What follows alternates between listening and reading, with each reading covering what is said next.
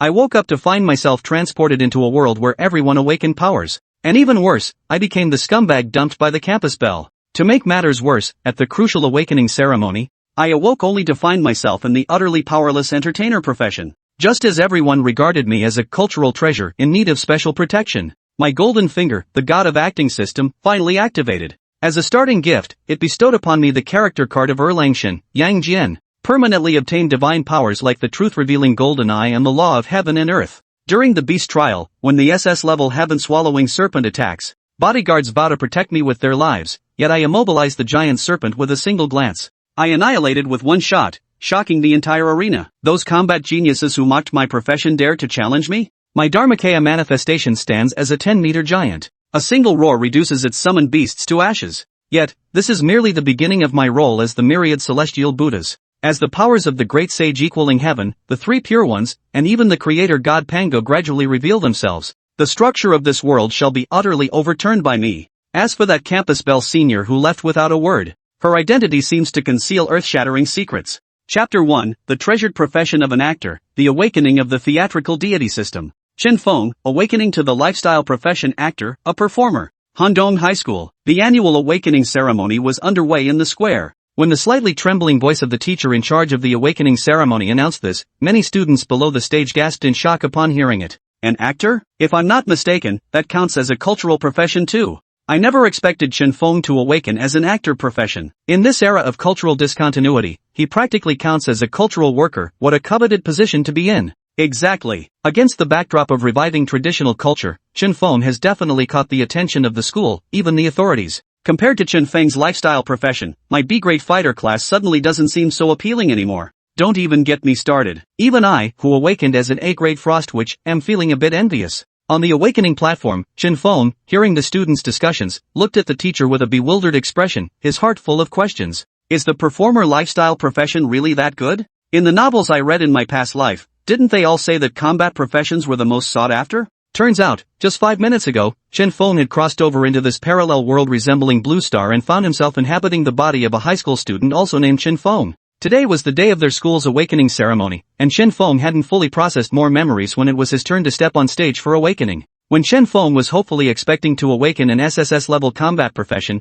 he ended up awakening only an entertainer, a life profession. Chen Feng thought he would be ridiculed by others. After all, most of the students who had stepped on stage before him had awakened combat professions, and even those who got life professions could still play significant roles. But he had awakened a cultural profession, one that could only be used for singing and performing operas. You should know that there are countless ferocious beasts in the outside world. If a beast tide attacks the city and the walls are breached, those without any combat abilities will likely be the first to lose their lives. Student Chen Feng, congratulations on awakening the ancient cultural profession of lingren, actor/performer. You've contributed to the revival of our nation's traditional culture. Chen Feng looked at his teacher's pleasantly surprised expression and vaguely felt that something was amiss, so he quickly began digesting the memories in his mind. A few seconds later, Chen Feng let out a long sigh and finally understood why everyone was reacting this way. It turned out that due to the invasion of monstrous beasts, cultures around the world had suffered varying degrees of loss. Particularly, certain outstanding traditional cultures had even reached the brink of extinction. Consequently, the authorities established a national policy to revive traditional culture. However, there were too few people awakening to cultural professions, let alone ancient cultural roles like the lingren, a theatrical performer. This was why Chen Feng's awakening had caused such a stir. Wow, even though the lingren profession is highly sought after, lifestyle professions just can't compare to combat professions in terms of coolness. Upon realizing all this, Chen Feng couldn't help but feel a mix of amusement and exasperation. In his past life, Chen Feng admired those on TV with formidable martial arts or divine powers the most, fulfilling all his childhood fantasies. He thought that by crossing into this world and awakening a combat profession, he could possess such strength, but in the end, he remained an ordinary person without any fighting ability. While Chen Feng was still muttering to himself, a mechanical voice suddenly echoed in his mind. Detecting the host's strong desire, the god of drama system is awakening. Using this system, the host can randomly acquire partial abilities of the corresponding deities when role-playing as the great gods of Xia. Currently available divine beings, none. As the host is experiencing their first awakening, a special novice gift package is provided, one Erlang Shen Yang Jian roll card. After use, the host will permanently obtain a portion of Yang Jian's abilities. Hearing the voice in his head, Chen Feng's eyes lit up. His initial reluctance instantly turned into excitement. System? God role play card? Damn, does that mean I can have combat power now, and show off like a badass? When Chen Feng first crossed over, he had called out to the system, but there was no response at all. He never expected the system to activate only after his awakening. Although Chen Feng complained verbally about the system's tardiness, deep down he was thrilled, especially after fully understanding it. He was so excited he nearly jumped for joy on the spot. With the system's buff, he was no longer seen by others as a scrawny dog but had become completely on par with an SS-ranked combat profession. Not much time had passed from when Chen Feng fully sorted out his memories to when the system awakened. After realizing the preciousness of his profession, Chen Feng politely replied to the teacher. "Thank you, teacher. Actually, I'd prefer to fight on the front lines against the beasts, contributing my own strength to the country." Upon hearing Chen Feng's words, the teacher's expression changed. "Student Chen Feng, your way of thinking is incorrect. The profession you've awakened now has the power to restore traditional culture and enhance the nation's soft power. You can contribute to the country even from the rear." After finishing, the teacher stared at Chen Feng with a serious expression, as if his thoughts were dangerously misguided. Chen Feng was just about to say something when, at that moment, a voice brimming with unrestrained joy echoed across the square, followed by two figures appearing on the awakening platform. "Student Chen Feng, well done. You've brought honor to our school this year." Even the director of the Education Bureau rushed over as soon as he heard you awakened a cultural profession. The speaker was a portly middle-aged man, Deng Yonghui, the principal of Qinglian High School. His face was beaming with excitement. Standing beside him was a man in his 40s, currently looking at Chen Feng with appreciation. Seeing the two suddenly appear, Chen Feng was also quite surprised, gaining a new understanding of the importance of cultural professions. "Principal, you've come at the right time. Please talk some sense into student Chen Feng. He wants to go fight those ferocious beasts." Seeing the principal arrive, the teacher nearby quickly explained Chen Feng's intention. They had finally awakened someone with an ancient cultural profession capable of restoring traditional culture. They couldn't afford to let anything happen to him. Upon hearing this, Deng Yonghui also looked at Chen Feng with a grave expression. "Student Chen Feng, your intentions are admirable, but your profession lacks combat capabilities. There's no need to take such risks." Even the middle-aged man standing nearby spoke up. "Classmate, the profession you've awakened can play a more significant role than fighting on the front lines against ferocious beasts. Even if you don't participate in the subsequent awakening trials, you can be directly recommended to attend a top-tier university. This back door, I'll open it for you." Chapter 2, Participating in the Awakening Trial, Slaying the SS-class Devouring Python. The awakening trial is mandatory for all newly awakened individuals. At that time, participants will collectively enter the beast plains to hunt ferocious beasts. The results achieved in this awakening trial will largely determine the university they attend in the future. In previous trials, many students lost their lives during these trials. Although Chen Feng was eager to see what the beasts of this world were like and experience the abilities granted by the system, since he could secure a university spot without going through the awakening trials, there was no need to suffer needlessly. Chen Feng was about to say something when the system's voice echoed in his mind once again. System temporary task, host is required to participate in the awakening trial, secure first place in the trial, shatter everyone's perception of the cultural profession of entertainers, and let them witness your strength. System reward, a random chance to draw a deity role-playing card. Well, now there's no choice but to go through with it. I have to take part in this trial. After seeing the task issued by the system, Chen Feng changed his mind once more, primarily because the system reward was too tempting. The first time opportunity was given to Erlang Shen, so which deity will it be next time? The great sage equal to heaven? The three pure ones? Or perhaps the legendary Pangu? Thinking of this, Chen Feng couldn't help but feel excited. As for the backdoor option mentioned by the director of the Education Bureau, not needed. Thank you for the kindness from my teacher and leaders, but I must partake in this trial. I don't need any backdoor deals to get admitted to a top university. Besides, I'm not as fragile as you think I am. Chen Feng said with a serious expression, his tone brimming with confidence and determination. However, in the eyes of the teachers and the principal, Chen Feng's behavior was just youthful arrogance and lack of judgment. "Chen Feng, you're making a huge mistake." The beast plains. Chen Feng looked helplessly at the three people beside him. The trial had been underway for a while now, yet they hadn't encountered many beasts along the way. Even when one or two did appear, before he could even use his god impersonation card, the trio had already surged forward and slain the beasts. "Captain Chen, I have the skills. Trust me this once, let me deal with this beast." Faced with Chen Feng's repeated requests, the three did not agree. After all, before entering this trial, they had already received orders. Their mission was to ensure Chen Feng emerged unscathed during this ordeal.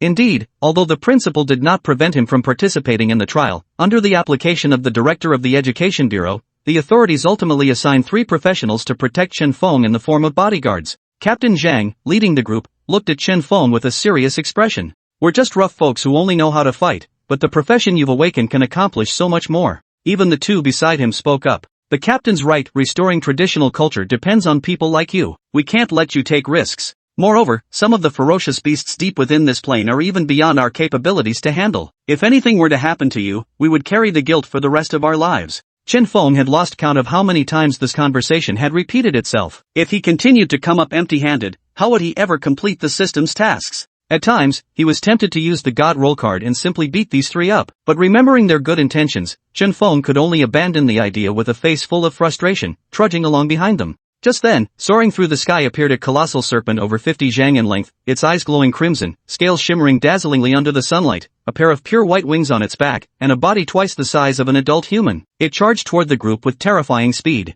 Oh no, it's an SS-level Sky-Devouring Python, run! Yet, despite the trio's incredible speed, the Sky-Devouring Python was closing in on them rapidly. Seeing this, squad leader Zhang spoke up. A beast of this level is beyond the scope of the trial. I've informed the school and the military. Get out of here, I'll hold it off. The leader of the trio spoke with unwavering determination. As soon as he finished speaking, he charged straight at the colossal serpent hovering mid-air. Yet, in just one encounter, the beast's tail struck him down, hurling him to the ground, his fate unknown. Captain! The remaining two warriors' eyes burned red with fury, but ultimately, they grabbed Chen Feng and fled at full speed. This was, after all, an SS-class ferocious beast. Judging by its sheer size, even if it hadn't reached maturity yet, it was far beyond their B-level capabilities to confront. No need to run. I can defeat this beast. Chen Feng was dragged by the two of them as they fled toward the outskirts of the feral plains. Watching the devouring sky python getting closer and closer to the group, he spoke up. Stop joking around. That's an SS-ranked feral beast. Even our captain couldn't withstand a single strike from it. What do you think you can do against it?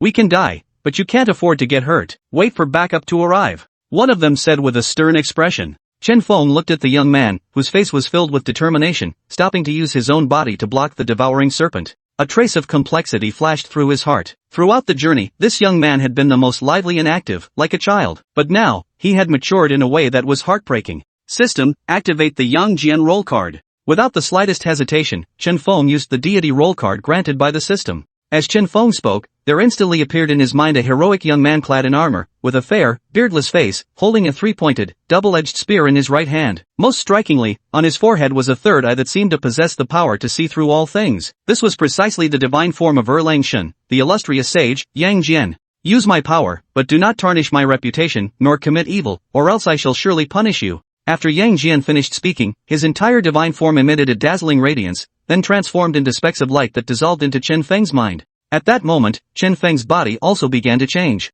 A three-peak flying phoenix crown materialized atop Chen Feng's head as his attire transformed into a pale yellowish hue. A three-pointed double-edged spear slowly coalesced in his right hand, while black, red, and white patterns traced out the visage of Erlang Shen upon his face. What's more, Chen Feng's originally smooth forehead now bore a vertical eye. Though the eyelid was closed, it was impossible to ignore. Chen Feng sensed the changes in his body and silently made a vow in his heart. Rest assured, true lord, I will not betray the gift you have bestowed upon me. Chen Feng watched as the sky-devouring python surged towards the young soldier, a hint of coldness flashing in his eyes. Wretched beast, how dare you? Truth-piercing golden eyes, stabilize. Chen Feng's third eye between his brows suddenly opened, releasing a golden light that shot straight toward the devouring heaven python. Under the golden light, the colossal sky-devouring python's diving body suddenly halted mid-air, completely immobilized. Its originally crimson eyes now stared at Chen Feng with overwhelming terror. It seemed utterly incomprehensible how could this human, who had been its prey just moments ago, suddenly transform into such a terrifying presence. The aura emanating from him made its very soul tremble in fear, desperate to beg for mercy, yet powerless to act.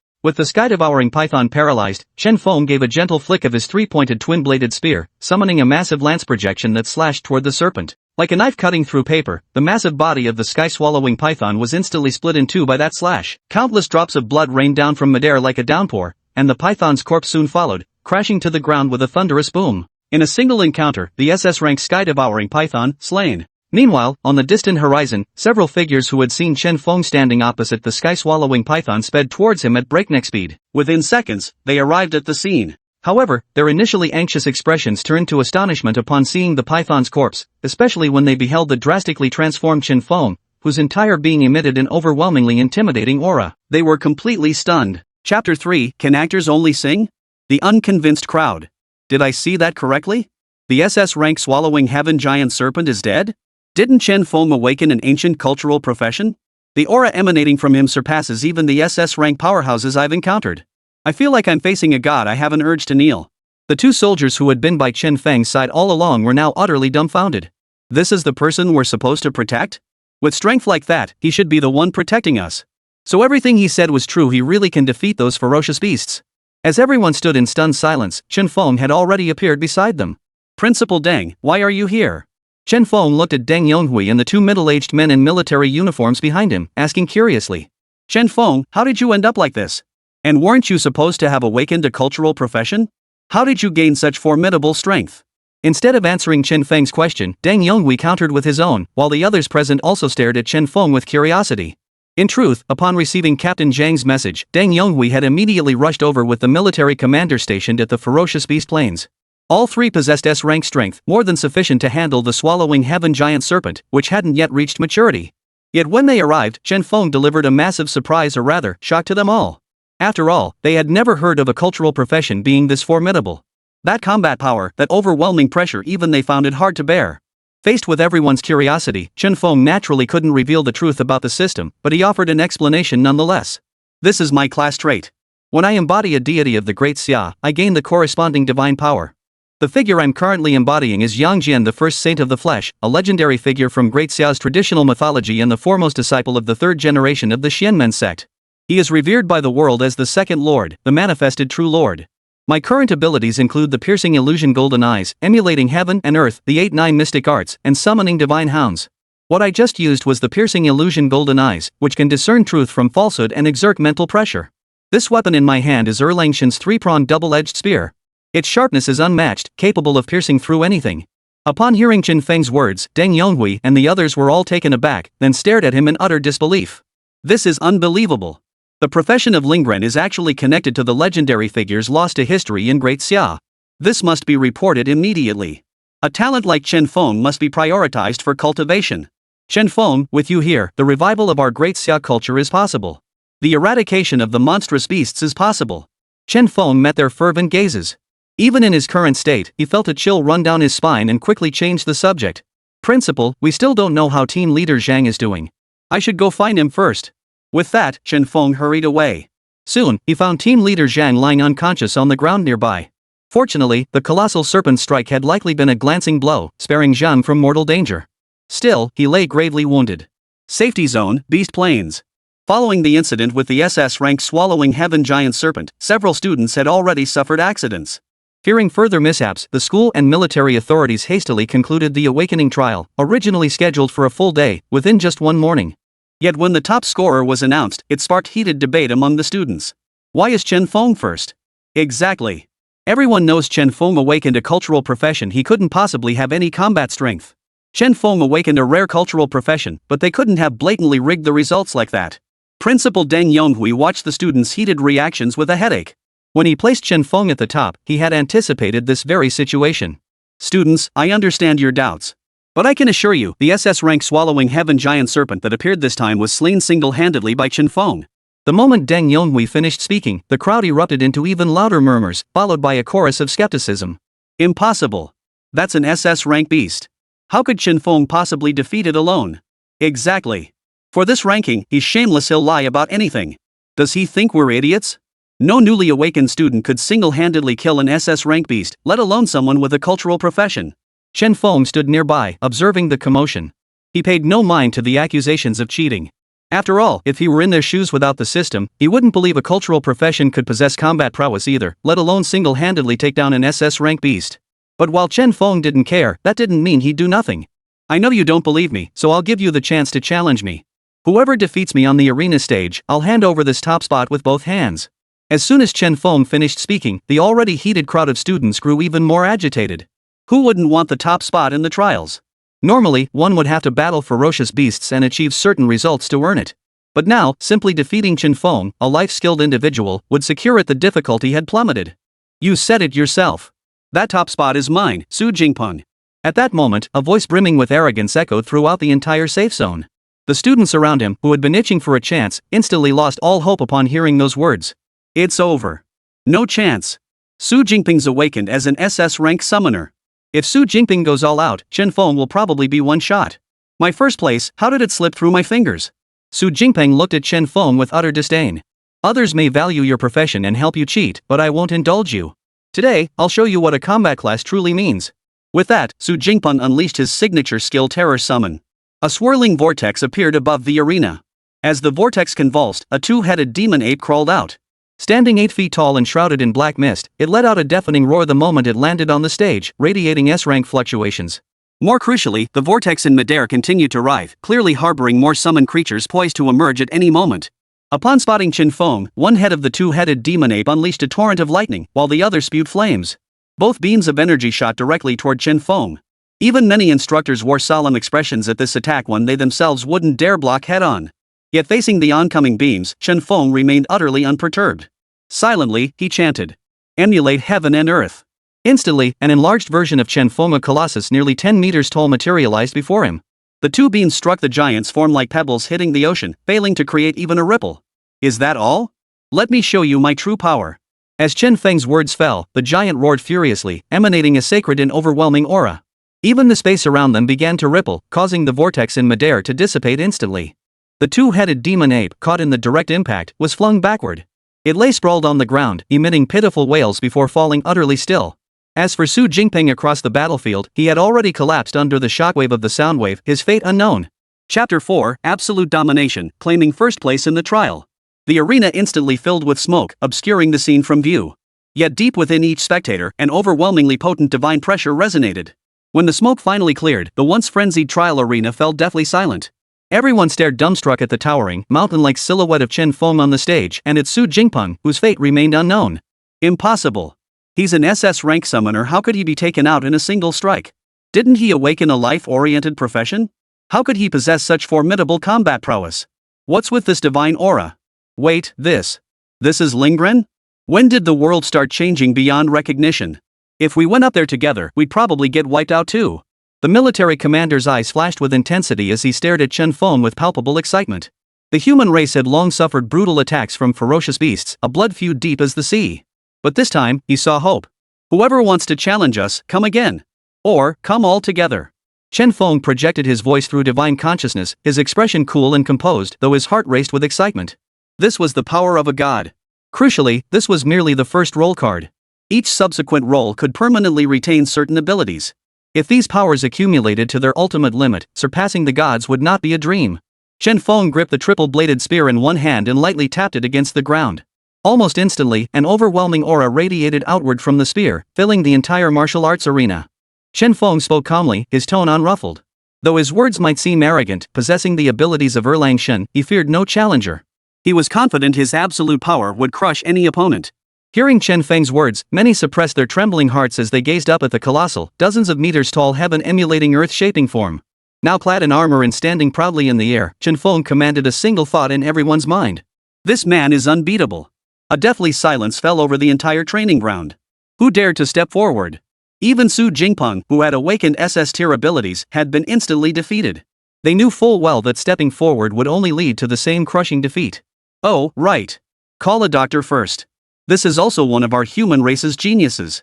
Only after Qin Feng spoke did the crowd snap back to reality.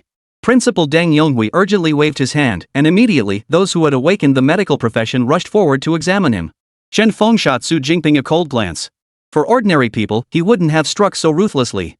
But just now, that Su Jingpeng came out swinging with a lethal strike. If I didn't have my system, I probably wouldn't be alive right now. Qin Feng wasn't about to let someone like that get away with it. One light blow sent him down for 2 months knocked out cold, no brain damage. But when everyone saw that gaze, their bodies involuntarily shuddered. Is that pressure for real? And that gaze so terrifying. Forget it, I'll pass on that first place. My life comes first, I couldn't take a hit like that. So cool. That armor, it's all about the aura. He radiates the presence of a god. Fate Heaven, emulate Earth stood proudly in the air, leaving the crowd too afraid to even breathe, let alone challenge him. Principal Deng Yonghui struggled to suppress his inner excitement. A genius. Qin Feng is a once-in-a-millennium prodigy indeed, the very hope of the human race. He must report this. My bright future is secured. The restoration of Great Xiao's culture is within reach. The extermination of the savage beasts by our human race is within reach. Anyone wish to try? If no one does, this first place is mine. Qin Feng surveyed the crowd of students below the stage and repeated his question. This trial's top spot was his for the taking. Success meant the system would continue dispensing god-playing cards. I refuse to accept this. A sudden female voice pierced the entire martial arts arena, instantly drawing everyone's gaze. Chen Feng looked down and instantly brightened. A path opened in the crowd as a sweet-looking girl stepped forward. She appeared incredibly delicate, yet her gaze was unusually resolute. Her appearance was pure and innocent, with a pair of long, slender legs peeking out from beneath her white dress. No one would ever associate her with combat. Isn't that Chen Xiao? She awakened as an SSS-tier psychic attacker, hailed as the most promising combat prodigy in our class. Rumor has it universities have already extended offers. Her physical strength is weak and she's not good at close combat, but her mental power is strong. Maybe she really does have a chance to defeat Chen Feng. Exactly. Chen Feng might be incredibly powerful, but his psychic strength probably isn't that great. He could go down with just one psychic attack. Go for it. I'm rooting for the beauty anyway. Hello. Apologies in advance, this psychic assault may cause some discomfort, but I'll control the intensity. Chen Xiao flashed a sweet smile before bowing respectfully to Chen Feng. Almost instantly. Buzz. Though invisible, everyone felt an immense, intangible force of mental energy surge directly toward Chen Feng on the stage. Psychic pressure. Chen Feng silently recognized the technique in his mind. Boom! Chen Xiao, who had been brimming with confidence moments ago, suddenly felt her attack strike against a massively thick rock. Not only did her assault fail to make any impact, but the recoil force sent a mouthful of blood surging up from her chest. How is this possible? Chen Xiao wiped the blood from her lips, her eyes wide with shock. She could sense that Chen Feng hadn't even actively used his psychic power, the mere recoil had injured her. If Chen Feng had actually unleashed his psychic power, she wouldn't have gotten off with just blood in her mouth. She might have ended up a complete idiot. Just how powerful was Chen Feng? At that thought, Chen Xiao had no further notions. She bowed deeply to Chen Feng on the stage. Thank you for showing mercy. I am no match for you. She wasn't the type to be all brains and no brains. Knowing she couldn't win yet stubbornly charging in headlong was something only a moron would do.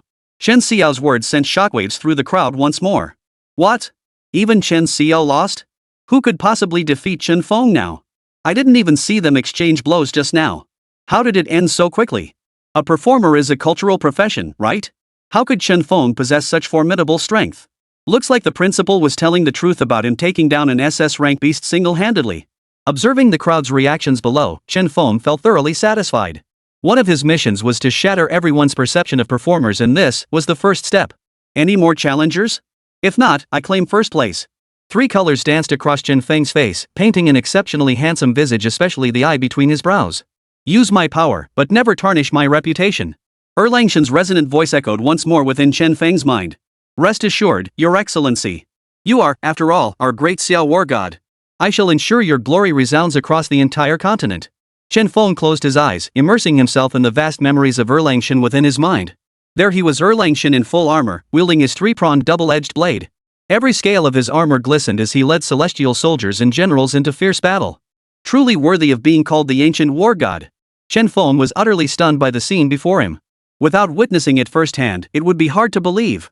Since that's the case, let the legendary might of the great Xiao war god resound across the world once more. Chapter 5, Unlocking New System Features. I am Yang Jian, the second prince, the true lord manifesting his holiness. Remember his name. Sensing the host's intense desire, activating the divine resonance feature. Host may perform to resonate with viewers, allowing them to experience the deity's glorious moments and enhance fusion with the portrayed role. P.S. Higher fusion unlocks deeper abilities to embody the deity. Collect audience enthusiasm points to unlock corresponding rewards. The system's voice echoed once more, sending waves of excitement through Chen Feng's heart. Whether it was the name of the second lord resounding across the continent once more, or the system's new feature, either was enough to fill him with immense joy. However, upon hearing Chen Feng's words, everyone in the martial arts arena froze in surprise. Wait, who is this Erlang Shen guy Chen Feng just mentioned? Never heard of him before. So Chen Feng's current strength is actually Yang Jian's? I don't know who he is, but he sounds pretty badass. Forget everything else with that kind of power, taking care of those mutated beasts outside our city would be a piece of cake. Not just the students below, even Principal Deng Yonghui now looked at the history teacher beside him with a puzzled expression. Oh right, I forgot to ask, who exactly is this Erlang Shen he mentioned?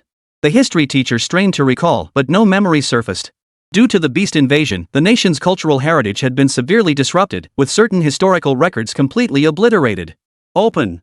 Chen Feng strained to control the power surging through his body, causing the divine form above him to double in size once more.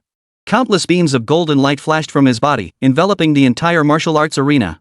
Deep within everyone's hearts, an overwhelming urge to kneel and worship surged forth, a profound reverence emanating from their very souls. All fell silent. This divine aura.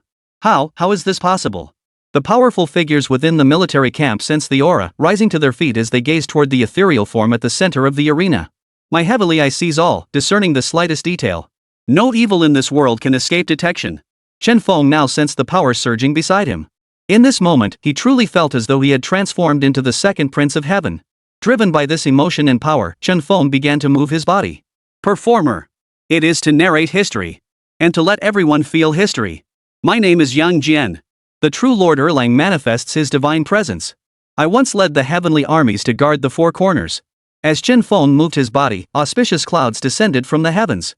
The crowd seemed to truly witness a handsome man stepping forth in golden light, followed by countless celestial soldiers and generals. The crowd found themselves unconsciously captivated, watching Chen Feng portray the life of Yang Jian. Yang Jian. Were there truly 100,000 celestial soldiers and generals back then? Is he our ancestor? Why do I feel this innate sense of reverence in my heart? If we awaken combat professions and cultivate to the end, can we become as powerful as him? I feel my cultivation has become so much smoother. A miracle. The students stood speechless, eyes wide. Who could have imagined this was merely the entrance awakening exam? The busiest were undoubtedly the elite soldiers stationed outside the city. This aura genuinely made them feel their cultivation accelerating. Erlang Shen, I shall never let your legendary fame fade into oblivion. Chen Feng sighed inwardly, quickening his pace as he paced the stage, the golden light radiating from his body growing ever brighter. As Chen Feng's portrayal unfolded, the crowd's understanding of Erlang Shen deepened. Correspondingly, the fusion between Chen Feng and the deity gradually intensified. Ever since the system first awakened, Chen Feng had understood that the higher his fusion with the deity, the greater the divine power he could harness. Even just the initial sliver of that power far surpassed the combat abilities of any mortal warrior in this world. After all, the might of the gods was no joke. Young man, I have faith in you. Whatever abilities you gain, do not use them for evil. Should you transgress, I shall destroy you. But I must thank you for allowing my form to manifest once more in this world. In an instant, a golden light radiated outward from Chen Feng. Hearing the words of Erlang Shen echoing in his mind, Chen Feng fell silent. The weight of the divine gods and Buddhas, along with the countless souls, suddenly made him keenly aware of the immense responsibility and the long, arduous path ahead. After a while, the heavenly transformation behind Chen Feng slowly began to shrink. Yet the crowd remained frozen in the scene, still processing what had just unfolded. So cool! Who would have thought such a legendary figure existed in the world, standing tall and mighty? I hereby declare Chen Feng the top newcomer of this session.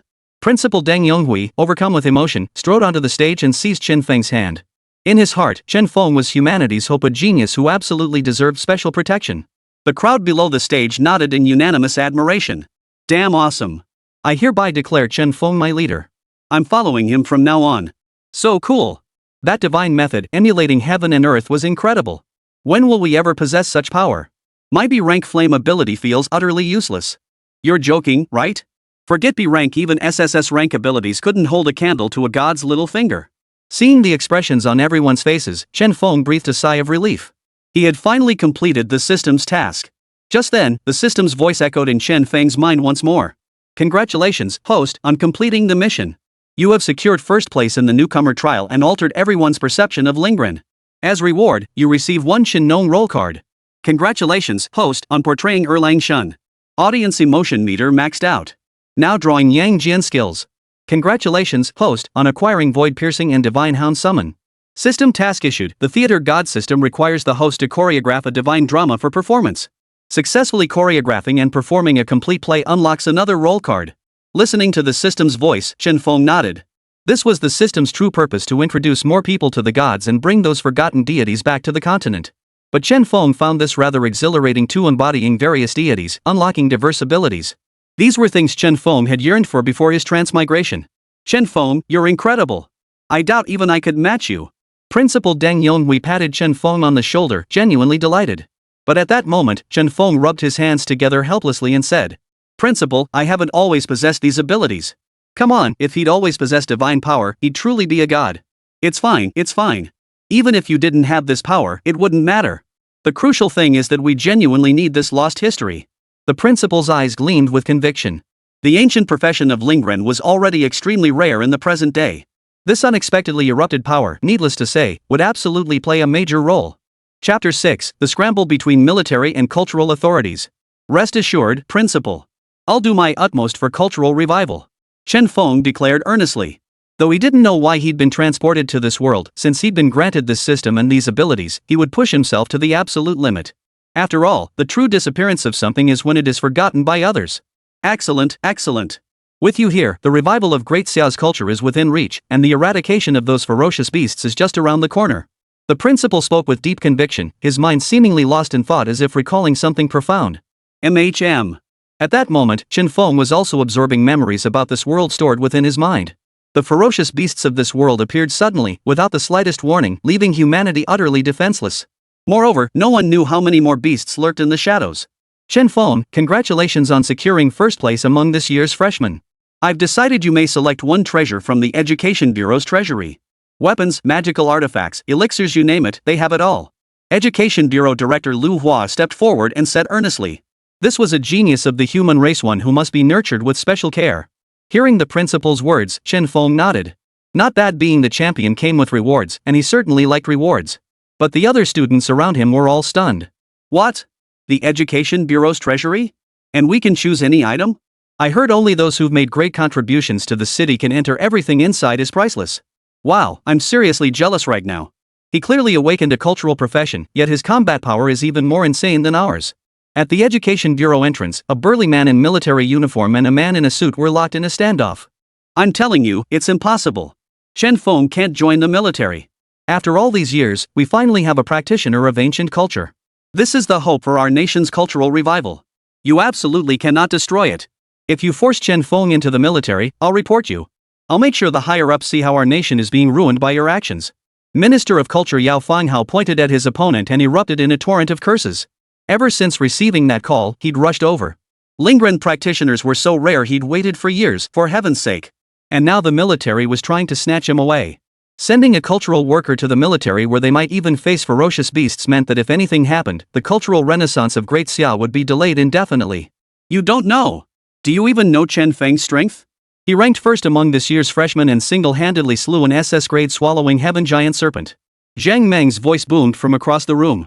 He wouldn't let go of this treasure. Chen Feng's Dharma image performance had helped many in the military break through their limits. Keeping him in the army could elevate more soldiers' abilities, reducing unnecessary casualties when facing ferocious beasts. Chen Feng stood by silently, watching the two argue.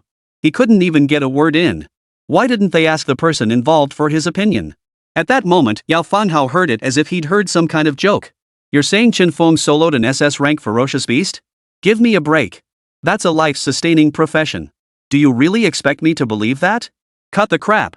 A life-oriented profession engaging in combat? What a joke. If he actually encountered a ferocious beast, wouldn't he be torn to shreds in an instant? Beep beep.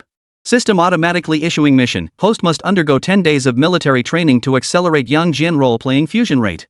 Failure penalty, erasure. Put. Chen Feng, standing nearby, heard the system's words and felt his vision go black. He nearly collapsed to the ground. What? Directly erased? The system is way too ruthless. Look at our classmate Chen Feng, he's scared out of his wits. Chen Feng, tell me honestly, did they force you into this? Yao Fanghao, seeing Chen Feng's face turn pale, assumed he had some grievance and hurriedly asked. The military is far too dangerous for a career path. Just give it some time, and you'll absolutely become the pillar of our cultural department. Plus, your performer profession is the first of its kind we've discovered so far. Yao Fanghao was deeply anxious. Such promising talent couldn't be wasted. Director Yao, you underestimate me. I'm not afraid of those beasts. Chen Feng said helplessly. The system had already assigned him a mission, what else could he do? Besides, he knew the other man meant well. Without his awakened system, he'd likely be as defenseless as anyone else. He was likely the sole exception in the entire world, a lifestyle profession whose combat prowess surpassed even SSS tier classes. Yao Fanghao scratched his head, a look of helplessness on his face. Xiao Feng, listen to me. You don't need to take the entrance exam. I'll recommend you directly into university. You really don't have to go to the battlefield. Yao Fanghao was on the verge of losing his temper. The survival environment for humans in this world was already perilous. After high school, those who awakened abilities would join the military for practical combat training, becoming true warriors. Even though they were assigned the lowest level missions, the danger level was far too high. The mortality rate never dipped below 15%. Director Yao, I'm not afraid.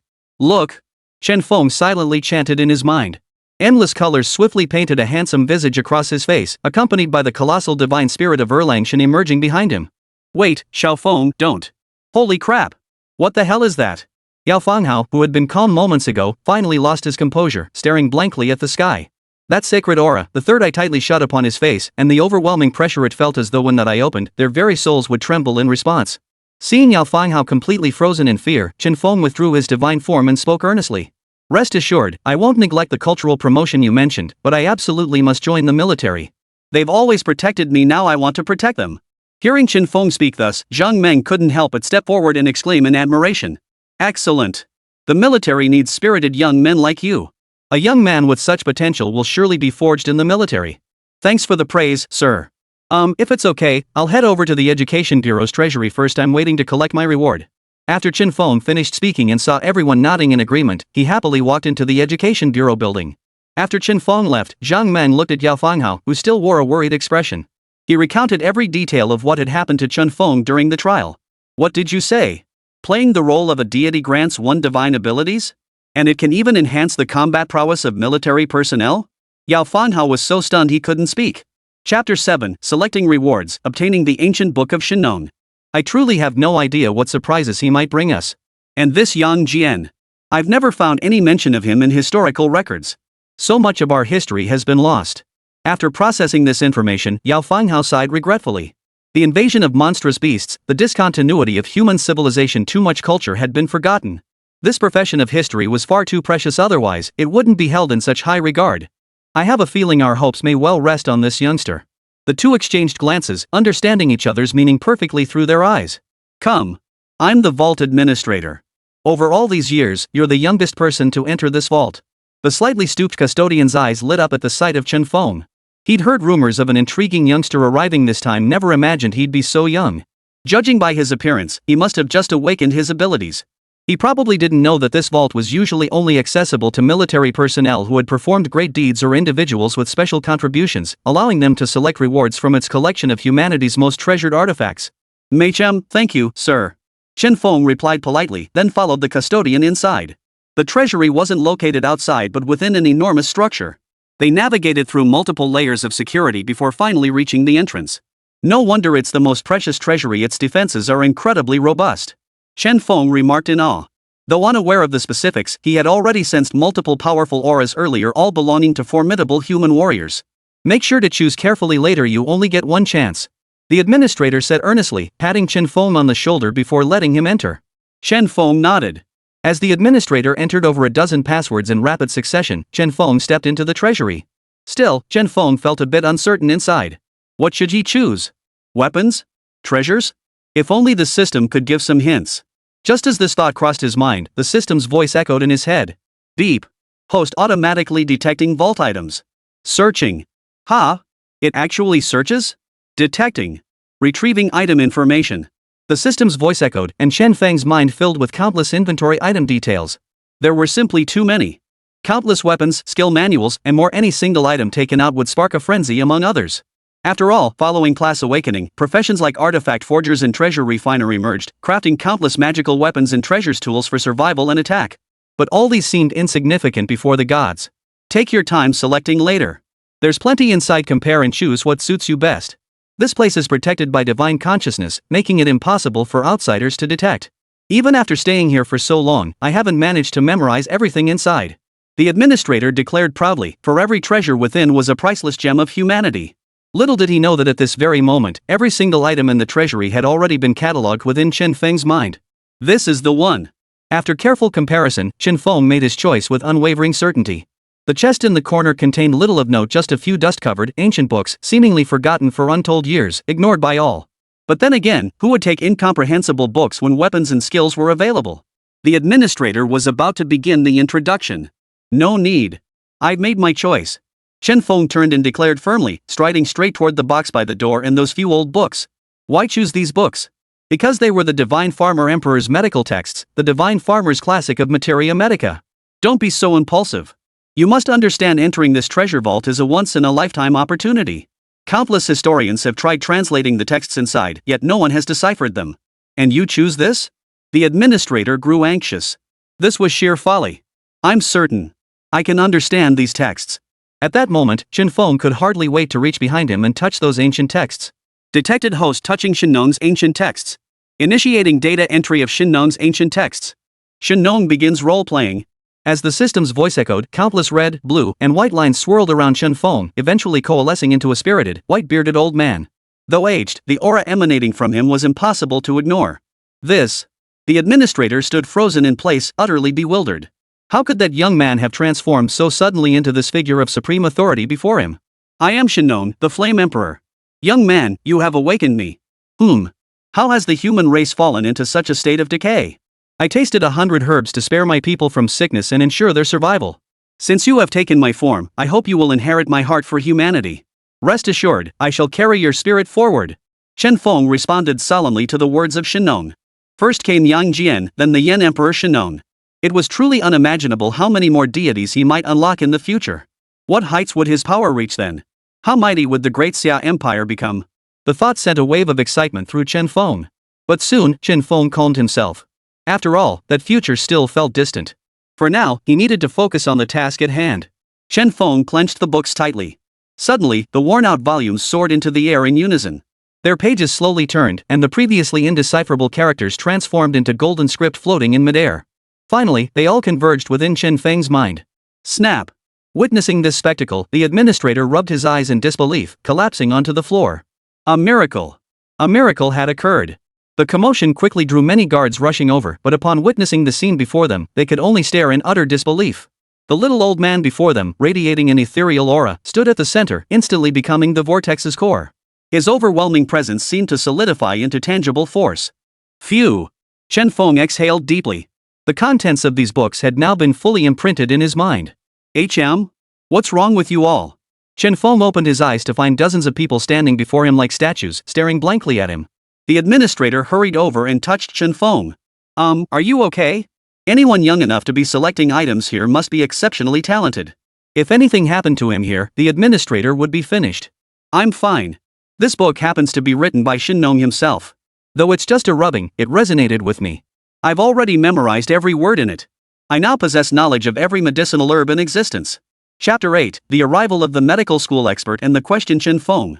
Chen Feng spoke calmly, but those who heard him could not remain composed. You mean all herbal medicine information? Impossible. After the information gap, even many who awoke to the medical profession wouldn't dare claim to know all medicinal herb knowledge. How could he? But what about that golden light earlier? And those strange symbols, could he really decipher them? Stop asking questions. Report this immediately. This isn't something we can control. Chen Feng, however, felt unfazed. After all, this was merely his second role. Judging by the system's current rewards, he could easily play 20 divine beings in the future. Still, it must be said he looked damn impressive. Holding the mirror, Chen Feng examined the black, white, and red patterns on his face, a mask radiating authority. Truly befitting the Yen Emperor, that godlike man. Rest assured, Yen Di. With this opportunity, I will ensure the world remembers you anew. I will make them recognize humanity's ancestor once more. Truthfully, Chen Feng had been fascinated by these mythical figures in his previous life and had studied relevant texts. But it wasn't until he personally embodied these deities that he truly grasped their greatness and extraordinary nature. Chen Feng, what did you just say? You've read and understood all of these books? The administrator stepped forward excitedly to ask. Chen Feng nodded, unaware at that moment of the profound implications of his words. Upon hearing this, the administrator's eyes welled up with tears. Ha! Chen Feng was momentarily taken aback, but quickly understood. Because the beast invasion had caused not only cultural loss, but also extensive damage to ancient texts and acquired knowledge, all suffering varying degrees of loss. The field of medicine was no exception. Countless lives had been lost simply because the right medicine wasn't available. If there truly existed a comprehensive compendium of herbal remedies, countless people could have been saved. This was profoundly significant. Administrator, I've chosen my reward. Let's go. Chen Feng clutched the ancient book, its glow now faded, and sighed with emotion. These were once humanity's treasures. Beep beep beep. System automatically detects host's reverence. System automatically rewards host with 5% fusion rate with Shen Yang's artistic expression, unlocking Shen Yang's compendium of medicinal herbs. Scan herbs to learn their properties. Excellent. Chen Feng thought to himself. Regardless of anything else, in this society, knowing more meant having another way to save your life. Plus, it would allow him to do more for this country. Alright, follow me. You must report everything word for word later. Let's go. The administrator, visibly excited, grabbed Chen Feng and hurried him outside. Chen Feng's greatest confusion at that moment remained his cultivation path. In this world, after awakening a profession, everyone cultivated. The higher one's cultivation level, the more formidable their skills became. For him, was it simply a matter of continuously increasing his fusion level? System auto-prompt. This system still requires the host to cultivate independently. The higher the cultivation realm, the more powerful the permanently retained divine abilities become, until deification. Shen Feng nodded. So that was it. Even with the system, expecting something for nothing wasn't going to cut it. Office of the Education Bureau Director. What did you say? You claim Chen Feng absorbed every bit of knowledge from that ancient text and mastered all herbal abilities? Is that even possible? Lu Hua leapt from his chair. The look on his face as he stared at Chen Feng was as if he were witnessing a monster or perhaps a true god. Director, don't be so shocked. It was just a coincidence. I recalled a divine figure Shen, also known as the Yen Emperor. When I embody him, I unlock all herbal knowledge. As Chen Feng spoke, he silently chanted in his mind. The familiar three-colored lines once again swirled around him, ultimately manifesting into the mask of the Yen Emperor, an old man. Though he appeared aged, no one dared to underestimate the immense power contained within that small frame. Director, how about we find some doctors who've awakened their professions?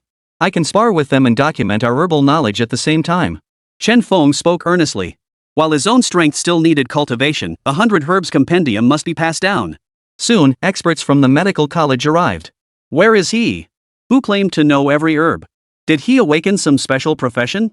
If that's possible, our medical field would flourish, humanity would be saved. But when everyone learned that Chen Feng was the one who knew all the herbal information, they were all stunned. Hello, everyone.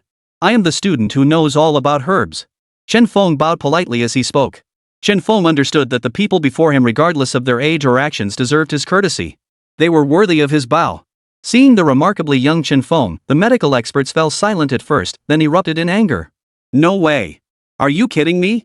How could such a young guy possibly know so much about herbs? You summoned us here for this? Our time is precious. This alone could fund countless experiments on herbal properties. Jokes should have limits. I actually thought we'd found some extraordinary talent. What a waste of time. I'm going back to my herb testing. Seeing the medical experts react so fiercely, Lu Hua hurriedly began explaining. He hadn't believed it at first either, but Chen Feng's surprise had been simply too astonishing. Who could have imagined before that a cultural practitioner could single-handedly take down an SS-ranked swallowing heaven giant serpent? Gaining partial divine powers by impersonating a deity? No one would believe that if you told them. Everyone, rest assured. I didn't call you here to waste your time. This young man is truly capable. You all know about that medical text in the treasure vault? He deciphered it. Yet despite Lu Hua's assurance, the others remained skeptical. Director, we won't beat around the bush. He's just a high school student. We old-timers simply can't believe he could. Yang Lei, the leader, pushed his glasses up and stepped forward, scrutinizing Chen Feng closely. He himself had awakened the herbalist profession, yet even he couldn't guarantee he could identify every single herb. The knowledge he possessed about their properties had been earned literally with the lives of other soldiers. Hello, I wouldn't claim complete expertise either, but I awakened as an entertainer. Chen Feng stood up straight and spoke. Ha! Upon hearing Chen Feng's words, the others' brows furrowed even deeper. Performer! What on earth does that have to do with herbs? Could he really be mocking these old fools? Fierce beasts were relentlessly attacking the city, casualties mounting, yet here they were, wasting precious time listening to this nonsense. Everyone, please calm down. After I embody a deity, I can acquire their abilities. This time, the figure I'm embodying is Shen Yang. Chapter 9, Portraying Shen Yang, Gaining Everyone's Trust. Chen Feng spoke each word deliberately, lifting his head to meet their gazes. Lu Hua didn't know, but surely they should recognize him, the progenitor of medicine, the sage of herbs. Shen Yang? I've never even heard of him. An old man stepped forward from the back, his voice brimming with anger. His gaze toward Chen Feng was thick with contempt. If you ask me, you're probably some relative trying to pull strings to get in here. After all, no matter the era, there's always someone trying to pull strings. Shut up. Before Chen Feng could explain, Yang Lei snapped at the old man behind him. Then, trembling, he stepped forward to scrutinize Chen Feng. Are you certain you are the descendant of Shen Yang? Chen Feng nodded, then activated his role-playing ability. Black, white, and red hues swirled across his face once more, forming the mask of a dignified elder. The others in the room instantly halted their actions. For when one embodies a deity, the divine aura and essence naturally permeate the performer's being. At this moment, he was Shen Yang himself, the sage of medicine. Chen Feng suddenly recalled the ability he had permanently retained from Yang Jian, emulating heaven and earth. Could he wield it now? Emulate heaven and earth. Chen Feng commanded inwardly. Instantly, a 7 to 8 meter tall spectral figure of an elder materialized behind him, none other than the Yen Emperor, Shen Yang. Behind the Shen Yang figure, a massive, colorful halo materialized, encircled by countless rainbows. Most astonishingly, a faint, soothing herbal fragrance wafted from the apparition behind Chen Feng, refreshing the soul. Lu Hua felt nothing unusual, but Yang Lei suddenly burst into tears and knelt directly before Chen Feng. The medicine sage. This sudden scene startled everyone else. After all, Yang Lei was one of the most influential figures in all of Suyang City, his hands having saved countless lives. Yet now, he was kneeling before a high school student. Yet Chen Feng remained utterly unmoved. For Yang Lei was not paying homage to him, he was paying homage to Shen himself. Having taken on the role of Shen, I shall not dishonor his legacy. Shen tasted hundreds of herbs, laying the foundation for modern medicine. I shall now impart all my knowledge to you. For some reason, as Chen Feng accessed the memories belonging to Shen, he felt as though he truly was Shen himself. Chen Feng then closed his eyes. As his body swayed rhythmically, the crowd felt a vivid scene suddenly emerge in their minds. A figure within that scene completely merged with the Chen Feng before them. I am Shen. Unable to bear the suffering of humanity, I tasted hundreds of herbs and explored every medicinal substance in the world, all for the sake of peace among men and the eradication of disease. In the vision, Shen picked up herbs, tasting each one personally to record their toxicity. His body grew increasingly stooped, and countless times he coughed up blood from poisoning. System detects host entering focus mode. Host's performance fusion with Shen increases by 3%. Resonance triggered. Fusion rate may continue to rise. System autoprompt, continued fusion with Shen performance unlocks new skills. Chen Feng felt a surge of delight. This system was becoming increasingly thoughtful, offering ever more valuable rewards. At that moment, a vivid image filled everyone's minds. Witnessing the repeated collapses of Shen, the dozen or so medical experts present could not hold back their tears. Deeply moved. Pure, unadulterated emotion. This was the true embodiment of a medical sage unmoved by fame or fortune, driven solely by devotion to the common people. He risked his life to explore these herbs, some of which were deadly poisonous. This is so moving, Dean Yang Lei. Who exactly was this Shen? I can't help but feel compelled to pay my respects to him. Yes. This is what a true physician should be. This Shen is truly magnificent. Could we ever become doctors like him? The crowd asked tearfully. Nearly half an hour passed, and the crowd remained utterly captivated by the scene. Even after Chen Feng finished his performance, they couldn't shake off the profound emotion it had stirred. Alright, thank you all for joining me in paying homage to Shen's herb tasting ritual. Now comes today's main event, the complete herbal medicine session. Bring your herbs over and I'll identify their medicinal properties. Chen Feng's voice trembled slightly. Playing the role of Shen had been like personally experiencing the process of tasting hundreds of herbs, a courage few could possess. Truly, Shen, the progenitor of humanity. Then head to our hospital. But stay vigilant on the front lines. Yang Lei couldn't wait to speak up, for the most comprehensive herb collection lay right on the front lines. Due to the descent of the monstrous beasts, many herbs in this world had mutated. Some herbs, their pharmacology unknown, were simply too dangerous to use. If Chen Feng truly possessed this ability, he would be a savior. No problem. I was planning to join the military anyway. Chen Feng nodded. What? Join the military? Yang Lei exploded upon hearing this. A talent like that shouldn't be sent to the battlefield, he should be contributing to medicine in the rear. Battlefield matters should be left to combat professionals. What if something happened to this civilian? Absolutely not. Director. Yang Lei was about to argue that such talent should be nurtured properly. What if something happened on the battlefield? Chen Feng knew exactly what he was going to say and quickly cut him off, grabbing his arm and smiling as he spoke. Rest assured, this was my own request. Ha! Hearing Chen Feng's words, everyone was even more surprised. What was this high schooler thinking? With zero combat strength, he actually dared to join the military? Looks like you guys haven't heard. During this year's new recruit trials, Chen Feng single-handedly took down an SS-level ferocious beast. His strength is no joke. Lu Hua stood up and explained with a smile. There was no other reason, it was simply because Chen Feng was now undeniably humanity's hope. What? A freshman actually killed an SS-level ferocious beast? That can't be true. Chen Feng sighed inwardly. He had to explain this every single time. But facing these people who genuinely cared for him, he had no choice but to keep repeating it. Otherwise, he'd never complete the system's tasks. On the way back to the hospital, Chen Feng and Yang Lei, along with the other doctors, were escorted by a 100-strong military unit. This was Lu Hua's special arrangement. These soldiers were the backbone of humanity. Don't worry. Countless soldiers patrolled this road daily. It's absolutely safe. Young man, I never imagined you could awaken such an interesting profession. Calling it the strongest class wouldn't be an exaggeration. Yang Lei said kindly, looking at Chen Feng as if he were his own child. After all, he was old enough to be Chen Feng's grandfather.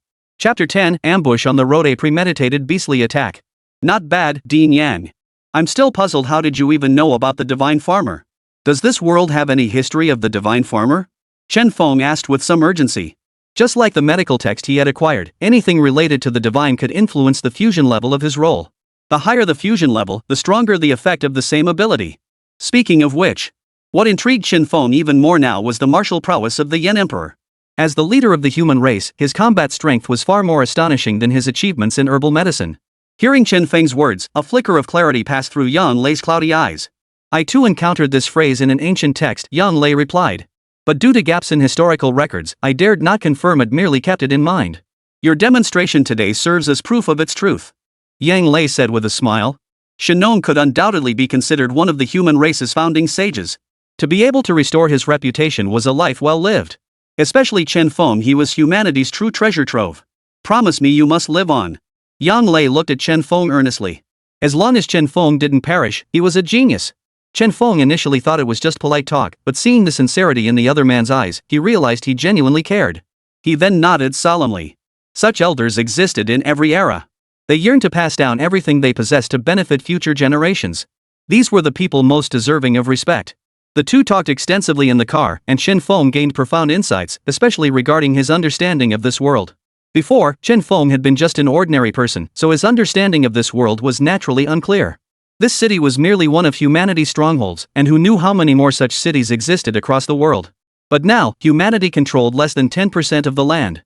The arrival of the ferocious beasts had changed everything. The land and oceans had expanded 3 or 4 times their original size, and many animals and plants had mutated. As for the cause, it remained unresolved to this day. Only countless people were killed by the ferocious beasts daily, and beyond the city walls, danger lurked everywhere. This world holds so many unknowns. Chen Feng remarked with deep emotion. Speaking of which, his own journey to this world had been utterly bewildering. He'd initially thought he'd awaken an incredibly powerful martial arts class, only to discover he was an entertainer. Just when he thought his life was over, it turned out this class was a rare one, highly sought after. Most importantly, he had also obtained the God of Drama system, though whether he could ultimately become a god remained to be seen. Watch out! Red alert! Just as the two were talking, an incredibly frantic voice suddenly rang out from outside. Chen Feng hurriedly got out of the car. Suddenly, 6 massive snakes over 10 meters tall emerged from the forest beside him. Each snake bore patterns of different colors, representing distinct attributes. Cold sweat poured down everyone's faces as they stared in terror at the unfolding scene. All SS class. What the hell? This road gets scouted daily. How could this happen? Yang Lei roared angrily. This route was designated for medical supply transport. Allowing such colossal beasts to enter here was a grave dereliction of duty. It's fine. Just protect yourselves properly. The squad leader declared confidently. Having learned from Chen Feng's previous incident, the security arrangements this time were solid, all military elite. Dealing with these SS-ranked beasts would be troublesome, but with their numerical advantage, it shouldn't pose a major problem. Chen Feng tried to intervene, but Yang Lei held him back. Fine, I'll protect you. Chen Feng nodded, silently invoking the name of Erlang Shen. Instantly, the 3-pronged double-edged blade materialized in his hand. Hundreds of soldiers clashed with the giant serpents, unleashing a barrage of skills and weapons that dazzled Chen Feng. This was his first glimpse of a real battlefield, warriors wielding lightning elements, hypnosis specialists inducing trance states, and allies to boost combat effectiveness. Yet, for some reason, Chen Feng felt an unease deep within. It couldn't be this simple, could it? Detected Imperial Grade or ranked creature. Host, exercise caution.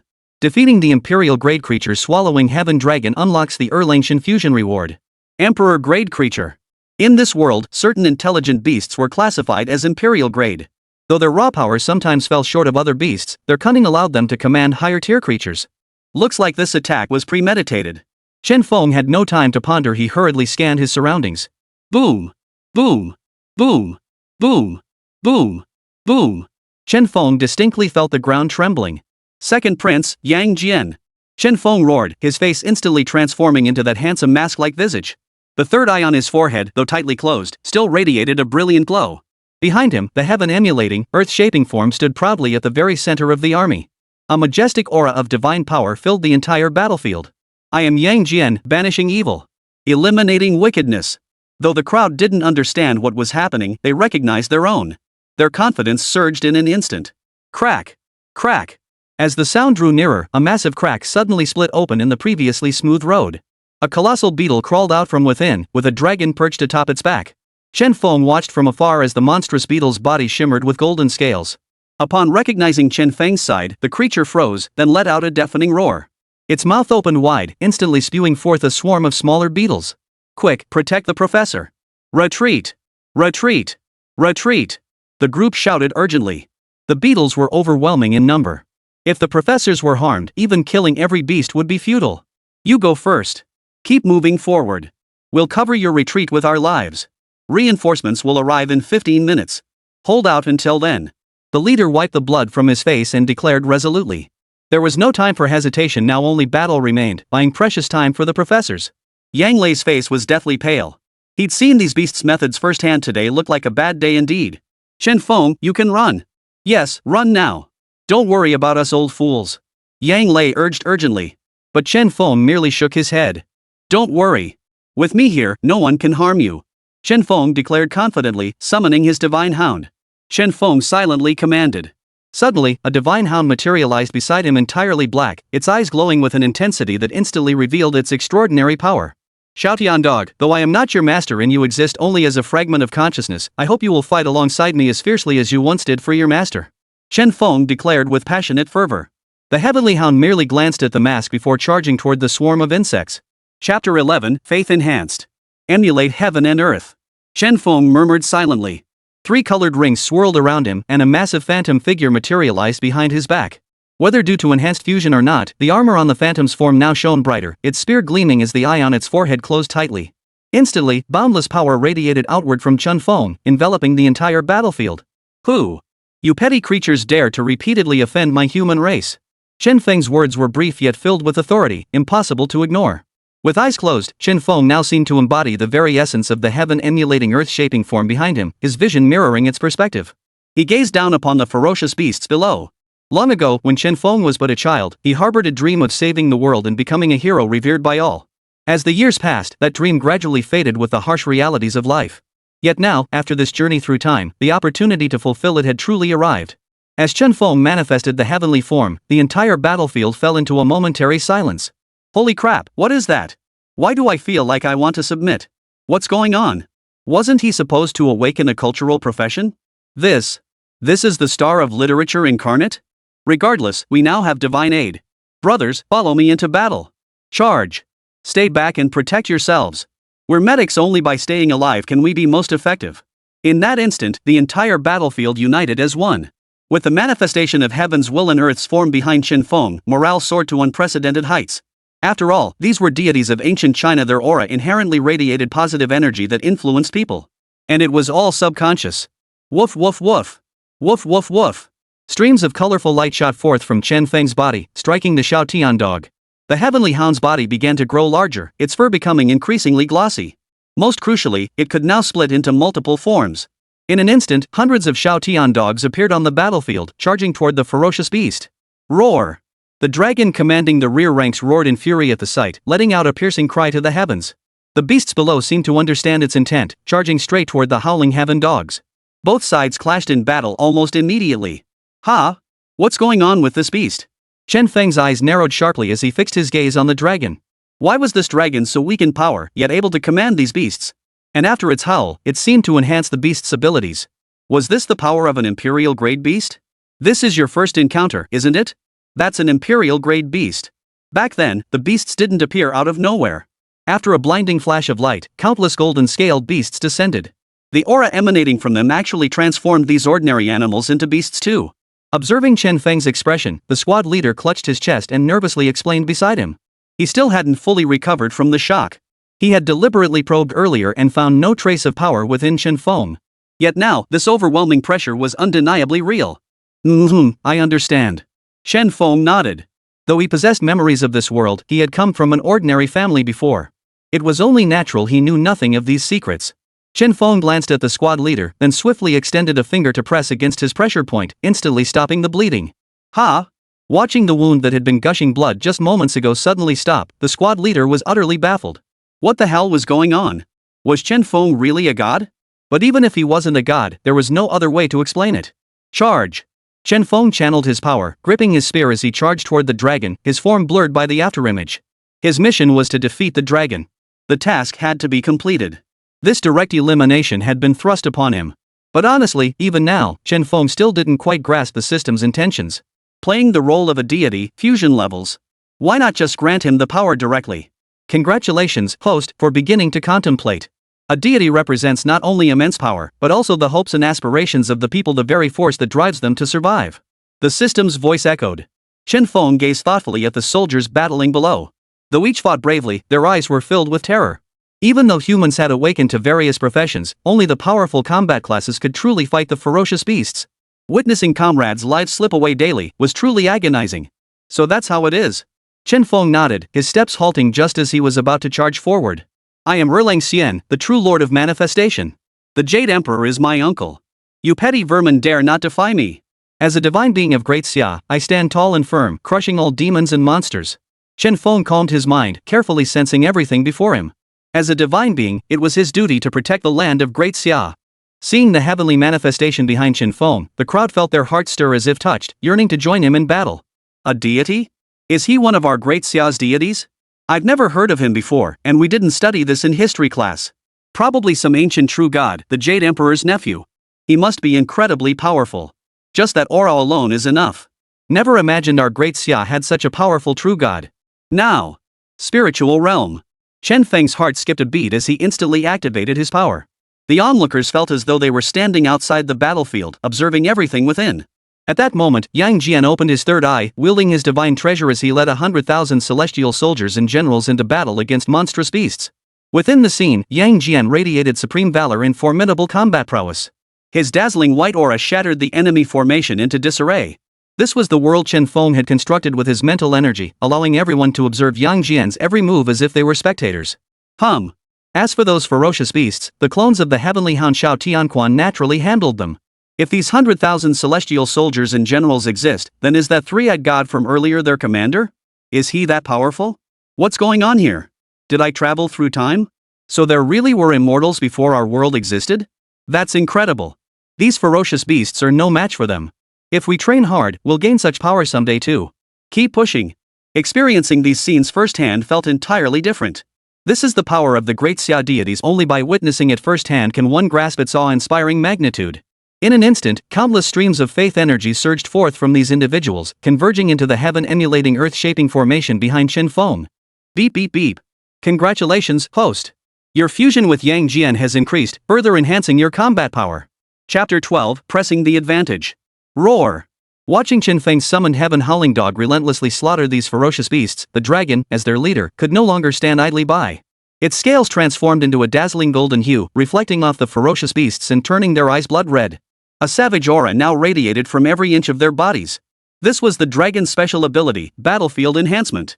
You go first. Chen Feng realized the dragon was getting serious and urgently called out to the captain. If it went berserk, more casualties would follow. No need. We may be flesh and blood, but we wish to fight alongside you. Though we know nothing of your special abilities, after today's battle, you are my comrade. The captain insisted stubbornly.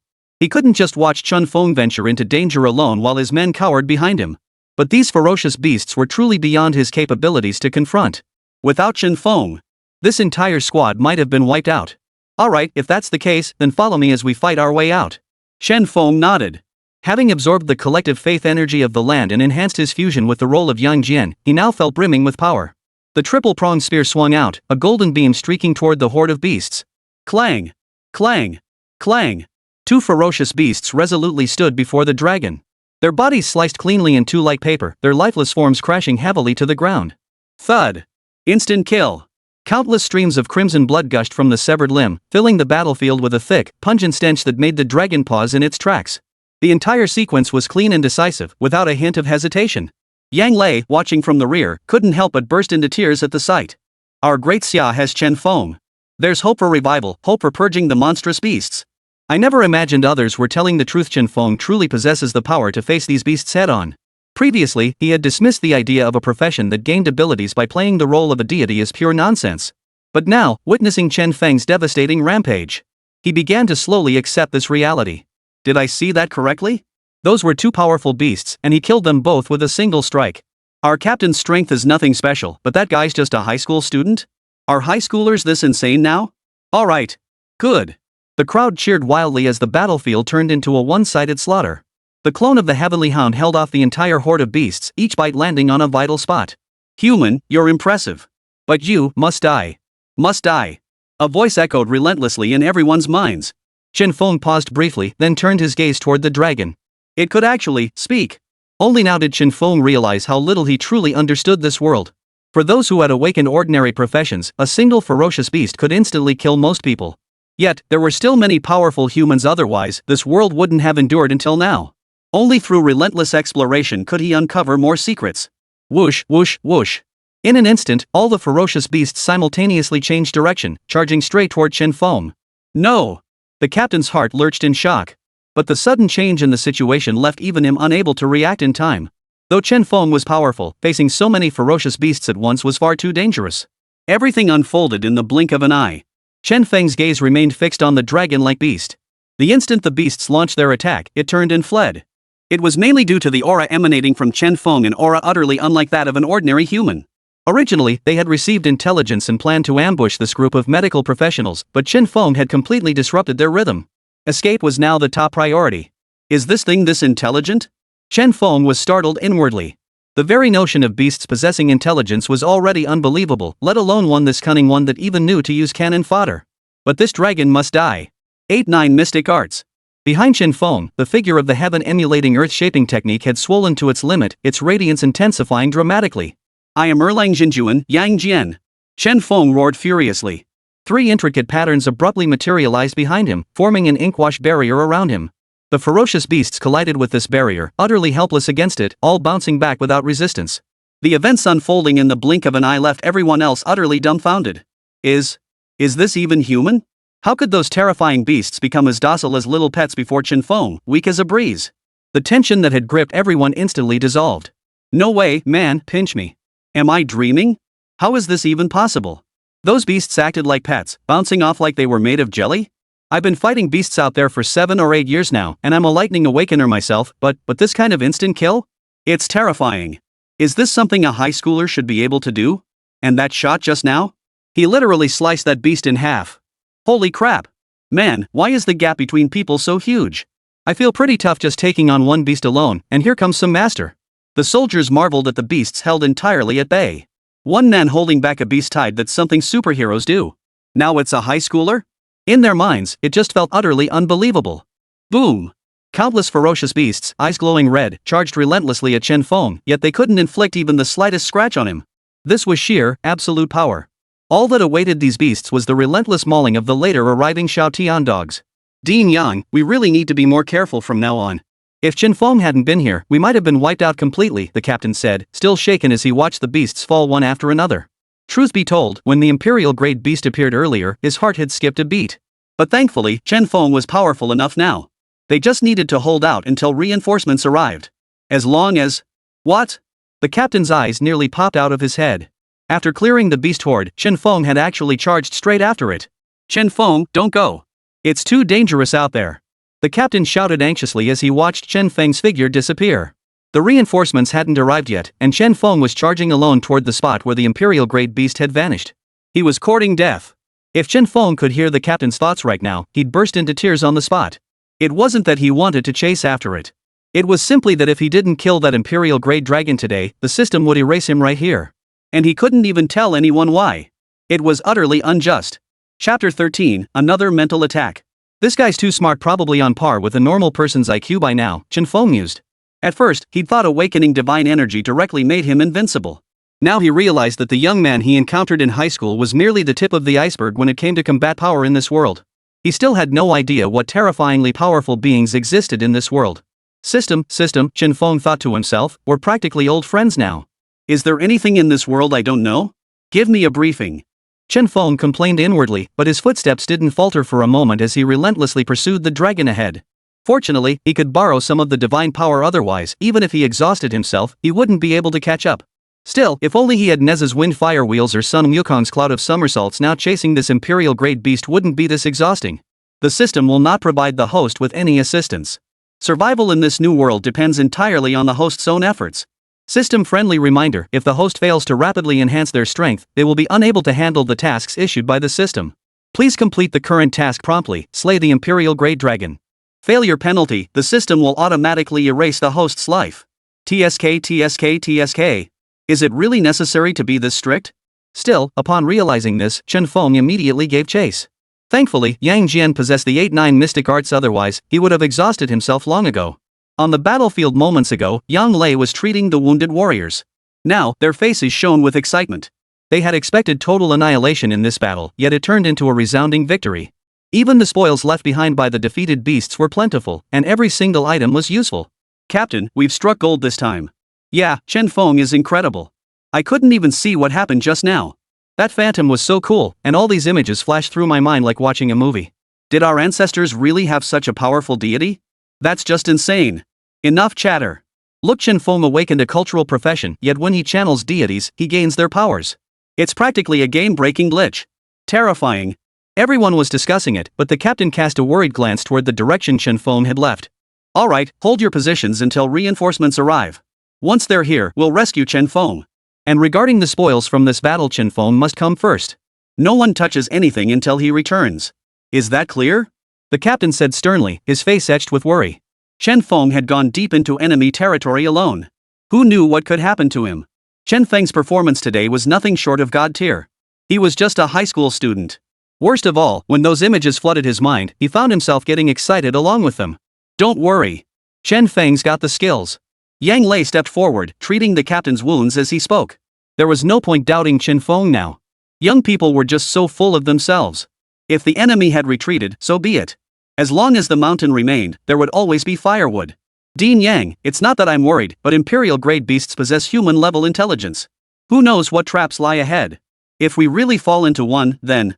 The captain's concern wasn't unfounded, especially given how cunning Imperial-grade beasts were. And someone as young as Chen Feng. One misstep could be fatal. After waiting nearly 10 minutes, the military elite finally rushed over. Seeing the survivors and the ground littered with beast corpses, solemnity etched itself onto every face. This squad had single-handedly wiped out an entire beast tide. It wasn't us. Our strength isn't enough to handle a beast tide yet. It was. Yang Lei led the squad leader and recounted the entire incident exactly as it happened. But all he got in return was a look of utter disbelief. Cut it out, old Yang. You're telling me a high school student wiped out the entire beast tide and then went after a yellow-grade beast alone? Do you seriously expect me to believe that? The leader spoke up. If it were a powerful warrior who happened to pass by, he might have believed it. But a high school student? Absolutely impossible. Yet, despite their inner disbelief, the group followed the trail, preparing to rescue Chen Feng. Meanwhile, the Imperial-grade beast watched Chen Feng relentlessly pursuing it from behind, its mind filled with confusion. Who was this? Before striking earlier, it had deliberately scanned the area with its psychic energy. There shouldn't have been any masters present. Yet this man seemed to have suddenly awakened, his powerful psychic force instantly shattering its defenses and annihilating an entire beast herd. Stop! Don't go! Chen Feng shouted from behind, as boundless energy surged into his body from all directions. He was within striking distance. As the distance closed rapidly, Chen Feng summoned every ounce of strength, gripped his weapon, and unleashed a wave of attack straight toward the Imperial-grade beast. This dragon-like beast Chen Feng was determined to claim it. Roar! The advancing dragon suddenly halted, its eyes blazing like stars, transforming into a swirling vortex that instantly drew Chen Feng in. Ha! An illusion? Why is everything an illusion? This is so annoying and boring. Chen Feng muttered helplessly. He kept encountering humans and beasts with illusion abilities, though he knew others would likely choke on their own blood if they heard him say that. Psychic type classes were truly one in a million powerhouses. Not only could they kill beasts invisibly with their attacks, but they could also inflict massive area damage, leaving their opponents utterly defenseless. Moreover, psychic type classes often possessed far more concentrated psychic energy than others. But in Chen Feng's case, it had become a useless skill. How many would spit blood hearing this? This was a god-tier skill. Watching Chen Feng's body freeze mid-air, the dragon felt a surge of triumph. This was its ultimate trump card, a move it would never have unleashed unless cornered. But... psychic force. Chen Feng murmured faintly within his mind. A surge of overwhelming psychic force erupted from his consciousness, charging straight into the dragon's brain. Put! Caught completely off guard, the dragon spat a stream of golden blood from its mouth under the mental assault, instantly gravely wounded.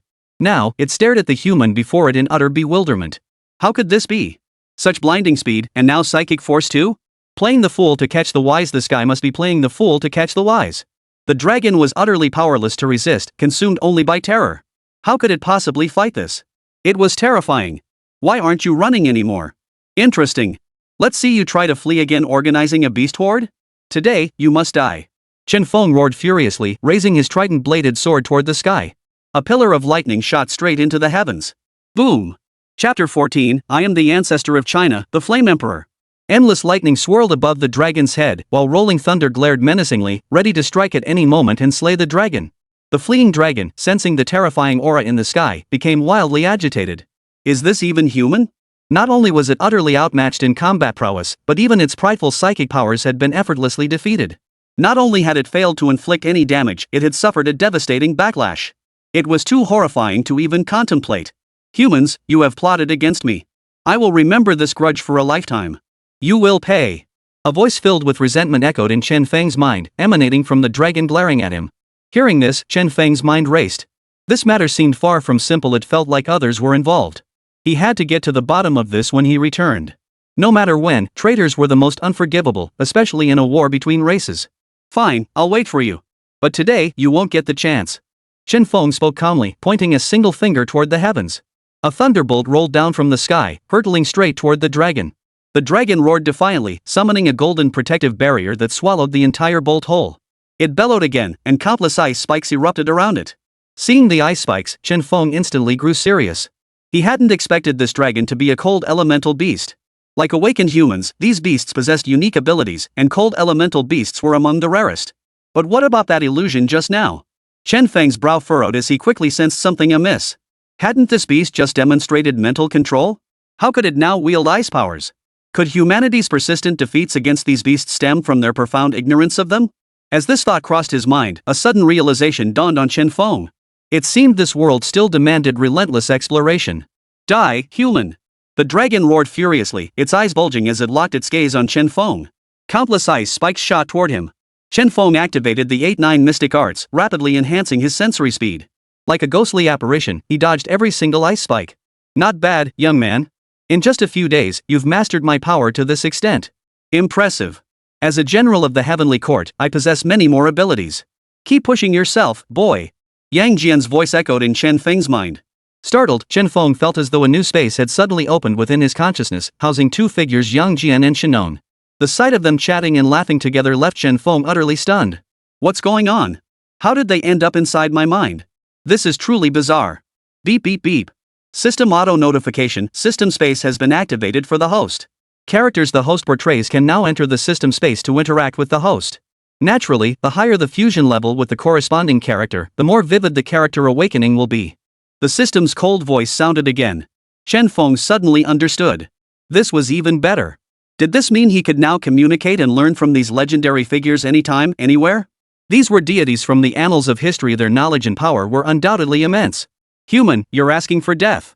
On the other side, the dragon-like creature, observing Chen Feng's nonchalant demeanor, was utterly enraged. Twisting its body, it revealed an additional dragon pattern, its aura steadily intensifying. To him, Chen Feng's nonchalance was nothing short of contempt. Hey, kid, snap out of it. Use my power already. I haven't had a chance to stretch my legs in ages. The old man within Chen Feng, representing the Shinon lineage, spoke leisurely. Relying solely on Yang Jian's abilities was simply too tedious for him. Ha! Hearing Shinon's words, Chen Feng visibly froze. Wait. Aren't you the medicine sage? Do you even have combat power? After all, specialization matters. You can't exactly use herbs to poison them, can you? Enough with the nonsense. Don't you realize I'm not only Shinon, but also the Yen Emperor? Buzz. Even within the confines of his own mind, Chen Feng distinctly sensed a fierce, piercing aura emanating from the other's gaze. That's right. Shinon isn't just the medicine sage, he's also the Yen Emperor. As soon as Chen Feng finished speaking, he silently chanted Shinon in his mind. The colors on his body shifted once more. Red, black, and white now completely enveloped him. The heavenly transformation behind him vanished, and the image of Yang Jian dissolved. In its place stood an old man. Ha! The dragon's gaze grew even more bewildered. What on earth was this guy's background? First, he was just a young man. Then he transformed into Yang Jian with immortal power. Now he's become an old man? Too bizarre. This must be settled quickly. Human. At your age, do you still have the strength to fight? As he spoke, the dragon manipulated its massive body, extending its colossal claws to grab at Chen Feng. Countless icicles began spreading from its dragon scales, extending all the way to its claws. He was confident this strike alone could defeat Chen Feng. I am the Yen Emperor, progenitor of Huaxia. Chen Feng raised an eyebrow, glancing indifferently at the dragon before his body suddenly burst into blazing flames. Whoosh! A wave of scorching heat slammed into the dragon, melting the ice spikes covering its body. Run! Without a moment's hesitation, the dragon turned and fled. It couldn't win, there was no way it could win. The flames enveloping Chen Feng grew ever larger. His previously hunched form straightened, the ethereal aura completely vanishing, replaced by a frenzied crimson glow. Is this the power of the progenitor? Chen Feng clenched his fists tightly. He felt countless surging energies coursing through his body, transforming into flames that enveloped him. His form grew towering and muscular, a stark contrast to Yang Jian's handsome appearance.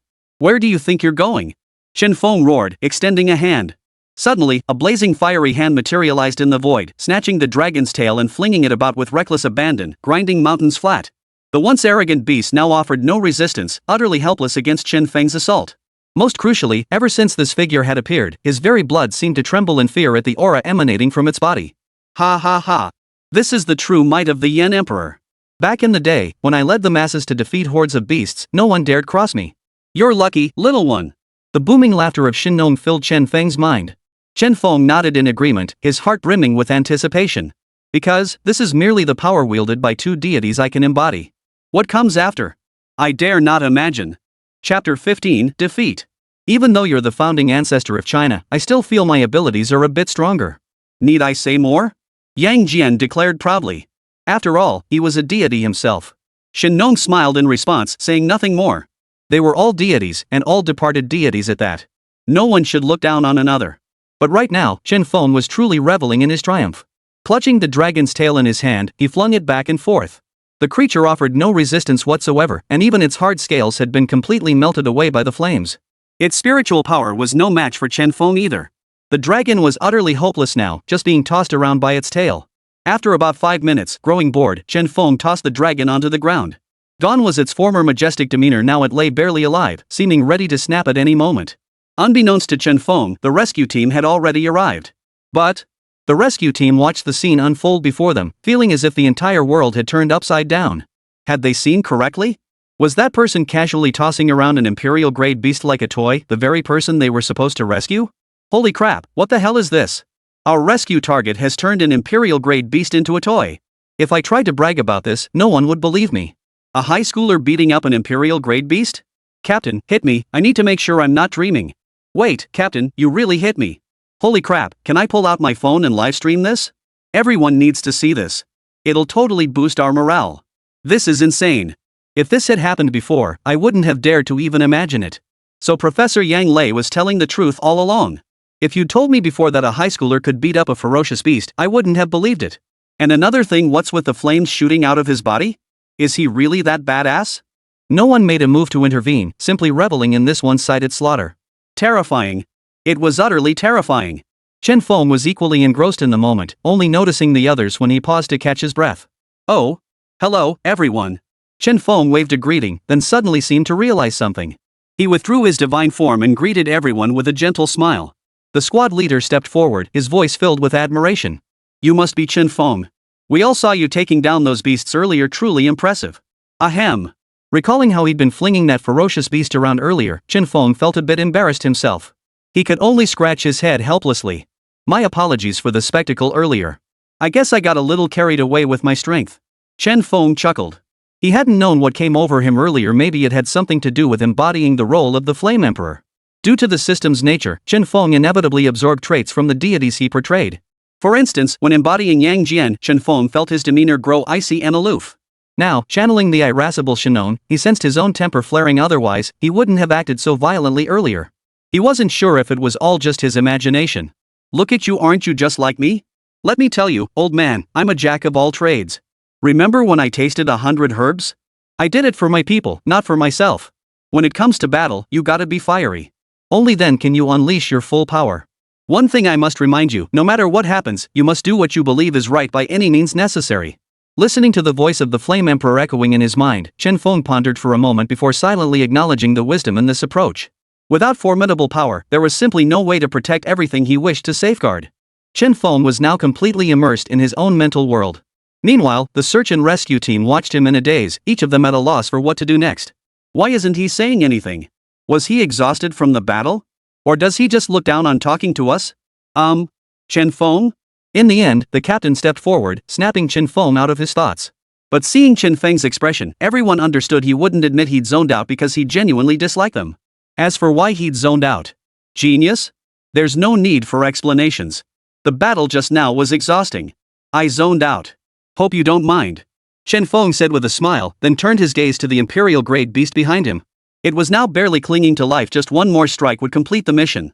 By the way, what was that power earlier? How could adding a mask boost combat strength like that? The captain asked urgently, his eyes fixed on Chen Feng. To be honest, at first he thought the thing on Chen Feng's face was some kind of magical artifact. But now it seemed different, as if it were an extension of their own power. You mean the mask from earlier? That wasn't a prop. It's the ability from my awakened profession. I've awakened as a performer. Chen Feng replied with deadpan seriousness. Everyone seeing Chen Feng for the first time gaped in disbelief. What the hell? You're telling us the guy who just beat the crap out of an imperial-grade beast awakened a cultural class? Seriously? I'm the first one not buying it. Seeing the expressions on everyone's faces, Chen Feng understood. He gave a helpless smile, knowing he'd have to explain it all over again. Emperor Yen. As he spoke, the familiar glow enveloped his face once more, and his posture straightened with newfound dignity. It was primarily that aura. It was simply too powerful. As this aura surged upward, awe filled everyone's hearts. Many felt an overwhelming urge to kneel in reverence, an instinctive response ingrained in their very bloodlines, impossible to suppress.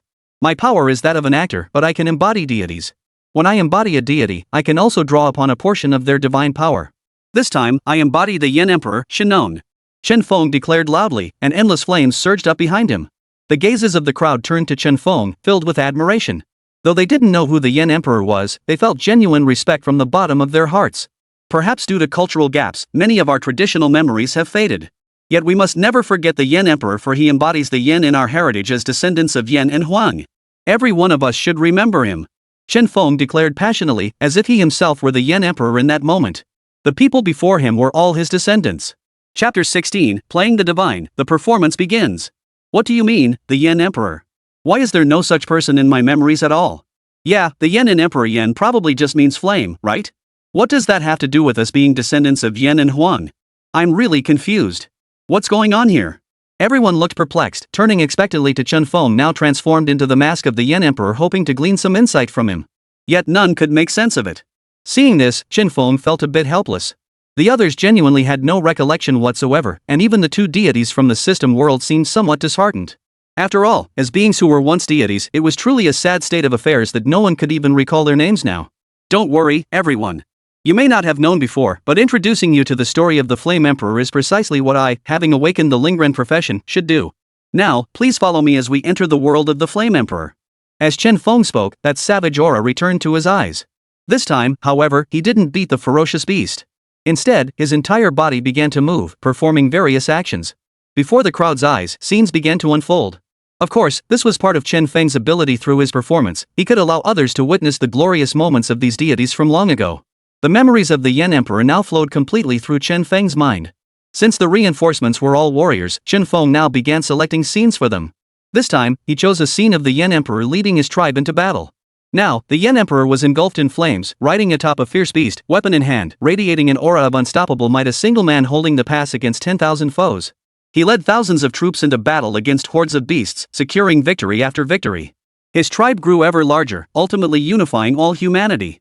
Chen Feng's body swayed rhythmically with the climax of the narrative. Was this the purpose of his profession as a storyteller? To help everyone remember these deities once more, to restore their worship? Is this an illusion or what? Why does it feel so real? He's truly so valiant. A man like this should be a leader, should be our king. When I saw him charge down there just now, my heart skipped a beat involuntarily. Awe-inspiring. Truly breathtaking. This immersive sensation is utterly magnificent. No wonder even a mere phantom is so formidable. Turns out it's our human race's king. Awesome. The warriors, absorbed in the scene before them, were pumped up like they'd been injected with adrenaline. Veins bulged on their bodies as excitement surged through them. With such ancestors, there was no reason for them to be any less. The imperial grade beast here felt a bone-piercing pain throughout its body. It desperately tried to move, only to discover it couldn't budge an inch. The wounds were simply too severe. At this moment, it could only watch as everyone danced wildly, yet it had absolutely no way to escape. It was filled with regret now. It truly hadn't imagined that all of this was just a trap. Humans really are cunning. Still thinking of leaving? Chen Feng's voice echoed in the dragon's mind. By embodying the Yen Emperor earlier, his fusion level had risen, unlocking a new skill. Beep beep beep. Congratulations, host, on increasing your fusion level with Shinon. You may now randomly inherit a divine ability. Drawing in progress. Please pay attention, host. Congratulations, host, on acquiring divine beast control. You may command one ferocious beast. Chen Feng shot a mischievous glance at the imperial-grade ferocious beast. This was practically tailor-made for him right now. How fascinating. For some reason, the imperial-grade ferocious beast shuddered upon meeting Chen Feng's gaze. It felt as though it had glimpsed something ominous in his eyes. Terrifying. Truly terrifying. If I hadn't fallen for your trap, you wouldn't stand a chance against me. It's utterly impossible. How could I ever let you get so cocky? The dragon spoke reluctantly. As an imperial-grade beast, it had its pride. It couldn't fathom why the powerful being that had toyed with it moments ago now pranced about like a clown. Yet the others seemed genuinely transformed, radiating newfound confidence. You were the one who provoked me, Chen Feng said with a raised eyebrow. The beast instantly fell silent, lying there without a word. It had never suffered such severe injuries before now, its body was completely immobilized. Care to strike a deal with this despicable human? Chen Feng asked with a sly grin. Yet to the dragon's eyes, that gaze was terrifying. After all, moments ago, this youth had spun it around like a top. But soon, Chen Feng ignored it and continued playing the role of the Flame Emperor, sharing the scene with everyone. The Flame Emperor's vision flooded into their minds. After nearly half an hour, the sharing concluded. When the others saw the scene before them again, it all felt unreal. Had they truly just emerged from that environment? That was breathtaking. The Yan Emperor was so majestic just now. So this is how our human race our Huaxia people came to be. This is the deity we should truly worship. So powerful. Each of us should be like these deities, using our own immense power to protect those we cherish and defeat the ferocious beasts before us. Brother Chen Feng, why does your awakened profession allow us to see these visions? The captain stepped forward, puzzled. Though the scenes were indeed awe-inspiring. But he himself had awakened a psychic class, and yet he'd slipped effortlessly into the mental illusion Chen Feng had created. It was downright terrifying. Well, the performer class I awakened is quite advanced and allows for shared visions. However, if it comes to attacking, that's truly beyond my capabilities. Chen Feng replied calmly. Given the system's limitations, his current class abilities were truly one of a kind. Having said that, the others couldn't argue. That's incredible, Chen Feng. You absolutely must rehearse more performances and take us back to those tales of the gods. The captain exclaimed excitedly. Only now did he truly grasp the meaning of Yang Lei's words. This youngster before him was the future of the human race. Oh, and one more thing, can this imperial beast be mine now? Chapter 17, just say yes or no. After all, he was the one who defeated it. By rights, this beast before him should be his spoils of war. That's how it's always been since ancient times. Of course, Chen Feng, right? Not only this imperial grade beast, but also the resources from those earlier beasts. You take 70%, our unit takes 30%. No objections, right? The captain said sternly, his eyes showing not the slightest flicker of emotion. Chen Feng silently marveled inwardly. Setting aside other matters, while the beasts were extremely difficult to deal with, the carcasses of slain beasts were essentially treasures from head to toe. He had expected securing this imperial-grade beast to be an arduous struggle. But unexpectedly, they'd so readily granted him 70% and hadn't even claimed the imperial-grade beast itself. What a magnanimous gesture. Fair enough. This imperial-grade beast is mine. As for the resources from the other beasts, let's split them among everyone. It's been tough for all of us. Chen Feng nodded in agreement. They were all risking their lives for this, and it truly was incredibly difficult. Ha! Hearing Chen Feng's words, the others were genuinely astonished. After all, the resources from these beasts were substantial. Was this young man simply giving them up? Now that was true magnanimity. After all, this was a beast tide. But Chen Feng didn't seem to care. They were just beasts he could hunt more later. But that was just Chen Feng's own thought. If others heard it, they'd probably curse like mad. Were these beasts that easy to kill? How many lives were lost in every hunt? What does Brother Chen Feng intend to do with this imperial-grade beast? A man clad in specialized gear stepped forward to ask. Imperial-grade beasts were incredibly valuable, every part was a treasure. And this was a living one, making its worth beyond question. Chen Feng remained silent, offering no reply. Young man, don't misunderstand.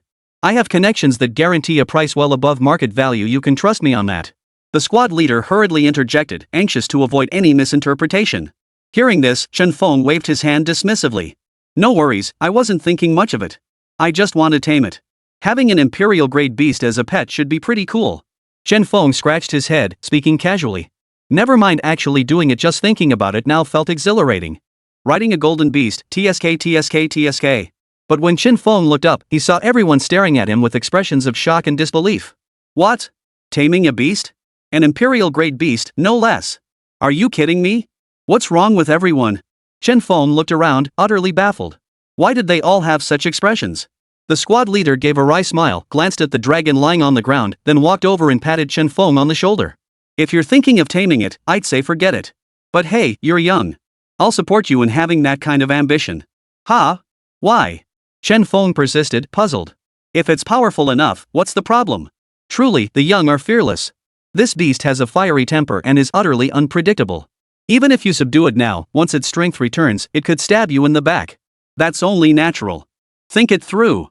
Especially since it's an imperial-grade beast. But I have to admit, thinking about it this way, it does sound pretty badass. The surrounding warriors all chimed in. This was the kind of dream every boy wanted to have. After all, who wouldn't want such a magnificent mount? Why not give it a shot? Chen Feng chuckled cheerfully, striding straight up to the dragon. He smiled and asked, "Are you willing?" The system had even given him secret techniques. If he didn't use them, he'd be a complete fool. No way. You humans. The dragon declared haughtily, but before it could finish, the sky began spinning once more. Chen Feng instantly donned his dramatic red costume, his face painted with fierce anger. Grabbing the dragon's tail, he spun it round and round. You little brat. You don't want to, huh? Spin for me. In Chen Feng's hands, the dragon now felt as flimsy as a bamboo dragonfly. Damn it, what's this all about?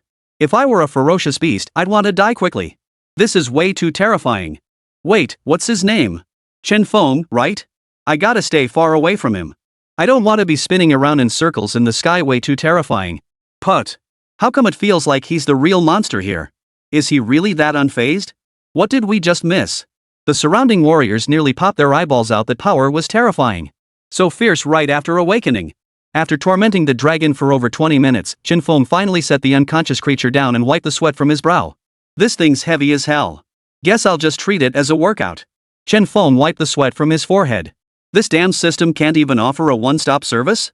Just subdue it for me already. Why add this extra step? It's such a hassle. The soldiers behind him hadn't felt anything earlier, but now, hearing Chen Feng's words, they all wanted to kneel before him. Terrifying. Instantly slays imperial-grade beasts, then uses them as workout equipment. Terrifying. How could a mere youth be so terrifying? Hey, willing or not? If you're not, I'll keep going until you agree. Chen Feng continued speaking in his harmless tone.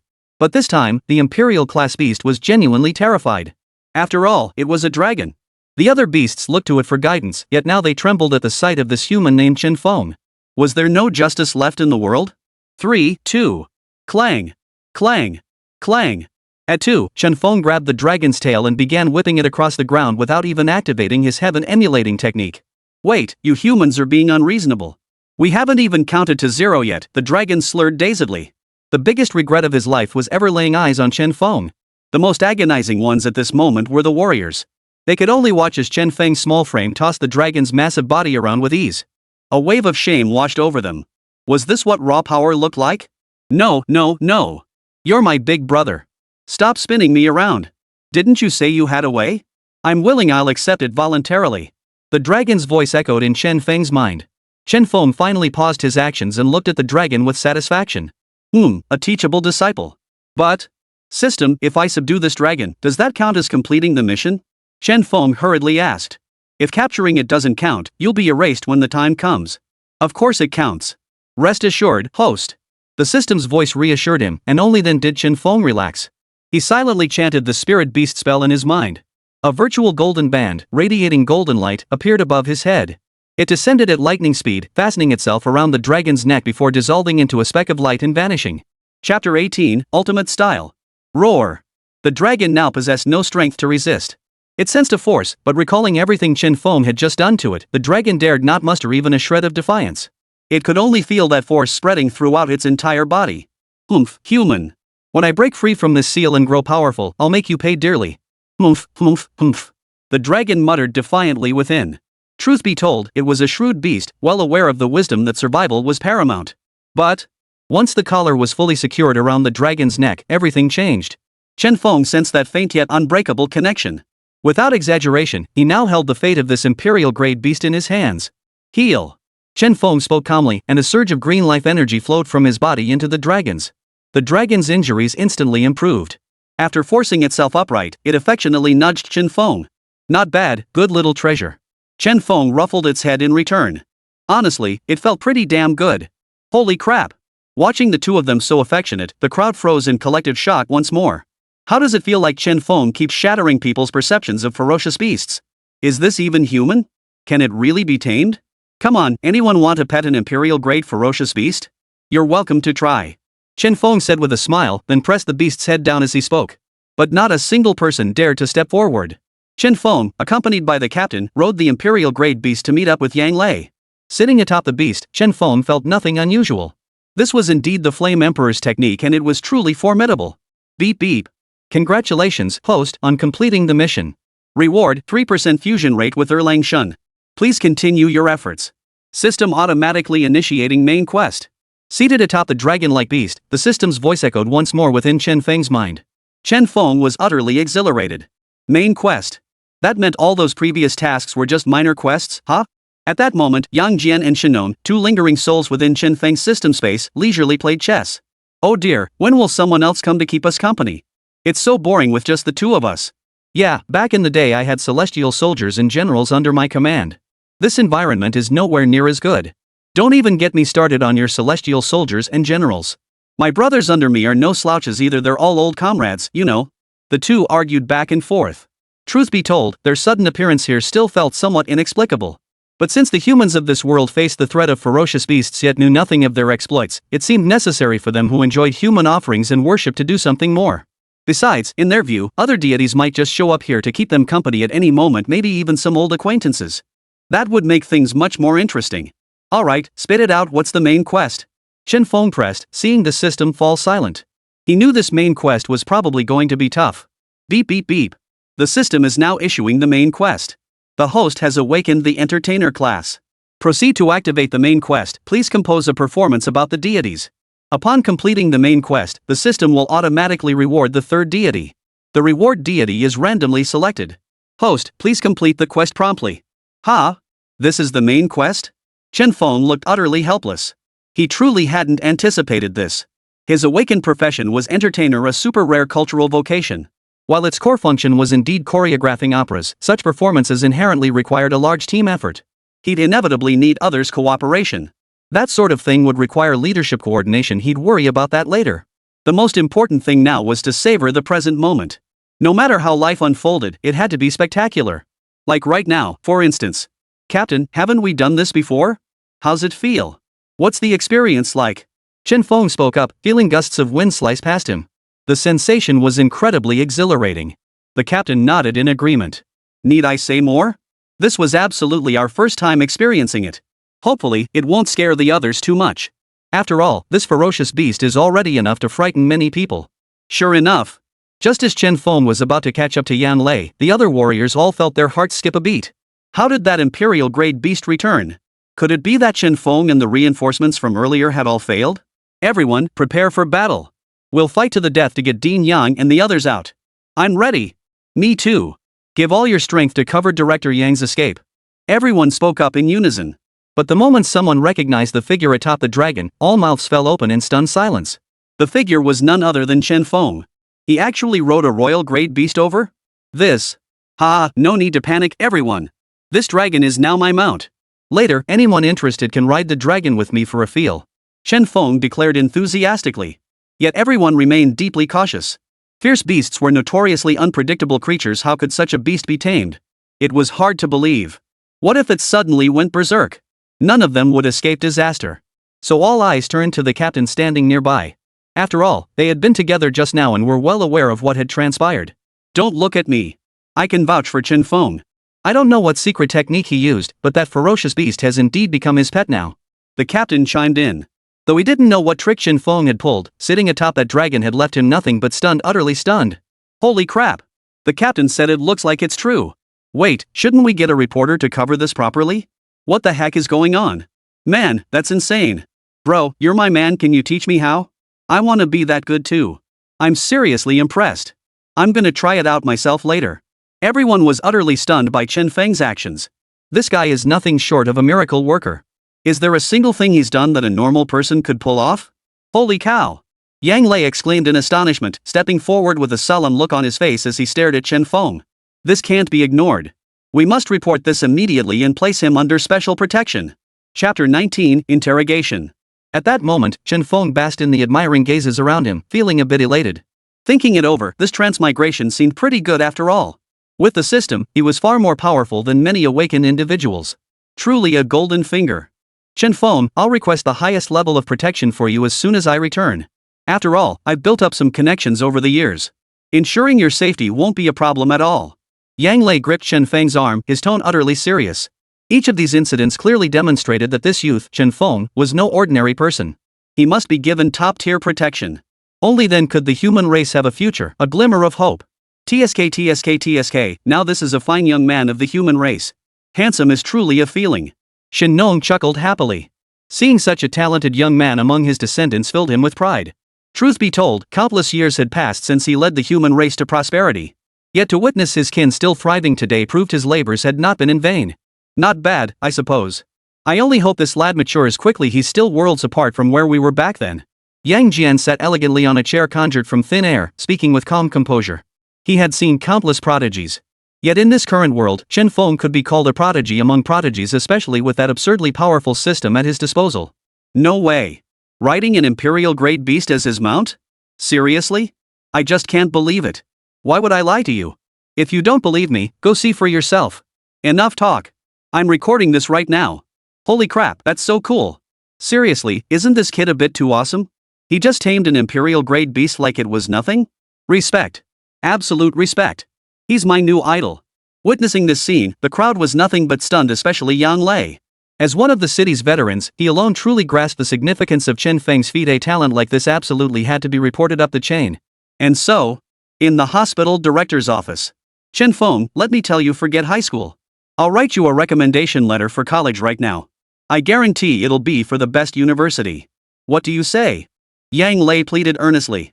Even if he didn't have the connections himself, he would beg whoever he had to beg to secure this favor. To waste talent like Chen Feng's would be a true tragedy. Ha? College? It doesn't have to be so soon. It's fine, Dean Yang. Going to university now wouldn't suit me anyway. I'd rather hone my skills in high school. Honestly, I'm still too unfamiliar with this world. I want to understand it better first. Chen Feng pushed his glasses up and spoke calmly. No way was he going that early. He'd develop himself in this small city first. Who knew what opportunities might arise? If he went to university now, what if the competition got too fierce? This kid has potential. No arrogance, no impatience. Upon hearing Chen Feng's words, Yang Lei could only think this: Chen Feng was the finest prospect in all of China. I respect your decision, but I must report your situation. Higher-ups may come to inspect, and I've already sent people to organize the medicinal herbs. You'll need to review them later, Yang Lei said humbly. The primary purpose of this trip had been to identify various herbs, but it had been sidetracked by these ferocious beasts. Still, it wasn't a loss. After all, Chen Feng had subdued an imperial-grade ferocious beast. Such an achievement spoke for itself. Chen Feng naturally voiced his thoughts. To stage a play. You want to stage a play? Is that really necessary? Yang Lei asked, sounding somewhat puzzled. It wasn't that he thought the idea was wrong, but mainly that Chen Feng was already impressive enough as it was. There seemed little need to elevate him further. After all, staging a play meant letting others see it, something anyone could do. But what Chen Feng could accomplish now, others simply couldn't match. Yeah, I did awaken the actor profession. I feel like I have a duty to fulfill. We have the internet now, right? I'll upload all the plays I stage, so more people can see them. Chen Feng declared resolutely. If nothing else, he had to do it for the system's reward. His actor profession made staging and performing plays simple enough. All he needed was an audience. Though he had the internet, Chen Feng wasn't sure whether the system's ability to share divine experiences could actually penetrate screens. But that was all for later. Despite the demonic beast's arrival, the old internet system still functioned. It wasn't as robust as before, but it worked perfectly fine. Great news! Yang Lei declared his full support. There was no need to overthink this. Even a fool would approve it, given the current national policy. Seeing everyone's support, Chen Feng relaxed and walked over to the dragon. Though already subdued by Chen Feng, the dragon's body still trembled involuntarily at his sight. Who wouldn't be afraid of this madman? To it, the night seemed to grow even darker, yet Chen Feng's eyes shone brightly. The gaze of a demon. Rip. All right, spill it. Chen Feng rolled up his sleeves as he spoke softly. He wasn't some pushover. He'd understood some of what the dragon had said earlier. This incident wasn't an accident, it was deliberate. But the cost was too high. To prevent this from happening again, Chen Feng had to find out who was behind it. Confess what? The dragon croaked weakly. Though Chen Feng had treated its wounds, it still felt like half its life force had been drained. And right now, it couldn't muster even a shred of resistance from the depths of its being. Seeing the dragon feigning ignorance, Chen Feng turned his head away, then back again. His face had transformed into a crimson mask of fury, the very visage of the Flame Emperor. At the sight of this mask, the already weakened dragon nearly dropped to its knees before Chen Feng. "Hey, if you have questions, just ask. How am I supposed to tell you if you don't ask?" The dragon's features scrunched up in a pout, its voice dripping with grievance. After all, it was an imperial-grade beast. When had it ever endured such humiliation? "It's about the human traitor, 3. Stop counting down. I'll tell you. It's someone in your army. I don't know his name, but he's the one feeding you all the intel." After what happened last time, the dragon dared not let Chen Feng count down again. It was too terrifying. Chapter 20, The Herb Expert. "You genuinely don't know his name?" Chen Feng eyed the dragon suspiciously. The main concern was the scope of this secret technique. Who knew if it might lie to him? After all, this was a different world. Better to err on the side of caution. "Hey kid, you're overthinking this. If you don't trust others, surely you trust me? Relax. Once you cast the secret technique on it, whatever it says is the absolute truth." At that moment, the carefree voice of the Flame Emperor echoed in Chen Feng's mind. Though he was usually carefree and unconventional, he possessed unwavering confidence in his secret arts. After all, it was by subduing the Tao Tai that he had first gained fame and risen to become the leader of the group. "Understood, Elder." Chen Feng instinctively gave a polite bow. Since the other party had spoken so decisively, he had no choice but to believe it. Now, the primary task was how to capture this traitor, a task that had just become infinitely more difficult. "Hey, stop staring at me." The dragon, observing Chen Feng's distracted state, shuddered involuntarily. "Seriously, bro, stop staring. I didn't say anything else. It was all the truth. Seriously, that's all. I've never even met him face to face. My men handled all the contact. But you killed every single one of my men." Jialong said cautiously, terrified that one wrong word might earn him another round of Chen Feng's spinning windmill attack. "Alright, you can rest now. It's fine." Chen Feng waved his hand and turned to leave. Only when he saw Chen Feng actually walk away did Jialong truly breathe a sigh of relief. Sigh. How was he supposed to live like this? Every day would be spent in constant fear and dread. The next morning, Yang Lei dragged Chen Feng to the hospital warehouse first thing. Everyone had stayed up all night sorting through the herbs, classifying both familiar and unfamiliar specimens. What's the president up to? Why did he suddenly have us organize herbs? No idea. This is killing me. My workload is already piled high, and now I have to sort herbs too? Makes no sense at all. Enough, everyone. We all know what kind of person our director is. Complaining won't help. Let's just get back to work. Everyone voiced their complaints, but there was nothing to be done. Yang Lei's authority and years of selfless dedication spoke for themselves. No one dared say more. Yang Lei also brought Chen Feng along to the warehouse. All eyes in the warehouse instantly focused on Yang Lei and Chen Feng. Feeling the intense stares, Chen Feng remained unfazed, standing tall and straight beside Director Yang Lei. "Ha!" Everyone was intensely curious about Chen Feng. This was their first time seeing him. "Ahem." Yang Lei tapped the table twice. With two dull thuds, the entire warehouse fell into a deathly silence. "I know you're all curious why I've asked you to help organize the warehouse. This time, I've invited a herbalist who knows everything about herbs. You can ask him about any herbal preparation." Hearing Yang Lei's words, those who had just been complaining about fatigue suddenly felt no tiredness at all. Their expressions turned unusually excited. Due to cultural gaps, even though some had awakened to medical professions, many herbs remained unnamed and unknown, and their use is a source of significant frustration for everyone. If someone could truly solve this problem, it would be wonderful. Director Yang, is this for real? If such a person truly exists, I'll never complain again. I'd gladly spend my entire life organizing this warehouse. But could such an expert truly exist? Could it be someone sent from above? Exactly. I can't wait, Dean, please bring them out already. The doctors and nurses below spoke anxiously. At the frontline hospital, people were admitted daily due to the ferocious beasts. Watching lives slip away before their eyes left a bitter taste in everyone's mouth. If knowing more herbs could prevent this, it would be wonderful. Isn't he right in front of you? Yang Lei pointed to Chen Feng beside him. What? Everyone froze, staring at Chen Feng, whom Yang Lei had pointed to. What? Are you sure? That young man right here? You're telling me he's the herbal encyclopedia? To put it bluntly, he's barely grown any hair yet. Chen Feng was already quite accustomed to their reactions. After all, normal people wouldn't possess such abilities. Except that he wasn't exactly normal. Dean, stop fooling around. We worked all night just for this kid? Dean, you can't do this. This is our grand plan. Relying on such a youngster? I'm not buying it. Seriously? Him? The crowd below voiced their doubts. It wasn't that they didn't believe him, it was mainly that Chen Feng was too young. Forget being a herbal encyclopedia, how many herbs could he possibly recognize? There was no helping it. In any world, people's first impressions were heavily influenced by age. Take programmers in his past life, for instance, a programmer with a full head of hair could never be a skilled programmer. Chen Feng spoke up directly. I know you don't believe me, but actually, I awakened the entertainer profession. Hearing this, the crowd below froze, some even showing anger on their faces. Was he mocking them? Hiring a performer? Was it just to put on a show for them?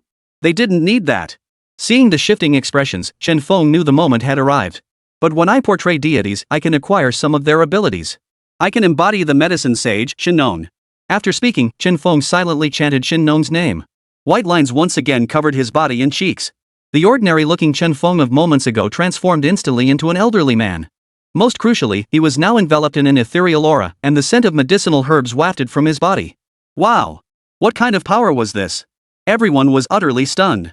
Chen Feng was still the same person, yet with the mask, his aura underwent a dramatic transformation. Standing there now, he embodied a single word. Confidence. I embody the spirit of Shen, the sage of herbs. In days past, I tasted 100 herbs, all for the peace and well-being of the world. As Chen Feng spoke, his entire body began to sway rhythmically. An inexplicable emotion instantly filled the entire warehouse. The earlier restless warehouse fell instantly silent. Everyone watched Chen Feng intently. As he moved, whether it was due to his actor's profession or not, this splendid theatrical performance seemed etched into his mind, flowing out naturally. And each performance was utterly captivating. What's more, the opera Chen Feng was now performing was about the divine farmer Shen, the sage of medicine. At this moment, Shen was constantly tasting herbs. Sometimes he would be poisoned 7 or 8 times a day from testing herbs. And at critical moments, he would even come close to death. Yet he persisted. Chapter 21, Mutated Herbs. Chen Feng continued his performance, scene by scene. Everyone in the audience became completely immersed, and the system began to take effect, projecting corresponding images into each person's mind. This was the system's purpose, to maximize shared empathy. Only when everyone was fully immersed could a medical professional reach their ultimate state, dedicating everything to the patient, even at the cost of their own life. Of course, this was merely the ideal state. In a snow-covered valley, a slightly stooped old man, leaning on a cane, examined each unfamiliar herb.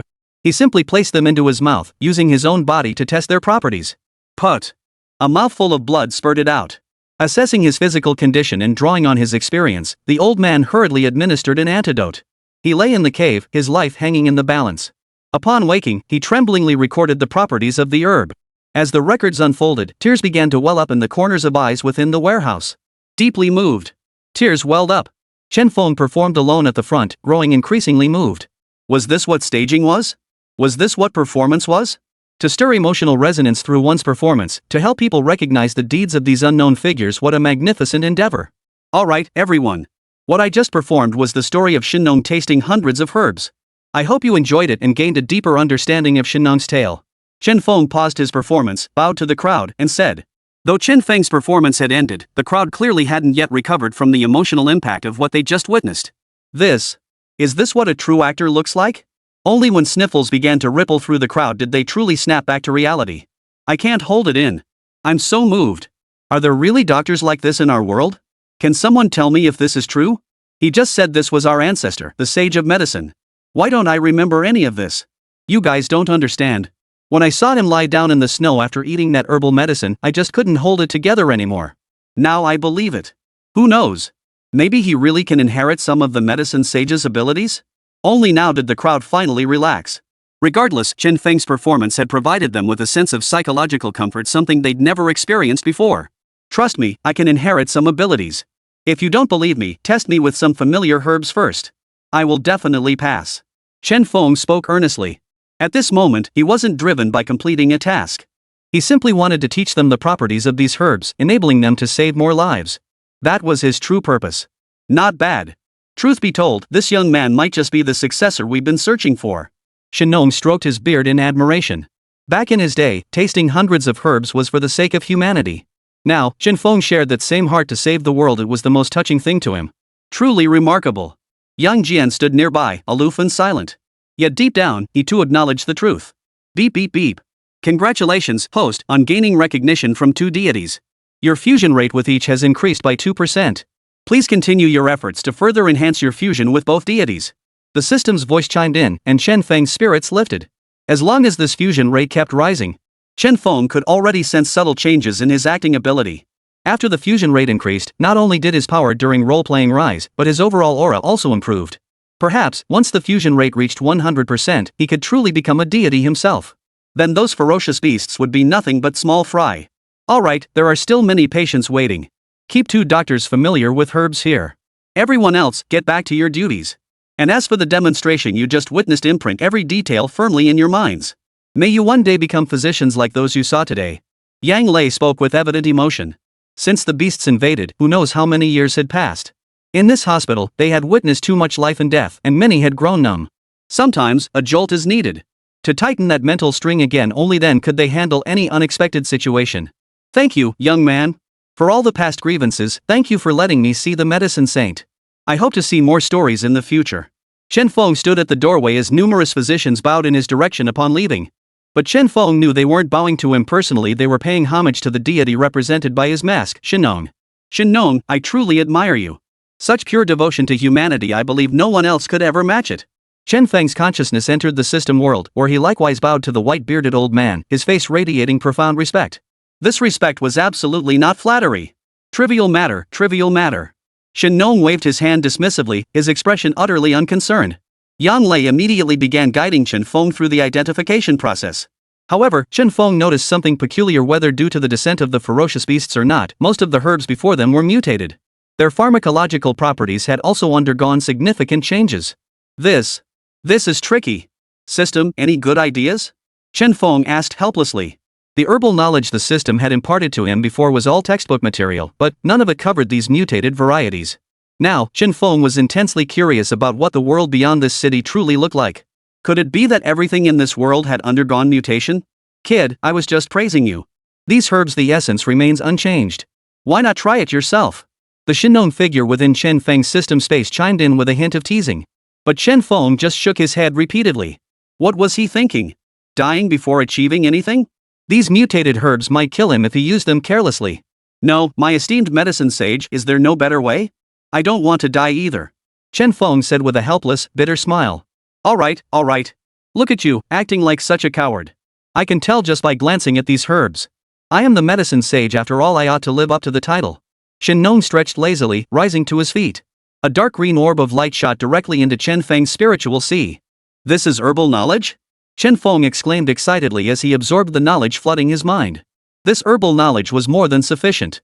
Even if these plants mutated, their fundamental properties would remain unchanged. Chapter 22, The Return Journey. Dean, I'm ready. Let's begin. We can start by testing my abilities. Take some uncommon herbs with complete functions for the initial test. I know many people don't believe it, Chen Feng said calmly. He didn't blame others. His age was a fact. Only his own strength could make them believe in his abilities. Seeing Chen Feng's earnest expression, Yang Lei placed a hand on his shoulder and said with easygoing warmth. No worries, let's get started. You've done more than enough already. Indeed, Chen Feng had delivered more than enough surprises these past few days. Yang Lei was already immensely grateful just for the heightened enthusiasm he'd sparked in everyone. As for the herbs, even if they couldn't identify them, that would be on them.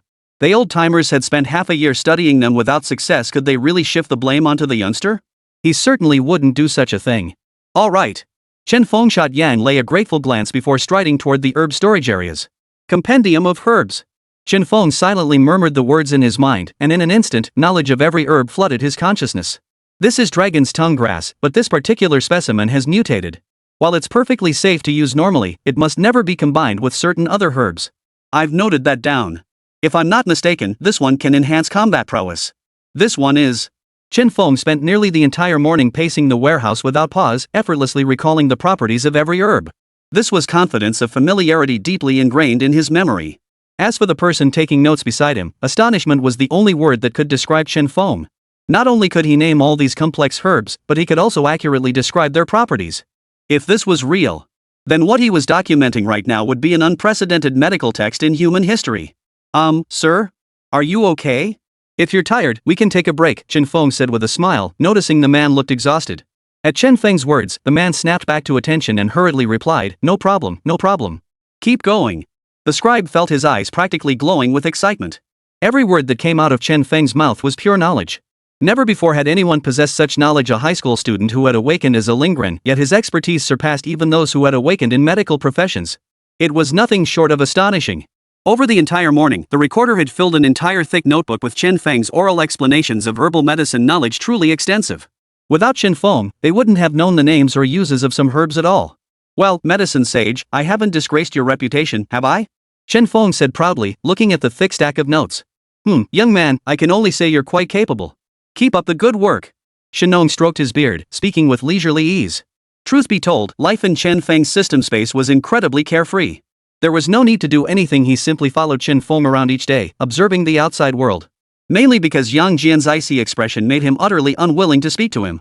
Hey Chen Feng, hurry up and finish the quest already. I want to see if the third deity I can impersonate is my old friend. That'd make things a bit more fun. Shenong spoke within the system space. Chen Feng nodded in agreement. He could certainly complete the mission, but it would have to wait until he returned to school. Honestly, rehearsing the lyrics and music required someone to practice with him. He wasn't sure if he could even find someone willing to act alongside him. Well, whatever happens, happens. Chen Feng will definitely study all this herbal knowledge you shared. Thank you, truly, thank you. Yang Lei grabbed Chen Feng's arm, his voice brimming with delight. Truth be told, if Chen Feng hadn't insisted on leaving, Yang Lei would have wanted to keep him here forever. This herbal knowledge was incredible. He had awakened as a physician, yet upon sensing Chen Feng's aura, his body instinctively drew closer. Shen Nong. Worthy of my lifelong devotion. For some reason, Chen Feng felt a strange power entering his body, subtly enhancing his abilities. Yet he couldn't articulate this force or understand its origin. This is the power of faith. We are a deity role-playing system. When the host embodies a deity, they correspondingly gain the deity's power. In other words, when playing the role of a deity, the host becomes the deity. Because the other party reveres and worships you from the bottom of their heart, the power of faith naturally manifests. The system's voice chimed in again. Chen Feng was utterly speechless. Could this system just say everything at once? Every time, he had to figure things out for himself. Right. Dean Yang, no need to say more. I've got things to attend to. I think I'll head back to high school to register first. Chen Feng smiled back at Dean Yang. This experience had been quite rewarding after all. He'd subdued an imperial-grade ferocious beast as his mount. Then there was the matter of the human trader, but that wasn't something he could meddle in right now. His sole focus moving forward was to keep honing his skills. Speaking of which, the mercenary profession in this world seemed rather appealing. It was a rather unique profession in this world, as many alchemists and weaponsmiths required materials from ferocious beasts. Someone had to brave the dangers, and becoming a mercenary allowed one to complete tasks, earn points, and trade them for valuable items. Chen Feng, I have something to say, though I'm not sure if I should. With your current strength, you really don't need to go to high school, Yang Lei continued his persuasion. If you feel it's pointless, come find me anytime. I'll write you a letter of recommendation so you can go straight to university. Sometimes he just couldn't understand why Chen Feng, with such exceptional talent, would insist on wasting his time in high school. I appreciate your kindness, Dean Yang. If things don't work out back home, I'll seriously consider your offer. Chen Feng bowed deeply and turned to leave. As for Chen Feng's protection, the military had only assigned one elite operative this time. After all, with an imperial-grade beast lurking nearby, who would dare to act recklessly? At this moment, Chen Feng had only one thing on his mind, returning to meticulously craft a theatrical performance, then using the internet to share it with as many people as possible. Realizing the true value of an actor would allow the system to grant him task rewards, the third awakened deity. He had no idea who it might be, but he couldn't help but look forward to it. What if it turned out to be Sun Wukong? That would be unbeatable. Chapter 23, Rehearsal begins. Let's go home. Chen Feng bent down and patted the imperial-grade ferocious beast beneath him. After all, it was now his pet, and he had to take responsibility for it. Aha! Feeling the wind rush past his cheeks, Chen Feng clung tightly to the dragon's back, letting out a series of joyful howls.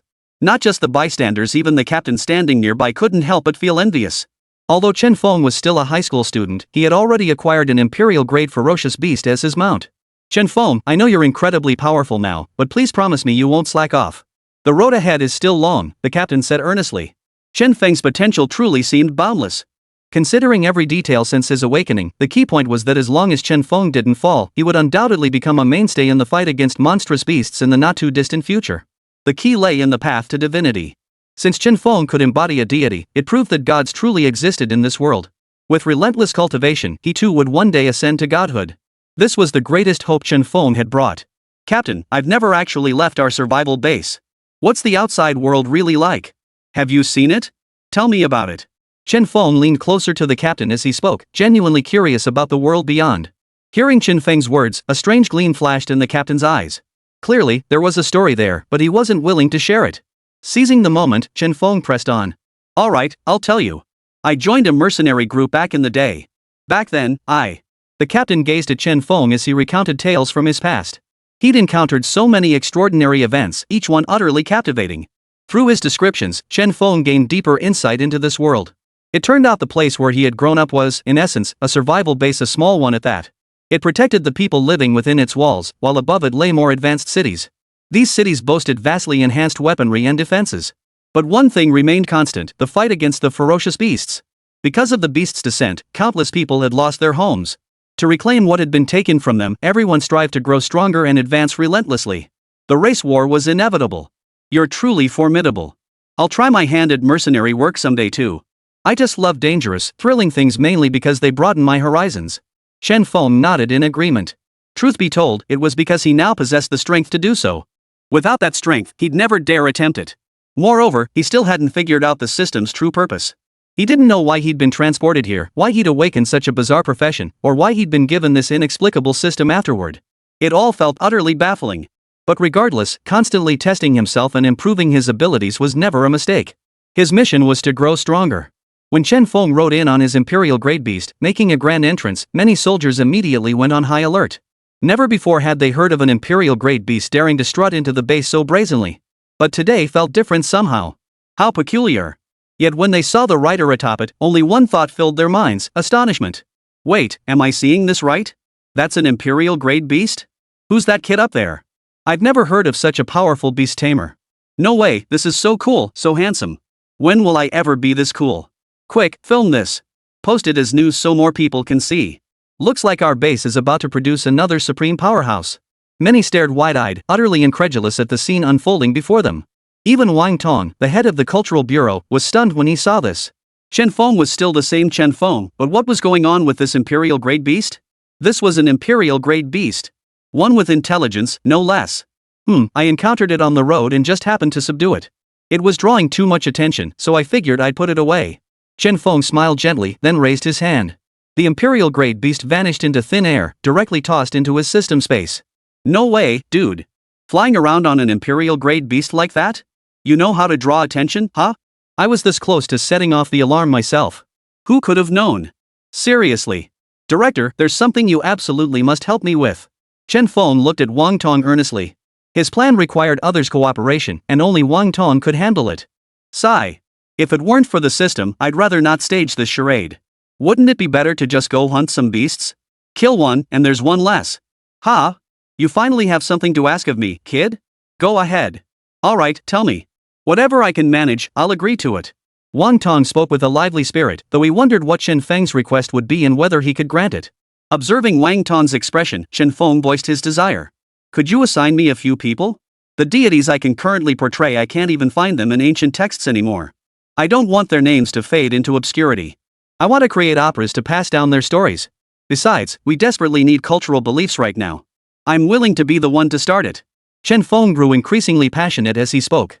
His fists clenched as he spoke. This was his calling. Beep beep beep. Host's intense desire detected. Deity life experience card activated. Upon use, the host will immerse themselves in pivotal moments of the deity's journey, enhancing fusion with the deity.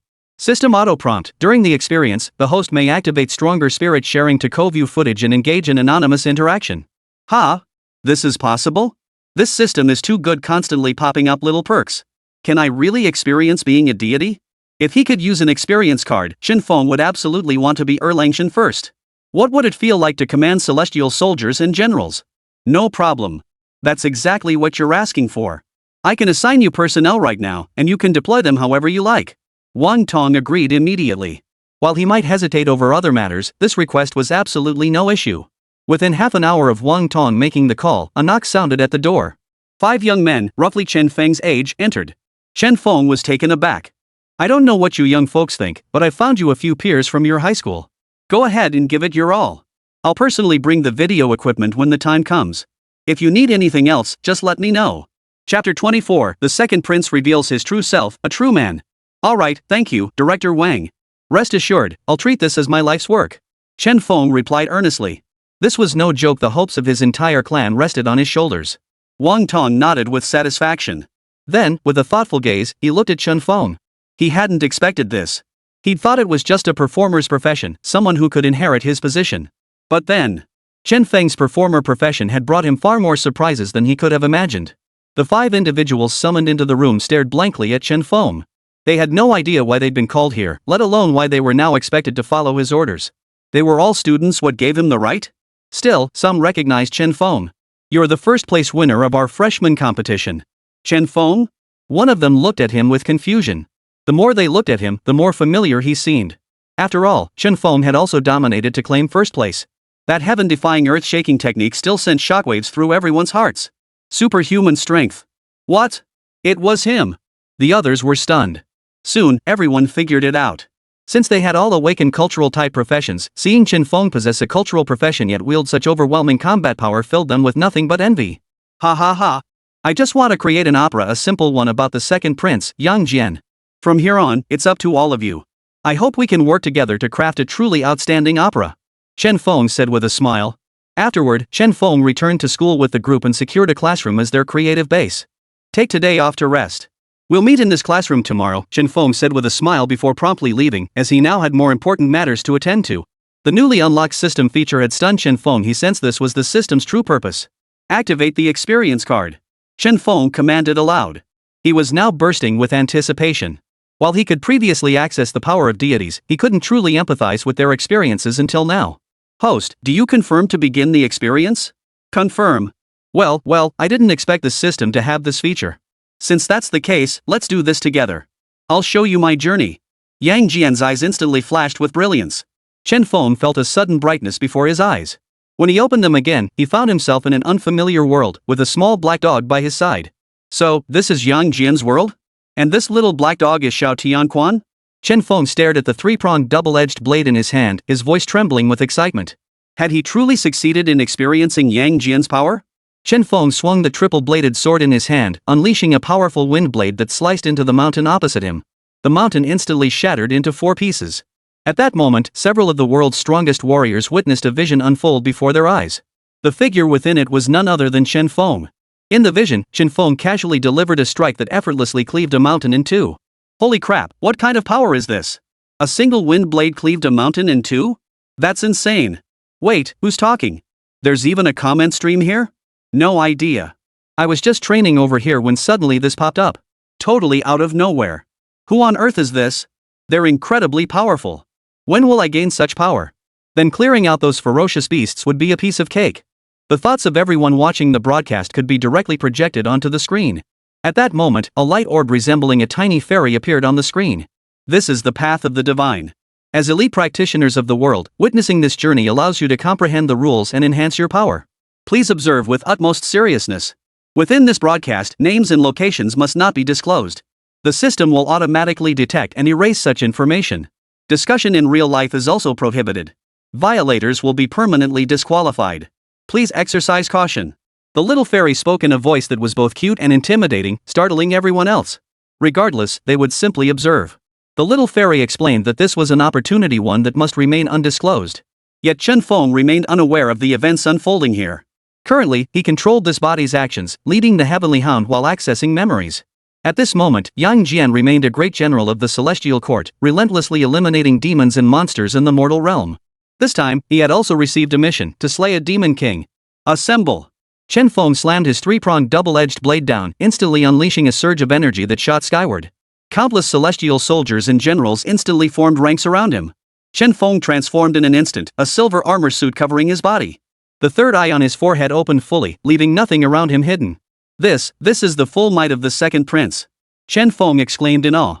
He could feel power surging through his entire being, enough to shatter the heavens and earth if he chose. What a rush! At my command, advance. Chen Feng led his forces into battle, following the memory of his training. This scene utterly stunned the powerful beings watching the spectacle. What is this? Celestial soldiers and generals? Is the one leading them the protagonist? He's too cool for words, especially that third eye. Even without direct eye contact, just a glance felt like it affected my very soul. Is this the pinnacle of psychic power? Everyone here is probably a friend. I wonder if you've noticed there's an aura of rule-bound power surrounding this protagonist. Just sensing it slightly makes you feel your strength rising. Now that you mention it, it does feel that way. I wonder if we could ever replicate such brilliance. It's truly incredible. A mighty force charged toward the demon lair. I am Yang Jian, the second prince manifesting divine might. By imperial decree, I come to slay you demons. Chen Feng channeled his power, summoning a complete form of heaven and earth in the sky. With a single palm strike, he flattened the mountain peak. Charge! At his command, countless celestial soldiers and generals charged forward. Chen Feng, weapon in hand, surged ahead at breakneck speed. Now he was the second prince himself. Sword in hand, Chen Feng plunged into the demon's lair like a meteor. With a single swing of his three-pronged double-edged blade, the Demon King was instantly slain, not surviving even a second. This power far surpassed anything he had experienced before. If fusion reached maximum level, could it achieve such results? He truly had to push himself to the limit to increase fusion. System notice, host, the deities of that era were all fragmented souls. Even at 100% fusion, one's power would not fully restore to that of a deity, but their abilities could be freely utilized. Chapter 25, Cleaving the Mountain to Save His Mother. Got it, system.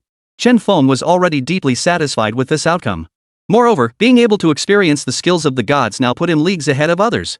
Moreover, being able to automatically immerse himself in the stories of the gods and experience them firsthand was simply amazing. Chen Feng quickly withdrew his consciousness, focusing all his attention on the demon before him. Though these demons differed from ferocious beasts, they were all calamities bringing suffering to the people and must be exterminated. Fueled by the same ruthlessness he'd shown against the ferocious beasts, Chen Feng fought with increasing ferocity. His third eye opened wide, unleashing blinding beams of light that repeatedly struck the swarm of demonic beasts. Boom! Boom! Boom! Where the beams struck, rocks shattered. Below, the demons wailed pitifully, utterly powerless to resist. When the battle ended, Chen Feng stood cloaked in his cape, his handsome features illuminated by the setting sun, making him look even more dashing. This spectacle left the elders utterly enthralled. Holy crap, this second Prince Xian Shangjian is insane. How many more years of cultivation would it take me to reach that level? Or is it something I could never achieve, even if I devoted my entire life to it? Forget Erlang Shen, even any random celestial soldier or general could wipe the floor with us. Did such beings truly exist in ancient times? If these guys were still around today, those ferocious beasts would have packed up and gone home ages ago. We've got our work cut out for us. Human cultivators witnessing this scene flooded the chat with comments. For what unfolded before them felt utterly surreal. In that moment, they felt as though they were watching a movie unfold before their eyes, so vividly real. Could this be a gift from the heavens? Little did they know that the one experiencing the most authentic reality was Chen Feng himself, for in this moment, he was Yang Jian incarnate. Not only did he possess all of Yang Jian's abilities, but he also gained access to Yang Jian's memories, emotions, and everything else. This was the most authentic experience imaginable, without a doubt. Not bad. So this is how awesome it feels to be a celestial god. These little demons are a piece of cake. Chen Feng thought to himself with quiet satisfaction. Every boy dreams of becoming a superhero, and right now, Chen Feng, experiencing Yang Jian's powers, had undoubtedly become one. If he could possess this power now, he could eliminate all the ferocious beasts. But that path was still very long. What followed was a flood of memories. Chen Feng, transformed into Yang Jian, led celestial soldiers and generals to defeat countless demons, overcoming innumerable crises along the way. Never mind the others, he gave everyone else a thrilling spectacle.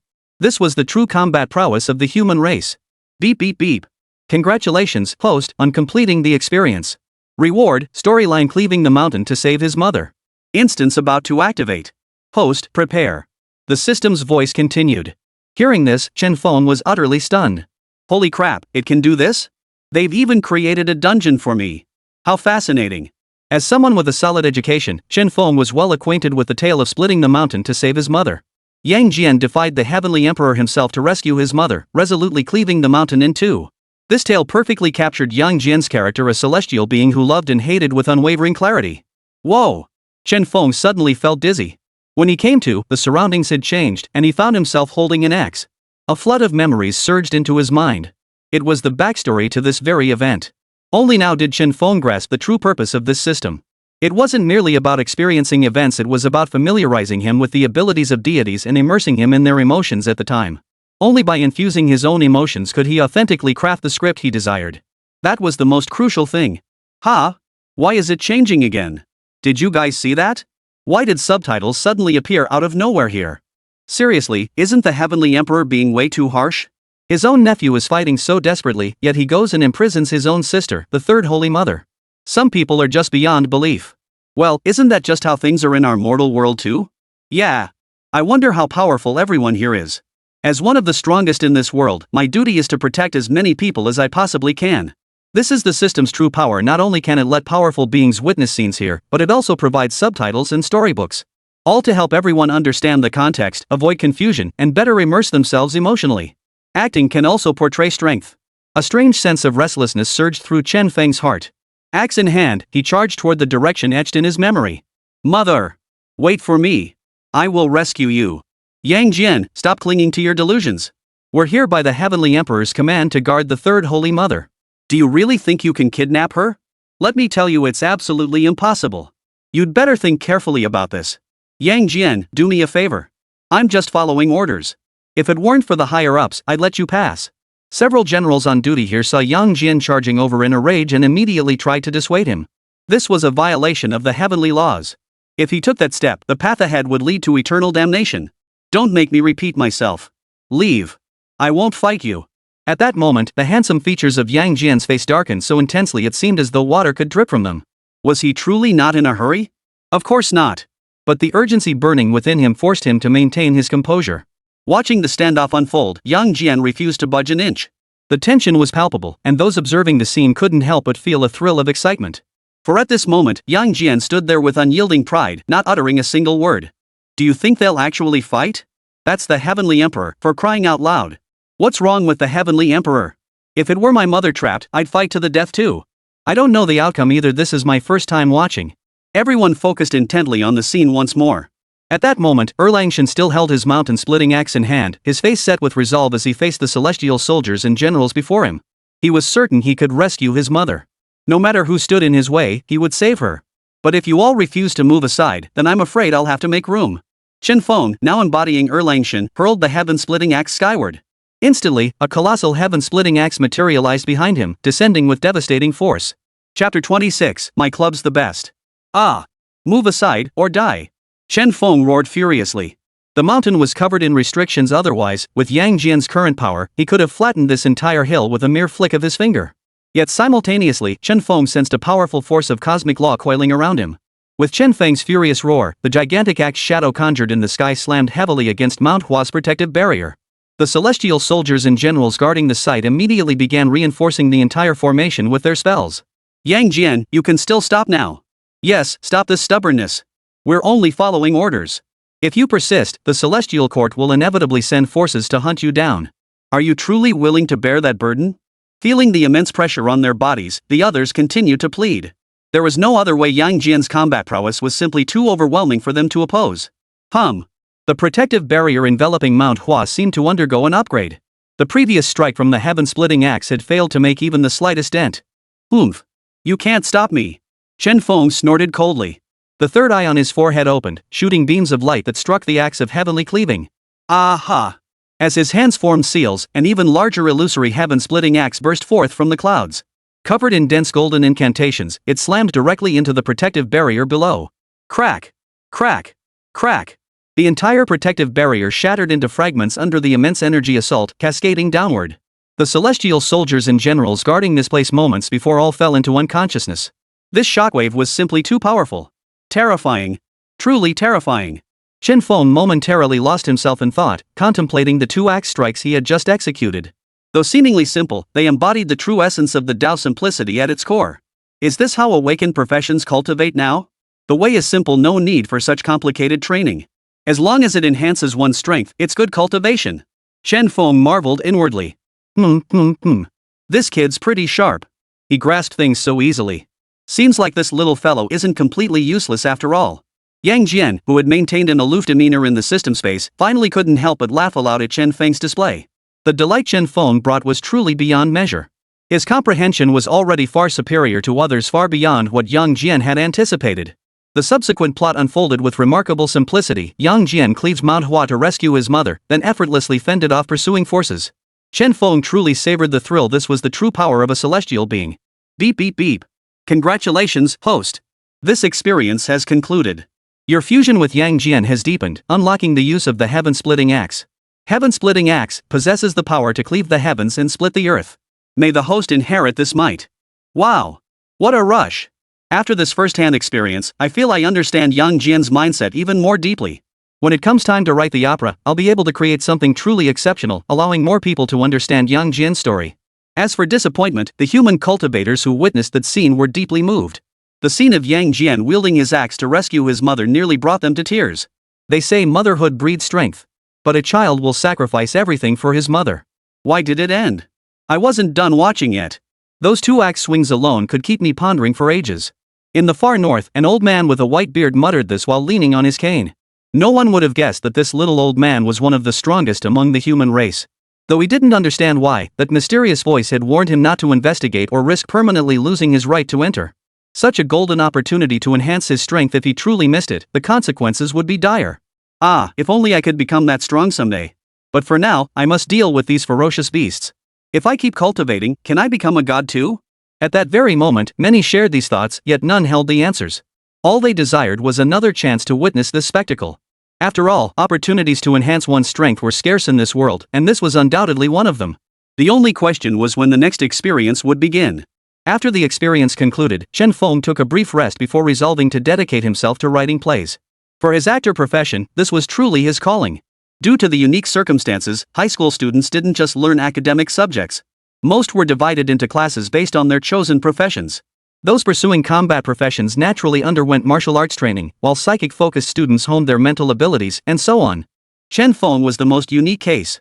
The solution Chen Feng devised was straightforward: establish a club. After all, a quality theatrical production required numerous extras, and the students right before him were the perfect candidates.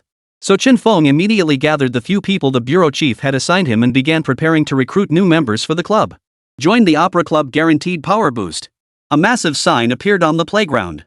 Chen Feng stood confidently beside it, certain that people would come soon enough. After all, participating in opera performances also allowed one to feel the power of the gods.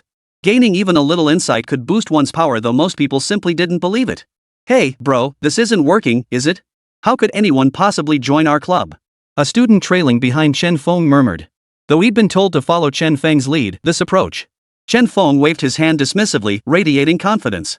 1 hour later. A thoroughly disheartened Chen Feng slumped into a chair. Why? Why on earth? Don't even mention anyone joining, not a single person came to inquire. It was utterly dismal. Why?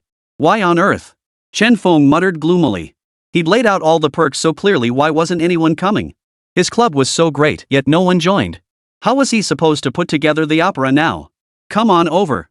Join our combat club, we even have senior members coming to coach us. The Fire Clan welcomes you all. Let's explore everything about fire together. Watching everyone around him steadily grow stronger, Chen Feng felt increasingly uneasy inside. Chapter 27, Showing Strength No Other Way. Seeing no one approach his side, Chen Feng felt genuinely puzzled. He immediately stopped 2 people, intending to ask why. Why wouldn't you join something this great? What? You mean join the opera club to study traditional theater? Can't I just spend my time training hard in the combat club instead? Yeah, even though you're the top freshman, your abilities won't transfer to me. Of course I'm not joining. I'll wait and see if the others sign up first. Listening to their conversation, Chen Feng suddenly realized they had a point. In an era where you needed formidable strength to protect yourself, rehearsing opera with Chen Feng wasn't as wise as finding a place to train and seriously boost your combat power. That was the sensible choice. Hey, did you see that? Isn't that our top freshman? Why's he joining us now, and for the opera club? That's interesting. We can't just stop training and start rehearsing plays with him. No idea what he's thinking. Yeah, I've never heard of anyone boosting their strength by performing with him. Every passerby chimed in with remarks like these, for in their eyes, what Chen Feng was attempting was utterly impossible. Although Chen Feng could defeat SS-level beasts at the freshman orientation, but listening to everyone's words, Chen Feng finally understood. It turned out that the reason no one joined his club was precisely because of strength. Well, what could he do? If there was one thing he didn't lack, it was strength. Come forth, little dragon. With a mischievous grin, Chen Feng summoned the dragon from his system space. The once empty field was instantly filled by a colossal presence. An imperial-grade ferocious beast. The moment it appeared, a powerful aura swept across the entire playground. Holy crap, what is that? Run! It's an imperial-grade beast. Why is it here? Run for your lives. Go get the teacher. We can't handle this thing. Holy crap. The entire playground instantly descended into chaos. After all, they were still students. Facing such a colossal creature, panic was all they felt. But this was precisely the effect Chen Feng had been aiming for. You all wanted to see real power? Fine. Let me show you what true power looks like. At Chen Feng's command, the dragon's body stood tall and erect on the playground. Its golden scales hummed incessantly, radiating an overwhelming aura. This aura quickly alarmed the members of the security detail. Yet every member of the guard squad was equally flustered. How on earth had this creature appeared on campus? As tension mounted, Shen Feng silently materialized atop the dragon. Everyone, there's no need to be afraid. This dragon is a pet I recently tamed. It seems to be an imperial-grade ferocious beast as well. There's no need to worry. Standing atop the dragon now, Shen Feng made the entire incident seem like nothing out of the ordinary. But was this truly a minor matter? This was an imperial-grade ferocious beast. Seeing Shen Feng's calm demeanor, everyone gathered around him lost their composure. How could these familiar words, strung together like this, feel so unfamiliar? This can't be real. I must be hallucinating. Holy crap, it really is an imperial-grade beast. That aura just now nearly scared the life out of me. If it actually appears, there's no way we'll be able to run away. Pet? Did he just say pet? Holy crap, using an imperial-grade beast as a pet? What kind of method did he use? That's way too cool and badass. When will I ever be as awesome as him? No one dared underestimate Shen Feng anymore. Forget everything else, just that imperial-grade beast he had as a pet? All of them combined wouldn't stand a chance against it. Standing atop the dragon-like beast, Shen Feng now resembled a celestial deity. Wow, wow, wow. Not just the crowd below, even the people who came with Shen Feng were utterly dumbfounded. Where the hell did he pull such a massive beast from? Without warning like that, it could easily scare someone to death. I just brought out a pet. Is it really necessary to get so worked up? Shen Feng muttered with a hint of exasperation. He'd only meant to showcase his strength. But now it felt like he'd gone a bit overboard. Hearing Shen Feng's words, the people around him were so shocked their jaws nearly hit the floor. What? Just bringing out a pet? Are you even speaking human language? The security team confirmed that this imperial-grade beast was indeed completely obedient to Shen Feng and wouldn't attack anyone else, so they immediately relaxed. Mr. Shen Feng, please refrain from summoning pets on campus, especially this kind. It could easily scare someone to death, a security team member said with a hint of exasperation. Forget the students, it scared the hell out of us too.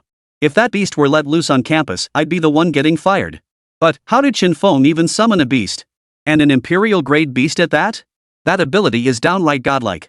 Mei Shem, I'll be more careful next time, Shen Feng nodded calmly. Fortunately, in this world, some people awaken summoning-type professions. Summoning all sorts of creatures isn't unusual, so when he summons them, no one suspects the system space anymore. Of course. Everyone knew Shen Feng hadn't awakened a normal summoner profession. You're all welcome to join my club for discussions. Attend the plays I direct, and you can pet my creatures. How about it? Shen Feng pressed his advantage, his gaze fixed on the crowd. He, let's see how calm you all stay this time. Though Shen Feng didn't think much of it, these were imperial-grade beasts, creatures some students might never see in their lifetimes, or perhaps never wanted to see. But now they had the chance to touch it with their own hands? Anyone would be thrilled beyond belief. Sign up quickly, everyone. Shen Feng said with a smile. The looks on everyone's faces shifted from earlier disdain to sheer fervor. I'm in. Let me touch this imperial-grade beast and I'll perform for free. Give me a spot. Bro, how about I tag along with you from now on? You can summon this? I'm a summoner too, can you teach me? This is what a god-tier player looks like. Everything he does makes perfect sense. The newcomer's colossal heaven-defying earth-shaking technique was already astonishing enough, but who knew, there's even more to come. Watching the crowd swarm in, Shen Feng wore a look of satisfaction. No wonder it's sheer power. Indeed, no matter when, strength is the real ticket. Chapter 28, got a problem? Let's settle it. Everyone, join our guild and perform with us. I guarantee you'll all get the chance to touch an imperial-grade beast and gain enlightenment. Shen Feng declared loudly, simultaneously summoning his heaven-defying earth-shaking technique. Shen Nong. A massive, white-bearded illusory figure of Shen Nong appeared behind Shen Feng. This is the Phantom of Shen Nong, Master of Medicine. All students joining our club will receive priority access to my healing arts whenever you need assistance, Shen Feng continued. No further explanation was needed. The pungent scent of medicinal herbs instantly filled the entire playground. Those who had mocked Shen Feng moments ago now fell collectively silent. Could a mere mortal achieve such feats? This was divine. Behind Shen Feng stood the immense phantom of an ancient elder. Though his form was stooped, not a single soul dared perceive weakness in him. Within that decrepit frame seemed to lurk unimaginable power, an aura that made one instinctively want to submit. That was the most terrifying thing of all. What's going on? During the freshman exam, the shadow behind him was the three-eyed Erlang Shen, right? How did it turn into this old man now? And he doesn't seem weak either. Yeah, is Shen Feng really this powerful? But why does this phantom make me want to kneel and kowtow? I can't explain it. If they're really offering benefits like this, it'd be crazy not to sign up. After seeing the divine shadow of Shen Nong behind Shen Feng, everyone's enthusiasm for signing up surged even higher. In an instant, a crowd gathered around Chen Feng, eager to sign up. The few assigned to Chen Feng were dumbfounded. Wait, bro, you're just grabbing them? Though cultural professions were rare and held respect, in this era where strength reigned supreme, raw power mattered most. But Chen Feng was handing out game changers who could resist that. So much so that the area in front of the registration desk was now completely packed. The few assigned to him were utterly bewildered. Don't push. Don't push. Take it easy, there's enough for everyone. Yeah, line up properly, one at a time. Maybe I should skip that other club after all. Chen Feng's place is definitely going to be interesting. In an instant, countless people surged forward. This scene left even the two old immortals in the system space speechless and amused. Chen Feng, this guy, was truly fascinating. He even knew how to leverage his abilities, or rather, how to make big promises. As the list in his hands grew longer, Chen Feng felt deeply satisfied. In his mind, he had already envisioned the entire performance effect. This thing absolutely needed a large crowd to achieve its full impact. Relying on just two people was absolutely impossible, there was simply no way around it. Being an entertainer wasn't exactly a walk in the park. Just as Chen Feng was feeling quite pleased with himself. Get out of the way, you blind fool. Move. Get out of my way. Get out of the way. Chen Feng sensed several figures approaching before him. When he looked up, he saw a group of muscular men standing before him. These guys meant business. Chen Feng sensed the murderous intent radiating from them, yet his expression remained utterly unflinching. He simply handed the flyer he'd been distributing to the man in the center. Their gazes locked. The surrounding crowd instinctively stepped back, some glancing curiously toward the center, wondering why this was happening. Because standing before Chen Feng at that moment was Fei, the leader of the Superhuman Strength Club, a group renowned for possessing the highest combat prowess. True to their name, every member of this club possessed monstrous strength. Their power was formidable, especially that of their leader, Fei, who had claimed countless championships.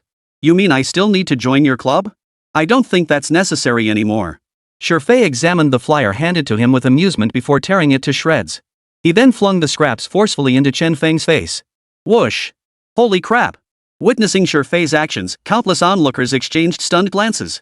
With such thick tension in the air, it seemed inevitable that these two would come to blows today. Despite Fei's blatant provocation, Chen Feng remained calm as he surveyed the crowd before him. His tone was detached as he remarked, even if I don't join, there's no need to act like this. We're all from the same school. It wasn't that Chen Feng didn't want to fight. The main reason he'd come here today was to recruit teammates, not to pick a fight with these people. It was pointless, utterly pointless. Ha ha ha. Two people are even quitting my club just to join yours. I was curious what made your place so special, but now it seems pretty ordinary after all. Seeing Chen Feng show no sign of resistance, several others around him joined in with mocking remarks. But Fei, the leader, kept his eyes locked on Chen Feng's, saying nothing. Between true fighters, a glance could reveal volumes like Chen Feng. Just from that pair of resolute eyes, he knew this kid was no ordinary kid. He was definitely hiding his strength. He'd never considered this possibility before. His club was widely acknowledged as the top one. Yet now, someone dared to abandon his club to join Chen Feng's. During the entrance exams, Chen Feng had made quite a splash. The freshman had witnessed Chen Feng's formidable power and knew he was no pushover. Yet the upperclassmen remained skeptical of his abilities. After all, who would believe someone could be so formidable right after awakening their ability, especially as a cultural major? Oh no. Just a moment ago, I thought Chen Feng was about to awaken his ability, but instead, he ran into Fei. TSK. Do you think those two will actually fight? Chen Feng is formidable among the freshmen, but facing this upperclassman? That's another story. The crowd buzzed with speculation, but judging by the current scene, Chen Feng was clearly adopting a low profile. This is their choice. If you have no business here, please step aside. I have matters to attend to. Chen Feng continued calmly. Boom. Kid, this is interesting. You snatched my people. So, what's your move? Fei sneered with contempt. He couldn't care less about this newbie. Look down on me? Got a problem? Let's settle this. Chen Feng casually tossed aside the flyers, not even glancing at Fei. Buzz. After hearing Chen Feng's words, the entire playground fell deathly silent. Many thought they must have misheard. Had they really heard that correctly? Was Chen Feng actually challenging Fei? He was the top senior student. Are you sure? Fei licked his lips, speaking with a hint of amusement. It had been years since anyone had dared to challenge him. Chapter 29, The Berserk War God. As the top student and club president, no one ever dared challenge him. They'd run as far as they could the moment they saw him. Now someone actually dared to challenge him. And a youngster at that? How amusing. Well, I'm not exactly sure myself. You brought your people right to my doorstep and you're asking me? Chen Feng lifted his head and spoke calmly, as if this were the most ordinary thing in the world. One could even say he didn't give Fei the time of day. Hey, kid, aren't you getting a bit too cocky? You've only been here a few days. Not knowing Brother Shurfei is understandable, but watch out, you might not make it off the stage. This is hilarious.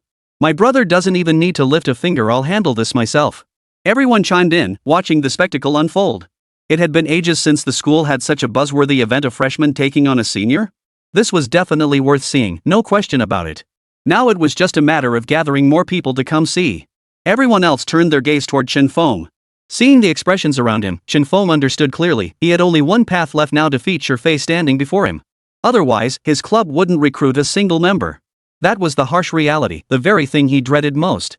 Chen Feng felt utterly helpless. All he wanted was to find people to rehearse a performance and offer some perks. Why all the fuss? I'm sure of it. It's just a fight, right? I'm pretty good at this. Or if you think I can't handle it, come at me all together. I can take you all on, Chen Feng declared with extraordinary confidence. After all, he had the strength. As his fusion with the two deities deepened, his power only grew stronger. Holy crap! Everyone else was stunned. Wait, is this for real? Did I hear that right? Why is Chen Feng so confident? Yeah, he might be able to take one guy on his own, but challenging them all at once? He's lost his mind. Ugh, I can already picture Chen Feng getting knocked flat by Shurfei. It's gonna be brutal, utterly brutal. Hurry up and call everyone over. This fight is going to be epic. The surrounding students buzzed with excitement. Sure, it was the awakening era, but who doesn't love a good spectacle? Shurfei had remained silent until Chen Feng spoke. He finally looked at him and said, "Fine. Let's fight. If I win, you join my club. You're interesting. If I lose, I'll put on a show for you. Deal?" Deal. Chen Feng agreed without hesitation. Because in Shurfei's eyes, he saw a blaze ablaze that was his desire for battle, intensely fierce. Terrifying. Wait, he just agreed that easily? Hurry up and spread the word. Call people over. That was the most urgent thought racing through the minds of the onlookers. They needed to gather more people to witness this. It might be the most spectacular show in years. Be careful, Brother Chen Feng. He's no ordinary opponent. One of the men beside him warned. Sent by headquarters to shadow Chen Feng, he couldn't just stand by and watch him walk into danger. Shurfei was nothing but a martial arts fanatic. Though he held the title of club president, he spent most of his time training, pursuing the ultimate power. Once he entered combat mode, he became like a raging demon, fighting to the death. Countless opponents had been crippled by him. Beep beep beep. System automatically detecting host's situation. New mission now activated. Host, defeat Shurfei in combat to earn divine fragment rewards. The system's voice echoed in Chen Feng's mind. He then cast a somewhat pitiful glance at Shurfei. If you insist on walking into this trap yourself, there's nothing I can do. I have the system, but you don't. Seeing the look in Chen Feng's eyes, Shurfei was utterly enraged. This was too much. How dare he look at me with such contempt? In the school's largest duel arena, Chen Feng and Shurfei stood facing each other. The surrounding seats were packed with students. In this world, a battle between two individuals was nothing out of the ordinary. But a full house like today's? It had been years since the last time. You should consider yourself fortunate to be my opponent. Shurfei roared, his entire body rapidly swelling as countless muscles bulged. Lightning flashed across his skin, flames erupted, and an overwhelming sense of pressure surged forth. Students seated on the platform held their breath. There was no choice, this pressure was simply overwhelming. Shurfei had awakened both the giant and elemental classes. Otherwise, he wouldn't possess a frame like a colossus and unlock random elemental abilities. Normally, no one dared approach him. A single punch could knock them out cold. Holy crap, how are we supposed to fight this? He's not even in our weight class. This is over before it begins. Forget it. Chen Feng subdued an imperial great beast. How could he possibly lose to Shurfei? I don't know either. Honestly, none of us have ever seen Chen Feng fight in person. What about that massive phantom form? Even though he hasn't unleashed it yet, I feel like he's got this. The crowd quickly erupted into discussion, and this scene had already played out in the minds of everyone in the school. Come on, Brother Yendi, Chen Feng said with a smile. Big brother? Call me ancestor. Within the system space, the Yen Emperor gave a helpless chuckle. A strand of white thread began to wind its way up Chen Feng's body, wrapping around his face to form the image of an old man with a white beard. Is that it? Chen Feng was now enveloped in the scent of medicinal herbs. Though he exuded an air of dignity, Shurfei felt he could shatter Chen Feng's frame with a single punch. If that's all you've got, just admit defeat. Before Shurfei could finish, the white mask began shifting. Crimson energies surged through Chen Feng's body. The beard vanished, replaced by a fiery red, and muscles bulged across his frame. Whoosh! Flame Emperor mode. Shurfei found it fascinating. Watching Chen Feng in utter amazement. How could a person's aura undergo two transformations in such a short span? And without the slightest hint of abruptness, utterly unbelievable. Come on! Chen Feng roared, summoning the colossal heaven-shaping earth-transforming form behind him. Countless threads of crimson light seeped into his body. Ah, this little fellow is quite something. How amusing. Judging by his stance, he intends to engage in close combat. I wonder if he can replicate even half of my former might. Within the system space, the Flame Emperor laughed heartily as he spoke. Watching Chen Feng now felt like seeing his younger self all over again. Yang Jian, however, had a different perspective. I disagree. Why resort to close combat when you can use spells? That's just asking for trouble. But only Chen Feng knew that at this moment, there was only one word to describe his state. Furious War God. Chapter 30, The Flame Emperor. The ultimate melee combatant. Oh? I hear you excel at psychic attacks and spellcasting. Are you sure you want to fight me up close? Expectation burned in Shifei's eyes, reaching a fever pitch as he stared at Chen Feng, already itching for the fight. He had expected a drawn-out battle, but this turned out to be an intriguing opponent. For a martial arts enthusiast, this fight, regardless of the outcome, would undoubtedly contribute to his growth. Bring it on! Chen Feng roared, no longer willing to waste words. Instantly, crimson flames engulfed his body as Shifei channeled the power of thunder. Rest assured, Flame Emperor. I'll show them what a true master of close combat looks like. As he spoke, Chen Feng swung his fist, gathering power as he charged toward Shifei with lightning speed. The air around his fist seemed to warp from the concentrated force, flames crackling as he closed in. Shifei, naturally unwilling to be outdone, summoned lightning to swirl around him as he charged forward with equal ferocity, his fist smashing toward Chen Feng. Buzz! All eyes were fixed intently on the clash, many spectators even leaping to their feet in excitement. Both men were giving it their all. They clashed wildly in the center of the arena, charging forward relentlessly, eyes locked on each other, fists extended, colliding head-on in the ring's heart. Boom! A deafening roar echoed as smoke billowed across the arena. The shockwaves from their attacks reverberated through the ground, causing it to collapse. Holy crap, how can these two be so strong? Is this even human strength? Can you tell who's winning yet? I'm genuinely curious. Who cares? Either way, just look at the aura Chen Feng carries. That's not something an ordinary person possesses. The smoke finally cleared, revealing the two combatants standing dead center in the arena. Chen Feng's fist slammed into Shifei's face without any defense, and Shifei returned the blow in kind, both striking each other head-on. Watching those fists connect with their faces, the crowd felt the pain vicariously. Yet neither showed any sign of panic. They simply continued their duel on the arena floor. For at that moment, a single conviction burned within each of their hearts: to defeat the other by their own strength alone. They must defeat the other. To outsiders, it looked like they were risking their lives. But truthfully, only the combatants themselves understood that this was precisely the battle they craved. Especially Chen Feng, who now embodied the fiery temperament of the Flame Emperor. His temperament seemed to have transformed into that of the Flame Emperor himself, fiery and explosive. In this moment, he felt as if he possessed boundless power. Chen Feng desired nothing more than to defeat his opponent using his own strength, his absolute, ultimate strength. As for Shifei, he was even more exhilarated. As a martial arts fanatic, having someone who could spar with him like this was pure bliss, utterly exhilarating. Damn, I never expected this match to be anything but one-sided. These two are trading blows back and forth, it's absolutely unbelievable. Yeah, and watching them fight is a visual feast. It's just too crazy. Every punch lands with brutal force. Honestly, if either of them landed a single punch on me, I'd be dead. Do you think Chen Feng might lose? The spectators watching the fight couldn't help but cheer excitedly. No one could have imagined this fight would be so thrilling. That was thrilling. Give us more. More. Chen Feng felt the pain radiating through his body. For some reason, his body felt incredibly exhilarated, and the flames within him grew hotter and hotter. Chen Feng could feel an immense surge of power coursing through every meridian in his body. Could this be the power of the Flame Emperor? Wasn't this a bit too much? Ha ha ha ha. You're quite the tough guy, kid. No wonder you're so cocky, turns out you've got some real skill. Shifei exclaimed in admiration. If they weren't trading punches back and forth, anyone watching would mistake them for best friends. The contrast was utterly jarring. Chen Feng's eyes had turned red, as if flames were erupting from them. Fight! He had to fight. Beep beep beep. Detecting the host's peak battle intent. Congratulations, host, on activating the exclusive battle intent of the Flame Emperor, enhancing fusion compatibility. The system's voice echoed, and Chen Feng felt the power surging within his body grow immense. Boom! With a furious roar, Chen Feng's clothes ripped apart as his muscles swelled to monstrous proportions. Ah! Chen Feng roared, unleashing a punch unlike any before. As it struck out, the surrounding air seemed to freeze solid, propelling the blow forward with it. Seeing Chen Feng's punch, Shifei's expression turned serious. Countless purple thunderballs appeared before him in a flash, forming a lightning shield. This was a defensive skill no less formidable than an offensive one. Just as Fei prepared to counterattack, the next scene left him utterly speechless. The shield before him cracked, shattering into fragments that clattered to the ground. Fei could only hastily thrust his fist forward. But how could he possibly block this full power strike in such a rush? Fei was sent flying, crashing heavily into the wall and losing consciousness. Holy crap! No way, Fei actually lost. Fei lost in his own specialty brute strength. What can Chen Feng not do? Holy crap, I swear Chen Feng is the most gifted student in our school. Maybe I should go put on a show for him and get familiar with him. That wouldn't be bad. Sounds good to me. He's incredible. We should get to know him while we're still in the same school.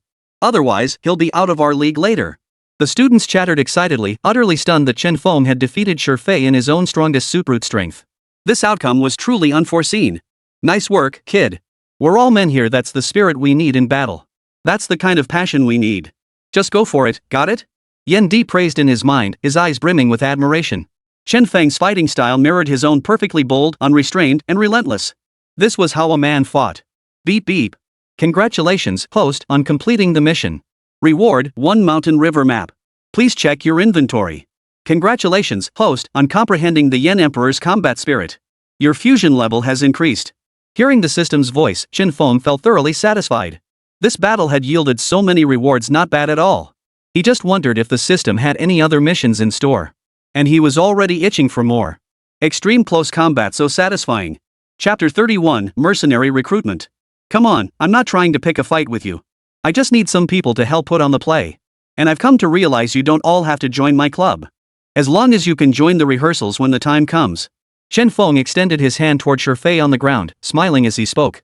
At this moment, Chen Feng had already dropped his act, and the overwhelming aura that had radiated from him earlier had vanished without a trace. Ha! Fei stared at Chen Feng in utter disbelief. What the hell was going on with this guy? While one could fake facial expressions, that kind of aura was impossible to feign. Yet here it was, manifesting in Chen Feng's very being. The transformation in his aura was utterly terrifying. Fine, I agree to rehearse with you. But you have to spar with me. Fei declared with a fervent look in his eyes. The overwhelming pressure Chen Feng had just unleashed felt perfect to him. Only by constantly battling stronger opponents could he continuously elevate his own strength. Ah! Seriously? They're making up already? Hey, guys, can you call me whenever these two fight? It's just too spectacular. Damn, I'm seriously skeptical. Didn't Chen Feng awaken as a performer? How can he possess so many abilities? Does that even make sense? Yeah, it feels utterly unbelievable to me too. Holy crap, Chen Feng wearing that red mask with flames engulfing his body, he looked so damn cool. I hereby declare Chen Feng my husband from now on. The surrounding students chattered excitedly, their voices filled with unmasked astonishment. No words were needed. After today's battle, Chen Feng remained the school's biggest topic of conversation, undoubtedly the #1 person on everyone's lips. Terrifying. Alright, I've taken up enough of your time today. Everyone, feel free to sign up and leave your contact info. I'll reach out to you when the time comes. Chen Feng said with a smile, handing over the follow-up work to the people beside him. Earlier, he hadn't been able to recruit anyone, but after this fight, he believed everyone would be eager to sign up. Next came crafting the storyline. After all, as a performer, acting was paramount. The lyrics in his mind felt as though they'd existed for ages, ready to be performed at any moment. But Chen Feng pursued perfection. No matter what he did, there could be no flaws. Excellent.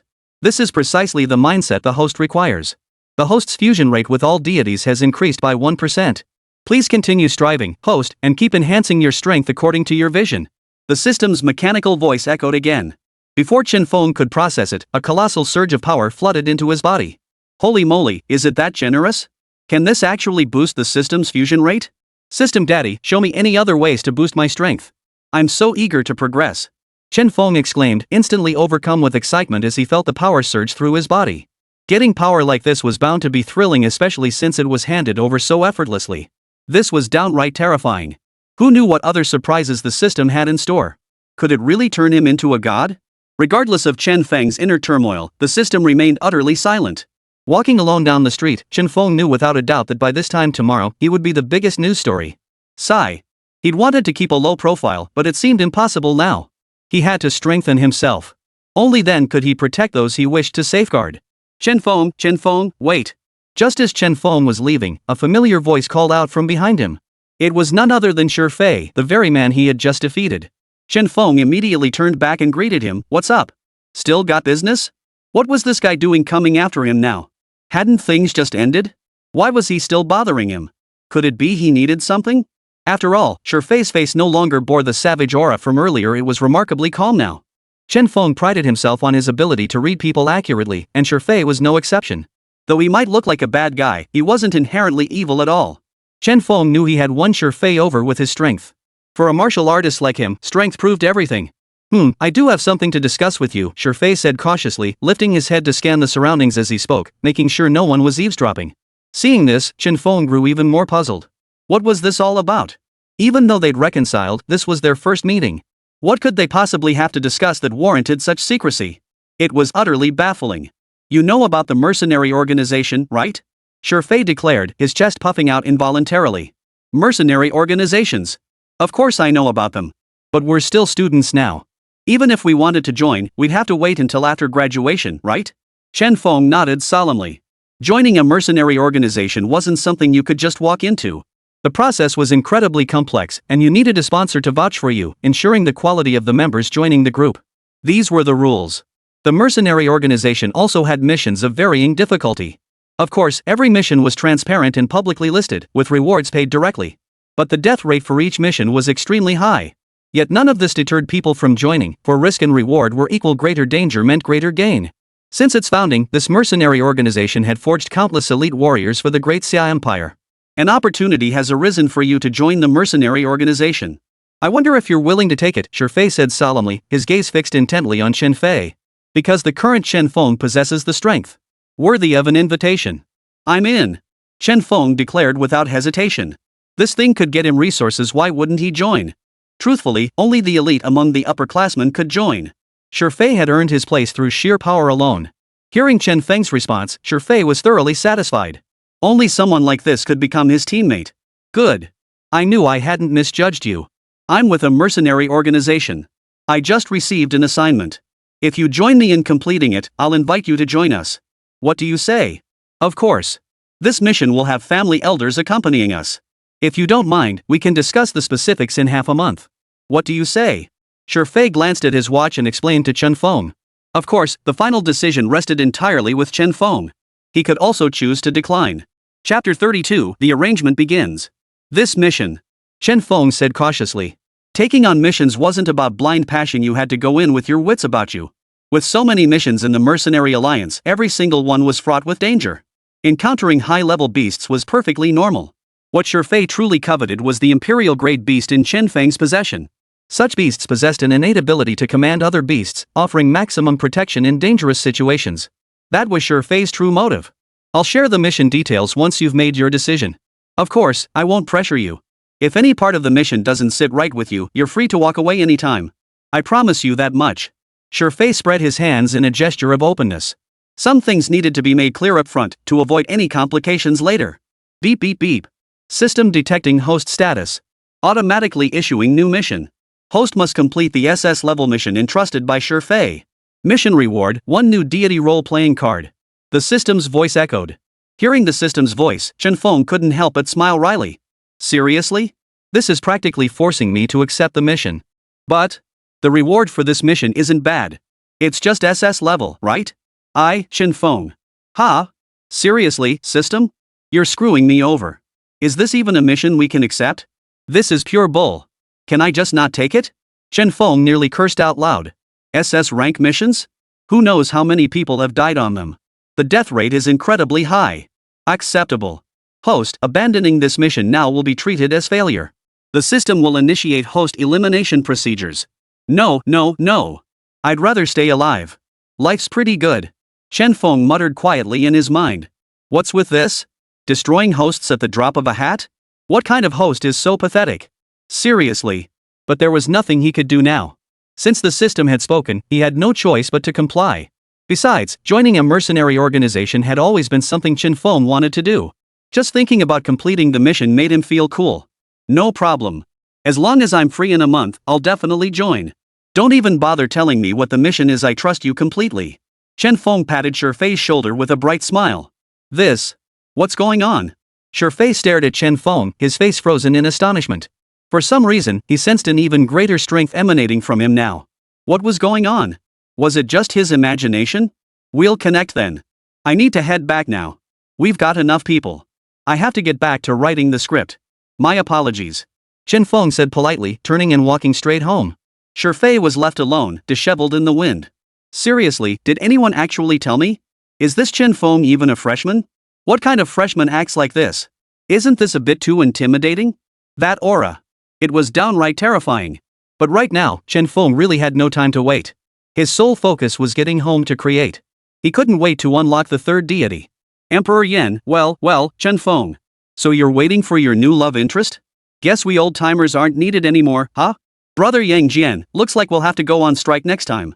Within the system space, the fiery red Emperor Yan spoke with a mischievous grin. Truth be told, teasing the youngster felt incredibly satisfying, utterly delightful. Yang Jian, I feel the same. Next time, we should go on strike together. The sound reached Chen Feng's mind like a bolt from the blue. No way. Guys, what are you doing? Guys, you're all my brothers. How could I abandon you? Please don't go on strike. Chen Feng said helplessly. They were all his elders, he had to appease them. The two men watched Chen Feng's expression without saying much, only continuing to laugh heartily. This youngster was truly entertaining, hilarious. Back in the dorm, Chen Feng dared not rest. Grabbing paper and pen, he began scribbling furiously, jotting down his thoughts on this stage play. He had to capture it all quickly. If inspiration vanished, he'd be in real trouble. As he poured himself into creation, Chen Feng's performer-esque instincts kicked in. The moment he opened his mouth, he became a true singer-songwriter. Who would have thought I'd ever connect with traditional opera? If I take these skills back to my world, I can't promise anything else, but becoming an intangible cultural heritage inheritor? That'd be a piece of cake. Chen Feng thought confidently to himself. This was no exaggeration. Mastering the art of the Lingren was incredibly difficult. To acquire all its skills through a single inheritance was like having a cheat code at his fingertips. By the next morning, Chen Feng finally set down his paper and brush, stretching lazily. For some reason, he felt utterly at ease throughout his entire body whenever he engaged in scriptwriting. Was this the innate ability of a performer? Chen Feng pulled out his phone and called those few people. Guys, are you ready? Pick 50 people for us. We're starting today, Chen Feng said over the phone. Just go live when the time comes. What? Start the performance right away? Hearing Chen Feng's words, the others were all a bit stunned. Wait, really? No waiting? This kind of thing requires chemistry, after all. We'll talk about it when we meet. Chen Feng picked up the script he just copied from the table, stepped out the door, and headed straight for the school. Along the way, Chen Feng noticed many people staring at him. What can you do? Don't get obsessed with me. Just think of me as a legend, Chen Feng thought to himself, feeling a bit self-absorbed. Hey, look! Isn't that Chen Feng over there? Don't tell me he's the one who beat Shifei? But he looks like he has zero fighting skills. How could he possibly have beaten Shifei? Anyway, I'm not messing with that guy now. He's too scary. Shifei couldn't beat him, and you still want to challenge him?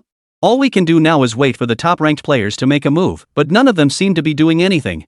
The crowd was engaged in heated discussion. Some of their words reached Chen Feng's ears.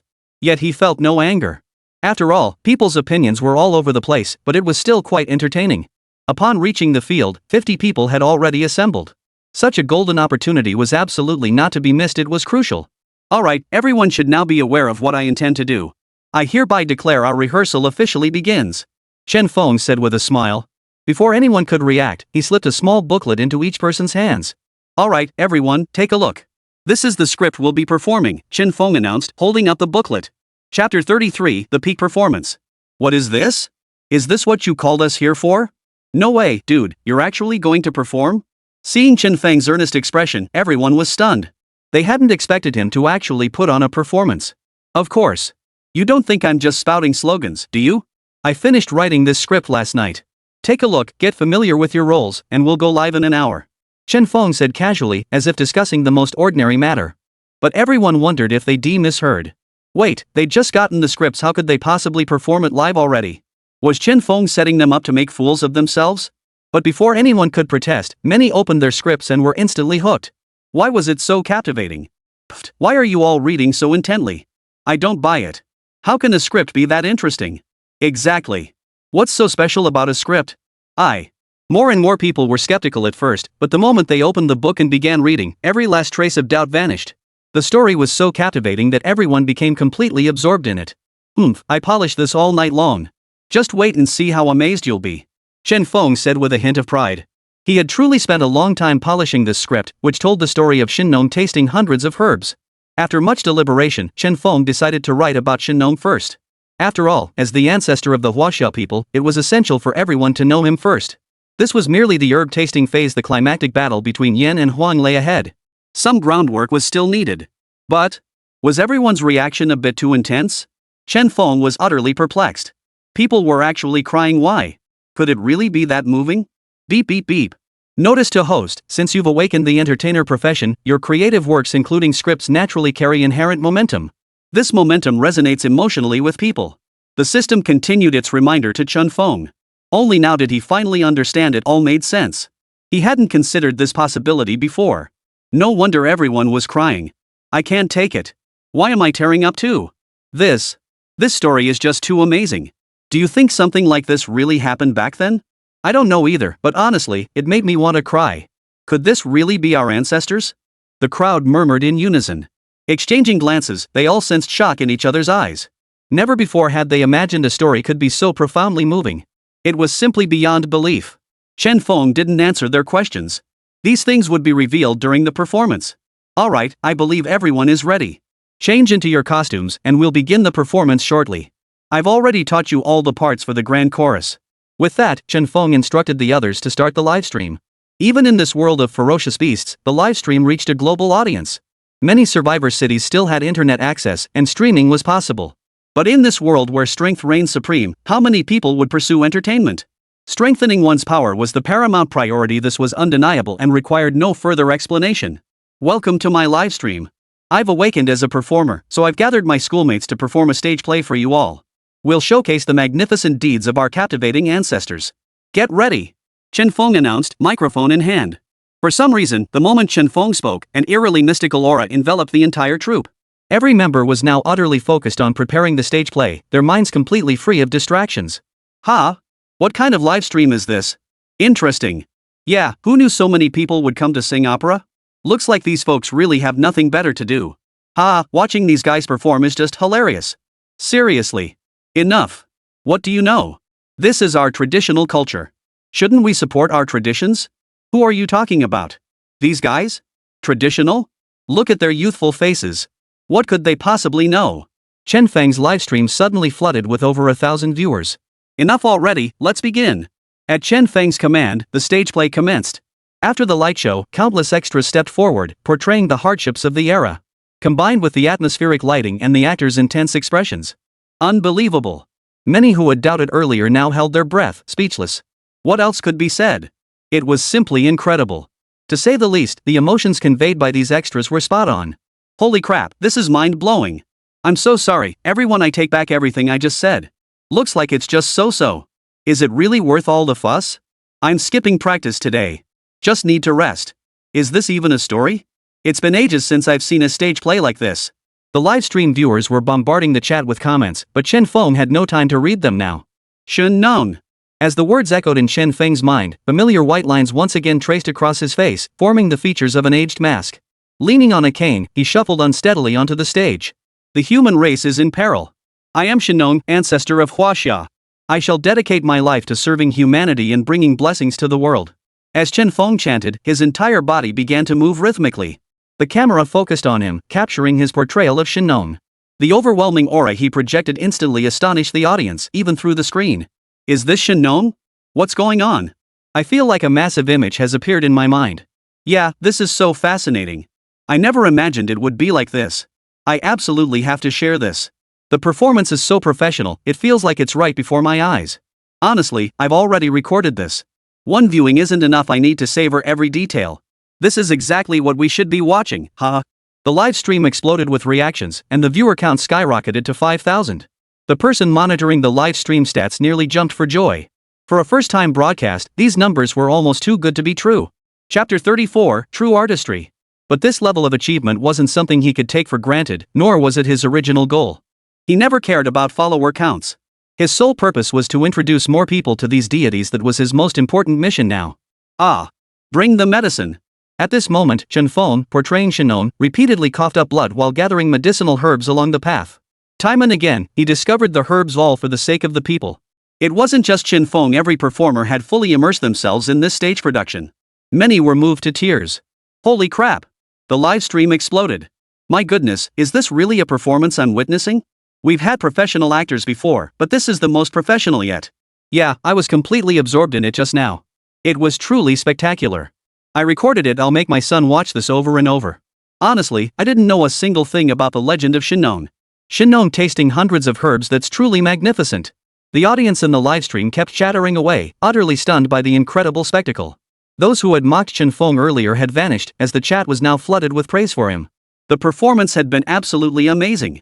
Excellent. The director of culture, watching Shen Yang's livestream, was so excited he kept slapping his thigh. When he first saw Shen Yang's awakened profession, he'd rushed over like it was his own precious treasure. Little did he expect Shen Yang would bring him such a huge surprise.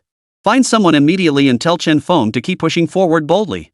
Who knows, maybe even higher-ups will come to meet him soon, the director urgently instructed over the phone. Shen Yang was now his prized asset. Absolutely nothing could go wrong. Yes, sir. His subordinates took off to carry out the orders. But at that moment, Shen Yang had completely transformed into the divine figure of Shen Yang. Looking down at the audience below, it felt as though he were surveying his own subjects. The sensation was utterly extraordinary. Dozens of people faced the camera for their first performance, yet they delivered an astonishing 40-plus minute show.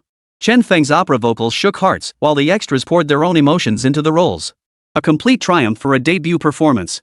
The livestream had already drawn tens of thousands of viewers. This was already a tremendous achievement.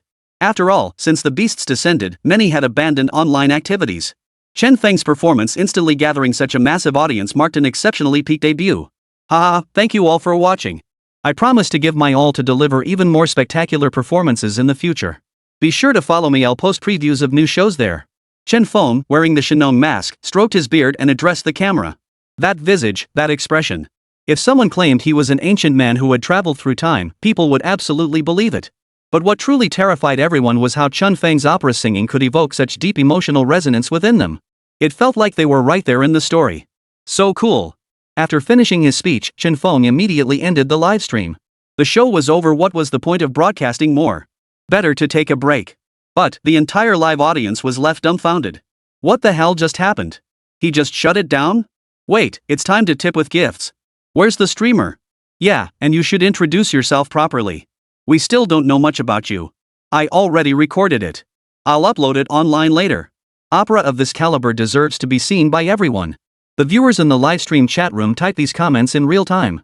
Shen Yang, however, was relaxed. The system's reward had already arrived. Beep beep beep. Congratulations, host, on your successful debut. Task rewards have been credited. Due to the profound impact of your performance as Shen Yang, an additional reward of 1% Shen Yang fusion has been granted. Keep up the excellent work. Yay! Hearing the system's voice, Shen Yang was incredibly excited. This was a system with a conscience. But for some reason, he still didn't know which deity he had unlocked. Regardless, unlocking any deity meant his abilities would keep growing steadily because all these divine powers could stack. The performance had ended, yet the audience remained deeply immersed in the emotions it stirred, unable to shake off the profound impact. It was truly unforgettable. Thank you all so much for acting alongside me today. I won't go back on my word. If you ever need healing in the future, I'll prioritize treating you. You can count on that. One more thing, as you've likely felt yourselves, participating in this performance has benefited your cultivation. I hope we can all work together again next time.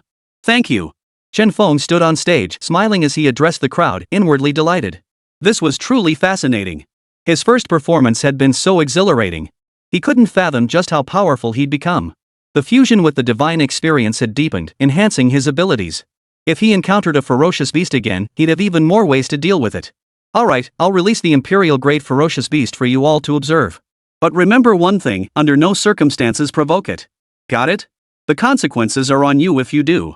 Shen Yang raised his head, and a flash of golden light erupted as the dragon-like creature materialized before the crowd once more. The sheer pressure emanating from it sent a chill down everyone's spine. Is this what an Imperial-grade beast is like? It's incredibly powerful. It was truly unimaginable what kind of power Shen Yang possessed to subdue such an Imperial-grade beast. What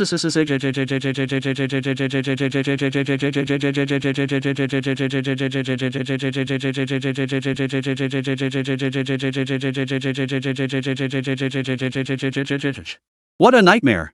If only I hadn't become Shen Yang's pet. This is pure torture. Humph. Seeing the dragon's displeased gaze, Shen Yang wasn't about to indulge it. He immediately fixed it with a death stare. Under Shen Yang's intense gaze, the dragon could only lower its proud head. Shen Yang nodded. Not bad. Holy crap. Witnessing the exchange and interaction between Chen Feng and the dragon, the students participating in the performance stared wide-eyed, their faces frozen in disbelief. No way. Is this real? Can it really be tamed like this? It was a bit unbelievable. Alright, if you want to see it, hurry up. I'll only stay for 10 minutes before I leave, Chen Feng said with a grin. Hearing his words, the crowd instantly swarmed forward. This was an imperial-grade ferocious beast, no joke. Normally, imperial-grade beasts were notoriously proud creatures that had never been captured alive. What method had Chen Feng possibly used? Chapter 35. This isn't a daycare center. Alright, thanks, Chen Feng. Remember to invite me next time there's a show. Yeah, I never imagined participating in a performance could bring such benefits. It's truly unbelievable. Bro, you're my big brother now. If I want to improve, I'll have to come find you. The crowd below expressed their gratitude. As for those who had looked down on Chen Feng earlier, they now kept their heads bowed, refusing to acknowledge their previous words. As long as it meant boosting their strength, losing a bit of face was no big deal. What else could they do? Beep beep beep. Congratulations, host, on unlocking the third deity, the tiger subduing Arhat. The system's voice rang out. Chen Feng hurriedly entered the system space. Sure enough, a golden lotus had appeared within the space. Seated atop the lotus was a golden bronze figure, flanked by a tiger circling menacingly. Tiger subduing Arhat. One of the 18 Arhats. Can this be unlocked too? Truth be told, Chen Feng could impersonate deities, but he never understood what truly constituted a deity. Did that mean anything appearing in mythology qualified? Hey, system, come out and give me an answer. Chen Feng kept asking. Host, please note, the system cannot answer your questions. After collecting all deities, you may then view the deity types. Collect all the deities? Are you kidding me? When would that ever happen? After a month of hard work, he'd only unlocked 3 deities. The fourth one still didn't even have a clue. He'd probably have to wait until his next mission. Yang Jian, so you're the tiger subduing Arhat. My apologies. I didn't expect to summon even a fragment of your soul here. Shinon, sigh, this place is boring. Why can't I summon someone I actually know? But since we're all in this space now, we're neighbors. Hope we can get along. Without Chen Feng needing to say much, the 3 instantly hit it off. But Chen Feng certainly couldn't test the tiger subduing Arhat's abilities now. As the second most formidable of the 18 golden warriors, that was beyond question. He'd have to wait until his next encounter with a fierce beast. After a week of studying with his teacher at school, Chen Feng remained listless in class. The combat techniques taught felt nowhere near as exhilarating as real battle experience. After all, he just survived several major battles. For someone with combat experience, those real-world lessons were infinitely more practical than anything his teachers could teach. That was confidence. You youngster, you've barely scratched the surface. Only life and death trials truly temper a person. Your path has been too smooth so far, you lack the necessary tempering. Shinon reclined in a lounge chair within the system space, speaking with leisurely authority. This wasn't mere boasting, everyone had walked this path before, and only he truly understood its perils. But there was no doubt about it, life and death trials were the fastest way to elevate one's strength. Mei Cham, rest assured. I'll definitely focus on my strength. When the chance arises, I'll go out and test myself. Chen Feng declared with unwavering resolve. The place he currently occupied was merely a remote corner of this world. To truly understand it, he needed constant trials and relentless pursuit of greater strength. Moreover, what puzzled Chen Feng most at this moment was whether the deities of Huaxia had truly existed. If they hadn't, why had he acquired their abilities? A week passed quickly. And Chen Feng stood on the training ground. The instructor stood at the center of the stage, his eagle-like eyes fixed on the students below. All right. After a week of training, I trust you've all come to understand your abilities. Next, I must inform those who have awakened to life-oriented or cultural professions, those unrelated to combat roles, that you will be escorted away by designated personnel shortly. Those who have awakened combat professions will now undergo even more rigorous training. You are adults now. This school is not a daycare center. The instructor's words struck like a heavy hammer blow to everyone's hearts. So that's how it is? But upon reflection, it made perfect sense. Back when they were children, they'd always hidden behind adults. Now that they'd awakened their professions, in this perilous era, no one could remain untouched by the world's turmoil. Is that so? Chen Feng pondered inwardly. It seemed that from the moment they awakened their professions, they were no longer the carefree children they once were. Now, they represented the entire human race. That day, the instructor spoke at length on the stage, and Chen Feng absorbed every word. Yet when it came to strength, Chen Feng knew he had to take it seriously. Otherwise, if he encountered even more formidable beasts, he'd be nothing but a helpless victim. It seemed he needed more training. Alright, next, the appropriate instructors will guide you in your studies. The instructors stepped down from the stage, and instructors began selecting students. Every student must contribute to society. Otherwise, it would all be for naught. When it came to Chen Feng, he was unquestionably assigned a cultural studies instructor. All the students grouped with him were cultural majors refined and scholarly in appearance. They were all immensely relieved this was a cultural profession. At the very least, they wouldn't have to fight on the battlefield. Many of them stared at Chen Feng as if he were some kind of freak.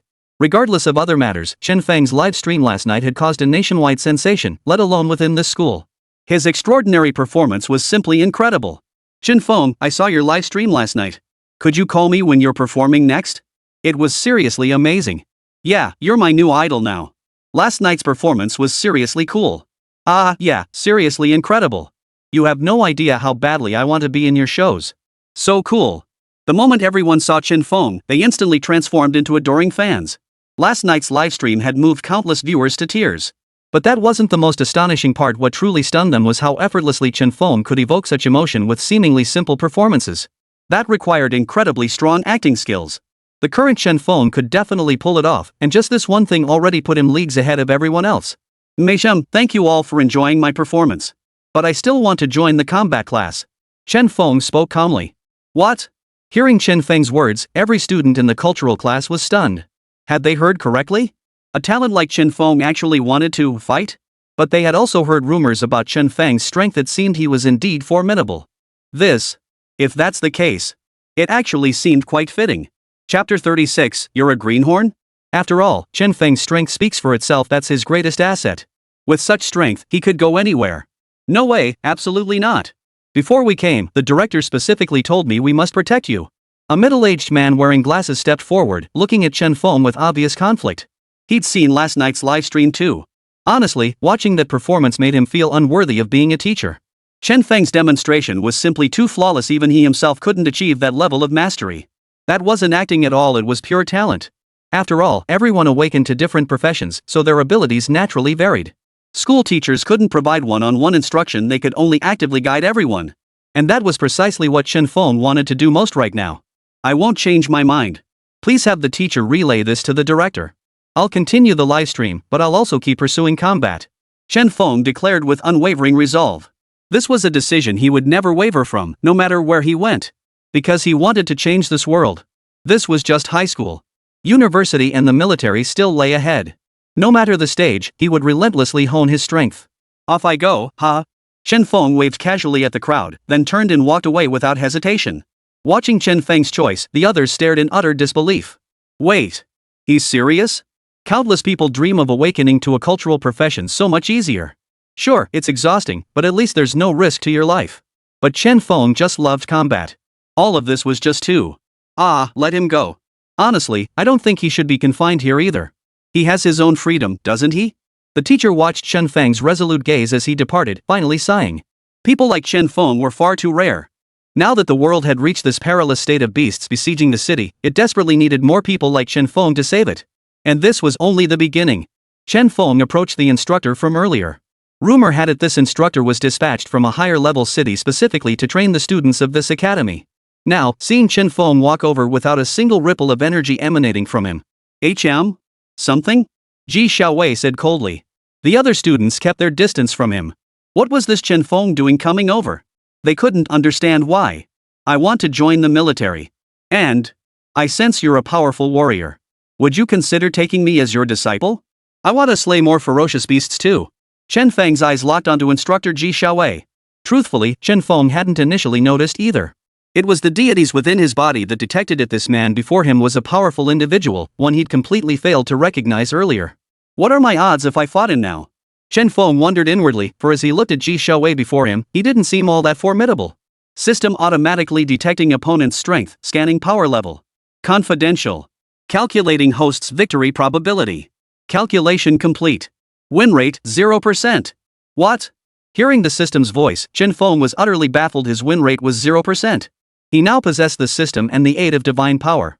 Yet he couldn't defeat a mere teacher? No one would believe it if he told them, but that was the reality. If I recall correctly, you're the top newcomer this time. Your cultural profession, the entertainer, is exceptionally powerful. I suggest you focus on your opera singing. There's no need to engage in combat, there are plenty of dangers ahead, Ji Xiaowei remarked casually. Though he didn't say it outright, it was clear he held Chen Feng in utter contempt. Look, Chen Feng met his gaze with unwavering composure. You shouldn't look down on cultural professions. We're working hard too. We want to defeat the beasts as well. But doesn't all this take time? After all, he was a powerful individual. The key was finding a strong mentor to guide him. His abilities would undoubtedly skyrocket. That much was certain. Interesting. I know you're number one, and it seems you can even draw upon divine power. But the road ahead will only grow harder. I doubt you'll be able to endure it. Ji Xiaowei stared intently at Chen Feng, an overwhelming aura pressing down on him, making it hard to breathe. Holy crap! Chen Feng's heart skipped a beat. What kind of power did this guy possess? A mere glance could unleash such overwhelming pressure. It was terrifying. I can handle it, Chen Feng declared firmly. After all, he'd worked so hard to cross over. If this was just a charade, it would be utterly pointless. Good, young man, you've got guts. How about this? Everyone who chooses a combat profession will head outside the city for practical combat training. If you come out on top in that training, I'll take you as my disciple. What do you say? Ji Xiaowei spoke, his eyes sparkling with excitement. Taking on a disciple, it had been a long time since he'd taken one. He was simply too strict. Most students couldn't endure his training, let alone seek him out as a master. The students standing below were utterly stunned when they saw Chen Feng walk over to the instructor and say those words. What? Why go there? We're barely managing to run away, and you're heading toward him? Wanting to become his disciple? Who would want that? Seriously? Yeah, going outside the city? That's genuinely life-threatening. Are you serious?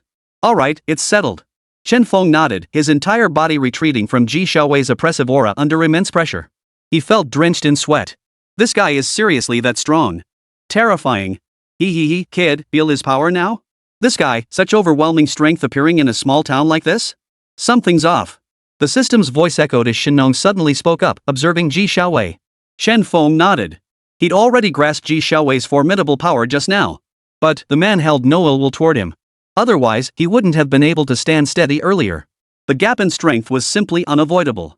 Regardless, he agreed to take me on as his disciple. From now on, my cultivation will be completely unhindered, Chen Feng declared firmly.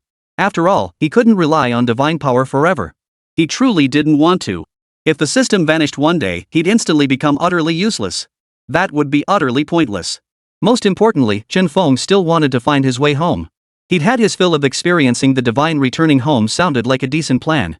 Chapter 37, Military Training. But Chen Feng knew full well that returning home was impossible right now.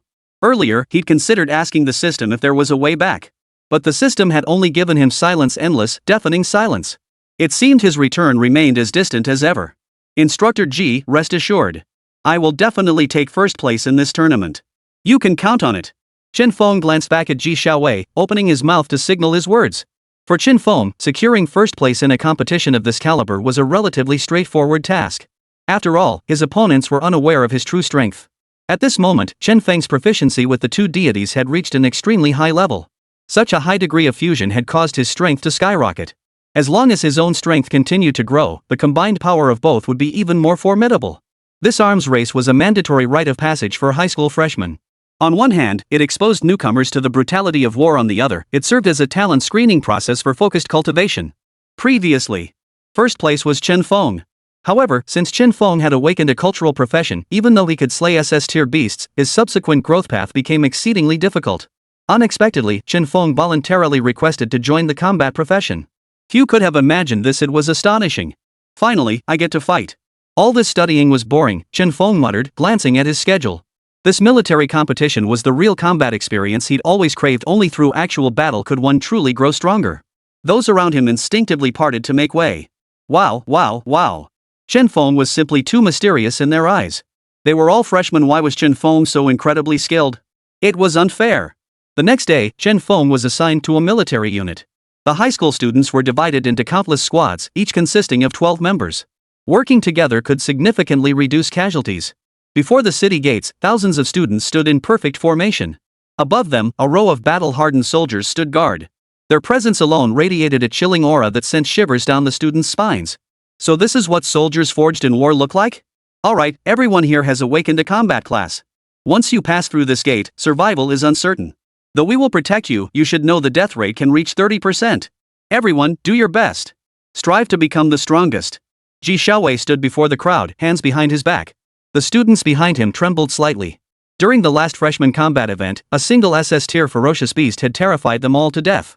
This time, over a dozen high schools were joining forces. Life and death were in the hands of fate. Chen Feng was assigned to an ordinary team, blending in unremarkably among its members. Ha! What rotten luck! Why a cultural major? How can a cultural major even participate in combat? Isn't this just dragging the team down? 12 people walked out of the city gate, led by a genius from another high school serving as their captain. He stared at Chen Feng with undisguised contempt. After all, a 12-person team required seamless coordination among members. Having someone like Chen Feng, who lacked combat prowess, would inevitably drag down the entire squad's strength. "I've got some skills," Chen Feng said calmly. These guys were looking down on him. If he weren't trying to keep a low profile, Chen Feng would have summoned his Imperial-grade beast right now and scared the crap out of them. Ha!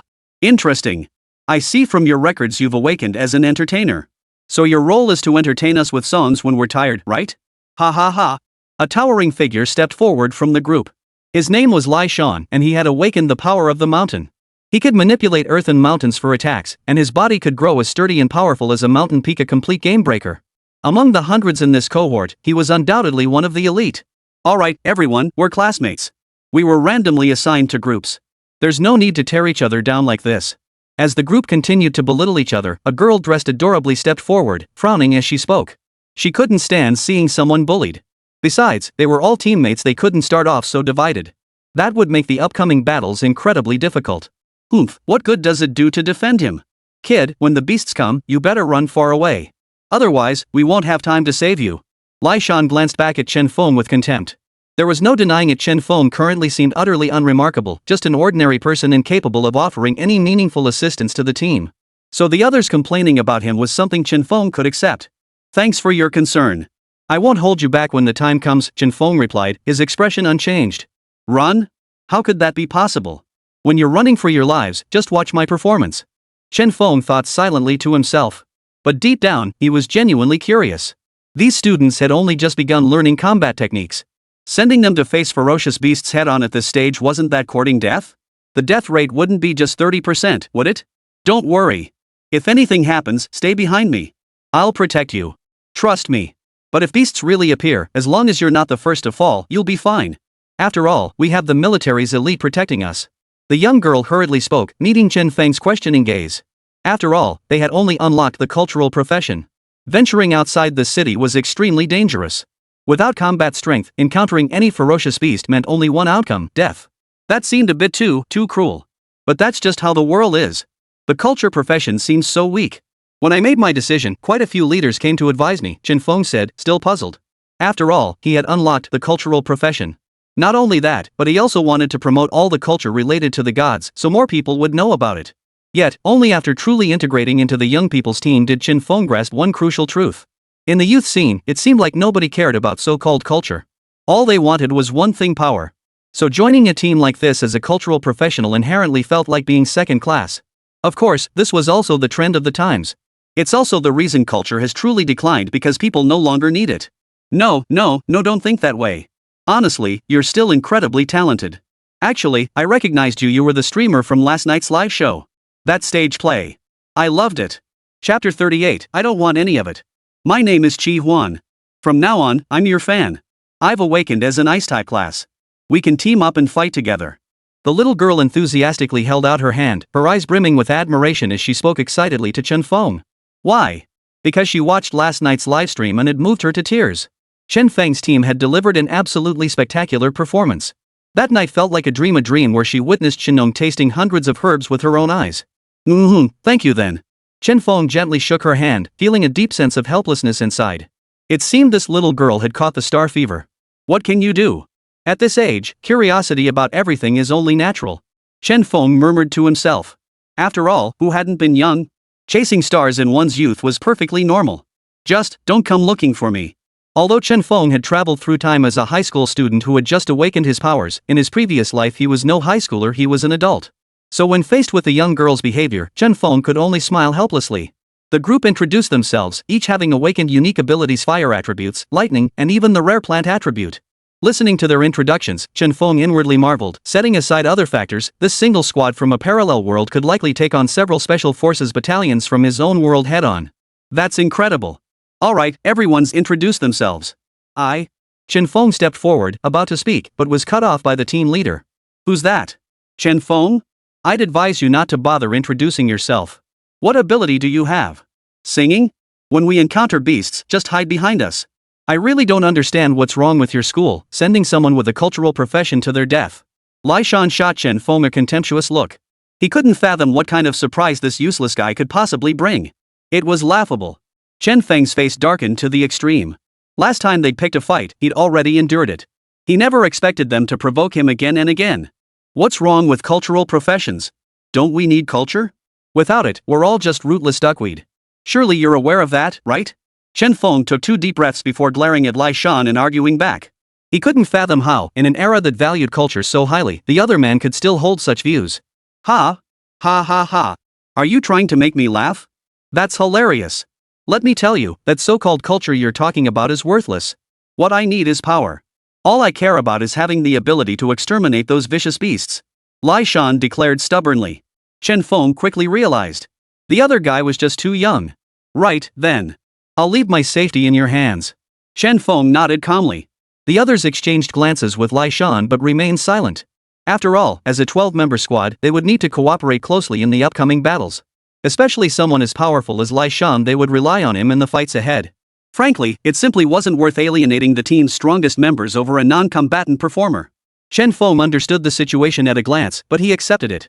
After all, this was a life-or-death battle. Excessive sympathy would only endanger them, that much was undeniable. I won't take any of the resources or points you earn this time, Chen Feng stated calmly. Divide them equally among yourselves. Of course, that means the points and spoils I gain won't be shared with the team either. Sigh, this is tough. I was hoping to mentor you guys, but you just can't handle the opportunity when it's handed to you. Fine, you know what's up. We'll split it that way. But rest assured, we'll keep you safe. Lu Yang, the squad leader, nodded in agreement. Chen Feng actually had a decent impression of this guy. Despite his constant tough talk, he'd never once abandoned him. Someone like that probably wasn't fundamentally bad, just a bit cold-hearted. Alright, we're all part of this squad now. My principle is distribution based on contribution.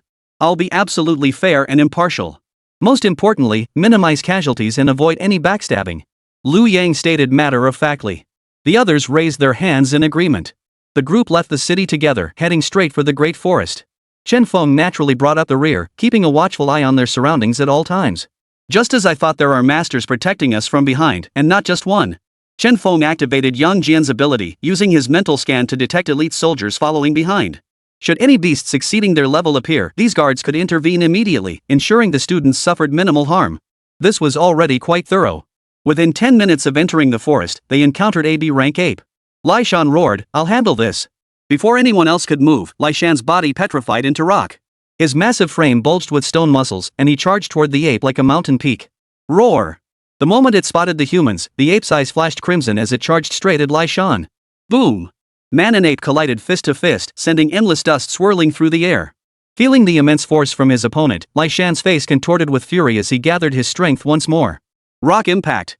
As Lai Shan shouted, spikes erupted from the ground, surging toward the ape. Yet the ape proved remarkably agile, anticipating the spikes' emergence and darting back and forth to evade them, leaving Lai Shan unable to land a single blow. Lai Shan was drenched in sweat.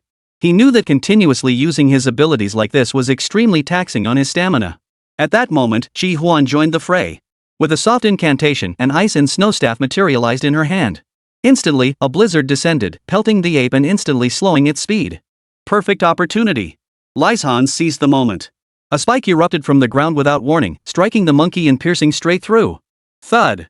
The struck ape let out a muffled groan, spat blood, and then breathed its last. Yes! Witnessing this scene, the first-time hunting students were utterly thrilled. Especially since this monkey was AB rank, though not exceptionally powerful, it was their first encounter with one. Ha ha ha! Witnessing this, Chen Feng felt a strange sensation welling up inside him. His first strike had decapitated an S-rank beast, yet it felt like no big deal. Yet now, teaming up with these high schoolers, even though they faced a B-rank beast and he didn't intervene, it brought him an unusual sense of joy. Chapter 39, just put in a little effort. Seriously, you're such a show-off. I asked you to show off a little, and you're refusing? Listening to Chen Feng's words, Shinnon teased him from within the system space. After all, decapitating an S-rank beast with a single strike was an achievement beyond the reach of most people in their entire lifetimes. He, it's all thanks to the power of our ancestors here. How else could I have done it? Chen Feng replied modestly, aware of his own limitations. Without access to divine power, even the most formidable innate talent would prove useless. Great. So it's that simple. Is that all a ferocious beast is? Doesn't seem that impressive. We'll definitely create our own era someday, ha ha ha. That was seriously cool. Honestly, it was all thanks to Chi Huan's slow effect. Otherwise, my earth spikes might never have pierced this beast's defenses. Everyone was thrilled this was their first time slaying a ferocious beast in their lives. Among the crowd, only Chen Feng remained relatively composed. But no one paid him much attention in their eyes, he hadn't contributed much, so naturally he wasn't excited. But in truth, Chen Feng felt that such a B-rank ferocious beast was meaningless, the points were too meager. Sigh, we'll have to venture deeper into the forest. Otherwise, these points just won't be enough. How am I supposed to become number one like this? Chen Feng sighed in frustration. It seemed he needed to find an opportunity to break away from the group and those trailing behind. Otherwise, if they saw his full capabilities, it would spell trouble. At that moment, 10 kilometers behind the squad, 2 soldiers were silently tailing them. One of them wore a puzzled expression. His expression was puzzled, somewhat baffled. Among this group of students, there was actually one person he couldn't figure out. What's up, third? This is such a hassle. Every year we have to watch these kids. What trouble could they possibly cause just on the outskirts? Or did you spot something suspicious? The other man, clad in alloy armor, asked. As for these ferocious beasts, though vicious, they remain strangely confined to the forest depths when not attacking cities en masse. The outskirts were populated only by weaker specimens, perfect targets for practice. Nothing serious. Just one kid I can't figure out. He doesn't have a single trace of combat aura. Strange. Over the years, he'd handled rookie combat training with few mistakes, but someone like Chen Feng utterly devoid of any aura was a first. Alright, looks like this kid just isn't ready. It's none of our business anyway. We just need to do our jobs properly and leave the rest alone. Wonder how many promising ones we'll find this time. The group continued walking along the forest's edge, occasionally encountering fierce beasts. But with 12 people, they could handle most threats through teamwork, leaving Chen Feng with almost nothing to do. Chen Feng appeared calm on the surface, but inside, he was bursting with pent-up energy. He had just managed to play the role of the tiger subduing Arhat. Now, with nowhere to flex his muscles, the frustration inside him was unbearable. Rest assured, my abilities are beyond question. These beasts? I could wipe them out in minutes. Within the system space, the tiger subduing Arhat declared with absolute confidence. When it came to strength, simplicity was key. Chen Feng felt equally confident. Having ascended to godhood, how could he be anything but overwhelmingly powerful? Thus, by evening, the 12 had found a cave deep within the forest. Perfect. A natural cave. Come on, let's check out today's spoils. Chi Huan exclaimed joyfully. Truth be told, having a girl like her in the group really livened up the whole atmosphere. Chen Feng smiled and followed them into the cave. But then, Chen Feng suddenly frowned. Something felt off about this cave. How could a cave appear so conspicuously out of nowhere? Moreover, there were numerous traces of wild beasts near it. This wasn't right. Come on, it's too dangerous out there, Lai Shan said impatiently. It was all because of Chen Feng that they were fighting with only 11 people. If someone with combat ability had joined, things might have been easier. Chen Feng said nothing more. The first day was for gauging the situation. Upon entering the cave, this trip's leader, Liu Yang, proactively brought out all the day's spoils and distributed them fairly among the group. Chen Feng watched from the side, feeling quite satisfied. This guy was decent, at least he didn't hoard things. It's not scarcity that causes discontent, but unfair distribution. Making everyone satisfied with the allocation is no easy feat. Chen Feng certainly knew this all too well, but he hadn't participated in this particular distribution and simply sat to the side. Everyone, I feel we should still give Chen Feng a share. Liu Yang stood up to speak, but before he could finish, Lai Shan cut him off. Why? He didn't lift a finger during today's hunt, yet he wants a share? Why should he? Lai Shan exclaimed heatedly, his gaze toward Chen Feng brimming with contempt. From the very beginning, his attitude toward Chen Feng had been nothing but scorn. Why was such trash even in his squad? The others fell silent. But at that moment, Chen Feng abruptly stood up. Alright, everyone, stop arguing. Since that's the case, I'll exert a little effort then. Chen Feng stretched lazily, his tone seemingly indifferent. But in the next instant, golden threads began to coil around him. A fierce, wide-eyed Arhat mask suddenly appeared on his face. Boom! A powerful aura accompanied by golden light pressed down on everyone, forcing them to lower their heads. Holy crap! Lai Shan and the others felt this overwhelming aura, unable to react. They watched as Chen Feng plunged one hand directly into the ground. Come out, you beast! Chen Feng roared. It turned out a pangolin beast had been lurking beneath the cave, lying in wait for its chance to strike. Its aura was so well concealed that no one had detected it. Golden light erupted from Chen Feng's entire body as boundless energy surged from his core through his limbs. Roar! The pangolin, its arm seized by Chen Feng, screeched wildly as it struggled, desperate to break free from his grip. But Chen Feng's gaze was unwavering. Every ounce of his strength was channeled into his grasp, holding the pangolin firmly in check. This is an S-rank ferocious beast. How could it be restrained so easily? Is this really Chen Feng?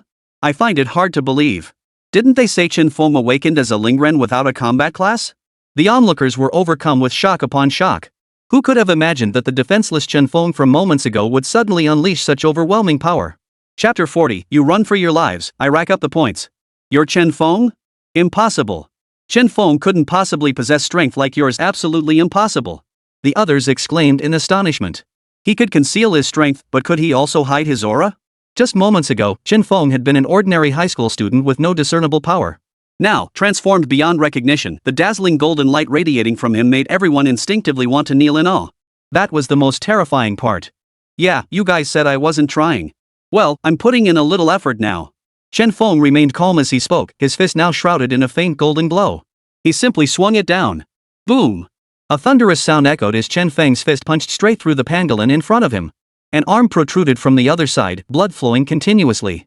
Even the pangolin writhed in agony, desperately trying to escape. But Chen Feng's strength was overwhelming. One arm pinned it down so tightly, it couldn't break free.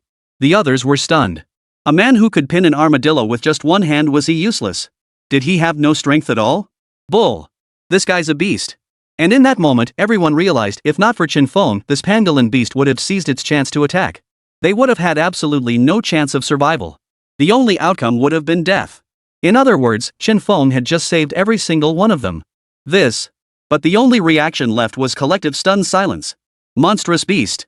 Chen Feng roared furiously, snapping his fist back before unleashing a barrage of punches directly into the pangolin's body. Each blow pierced clean through its flesh. This brutal spectacle left everyone else utterly speechless. Chen Feng relentlessly pounded the pangolin beast with his fists, leaving over a dozen gaping holes in its body. Finally, he ripped out its internal organs and casually tossed the carcass aside. Sigh, that was a bit too easy. We agreed earlier that we'd keep our own points. Thanks for protecting me today. See if there's anything else you need from this carcass. The gallbladder is mine. Chen Feng said calmly, slipping a gallbladder into his pocket. Ah! Forget everything else. All 12 people present stared at Chen Feng in utter shock. Terrifying. Absolutely terrifying. How could someone like this even exist in this world? All along, they thought Chen Feng was just a greenhorn rookie. But this wasn't a rookie at all, he was a damn big shot. But that was a high-level ferocious beast. You just took it down in an instant? Aren't you a Lingren class? How could you possess such overwhelming combat power? How the hell did you pull that off? Everyone was utterly speechless, especially Lai Shan, whose heart sank with dread. He'd looked down on Chen Feng the entire time. Who could have imagined such power could be hidden? It was simply unbelievable. Terrifying. No big deal. My talent is being a performer, you see. When I portray someone powerful, my abilities just get a little stronger. Don't worry about it. Chen Feng smiled innocently, but who among them dared to underestimate him now? Standing motionless before them, Chen Feng radiated an unusual aura of authority that seemed to envelop him entirely. But Chen Feng quickly snapped out of it. The fierce, wide-eyed mask vanished instantly, and he reverted to the powerless student he had been moments before. Everyone, stop staring at me. There shouldn't be any other beasts around here. Get some sleep. See what's valuable on this pangolin and divide it up. Chen Feng said casually, then walked straight to the wall of the cave and leaned against it, falling asleep. Ha! The others gasped in disbelief. Is this even human? He just went to sleep like that? Thank you. Lu Yang ignored the others, bowing 90 degrees to Chen Feng himself, his expression brimming with gratitude. He knew how perilous the situation had been. Although Chen Feng had dispatched the pangolin with ease, that didn't mean the rest of them had it easy. Lu Yang could guarantee that it would have taken all 11 of them working together to take down that pangolin. And casualties were highly likely. It was all thanks to Chen Feng that they were safe and sound here. Beyond expressing his gratitude, Lu Yang couldn't think of any other way to show his appreciation. It's fine. I'll still need your protection tomorrow, Chen Feng said with a smile, not dwelling on the matter further. After all, these people were his kin. Even if they had misunderstood him at first, they were still his companions. Early the next morning, the 12 emerged from the cave to continue their expedition. This time, however, their attitude toward Chen Feng underwent a complete reversal. After all, his strength was undeniable. Disrespect was simply impossible. Ha! The two powerful individuals tasked with protecting their squad stared in astonishment at the pangolin corpse trailing behind the group. This ferocious beast was no ordinary creature. They hadn't heard a single sound from it last night. Could this entire group have silently taken down these ferocious beasts? Were they that formidable? Terrifying. These people are interesting, the two examiners remarked with genuine amusement. They'd never imagined such a scenario before, yet they couldn't help but notice the palpable shift in everyone's attitude toward Chen Feng. Trouble. Movement detected. As the two flew along, a sudden surge of energy erupted. Damn it, a beast tide.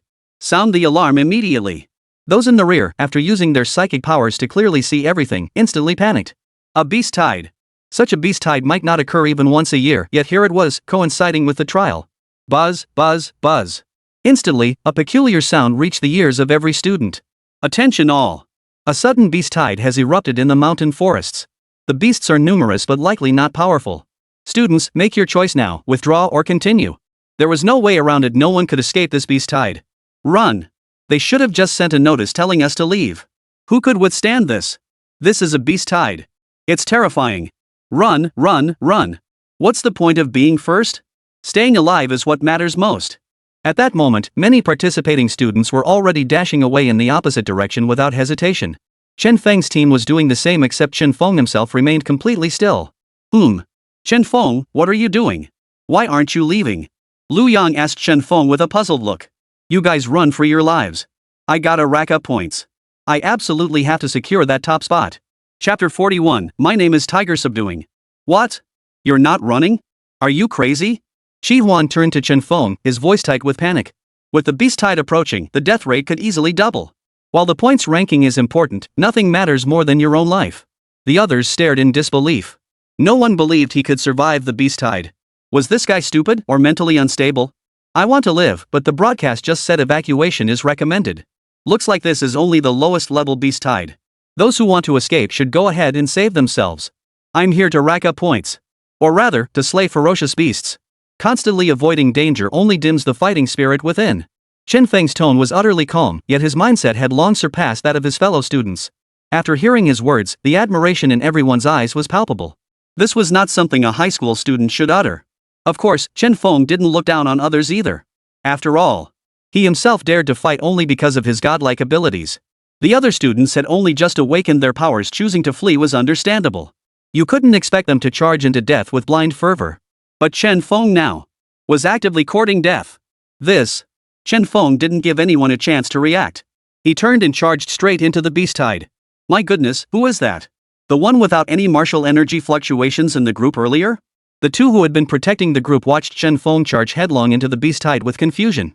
Judging by the strength he displayed, he probably couldn't even take down a single ferocious beast, let alone the entire horde. Emulate heaven and earth.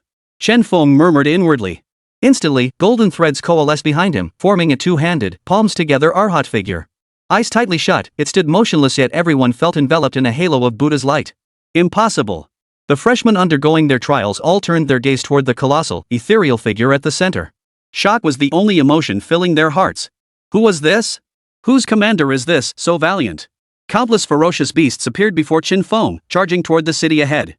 Yet amidst them, a human figure emerged. Break! Chen Feng spoke calmly. At that moment, his entire body was enveloped in golden threads. In the sky, the colossal heaven-emulating earth-shaping formation slowly opened its eyes, which had been tightly closed moments before. Boom! I am the tiger subduing Arhat. All evil spirits in this world shall be destroyed by me. Countless beams of golden light poured forth from the eyes of the heaven-emulating earth-shaping statue behind him. Almost simultaneously, a vivid image flashed into everyone's minds, the tiger subduing Arhat, practicing ceaselessly day and night as an ascetic monk, ultimately achieving enlightenment and becoming the tiger subduing Arhat. Who is this?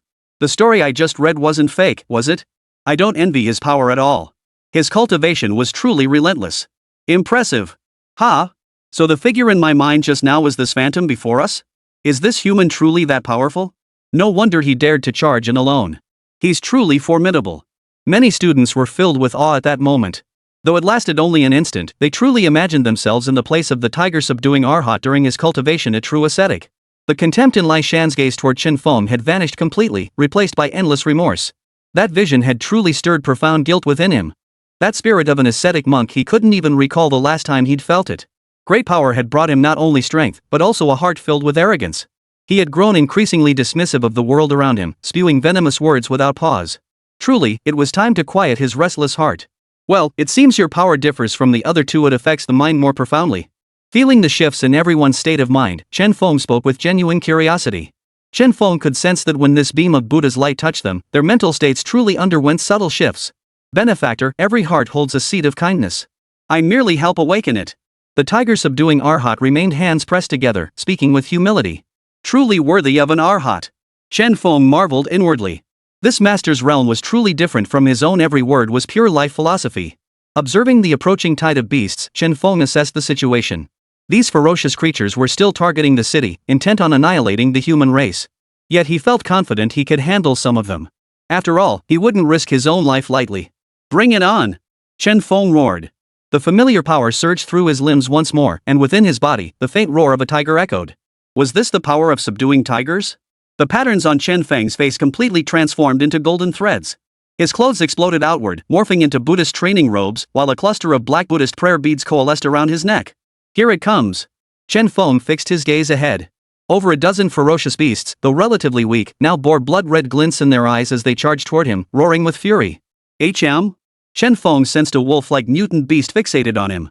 As the horde surged forward, it extended its claws from behind, aiming straight for Chen Feng's vital points. Chen Feng snorted coldly, his form flickering instantly. A flash of golden light passed, and he reappeared half a meter away. Ah, what a pity. If I possessed the full power of the tiger-subduing Arhat, teleporting 1,000 miles would be no problem. Now, I can only move within half a meter, but that's still sufficient. Chen Feng mused to himself. After all, in most situations, half a meter was more than enough distance to evade a lethal strike. It was already quite impressive. The only question was, how are we supposed to save him? He's being swallowed by the beast tide. Even the lowest tier beasts are beyond his ability to handle. Ah, never mind. Let's just head back and figure it out later. The powerful figures guarding the rear wore expressions dark as storm clouds. It wasn't that they refused to protect him, it was that if he charged in and died, it would be utter foolishness. How could he do such a thing? Given the current situation, the only option was for the two of them to leave first and search for him later. But the chances of a successful rescue were slim. But that was only natural. After all, this trial had always carried a high mortality rate. If he truly met his end, he'd have no one to blame but himself for courting death. But right now, Chen Feng was utterly exhilarated. He'd never imagined this before actually encountering a beast tide. Now that everyone else had left, he'd see just how many points he could rack up. First place was his for the taking. Chapter 42, The Return. Summoning the power of the tiger-subduing Arhat, Chen Feng weaved through the aftermath of the beast tide with a singular purpose, to slay every ferocious beast in sight. Countless beasts passed before him, each met with a single crushing punch. Their inner cores were swiftly retrieved and stowed away. The others said little, merely fleeing. Yet some were still caught by the beasts. Left with no choice, they fought back desperately. As awakened combat professionals, their strength spoke for itself. United, they could hold their ground against the beasts. Thus, the pursued groups held nothing back, summoning every ounce of strength to resist the surging tide of beasts offering no quarter. Unlike Chen Feng, who had charged headlong into the fray, these fighters held their ground on the periphery. Before the encirclement could close, backup arrived from the rear, allowing all but a few to escape. Those left behind were lost forever. Such losses were simply the nature of the fight, nothing more to be said. Again! Chen Feng plunged headlong into the beast tide, his fists pounding flesh as he struck the ferocious beasts. Countless inner cores were stuffed into his pockets. Ha ha ha. First place this time was undoubtedly his. After roughly 10 minutes, the nearest military unit arrived. Fire! The arriving troops, facing the overwhelming tide of beasts, wasted no words. They unleashed a barrage of ranged weapon fire first, massive shockwaves exploding relentlessly within the swarm. Terrifying. On the other side, the students were utterly stunned by the scene unfolding before them. This was their first encounter with a beast tide, and their first glimpse of how the military dealt with them. The combination of modern weaponry and awakened powers unleashed devastating force. This was the result of everyone's relentless modifications. This was war. Don't get complacent. These beasts are incredibly powerful. If you underestimate them, the outcome is obvious. You must keep strengthening yourselves. Only then, when the beast tide comes, can you protect your homeland with your own strength. Ji Xiaowei's gaze swept over the students below as he spoke, but not seeing Chen Feng's figure, his brow furrowed. No way. Where is Chen Feng? Could it be that he really? Reporting, General. The student we were ordered not to protect has been devoured by the beast tide. The soldier responsible for rear protection stepped forward to relay the news. Ji Xiaowei's gaze turned icy. He had ordered them to protect Chen Feng, and by the looks of it, the mission had already failed. It's not that we didn't try to save him, another soldier explained, glancing at Ji Xiaowei before sullenly stepping aside. He charged into the beast tide himself. Even if we wanted to rescue him, we couldn't have. These students had no idea that Ji Xiaowei was a provincial-level general responsible for the security of dozens of cities. His strength was immense, and no one knew his exact rank. Listening to the soldier's report, Ji Xiaowei could only shake his head helplessly. Chen Feng had brought this upon himself. What could be done? Sigh. What a waste of such talent. Enough. Forget about it. Tell all our brothers in arms below to prepare. We're ready to strike back at any moment. Ji Xiaowei gave the order, and his entire body began to fade into nothingness before growing immense. The very air seemed to grow ethereal. For Ji Xiaowei's awakened ability was missed. Not only could his entire body vaporize into fog, but his vaporized form also grew colossal, greatly enhancing his combat prowess. Kill! Kill! Kill! Kill! Below, warriors raised their weapons high and charged directly into the wave of beasts before them. Battling these ferocious creatures was their duty, all else was left behind. Countless warriors charged fearlessly, throwing themselves headlong into the maelstrom of savage beasts. For these new recruits, the actions of the warriors before them were the best possible lesson taught not by words, but by example. These are true warriors. They are the ones who protect our safety. Yeah, they're incredible. Could we become one of them someday? We were so proud after killing just one beast. Compared to these warriors, we're nowhere near their level. But seriously, I wonder if that guy who summoned that massive shadow made it out alive. His power was truly formidable. Stop kidding around. That was a beast tide. Diving right into the thick of it? How am I supposed to believe he made it out? Exactly. That's just stupid. The group chattered among themselves, the conversation inevitably drifting toward Chen Feng. The sheer terror he'd instilled in them moments ago was still fresh. The experience of facing the tiger subduing Arhat had left everyone's hearts racing with excitement. But as the army advanced, the crowd watching from the city walls suddenly noticed movement in the center of the beast tide below. What was that? Break!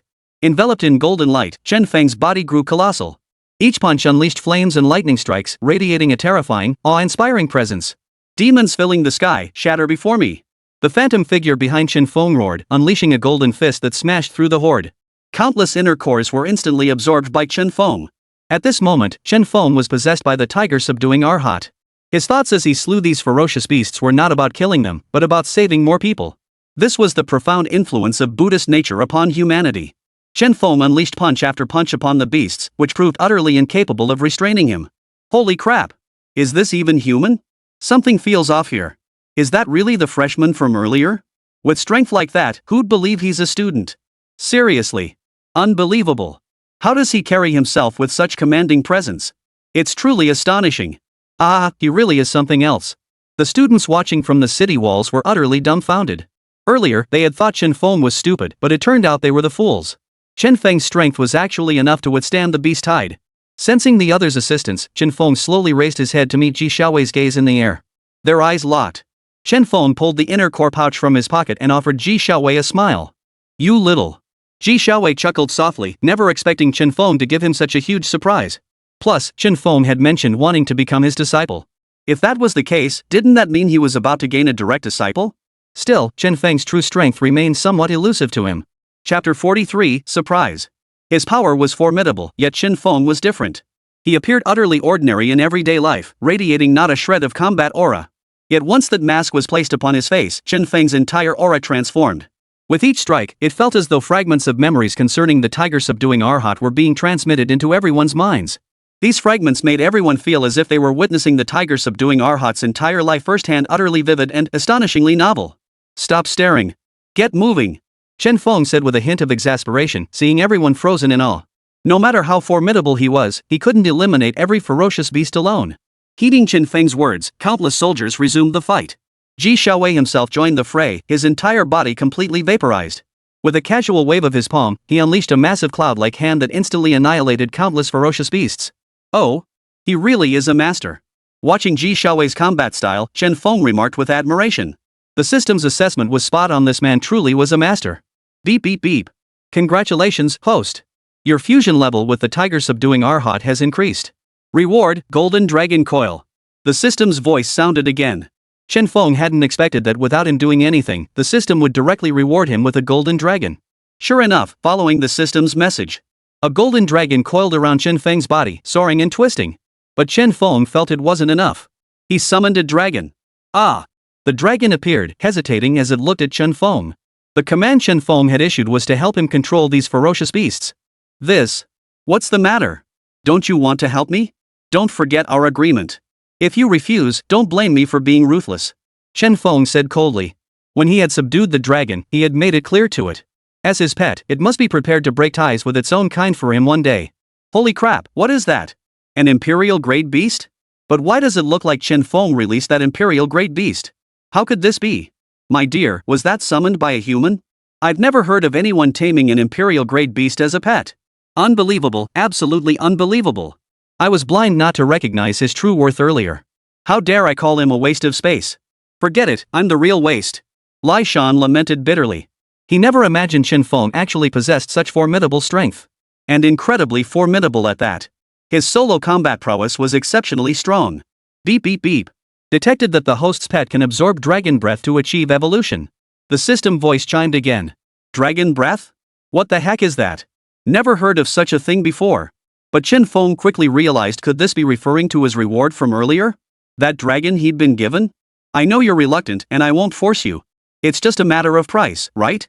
I'm offering you a life-changing opportunity. From now on, you must obey my commands. Otherwise, I'll make sure you face certain death. Chen Feng said coldly. Without further words, he commanded the golden dragon beside him, guiding it to circle through the dragon's body. Buzz! Buzz! Buzz! The dragon instantly felt its meridians transform into a golden hue, as countless streams of golden light surged into its entire body. Roar! That roar carried half the majesty of a true dragon. Damn, this is insane. What the hell is Chen Feng's background? Ji Xiaowei, currently locked in battle, froze upon witnessing this spectacle. This was no trivial matter, a royal grade beast, and an S-rank one at that.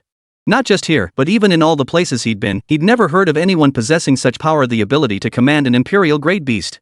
Imperial grade beasts possess their own intelligence, unlike ordinary beasts. They could think like humans and were incredibly proud. They would never allow themselves to be enslaved by others. Even when cornered, they would choose suicide, utterly impossible to subjugate. Yet here was Chen Feng, not only having subdued one, but possessing a method to evolve it. This was far too dangerous. One careless move could unleash an immensely powerful beast, a risk no one else could bear. Everyone, please calm down. This imperial-grade beast is our ally. I've already made it my servant. Chen Feng declared at that moment, utterly baffled by how others might perceive him. The dragon snake, sensing this power coursing through its veins, was ecstatic. The conditions for its own evolution had been impossibly harsh, rendering self-evolution utterly unattainable. Now, a path had opened, one that allowed it to absorb the purest dragon essence and evolve directly. Such a great blessing was a once-in-a-lifetime opportunity. Well, have you made up your mind? Follow me and evolve together, or I slaughter you outright. The path lies before you, choose freely. I won't interfere. Chen Feng declared. The golden light on the dragon's body vanished, leaving only the transformed dragon. Horns even began sprouting from its head, utterly astonishing. I accept. The dragon hesitated briefly before responding decisively. At that moment, Chen Feng could distinctly feel the connection between his body and the dragon growing profoundly stronger. The final shackle binding them together had been shattered. Roar! Soaring through the air, the dragon roared furiously at the advancing tide of beasts before it. The ferocious creatures glanced at the dragon in confusion, then halted in unison, standing frozen in place. They did not understand why an imperial-grade beast would command them to halt. But they did it anyway. It was only a matter of seconds, and Ji Xiaowei hurriedly spoke up. Now! Load! The rear-mounted thermal weapons immediately began preparing. These weapons required charging. Without it, firing could accidentally hit allies. Yet these few seconds also provided them with an opportunity to eliminate the threat outright. This way, casualties could be minimized to the absolute lowest possible level. Well, I never expected you to keep surprising me like this. Ji Xiaowei exclaimed in admiration. This approach would undoubtedly reduce casualties by an order of magnitude. That was confidence. Alright, come back. Chen Feng addressed the dragon, knowing he couldn't push it too hard. After all, this was its own clan. If he went too far, the bond between them might weaken. Better to err on the side of caution. Chapter 44, Becoming a Disciple. Alright. Almost simultaneously, cheers erupted from all directions, the sheer scale of the commotion immediately apparent. Everyone, rest assured. This ferocious beast has been tamed by me. Or rather, it is no longer a ferocious beast, it is now my pet. Chen Feng addressed the cautious crowd below the stands. After all, he'd witnessed similar scenarios in past lives. If his beast were mistaken for an experimental subject and subjected to research, that would spell trouble. He had to make himself clear now. But no one paid much attention to what Chen Feng was saying. All they knew was one thing: because of him, the losses from this beast tide had been drastically reduced, and it had ended early. To them, Chen Feng was a hero. Interesting. Ji Xiaowei watched Chen Feng in the center of the battlefield. He'd seen countless awakened professions, but someone as unique as Chen Feng was a first. A cultural class that could outshine combat classes? And this power clearly wasn't something a high school student possessed. Alright, stop celebrating over there. There are still plenty of beasts rampaging, get moving and clear them out. Ji Xiaowei barked the order, and the others scrambled to clean up the battlefield. Phew! That was exhausting. If reinforcements had arrived any later, I might have really been done for. Chen Feng said, still feeling the lingering fear. Amidst the swarm of beasts, an intense sense of danger had constantly hung over him. There were simply too many ferocious beasts. Even though he had inherited the power of the gods, attacks could come from any direction, draining Chen Feng's mental energy to the extreme. Had the army arrived just a few minutes later, Chen Feng would likely have been swallowed whole by that endless tide of beasts. But thankfully, it seemed the timing had been perfect. Showing off without the brain drain, what a rush. I declare Chen Feng the winner of this freshman trial. Any objections? After clearing the battlefield, Ji Xiaowei materialized in a puff of smoke beside Chen Feng, raised his hand, and announced. The emergence of such a prodigy among the human race was a tremendous blessing for them. Unlike the awakening exam, there was no trace of jealousy among the crowd, nor did anyone step forward to challenge him. For the moment the beast tide appeared, everyone else had turned and fled. Only Chen Feng had turned and charged into the wave, slaying the ferocious beasts. Beep beep beep. Congratulations, host, on completing the mission and securing first place in the trial. Reward, random divine fusion rate. The system's voice echoed, but Chen Feng had no time for joy. He merely looked at Ji Xiaowei before him. So, what about that bet we made before the trial? Does it still stand?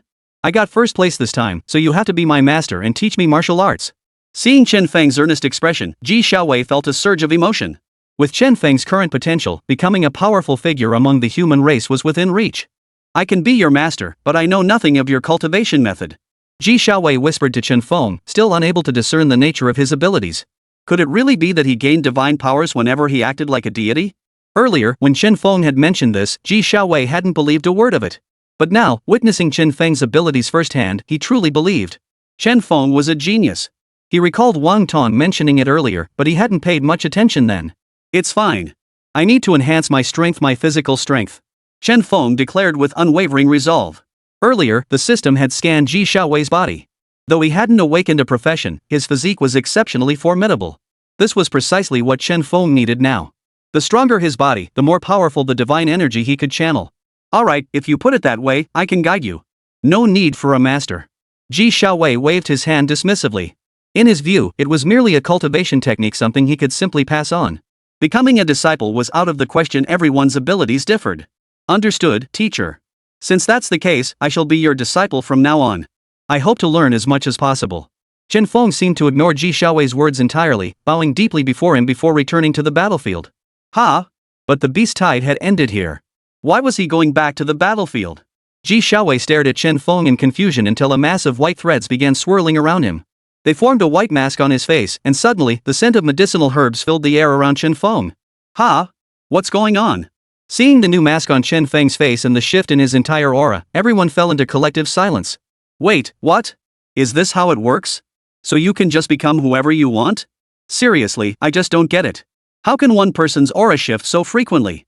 Yeah, it's seriously impressive. But did you guys notice, isn't this Chen Feng the guy who went viral on streaming platforms a few nights ago? Now that you mention it, he does look like him. It must be the same guy. We go to the same school. How could I not know? He awakened as an entertainer. Damn it, you're telling me this powerhouse actually awakened as an entertainer class? You think I'd believe that? Everyone was buzzing about Chen Feng on the battlefield. His aura was overwhelming. Just moments ago he was a young man, but now he radiated the presence of a formidable elder. It was terrifying. But Chen Feng wasn't dwelling on such thoughts. Right now, only one thing occupied his mind. To save one person, then save another. Having inherited the legacy of the medicine sage, he couldn't betray that trust. No matter who it was, if they were sick, he had to heal them. Shen Nong, good lad. If only I still possessed a physical form, I truly want you as my disciple. You'd be the perfect fit. Within the system space, Shen Nong spoke with great satisfaction. Chen Feng was growing more and more pleasing to his eye. Who would have thought that after so many untold years, I'd encounter an heir? Even if my body perishes and my path fades, everything I've done will have been worth it. Rest assured, Lord Shen Nong. You are all my masters. I will never let your abilities vanish from this world. I will keep growing stronger. Chen Feng bowed silently as he bandaged the wounded soldiers. With great power comes great responsibility. Chapter 45, The Modern Sage of Medicine. At that moment, Chen Feng seemed to have fully transformed into Shen Yang himself. He treated each wounded soldier with utmost care and meticulous attention, the most challenging feat of all. Extreme focus. The entertainer profession. As Chen Feng wielded his abilities, his unique performer profession came into play.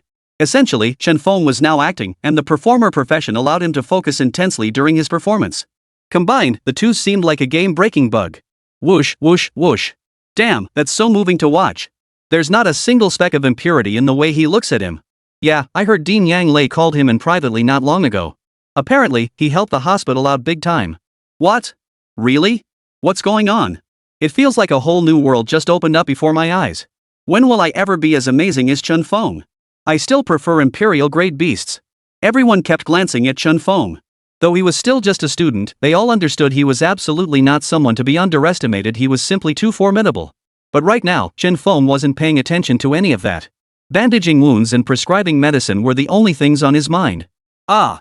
A soldier let out a pained wail, staring at his severed arm beside him. Tears streamed down his face as he struggled to accept the reality. Though such horrors had unfolded countless times before, experiencing it firsthand was unbearably shocking. This was the most terrifying reality. Don't despair. I'll heal you. Chen Feng declared with unwavering conviction. He seized the severed limb, pressing it firmly against the stump. Muttering incantations under his breath, golden threads began to weave and coil around the wound. This was the power Shen Yang possessed after ascending to godhood, the ability to heal severed limbs. The cost? An immense drain on his spiritual energy. What is he doing? The soldiers observing the scene exclaimed in stunned silence. Though they didn't understand what was happening, they could see that within the golden threads lay countless golden runes that clearly signified something extraordinary. Reattach the severed arm. Chen Feng declared with remarkable composure, as if performing a trivial task. What? Everyone else stared at Chen Feng in utter shock. What had he just said? Reattach a severed arm? Why did he make it sound so easy? This wasn't something that could be handled lightly at all. That simple? It was almost beyond belief. Everyone held their breath, staring at Chen Feng, afraid to miss a single detail. Ah! After an unknown ordeal, the soldier being treated suddenly let out a cry. A stream of blood trickled slowly from the corner of Chen Feng's mouth. Damn, this is brutal. Chen Feng muttered helplessly. His mind felt like a spinning top, the world whirling around him. This was one of the abilities of the divine farmer, the power to restore flesh to bones. But the cost was simply too great. He would have to be extremely cautious when using it in the future. Yes, as the host stated, wielding such power drains immensely. We hope the host can rapidly enhance their abilities. As power increases, consumption will decrease accordingly. Keep up the good work, host. The encouraging voice of the system echoed, and Chen Feng nodded. The golden thread had now returned. The soldier's face was filled with astonishment. He moved his arm in disbelief. It had definitely fallen off just moments ago, yet now he could feel it again. A miracle. This was absolutely a miracle. Holy crap. Is this real? Is this even medicine? It feels more like a miracle to me. Yeah, this is the first time I've ever seen anything like this. I'm beyond shocked. What else can I say? Holy crap. I saw his arm fall off with my own eyes, and now it's just been reattached so effortlessly. People around him approached in disbelief to inspect the arm, only to find it completely unmarked and perfectly intact. What the hell is going on with this kid? Ji Xiaowei said with a grave expression. The power this kid displayed was simply too formidable. And he was a Lingren class? Truth be told, every move Chen Feng made now was subtly affecting his own state of mind. Was this the power of the entertainer profession? Previously, those who had awakened cultural professions could stir people's emotions through their performances. That was perfectly normal. It was all about the performance, and sometimes it was truly spectacular. But Chen Feng was entirely different. He was shocking everyone with his genuine power. There was no need for further explanation. It was terrifying. Truly terrifying. His ability to evoke empathy speaks for itself. Every move Chen Feng makes influences countless people. I understand how everyone feels, but I must say I cannot use this ability again for quite some time. The cost is simply too great. Surveying the crowd gathered around him, Chen Feng made no attempt to conceal the truth. This matter had to be made clear. Otherwise, if he forced himself to use it again, he might just end up killing himself. The other soldiers nodded in understanding, finding his explanation perfectly reasonable. If he could wield it freely, it would be downright terrifying. Anyone suffering severe injuries could simply come to him for healing. But rest assured, everyone, the deity I'm channeling this time is Shen Yang. All my medical skills come from Shen Yang, the sage of medicine. Since I've inherited his abilities, I won't betray them. I'll unleash his full power.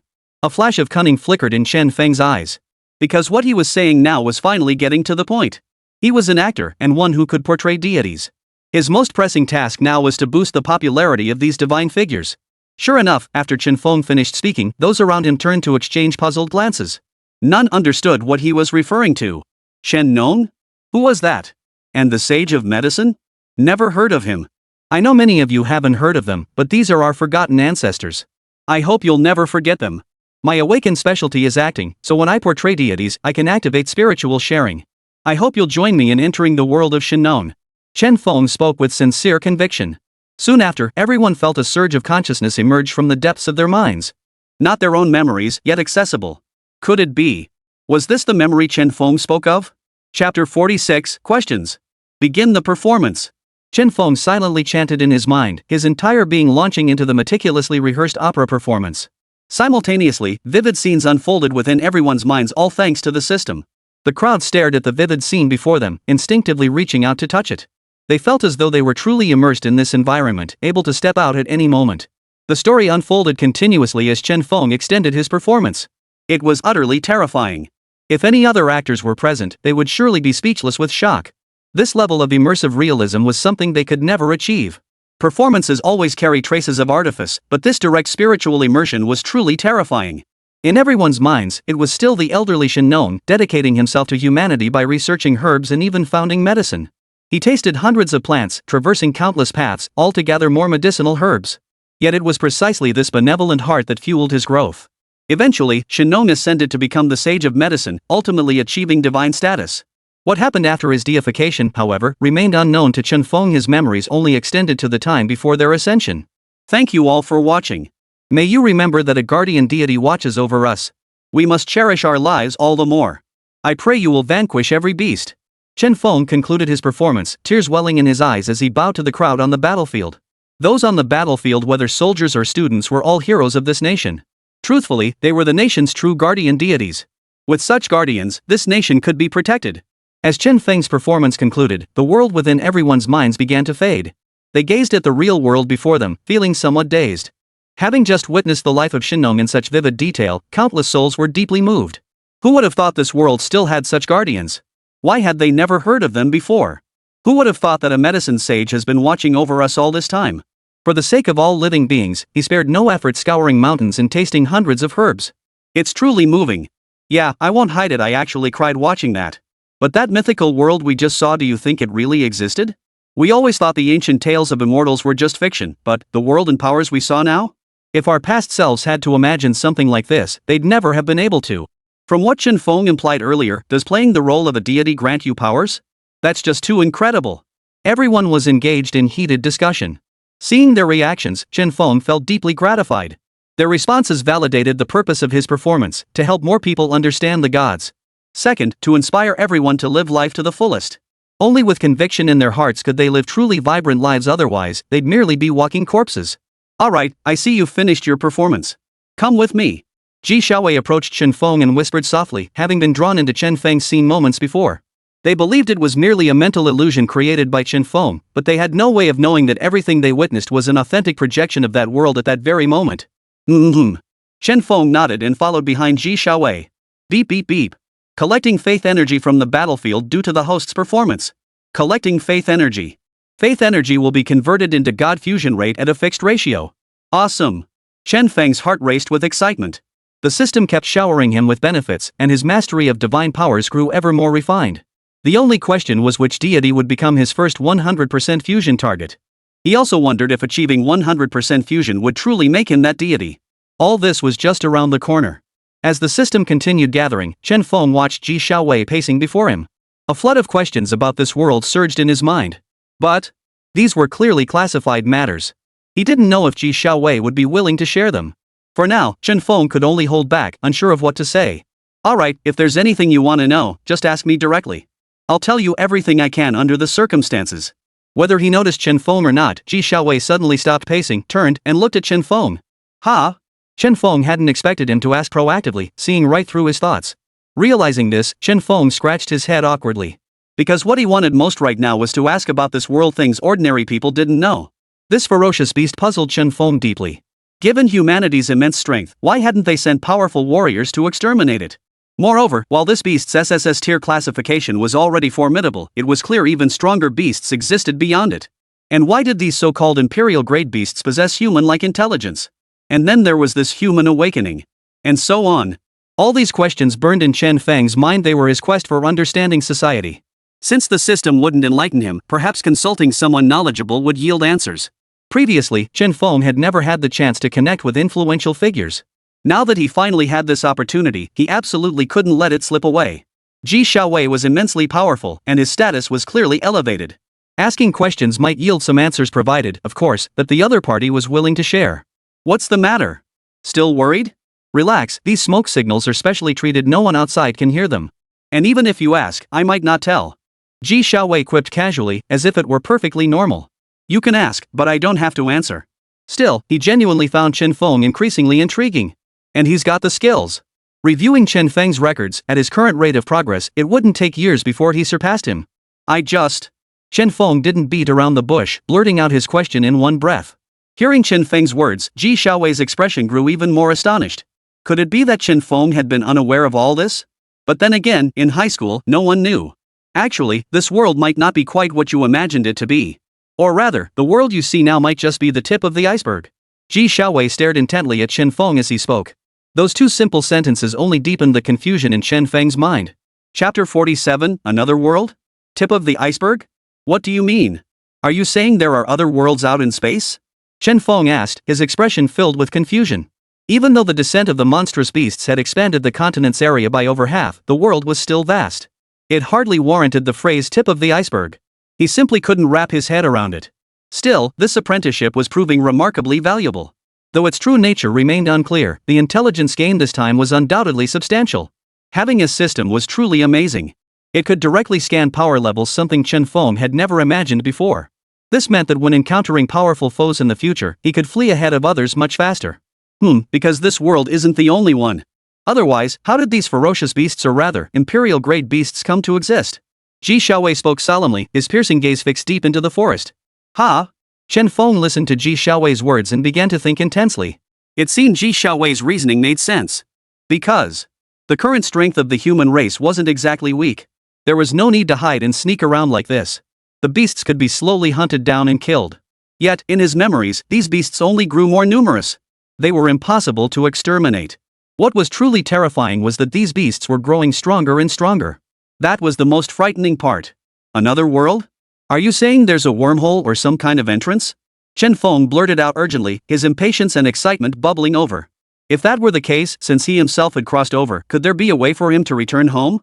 But, as certain thoughts crossed his mind, Chen Feng's eyes dimmed. If he could return, that meant these beasts could too. His world would be utterly unable to handle these creatures now.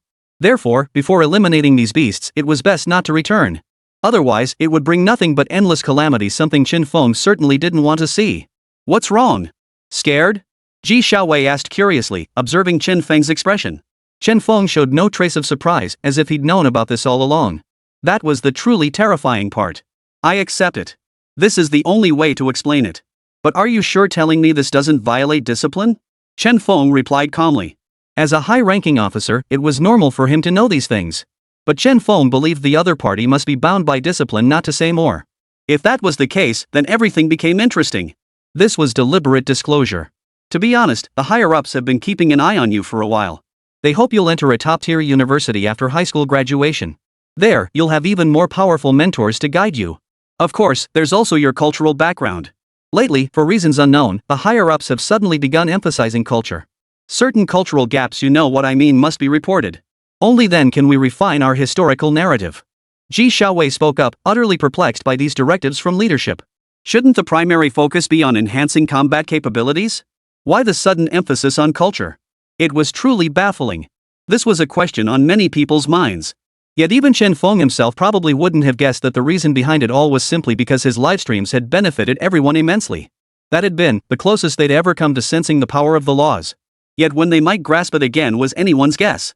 The system had solemnly warned them they could use this experience to strengthen themselves, but they must never investigate the true identity of the opera performer. Doing so would erase their memories and strip them of the right to comprehend such truths in the future. This left not a single one of them daring to investigate. They could only emphasize education to those below them. Rest assured, I absolutely won't abandon the performer profession. Chen Feng nodded in agreement, though inwardly he couldn't help but grumble. The benefits of the performer's cultural profession? Even if you forced me to give it up, I wouldn't. The most crucial task now was to train his body and steadily enhance his strength. That was the absolute priority. Only when my physical form becomes incredibly powerful will I be able to truly bear immense pressure. Right. Also, regarding these ferocious beasts, the SSS rank only applies when compared to ordinary grade beasts. Once they develop spiritual awareness, their rank is recalculated. For instance, the beast you tamed is now a level 1 ferocious beast. Each time a ferocious beast evolves, it sheds its skin. I don't know how many times it can shed, but the more times it does, the stronger it naturally becomes. The most powerful ferocious beast I've seen so far is a level 7. Ji Xiaowei continued speaking, his gaze occasionally darting toward Chen Feng. Little did he know, however, that every move he made had long been seen clearly by Chen Feng through the spiritual perception of Erlang Shen. A test. This guy definitely came here to test me. System, is that what he meant just now? Chen Feng asked the system. The system hadn't explained it before, but now someone else had told me. System unable to determine validity due to lack of corresponding standards. The system's voice echoed again, leaving Chen Feng speechless as always. How could it not make a proper judgment? He himself couldn't tell if what the guy said was true or false. After all, cultivation levels were entirely human constructs. Whatever name they went by, the strength was there. It all made perfect sense, beyond question. You mean why I'm telling you all this? Of course there's a reason. Because I sense you'll possess tremendous power in the future. Even now, this is me cultivating a good karmic connection with you. Ji Xiaowei said with a smile. He hadn't misjudged this at all. Everything unfolded exactly as he'd anticipated. The main factor was Chen Feng's innate prowess, already formidable without any formal training. If he underwent rigorous physical training like I did, his abilities would skyrocket.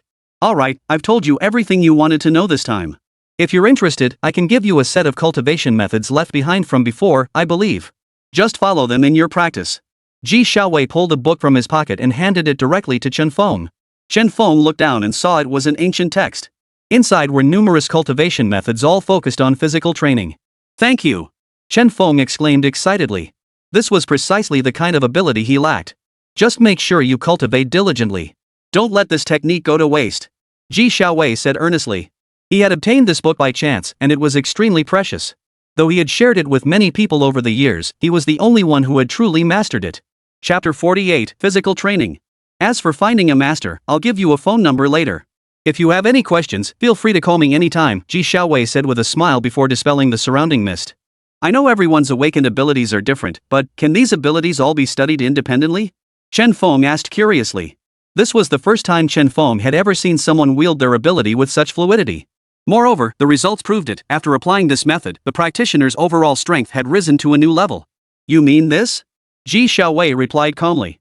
This can only be achieved through personal enlightenment. If you succeed, it becomes your own unique combat technique. He then summoned the mist, manipulating it into various shapes in midair. Combat technique? To be honest, Chen Feng had never even heard that term before. But it certainly sounded advanced. But what kind of combat technique could my entertainer profession possibly have? Could it be permanently enhancing my singing ability? That seems a bit far-fetched, doesn't it? Chen Feng pondered inwardly. Other combat techniques were called combat skills, but his was called songstress? At that thought, Chen Feng suddenly shook his head. No, he absolutely couldn't think like that. Can this combat skill only be optimized through awakening a profession? Chen Feng pressed further. I'm not sure about that. How should I put it? It depends on your intuition. I can't predict when you'll awaken your combat skills, but just keep striving. Your efforts will definitely pay off. Ji Xiaowei encouraged Chen Feng. I don't know what you mean by combat techniques. It's simply about pushing your abilities to their limits. The divine powers you've inherited now are essentially the same. The system's voice echoed in Chen Feng's mind, startling him. So that means he was currently fusing the gods' combat techniques and could fuse them completely. This meant his abilities would only continue to grow. Alright, thanks. Chen Feng took the ancient book directly from Ji Xiaowei's hands. He didn't know much about the book itself, but its texture was undeniably remarkable, extremely worn and aged. An original ancient text? Ji Xiaowei glanced at Chen Feng but said nothing further, turning to leave immediately. Only Chen Feng remained, holding the ancient book in his hands. Beep beep beep, detecting divine artifact, scanning. What the heck? Divine token? What is this thing? The last divine artifact was Shinnong's book, and now it's another book. Could this mean unlocking another deity? Chen Feng was filled with anticipation. Happiness had come too suddenly. Was he really about to gain a deity? Beep beep beep. Detecting host acquisition of artifact. Scanning artifact attributes. Congratulations, host, on acquiring the physical training manual authored by Kwafu. Unlocking Kwafu role-playing qualification. The system's voice chimed in. The previously tattered book now radiated brilliant golden light, which then flowed directly into the system space through Chen Feng's body. The 4 deities within the system space watched the newly arrived deity with great curiosity. Boom! A powerful, violent surge of energy erupted, stunning Chen Feng, who was observing from outside. Holy crap, Kwafu's entrance was way too cool. As the light dissipated, a figure slowly materialized within the system space. Just as described in the texts, Kwafu stood tall and muscular, truly befitting a deity from ancient times. Wow! So cool! Youngster, I never imagined I could be reborn here after all these years. Kwafu's deep voice echoed within the system space. For some reason, just seeing Kwafu made Chen Feng feel an overwhelming sense of pressure. Unlike other deities, Kwafu radiated nothing but fury, endless, unbridled fury. He was just so damn cool. Kwafu! I've studied your legend since childhood.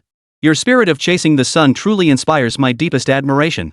Chen Feng was overcome with excitement. He never imagined he'd accidentally unlock Kwafu. This would undoubtedly be a tremendous asset. He loved this system, it never failed to surprise him.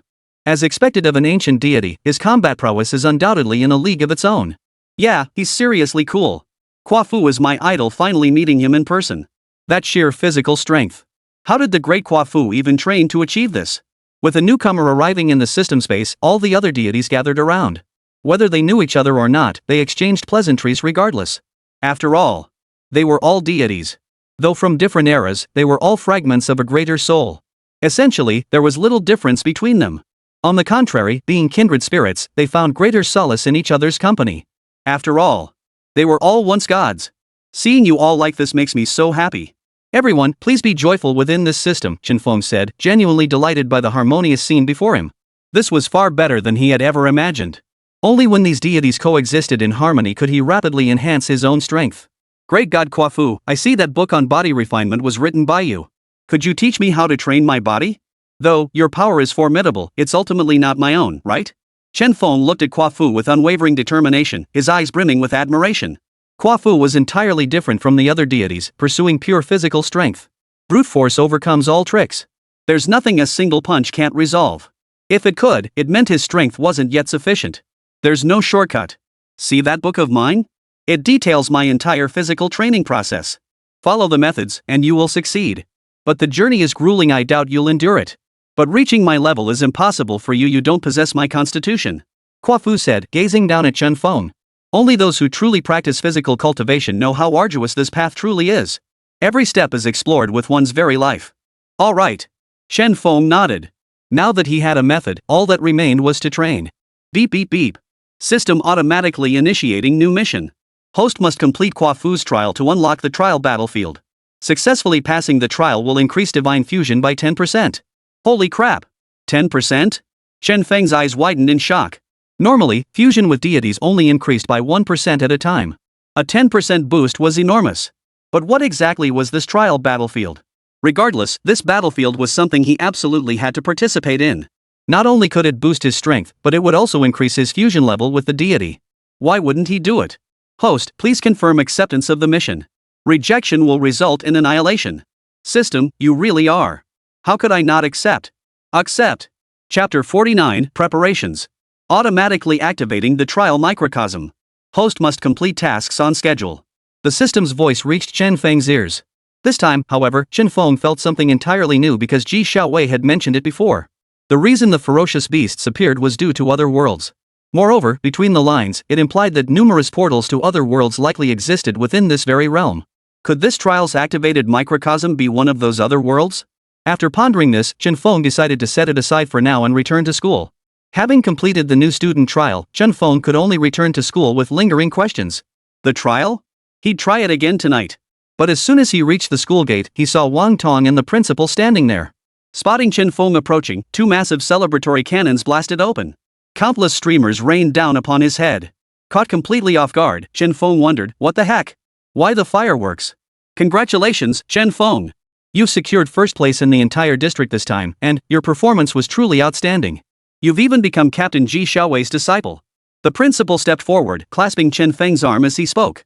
He never imagined that Chen Feng, a performer by profession, could achieve such greatness. This was something the principal never anticipated. The other students all offered their congratulations. There was no helping it, this world still revered strength above all else. As long as you had the power, you didn't need to care about anyone else's feelings. Chen Feng felt this truth keenly. But acquiring this power had come too easily, leaving Chen Feng feeling a bit elated. Chen Feng, I won't say much. Just don't waste your potential here. And that livestream the other night? It was truly outstanding. If you can, don't give it up. Wang Tong stepped up to Chen Feng and spoke with genuine earnestness. Though as the cultural bureau chief, he should be encouraging Chen Feng to perform more. After all, Chen Feng's performances were unlike anyone else's, truly soul-stirring.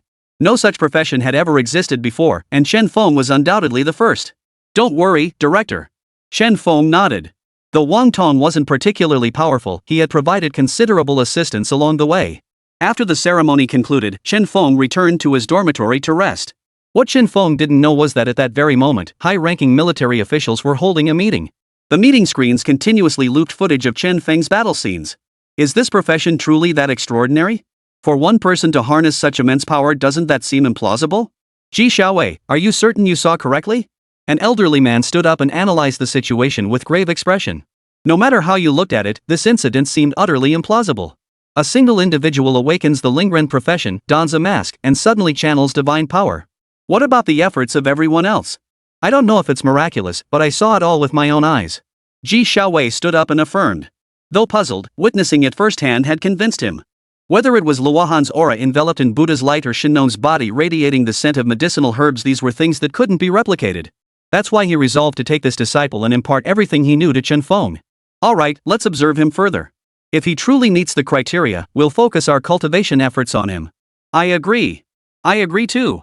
At the meeting, everyone unanimously agreed, a true genius of the human race must be cultivated. Otherwise, such talent would be wasted. Chen Feng holed himself up in his dorm, poring over the ancient text Kua Fu had given him. It contained countless body cultivation techniques, but every single one was incredibly dangerous. Is the path of physical cultivation truly this arduous? Chen Feng murmured in disbelief. He had never imagined it would be this difficult. Of course. If you choose this path of physical cultivation, these trials and tribulations are mandatory lessons you must endure. Naturally, life and death experiences prove most valuable. Those who survive such trials have their limits pushed to the extreme. Kua Fu's voice echoed in Chen Feng's mind. Life and death trials were always the fastest way to enhance one's strength. But this path was perilous, a journey where 1 in 10 might survive. But since Chen Feng had chosen this path, he would walk it to the end. Trials are the ultimate catalyst for growth. But who knew what this trial would bring? Beep beep beep. Host's formidable will detected. System space expansion initiated. Host, prepare for expansion. Expansion initiated. As Chen Feng stood stunned, the system delivered yet another massive surprise. Instantly, his head felt as though it would split open, the pain excruciating. His system space began expanding, infinitely doubling in size was no exaggeration. Cold sweat poured down Chen Feng's forehead. The excruciating pain made his body tremble uncontrollably. That sudden jolt had been unbearably painful. However, the effect was remarkably pronounced. At this moment, Chen Feng could distinctly feel his mental energy had surged. Scenes from great distances were now clearly visible to him. Perfect. This is exactly where we belong. And let's be honest, once newcomers arrive, this place won't feel so crowded anymore. If only there were some entertainment facilities. We deities need our fun too, you know? Well then, Chen Feng, you'd better keep up the good work. We're all counting on you. Yeah, let's see if we can make this divine family even better. Though, something feels off. Shen and Yang Jian chipped in to liven things up. After all, the other 2 deities were newcomers, so they had to take the initiative to break the ice. Chen Feng genuinely enjoyed this gathering. After all, being together like this created such a wonderful atmosphere. Rest assured, seniors. I'll definitely keep pushing forward. Chen Feng assured them. After all, he understood clearly that the stronger he became, the greater the protection for his own safety. After hearing Ji Xiaowei's account today, Chen Feng now sensed that even greater dangers might await him in this world. He must rapidly enhance his strength to continuously confront the challenges ahead. In that case, let the trial begin immediately. Upon commencing the trial, the host will enter a microcosm for physical refinement. Though a microcosm, death within it will result in the host's soul being destroyed. Please choose carefully. Chapter 50, the trial begins, live stream activated. However, Chen Feng was now intensely curious what exactly would this microcosm look like. Especially since he was experiencing it as a soul transmigrator. Confirm. Chen Feng declared after a moment's thought. The system had already made it clear, refusal to participate would result in soul annihilation. Participation was non-negotiable. But undertaking such a trial required thorough preparation. Otherwise, he might die without even knowing how a truly unjust end. Surviving the journey to this world only to perish in some inexplicable trial? That just wouldn't make sense. I need to understand the situation in this microcosm. Is that acceptable? Chen Feng inquired. No matter what happened, safety was paramount. It had to be his top priority. Certainly. Proceeding with the micro-world briefing for the host. This micro-world functions as an independent realm where all lifeforms are genuinely present, or rather, it exists as a world perpetually engulfed in conflict. The system's words left Chen Feng utterly stunned. If that was the case, wouldn't he have to fight endlessly? System detects host's intent. Friendly reminder, every deity possesses countless avatars. The Kwafu in your world is merely one such avatar. This microcosm may not correspond to any specific avatar. The system's cold, detached voice echoed in Chen Feng's mind, but he was utterly stunned. Every deity possesses countless avatars, and the avatar in his world was merely one among them? What does this mean? Is this a parallel world? Danger level unknown. Host strength unknown. Please select whether to proceed. Proceed. Chen Feng nodded, then his body went limp as he collapsed onto the ground. Since only his soul was traveling, he couldn't take his physical body with him. This was the only way. Body tempering world, welcome. With that voice, Chen Feng slowly opened his eyes. Before him lay nothing but a vast desert. He walked to the edge of a small stream and gazed at his reflection in the water. Damn, he was handsome. The face reflected in the stream belonged to a stunningly handsome man, dashing and dashingly handsome. Even Chen Feng couldn't help but feel a surge of self-admiration. So this is who I am in this world? Regardless of anything else, I'm genuinely handsome. Within the system space, Kwafu watched the scene unfold and shook his head. All flash and no substance, he thought. Body refinement is about tangible results. Obsessing over outward appearance is useless. Erlang Shen stepped forward and said leisurely, Great God Kwafu, there's no need to get angry. Everyone's body tempering method is different. What suits oneself is the most appropriate. Besides, his handsomeness still falls short compared to mine. A body forging practitioner so fixated on appearance? How could he possibly master this art? Kwafu retorted, stubbornly holding his ground. Chen Feng clenched his fists. Bare-chested, his entire body was pure muscle, powerful and handsome enough to make any girl scream. He was simply too fierce. This body isn't half bad. Chen Feng tested the strength of his physique and declared with satisfaction. It was truly impressive. Even just clenching his fist, he could feel the boundless power surging within his body. It was truly incredible. But he wondered about this world. Chen Feng closed his eyes, beginning to absorb the original memories of this body. In this world, everyone could cultivate spiritual energy. Only those incapable of cultivation could practice physical training, and even then, they couldn't advance. The original owner, however, was a physical cultivator. Not a shred of spiritual energy flowed through his veins. Precisely because of this, countless people looked down on Chen Feng. So what if he's a physical cultivator? He'll just end up doing manual labor. What great achievements could he possibly make? Yeah, physical training practitioners have absolutely no future. None of us would ever hang out with him. It'd just make us look bad. Endless ridicule had made the original body quiet and reserved from a young age, yet his character was unwaveringly resolute. Most importantly, whatever he desired, he would strive to obtain it himself. Fine then. If that's how it is, I'll train my body. Chen Feng glanced around to ensure he was alone, then began practicing the physical training techniques imparted to him by Kwafu in his mind. Ripping, tearing sounds echoed. Following the techniques in the manual, Chen Feng began mimicking each move one by one. Soon, excruciating pain surged through his body, tearing at his very soul. Damn it, is there something wrong with this technique? Why does it hurt so much?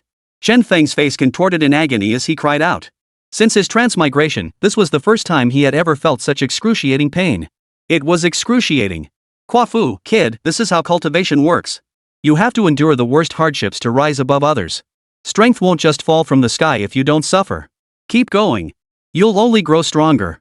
Kwafu's voice echoed relentlessly in Chen Feng's mind, but the agony was so intense that Chen Feng couldn't even register the words. System auto-prompt, controlling the microcosm with your soul won't directly boost your physical strength, but it will significantly enhance your comprehension abilities. Rest assured, host. The system's voice sounded, and Chen Feng nodded, finally finding some solace. At least what he was doing now offered some benefit to his physical body. Otherwise, it would be unbearably difficult. Becoming nothing but free labor that was not what Chen Feng wanted to see. Continue. With not a shred of spiritual energy left, Chen Feng began practicing each move of the technique taught by Kwafu, step by step. Every step was agonizing, but every step was endured. Continue. Keep going. Keep going. Chen Feng repeated these words in his mind over and over as he performed the movements. Little did Chen Feng know that his current actions in this world had already been projected before the eyes of those powerful figures. At this very moment, Chen Feng was relentlessly cultivating. Holy crap, the live stream finally started. Yeah, after watching the footage last time, I felt my own strength improve significantly. Are these comments? You can actually see my thoughts, right? This is incredible. Why don't we exchange thoughts? Absolutely. Last time, I felt my grasp of the laws of heaven and earth deepened. I wonder if you all experienced the same. Look, that mysterious figure is boxing again. Do you think if we follow along, we could boost our strength too? The inner thoughts of the human race's leaders all appeared in the bullet comments, visible to everyone. Chen Feng remained unaware, but fortunately, his current appearance perfectly matched that of Kwa Fu, so no one could recognize him. Chapter 51, Rescue. Chen Feng diligently practiced the cultivation technique within this miniature world. Though the training was grueling and exhausting, where else could he find such an opportunity for cultivation? Where else could he go? Perhaps Chen Feng himself could sense that all these benefits came from the system. Within this microcosm, no matter what, the insights gained were genuine, even if his strength remained unsatisfactory. But with these insights gained, he could still make progress once he left. And so it went. Chen Feng cultivated in this place for a full decade. During those 10 years, each time he activated his cultivation technique, his veins felt as if they were being torn apart, and his muscles seemed on the verge of bursting. Yet Chen Feng paid no heed to such suffering. As long as it strengthened him, it was worth it. His mission was to pass the trial, yet even now, Chen Feng still didn't know what the trial's objective was. Hey, system, Chen Feng asked tentatively, I've been training here for 10 years. Does that mean 10 years have passed in my world too? If time flowed the same way, he had no idea what his world would look like 10 years from now. TSK. Oh no. Rest assured, host. The microcosm exists for your experience, with a different time flow. Hearing the system's reassurance, Chen Feng relaxed. That meant he could train without worry, focusing on strengthening himself. Only by growing stronger could he better protect himself. Chen Feng's decade-long cultivation journey left the watching masters utterly stunned. Holy crap, that's a decade. He just cultivated steadily for 10 whole years? Doesn't that get boring? Yeah, if that cultivator were me, I'd probably have broken down long ago. It's just too terrifying. I wonder if you've noticed this person cultivated for 10 years, and their strength hasn't just improved by a little bit. So, this set of techniques really is effective. It all depends on how we use it. Yeah, I just tried simulating it, my whole body is killing me. The human elders all wore expressions of astonishment. Most were convinced this scene must be a pre-recorded projection, otherwise, how could it be played back at such accelerated speed? But what they hadn't anticipated was that those 10 years were actually lived out by Chen Feng in the blink of an eye. 10 years. A full decade. Chen Feng had simply stayed here, his skin now a deep bronze hue, clearly the result of rigorous training. After a decade, he felt his power core had significantly strengthened. With this world's abundant spiritual energy, his cultivation had become incredibly smooth and efficient, like adding wings to a tiger. Great God Kwa Fu, how's my physical training now? Am I qualified yet? Chen Feng punched straight through the mountain peak before him, then spoke with a hint of smugness. If he possessed such power back in his own world, he'd have been walking all over everyone by now. Your physique still falls far short. If possible, I recommend cultivating an ancient god's physique. That would truly allow you to walk tall.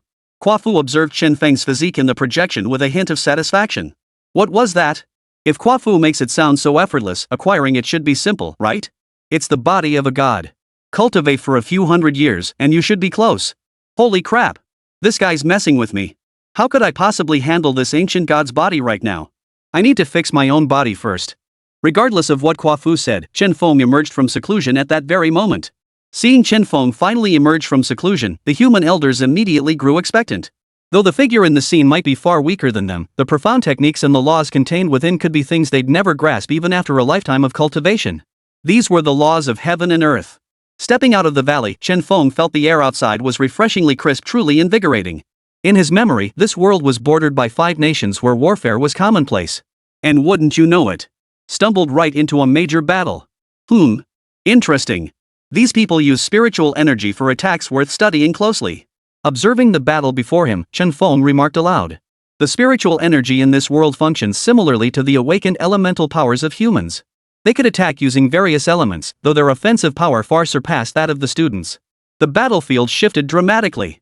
Soon, one side was defeated and retreated to the opposite side of the mountain peak, directly facing Chen Feng.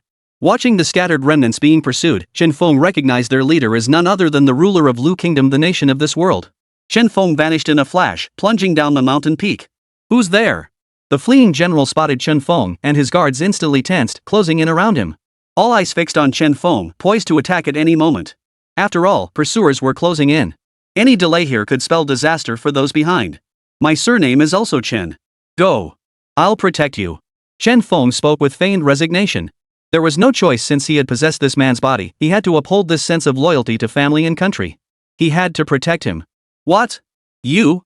He didn't even need to look. The Chen Feng before him was a complete stranger, a physical cultivator, no less. He'd never heard of any formidable physical cultivators emerging in the nation recently. Besides, even if he were that skilled, what could he possibly do? With thousands of pursuers behind us, even if you're that formidable, you'll be worn down to death. Let's go.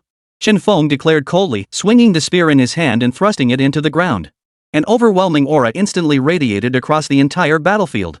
Yes, that's it. You must fight. You need the taste of blood. Kuo-fu continued his guidance. To cultivate such a technique, one's innate aura must be fiercely domineering and bloodthirsty. Chen Feng stood alone at the sole entrance, spear in hand. Are you sure? Though unsure of the situation, the general was visibly moved by the sight. This? I'm certain. Chen Feng declared resolutely, then turned directly to face the approaching army of thousands. Truthfully, Chen Feng was reluctant, but the system. Host, follow the standard storyline and heroically save the general. Failure to complete the mission will result in immediate annihilation by the system. Facing the overwhelming army before him, Chen Feng honestly had no confidence. He couldn't help but feel a tinge of admiration. The system's prompt made it clear that some individuals in this world charged headlong into battle, slaughtering everyone in their path, a truly terrifying feat. Still, Chen Feng felt a surge of anticipation. After all, this was a life or death trial. Only such trials could truly unleash his potential.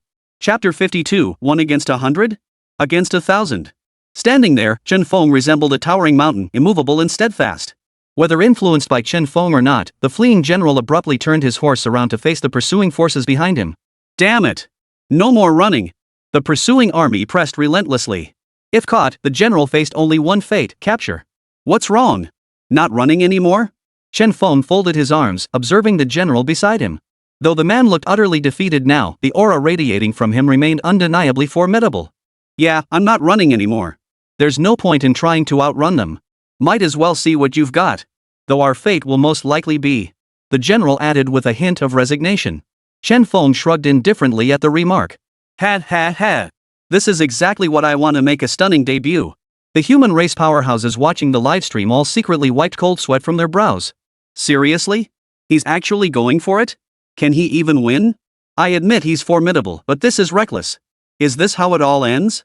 Honestly, if only we had this kind of fighting spirit when facing the beasts. Yeah, we've all been beaten into submission by those beasts. The crowd continued murmuring among themselves, none having imagined that simply watching a video could lead to such an opportunity. It was truly incredible. Truthfully, these powerful individuals had been deeply anxious lately. As the beasts grew ever more powerful while their cultivation progress lagged far behind. If this continued, the human race would face extinction sooner or later. This unexpected livestream had given them new hope. Though no one knew who was watching, the comments made it clear that only the strongest among humanity could access the stream and gain insights. At that moment, Chen Feng charged forward with his spear, facing an entire valley of soldiers alone. Seeing Chen Feng approach alone, the enemy forces sneered with contempt. They only sent one person? Do they really think so little of us? How laughable. We just got orders from above, the general across the valley must be captured alive. As for that big oaf charging over there? Kill him outright. Roger that. The enemy general has nowhere to run, there are no other paths here. Charge. Chen Feng gave them no chance to react. He roared with fury, his eyes blazing crimson as if fire erupted from them. His muscles swelled rapidly, tearing his clothes apart. Even his skin took on a faint reddish hue. A body cultivator. And a powerful one at that. The general glanced at Chen Feng, saying nothing more. The opponent's aura was undeniable, truly formidable. Wah! Chen Feng roared, swinging his spear in a sweeping motion. A crimson blade of light shot toward the valley.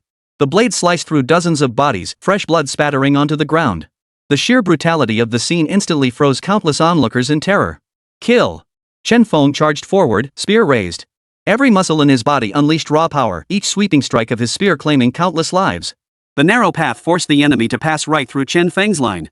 After a decade of training, Chen Feng no longer knew what fatigue felt like. Now, he could only keep swinging his blade with subconscious motions, the corpses piling up before him. The generals behind him were utterly stunned. What kind of monster was this man who had suddenly appeared? To single-handedly hold back a force of over 1,000 men, this was no mere warrior, but a god of war. This is no easy feat, their numbers are overwhelming. Every strike must be flawless. One miscalculation, and I could be finished right here, Chen Feng analyzed calmly amidst his relentless assault. Now he finally understood what the gods meant by trials of life and death. This was precisely the kind of trial that demanded absolute concentration. Chen Feng could feel his progress accelerating rapidly, as every step demanded calculating the optimal solution. Die! Chen Feng tensed every muscle, channeling his entire body's strength to slash relentlessly at the enemy. His armor glowed crimson as he weaved through the enemy ranks. It was utterly terrifying. And he did it without a shred of spiritual energy, merely using his own brute strength to counter the enemy's spiritual power, overcoming them through sheer force. This isn't human, it's a demon. Terrifying. If we keep fighting him, will we die? Run. It's a demon. Soon, doubts began to creep into the minds of some in the group. Chen Feng now resembled a bloodthirsty god, his entire body bathed in crimson. His eyes, already crimson, now glowed with an even more intense red. Kill! Kill! Though Chen Feng stood alone, it felt as if an army of 10,000 followed him, his overwhelming aura spreading for miles. Excellent! This is what a body refiner should be, fearless against all odds, slaughtering every foe, no matter how numerous. At that moment, Kua Fu opened his eyes. Within the system space, a blood-red phantom suddenly materialized behind him, swarming with countless flying skulls. Body tempering isn't just about blindly training, it demands the crucible of battle. Only those who survive ultimately walk the path to physical deification. I understand now. This meaning is killing. Chen Feng's eyes burned with bloodlust, yet his mind was consumed by the cultivation technique.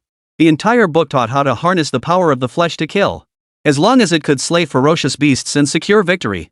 It was a good technique. Chen Feng fought relentlessly, spear in hand. The general behind him wisely kept his men at a distance, knowing that intervening now would only hinder Chen Feng. If he truly wished to assist, it would be better to wait until after the battle. Good heavens! Is this a god of slaughter? How come his aura feels different now compared to earlier? Quick, study this. I'm itching to go hunt some beasts and soak up that killing aura myself. This is insane, utterly unbelievable. What do you think? If our world had someone like this, would those beasts even need to worry? They wouldn't need to at all. The human elders continued their discussion. After witnessing these two live streams, everyone gained new insights. Attacking like that? Is that even possible? Ha ha ha ha. I am Chen Feng. Who among you dares challenge me now? Chen Feng wiped the blood from his face, glaring fiercely at the crowd before him.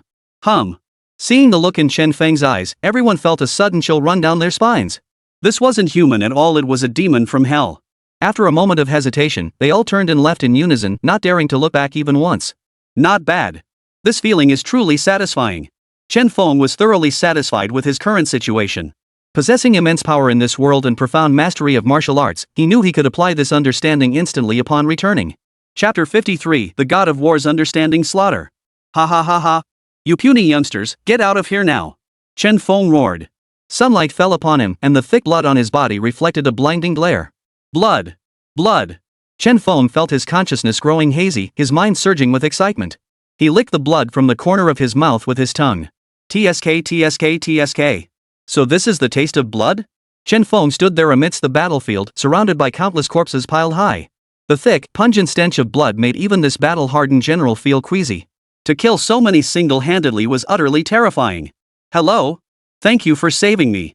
The general dared not approach, paralyzed by the overwhelming aura emanating from Chen Feng.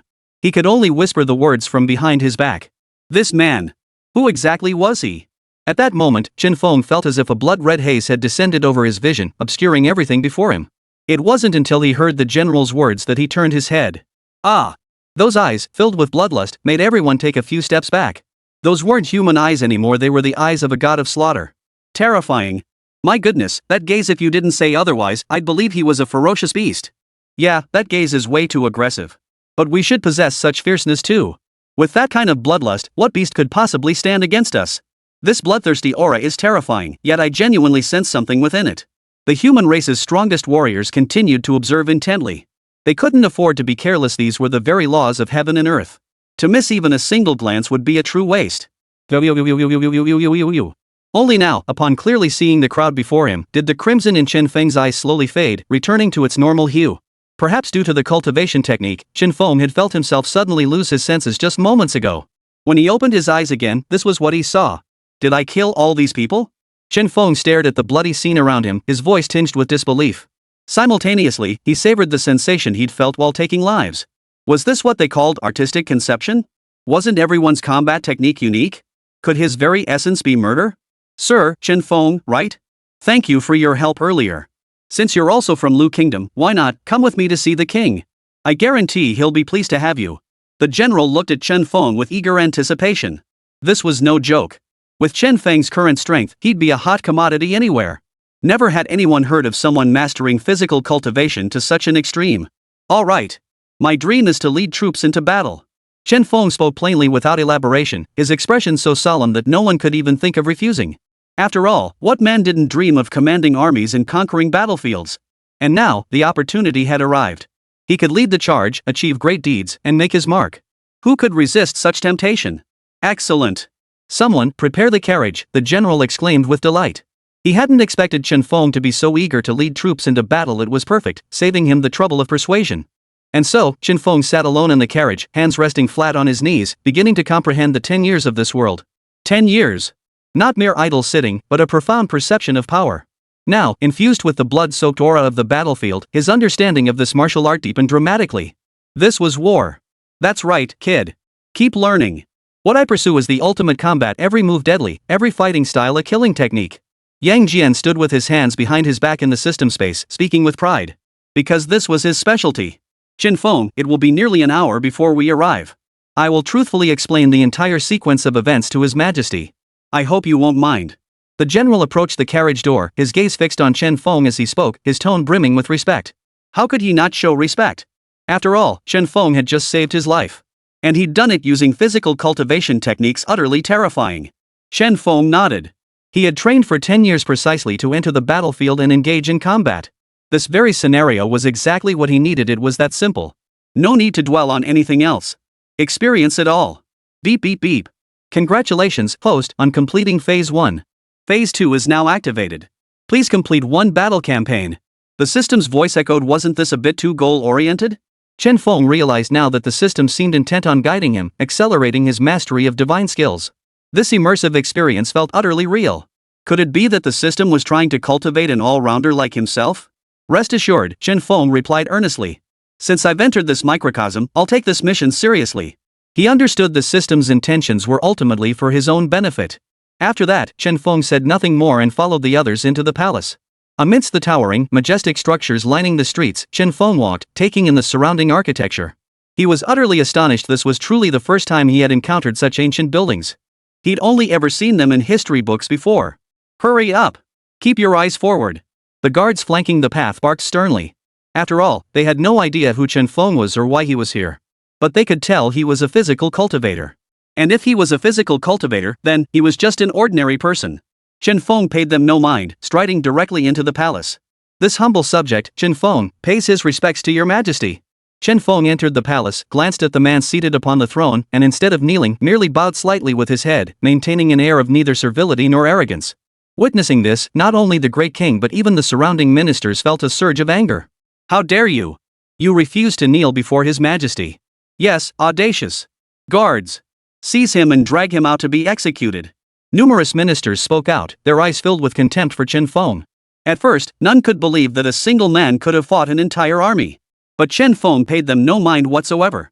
He simply raised his head and kept his gaze fixed on the king of Di atop the high platform. For Chen Feng did not know what the king truly desired.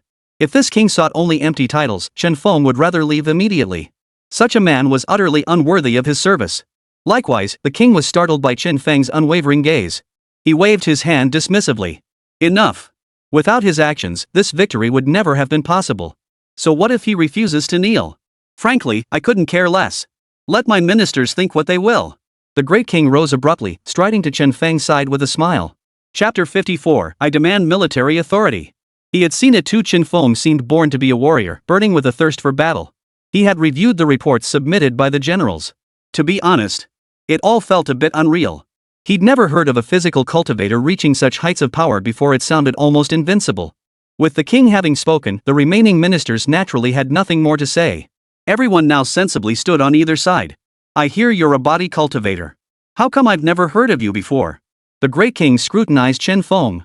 The bulging muscles were undeniable, but this figure was utterly unknown to him. How had he suddenly appeared? Even if he had aided the general, what if this was a feigned injury ploy? As sovereign, he bore responsibility for every subject of his realm. I spent 10 years at the cliff's edge, dedicating those 10 years solely to physical cultivation. Shen Feng stated matter-of-factly, as if it were the most ordinary thing in the world. Holy crap! 10 years. Every soul in the palace hall was struck dumb with shock at those words. For a man to endure such solitude for a decade, training alone? It was nothing short of terrifying. And to be honest, my performance during the rescue mission earlier was pure luck. It was all down to the terrain. Otherwise, I'd have been cut down long ago. Shen Feng stood up straight, speaking plainly yet confidently. Though he was focused on refining his physique, his judgment of combat environments remained sharp. Vigilance could never be relaxed. This was an area he must continue to improve, just as he was doing now. This sensation is too wondrous, too real. Shen Feng marveled inwardly. Whether it was due to currently embodying a deity or not, he felt his speech and judgments were now influenced by divine presence. Yet the entire experience was entirely first-hand, utterly authentic. Excellent. It's a blessing for our Lu Kingdom to have a talent like you. You've done well this time. Speak, what do you desire? I shall grant it to the best of my ability. The Great King declared cheerfully. After Chen Feng's introduction, he now appeared utterly uncivilized, even lacking in etiquette seemed perfectly natural. How amusing. Since the man had earned merit, he must be rewarded. It was a strict system of recognition. The other ministers exchanged bewildered glances. Truthfully, they hadn't seen the Great King this delighted in ages. This was unprecedented, utterly astonishing. I want nothing else, Chen Feng said calmly. I want military authority. The entire hall fell into a deathly silence. Had their ears deceived them? That man actually wanted military authority? Was it that easy to obtain? A pin dropping in that hall now would surely be heard. No one had expected Chen Feng to be so blunt. Military authority? You really dare to ask for it, the Great King said, torn between laughter and tears. To Chen Feng, military authority seemed like child's play. Could it really be granted just by asking? Shen Feng nodded. His purpose in coming here was precisely to lead troops into battle. Soon, several people around him rose to dissuade him. This was sheer nonsense. Why would they grant military authority? What on earth was going on? Moreover, Chen Feng was a complete stranger of unknown origin. What if he was actually a spy? Fine, I grant it. Can you guarantee victory? The Great King stared into Chen Feng's fierce eyes and demanded immediately. Interesting. Truly interesting. Holy crap. The ministers who had been about to protest now dared not utter another word. Unusual. Truly, utterly unusual. When did the Great King become so easy to reason with? Agreed. Chen Feng left with those words. After receiving his military commission from the king, he skipped the celebratory banquet altogether and headed straight for the barracks. For Chen Feng, the most crucial task now was completing his mission and enhancing his strength. That was what he should focus on above all else. Everything else was secondary. I have a feeling, the Great King murmured, his eyes brimming with hope and anticipation for the future, Chen Feng will become my right-hand man. He absolutely will. Yes, discipline must be ironclad within the army. You must ensure that at all times, there are those who will obey your commands unconditionally. Do you understand? The battlefield isn't yours alone, it belongs to everyone. As Chen Feng drilled his soldiers, Kuo-fu joined him in the system space for training. Even Erlang Shen and the others came to watch, but seeing the grueling methods, they could only shake their heads. Because it was simply too grueling. Such physical refinement required enduring this suffering. Body temperers? How tough could they be? Exactly. With the fire element I've awakened, at his level, I could incinerate him in an instant. A soldier grumbled on the training ground when suddenly, a faint breeze brushed past him. Instantly, someone stood behind him, a finger already pressed against his throat. He knew that if the other truly intended to kill him, they would have struck long ago. I'm the very man you claimed you could incinerate, your new commander, Chen Feng. Chen Feng lifted his finger and toyed with it near the soldier's chin. The soldier knew that if he said anything else now, that finger would pierce his throat without hesitation. Buzz. The crowd fell silent at the scene before them. They had witnessed Chen Feng's speed firsthand. It was simply too fast. I was wrong. The trembling soldier at Chen Feng's side stammered, his body shaking violently. It wasn't the opponent's overwhelming power that was terrifying. It was the fact that the moment the opponent reached his side, he hadn't even had a chance to react. What kind of power could possibly achieve such a state? Very well. From now on, I am your new commander. If any of you have objections, voice them now. Don't wait until I'm already in command to start complaining about this and that. Chen Feng's voice was low and deep. Not a single soldier spoke. In the military, strength reigns supreme. Chen Feng's earlier display of power had utterly subdued them all. It was simply too overwhelming. Moreover, the aura emanating from him was intensely bloodthirsty, brimming with lethal intent. Good. Very good. I see no further objections. Since that's settled, resume training. And regarding physical cultivation, do not look down upon it. Physical cultivation itself is immensely powerful. Chapter 55, Combat Techniques, The Realm of Slaughter. With that, Chen Feng turned and departed, retiring to his own general's mansion. Early the next morning, boom! A deafening explosion echoed through the military camp, jolting many sleeping soldiers awake. Groggily, they looked around. What the hell? An earthquake? When they stepped outside, they were utterly horrified by the sight before them. Chen Feng was charging down the mountain, a massive boulder strapped to his back. The boulder looked like it weighed thousands of pounds, making Chen Feng beneath it appear as small as an ant. Ah, blissful! Chen Feng murmured inwardly, savoring the immense pressure pressing against his back. It felt utterly exhilarating. This was only possible in this world. If it were his own world, Chen Feng would never dare attempt such a thing. In his own world, he would likely have been crushed into dust by that boulder long ago. It was terrifying. In this world, refining the body could actually grant such power. Now, as everyone watched Chen Feng running down the mountain with the massive boulder on his back, their eyes held nothing but shock upon shock. Holy crap, is this guy a monster? He's literally running back and forth with that huge rock. That kind of strength, if it landed on me, I'd be minced meat.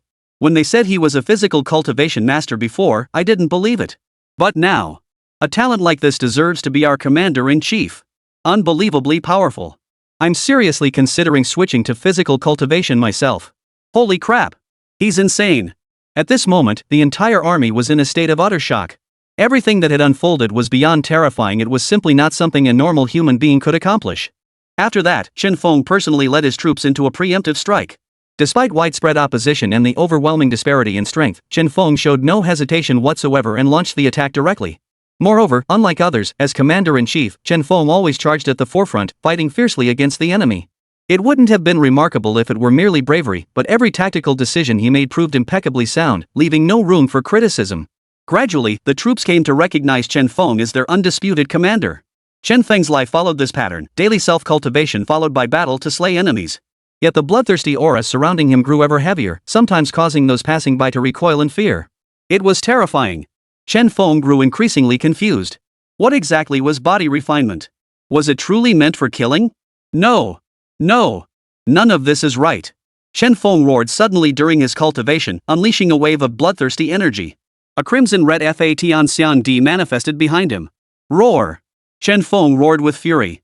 He had never imagined this was possible. Gazing at the crimson, fury-filled phantom behind him, Chen Feng knew it had worked. This was his combat technique. The human cultivators observing him now were all drenched in sweat. This cultivation method was far too ruthless. This, using slaughter to forge one's own realm? This realm is truly far too domineering. I still feel it's somewhat unsettling. Yes, it's truly terrifying. But if this realm could be cultivated by slaying ferocious beasts instead, that would be ideal. Quite right. Still, it's merely a phantom. For us to witness it and gain some insight or progress is already commendable. I think the previous comment makes a lot of sense. Any progress is worth it. The crowd chatted like this in the comment stream. This illusory realm was truly peculiar. Each person could clearly perceive the world's artistic conception within it. It was practically a paradise for cultivators. But Chen Feng knew this was absolutely unacceptable. He had to complete the mission to escape. That was his bottom line. Nothing else mattered. Everyone back off. Don't come near me. Chen Feng's eyes were bloodshot as he shouted at the soldiers below who were trying to approach. He was completely unconscious now. These were brothers who had fought alongside him through life and death. If he truly harmed them by mistake, the regret would be unbearable. After playing this role for so long, Chen Feng now felt no different from the real Quafu emotionally and behaviorally. Even he himself could no longer tell them apart. After 5 years in the military, Chen Feng commanded 100,000 troops and launched a campaign. Now, atop his fiery steed, Chen Feng stood at the very front of his army, gazing defiantly at the enemy ranks without a trace of fear. Before his troops could charge, he launched himself forward, and behind him, a towering sea of blood erupted. Holy, he's a monster. He's pure devilry. Don't be afraid. We all have spiritual power. What's there to fear? Charge. After all, they were all awakened spiritual power masters. Being suppressed by a mere physical cultivator left them seething with resentment. Yet they were utterly helpless against Chen Feng. His power was simply too overwhelming for them to handle. Such terror. Chen Feng's power stood before them, making every single one of them hesitate. Kill! Chen Feng roared, swinging his spear as he charged recklessly into the enemy ranks. Terrifying. Absolutely terrifying. His overwhelming aura alone could take on 10,000 foes. Ha ha ha ha. Now this kid finally shows a glimpse of my former self. Ha ha ha ha. That's it. Take them down. Within the system space, Yang Jian roared with laughter. This was precisely the outcome he desired: a frenzied Chen Feng, a Chen Feng capable of holding back 1,000 troops. Every one of his avatars was like this. There was no other way. He was the god of war, and the god of war had his own way of fighting. Chen Feng's consciousness returned to him. He had truly become a god of slaughter, charging fearlessly toward the enemy army. Behind him, a thick sea of blood surged forward, overwhelming everything in its path. Boom! Kill! The crimson heaven-shaping earth-transforming technique erupted behind Chen Feng, his fist obliterating countless soldiers in a single blow, flesh and blood flying everywhere. Charge! The clash erupted instantly. All soldiers charged headlong, colliding with brutal force. Such was the savagery of the battlefield, men charging without hesitation, especially Chen Feng. Now fully transformed into a god of slaughter. He slaughtered relentlessly across the battlefield, leaving a trail of corpses and splattered flesh in his wake. This was power. The killing intent radiating from Chen Feng grew ever more intense, while the emulate heaven and earth technique behind him became increasingly tangible. This wasn't divine power, it was the combat secret art Chen Feng had mastered through his own experiences in this world. Is this my own combat technique? It's truly too powerful. Chen Feng gazed at the sea of corpses and blood before him, his eyes gleaming with excitement. This way of gaining strength through his own efforts felt incredibly satisfying. Congratulations, host, on completing the main quest. Would you like to remain in the microcosm? Chapter 56, Level Skip. Is the quest complete? As the system's voice echoed, Chen Feng realized that beyond himself, the entire microcosm had frozen in place as if someone had pressed pause. Terrifying. Was this the true power of the system? There was one thing Chen Feng still couldn't grasp: was this world real or virtual? The world you inhabit is real. Rest assured, host, the system guarantees it. Listening to the system's words, Chen Feng still felt somewhat baffled. If this truly was a real world, then the danger level seemed far too low. Was he really going to breeze through this invincibly? Young man, have you considered that your success stems from dedicating a decade to mastering this system's secret techniques? To put it plainly, if you'd relied solely on physical training, you'd have been killed long ago. Kuo-fu, observing from the system space, addressed Chen Feng. These matters were trivial to him, but for Chen Feng, the impact was profound because Chen Feng had never killed so many people before. Chen Feng snapped out of his daze upon hearing Kuo-fu's words. He was right exactly. His soul inhabited Chen Feng's body. Setting aside other factors, his emotions alone were susceptible to external influences. Then there was the memory inheritance direct transmission, to a certain degree. This was pure role-playing. No lingering. Let's head back immediately. Chen Feng glanced back at his comrades in arms before speaking. He didn't belong in this world. Beep beep beep. Mini-world trial concluded. Host, prepare for departure. The system's voice echoed, and Chen Feng felt his consciousness grow hazy. When he snapped back to awareness, he was already back in his own world. The sensation was truly magical. As for the scenes before the powerful beings of this world, they vanished instantly. Such were the rules. Ah, it's over already. So fast. If only I could see scenes like that every day. Yeah, I'm outta here too. Gotta process all this new stuff when I get back. We've only done this twice. It's just the beginning. The road ahead is still long. Everyone spoke with anticipation. Setting aside other considerations, these 2 sessions alone had been immensely beneficial for each of them, bringing significant breakthroughs in mastering their abilities. Now, their sole wish was to witness these scenes more often, rapidly boosting their strength. Only then could they venture into the deepest parts of the forest. Back in his own world, Chen Feng wasn't dwelling on such thoughts. Surveying the tangible reality around him, his first instinct was to glance at the clock on the wall. Thankfully, only one night had passed. It seemed the system was right, time flowed differently in the 2 worlds. With that, everything else would be manageable. Hey, system, Chen Feng said eagerly, is there any small world I can visit regularly? Training in there feels amazing. If he could train in a small world, he'd become unstoppable. But what about everyone else with this different time flow? System automatically notifies host, when traveling to minor worlds, only the soul can traverse, the physical body cannot cross over. Any power gains made cannot be brought back to the original world. The system alert sounded again. Chen Feng froze, suddenly remembering he hadn't tested his strength since returning. But the moment his consciousness snapped back, he collapsed face first onto the ground. What? What the hell? Why can't I walk? Chen Feng muttered in alarm. His limbs felt detached, light as feathers. Host, this is a normal reaction to your body after returning from your trials. It will pass once you adjust. That makes sense.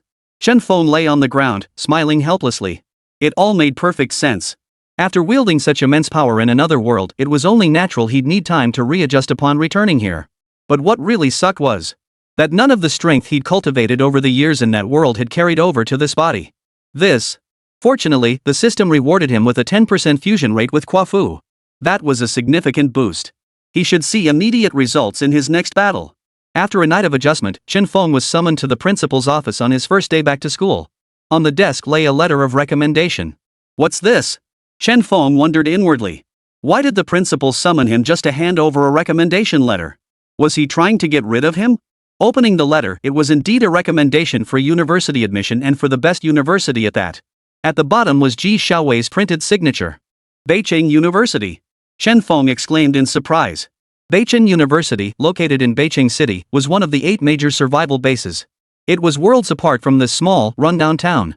It was a place where talents flourished. He never imagined that Ji Xiaowei, with just one move, could be so powerful. Alright, I need to tell you this. It was personally instructed by Lord Ji Xiaowei. He wants you to report there when you have time.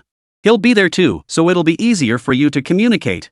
Even though you've only been at our school for half a month, you're still our most outstanding student. We didn't want to let you go at first, but we can't be selfish and waste such talent. You must go and unleash your true potential. The principal spoke with evident emotion, for Chen Feng's talent was undeniable.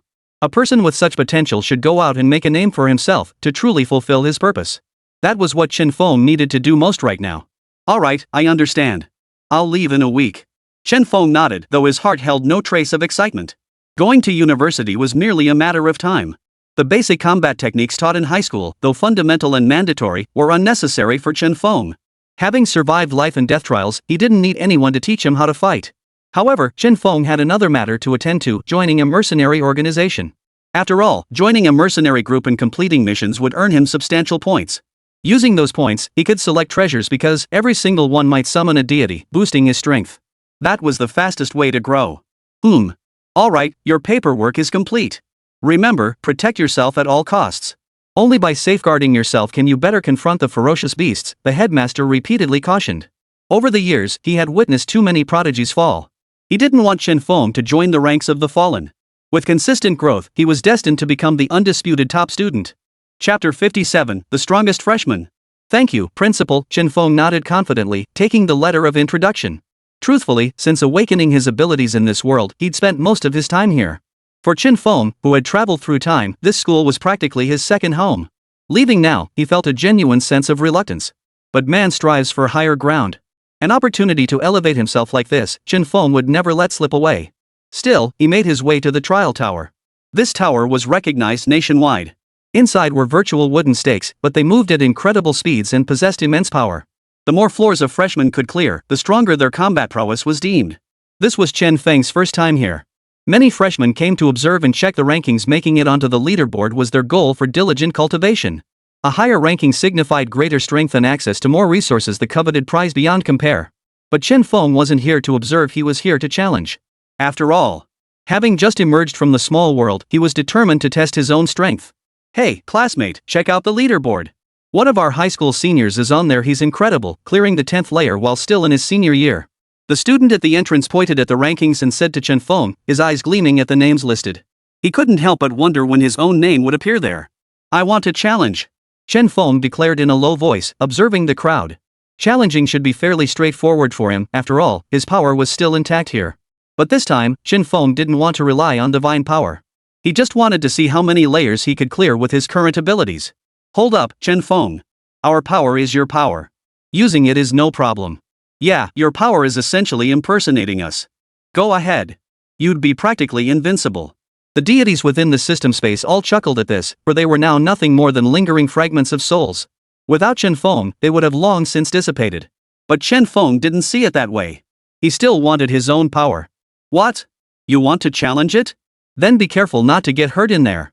I'm not exaggerating, there have been cases of injuries over the years. Hearing Chen Feng's intention to challenge it, the student guards on duty warned him. It wasn't that they were trying to dissuade him. It was mainly because countless students before him had recklessly attempted direct challenges despite their limitations, only to end up injured. And not just once or twice. Exactly. I'm going to challenge it, Chen Feng declared firmly. Rest assured, I'll sign the liability waiver. Whatever happens, it's entirely my responsibility. You won't be held accountable in the slightest. Standing outside the trial tower, Chen Feng quickly drew a crowd. At first, some freshmen came to challenge it too, but the examples of injuries deterred other aspiring challengers. Who would have thought that after all these years, another daredevil would show up? Seriously, you just awakened your powers, right? Let me tell you, you'll get hurt on the first floor. Go train some more before coming back. This isn't like those little skirmishes before. Yeah, I heard there are even illusions of ferocious beasts inside. Have you ever seen an SS-ranked beast? Interesting. A newly awakened like you actually wants to challenge the trial tower? Looks like you've had enough of living. Just so you know, don't blame me if you get hurt. Ha ha ha, this is truly amusing. Rarely do we see a newbie this bold. Just so you know, don't come crying to me later if you get hurt. Passers-by near the trial tower sneered at Chen Feng, but he couldn't care less about their reactions. Why waste time on them? I challenge you, Chen Feng declared without glancing at anyone else. Finally, someone nearby recognized him. Isn't that Chen Feng, the top freshman? Heard he took down an SS-tier beast. You guys know about that, right? Seriously, stop messing around. A freshman killing an SS-ranked beast? That's impossible. You must have been in seclusion too long to know. Everyone knows about it. Once the crowd recognized Chen Feng, they immediately opened the entrance for him. But the senior on duty still spoke with concern. Once you're inside, it's beyond our control. If your strength isn't up to it, you could really get hurt in there. Be careful. Chen Feng nodded at the senior. He could tell some people genuinely cared about him. After all, they were all part of the same school. It was only natural to show concern. Him? Even if he's strong, he's still a freshman. He's only been training for a few months. Forget about making the rankings. If he can even get past the first 3 layers, I'll kneel right here for him when he comes out. A loud voice boomed from the doorway. Chen Feng turned to see a guy with dyed yellow hair, wearing a senior uniform, wearing a look of utter contempt. All eyes followed the commotion. This was Ouyang Hui, ranked over 800th on the challenge list. Though 800th was low, it was a national ranking and the first time anyone from this high school had ever made the list. Had Chen Feng not skipped levels outright, he might even have broken the record. Oh? Really? If you do end up kneeling here, I'll have to thank you properly, Chen Feng remarked with a hint of amusement. Ouyang Hui might be a prodigy. But Chen Feng had his system. Oomph. You really think you can make it through? How about a bet? If you fail, hand over that imperial-grade beast of yours. Ouyang Hui challenged. Everyone said Chen Feng possessed an imperial-grade beast, a majestic dragon. Since Chen Feng could control it, there must be a method. All he needed to do was master that method. Oh? You mean my dragon? But you'll need an equal wager. How can we bet otherwise? Kneeling for a moment isn't worth as much as my dragon. Chen Feng replied calmly. Hearing this, Ouyang Hui exploded with rage. What did that brat just say? Say that again. Ouyang Feng snapped furiously. The crowd around them grew thicker by the second. Such a scene was rare indeed. Who knew what sparks these two geniuses would ignite when they clashed? One was the strongest freshman. The other was the most formidable senior. Who would prevail? Fight! Don't chicken out, just go for it. Though lacking in strength themselves, the onlookers were more than capable of cheering on the sidelines. Chapter 58, A real man only needs 10 seconds. What did I say? If kneeling could get you an imperial-grade beast, you'd be doing over 10,000 bows a day. Chen Feng stood before the trial tower, speaking leisurely. Hearing Chen Feng's words, the crowd wanted to laugh, but remembering Ouyang Hui's status, they held it in mainly because Chen Feng had a point. An imperial-grade beast. Forget Ouyang Hui. If kowtowing could get them an imperial-grade beast, they'd gladly kowtow all day long. Boom! A wave of frost erupted around Ouyang Hui's body. The solidifying ice mist caused the students surrounding him to instinctively take a step back. Is this his ability? No fighting within the school grounds. Severe punishment will follow. A middle-aged man emerged from the trial tower, his voice commanding authority. This man was the guardian teacher of the trial tower, now observing the two with keen interest. Ouyang Hui was an absolute prodigy, the first of his kind in decades. On the other side stood Chen Feng. His potential was legendary. Given the space to grow, he was destined for greatness. How many floors would Chen Feng conquer this time? The administrator's appearance instantly silenced the surrounding students. Ouyang Feng snorted coldly, the icy aura that had appeared around him moments ago vanishing without a trace. It actually makes sense. With the ability you just awakened, who knows if you used any tricks in your previous battles? This trial tower won't let you borrow any outside help. Ouyang Feng said coldly. He then produced a yellow talisman from his hand. With guardian teacher here as witness, if I win, you reveal your imperial-grade beast and its control method. If I lose, this Earth Escape talisman is yours. Deal? Ouyang Feng declared coldly. This Earth Escape talisman was a treasure he had accidentally obtained during his own trials years ago. There were 5 of them in total. Though he didn't know who had crafted them, each one could transport its user 1,000 miles underground upon use. They were extremely rare magical treasures. Seeing the tattered yellow talisman in Ouyang Hui's hand, everyone was utterly perplexed. What was the point of this? Why bring out such a worthless scrap? What is this thing? I've never seen it before. Is it even useful? You guys don't know, huh? This is a heaven earthborn earth diving talisman. No one can craft it, it only exists in the trial world. Once used, it lets you dive underground. Holy crap, so this thing is basically like a spare life. Everyone stared curiously at the yellow talisman in Ouyang Hui's hand. Who would have thought such a tiny talisman could hold such immense power? It was truly unbelievable. Beep beep beep. Divine token detected. Host must surpass Ouyang Hui to claim the token. Oh? Chen Feng's eyes instantly lit up. He never expected to stumble upon such an unexpected surprise here, a divine token. Sometimes Chen Feng felt he should venture out more often. You never knew when you might stumble upon a divine token. The more deities he had, the stronger his abilities would become. He hadn't even started searching for one, yet here it was, practically delivered to his doorstep. How considerate! Chen Feng was thoroughly pleased. Fine, I accept your wager. Since that's the case, I'll climb the tower. Don't cry when you lose. Chen Feng laughed heartily and entered the tower to challenge it. Such a golden opportunity, he couldn't possibly pass it up. It was practically handed to him on a silver platter. Chen Feng strode inside, leaving Ouyang Hui standing outside with a grim expression. During his conversation with Chen Feng, Ouyang Hui had lost all face. He never imagined Chen Feng could be so sharp-tongued. But what did it matter? How could a mere newcomer like him even dream of surpassing him? He was the most promising genius in this entire high school. That was beyond question. The rest could only look up to him from behind. Chen Feng, however, cared little for such thoughts. He plunged directly into the trial tower. As Chen Feng stepped inside, the entire space transformed. Everything around him became a martial arts arena. This place is rather interesting. It's practically a miniature version of a small world, Chen Feng remarked thoughtfully as he surveyed his surroundings. Chen Feng had begun to question this world. It contained many things beyond human comprehension, things whose origins defied explanation. There were gods and other miniature worlds, all of it still awaiting his exploration. But for now, there was only one thing he could do: relentlessly enhance his strength. That was the sole pursuit he must relentlessly pursue at this moment. Approaching the first layer. Test subjects, prepare. The trial begins. As a mechanical voice echoed in his ears, the scene before him shifted. Countless wooden stakes appeared, moving at breakneck speed. This is rather interesting. Chen Feng murmured in admiration. The speed of these wooden stakes was astonishing, nearly matching that of an A-rank ferocious beast.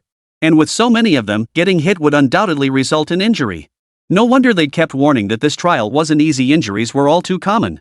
Still, if that was all there was to it, Chen Feng felt it would be manageable. After all, his strength had surged dramatically. Even without channeling the power of the gods, the inherent bonuses from each deity made him exceptionally formidable. These stakes couldn't possibly defeat him, that was an absolute certainty. Come on then, emulate heaven and earth. Chen Feng roared, and suddenly a blood-red giant materialized behind him. This giant wasn't the power of a deity, but rather his own power manifested within his miniature world. In an instant, a thick aura of slaughter filled the entire microcosm. The blazingly fast wooden stakes before him slowed down. Chen Feng effortlessly dodged them, then struck back, shattering the stakes into splinters. The entire sequence unfolded in one fluid motion. 10 seconds. With perfect composure, Chen Feng effortlessly eliminated every single wooden stake. At that moment, Chen Feng's name reappeared on the display screen outside the trial tower. Chen Feng cleared the first level in 10 seconds. What? The crowd outside the trial tower erupted in astonishment at this result. 10 seconds. How could that be possible?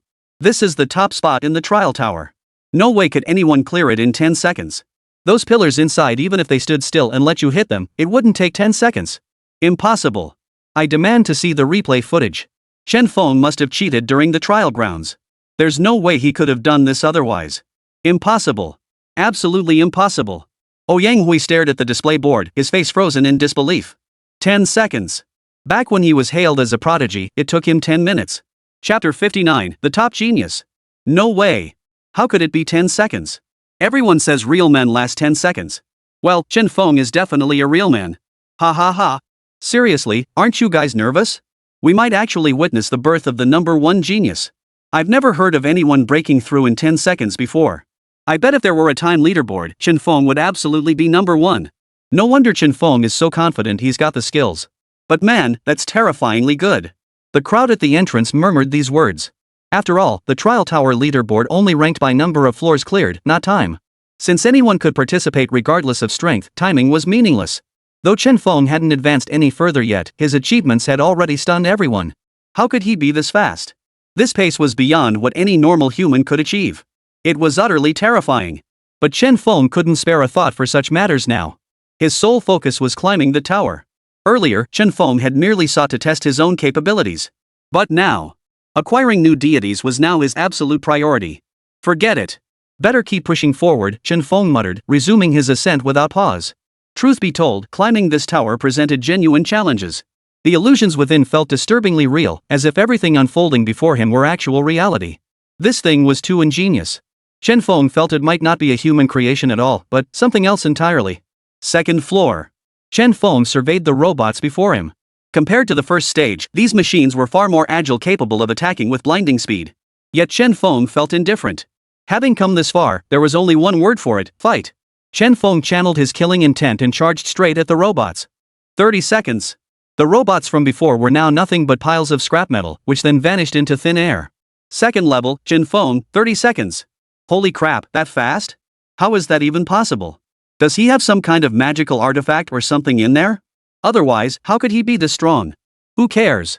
That was insane. He's seriously impressive. That's unlikely. Everyone here has been through this trial tower before. No outside help can be brought in, you know that. Yeah, I've been through this too. There's absolutely no way external forces can interfere inside. Whatever it is, we might be witnessing history. Hurry up and get everyone else over here. Watching Chen Feng's speed, who knows how many floors he can clear. The crowd outside kept growing, and the entrance was already packed to the brim. The main reason was that Chen Feng's speed was simply terrifying. By the third layer, Chen Feng felt the pressure multiply exponentially. With his current abilities, he could barely scrape through this stage. After all, he had only inherited the killing intent of the microcosm, not its physical prowess. Otherwise, he would be invincible here. It took Chen Feng a full 2 hours to barely scrape through the third level. Within the trial tower, potential was paramount. Everyone could only utilize their own primordial power, and Chen Feng was no exception.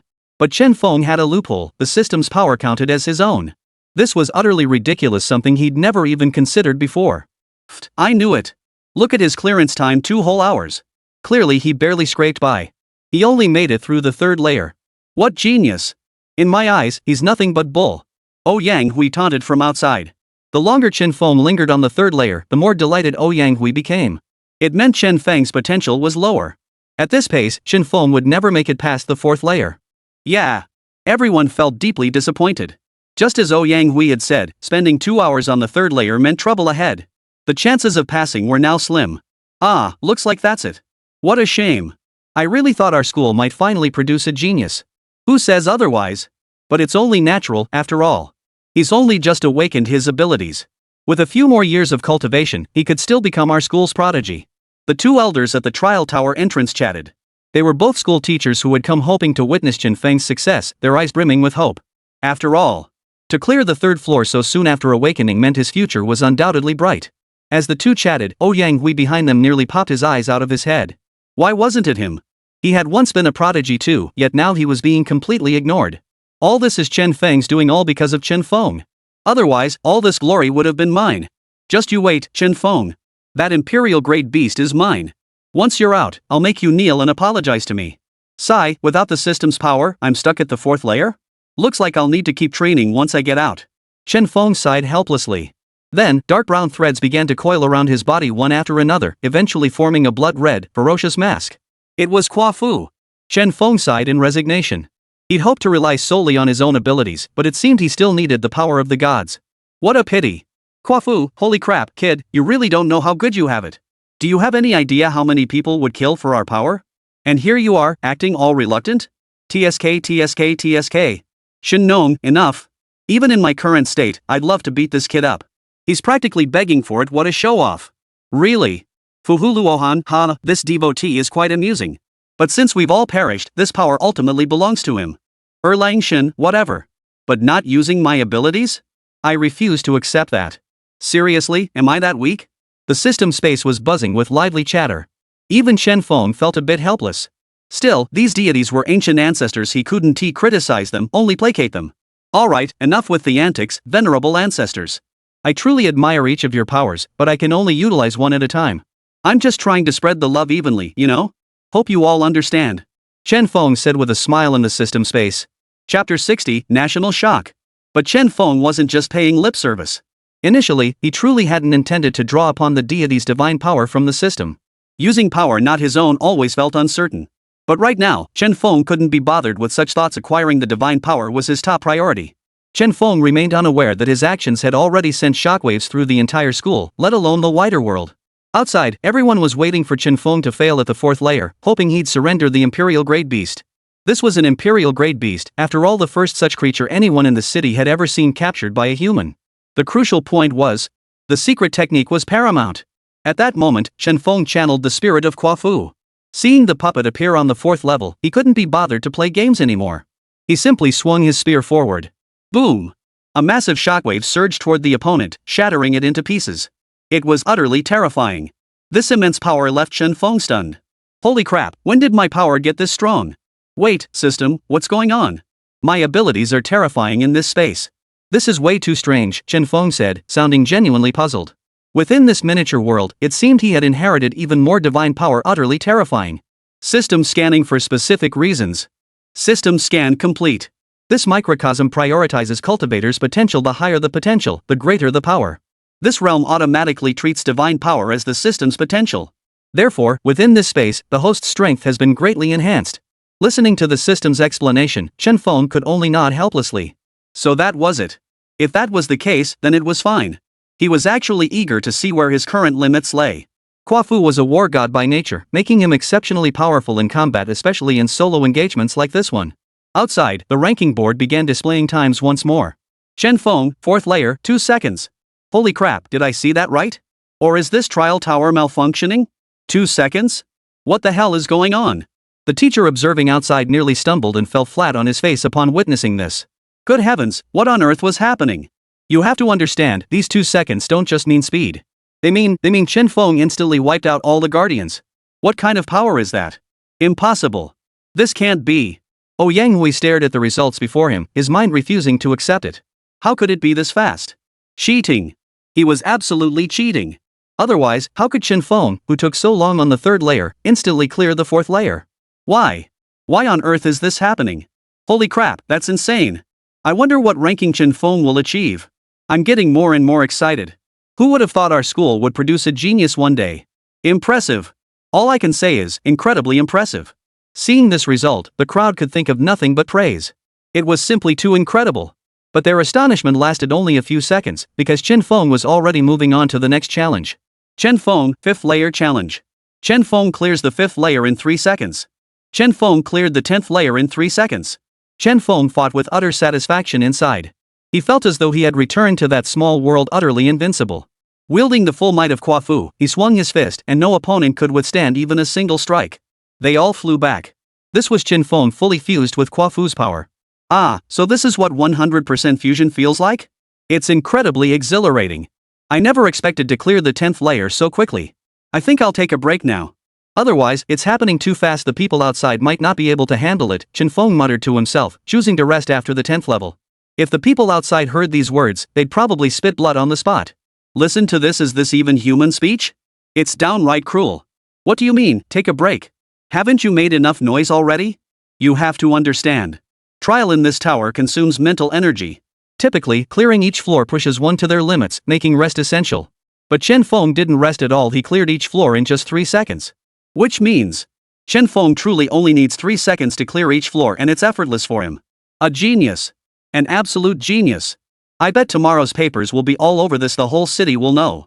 Breaking through 10 floors in a row, each in just 3 seconds? That's just too unbelievable. I can't even wrap my head around it. Don't fight me over this. Shen Feng is definitely my disciple. You all have to give him to me, understand? The teachers gathered at the entrance were utterly speechless. They never imagined such an outcome. It was downright terrifying. As for Yang Hui, he was already in a daze. They weren't even in the same league. This was too unbelievable. To be honest, he'd never taken Shen Feng seriously before. Never imagined Shen Feng would deliver such a huge surprise. Looks like all he needs now is to get his Earth Escape talisman ready. How could anyone compare? After a brief rest, Shen Feng resumed his ascent. For him, it didn't matter which role he played as long as he achieved 100% fusion, he'd just charge ahead. His final floor count settled at 67. If Shen Feng remembered correctly, that should place him around the 100th rank. Alright, let's settle for 100th place. Getting too high up would be pointless. Too much attention. Shen Feng clapped his hands and pushed forward. Honestly, it really wasn't challenging at all. Sigh. Boring. Clapping his hands, Shen Feng emerged effortlessly from the trial tower. The thought of unlocking another deity role filled him with excitement. Over the past few days, Shen Feng had already scripted several plays featuring different deities. Now, all he had to do was wait to go out and find people to rehearse with. But when Chen Feng finally emerged, he found the outside already packed with people. And every single pair of eyes was fixed on him. Seeing this scene, Chen Feng was utterly dumbfounded. What was going on? Why were they all staring at him? Wait, everyone, why aren't you all cultivating? Why are you all staring at me? I just cleared a stage, and I didn't even come in first. You guys don't need to be this excited. Chen Feng scratched his head, muttering softly. But this wasn't just a simple matter. It wasn't just the entire school that was shot, but the entire nation. Chapter 61, Yellow Turban Emperor, Sorcerer Unlocked. Wait, Chen Feng, did you know? You're ranked 99th now. Before Chen Feng could process it, a teacher hurried over and exclaimed excitedly. A genius. This was an absolute prodigy. Regardless of anything else, being the teacher of such a student was a blessing in itself. The surrounding students stared at Chen Feng in utter disbelief, their eyes filled with nothing but admiration. Most of them had attempted the trial tower before, and each floor was incredibly difficult. Yet Chen Feng had reached the 67th floor and he'd only awakened his abilities a few months ago. Was he even giving anyone else a chance to survive? I know, Chen Feng replied, somewhat bewildered. I just saw the rankings. That's not even the top 100, and I'm not even first. He had been extremely restrained, so why was everyone still making such a fuss? What the hell was going on? Holy crap! Hearing Chen Feng's words, everyone felt like they were about to spit blood. This guy hasn't changed a bit, he always manages to leave people speechless.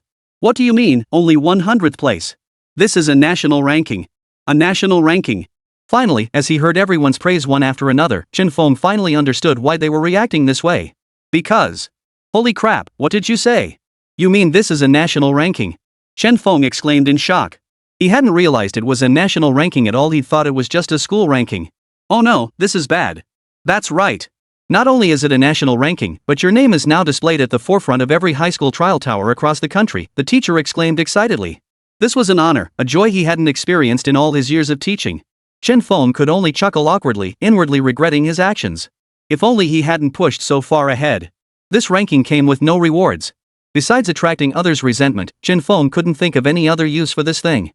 But, at that moment, Chen Feng couldn't care less about that.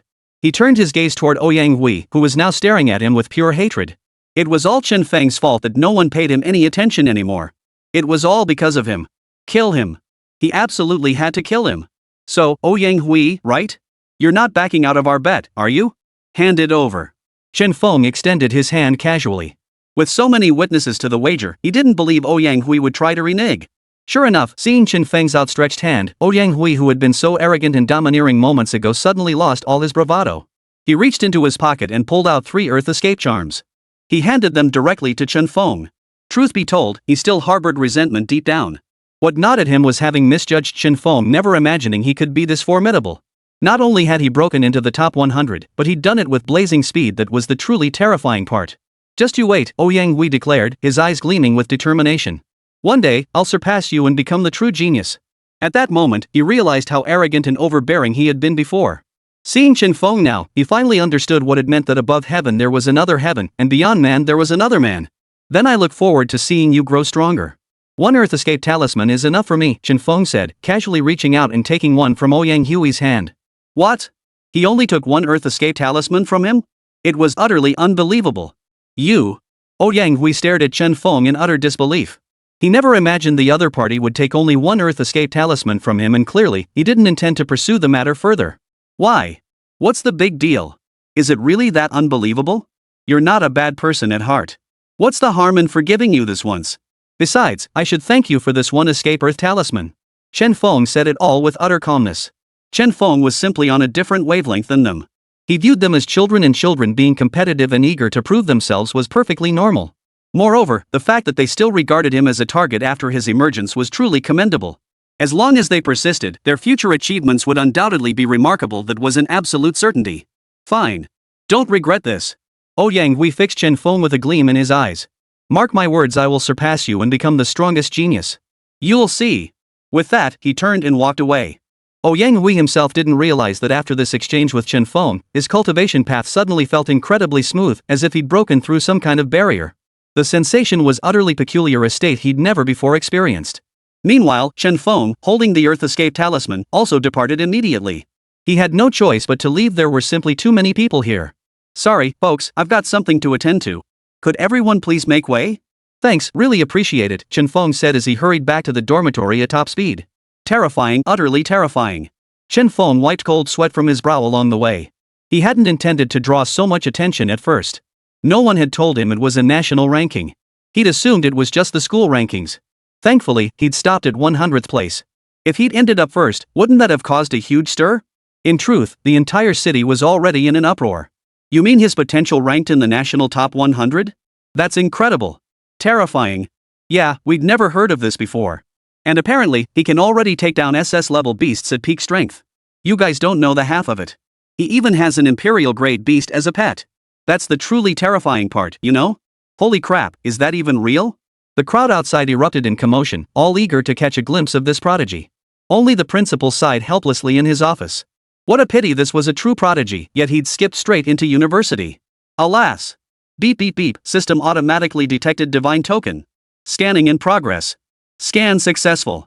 Congratulations, host, on acquiring the Earth Diving Talisman inscribed by Zhang Daoling. Summoning deity. As the system's voice echoed, thunderous roars filled Chen Feng's system space, accompanied by countless flashes of lightning. Then, within the system space, appeared a Taoist master with an ethereal demeanor, holding a whisk. Chen Feng stared at him in utter astonishment. Are you Zhang Tianchi? Chen Feng asked hesitantly. The man before him radiated neither overwhelming pressure nor an aura demanding worship. He looked like an ordinary person, making it impossible to connect him to the famed Grand Taoist master of later generations. Chapter 62, The Refugees' Last Song, The People's Melody. Indeed. What's the matter? Does my appearance offend you, young man? Zhang Daoling lifted his head and spoke with a warm smile. Yet his words sent a chill down Chen Feng's spine. He snapped back to reality. How could the founder of a major sect possibly be an ordinary man? Sure enough. Before Chen Feng could speak, strands of yellow thread wrapped around his body, finally settling on his face to form a yellow mask. Young man, I may not know much else, but I do possess the skill of drawing talismans. If you don't mind, take them and use them. Zhang Daoling's voice echoed in Chen Feng's mind. Almost simultaneously, Chen Feng felt countless spells and techniques surge into his consciousness. All kinds were present, but for now, Chen Feng could only master one, the Thunderbolt spell. Host must continue striving. By steadily increasing familiarity with Zhang Tianchi, more spells will unlock. Seriously, proficiency again? Chen Feng groaned inwardly, not because of anything else, but because improving this proficiency was just too damn hard. But what choice did he have? He wanted to grow stronger. If not for that desire, Chen Feng could have just given up right now. Thunderbolt spell. Chen Feng murmured softly. Instantly, a yellow talisman materialized in midair. He began scribbling intricate symbols across its surface with his fingers. Soon, a talisman materialized, covered in intricate, strange strokes. Every rune Chen Feng traced appeared on it, especially the streaks of lightning that radiated an overwhelming aura, truly terrifying. Go! Chen Feng flung it forward, and a thunderbolt descended from the sky. Wait a minute. Could this lightning also combine with the abilities of other deities? Staring at the thunder before him, Chen Feng spoke thoughtfully. After all, among the deities in his system space, there was another who wielded lightning. That deity was Yang Jian. Correct. However, this matter requires the host to explore independently. All divine powers can be accumulated within the host, but the method of exploration must be discovered by the host themselves. Sigh. Exploration again?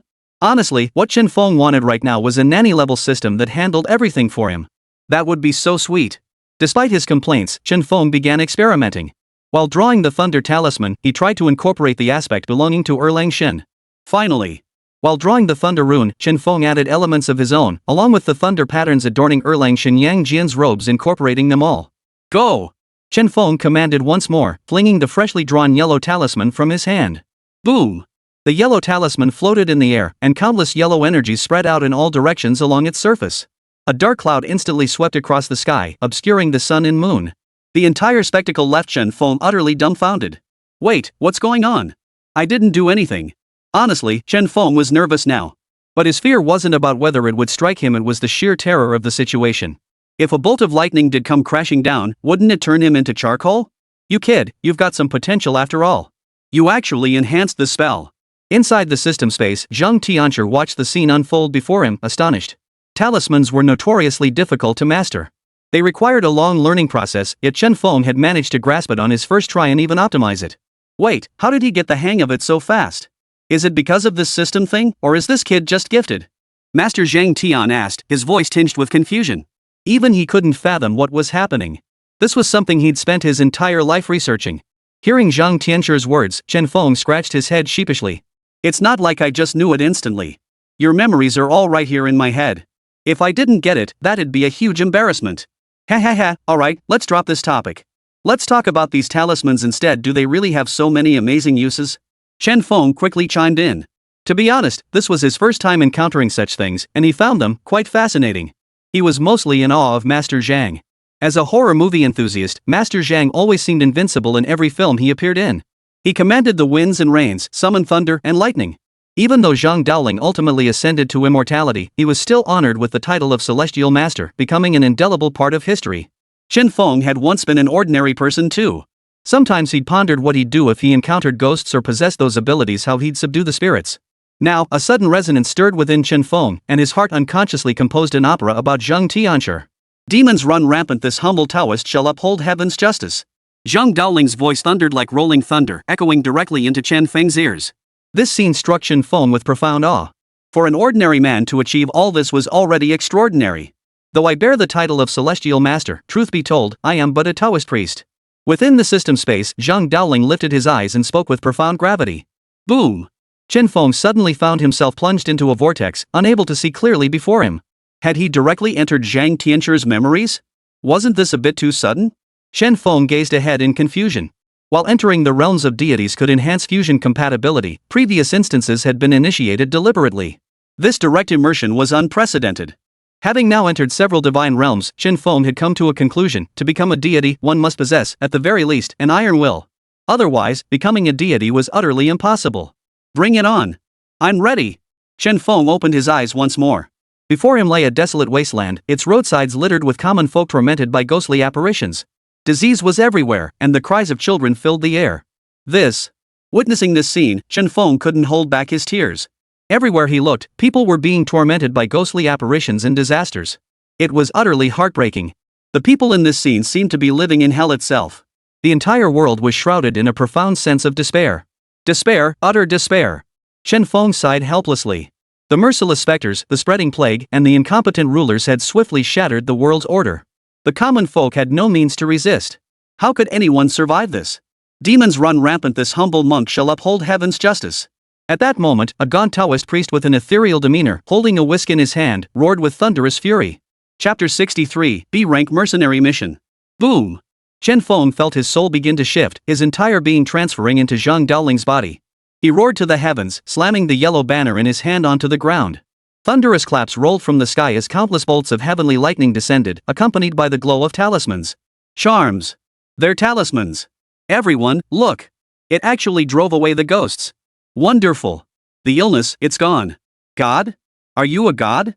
As they felt the light of the talismans descending from the sky and witnessed the spirits being banished, the villagers danced with excitement. Their gaze upon Zhang Daoling was like that reserved for a deity. In their eyes, the so-called gods had abandoned them, yet Zhang Daoling could now bring them relief. To these common folk, Zhang Daoling was a god, their god. Chen Feng watched the expressions on the refugees' faces before him, and his own heart stirred involuntarily.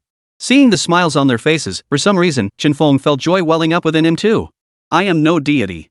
You may call me Zhang the Celestial Master. Demons run rampant, but this humble Taoist acts in heaven's name. Those who wish to join me, take this yellow talisman. Together, we'll fight back. Why should we suffer? Why must our children be haunted by ghosts? If anyone doubts me, this talisman is proof enough. As Zhang Daoling finished speaking, a bolt of lightning struck from the heavens.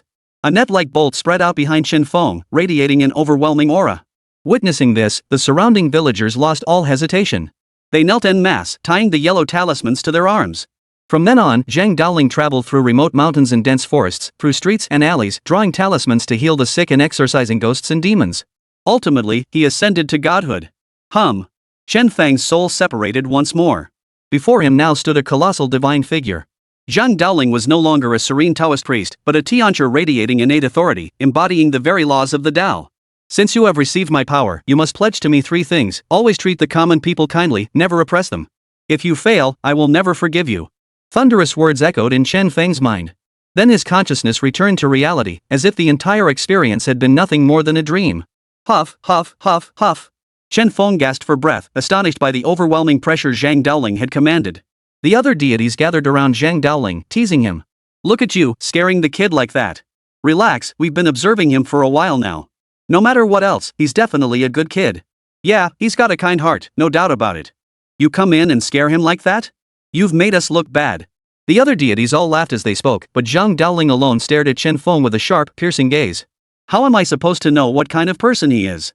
If he really does something bad, don't blame me for being harsh. Zhang Daoling said in a sharp tone. Chen Feng finally understood what was going on. All that imposing aura earlier had been the other party trying to intimidate him. No way.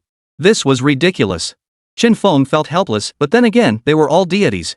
Having eccentric tempers was only natural. He couldn't really say much either. After all, because of the system, he could now borrow the power of the deities. All of this was because of the system. The next day, on his way to school as usual, Chen Feng ran into He Huan. Mr. Chen, I heard about what happened. That was incredible. He Huan approached him, her voice tinged with shyness. Chen Feng greeted her warmly. Regardless of anything else, at that moment when no one else supported him, she stood by him. That profound gratitude needed no words. Chen Feng would forever hold it close in his heart, never to forget. But why was this girl acting so shy around him now? What was going on? This was so strange. It's really no big deal. If I'd known it was a national ranking, I wouldn't have pushed so hard to climb up. Chen Feng said helplessly. Back then, he truly believed it was just a school ranking. Who would have thought? Sigh. Too flashy. Ha! Even if you hadn't climbed the tower, wouldn't everyone still know you? Looking at Chen Feng's earnest expression, He Huan spoke in a daze. This guy keeps saying he doesn't want to draw too much attention, but everything he does is attention-grabbing. First, he killed high-level beasts at the school's freshman ceremony. Then he became the top-ranked student in the entire city and tamed an imperial-grade beast. Now he's ranked nationally, and he has the nerve to say he doesn't want to draw attention. Damn it, how pretentious can you get? Guess you're right. But in a few days, I might not even be in high school anymore, off to college. Chen Feng scratched his head. Truth be told, he hadn't even gotten to know all his high school classmates yet, and now he was heading off to university so soon. He had no idea what university life would be like. What? He Huan exclaimed in shock. You're going to university? What was going on? Chen Feng had only just awakened his profession. He hadn't even properly studied the secret realm dungeon knowledge required for high school, and now he was off to university. This was ridiculous. No one could handle that. This world values strength above all else. If I'm strong enough, going to university is only natural. Chen Feng thought for a moment before speaking. After all, this world revered power. As long as one was powerful enough, everything could be justified. This was a truth Chen Feng had gradually come to understand since arriving in this world. Hearing Chen Feng's reasoning, He Huan nodded in agreement. After all, Chen Feng's strength was undeniable here. He wouldn't learn much more in high school anyway. Going to university might actually be a good move. After exchanging a few polite words, He Huan called out to Chen Feng. Chen Feng, I have a B rank mission from the Mercenary Alliance. It's simple, but completing it will let me join the alliance. Want to help me out? He Huan murmured softly, biting her lip. Her family had arranged for her to join the mercenary organization, and if she didn't participate in missions for several months, her membership would be revoked. With no other options, He Huan had accepted this B rank mission. In theory, it shouldn't pose any problems. Yet He Huan feared something unexpected might happen. Bringing Chen Feng along would maximize her safety. That was the crucial question. You too? Chen Feng narrowed his eyes at He Huan. This girl's background wasn't simple either. To join a mercenary organization so young, she must have someone backing her, otherwise, it wouldn't be possible. He Huan nodded, her eyes fixed expectantly on Chen Feng. Alright, I'm in. Take me to join the mercenary organization. Chen Feng agreed with a nod. Though they'd already made plans, joining the group was the priority. It didn't matter who he went with. Chapter 64, Escort Mission. Let's go. I'll take you to the mercenary organization. Hearing Chen Feng's agreement, He Huan jumped up excitedly. Although her family had long arranged for skilled protectors, He Huan simply refused to rely on their power. Chen Feng knew He Huan had something to say and didn't press her. He simply followed behind her as she talked about the mercenary organization. After all, with the experience of 2 lifetimes, Chen Feng was certain at this moment that He Huan was no ordinary child. Otherwise, she wouldn't possess such refinement. What a pity, Chen Feng sighed inwardly. In this chaotic era overrun by demonic beasts, she'd be a prime example of a rich, beautiful woman in my own world. After all, in this chaotic era where awakened abilities varied wildly, everyone's strength was different. Chen Feng understood this well, which was precisely why he was determined to cultivate his own power. Only then could he truly stand his ground in this world. He, you little rascal, have you set your sights on this little miss? Rest assured, with so many deities backing you, you absolutely deserve her. Ha ha ha, this cracks me up. Who knew you'd be so young and already feeling all lovey-dovey, Chen Feng? If you like her, go for it. If not, just drug her. Well said, well said. The deities in the system space teased him at this sight. Who would have thought bold Chen Feng would turn as red as a ripe apple? Hey, cut it out, you guys. I don't have those thoughts, Chen Feng muttered under his breath. They'd only met a few times, it was impossible. Besides, he hadn't even figured out who that figure was who just crossed over. What did you say? He Huan, who had been walking ahead, stopped abruptly and asked curiously. What thoughts? Chen Feng waved his hand dismissively, insisting it was nothing. But his attention quickly shifted to the mercenary organization. Rumor had it no one knew how this group had emerged, nor who founded it. All that was certain was that their daily missions randomly refreshed. The mission He Huan had accepted this time was to escort a merchant caravan to the forest's outskirts. There was no helping it. In this world, many people still hadn't awakened combat professions and needed protectors like them. After all, it was only the outskirts, where danger was unlikely. There was no need to worry. No problem. If we go together, you'll have to recommend me, Chen Feng said with a laugh. He hadn't really thought about it before, but now that he was becoming a mercenary, he could take on missions too. This was fantastic. At the very least, he'd have a channel to acquire resources. No problem. I have the authority to recommend you, He Huan replied with a smile. As long as Chen Feng helped him complete this mission smoothly, everything else would fall into place. Right now, He Huan's greatest relief was having met Chen Feng. But I still need to add one thing. He Huan, you have to keep training hard from now on. Otherwise, you can't just keep relying on others to help you forever. Chen Feng said sincerely, offering his survival advice. But He Huan just felt a bit awkward at that moment, sticking out her tongue and brushing it off. She wanted to grow stronger too, but she needed time. Without it, everything would be for naught. Chen Feng strapped on his gear and followed He Huan into the mercenary organization. Surveying the vast underground complex, Chen Feng asked in surprise, "This is the mercenary organization?" The entire mercenary organization was underground, and once inside, the interior decoration was nothing short of opulent. Most crucially, this wasn't even the headquarters, it was merely a branch office. Just be amazed the first time you see it. The truth is, it's like this everywhere around here. Mercenary organizations have money, He Huan teased. He then pulled Chen Feng inside and used his identity token to process Chen Feng's mercenary credentials. Are you sure? Him? The mercenary interviewer eyed Chen Feng skeptically, his gaze dripping with contempt. It wasn't just because He Huan had an ID token they couldn't possibly recruit a complete novice. Chen Feng's age clearly marked him as someone who had just awakened his abilities, and his demeanor screamed ordinary civilian with zero combat experience. Could he really complete the mission? He'd just be dead weight. Yes, him. I guarantee he's better than me, at least a silver-ranked mercenary. He Huan declared firmly. Within the mercenary organization, there was an independent system of strength rankings. He Huan was a black iron mercenary, the lowest tier, his identity marked by a plain-looking black iron badge. Above black iron came bronze, silver, gold. Silver-ranked mercenaries were already rare, requiring independent kills of S-rank beasts. Hold on, young lady. Even with your token, don't be ridiculous. Him? How could that be possible? That's a black iron token. Hand it over first.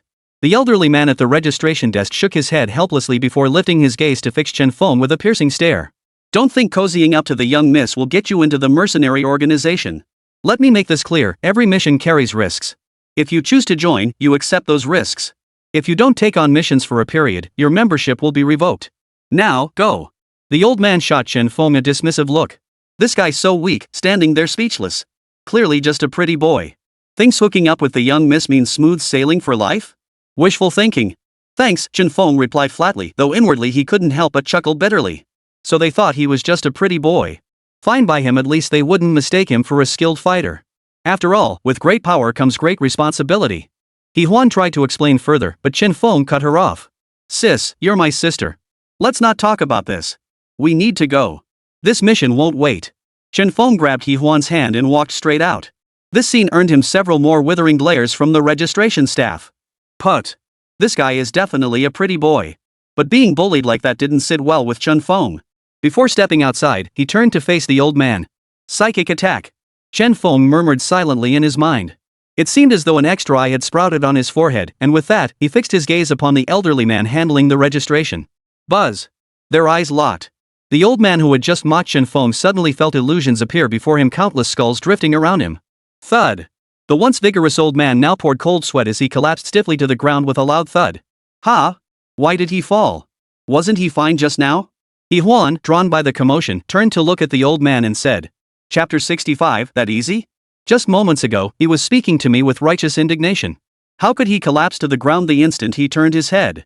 Strange. Oh, he must have looked down on me earlier and got his comeuppance, Chen Feng said casually.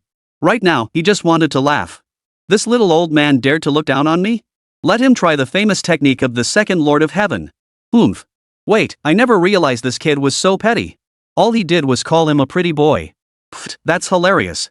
Erlang Shen, I'll tell you, if it were me, I'd have been furious ages ago. He's practically bullying people.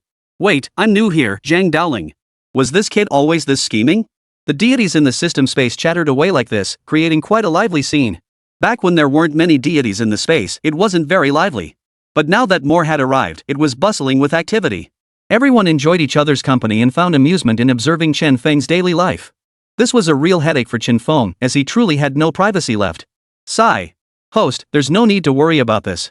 These are all deities, they've lived for untold ages and couldn't care less about mortal affairs. The system's voice sounded again, and this time it truly left Chen Feng speechless. Looking at their expressions, they certainly didn't seem disinterested at all. Only after Chen Feng and He Huan had left did the old man crawl to his feet, his face still pale with terror.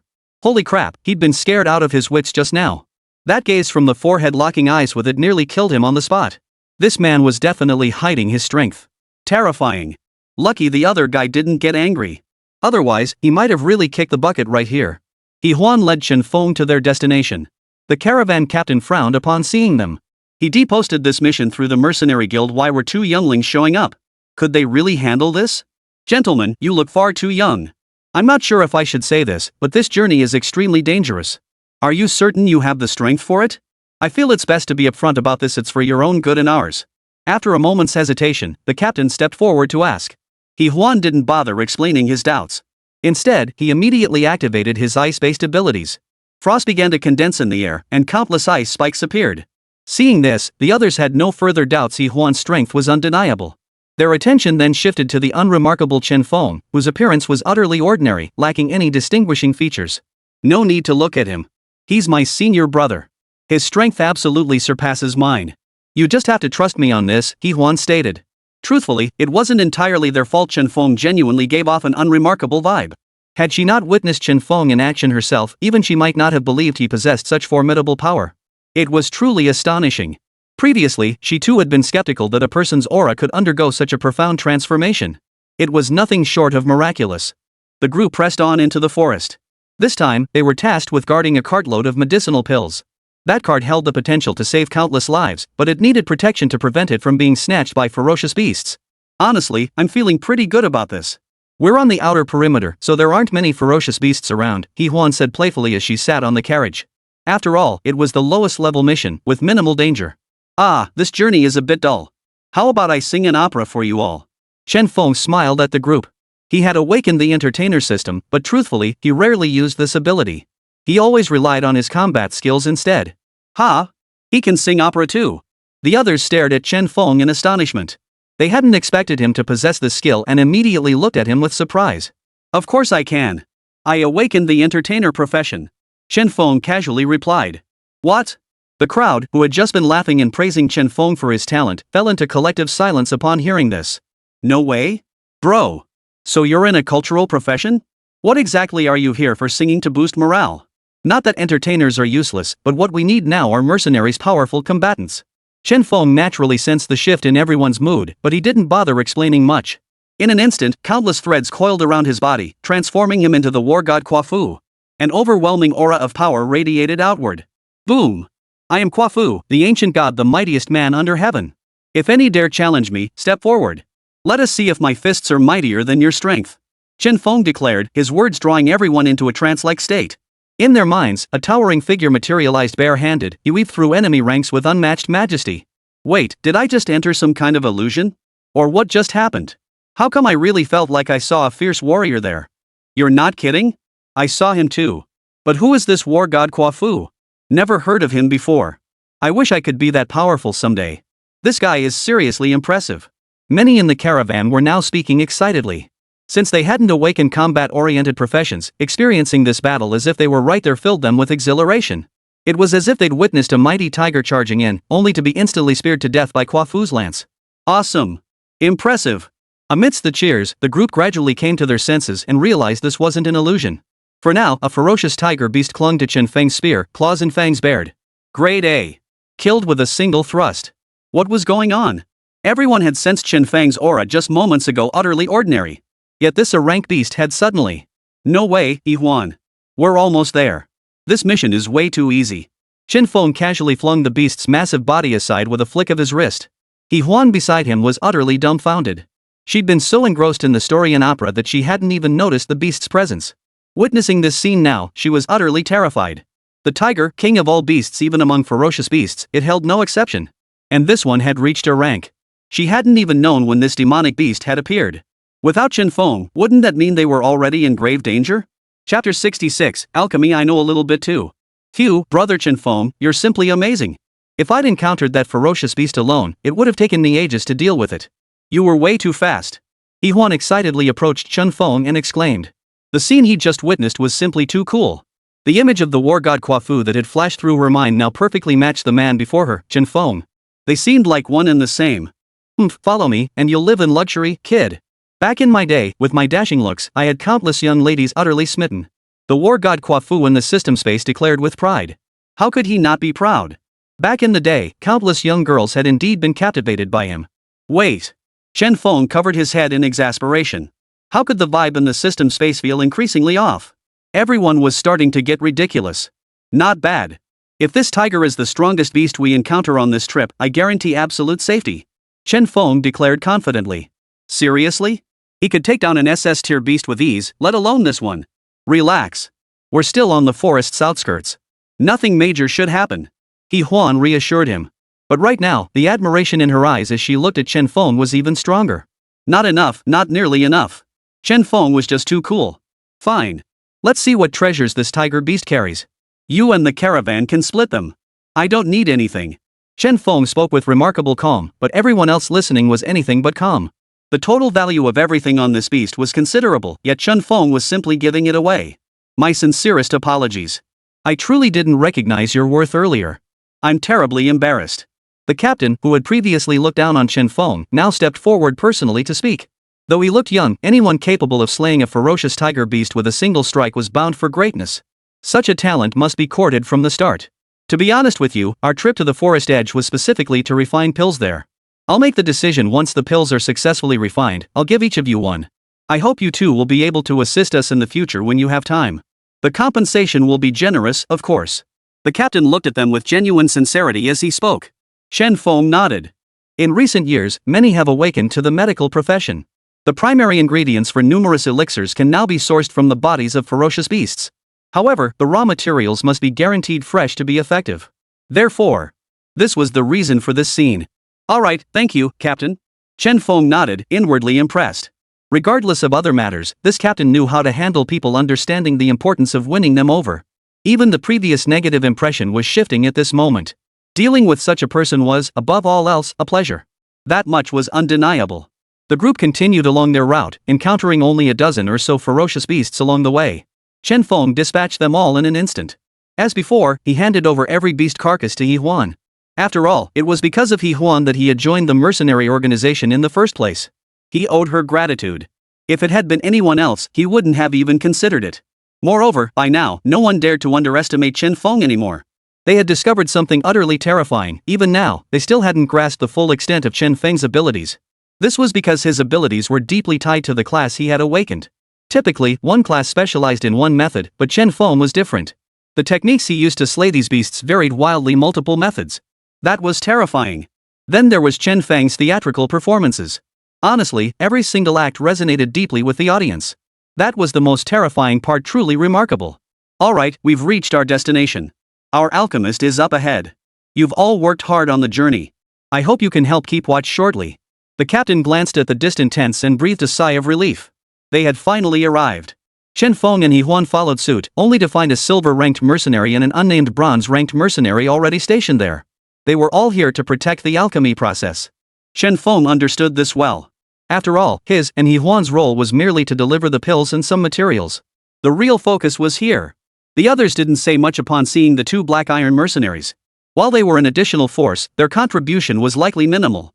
The real strength lay elsewhere. Alright, we shouldn't need to do anything else now.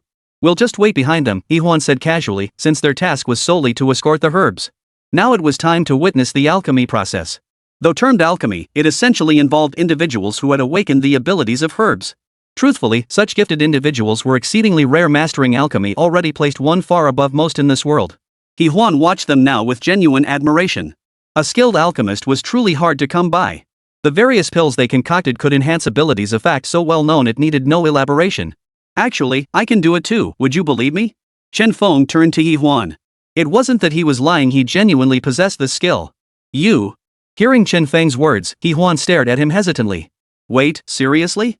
Not only are your innate abilities absurdly strong, but you claim to master alchemy too? How are others supposed to compete? I guarantee it. How about this, if we get a chance later, I'll show you what I can do. Chen Feng declared confidently, because he genuinely could. He possessed the abilities of the legendary medicine sage, Shen Nong. With a little effort, he could whip up these simple pills with his eyes closed. Yi Huan rolled her eyes and shook her head in disbelief. No matter how versatile someone was, they couldn't possibly be this versatile. She refused to believe it, flat out refused. Next, the others began refining their pills. Chen Feng watched from outside, his heart itching with frustration. Refining such simple pills should be effortless, why did they struggle so much? Strange. Stay focused. The medicinal fragrance from the alchemy here drifts out, be careful, a nearby bronze-ranked mercenary urgently reminded Chen Feng, noticing his distraction. When carrying out missions outside, the safety of the protected individual was paramount no matter what happened. Therefore, one had to remain alert at all times. Chen Feng absolutely couldn't afford to lose focus like this. Yeah, I know. Chen Feng didn't bother arguing with them. He just said that and took up his assigned position to keep watch. Things seemed safe enough for now. There weren't many ferocious beasts along the way, and other mercenaries were still around. But Chen Feng really wanted to prove himself. This pill, he could actually do it too, just a little bit. Chapter 67, The Swarm, Perilous. The entire alchemy process might take 3 or 4 hours. Watching the alchemist work, Chen Feng felt his face turning green with frustration. He desperately wanted to step in and correct the alchemist. To be honest, some of the steps were downright wrong. Not only was the pace slow, but the pill yield was low too. Still, opting for less trouble than more, Chen Feng refrained from interfering. Just then, Chen Feng sensed something amiss. A tremendously powerful energy was rapidly approaching. Honestly, he hoped he was mistaken. The sheer volume of energy he sensed rivaled that of the beast tide from the other day. No way, am I really this unlucky? Chen Feng inwardly cursed. Beast tides erupted unpredictably, how could he face consecutive ones? This had to be a joke. Beep beep beep. Host successfully completed mercenary mission. Rewarding host with one advanced version of the body tempering technique. Hope host continues to strive for excellence. The system's voice chimed in again, leaving Chen Feng utterly speechless inside. Seriously, system? What kind of timing is this? Rewarding me now? I'm speechless. But Chen Feng had no time for such thoughts now. Countless silver-white threads began gathering on his face, eventually forming a silver-white mask. On the mask was a single closed eye. Chen Feng held nothing back. Psychic probe, activate. Chen Feng silently commanded. The third eye on his mask opened, and he finally saw clearly the energy forms rushing toward him at breakneck speed. They were swarms of bees. Damn it, how did I end up dealing with all of these? The other mercenaries now looked at Chen Feng with confusion. Regardless of anything else, the aura emanating from him was undeniably intense. But there was no apparent danger in the vicinity. What was he doing? And what was up with that eye on his face? Was this guy really just a greenhorn? But soon, the others stopped questioning. The commotion from the approaching swarm was simply too loud to ignore. It's a swarm of bees. Chen Feng said coldly, his face mask now turning yellow. He was currently utilizing Zhang Tianchu's abilities. At that moment, Zhang Tianchu watched Chen Feng, who was impersonating him, with curiosity. Ha! You know, watching Chen Feng like this is actually pretty entertaining. Master Zhang in the system space spoke up curiously. This was his first time watching Chen Feng use his abilities, truly fascinating. The other deities nodded in agreement. Amused already? The real fun is yet to come, don't get ahead of yourselves. What? Are you sure it's a swarm of bees? But whether it is or not, we need to figure out how to deal with it. Is there any fire attribute awakened among us? Only that can counter the swarm. The silver-ranked mercenary in the group said calmly. At this moment, that was the most effective method. But after glancing around, they realized none possessed fire attribute abilities. Let me make one thing clear up front, if we don't leave now, any casualties that follow are on your own heads. The silver mercenary turned to address the others. It was unavoidable, this was a swarm. Their only guarantee was escaping unscathed. Hearing this, Yi Huan had already pressed herself tightly behind Chen Feng. He was now her last hope, the only one who could save her life at this moment. Chen Feng understood perfectly, stepping directly in front of the group. What? The merchants behind them were now in a state of panic, unsure of what to do. If the swarm truly descended upon them, there could only be one outcome for these people, poisoned to death. I'll handle this. You all step back, Chen Feng said with a smile, standing at the very front of the group with unwavering confidence. Yet, the others who saw him couldn't help but inwardly scoff at his audacity. Wasn't this just ridiculous? This was a swarm comparable to a beast tide. How could he possibly block it alone? What made him think he could? Among this group, only He Huan truly understood Chen Feng's capabilities. The others remained unaware, mistakenly believing his strength to be that of an ordinary black iron mercenary. At that moment, the strongest member of the group approached Chen Feng and whispered, "Alright, if you really can't hold them back, just run for your life. Don't worry about the others. This isn't nonsense, it's a swarm." The scale was still unknown. Forget defeating it if it was massive, merely escaping alive would be a victory. Everything else could be put aside for now. Survival was paramount. The group was in grave danger. The critical issue was that the alchemy process was underway. Even if they fled, the alchemy must succeed. Otherwise, all their previous efforts would be utterly wasted. How much longer? The caravan leader demanded anxiously. Behind him, the alchemist was drenched in sweat, frantically manipulating the furnace. Faster. Faster. 10 minutes, the alchemist replied, his voice trembling. What? 10 minutes? That's nowhere near enough time. All eyes were now fixed on the caravan leader, awaiting his decision. Should they fight or flee? Everything hinged on his words. If he ordered them to leave, the others would turn and depart immediately. There would be no hesitation. But he was tense too. He simply didn't have that kind of authority. This would cost him everything he owned.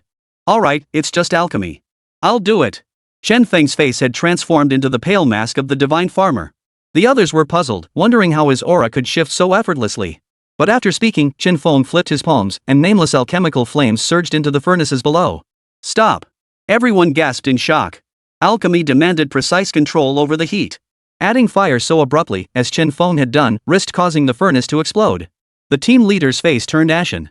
If Chen Feng didn't know what he was doing, all the pills would be ruined. Could Chen Feng be trying to sabotage them all to force his way out? If so, that would be utterly despicable. The alchemists tensed, rushing to control the flames. Yet to their astonishment, after Chen Feng's flame was added, it wasn't as violent as expected. Instead, all the pills were now quietly refining. Moreover, the pace accelerated. His own alchemical fire seemed utterly redundant. Witnessing this, he immediately withdrew his alchemical fire. Rest assured, I will report this matter truthfully to the guild, the captain said anxiously. Chapter 68, Chen Feng stuns the crowd once more. This incident has nothing to do with you. Some fool dared to add fire indiscriminately. Looks like this entire batch of pills is ruined. I'll report this to the Mercenary Alliance and make sure he pays dearly for it. The caravan captain's eyes nearly shot flames at Chen Feng. This was deliberate sabotage. Never had he imagined such an outcome. For a moment, the captain's eyes blazed with fury. No, don't interrupt him. He's more skilled than I am. Seeing the captain about to step forward, the alchemist urgently interjected. Under no circumstances could Chen Feng be interrupted now. The alchemical flame he'd just unleashed was beyond what any ordinary person could control. Moreover, this alchemical flame was incredibly aggressive. It had rendered his own flame completely useless. It was truly terrifying. Are you kidding me? He can refine pills? I'd never believe he can refine pills. So young, and you say he's better than you? Impossible. Everyone stared at Chen Feng in astonishment. Unsurprisingly, no one believed he could refine pills. Pill refinement demanded such specialized expertise that it was beyond the grasp of ordinary people. Especially not someone as young as Chen Feng. Only the alchemists present looked at him with admiration. There was no helping it, given how young he was. If he could survive this ordeal, Chen Feng's future would be limitless. In just a minute, under the stunned gazes of the crowd, Chen Feng withdrew the alchemical flame. What happened, Mr. Chen Feng? Did it fail? The team leader watched the approaching swarm while glancing anxiously at Chen Feng. Regardless of other consequences, if these pills were ruined, even he would face the guild's judgment upon returning. Chen Feng shook his head. Sigh. The captain lowered his head in resignation. So it wasn't meant to be after all. After all, this alchemist was among the top-tier talents in the guild. Even he needed 10 minutes for this process, yet Chen Feng had extinguished the flame after just 1 minute. It seemed like a failure. What to do? Was there truly no solution? No. Shaking my head means it didn't fail, it means it succeeded. Quickly retrieve the medicine, then leave immediately. Chen Feng hurriedly explained. Honestly, he hadn't said it failed at all. Why did everyone assume he'd failed? It was truly baffling. Success? In 2 minutes? Impossible. The alchemist now seemed drained of all strength and skill, frozen in place like a statue. This couldn't be real. How was it possible? How could anyone possibly refine a pill that quickly? The others couldn't believe it, but there was no time for hesitation now. They each opened their alchemy furnaces, and almost instantly, waves of refreshingly fragrant medicine scents wafted into their nostrils. Fragrant. So incredibly fragrant. Could this pill be too powerful? Who could have imagined such an outcome? Holy crap, Captain, this is insane. These are all top-grade pills. The alchemist in the team was overcome with excitement. Honestly, if it weren't for Chen Feng, he would have been on his knees begging for mercy. Wait. I just casually refined these. How did they become top-grade elixirs? Chen Feng himself was completely baffled. What was going on? He hadn't even put in any effort, and it turned out to be top-grade. If he actually tried, wouldn't everyone else go nuts? Inside Chen Feng's system space, Shinon was still gloating. What could he say? This was his true power, utterly unrivaled. His technique was truly formidable. Even setting aside everything else.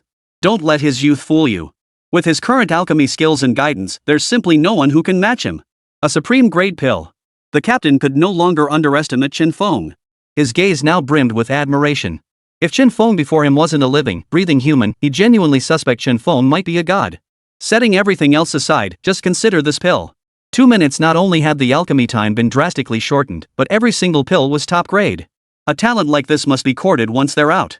Perhaps he could even join his guild. His guild desperately needed experts, especially young prodigies like Chen Feng. But now was no time for pleasantries. Hurry up and pack your things. We need to leave immediately. If they catch up to us, it'll be too late for excuses.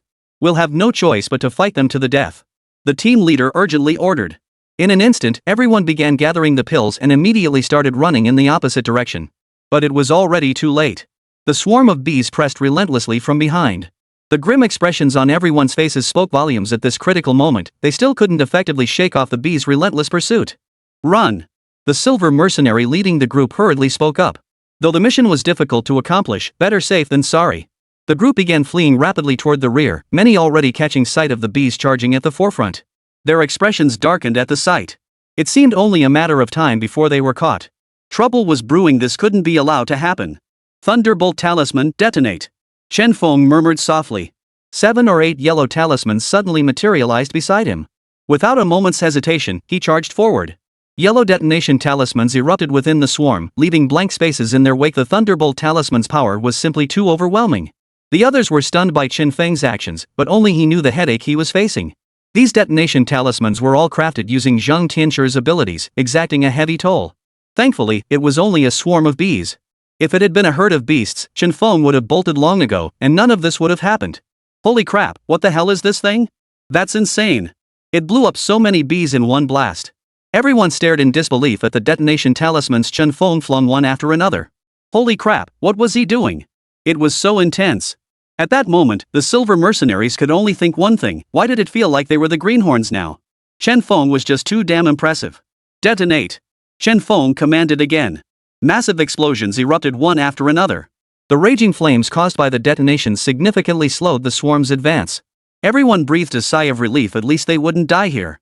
Yet no one dared slack off. They all sped up as fast as they could. Escaping was paramount. Chapter 69, Escape is paramount. Don't look back. Keep running. I don't have an endless supply of these talismans, and there are far too many bees. There was no other choice. The swarm's speed was simply too overwhelming.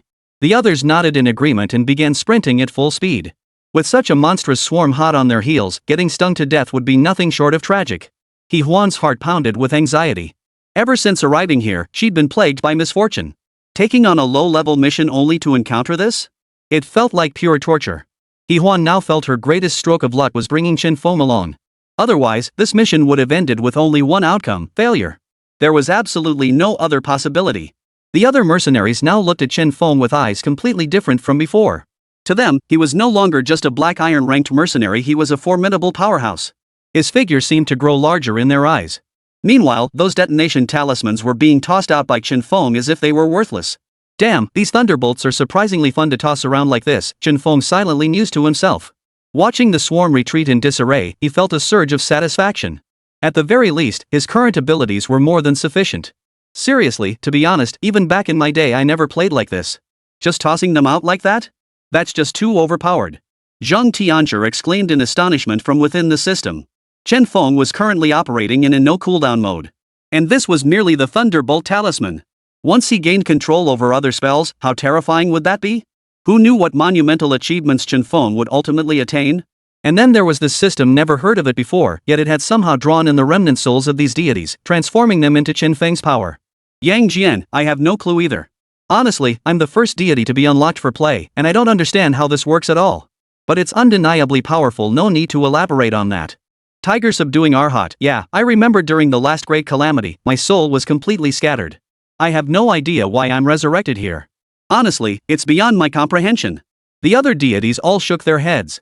While Zhang Tianshi voiced the question aloud, it echoed the confusion shared by all. A question mark hung over each of their minds. Why had things turned out this way? Had they truly perished, their divine essence extinguished? It was utterly baffling. Hurry up and leave. I can hold them off for a while longer, Qin Feng said with some difficulty. The swarm speed was simply too fast, and after each of his attacks, they would shift their formation, a skill not everyone possessed.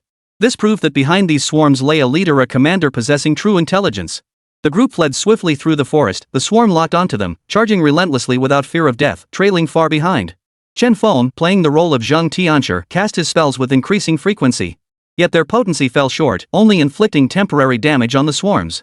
His proficiency in embodying Zhang Tianshi remained far too low at this moment. The only thing he could do now was focus on rapidly increasing his proficiency as Zhang Tianshi. Everything else could be put on hold for the time being. There's no other choice. Only one solution remains, we must all spread out immediately. That's the only way we'll survive. Qin Feng watched the swarm closing in. After a moment of contemplation, he spoke these words. It was a desperate measure, for the truth was, they simply couldn't be exterminated. By splitting up and running, even if something went wrong, at least some of them would survive. The caravan and other servants ahead agreed upon hearing this. Qin Feng thus departed with He Huan. After all, she was the only one he knew among them. Besides, his mission was to transport medicinal herbs. Nowhere in the mission details did it say he had to protect the caravan. He had already done more than his fair share. Disperse. At the next fork in the road, the group would naturally split into several smaller parties, each heading off down different paths. Sure enough, under Qin Feng's lead, the group split into smaller units, dispersing at the fork. The swarm following Qin Feng and He Huan was the largest. Seeing such insects, He Huan didn't idle either. She periodically conjured rain or snow. After all, it slowed the swarm's pace. With ice and snow around, anything was possible. Qin Feng now pushed his speed to the limit. This was no time for games. Jialong, come. Qin Feng finally couldn't hold back any longer. Without hesitation, he summoned the dragon, carrying He Huan with him as they fled for their lives. This time, the blame for their escape couldn't be placed on Qin Feng. Because the swarm behind Qin Feng accounted for 80% of the entire swarm. This made Qin Feng somewhat suspicious. Were all these swarms before him really targeting him alone? If they were all after him, that would explain things. But how had the swarms behind him arrived? All these questions demanded answers he must seek out himself. Host in danger detected. System automatically alerts host, do not dwell on useless thoughts now. Escape is paramount. All else is irrelevant. The system's voice echoed once more within Qin Feng's mind. Qin Feng sighed helplessly. Even the system was on edge this time. It truly seemed perilous beyond measure. Facing the low-level beasts before him, the dragon showed no mercy, unleashing a thunderous dragon roar. Yet, only a fraction fled in terror. The rest of the swarm pressed on relentlessly, closing in on Qin Feng. Roar! Witnessing this, the dragon felt utterly humiliated and let out a piercing cry to the heavens. Yet it was powerless. The swarm was simply too vast. To control them, it would need to locate the queen bee. Alright, let's move quickly. Qin Feng carried He Huan onto the dragon's back. Though their figures appeared minuscule, their speed increased significantly. Now he didn't have to run on foot and could occasionally toss a thunder spell to inflict damage on the swarm. Chapter 70, The Yellow Turban Emperor, The Art of Explosions. Qin Feng, I'm so scared right now. Aren't we going to be swallowed by those swarms? He Huan sat behind Qin Feng, her arms instinctively wrapping around him. Feeling the softness against his back, Qin Feng couldn't help but sigh inwardly. Wow, they're really big. Huh? Hearing Qin Feng's words, He Huan froze, confused. What was he talking about? She didn't quite get it. But Qin Feng quickly snapped back to reality. He awkwardly patted his chest and declared firmly, I meant, don't worry. They'll never catch up to us. Seeing He Huan nod, Qin Feng breathed a sigh of relief. That was close. He'd almost become a pervert in others' eyes. Even at a time like this, he was still thinking about such nonsense. It really wasn't right. But honestly, this little girl really had something going for her. Qin Feng and He Huan sat atop the dragon, soaring forward as the relentless swarm of bees pursued them from behind, giving Qin Feng a headache. Damn it, these little bees just wouldn't quit chasing us. They were so damn annoying. Anger began to well up inside Qin Feng. Since arriving in this world, he'd always been invincible. This was the first time he'd been in such a mess, and it was rare for even imperial-grade beasts to be useless. Right now, Chen Feng felt utterly frustrated and helpless. How about this? Master Zhang spoke from within the system space. I'll lend you my power for a few minutes. Want to have some fun? This single sentence sent a thrill through Chen Feng. Wait. Could it be that we can play like this? System, is this permissible? System initiating automatic scan. Scan complete. Host may now utilize all abilities of Zheng Tianshi. Experience commencing. Duration, 3 minutes. 3 minutes a bit short, but it should suffice. Glancing back at the swarm of bees chasing him, Chen Feng steeled his resolve. He halted the dragon's advance, turned around, and faced the bees head-on. He Huan, already on edge, was utterly terrified by Chen Feng's sudden move. What is he doing? Why did he stop? Could it be that Chen Feng had given up? What's wrong, Chen Feng? Why did you stop? We need to hurry or they'll catch us. He Huan cried out in panic. Her life depended on this. If they really perished here, it would be the end. No. They've got us in their sights. There's no escape. Since we can't get away, we might as well fight to the end. Chen Feng's expression remained calm as he spoke. But those calm words sent He Huan's face turning deathly pale. Wasn't this sheer madness? Why weren't they running? Waiting here was nothing short of suicide. Chen Feng could naturally see the hesitation in He Huan's heart at that moment. After all, once those swarms caught up, there was only one outcome for everyone: death. Nothing else mattered. This is the Earth Escape Talisman that someone lost to me earlier. You can check it out over there later. If I really fail, you can use this talisman. Chen Feng placed the Earth Escape Talisman into He Huan's hand. After all, he was merely attempting it. Even if he failed, the system would protect him. But He Huan was different. No matter what happened, her life was paramount. He couldn't risk her death just because he wanted to try something. He Huan hadn't expected Chen Feng to give her the teleportation scroll. After a moment's thought, she gently pushed his hand and returned the scroll to him. No, keep the Earth Escape Talisman for yourself. I brought you on this mission in the first place. If I really die, it's my own fate. But you're different. No matter what happens, you must escape. You absolutely must. He Huan spoke with utmost seriousness, then glanced at the swarm of bees behind Chen Feng, her eyes filled with unwavering resolve. Oh? This scene clearly caught Chen Feng off guard. It was the first time anyone had stepped forward to protect him, and it stirred deep emotion within him. Had someone finally cared about him? Enough talk. Rest assured, I won't let anyone bully you. You can count on that. Chen Feng pledged, turning to face the swarm before him. Come on, Master Zhang Tian. It's up to you now. Chen Feng closed his eyes, silently invoking the name of Master Zhang Tian. Suddenly, a colossal figure materialized behind him, and an overwhelming aura erupted from Chen Feng's body. This figure stood behind Chen Feng like a divine manifestation, towering proudly over the heavens and earth. Chen Feng finally sensed this inexplicably powerful energy, unable to suppress his inner awe. It was simply too cool. He Huan froze in place. Chen Feng's aura was overwhelmingly powerful. This wasn't some high schooler, wasn't this some big shot here experiencing life? Otherwise, how could he be this strong? It was terrifying. Chen Feng, too, felt the immense power surging within his body. It felt incredible. Could this be the full power of a god? It felt absolutely amazing. Well then, bring it on.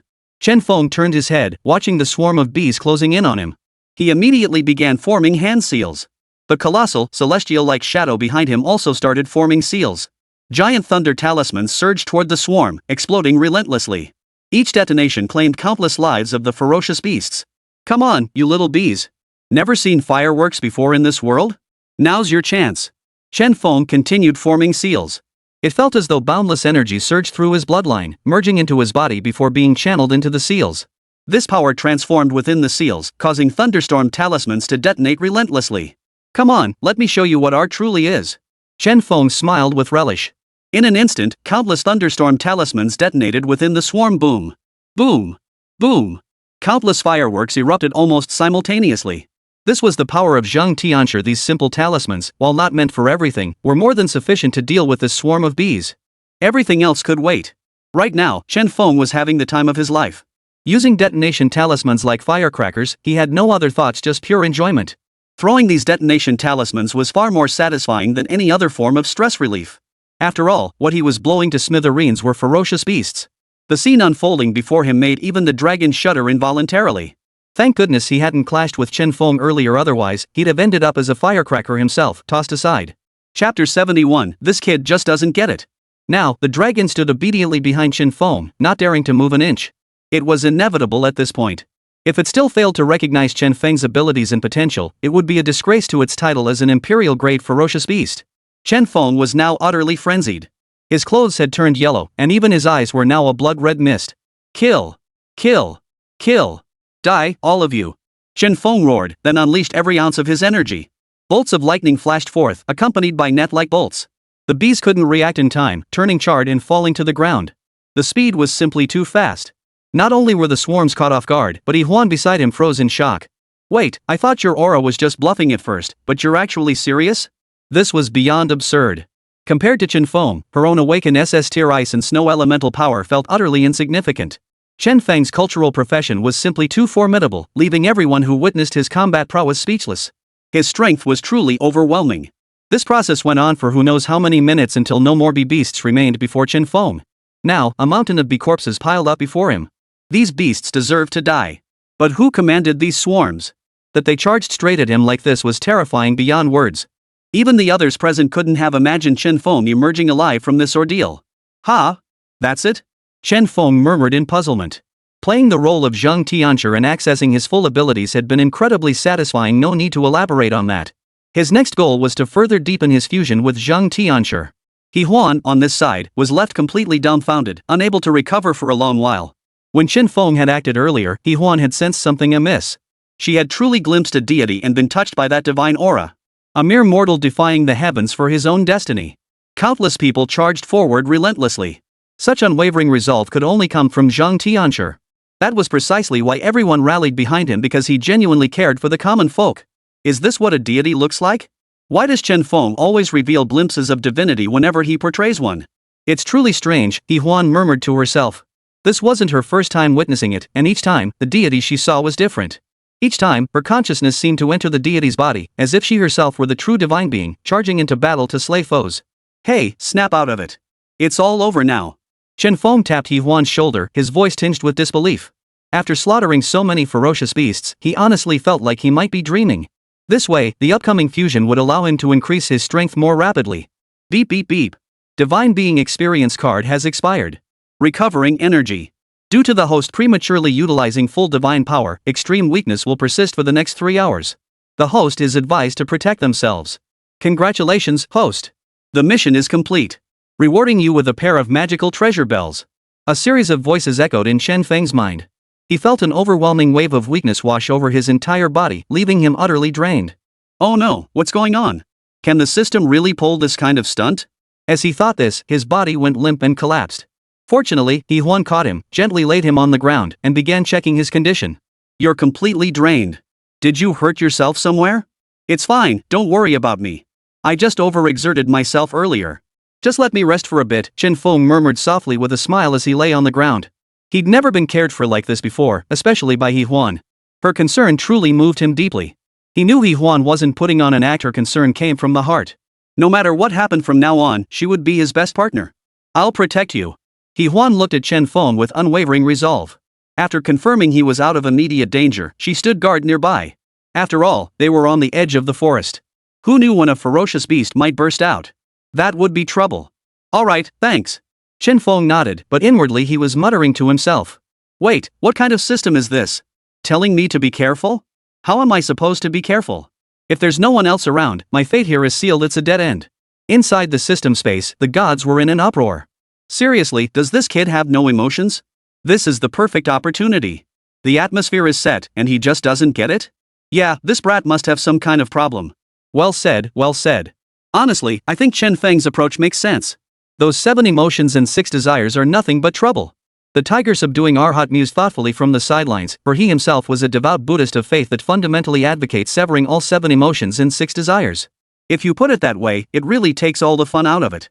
Zheng Tianchi rolled his eyes. He'd always believed even Buddhism should have its own unique perspective. Otherwise, what difference would it make from being a walking corpse?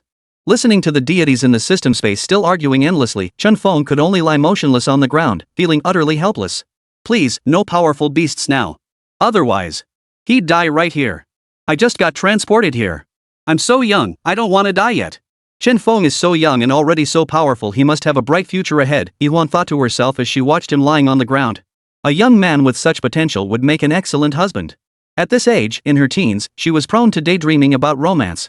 Especially with someone as young and handsome as Chen Feng, what girl wouldn't be charmed? At this thought, Yuan's face flushed crimson. She cast a coy glance at Chen Feng before turning her head away, lost in her own thoughts. This sudden change left Chen Feng utterly bewildered. Wait. Could it be like this? Chen Feng felt a wave of helplessness wash over him. While he knew he was handsome, even he couldn't believe someone could get so starstruck. Was he really that charming? Cut the self-admiration. It's only because us old-timers boosted your aura. Otherwise, do you think? Chapter 72, Miniature World, Ghostly Apparition? System automatically detecting tasks, initiating scan. Scanning task in progress. The system's voice kept ringing out, and Chen Feng couldn't help but groan in frustration. Please, just give me a break. Other systems are like warm, caring little cotton jackets, but mine treats me like a pure, hard-working ox or horse. I'm lying here completely still, and it's still scanning for tasks. Sigh. When will I ever become a true deity? Chen Feng lay on the ground, sighing helplessly. 2 hours felt like an eternity. Then, Chen Feng fell asleep. Yi Huan, watching nearby, was dumbfounded. They were still on the forest's outskirts. Who knew when a ferocious beast might burst out? What if one really did attack? Could her own strength protect Chen Feng? Finally, after 2 hours, aside from 2 caterpillars, no other beasts had attacked Chen Feng. This brought Yi Huan immense relief. Thank goodness her luck was holding out. Thanks to the reward from earlier, a treasure resembling a plate now appeared in the system space. Chen Feng was overjoyed upon seeing it. Truth be told, he was now a possessor of a magical artifact. Reaching the pinnacle was within reach. Alright. Chen Feng rose and stretched lazily. He had no desire to experience the previous state of weakness again. It had been utterly debilitating. Who'd have thought? You say you just took a 2-hour nap, and now you wake up saying this? The old man Shen Nong lay back in his recliner, watching Chen Feng with a helpless smile. He was truly fed up. This kid was always stirring up trouble. Sooner or later, he'd get his comeuppance. While the gods suffered injustices within this system space, Chen Feng lived comfortably outside. It was unbearable, utterly unbearable. Ha ha ha, I was just resting anyway. It's all about balancing work and rest, you know? Chen Feng continued, not the slightest bit embarrassed. After all, he really was exhausted. The swarm of bees before him had been completely wiped out. The next step was simple: return and submit the mission. Once that was done, he'd officially become a mercenary, free to take on missions independently. Then everything would fall into place. No more complications. He'd just wait to enroll in university. As for Ji Xiaowei, Chen Feng was puzzled. Though they'd only met twice, he was certain this man was a major figure. He just couldn't fathom why such an important person would come to this remote place. Was he searching for a genius? But didn't his own side have geniuses? Why come all the way to this backwater to search? Let's go see how the others are doing, Yi Huan said to Chen Feng. After all, they'd been separated earlier, and it was unclear how many had survived. The swarm was terrifying, but compared to it, Chen Feng seemed even more terrifying. The entire swarm had been completely wiped out. The two continued riding the dragon, returning at breakneck speed to the site of the attack. But along the way, a vortex appeared. Did I see that right? Is there a black hole-like thing over there? Chen Feng rubbed his eyes and stared ahead, utterly stunned that a black hole could exist in this world. Yi Huan beside him also stared wide-eyed before nodding in agreement. Chen Feng hadn't misperceived it. Over there, a black vortex seemed to form, its interior resembling a starry sky. Anyone who glanced at it would find themselves irresistibly drawn in. Turn! Chen Feng exclaimed urgently. After all, his own safety came first. He couldn't risk everything for this unknown phenomenon. But the instant the dragon turned, a black vortex appeared directly behind them. A powerful pull instantly sucked both Chen Feng and Yi Huan into its depths. No! Chen Feng and Yi Huan had no chance to react before being sucked in. Holy crap! The two felt dizzy and disoriented as their entire bodies plunged into the vortex. Yet Chen Feng was already prepared. He had previously entered a miniature world through Erlang Shen's clone, though that had been facilitated by the system. Now he was entering directly from his own world. Beep beep beep. Automatic task detection. Host, consume the ghosts within the ghost world to enhance your spiritual power. Complete the task swiftly. Task reward, doubled spiritual power. The system's voice echoed, leaving Chen Feng speechless. So this was how he entered a microcosm, and it was the world of ghosts. And he had to complete it quickly? Was it trying to kill him? This was just too difficult. When the two opened their eyes, they found themselves in a completely new world. Chen Feng was already accustomed to this, having experienced it once before. But Yi Huan nearly screamed upon opening her eyes. Where the hell was this? Did we travel through time? Yi Huan clung tightly to Chen Feng's arm, refusing to let go. Her wide eyes scanned the surroundings in terror. Where was this? Why had she never seen it before? Well, Chen Feng rubbed his hands as he spoke. Don't panic. This is a micro-world. We just need to adapt to it and understand the rules. Everything else is exactly like our world. Chen Feng explained to Yi Huan. After all, he'd already entered this microcosm twice before. But the most crucial thing was that the system had just issued a new mission, speedrun the ghost world. If it's the ghost world, could there really be ghosts here? What? A small world? What is that? Huan stared at Chen Feng, utterly bewildered. This was the first time she'd ever heard the term small world. Could there really be other worlds beyond her own? That seemed almost too incredible to believe. Chen Feng didn't elaborate on these points. He simply pointed to the small world before them. Regardless of other details, this particular small world was truly vast. Its gravity was unbalanced, and Chen Feng felt he could even fly here. At the same time, Chen Feng began explaining the nature of this microcosm to Huan. After all, he himself had only recently encountered the concept. He knew only that each microcosm existed as a separate realm, governed by its own distinct laws. The most crucial point was that the ferocious beasts in their current world had all transformed into their present forms due to the passageway between microcosms. Huan, listening beside him, was utterly dumbfounded. This completely shattered her worldview. How could such a thing exist? It was utterly incomprehensible. Chapter 73, Huan, terrified. Wait, where did you learn all this? Could it be that there really are other small worlds connected to ours? Huan blurted out in astonishment. Huan hopped on the ground. Sure enough, she bounced exceptionally high in one go. It really felt different from her own world, truly magical. Huan looked around curiously. The surroundings were so unfamiliar. Right now, she only recognized Chen Feng and could only hope he would protect her. The reason the beasts we've seen mutated is because of these small world invasions. I'm still not sure if the beast's lair is deep in the forest after all. No human powerhouse has ventured that far yet. Chen Feng said with some concern. Ever since the concept of mini-worlds emerged, Chen Feng had been studying it relentlessly. His research finally confirmed that the beast's main stronghold lay deep within the forest. Chen Feng silently resolved that once his strength grew sufficiently powerful, he too would venture deep into the forest to see what lay within and whether the highest-level beasts resided there. Is that so?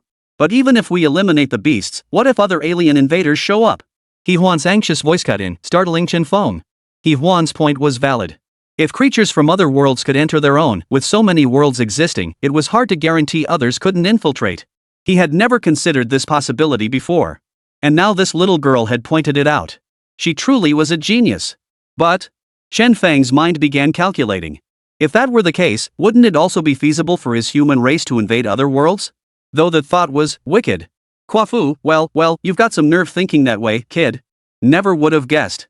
Never in a million years. Shin racial wars are sometimes unavoidable.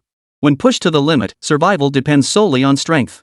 Mercy only breeds greater dangers for the future.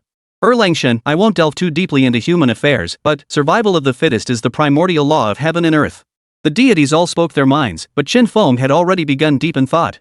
Yes, if there were no pressing need, who would willingly invade another's world? It's only when the survival of one's own kind is at stake. No one would be careless. But for now, this was the only option. With no other choice, Chen Feng could only observe his unfamiliar surroundings. After all, he couldn't afford to die here. The system had mentioned earlier that this world seemed to only have ghosts. That meant he had to be extra cautious, otherwise, he wouldn't stand a chance. Be careful later. Who knows how long it'll take to get back? Chen Feng said to Huan with a hint of resignation. He couldn't just get used to her and then. Yeah, how are we even going to get back? Huan was on the verge of breaking down. The thought that she might never return to her own world nearly brought her to tears. After all, her identity back home was rather unique. What on earth should we do? Beep beep beep. System has issued a new mission. Host, do you choose to conduct a livestream in this alternate world? During the livestream, your face will undergo special processing. Mission reward, World Portal. Upon completing the mission, you may activate the World Portal to return to your world. This opportunity is one time only. Host, please choose carefully. What? A chance to return to my world? What's there to hesitate about? I have to accept.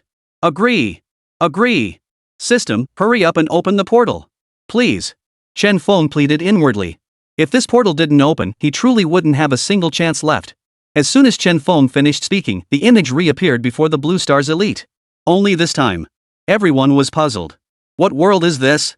It seems so ordinary, and we can't even see their faces clearly. Yeah, it's always been just one person before. Now there are two. Wonder what surprises await. We need billions more live streams like this. The last two made my cultivation skyrocket just like the trials. It's insane. Yeah, opportunities like this don't come around often for us humans. The powerhouses of Blue Star murmured among themselves, their voices still echoing the shockwaves from the previous two broadcasts, shocks so profound they could only be described as terrifying. If we could watch just a few more times, who knows? Perhaps we could venture deep into the forest and uncover the true secrets of the ferocious beasts. Strive to cultivate. That was the most crucial task at hand now. Everything else must take a back seat to this. It's okay, don't worry. I've got a way back. Chen Feng looked at Yi Huan, who was sniffling in front of him, and said with a hint of resignation. What a coincidence, anything could happen. But seriously, why was this happening? Did this little world just exist randomly? At this moment, Chen Feng seriously suspected whether the system had deliberately orchestrated this. Ah! Just as Chen Feng was deep in thought, Yi Huan beside him suddenly let out a startled cry. Chen Feng quickly turned his head to look. In the distance, over a dozen transparent figures were floating in the air, steadily closing in on the two of them. Were these the ghosts the system had mentioned? Speechless, Chen Feng wasted no time. He silently chanted the name of the second lord, Yang Jian, in his mind. Silver threads appeared once more, enveloping Chen Feng's entire body. A gleaming suit of armor instantly encased him, leaving Yi Huan beside him utterly dumbfounded. What the hell? Changing outfits without warning? But the aura emanating from Chen Feng made Yi Huan realize that today's events weren't simple. They'd somehow ended up in this strange little world, and there were so many ghosts. As a girl, she feared these things most of all. But seeing these transparent figures lunging at her, Yi Huan wasn't about to sit idly by. She swiftly summoned her ice staff, sending barbed icicles hurtling toward the attackers. But the ice spikes all passed right through them, as if these ghostly apparitions didn't even exist. This scene left Yi Huan utterly stunned. Wait, her attacks weren't working? How was she supposed to deal with this? Chen Feng's eyes flickered as the third eye atop his head activated. Behind him, the colossal formation of manipulating heaven and earth unfolded. Whatever ghostly entities you are, die. Chen Feng roared, though he held back from attacking. After all, he still didn't know whether these transparent apparitions were friend or foe. After all, to them, the two of them were still outsiders. Brother Feng, I'm scared. Yi Huan whispered softly as the figures drew nearer. Chapter 74, just treated like a buffet. She'd never seen anything like this before. Each one bore a hideous, grotesque face, a truly unsettling sight for a young girl like Yi Huan. But Chen Feng was still observing. If they attacked, he wouldn't hesitate to strike back.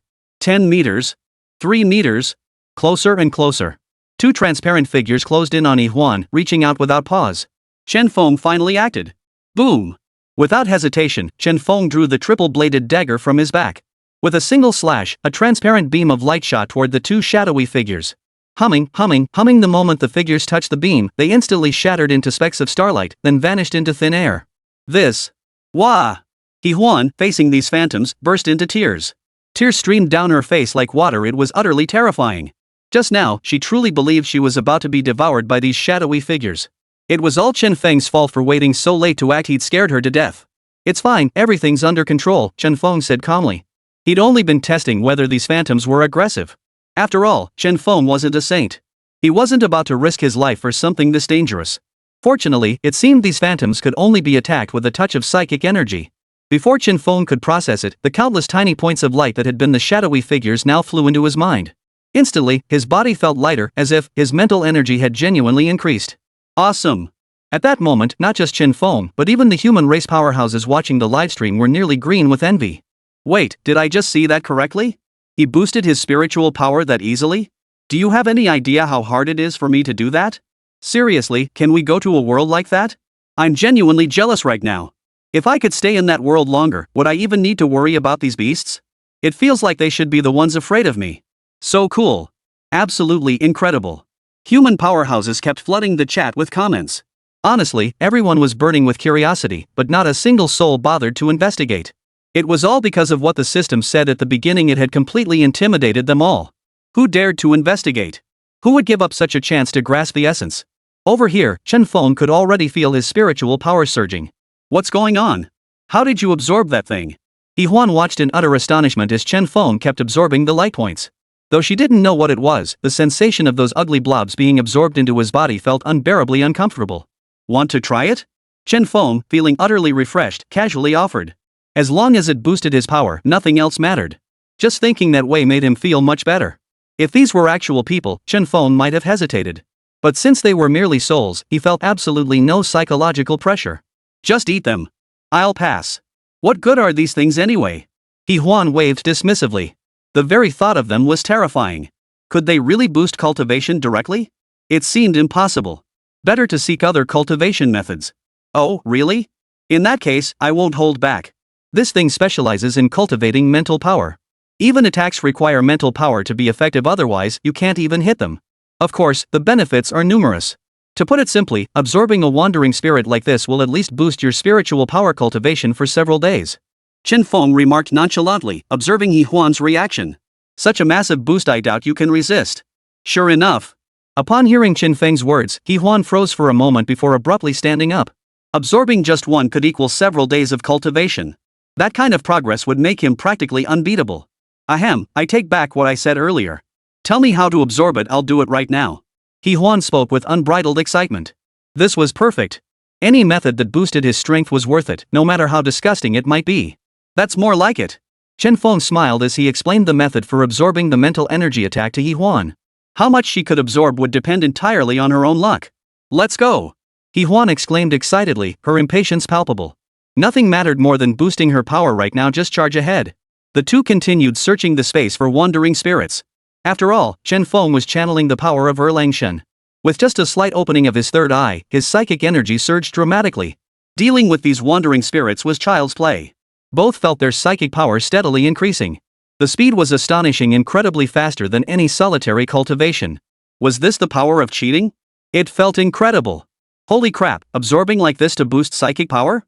I'm seriously jealous. Yeah, it's downright terrifying.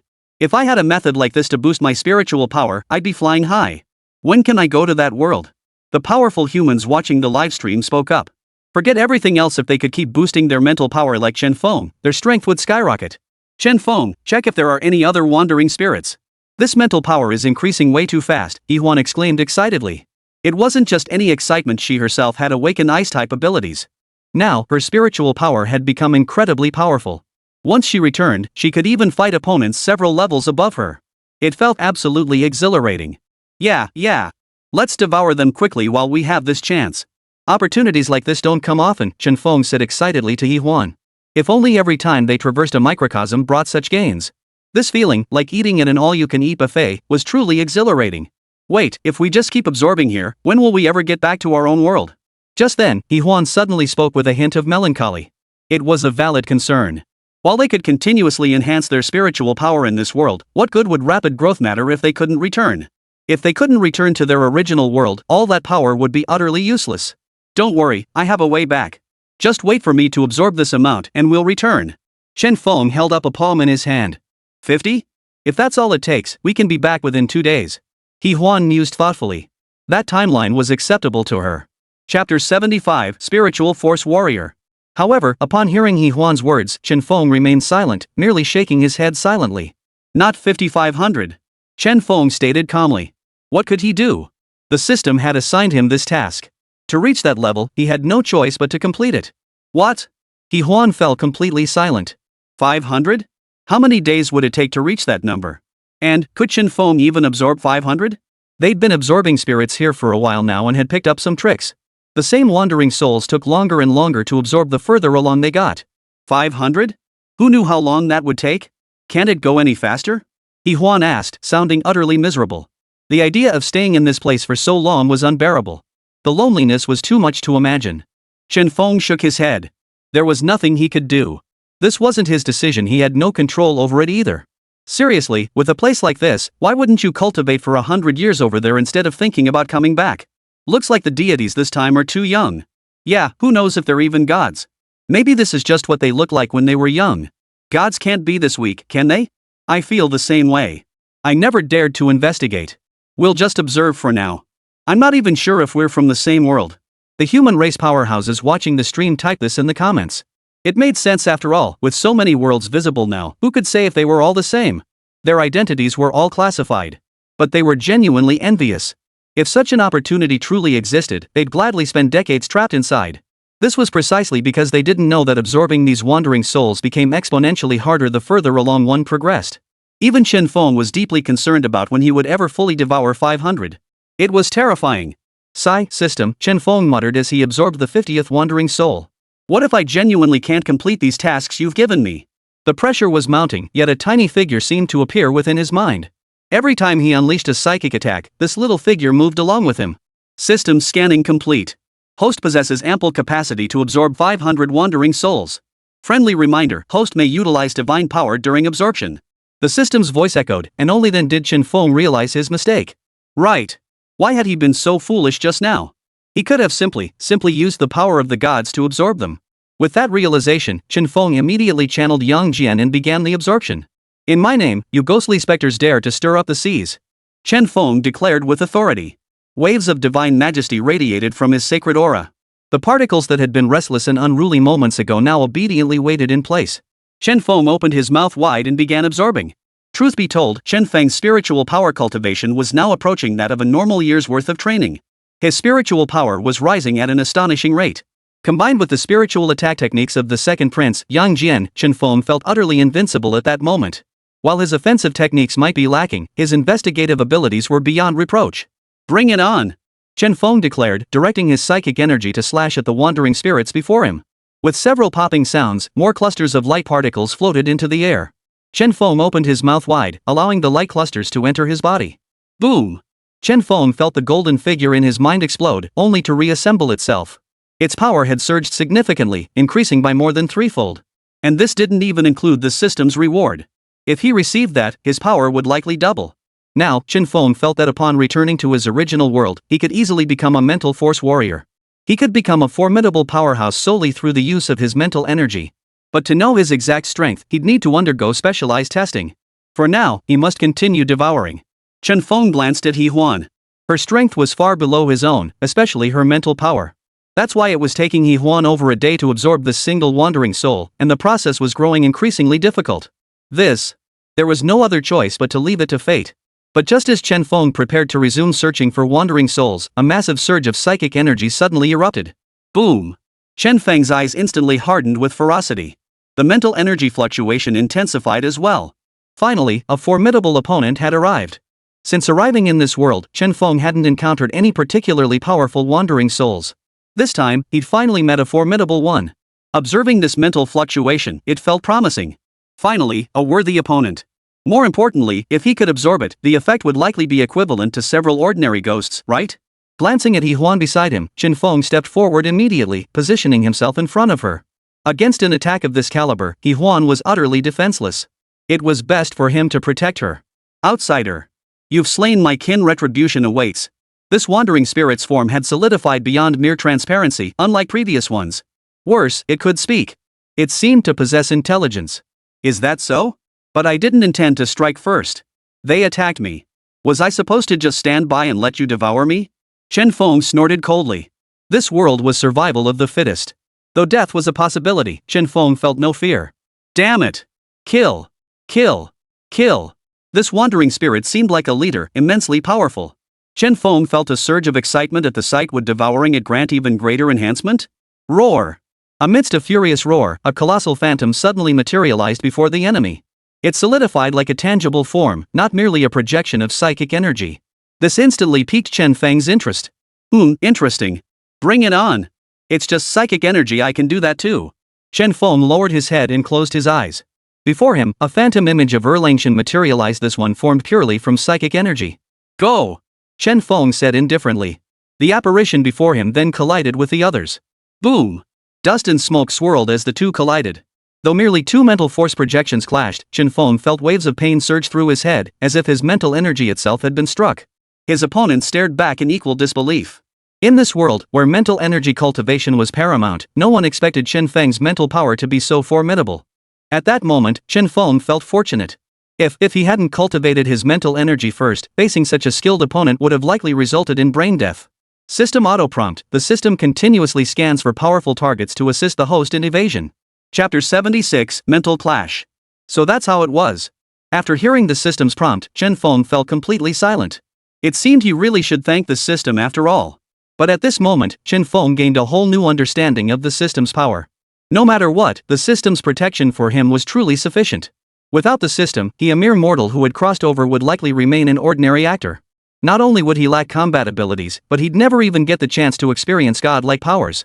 And these were precisely the things Chen Feng craved. He felt like he'd truly become the protagonist. Fine.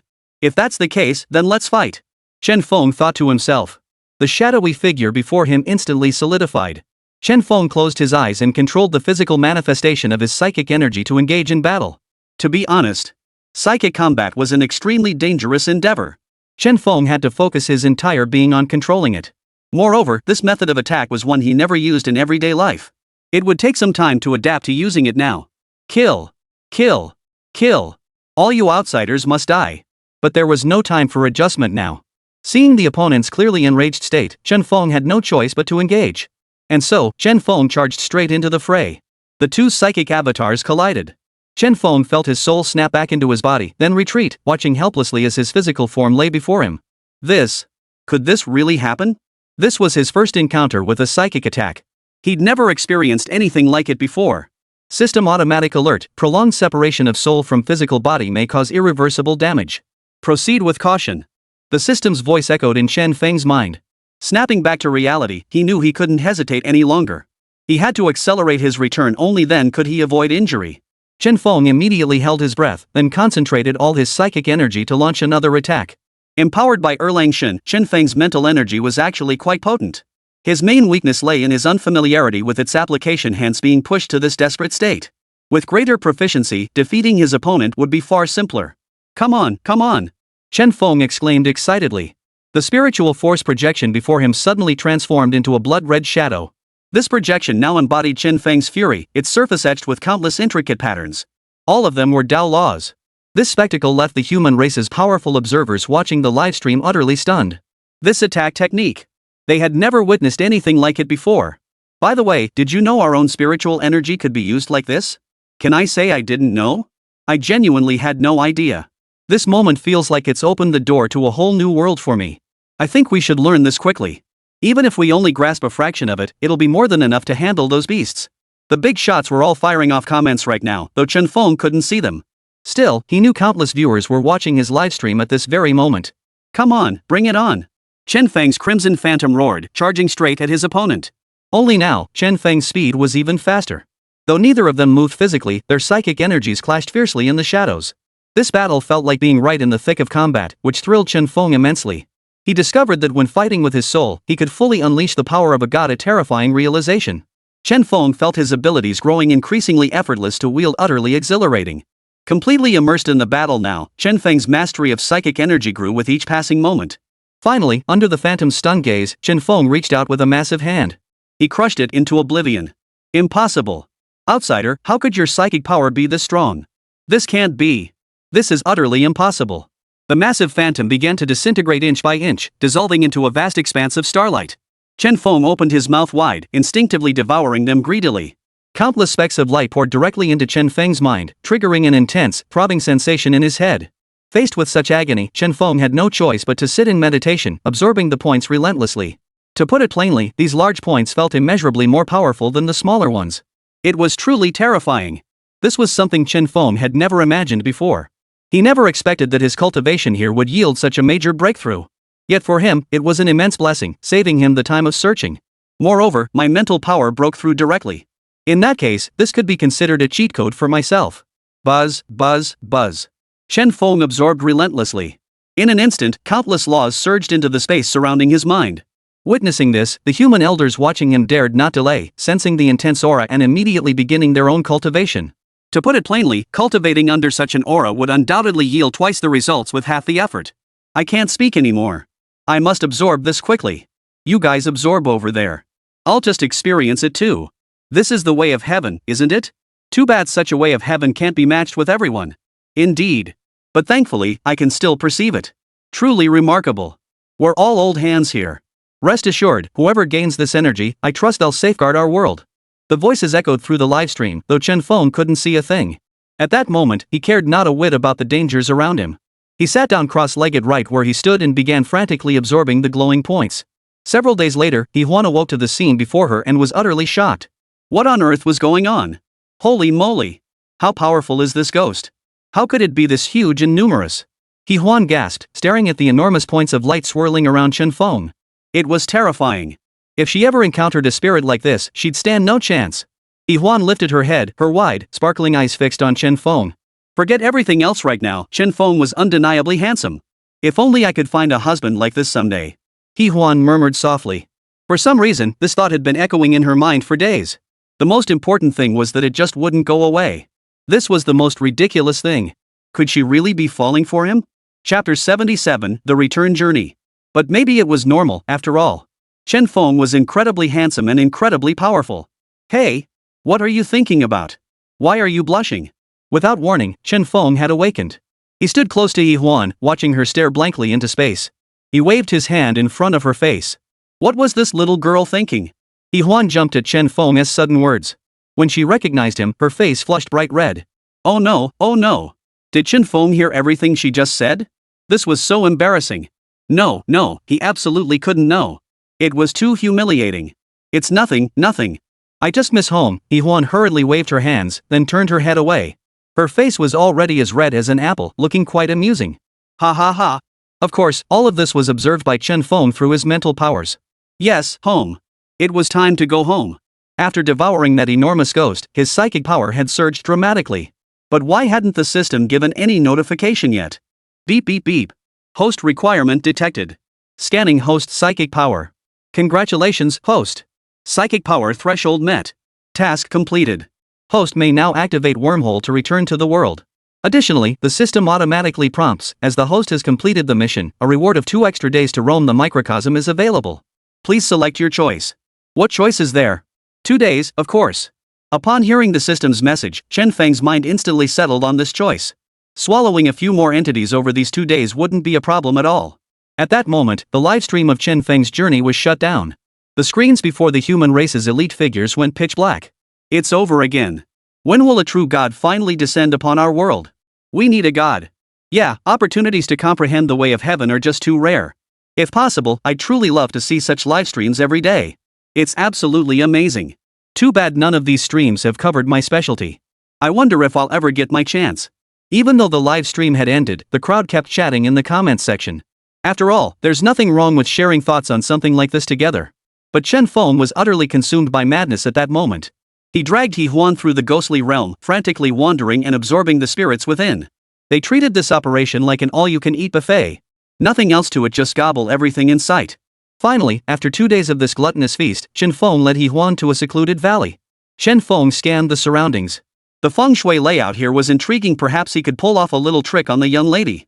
Ahem, I scouted this spot beforehand. The feng shui layout is perfect here. We just need to wait a bit, Chen Feng explained to Yi Huan. This little miss needed some convincing. He didn't want her thinking she'd opened this teleportation channel herself. Ha! At the prospect of returning home, Yi Huan's eyes lit up instantly. Although she could rapidly improve her strength here, she still wanted to return home as soon as possible. Really, Chen Feng? When can we go back then? Yi Huan blurted out eagerly.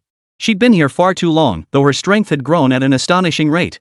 If she could stay a little longer, her power would undoubtedly surge dramatically. But as a teenager, she simply couldn't bear to stay here any longer. It should be soon. This depends on the situation. And one more thing, no matter what, don't tell anyone about this once we're back, understand? Chen Feng spoke with utmost seriousness. This matter had to be made clear beforehand. If outsiders found out, they might end up being treated as research subjects upon their return. Because no one had ever ventured into the miniature world before. Chen Feng and Yi Huan were undoubtedly the first. Don't worry, I understand. Besides, I'm the one who brought us here. Yi Huan spoke with a hint of guilt. If she hadn't touched that black hole-like sphere earlier, the two of them wouldn't have ended up here. Nor would any of the subsequent events have unfolded. Chen Feng nodded. He appreciated Yi Huan's mindset. From their interactions these past few days, he could tell she was genuinely reliable. Other matters didn't need elaboration. The key was keeping this secret. Alright, open the passageway. Chen Feng commanded the system. Buzz buzz buzz. Host requirement detected. Opening portal for host. Please prepare. Host completed mission. Reward, mental power doubled. Reward distribution in progress. As the system's voice echoed, Chen Feng felt the sea within his mind abruptly double in size. Terrifying, utterly terrifying. It was a direct boost to his power. Soon, a vortex appeared before them. Before Yi Huan could react, Chen Feng grabbed her hand and pulled her into the swirling vortex. The two returned to the forest. When they opened their eyes again and saw this familiar scene, Yi Huan burst into tears of joy. We're back. Finally back. Yi Huan exclaimed, turning to embrace Chen Feng in overwhelming emotion. Chen Feng felt the softness enveloping him, a wave of sensation washing over him. This touch, it was truly something else. Chen Feng could swear he hadn't done it on purpose. He, Chen Feng blushes too. Ha ha ha, what can you do? We deities have our own desires and emotions, let alone these little ones. Yeah, back in the day, the female immortals chasing after me had to line up in a long queue, ha. Inside the system space, several deities laughed heartily at this moment. They all found Shen Feng quite amusing now. After all, being a deity could get pretty boring. Even though they were now mere fragments of souls, confined within the system space, they felt profound loneliness. Their hope now was that Shen Feng would allow more deities to enter. With more people, wouldn't it be livelier? Alright, calm down. I say we hurry back and see what's happened these past few days. Shen Feng grabbed He Huan's arm and spoke up, for this very spot was where the two had vanished. But the swarm of bee corpses had vanished. This meant someone had definitely tampered with the site, possibly academy personnel, or perhaps someone from He Huan's family. Either was plausible. The most urgent task now was to hurry back and explain what had happened. After all, according to the time inside, they had been gone for a full 2 months. Yet the cultivation gains made during those 2 months far surpassed what 2 years in this world could offer. Chapter 78, The Genius's Resurrection. In the He family's grand hall, He Tong gazed at her daughter's photograph, tears streaming uncontrollably down her cheeks. Not long ago, her daughter had been attacked by a swarm of bees during a mercenary mission. She had immediately led a search party, but found no trace whatsoever. All that remained was a pile of electrocuted bee corpses. There was no trace of her daughter whatsoever. "It's all my fault," He Tong lamented. "I should have known how stubborn you were and assigned someone specifically to protect you. Then you wouldn't be missing without a trace, neither alive nor dead," He Tong said regretfully. She had always raised He Huan as her heir, which had shaped her daughter's fiercely independent nature. She refused the family's protection. "But, reporting to the clan chief, I led the guard squad on another thorough search. There truly is no trace of her, nor any clues found." "We speculate," the captain of the guard team whispered below. The answer was obvious. The worst-case scenario was that He Huan had been mercilessly devoured by the swarm. After all, 2 months had passed. If she could have been found, she would have been found long ago. "I don't care. I want her alive or dead. I want her body," He Tong declared, her eyes red-rimmed. As a mother, she couldn't accept her daughter meeting with misfortune. Yet deep down, she already knew the truth. After all, 2 months had passed. If she were coming back, she would have returned by now. So He Huan was most likely swallowed whole by that swarm of bees. On the other side, Ji Xiaowei was utterly devastated. The prodigy he had worked so hard to find dead just like that? This was undoubtedly an unbearable reality. What can you do? Luck is part of strength. Since he's dead, it just means he didn't have that kind of luck. No need to dwell on it. "Let's keep searching," Ji Xiaowei said with a touch of sadness. Truthfully, he had genuinely seen the hope of the human race in Shen Feng. But who could have imagined it would end like this? No one could have imagined that the two of them would return alive. Phew, finally back. Shen Feng and He Huan arrived at the school gates. Seeing the familiar campus, their hearts settled. They'd treat their time in that small world as nothing more than a dream. Except this dream would likely stay with them forever. He Huan looked at Shen Feng with curiosity. Truth be told, she had always felt that their journey to that small world was undoubtedly because of Shen Feng, though she lacked direct proof. Now that they were back, she didn't feel it was appropriate to pry. As for why they hadn't returned sooner, both had prepared their stories. They'd claimed that during their escape, they'd fled deep into the forest and hidden in a cave, only finding an opportunity to return today. Because when the two clocked in, the principal received the news immediately. "What did you say?" Both of them are back," the principal exclaimed, pushing his glasses up in disbelief. The pressure he faced after their incident was immense. Neither of them was someone he could afford to offend. The He family was immensely wealthy and powerful. The family heir had gotten into trouble during his tenure as principal. Shen Feng, meanwhile, had shattered multiple records to become the school's first ever top student, poised to skip grades and enter the university college. Losing such a prodigy would be a tremendous blow. Nearly everyone assumed they had been swallowed by the swarm, never to return. Who could have imagined they would actually return? The principal rushed out and, seeing them both safe and sound, breathed a sigh of relief. "Where have you two been these past 2 months? You've scared the life out of me," the principal blurted out. To him, Shen Feng represented not just a prodigy, but the very hope of the human race. After all, for years, the human race had endured constant threats from ferocious beasts. Everyone yearned for their complete defeat. Achieving this required the emergence of a genius warrior capable of utterly annihilating the beasts. Shen Feng was already the most gifted human child to emerge in recent years. Though he had awakened as a Lingren, he could harness the power of the gods, a truly game-breaking existence, incredibly formidable. "Principal, the two of us." The matter went smoothly, and Shen Feng relayed everything exactly as the two had planned beforehand. The principal nodded in agreement. Beyond that, as long as the two returned safely, it was already a tremendous success. "I should be going now. I need to hurry home. My family must be worried sick after so long without me," He Huan said to Shen Feng. He Huan was certain her mother had been frantic for the past 2 months. Chen Feng nodded and asked the principal to arrange for someone to escort her back. Chen Feng followed the principal to his office. First, call General Ji Xiaowei. He's been frantic over there. He even called me just a few days ago, the principal said. After all, Chen Feng was now, without a doubt, Ji Xiaowei's disciple. Sure enough, when the call connected and Ji Xiaowei heard Chen Feng was alive, the usually composed general nearly dropped the phone. Wonderful. Absolutely wonderful. Chen Feng was now undeniably the hope of the entire human race. Alright, don't leave yet. Wait there for me. I'll come get you personally, Ji Xiaowei exclaimed excitedly over the phone. He hung up immediately and rushed straight toward Chen Feng's location. Nothing else mattered, bringing Chen Feng back was the priority. And then, he needed to find out what had happened over these past 2 months. No one had ever survived in the forest for that long. And in recent months, the ferocious beasts had changed too. It felt like they'd grown stronger, and when fighting the military, casualties were much higher than before. Sigh, Chen Feng chuckled helplessly. It seemed his return was drawing quite a bit of attention. Once Ji Xiaowei arrived, he'd follow him to Qingbei Academy. That was the fastest way to boost his strength. And surely more missions would follow. After all, for Chen Feng to awaken divine power now, aside from completing tasks, he needed divine tokens. Only by heading to a major city could he acquire divine tokens most efficiently. That was also why Chen Feng had agreed to transfer schools. Otherwise, given his temperament, he'd never have done something so conspicuous. Most importantly, he remembered that Senior had told him she'd wait for him at university. That was another reason. After that, Chen Feng waited quietly for Ji Xiaowei to come pick him up. How can I rapidly increase my power? Chen Feng silently asked the system. There are no shortcuts. You can continuously collect divine tokens or steadily increase your fusion level with deities. Chapter 79, The All-New Performance Troupe. Chen Feng nodded. He already knew what the system was saying, but divine relics were rare and elusive. There was no specific way to obtain them. They could only be encountered during cultivation. Beyond that, there were no other methods.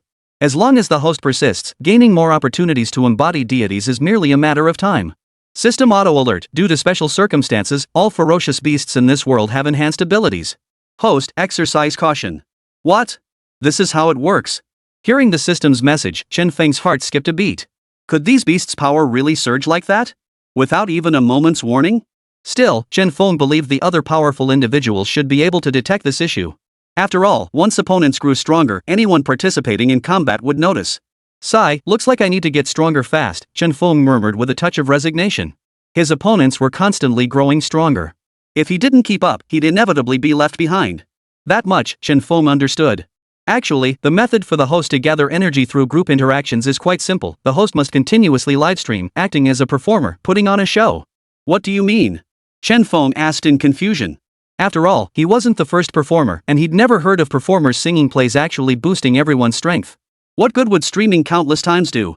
Because when the host streams and embodies a deity, viewers can observe a trace of the deity's aura within the stream. Merely witnessing this divine essence allows them to comprehend the way of heaven and thereby enhance their own power. Holy crap! Is that even possible? He assumed streaming only boosted his own affinity with the deity, but this unexpected benefit was absurdly good. Looks like he better stream more often. It's beneficial for everyone.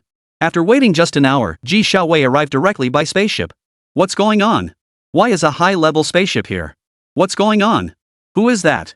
Is some big shot coming this way? I don't know if you've heard, but our academy's genius, Chen Feng, went missing for 2 months and just returned. I wonder if this has anything to do with him. If you put it that way, this might actually be connected to Chen Feng. Seeing the advanced spacecraft in the sky, the academy students and teachers were buzzing with speculation. Such a high-grade vessel was a first for them, typically deployed only against elite beasts. Even Chen Feng was stunned by the commotion. Seriously? Just to pick someone up? Did it really need such a grand surprise? Chen Feng, you're back. This is fantastic. Everything's been arranged at the academy. Let's go. Ji Xiaowei exclaimed excitedly, looking at Chen Feng. He thought this prodigy was about to fall from grace. But now, he was back. Alright, principal. Thank you so much for looking out for me these past few months. Chen Feng turned to the principal. Whether it was because of his potential or not, the principal had truly taken meticulous care of him throughout his high school years. The principal patted Chen Feng on the shoulder. Good lad. Once you're there, focus on your cultivation. You are the hope of our human race. Our future rests on geniuses like you. The principal spoke with genuine satisfaction. To be the principal of such a prodigy was indeed his own good fortune. The journey passed without incident. Chen Feng boarded the spaceship and gazed out the window, where the landscape was mostly desolate and scarred. See that? That place we just passed was actually just a small city. Most of the outside world has been overrun by ferocious beasts. Who knows when we'll be able to fight back? Ji Xiaowei remarked, hands behind his back. Everyone had their own mission, and he was no exception. Moreover, he was one of the human elites who had the opportunity to watch the livestream. To be honest, he had seen every broadcast over the past few days, including moments where Chen Feng had taken action. At this moment, he was filled with deep suspicion. Chen Feng was the protagonist of the livestream. However, during the livestream, the deity had repeatedly emphasized that even if they recognized him, they must pretend not to see him. Otherwise, their viewing privileges would be revoked immediately, a truly ruthless stipulation. We've discussed this with the higher-ups. Some resources may be allocated your way. Is there anything you need? Ji Xiaowei turned to face Chen Feng.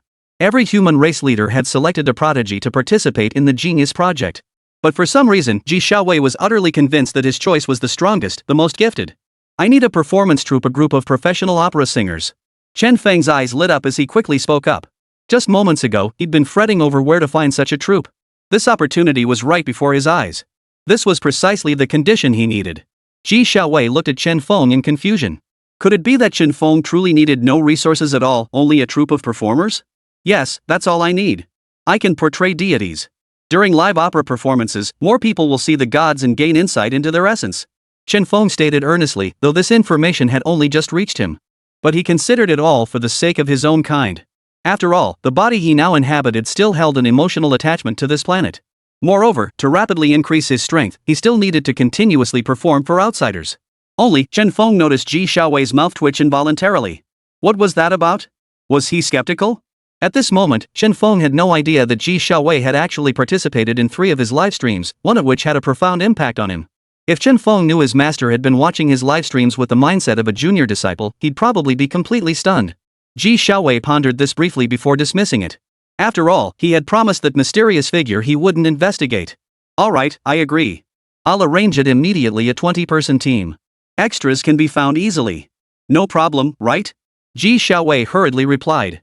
With his status as a high-ranking official, this kind of task posed no real obstacle. Holy crap! What a grand gesture! Chen Feng thought to himself. This kind of organization was far more reliable than those previous clubs. He hadn't shortchanged the people who helped him with the performance last time either, giving each of them a life-saving pill. Great, thank you, Master, Chen Feng said happily. This truly solved a major problem for him. Ji Xiaowei nodded, his mind racing with thoughts. Chen Feng, will you be the star of the livestream? Chapter 80, Breaking News. The top-tier livestream has begun. Since Chen Feng was portraying a deity, and the deity appeared in the livestream footage with striking resemblance, it couldn't be mere coincidence, could it? Mainly, he'd seen Chen Feng in action before.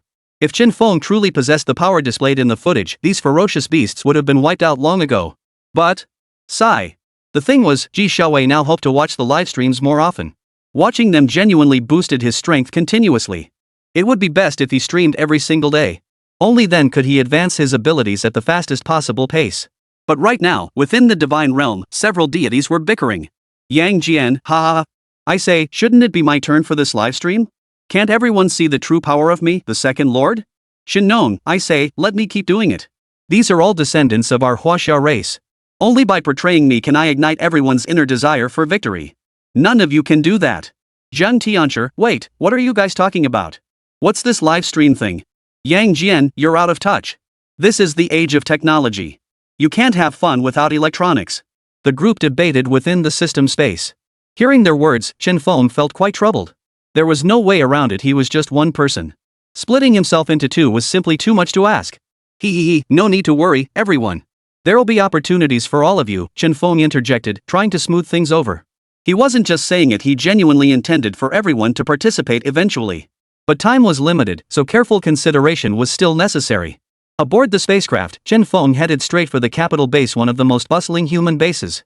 Looking down from the spacecraft, he was utterly stunned. This.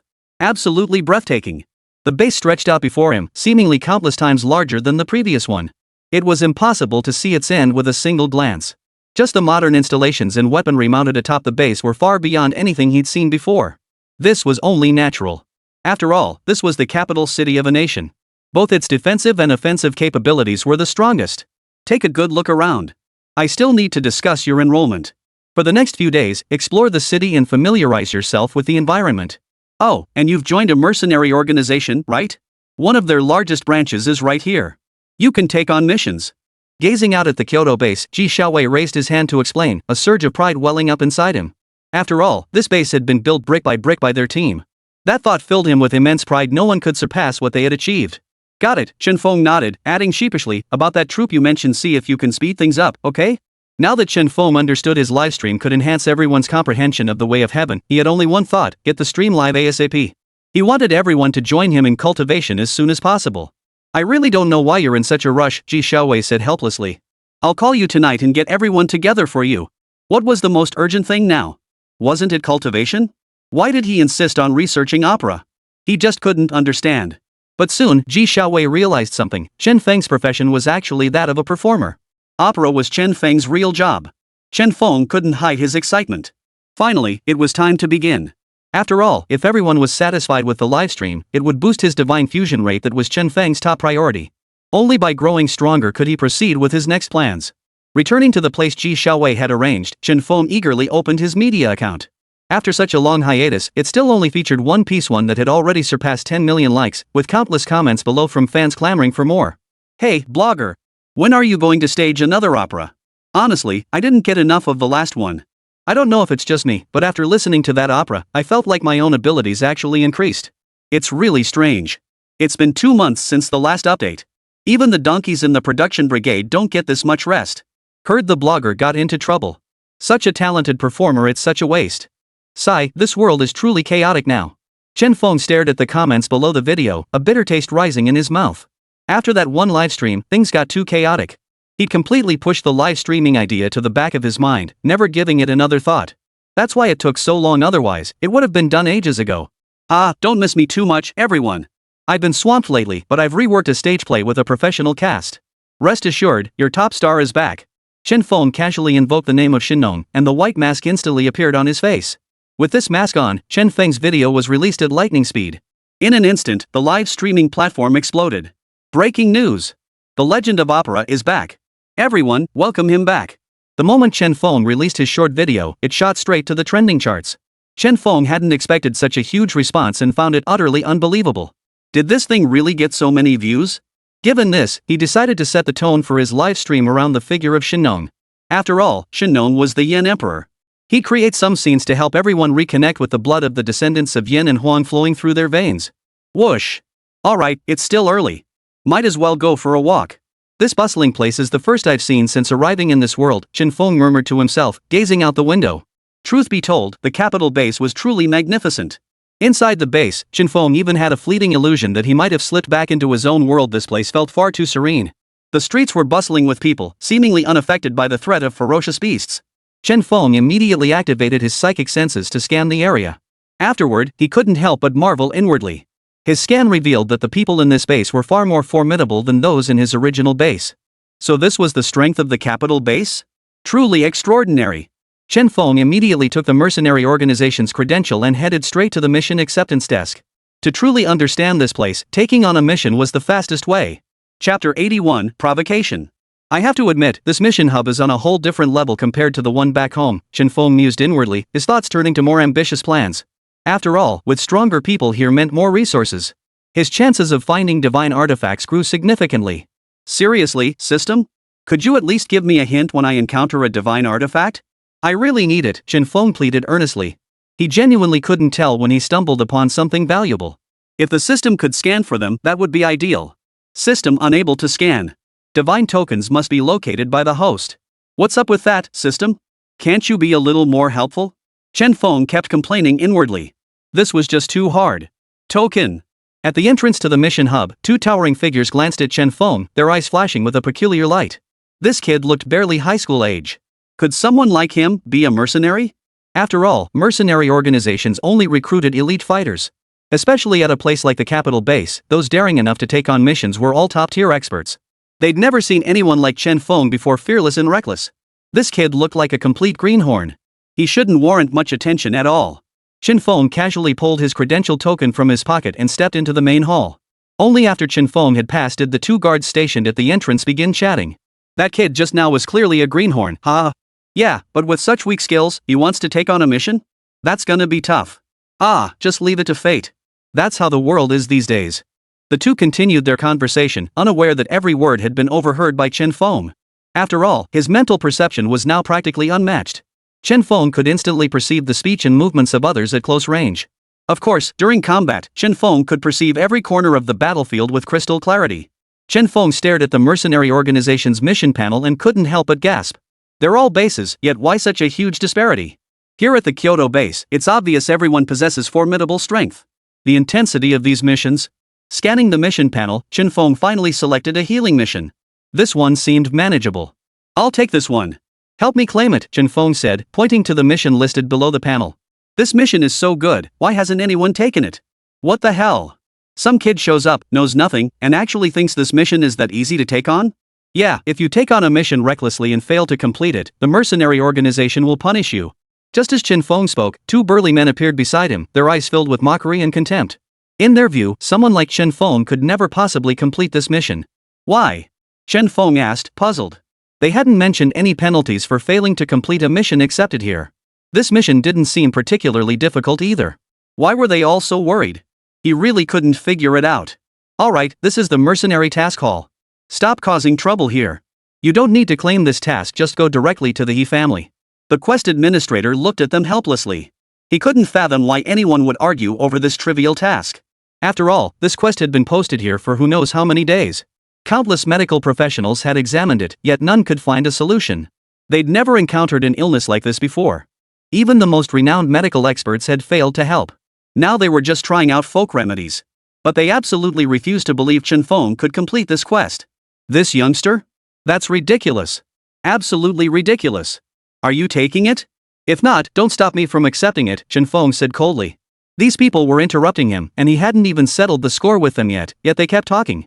And Chen Feng was genuinely speechless. These people knew nothing about the situation, yet they dared to mock him?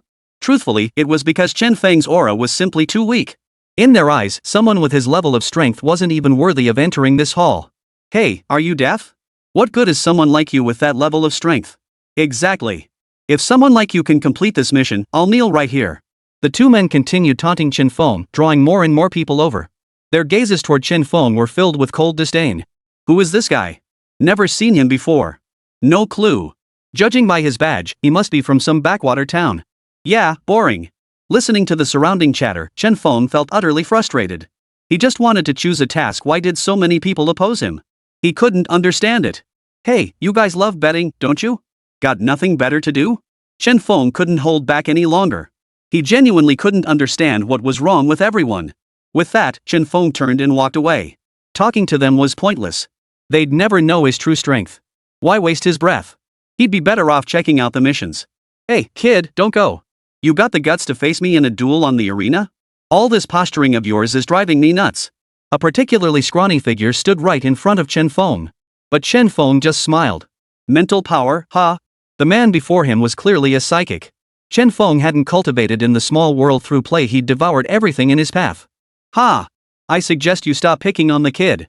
Achieving this much at his age is already quite impressive. Yeah, what else can he do? Voices chimed in from the surrounding crowd. After all, Chen Feng's age was undeniably young. Picking on someone this age was practically bullying. Fine, I accept the challenge. Chen Feng declared. But Chen Feng still sensed something off. These people in front of him seemed to be deliberately provoking him, not just taking issue with his appearance. But who could it be? He had just arrived here, had just stepped off the spaceship. He didn't know a single person here. Who could possibly hold a grudge against him? Chapter 82, Deadly Hand. Chen Feng racked his brain, but no matter how long he thought, he couldn't figure out who was targeting him. Was he overthinking this? Yet he had clearly seen the knowing glances exchanged between them earlier. Their expressions screamed complicity. Hey, stranger. The guy challenging you has awakened a psychic attack class. It kills silently, and the damage is irreversible. Think twice. A plainly dressed young man approached, offered a warning, then walked away. Even though it was just a warning, Chen Feng silently thanked him in his heart. The psychic attack class, an incredibly potent offensive profession. It could easily cripple someone. Anything was possible, after all. This ability had no sense of restraint. If it truly crippled someone, the user could simply claim they'd accidentally gone too far, and no one could say much about it. But Chen Feng didn't care. What's the matter? One word from someone else and you lose your nerve? Are you that cowardly? Seeing Chen Feng hesitate, the other party rushed forward to taunt him further. Let's go. Chen Feng spoke, his eyes cold. Though he didn't know who had set this trap for him, if it had been a fair fight, he wouldn't have done anything more. But If the other side deliberately went for the kill, then he'd be sorry. He'd show them what the spiritual sea of consciousness truly looked like. Let's go. Hearing Chen Feng's words, the other party visibly relaxed. Victory was finally within reach.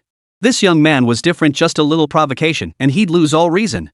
Ji Xiaowei, I wonder what expression you'll have when you hear this genius turn into a little cutie. System task issued, defeat the mentalist Jing Shan in the most pretentious manner possible. Mission success reward, 1% fusion rate with Yang Jian's persona, plus enhancement to Yang Jian's primordial weapon, the three-pronged double-edged blade. Ha! Hearing the system's voice, Chen Feng's eyes lit up. This thing was genuinely impressive. The system had never mentioned before that divine weapons could be enhanced. Judging by this, victory was practically guaranteed. The only unknown was what attack methods the opponent would employ. That was the hardest part to predict. Everything else was irrelevant. The main thing was that Chen Feng now had absolute confidence in his own spiritual power. Let's go, Mr. Jing Shan, right? Chen Feng said calmly, then walked straight toward the arena. Once he knew the opponent's identity, there was no need for further discussion. Yet as Chen Feng strode ahead, Jing Shan froze in place. He had never revealed his name to Chen Feng. How, then, did the other know it? The thought sent a chill down his spine. Come on, someone's entering the arena. Let's go watch the show. What's there to see? Honestly, you don't even need to watch. That little guy? He'll probably last 2 seconds tops. I agree. 2 seconds. Not a second more. This isn't even worth guessing, right? Let's just go watch the show. Who cares who wins or loses? The other members of the mercenary group chuckled as they spoke. To them, this newcomer Chen Feng was nothing but a suicide mission. No need to overthink it. Chen Feng ignored everyone's mockery as if he hadn't heard it. Playing dumb to catch the wise was his specialty. Since you all look down on him, well, just wait until you all come running back for a beating. The two arrived at the training grounds. We are all human.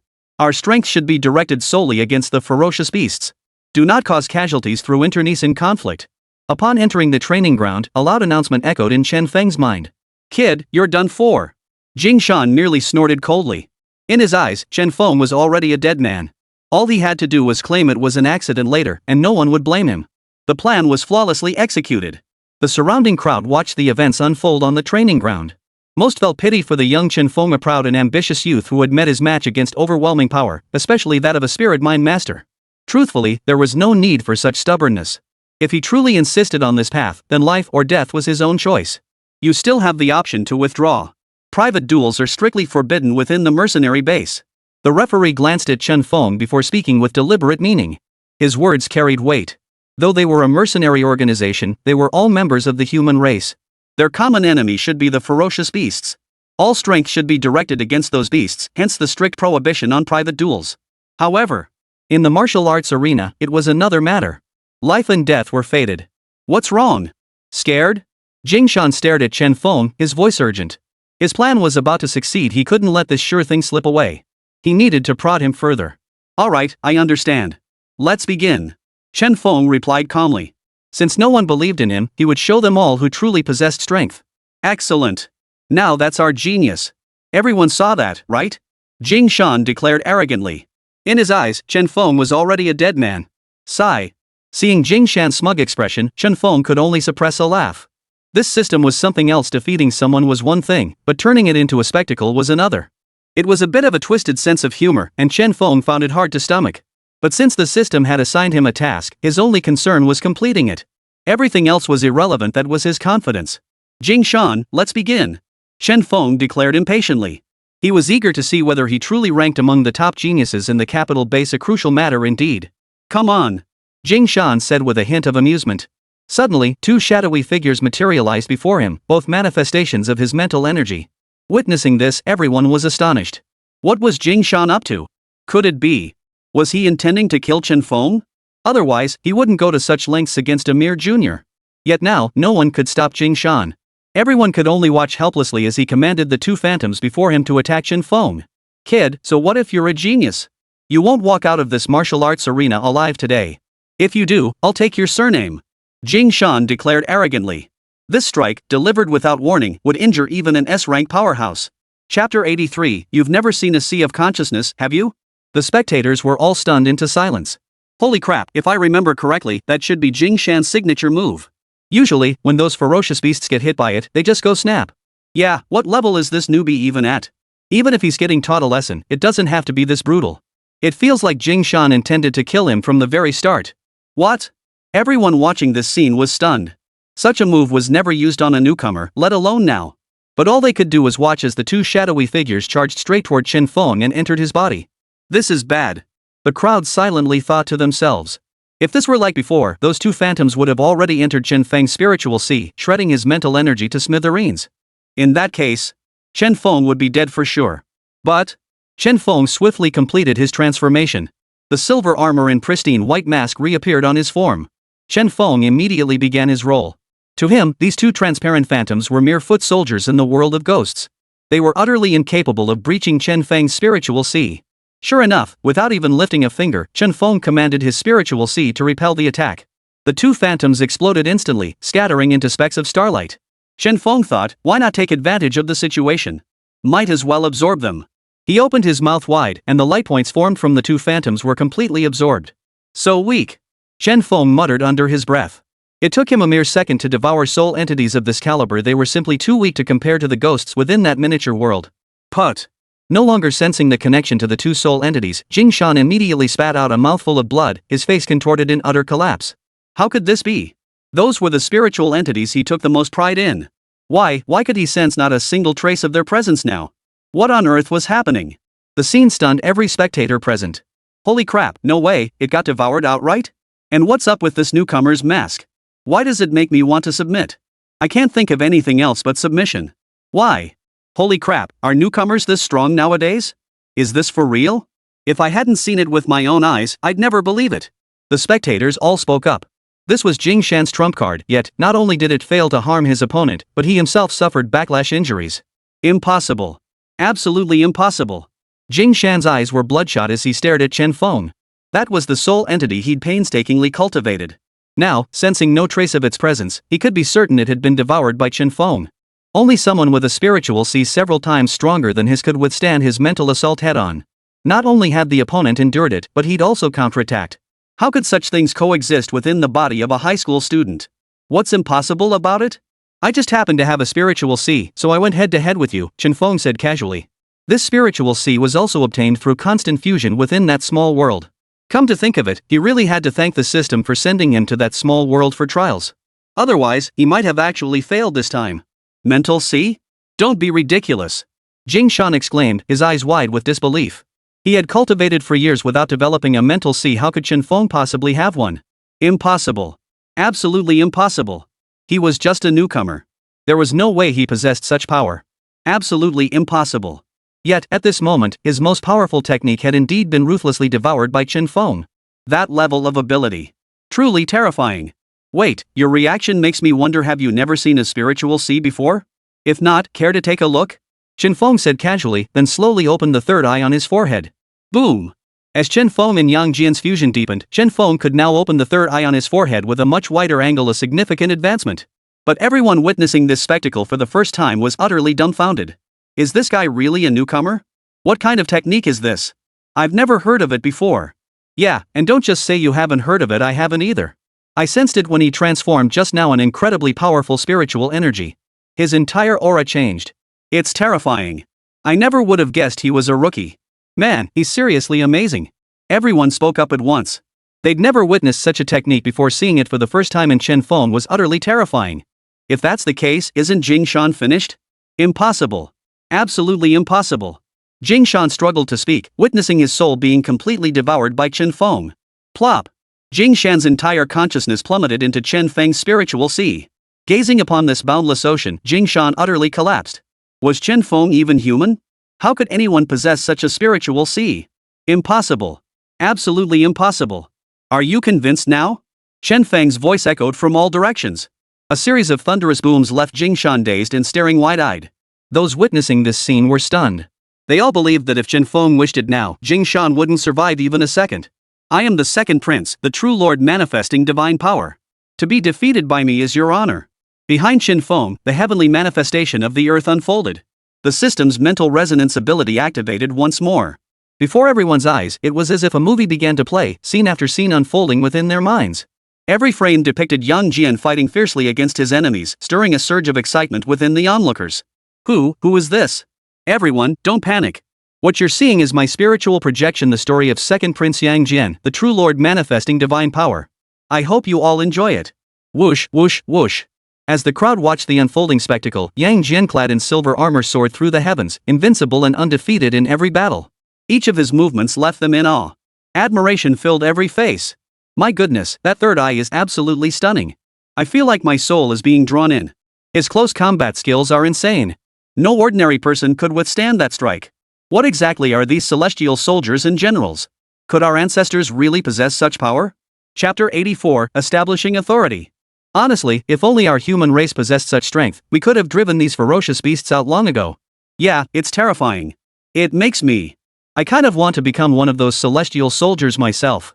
Terrifying, absolutely terrifying. Haha, that was seriously cool. At that moment, everyone present, including Jing Shan, was utterly captivated by the vision of Erlang Shen Yang Jian. They were all profoundly shaken. Was this the Yang Jian of myth? One word, awesome.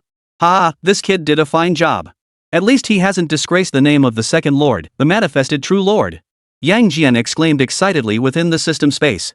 Under Chen Feng's portrayal, his heroic spirit had been perfectly captured. Handsomeness was a feeling, and he was thoroughly satisfied. The other deities all voiced their discontent, none feeling they were handsome because Chen Feng hadn't portrayed them. Tiger subduing Arhat. Honestly, my power is pretty solid. If my senior brother, Dragon Subduing, were here, you wouldn't believe how he'd outshine all of you hands down. These deities all spoke within the system space, their words brimming with pride. After all, they were all deities, already at the pinnacle of their existence. Soon, everyone drifted into casual conversation. Only Chen Feng remained, guiding them through the experience of being Erlang Shen. That feeling of leading celestial armies to unstoppable victory filled everyone with longing. Alright, thank you all for joining me in experiencing the world of second Lord Jinjuan. He is, after all, one of the deities protecting us. May you all become heroes in your own worlds, just like second Lord Jinjuan. Chen Feng stood on the martial arts field, wearing Yang Jian's mask, chest puffed out proudly. He looked toward the audience and declared in a thunderous voice. In that moment, he seemed to have truly become Erlang Shen. That pride flowed from him naturally at that moment. Chen Feng was Erlang Shen himself. Holy crap, is this even a young man? His name's Chen Feng, right? Though I'm seeing him for the first time, I'll remember this name forever. He's going to be an extremely dangerous figure in the future. I'll remember this newcomer, he's seriously impressive. Damn impressive. Everyone spoke up at once, their gazes shifting from casual indifference to genuine respect as they looked at Chen Feng. After all, in this world, only strength proves everything. As for Jing Shan, he knelt on the ground, repeatedly kowtowing to Chen Feng. His expression, however, was twisted and grim, betraying his utter unwillingness. I'm sorry, I was wrong. Please forgive me. I'm sorry, I was wrong. Please forgive me. He bowed his head over and over, blood streaming down his forehead. This wasn't his true will at all. Right now, his mind was being controlled by Chen Feng, leaving him no chance to resist. Such was the nature of mental assault. Moments ago, Jing Shan had been utterly confident, unleashing his full mental power without a shred of caution.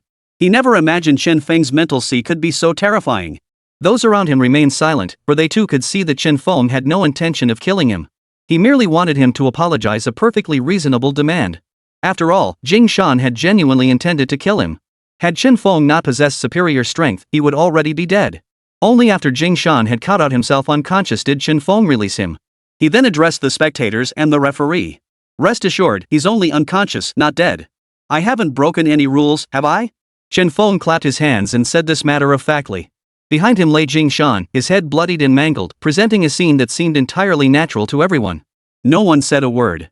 Chen Feng stepped down from the ring, and the crowd instinctively parted to make way for him. That day, everyone remembered this newcomer, Chen Feng. This man was destined to become a top-tier figure in the mercenary organization. Chen Feng's performance today quickly caught the attention of the mercenary organization. Investigate immediately. Find out exactly who this Chen Feng is. The mercenary organization's high-ranking officials said with a hint of amusement as they looked at the files before them. The record showed that Chen Feng was merely a high school student. He had awakened his abilities less than a year ago. Such a talent must be treated with utmost importance. After all, individuals with such potential held the greatest value, a principle cherished by every high-ranking member. Beep beep beep. Congratulations, host, on completing the mission. Rewarding you with increased fusion compatibility with Erlang Shen Yang Jian. Please check your rewards. The system's voice chimed in, and Chen Feng couldn't help but smile inwardly. This move had been his most showy yet. Still, he felt a bit uneasy. Had he been too flashy? After all, he had always maintained a low profile before. But he quickly dismissed the thought. He had some real power now, and it was better to show it off. Now, holding the mission token, Chen Feng arrived at the Yi family residence according to the location. Seeing the Yi residence before him, for some reason, Chen Feng suddenly thought of that little girl, Yi Huan. He had left in such a hurry that he hadn't even had time to say goodbye to her, despite having trained together for so long. Halt! This is the Yi residence. Who are you here to see? The gatekeeper addressed Chen Feng standing at the entrance. After all, the Yi family was one of the region's super clans. Their young masters had numerous connections, so the guards dared not be negligent. What if he was from another major clan? But the Yi family was currently in a state of turmoil. The patriarch had fallen ill with a mysterious ailment. For the past 6 months, he had been tormented by relentless pain. Countless renowned physicians had examined him, yet all had ultimately been helpless. No one seemed to have a solution. I'm not here for anyone. I've accepted a mission from the mercenary guild. Your patriarch needs a doctor, correct? Chen Feng raised his identity token to the guard. A mercenary mission? To treat an illness? The guard looked at Chen Feng with confusion. He was far too young. If all those renowned doctors couldn't figure it out, how could this kid possibly cure it? Impossible. What's the matter? Is it because I look young? Just announce my arrival. Chen Feng chuckled helplessly. His face was undeniably youthful, and it seemed no matter what he did, he'd face skepticism. It was truly troublesome. The guard nodded and went to announce his arrival. After all, Chen Feng held a token. He was undoubtedly affiliated with the mercenary organization. That much was certain. The question was, what methods could this youngster possibly use to treat people? Sigh. Why did everyone look so reluctant? Back in the day, people would wait in line for ages just to see the old man for treatment.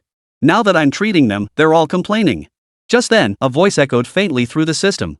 Chapter 85, You, the Divine Healer? Listening to the voice from the system space, Chen Feng sighed helplessly. Don't worry, ancestor. If you manifested your divine presence, everyone would be madly prostrating themselves before you. But right now, you're inside my body. Just bear with it for a bit. After all, when Chen Feng wasn't channeling the power, he was just an ordinary high school student. Others couldn't tell what made him different from the rest. So it was only natural that some people looked down on him when they saw him. Especially in the field of medicine. While medical talent plays a role, this profession is directly tied to experience. The older the practitioner, the higher their skill level. A youngster like Chen Feng was nothing but an apprentice. Chen Feng waited patiently outside the door. Soon, a middle-aged man dressed in elaborate attire rushed out to greet him. He glanced at Chen Feng before frantically scanning the surroundings. Where is he? Where's the person you said would take the job? The man demanded impatiently. In truth, this mission had been posted in the mercenary guild for half a year. Over that time, at least several hundred people had come to treat the old man, but none had achieved satisfactory results. Because the old man's illness was simply too bizarre. The guard at the door could only point to Chen Feng standing there. The middle-aged man's frantic gaze instantly turned calm as he fixed his eyes on Chen Feng. Hello, I'm from the Black Iron Mercenaries. I saw this mission and came to take a look, Chen Feng said in a very gentle tone. After all, he was the one accepting the mission, so he needed to speak properly. But before he could finish, the middle-aged man cut him off. Young man, I'm not messing around. To be honest, my old man is on his last legs, the middle-aged man said calmly. I know you young folks are full of passion and want to make a name for yourselves, but this isn't a game. The middle-aged man appraised Chen Feng calmly as he spoke. After all, Chen Feng was far too young. As the current head of the Yi family, he simply couldn't believe that such a young man could cure the old man. Chen Feng started to explain. If you're facing hardship in life, speak to me. Wherever I can assist, I will. But medical treatment? No, thank you, the middle-aged man said, clasping his fists in a respectful bow. Chen Feng silently admired him. Regardless of whether he could cure the old patriarch's illness, this man's character alone showed that the Yi family was decent. Given that, he felt even more compelled to take a look. But the man clearly didn't trust him. There was nothing he could do about that.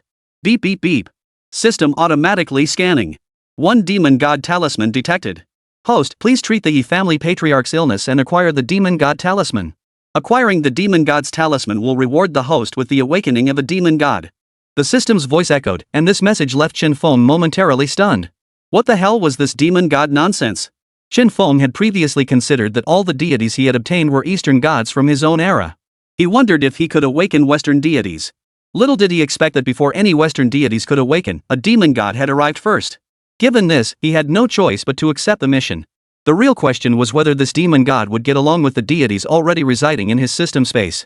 That was the most crucial consideration. Wait! Chen Feng called out urgently as the figure turned to leave. I'm already here, why not let me take a look? It won't cost you anything. What if I stumble upon an opportunity that could cure the old man's illness? Chen Feng declared with solemn conviction. He lay paused upon hearing this, turning back to look at Chen Feng. Truthfully, he too hoped Chen Feng possessed such ability. But Chen Feng was simply too young. How could he possibly believe it? Just then, the other members of the He family happened to pass by. Uncle, why are you wasting your breath on this kid? He's just some young upstart probably looking for attention. Exactly. The three of us brothers specifically sought out a master this time. He's awakened the blessing medical profession. With his blessings, even if the old man can't be fully cured, alleviating some of his suffering should be no problem at all. Exactly. Just look at this kid, he doesn't even smell like herbs. Does someone like that even belong in medicine? Seriously. Chen Feng, with his exceptional mental perception, had long sensed the approach of the four figures behind him, three young men and a bald old man wielding a staff. The moment those three young men opened their mouths, Chen Feng frowned. He detested people who enjoyed putting others down. The middle-aged man's eyes lit up instantly at the sight of these three youths. After all, with the old patriarch in his current state, every young member of the clan was scouring the outside world for a renowned physician. Whoever could cure the old patriarch would see their status elevated beyond measure. No other rewards needed to be mentioned. Everyone knew they'd been scrambling to find a doctor, but to no avail. Young man, the mage who had followed them approached, observing Chen Feng's confident demeanor. You appear quite young. Might you tell us which medical specialty your awakened profession pertains to?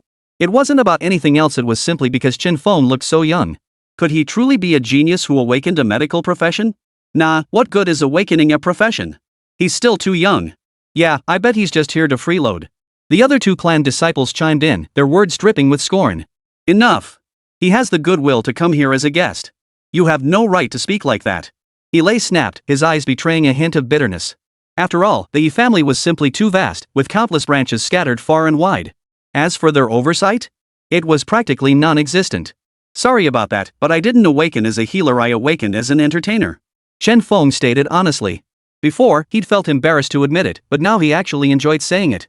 He was determined to shatter everyone's preconceptions about entertainers. Ah! The entire crowd fell silent. What? Not even a healing class, but an entertainer? Was Chen Feng here just to make a joke? No way, dude. If that's the case, I'm seriously gonna have to kick you out. You can't expect to cure people's illnesses just by putting on a show for them, right? That's ridiculous. The young man from the He family started laughing. Honestly, Chen Feng was being ridiculous. Since when could actors diagnose illnesses? This was utter nonsense. What's wrong with being an actor? My ability is to gain the powers of whoever I portray. Chapter 86, The Curse. Exactly. If you keep this up, I'll genuinely lose my temper. Our patriarch is gravely ill. If you insist on this nonsense, don't blame me for being rude. He Lei's tone turned stern, his gaze toward Chen Feng tinged with displeasure. Does our old man's terminal illness mean we should invite you to put on a celebratory performance? What a joke. Chen Feng felt utterly helpless. He always had to spend ages explaining his abilities to others because no one believed him. He truly had no solution. Just as Chen Feng was feeling helpless, he looked up and froze in shock. He saw He Huan? Just moments ago, he'd been thinking he hadn't properly said goodbye to this young lady.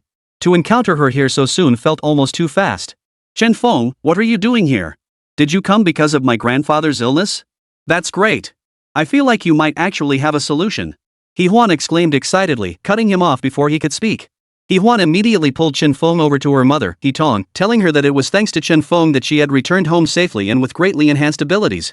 He Lei arrived shortly after, glancing at his sister and briefly recounting the earlier incident. Though he and He Huan appeared very close, this matter ultimately concerned the safety of the old patriarch. He absolutely couldn't afford to be careless. Brother, this guy is a genius from our place. He got accepted into the capital academy and is even General Ji Shaowei's personal disciple. Why not let him take a look too?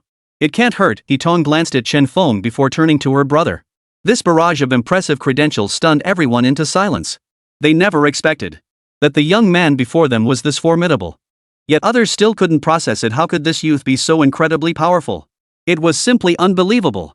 But with the matter already raised, though reluctant, the group had no choice but to let Chen Feng accompany them inside. Yet deep down, they were all deeply skeptical.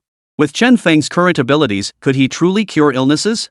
He Huan tried to say something more, but Chen Feng cut her off. In this situation, further words were pointless.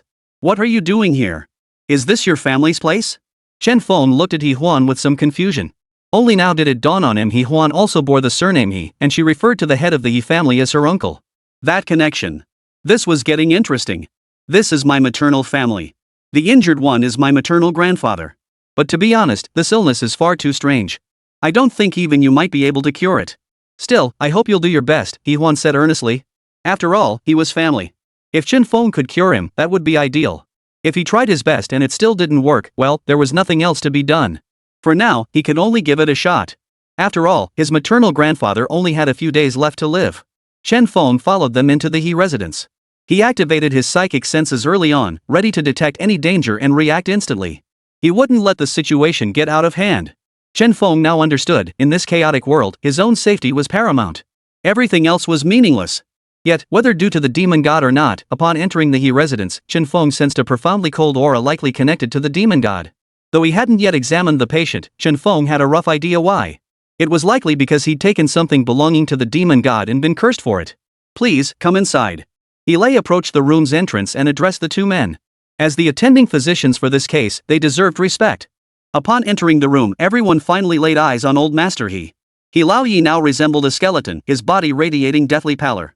For drips hung from his frame, likely sustaining his life through these nutrient solutions. Surrounded by members of the He family, he merely nodded in acknowledgement of their arrival. Over the past 6 months, countless doctors had come and gone, yet the outcome remained the same, none could cure him. But this time, they'd actually brought a youngster alone. What could this kid possibly do? Cure the illness? Let me take his pulse, the old Taoist murmured, his pupils narrowing slightly. Though he stepped forward to speak, he hadn't expected old Master He to be in such a state, something he'd never witnessed before. The old man nodded, and the Taoist stepped forward. The 3 young He family members were filled with excitement. This had to succeed. If it did, their status as brothers would soar. Yet after taking the pulse, the old Taoist's pupils contracted again. He bowed deeply and said, I'm afraid I cannot treat the old master's illness. Please seek another practitioner.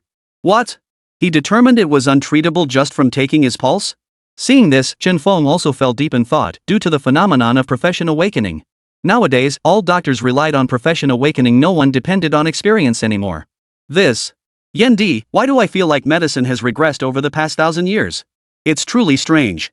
It's time for true medicine to reappear in the world. A flame seemed to ignite within Chen Feng's heart. Since he could now embody a deity and had the medicine god Shenong by his side, he bore the responsibility to help everyone rediscover the true essence of medicine. At this moment, Chen Feng felt illuminated from within. The He family had grown accustomed to it, or rather, they had accepted it. After all, so many specialists had examined the old man, yet the outcome remained unchanged. In other words, grandfather's illness was likely beyond saving. Yet everyone felt deeply unsettled. Why? Why was this happening? It's not that I refuse to treat him, the old Taoist priest began, but the old master's symptoms resemble poisoning, or rather, they seem like some kind of curse. The old Taoist priest spoke up. But that wasn't the main issue. The real problem was that the old master now had no vitality left, his pulse was nearly gone. He was only clinging to life through sheer willpower and the forceful intervention of these potent medicines. It's truly agonizing. It's fine. Thank you for your efforts. Many have already examined him. No need to elaborate further. He sighed as he spoke.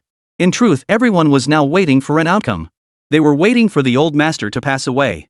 After all, this state was quite painful. Chen Feng, is there anything you can do?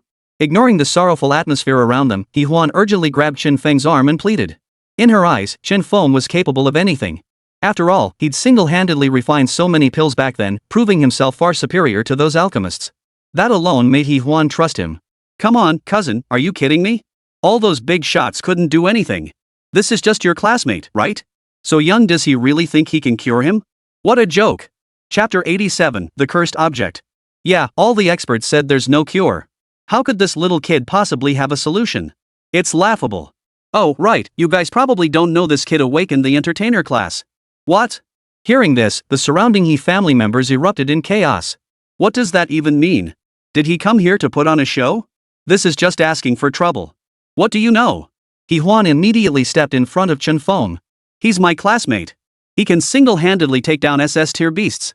He once operated 10 alchemy furnaces simultaneously to refine pills. I saw it with my own eyes. He Huan exclaimed passionately. For some reason, Chen Feng felt a surge of emotion inside. This was the first time anyone had stood up for him like this. It was genuinely touching. What else could he say? Only deep emotion. What? You mean an awakened performer class can take down high-tier beasts? Seriously? I just can't believe it. Yeah, that sounds a bit too fantastical. Hey, Xiao Huan, don't let him fool you. Even though we're in a branch family, we still need to have some discernment. Exactly. Even the most skilled alchemist we know couldn't possibly control over a dozen furnaces simultaneously. It's just impossible. Hearing He Huan's words, the other He family members chimed in, their voices dripping with skepticism. They simply couldn't believe such a young man possessed such overwhelming power. How could that be possible? Impossible. Absolutely impossible. Chen Feng paid no heed whatsoever to their idle chatter. His gaze fixed on the people before him as he spoke calmly, I came here to treat illnesses. You saw it yourself, old master. These people never intended for you to recover. Chen Feng's tone was calm, but his eyes were fixed on the old man in the bed. Earlier, Chen Feng had noticed the old man's eyes flicker briefly. He seemed to have woken up. Truth be told, the old man was quite something. Even after regaining consciousness, he remained silent, pretending to be unconscious. Whether he could be cured remained to be seen. What did you say? The He family member who had spoken earlier exclaimed anxiously. This couldn't be said aloud. Of course he hoped the old man would recover. It would be best if he did. Oomph. The surrounding He family members all wore displeased expressions. Being lectured like this by a junior, how could that be acceptable? Yet strangely, deep down, they accepted it. This was truly peculiar. They had no idea that Chen Feng had played the role of a deity countless times before. That aura of invincibility had seeped into him, and his tone of voice reflected it too. All right, young man. Thank you for coming today. You may leave now, He said coldly. Truthfully, the kid wasn't so bad. It was just that staring down the old man like that earlier had been downright presumptuous. Chen Feng nodded and turned to leave. Old man, you really won't keep me? You know, if you die, your descendants will suffer because of you. Why bother? Chen Feng sighed as he headed for the door. This time, He was genuinely furious. Wasn't Chen Feng cursing his own grandfather? Wait. An aged voice rang out. The He family members all turned to look, then knelt on the ground, calling out to the family head. Finally, they called me. Chen Feng felt a wave of relief wash over him. His entire purpose had been to force the He family patriarch to speak. If the old man hadn't opened his mouth, Chen Feng's mission would have been impossible to complete. This was a demon god. In his previous life, Chen Feng had heard of the 10 great demon gods. He wondered if the one about to awaken now was one of them. Each possessed combat power beyond compare. Anyone would be a blessing. Father, you're finally awake, He knelt close and said. His father had been unconscious for who knew how many days, with no hope of recovery. They'd been preparing for the end. He never expected him to wake up today. And he had called out to Chen Feng. Recalling Chen Feng's earlier words, He froze. Could it be that the other party had truly seen through this very point just now? You stay. Everyone else, leave. The He family patriarch pointed at Chen Feng, his voice weak as he spoke. What? Only Chen Feng was to stay. Could it be that only Chen Feng could save him? Yes, patriarch. He had no choice but to obey. He let everyone out, leaving only Chen Feng and the old man in the room. Chen Feng studied the old man closely. At this moment, the old man's entire body resembled a skeleton, his eyes sunken deep into their sockets. Those eyes were now fixed intently on Chen Feng, radiating an overwhelming intensity. What do you know? The old man regarded Chen Feng with a hint of amusement. Though he didn't know what Chen Feng knew, he sensed this man was no ordinary person. Chen Feng saw no point in beating around the bush. He cut straight to the chase. You possess a cursed artifact. Hand it over to me, and I guarantee you won't come to harm. It won't affect your descendants either. HM? At those words, the old man's gaze instantly sharpened. Chen Feng dropped all pretense, silently invoking the name of Shenong. Countless white threads coiled around his body as a white beard sprouted on his face, filling the air with the pungent scent of medicinal herbs. Whoosh! Behind Chen Feng, a shadowy figure materialized, the ultimate form of the medicine god floating in midair. This. The old man was utterly stunned by the aura emanating from Chen Feng and the phantom behind him. It was as if he could perceive the very laws of the Tao within Chen Feng. How could this be? He was just a teenager. Why did he possess such an aura? Regardless, everything Chen Feng had said was absolutely correct. Old man, you needn't question it. Just entrust this to me. Everything else is none of your concern, Chen Feng said solemnly. And this should be your last chance. Buzz. The old man's head buzzed. Chen Feng was absolutely right. Without treatment, this would be his final awakening. The next time would be death. Yang Jian, you know what? This kid sure does put on a convincing act when he's trying to be cool. Shenong, you wouldn't know this, but it's all because he's currently channeling me, this aura he carries. Arhat subduing the tiger. No way, you're taking credit for that too? That's a bit too bossy of you, ha ha ha. The deities in the system space began teasing him again. Spending so much time in this space without finding amusement would be unbearably dull.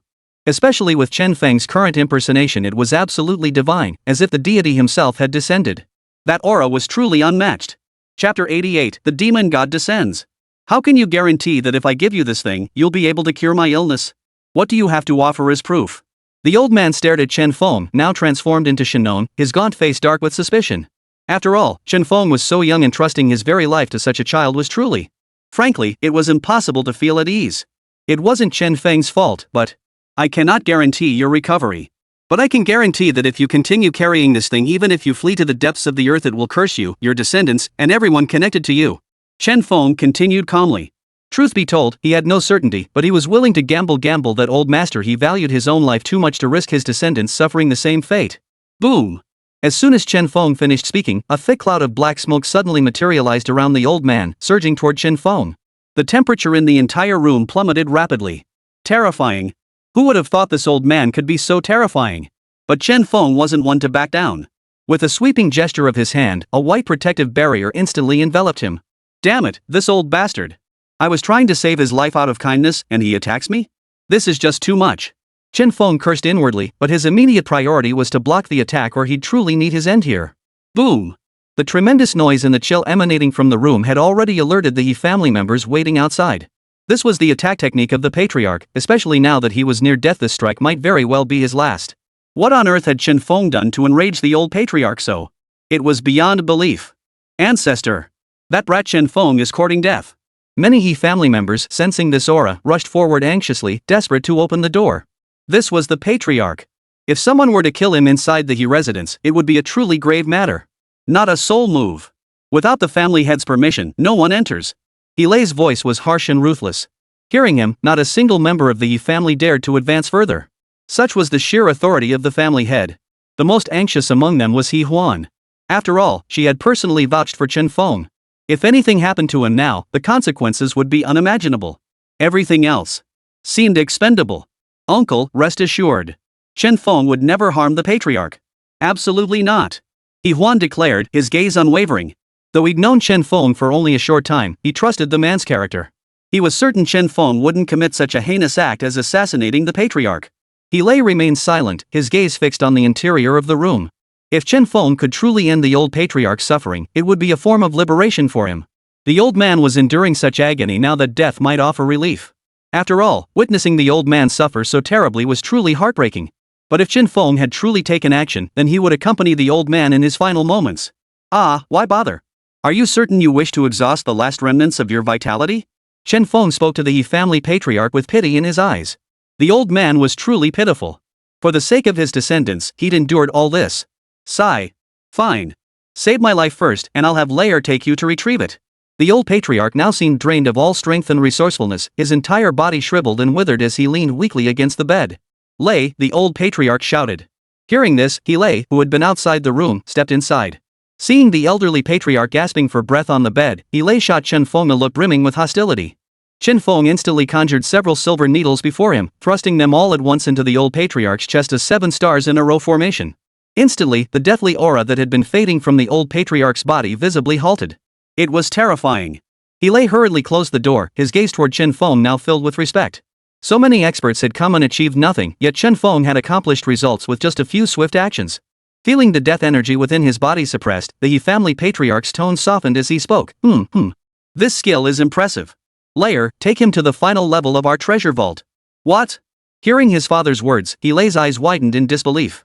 That was a place only successive clan chiefs had ever entered. If Chen Feng went there, he would be the first outsider to ever set foot in the final level of the treasury. Go. Let him accompany you, declared the He family patriarch, his voice carrying no room for argument. He Lei could only nod in compliance. He then led Chen Feng out. Once outside, Chen Feng exchanged a glance with He Huan before following He Lei through the back entrance. They entered a secret passageway and walked all the way to the lowest level. Please enter, Mr. Chen, He Lei said, opening the door. Inside, Chen Feng saw an enormous axe. This axe. Beep beep beep. System auto-detection, divine artifact detected Xingtian's axe. Congratulations, host, on unlocking the demon god Xingtian. Due to Xingtian's overwhelming power exceeding the host's physical capacity, he will enter sleep mode upon awakening. So considerate. This is just too considerate. At this moment, Chen Feng could only marvel inwardly. This was Xingtian, after all, did he not know? This was an ancient god, an absolute deity, and one of the 8 great demon lords. This was truly a massive win. Unlike ordinary immortals, this was Xingtian, the heaven-splitting demon lord.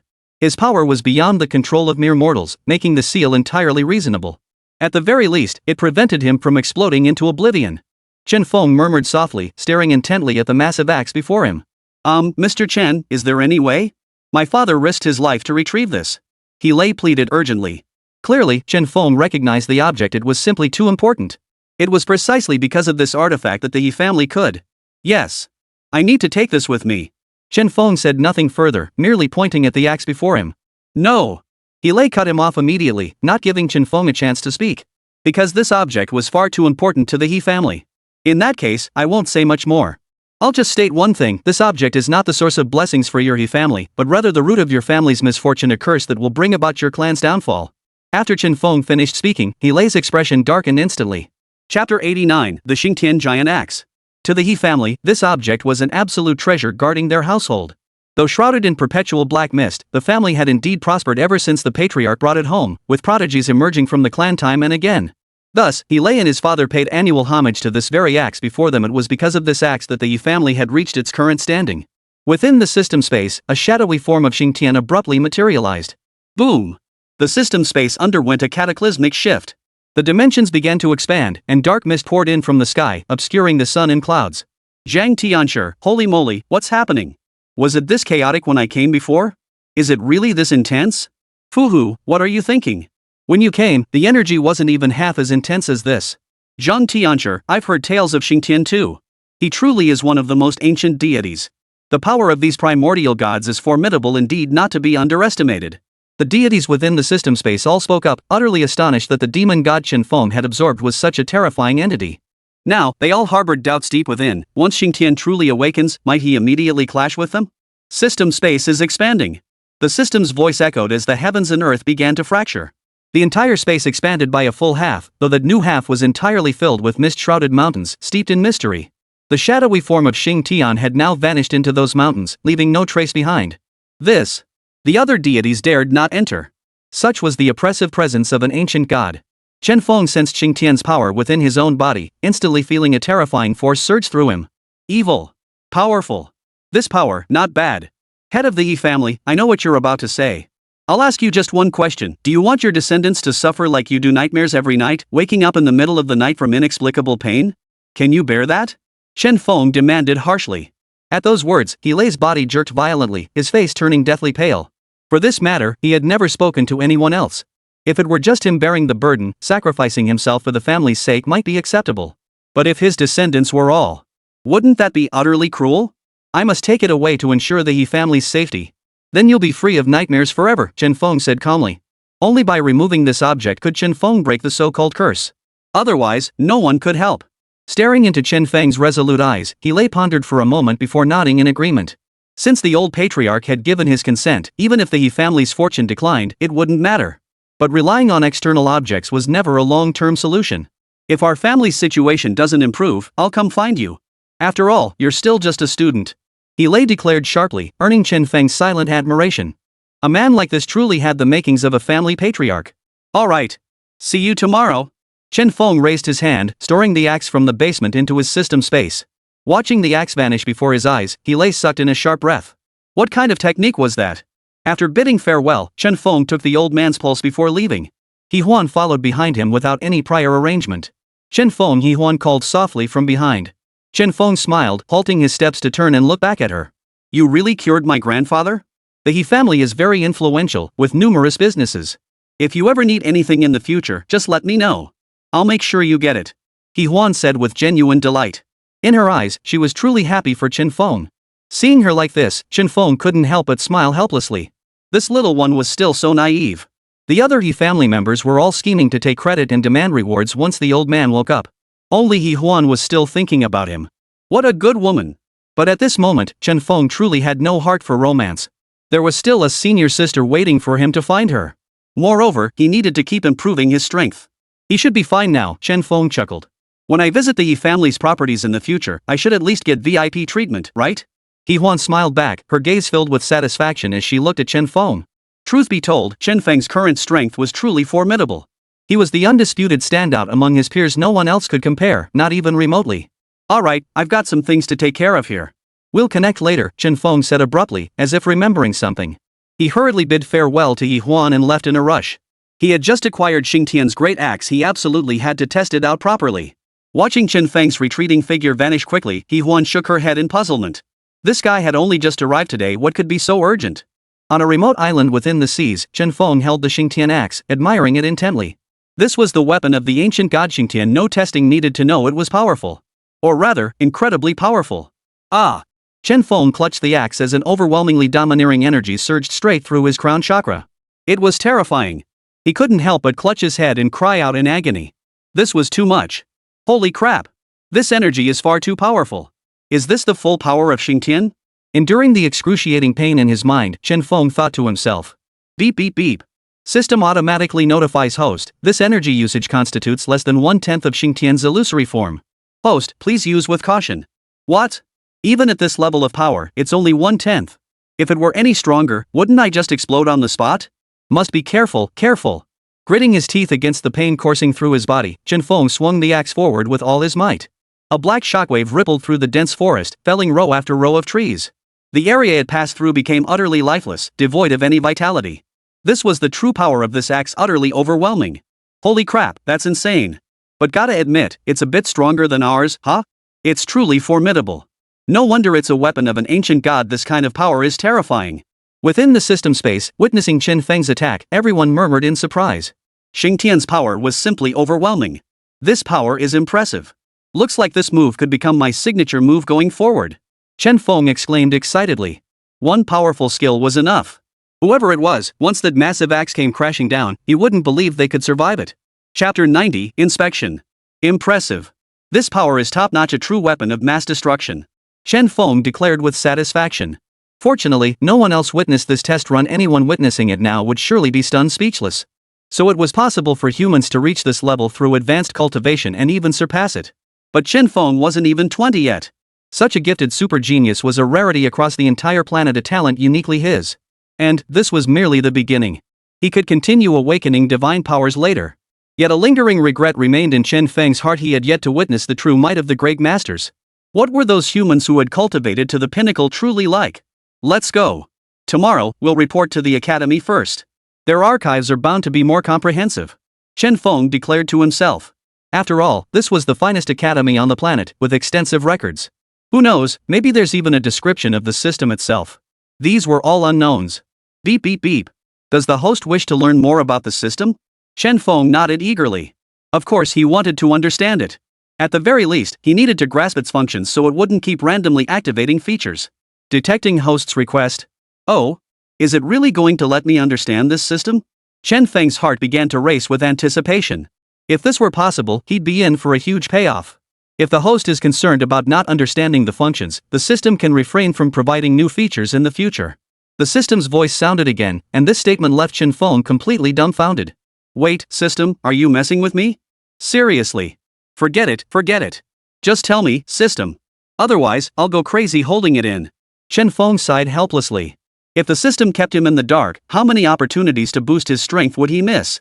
System, you really are unbelievable. However, testing one's capabilities here is still quite beneficial. After all, this is the Kyoto base. Beyond its perimeter lies an ocean dotted with islands accessible by boat, places where no one else will find you. It's practically the perfect spot. Whenever I learn a new skill, I can come straight here to test it out. After all, Chen Feng believed he would encounter more deities in the future. Each deity possessed unique abilities, and utilizing these abilities would enhance his strength. This was the source of his confidence. Just then, Chen Feng suddenly heard a sound in the distance and frowned. Pirates? Surely he wasn't that unlucky.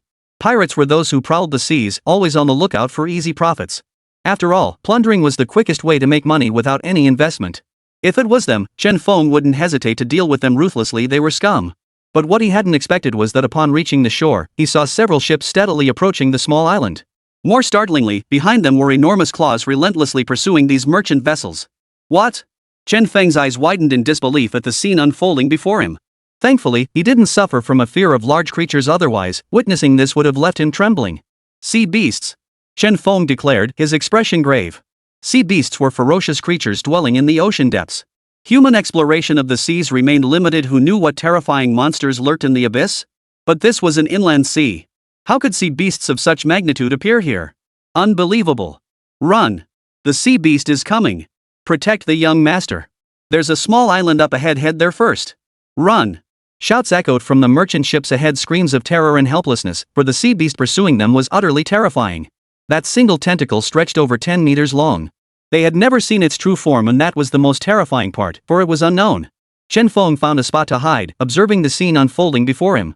It wasn't that Chen Feng refused to help, it was mainly because this was his first encounter with a sea beast, and he wasn't sure if he had the strength to handle it. Plus, he couldn't bet on whether these people were good or not. Bang! Bang! After sacrificing 2 merchant ships, the group finally reached the shore. Seeing the battered caravan, Chen Feng couldn't help but feel a wave of dread wash over him. This convoy contained no shortage of skilled fighters, yet they'd been routed by a single sea beast. This sea creature was truly terrifying. Can we scan the sea creature? Chen Feng tentatively asked the system. He had to keep prompting it, otherwise it wouldn't say a word. Unable to scan. However, the host may personally explore it. Guaranteed surprises await. The system replied again. But Chen Feng absolutely dared not go down now.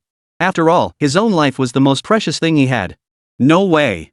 Chen Feng remained on the hillside until his ship was spotted. Only then did he realize he had to get out. Otherwise, he couldn't possibly swim over, his stamina simply wouldn't hold out. That was Chen Feng's greatest fear. He certainly didn't want to die in such a miserable way. Thus, Chen Feng could only reveal himself. Observing the caravan, he noted that while skilled fighters were present, they posed little genuine threat to him. So Chen Feng walked straight over. Who's there? Hearing movement from the forest behind them, the caravan guards instantly grew alert, immediately shielding the youth in their midst. If they weren't mistaken, this youth was likely the young master they'd spoken of. Chen Feng couldn't help but feel a pang of envy.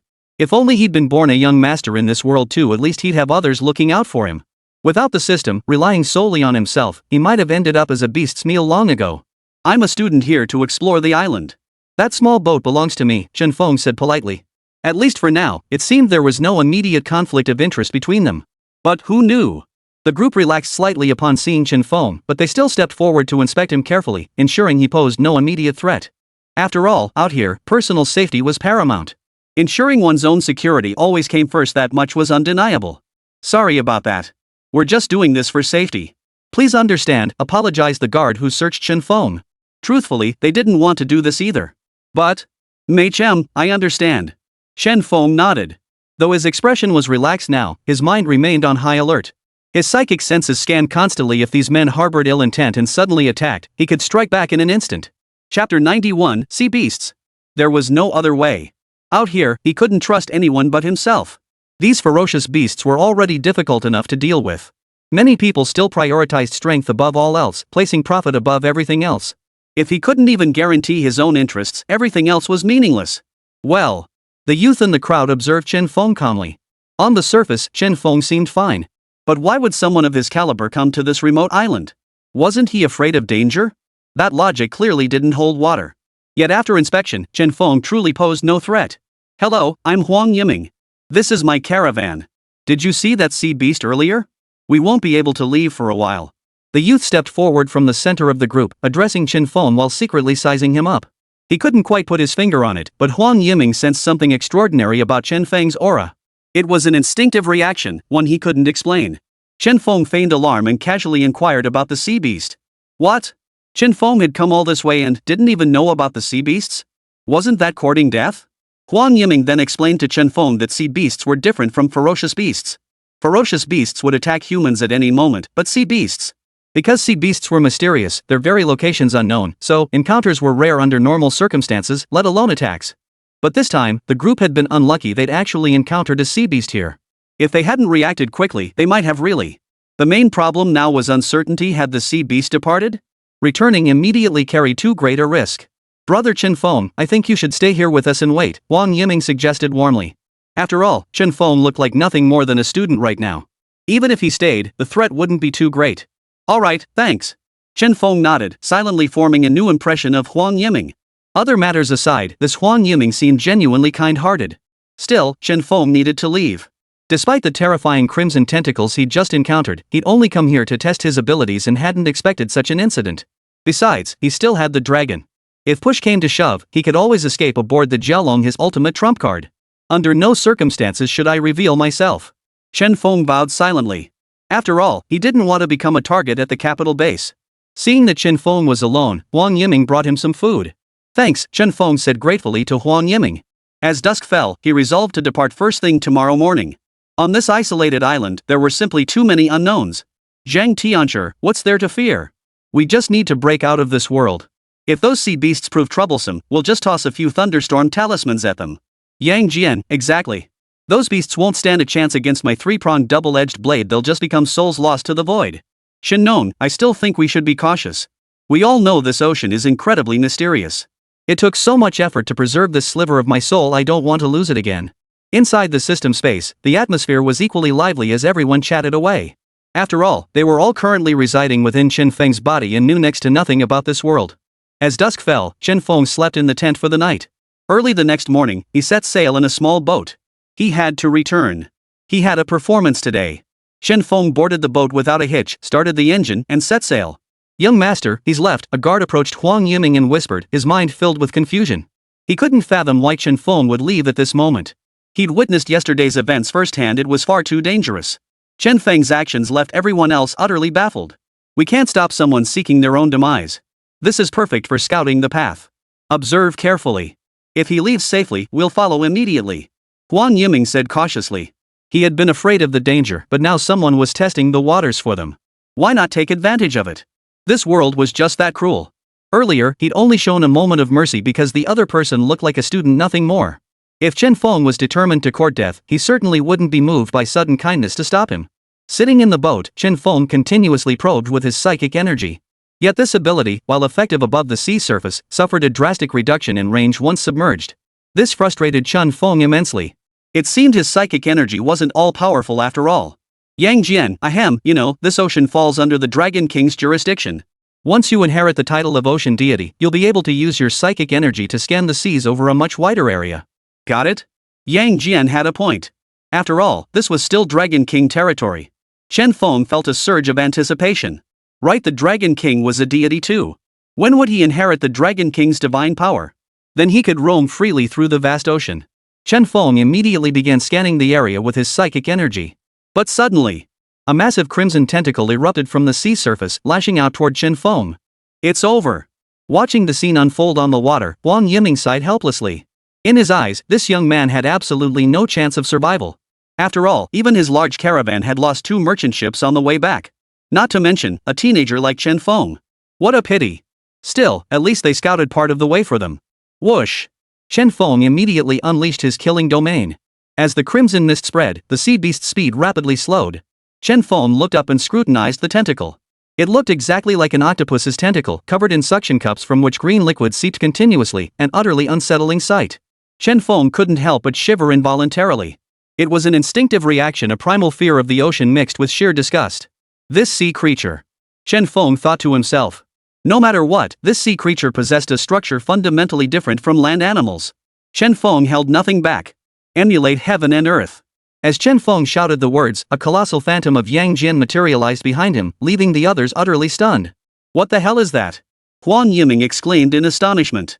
He never imagined that a seemingly harmless teenager could possess such terrifying power. Chapter 92, Experience Card arrives. Young master, what was that? It felt like I saw a god. I absolutely couldn't have mistaken that youth just now, it was definitely a teenager. But why does he possess such power now? It's utterly baffling. Good heavens. It's so huge, could that man defeat a sea beast? What is this? Everyone else watching this scene was utterly dumbfounded. Is this even human? No one had ever heard of anyone awakening such a profession before. Phantom class? You want to play? Bring it on! Chen Feng roared, his entire body surging forward. Heavenly Eye, activate. The illusory form of Yang Jian, who could mimic the heavens and earth, revealed the third eye on his forehead, opening abruptly. Boom! A fierce gale instantly swept across the sea surface. A triple-bladed axe materialized in Chen Feng's hand, slashing directly at the void. The illusory figure behind him, embodying the heavenly pattern and earthly form, swung its blade in unison. The tentacle segment was severed cleanly, plummeting into the ocean. Chen Feng was brimming with confidence now. Seeing that severed tentacle fragment, he even thought to himself, what a waste, such a large piece of tentacle, it'd be a shame not to blast it to pieces. If others knew what Chen Feng was thinking, they'd probably spit out their drinks. Seriously? At a time like this, Chen Feng could still think about such things? He was truly a god. The others hiding on the small island stared speechless at the sea surface. That youth had actually severed one of the sea beast's tentacles. Wait, did I see that correctly? He severed the sea beast's tentacle with a single strike? Is that really the same kid from earlier? I wonder if he's actually some powerful cultivator in disguise. I've heard stories about cultivators reaching such heights that they reverse aging. Our clan has many such masters, but none this young. Don't get ahead of yourselves. It's still early. Who knows how many tentacles this thing has? The caravan members began discussing among themselves, their eyes filled with shock and excitement.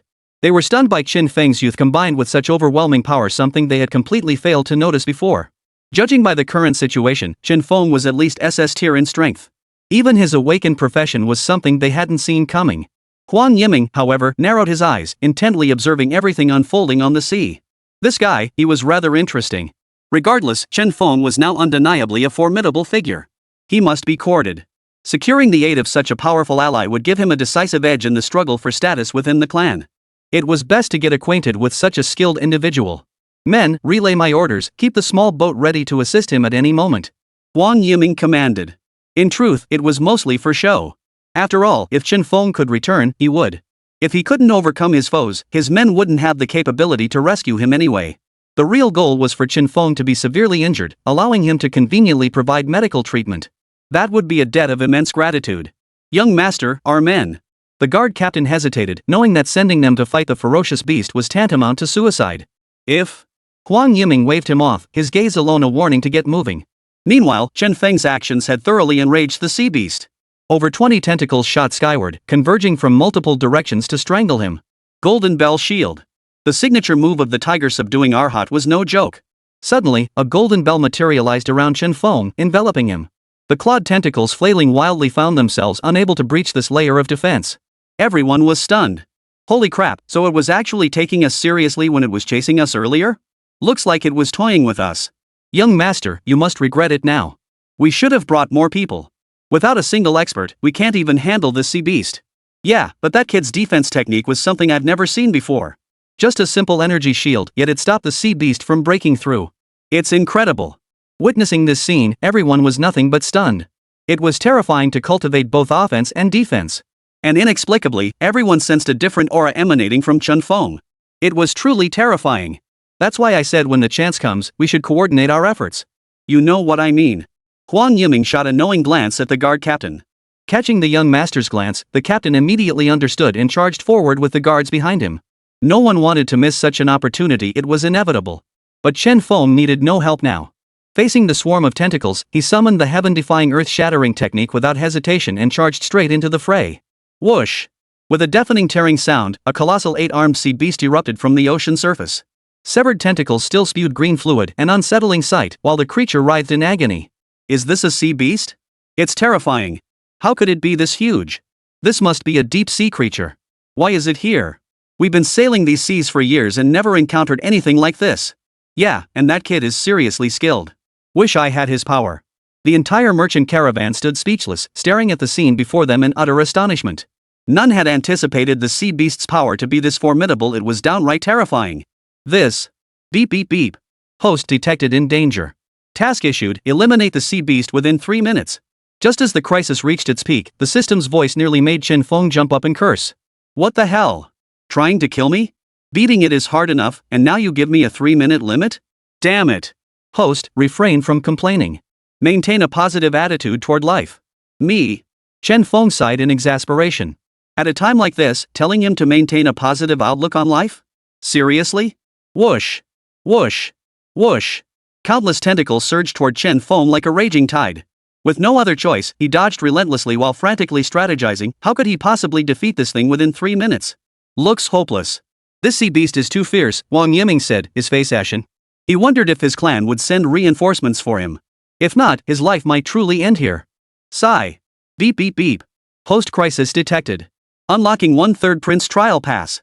Host, do you wish to activate? Trial duration, 3 minutes. Use it. I have to use it.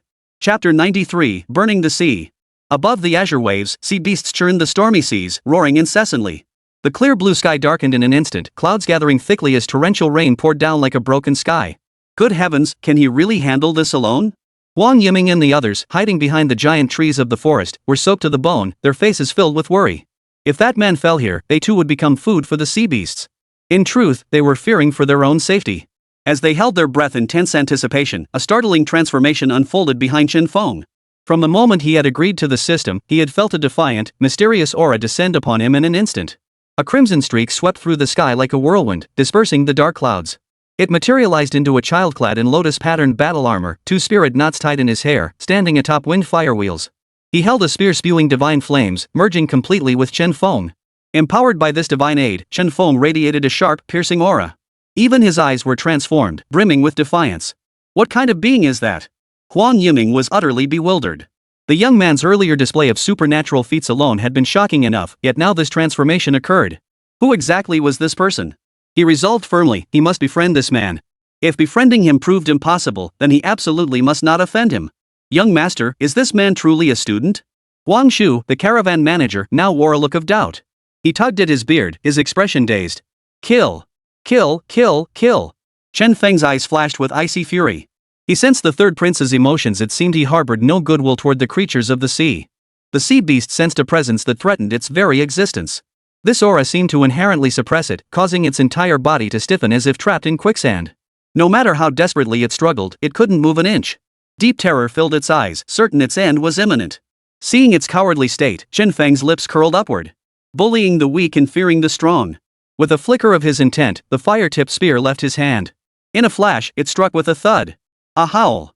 Purple blood spattered as the fire-tipped spear instantly pierced the sea beast's massive body. Flames erupted, igniting the sea surface. Within moments, the sea beast was reduced to ashes. Moments later, the sea surface was littered with dead fish carcasses, as if a deep-sea torpedo had been detonated, unleashing devastating destruction. Within the system space, a rare ripple of thought stirred within Erlang Shen. Third Prince, it's been a long time. As the Third Prince's power dissipated within Chen Feng's body, a system notification appeared. Congratulations, host, on completing the mission and awakening the East Sea Dragon Lord's divine power, commanding clouds and rain. Please collect your reward. Dragon Lord of the East Sea? Chen Feng gazed at the sea surface gradually calming down, his mind suddenly clear. Since the sea beast resided in the ocean, it must be connected to the deities of the sea. He never expected that casually slaying a sea beast would bring such an unexpected bonus. His gaze fixed on the fusion progress bar showing 1% with the Dragon Lord of the East Sea. A bold thought took root in his mind. If he continued hunting and slaying sea beasts, wouldn't he unlock more divine abilities of the Dragon Lord? But he quickly dismissed this absurd notion. Sea beasts of this caliber, how could they possibly live in groups? The sea is on fire? On the shore, Huang Yiming, his hair plastered to his face, stared blankly at the vast expanse of dead fish covering the sea. How was this any different from boiling seafood? Could humans truly accomplish this? Chen Feng turned to the merchant caravan Huang Yiming led, raising an eyebrow. He hadn't expected them to still be here. They were truly bold. Why are you still here? Ah! Huang Yiming stared at Chen Feng, who stood close by. His clothes were dry. Despite the torrential rain and crashing waves, not even the hem of his garment was damp. Huang Yiming once again doubted the words Chen Feng had spoken to them earlier. Could this man truly be a student? Or was he some ancient monster who had cultivated for countless years? Your prowess is truly awe-inspiring, senior. We've been thoroughly enlightened. Had you not intervened, we might have lost our lives here today. Might we inquire about your honorable name? What senior? My name is Chen Feng. I truly am a student. The moment they spoke, Chen Feng knew they didn't believe him at all. They were treating him like some reclusive powerhouse. Chen Feng waved his hand dismissively and advised, now that matters here are settled, there should be no further danger in these seas. You may proceed on your journey with peace of mind. Farewell. Chen Feng turned and boarded his small boat, intending to depart. Wait. Huang Yiming exchanged a glance with the caravan leader, Uncle Huang. Seeing Chen Feng about to depart, he hurriedly called out. Is there something else? Chen Feng frowned as he watched Huang Yiming run over. Don't misunderstand. I have a favor to ask. Why should I help you? Chen Feng regarded the man with amusement. They were barely acquaintances, let alone friends. Moreover, he had saved this group by accident, yet they had the audacity to ask for his help. Such brazenness was rare indeed. Well. Huang Yiming hesitated, then seemed to steel himself before pleading earnestly. Our Huang family wasn't originally merchants. We were major grain farmers, living in Tiannan for generations, supplying the people there with food, vegetables, and meat. But after the natural disaster, the world changed drastically. The fields our ancestors had farmed turned into a barren desert. Our family gradually declined, forced to rely on trading goods just to keep the clan going. Even so, our numbers dwindled steadily. With the added threat of beast attacks, our family legacy was on the brink of extinction. The common folk of Tiannan suffered even more, enduring daily hardships beyond measure. Countless perished from starvation, and behind closed doors, the horrifying practice of cannibalism became alarmingly common. It was no exaggeration to say corpses littered the land for miles. A deep sorrow filled the expressions of the other caravan members and their leader, Uncle Huang. They gazed at him with eyes full of hope, as if they had found a savior. Huang Yiming's face was etched with anguish, tears welling in his eyes. He licked his parched lips and continued. You possess extraordinary divine powers. To wield such abilities, you must embody supreme virtue and a heart of compassion. I implore you, can you rescue the people of Tiannan from this hellish ordeal? Spare them from such suffering. On behalf of all Tiannan citizens, my family bows to you in deepest gratitude. With that, Huang Yiming prepared to kneel and prostrate himself. Those behind him followed suit, kneeling in unison to plead. Please, save the people of Tiannan. Save the people of Tiannan. Chen Feng hadn't expected this man, roughly his own age, to possess such a heart, one that cared for the common people. He was indeed a rare good soul. He stopped him from kneeling, looked at Huang Yiming earnestly, glanced at the kneeling crowd behind him, and said, No need to kneel before me. Since you have the heart to petition for the people, I shall accompany you on this journey. Huang Yiming had expected Chen Feng to refuse. After all, Tiannan province lay over 20,000 nautical miles from the capital, a distance that would be even greater by land. He had previously sought help from other powerful figures in the capital, only to be politely declined each time. This time, he was merely testing the waters. I thank you on behalf of the people of Tiannan province. Regardless of the outcome of this journey, I will not let you make this trip in vain. My Huang family still holds some influence in Tiannan province. Whatever you desire, feel free to ask. Chapter 94, Arrival in Tiannan. Please board the ship, Mr. Chen. Chen Feng was ushered aboard the merchant vessel. Huang Yiming had food and drink brought to him, then left him undisturbed. During his stay, Chen Feng often stood at the bow, gazing out at the vast ocean, hoping some ill-mannered sea beast would come along so he could take it down. Yet the voyage proceeded with surprising ease. Not only were there no sea beasts, but they didn't even encounter the storms Huang Yiming had warned of. Soon, a rumor began circulating among the merchant crew and sailors aboard the ship. I told you the young master's guest wasn't just some ordinary mortal. Whenever we used to pass through these waters, we'd always get hit by fierce storms. But look at it now, calm seas, a sky as clear as washed silk. What a sight! I haven't seen such a magnificent, azure ocean in ages. Who can deny it? It's truly bizarre. That Mr. Chen might indeed be a deity reincarnated. After drifting at sea for over half a month, they finally reached the southernmost frontier. The moment Chen Feng stepped off the boat, he caught a whiff of earthy scent. Logically, this port should be adjacent to the sea, with endless green trees and vegetation along the coast. But as far as the eye could see, there wasn't a single tree or blade of grass, not even a coconut palm. The sea was littered with empty shells, scattered reefs, and desiccated fish carcasses. Further away, the land stretched into endless yellow sand. Numerous houses were built beneath gray-white rocky hills. When the wind blew, the yellow sand swirled up, stinging his eyes and nose. Mr. Chen, please wait. We must wait for someone to come and pick us up. Beneath these endless sands lurk dangerous beasts. Huang Yiming ordered the cargo unloaded and instructed Uncle Huan to contact their family. Soon, dozens of weathered aircraft, their surfaces modeled by wind and sand, roared into view. Young master, we're here. Leading the group was a woman with wheat-colored skin, dark hair, large eyes, and a high, straight nose. Her tan thighs were exposed to the air, appearing somewhat rough. Huang Yiming nodded, then turned to Uncle Huan. Uncle Huan, you take them to move the cargo. I'll take Mr. Chen home first. The two boarded the aircraft, with the woman leading the way. Buzz! The aircraft stirred up swirling dust as it lifted off the ground. After a sharp turn, it rapidly ascended, reaching an altitude of nearly 10,000 meters in the blink of an eye. Chen Feng looked down and realized just how harsh the terrain of Tiannan province truly was. Surrounded by sea on all sides, the center was an endless desert. Not a speck of green was visible, only rocky mountains stretching endlessly. Below these mountains lay clusters of houses and shelters. Why would anyone live in such a harsh place? Chen Feng looked at Huang Yiming in confusion. To be honest, it wasn't always like this. This used to be an oasis with astonishing grain yields. People never had to worry about survival. It was even a popular tourist destination. But after the cataclysm, everything changed. Those who could escape did. Only the penniless and powerless remained. Is there a base here? Chen Feng asked. Logically, such a large area should have a shelter base protecting its people. The capital base headquarters had issued directives, wherever people lived, shelters must be established. There is one, but... Huang Yiming sighed, his lips trembling slightly as if weighed down by some concern. Go ahead. All right. There is a base. When it was first established, the residents here believed it would guarantee peace in this area. Yes, after the base was completed, it did remain peaceful for several years, keeping the ferocious beasts at bay.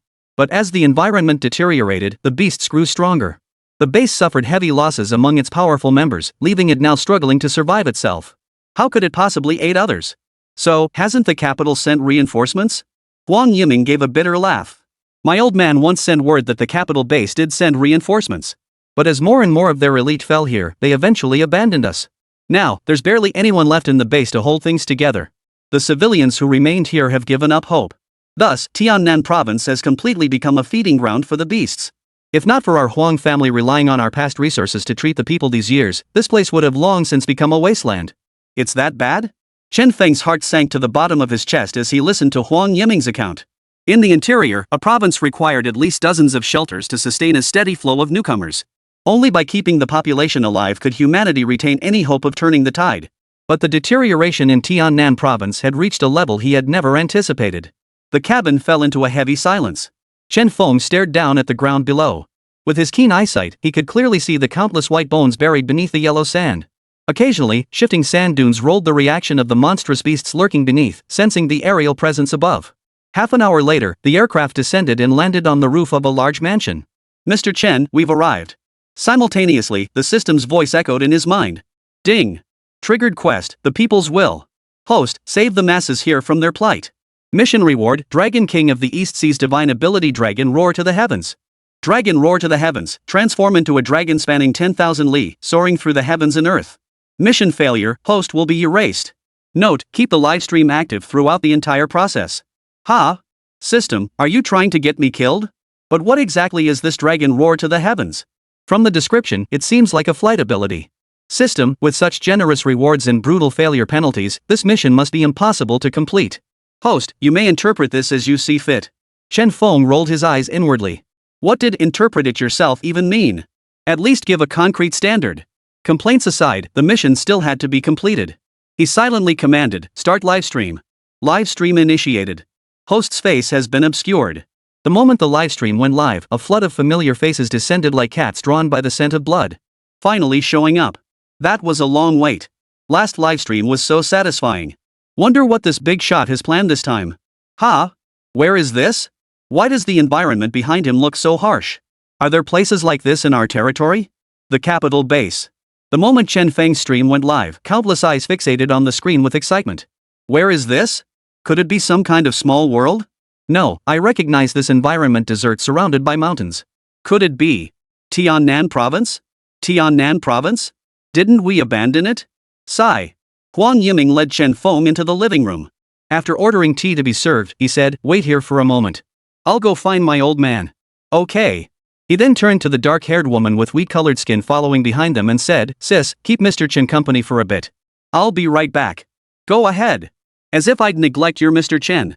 The moment Huang Yiming left, the smile vanished from the woman named Xiaoxiao's face. Her expression turned cold. I don't know what tricks you used to gain my brother's trust, but I advise you not to play games. Leave on your own terms, and we can all save face. Otherwise. Chen Feng hadn't expected the driver to be Huang Yiming's sister. They bore no resemblance whatsoever. This woman had a fiery temper and a figure to match, but unfortunately, he wasn't into that type. He sipped his tea and asked with a smile, otherwise what? Chapter 95, Offering Assistance. Otherwise, I wouldn't mind adding another skeleton to this desert. Chen Feng raised an eyebrow. This dark-skinned woman was quite fierce, but since he'd accepted the mission, he couldn't just walk away. Besides, if he did leave, he wouldn't need her to act, he'd be dead on his own. He dared not tempt the system's elimination. Go ahead, try me. He shot her a defiant look. The woman angrily slammed the lid of her teacup onto the table, glaring at him fiercely.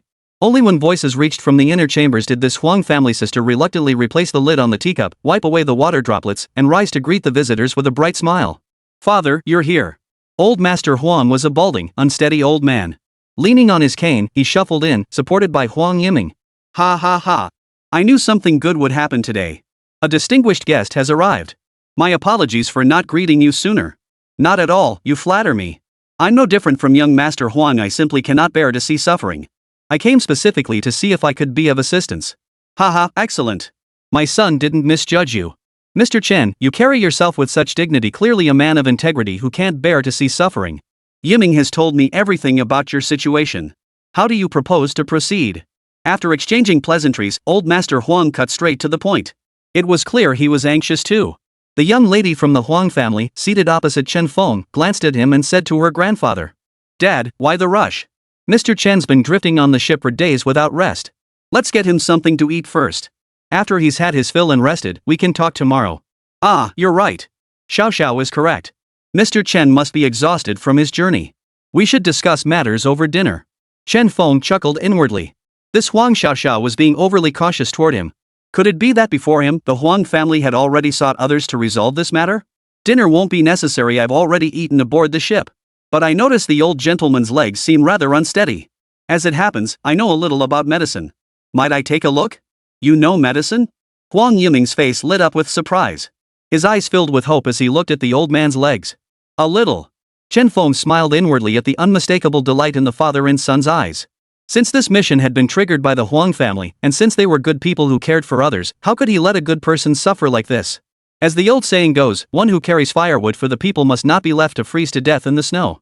This man, he must be treated. Chen Feng had said that even Jesus wouldn't be able to help. But he hadn't anticipated that after he said this, Huang Xiaoxiao's gaze toward him grew even more dangerous. Her hands clenched into fists, her nails turning white, she was clearly furious. Huang Xiaoxiao shot a fierce glare at the nonchalant Chen Feng and pleaded. Dad, many doctors couldn't cure your legs. The physicians at the base all said it's due to advanced age and depleted qi and blood. How could he possibly heal you? Don't let him deceive you. Old Master Huan was a straightforward man. He replied, I know you're worried, but since so many others couldn't cure me, why not let Mr. Chen take a look? Exactly, sis. Mr. Chen really isn't like those quacks before. He's different. How is he different? He's so young, do you really think his experience could surpass those who've awakened to the physician profession? Huang Xiaoxiao was thoroughly exasperated by the old man and young woman. She turned to glare at Chen Feng and demanded, since you claim to know a little about medicine, Master Chen, may I ask what profession you've awakened? Chen Feng smiled faintly. Performer. Oh? Old Master Huang and Huang Yiming stared at him in shock. Old Master Huang then shot Huang Yiming a questioning look. Seeing this, Huang Yiming knew his father doubted his words. He declared emphatically once more. Dad, I swear it's true. Mr. Chen is genuinely skilled. You have to believe me, I'm your own flesh and blood. Why would I deceive you? In that case, it seems I was mistaken. Please don't take offense, Mr. Chen. I humbly request your assistance. Is there any hope of healing these old legs of mine? Certainly. Chen Feng rose and approached the old man. By the time he reached him, the mask on his face had transformed into that of Shinnon. He extended his hand and gently felt each of the old man's legs. Indeed, your legs have lost their agility due to advanced age and depleted vital energy. Huang Xiaoxiao shot him a look of contempt. Cut the nonsense. Xiaoxiao, shut your mouth. The old man's stern gaze made Huang Xiaoxiao stick out her tongue. Yes, I'll shut up. After assessing the stagnant qi and blood within the meridians of his legs, Chen Feng continued.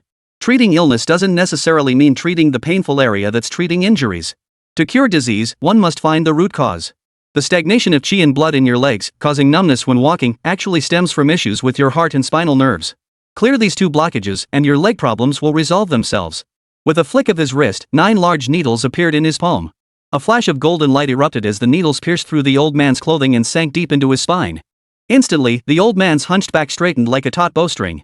He sat as solidly as a pine tree, rejuvenated like an ancient dragon brought back to life. Then, with a single finger, he traced a circle over the old man's heart, channeling a surge of energy into it. The old man's complexion flushed rosy in an instant, then his entire skin turned crimson, as if soaked in boiling water. Seeing this strange sight, the siblings Huang Yiming and Huang Xiaoxiao were stunned. How could a person look like a boiled shrimp? Dad, are you okay? Huang Xiaoxiao rushed forward to touch the old man. But Chen Feng's sharp rebuke froze her in place. Don't touch him. Old Master Huang's eyes widened, his nostrils flared, and a roar like a tiger's growl erupted from his throat. Roar! As the sound faded, Chen Feng swiftly removed the large needles from his body. The crimson glow on the old man's body faded, followed by a long sigh of relief. That feels good. It's been ages since I felt this good. Mr. Chen, my legs feel full of strength, and my whole body is energized. Old man, try letting go of your cane. Chen Feng gestured invitingly. Under the stunned gazes of Huang Yiming and his sister, the old man stood up. After taking 2 steps, he began striding purposefully, walking from the front hall to the main gate of the courtyard. He laughed heartily as he paced back and forth several times before finally stopping. Suddenly, he bowed deeply to Chen Feng. Mr. Chen, thank you for your generosity. With your capabilities, I believe you can completely rescue the people of Tiannan Prefecture from their suffering. He glanced at Huang Xiaoxiao and said, my daughter was deceived before, so I hope Mr. Chen won't hold it against her. Chen Feng glanced at Huang Xiaoxiao, whose cheeks were flushed crimson, though she now dared not meet his gaze. That won't happen. Old Master Huang asked earnestly, what compensation would Mr. Chen desire? Though our Huang family has fallen on hard times, our ancestral collections remain intact, antiques from before the catastrophe, gold and jade artifacts, treasures from ancient tombs. Chen Feng raised an eyebrow, thinking, system, scan what treasures the Huang family possesses. Scanning, please wait. Nothing found. Chen Feng? What? That's pitiful. Chapter 96, The Dire State of Tiannan. This master doesn't act unless it's something astonishing, and when he does, it's incredible. To cure it so effortlessly is simply unbelievable. The live chat streamed with rolling comments, all filled with admiration. Many were seeking Chen Feng for treatment, and some even offered rewards promising direct admission to the Capital Academy for anyone providing his whereabouts. Too bad we can't see his face. If I knew who this godlike figure was, I'd definitely go pay my respects and ask him to treat my root problem. Root cause. What a masterful choice of words. After receiving the system's feedback, Chen Feng instantly lost interest in the Huang family's offerings and firmly declined the old patriarch's gifts. Whether antiques or calligraphy, such items held little practical value in this era, at least for him. Mr. Chen, your noble character is truly admirable. This old man is deeply impressed. Chen Feng accepted the compliment without batting an eye. What could he do? Helping others simply came naturally to him. Dad, see? I told you Mr. Chen wasn't that kind of person. Huang Yiming said, shooting a defiant glance at his sister. Huang Xiaoxiao snorted softly, stealing a glance at Chen Feng. She no longer carried the same haughty air as before. Xiaoxiao, apologize to Mr. Chen immediately. Old Master Huang's expression turned stern as he addressed his daughter. Dad, don't be angry. I know I misunderstood Mr. Chen earlier. I'll apologize. Huang Xiaoxiao walked up to Chen Feng, flashing a bright smile that revealed her pearly white teeth. She looked him straight in the eye.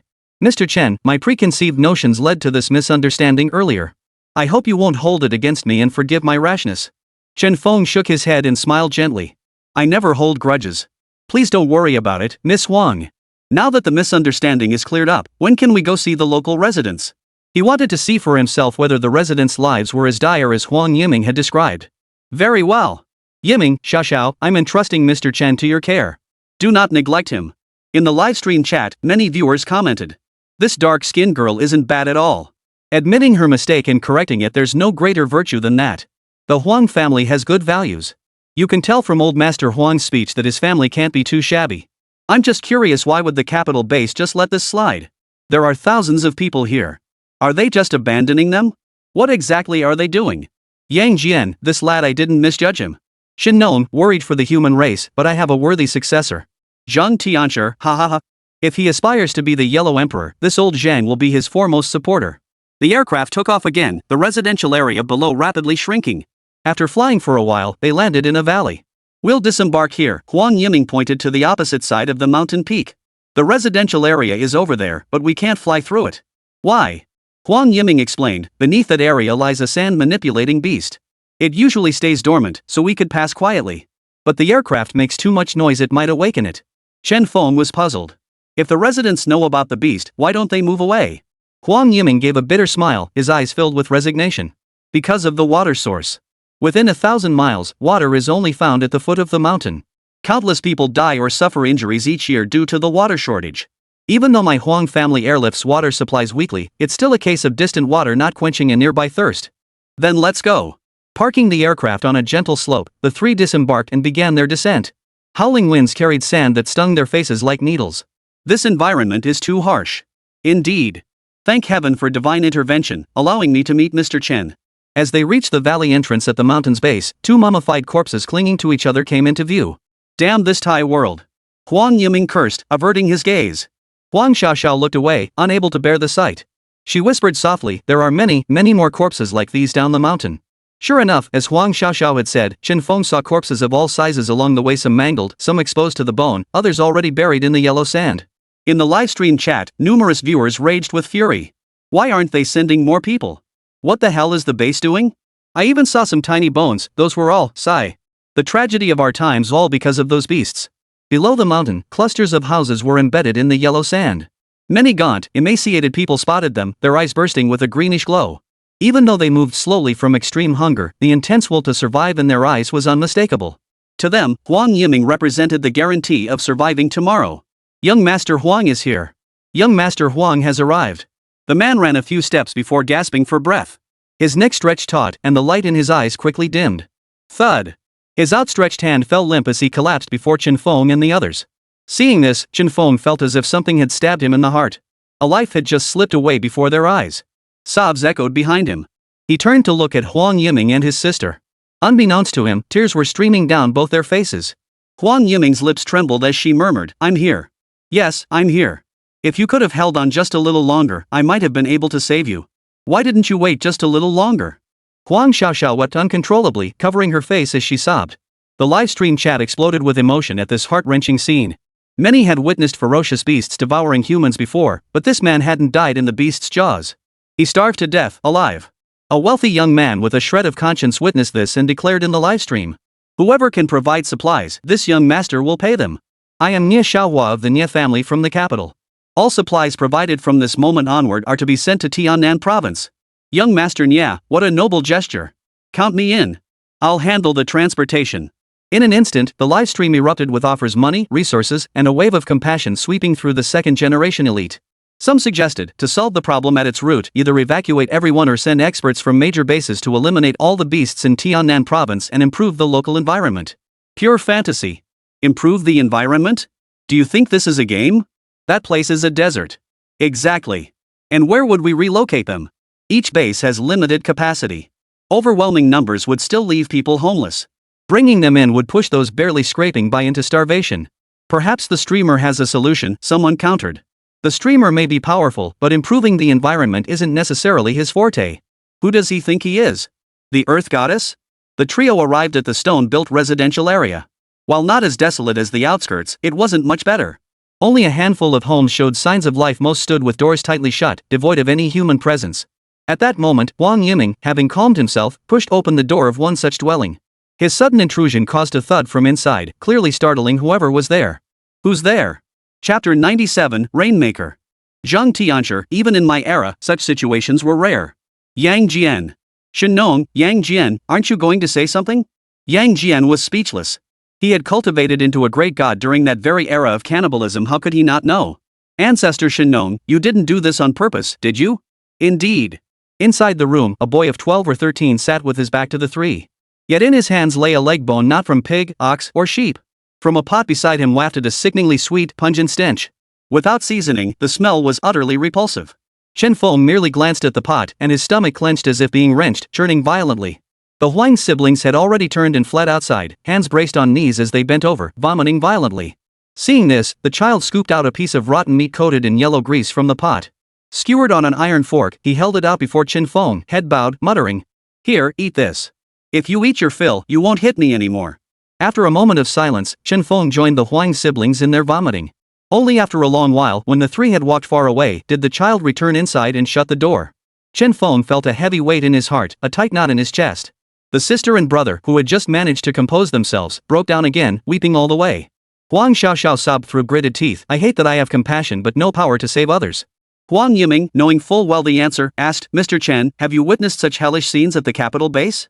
Chen Feng shook his head. Watching the villagers emerge from their homes upon hearing the commotion, he took a deep breath. "I know what I must do. Young Master Huang. Young Master Huang. Did you bring any food? We're so hungry.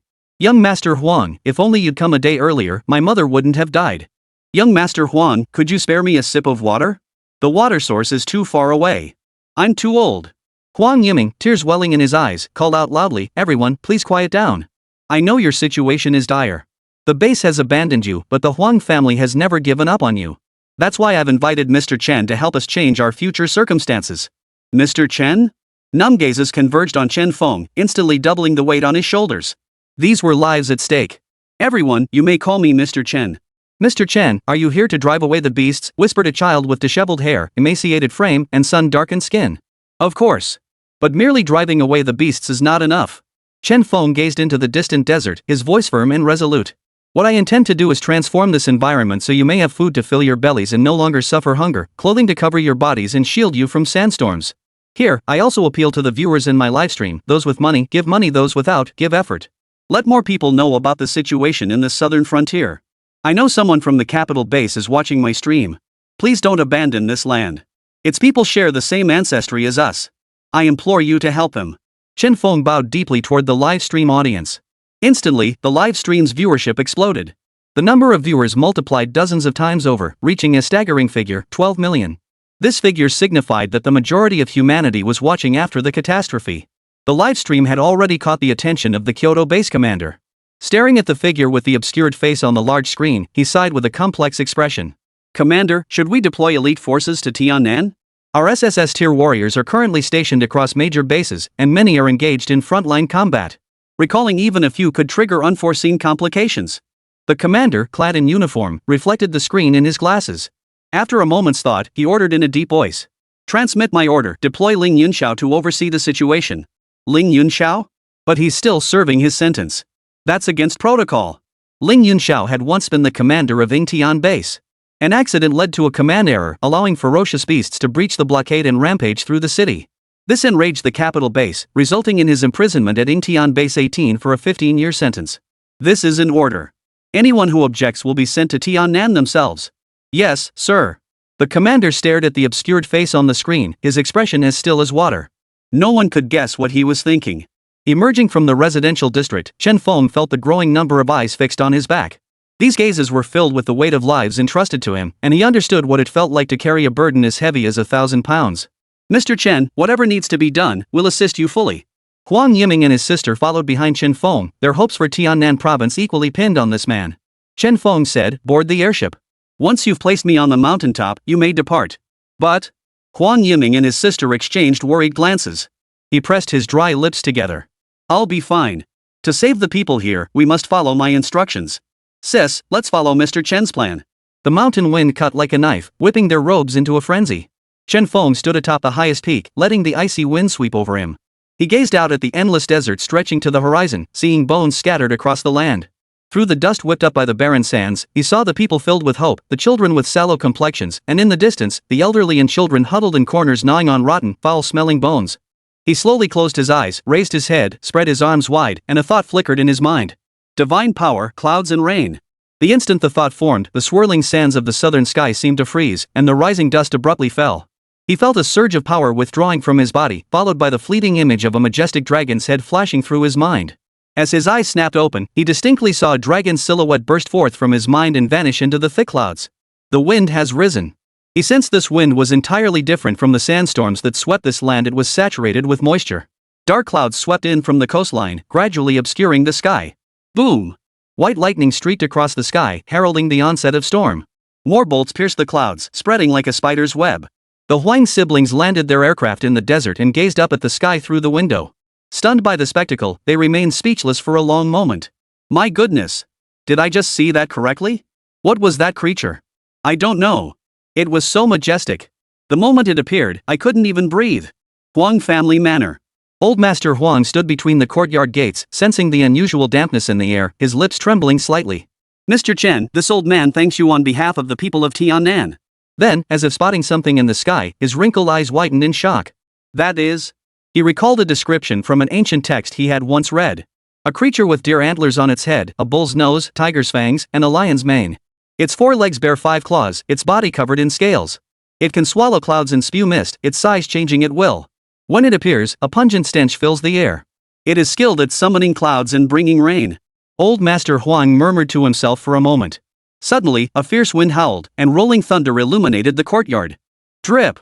The ground gradually grew damp, the earthy scent of dust spreading through the air. Crackle pop! Bead-sized raindrops fell in succession, soon cascading down like a waterfall. Old Master Huang stood beneath the eaves, cupping his hands to catch the rain before bringing it to his lips for a taste. Then he burst into laughter, unrestrained, hearty laughter. Heaven's sweet rain! Such pure, refreshing water, a miracle! A miracle! Our Tiannan province is saved. Saved. Chapter 98. When skeletons bloom, when life turns to smoke rings. Shinnong, he did well, didn't he? Yang Jian nodded, his heavenly eye gleaming with approval. In the livestream, countless viewers witnessed the dragon's shadow soaring skyward. What creature is that? Why does seeing it make me feel an overwhelming urge to bow down and worship? My great-grandfather told me we are all descendants of dragons. I never understood it before, but now I do. The streamer actually has the power to transform the environment of Tiannan. I was wrong, so very wrong. Through the live stream, people witnessed the barren desert transform into a lush oasis in an instant. The desert, once incapable of retaining moisture, now burst forth with boundless greenery. A miracle. The streamer is a god. It must be. The viewers in the livestream were nearly beside themselves. They had witnessed the desert transform into an oasis with their own eyes. Who dared call this anything but a miracle? They'd be the first to beat them to death. In the rain, drenched villagers huddled, standing dazed on tender shoots that pricked their feet. They gazed blankly at this unfamiliar, teeming land. Since birth, they had known only barren Gobi wastelands and deserts. Yet now, they witnessed green grass breaking through the soil with their own eyes. The Huang siblings listened to the crackling sounds outside the aircraft. Through the rain curtain, they witnessed the desert where white bones were buried transform into green fields, with brilliant flowers blooming from the mouths of skulls. In that moment, both siblings instinctively turned their gaze toward the mountaintop, as if on a pilgrimage. All these transformations were owed to the man standing proudly atop the mountain. The man who could turn decay into wonder. Chen Feng stood atop the mountain, extending his tongue to lap up the falling rain. He discovered it contained astonishing vitality. No wonder it could transform a desert into an oasis. This rainwater was extraordinary. But why hadn't the system alerted him to complete the task yet? Was something still missing? Just then, his gaze sharpened. He saw cracks spreading across the land now blanketed in green. Earth and rock were being torn up, forming collapsing ravines. Something was rapidly approaching the settlement where the people gathered. How dare it! Chen Feng flipped his hand, and the triple-bladed dagger appeared in his grasp. Emulate heaven and earth. A colossal shadow abruptly materialized atop the mountain peak. Like a primordial god or a demon-slaying overlord, he strode forth, appearing 100 miles away in a single stride. Before the colossal beast could reach the settlement, a thunderous roar split the heavens and earth. Slash! The triple-bladed sword swung out, its golden edge slicing through the heavens and plunging into the earth. Thud! Roar! The rampaging beast thrashed like a severed earthworm, its two ends curling upward as it emitted a muffled, agonized scream. Blood gushed from its severed midsection, filling the ravine before slowly seeping into the earth, becoming nourishment for the oasis. At the same moment, a figure appeared in Tiannan province. Clad in white battle armor and wielding a jet-black long sword, he was hastening toward this location. Those old fools, he thought. If they'd known this would happen, why did they lock me away in the first place? Ling Yunxiao, sword in hand, appeared alone at the edge of the nearly abandoned base in Tiannan province. His face was frozen in a grim expression as he surveyed the horde of ferocious beasts besieging the base. He hadn't expected this place to be as devastated as Yingtian Prefecture had been back then. No wonder they sent him a man bearing guilt to quell the chaos in Tiannan. He licked his lips, a bloodthirsty grin spreading across his face. The long blade shot from its sheath, its gleaming edge slicing through the air as he charged into the heart of the beast horde.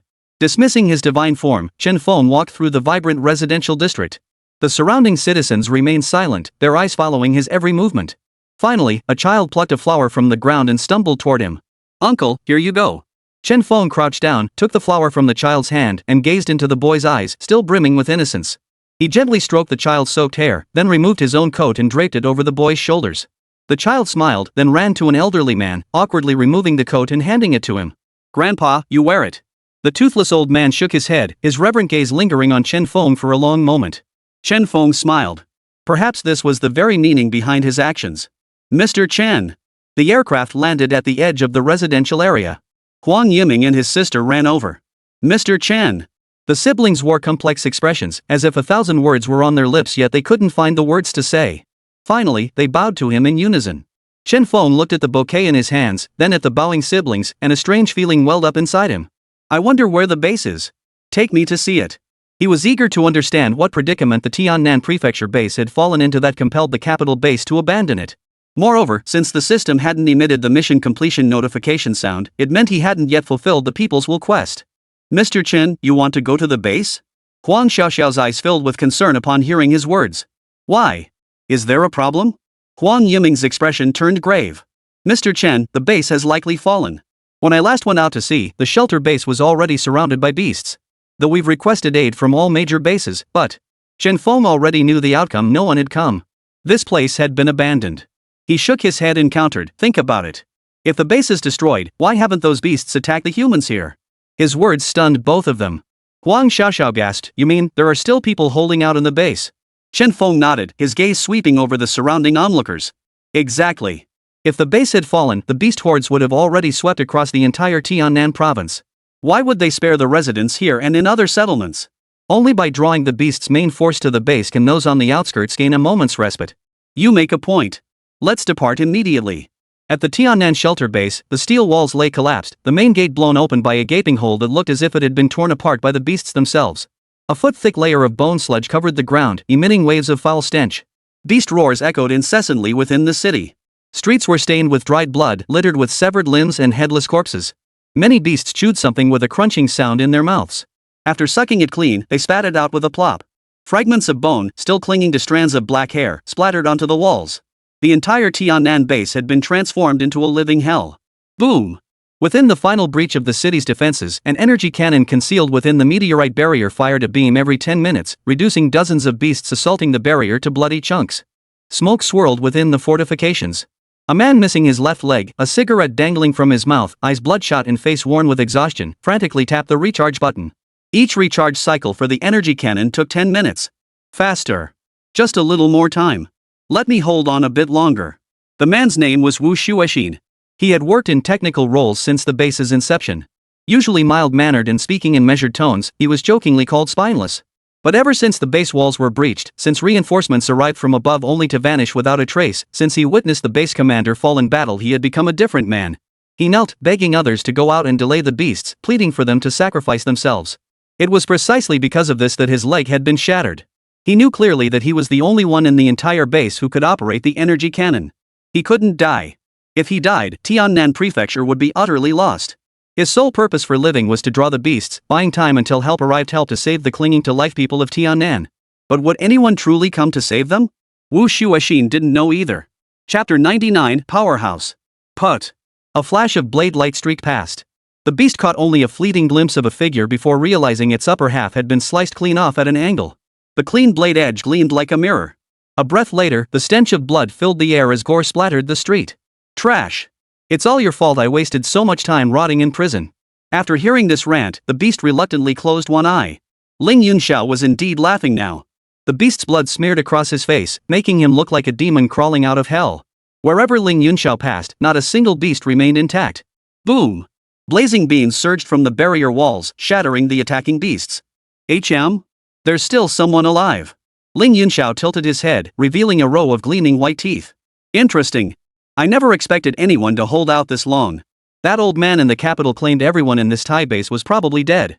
After casually dispatching another beast, he weaved and darted, swiftly closing in on the base's final barrier.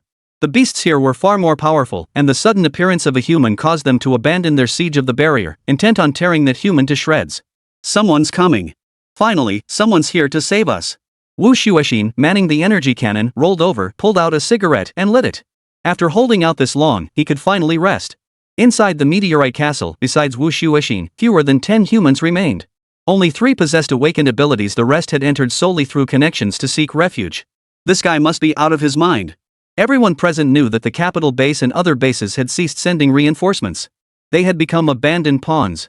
Many harbored resentment toward Wu Shuexin. Among those he had begged to lure the beasts, a significant number had close ties to these survivors. Someone's actually coming. A younger man peered through the observation port and spotted the figure fighting fiercely within the city. What a fierce man! Roar! Beasts surged in from all directions. Ling Yunxiao stood atop a mountain of beast corpses, his feet surrounded by the fallen. He swung his blade relentlessly, but the beasts multiplied, as if every beast in the entire Tiannan province had gathered here. Gradually, his movements slowed. Rip! His battle armor ripped open, a bloody gash appearing on his back. Damn you! Die! Despite his wounds, Ling Yunxiao continued to cut down beasts relentlessly. Boom! A beam of light shattered the ferocious beast poised to attack from behind him. Inside the meteorite barrier, Wu Shuexin clenched a cigarette but between her teeth and ordered the others behind her, prepare to open the gate and receive him.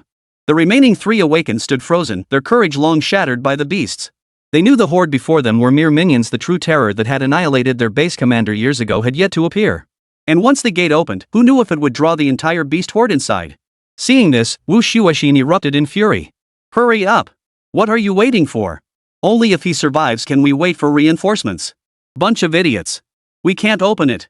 Can you guarantee the beasts won't come in when he does? Someone blared at Wu Shuexin, his voice righteous and stern. We've held out this long. If the beasts break through, we'll all be wiped out. Can you take responsibility for that? Wu Shuexin gritted her teeth so hard her enamel cracked. Dragging her crippled leg, she limped to the entrance, her face frozen in fury as she stared at the 3 awakened blocking the door. Move aside. Ha! Wu Shuexin, I've put up with you for far too long. If it weren't for your remaining usefulness, you'd have been dead long ago. The man's narrow eyes fixed on Wu Shuexin with icy coldness as he kicked the cripple out with a swift kick. Thud! Wu Shuexin flew backward from the kick. He cried out in anguish, you fools. Outside, Ling Yunxiao struggled harder with each swing of his blade, its motion growing slower. He began shifting his focus toward the fortress. After slaying the ferocious beasts attacking him, he carved a bloody path and roared at the fortress, open the gates. After waiting several minutes with no response from the fortress gates, rage surged within him. He knew exactly what the people inside were scheming. Damn it! Bunch of useless fools. As the beasts pressed their attack, he found himself locked in another brutal struggle.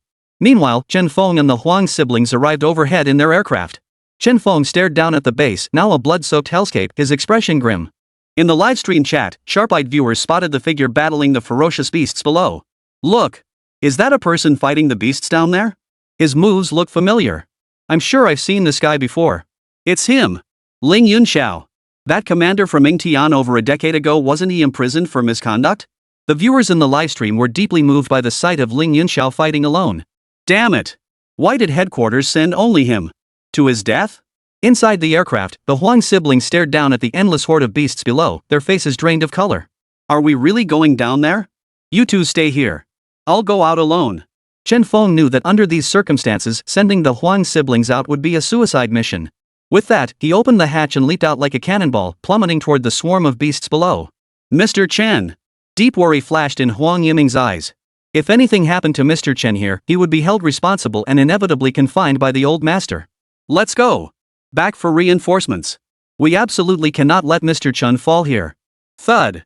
A chunk of flesh was torn from Ling Yunxiao's arm. He swung his blade backward, slicing the attacking beast to pieces. But the surrounding beasts were too numerous. He couldn't fight them all alone. Damn it! How can there be so many beasts here? They're ridiculously strong. He finally understood why the capital base had abandoned this place. If these beasts invaded the mainland, no base could withstand them. I'll die today, but I'll take every last one of you bastards with me. Gasping for breath, he swung his blackened, chipped blade, felling several more beasts. Then, he suddenly noticed that all the beasts attacking him had simultaneously lifted their heads. Ha! Ling Yunxiao seized the moment to slash down several more beasts, then slammed the back of his blade against the door. I'm Ling Yunxiao, the commander sent from the capital. Open the door and let me in, or none of you will live to see tomorrow. Inside the fortress, upon hearing he was indeed from the capital and a commanderate, that the people exchanged nervous glances. What should we do? Won't we be punished for what we just did? Wu Shuexin lay on the ground, laughing wildly. Ah! Did you hear that? A commander from the capital. If you don't open the door now, you're no better than traitors. Rumble. The fortress's iron gate slammed shut as Ling Yunxiao stormed inside. He scanned the remaining 11 inside the fortress, narrowing his eyes. Who was firing the cannon just now? All eyes turned to the disheveled man on the ground. Ling Yunxiao raised an eyebrow. Well done. Keep it up. I'll rest for a bit. Got anything to eat? Yes, yes. Seeing the commander wasn't reprimanding them, the group's unease vanished. They brought the fort's remaining food to the blood-soaked Ling Yunxiao. You! Come here. Tell me what's going on here. Why are these beasts so powerful? Chapter 100, Carnage. Boom! At the base city gates, a figure descended from the sky, blasting the gathered horde of beasts skyward. Countless fell dead or wounded in an instant. Emulate heaven and earth. A colossal figure wielding a trident-bladed axe strode forward, swinging the weapon with each step. Any beast touched by its edge shattered like an egg, reduced to a mist of blood. Kill! Chen Feng's killing intent surged wildly upon witnessing the carnage within the city. He now resembled a celestial demon descended to the mortal realm, leaving nothing standing in his path. In less than 15 minutes, he had slaughtered his way from the entrance to the very heart of the base city. Here, apart from the teeming hordes of beasts, not a single living soul remained. A base of such immense scale, yet devoid of any living soul, what did this signify? The base's inhabitants had long since been reduced to bone dust beneath his feet. Even the occasional human-like corpse they glimpsed was mangled beyond recognition, long dead. Within the capital base, all eyes were glued to the live broadcast. They never imagined that the unheard of southern lands harbored such a vast horde of ferocious beasts and had been abandoned. In an instant, many passionate young people rushed out of their dwellings, heading toward the Kyoto shelter base headquarters. They were going to offer support to rescue the people there. When can you send people to rescue our Tiannan compatriots? The Kyoto base commander had anticipated this question and appeared directly on the large projection screen. Please remain calm. We have already dispatched commanders to restore order in Tiannan. Results will be forthcoming shortly. Additionally, the relief supplies we sent are already en route. This was a pre-recorded message. The actual Kyoto commander was currently holding a video conference with regional commanders, discussing the management and aftermath of the Tiannan incident.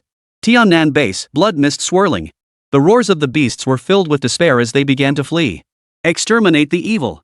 A voice boomed from the heavens, filling the air above the base. Before the echo faded, the third eye atop Erlang Shen's divine form opened instantly. A blinding, annihilating aura descended in an instant.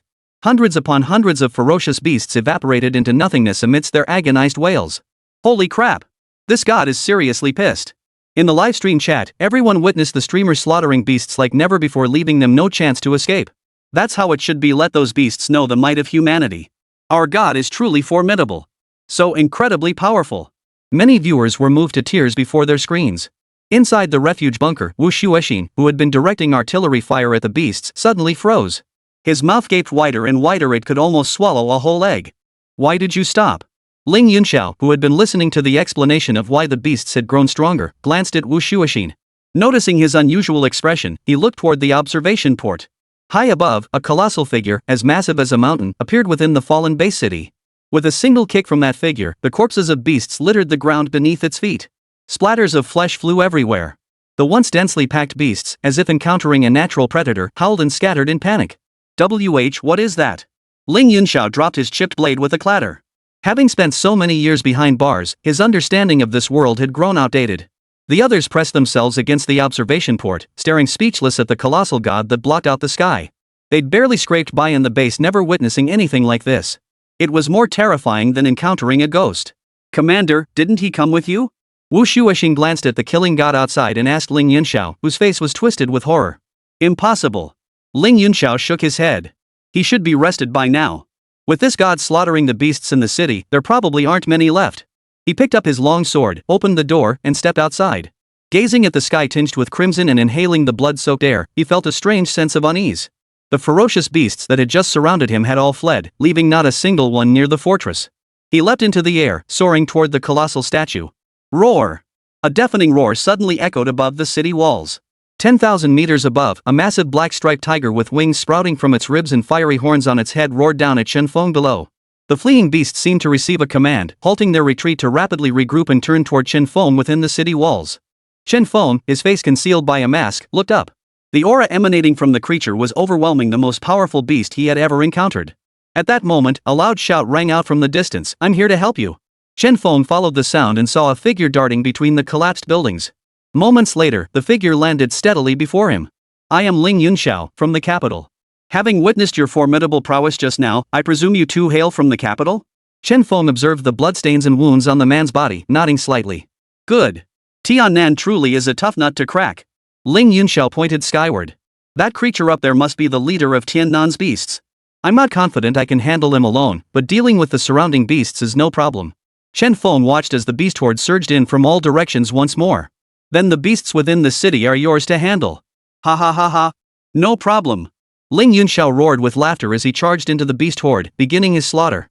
His divine form flickered behind him, the triple-bladed sword spewing flashes of light as his eyes blazed with battle intent. Roar! The beast in the sky flapped its wings, unleashing a torrent of flames that engulfed the area below. Golden Bell Shield. A massive golden bell materialized, enveloping him. Seeing him block it effortlessly, the beast roared in fury and dove downward. Emulate heaven and earth.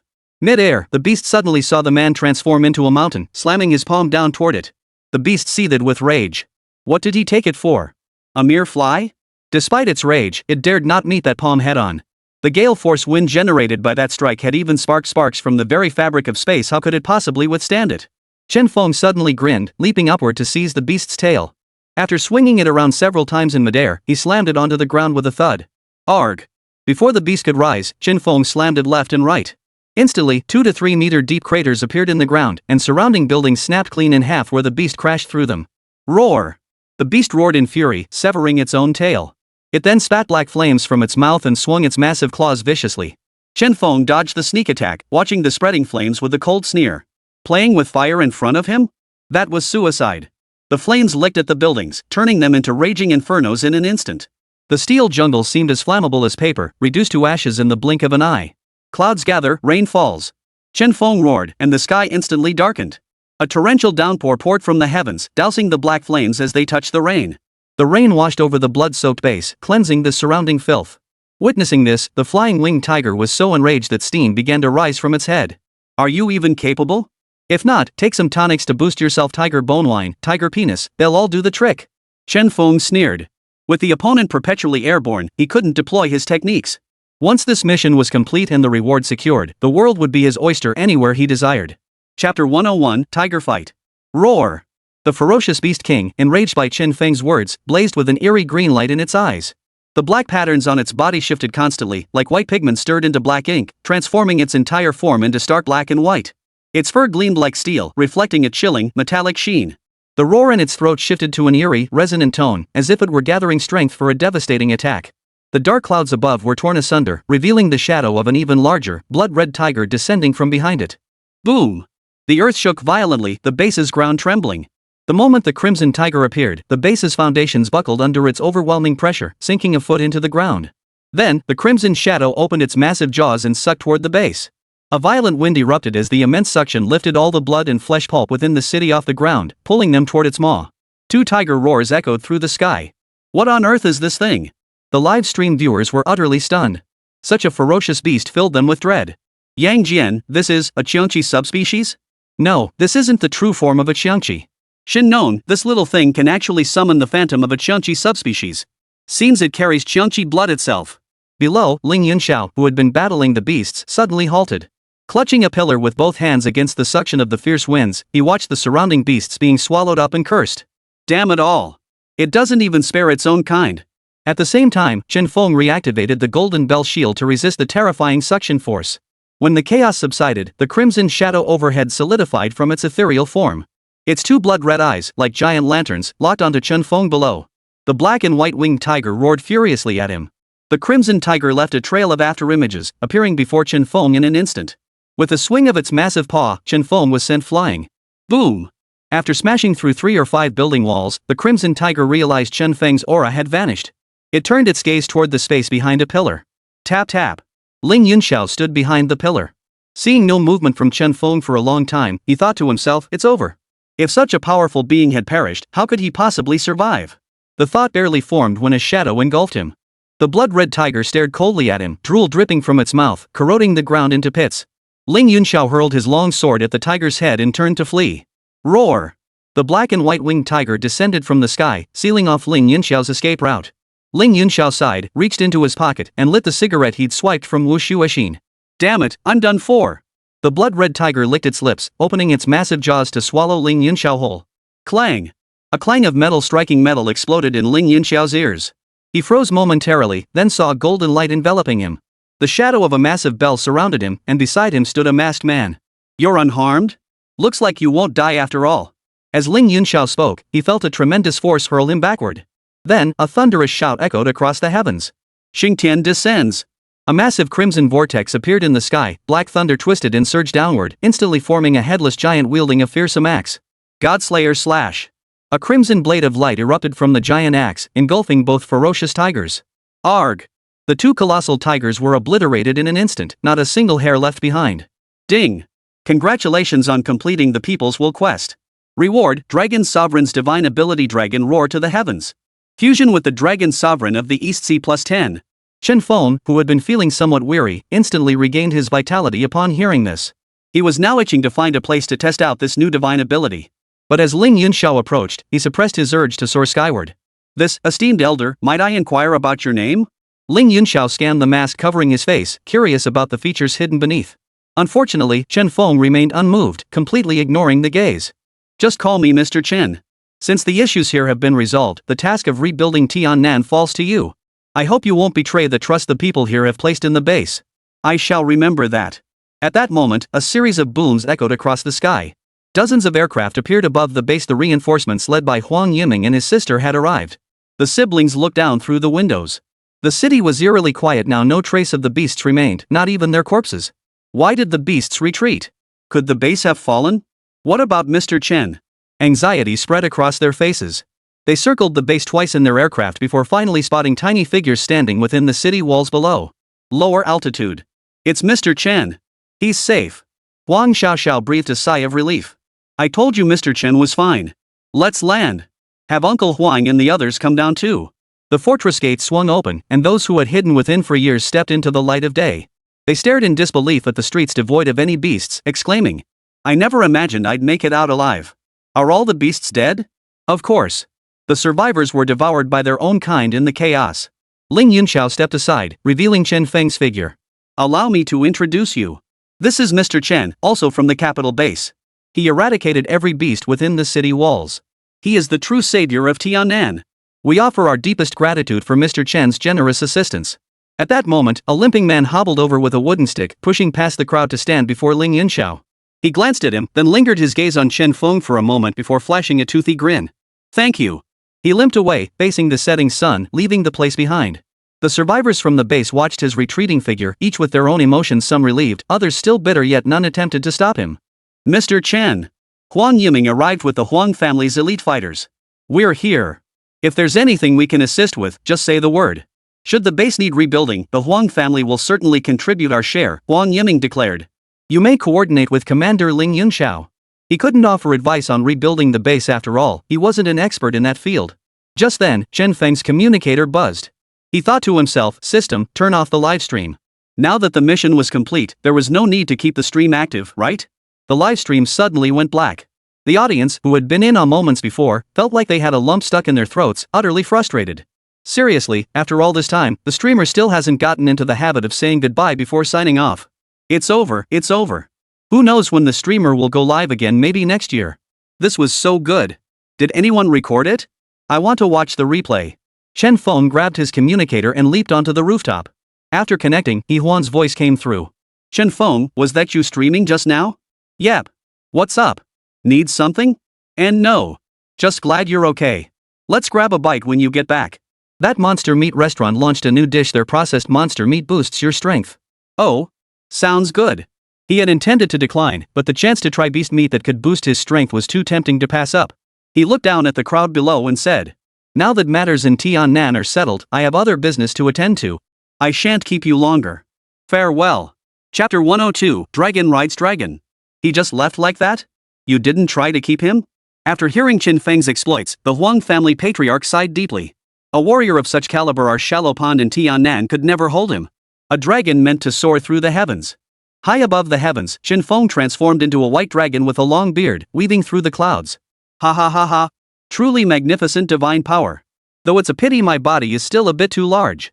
He now measured dozens of zhang in length. Were it not for the cloud cover below concealing him, his presence would have been exposed long ago. The journey from Tiannan to the capital base normally took half a month by ship, yet he covered it in a mere quarter of an hour, a speed rivaling supersonic fighter jets. The instant he arrived, dark clouds gathered over the capital base, lightning flashing. Is it going to rain? Many looked up, murmuring as they gazed at the thick clouds in the sky and the thick bolts of lightning within them. Hovering above the clouds, Chen Feng suddenly had an absurd thought. He possessed a dragon mount. If only it weren't so slow, he would have ridden it back long ago. Could riding a dragon actually work? With that thought, he quietly released the Imperial Great Dragon. The moment it emerged, lightning flashed. The sky seemed to burst open, and torrential rain poured down upon the capital. Who are you? The dragon stared into eyes larger than its own, its scales bristling as its entire body trembled. The terrifying pressure of a true dragon's presence froze it in place, any thought of escape crushed deep within its mind. I recall you can grow larger. Why not let me ride you? Chen Feng's voice emerged from the dragon's mouth, transforming into thunder that reverberated across the capital below. Because he was now in dragon form, the dragon failed to recognize him. I won't. The dragon refused, utterly aggrieved. Forcing himself to remain calm, he declared, my master is formidable. No one but my master will ever ride atop me. Chen Feng hadn't expected this coward to have such a side. His form flickered, revealing his true appearance for an instant before reverting to dragon form. Only then did he say, see clearly now. Master? How did you become a true dragon? Master. Teach me, master. Upon seeing his true form, the dragon lost its fear and began circling around him. Shut up. If you want me to teach you, do as I say. Yes, master. The dragon's body swelled rapidly, halting at over 50 meters in length. Even then, it was barely half the size of Chen Feng at that moment. How was he supposed to ride this? He pondered for a moment, then stood the dragon upright like a human and sat atop it. Fortunately, after transforming into a dragon, he was as light as a swallow and carried no weight at all, allowing the dragon to effortlessly carry him. Giddy up. He straddled the dragon, gripping its horns with both hands as they galloped through the sky.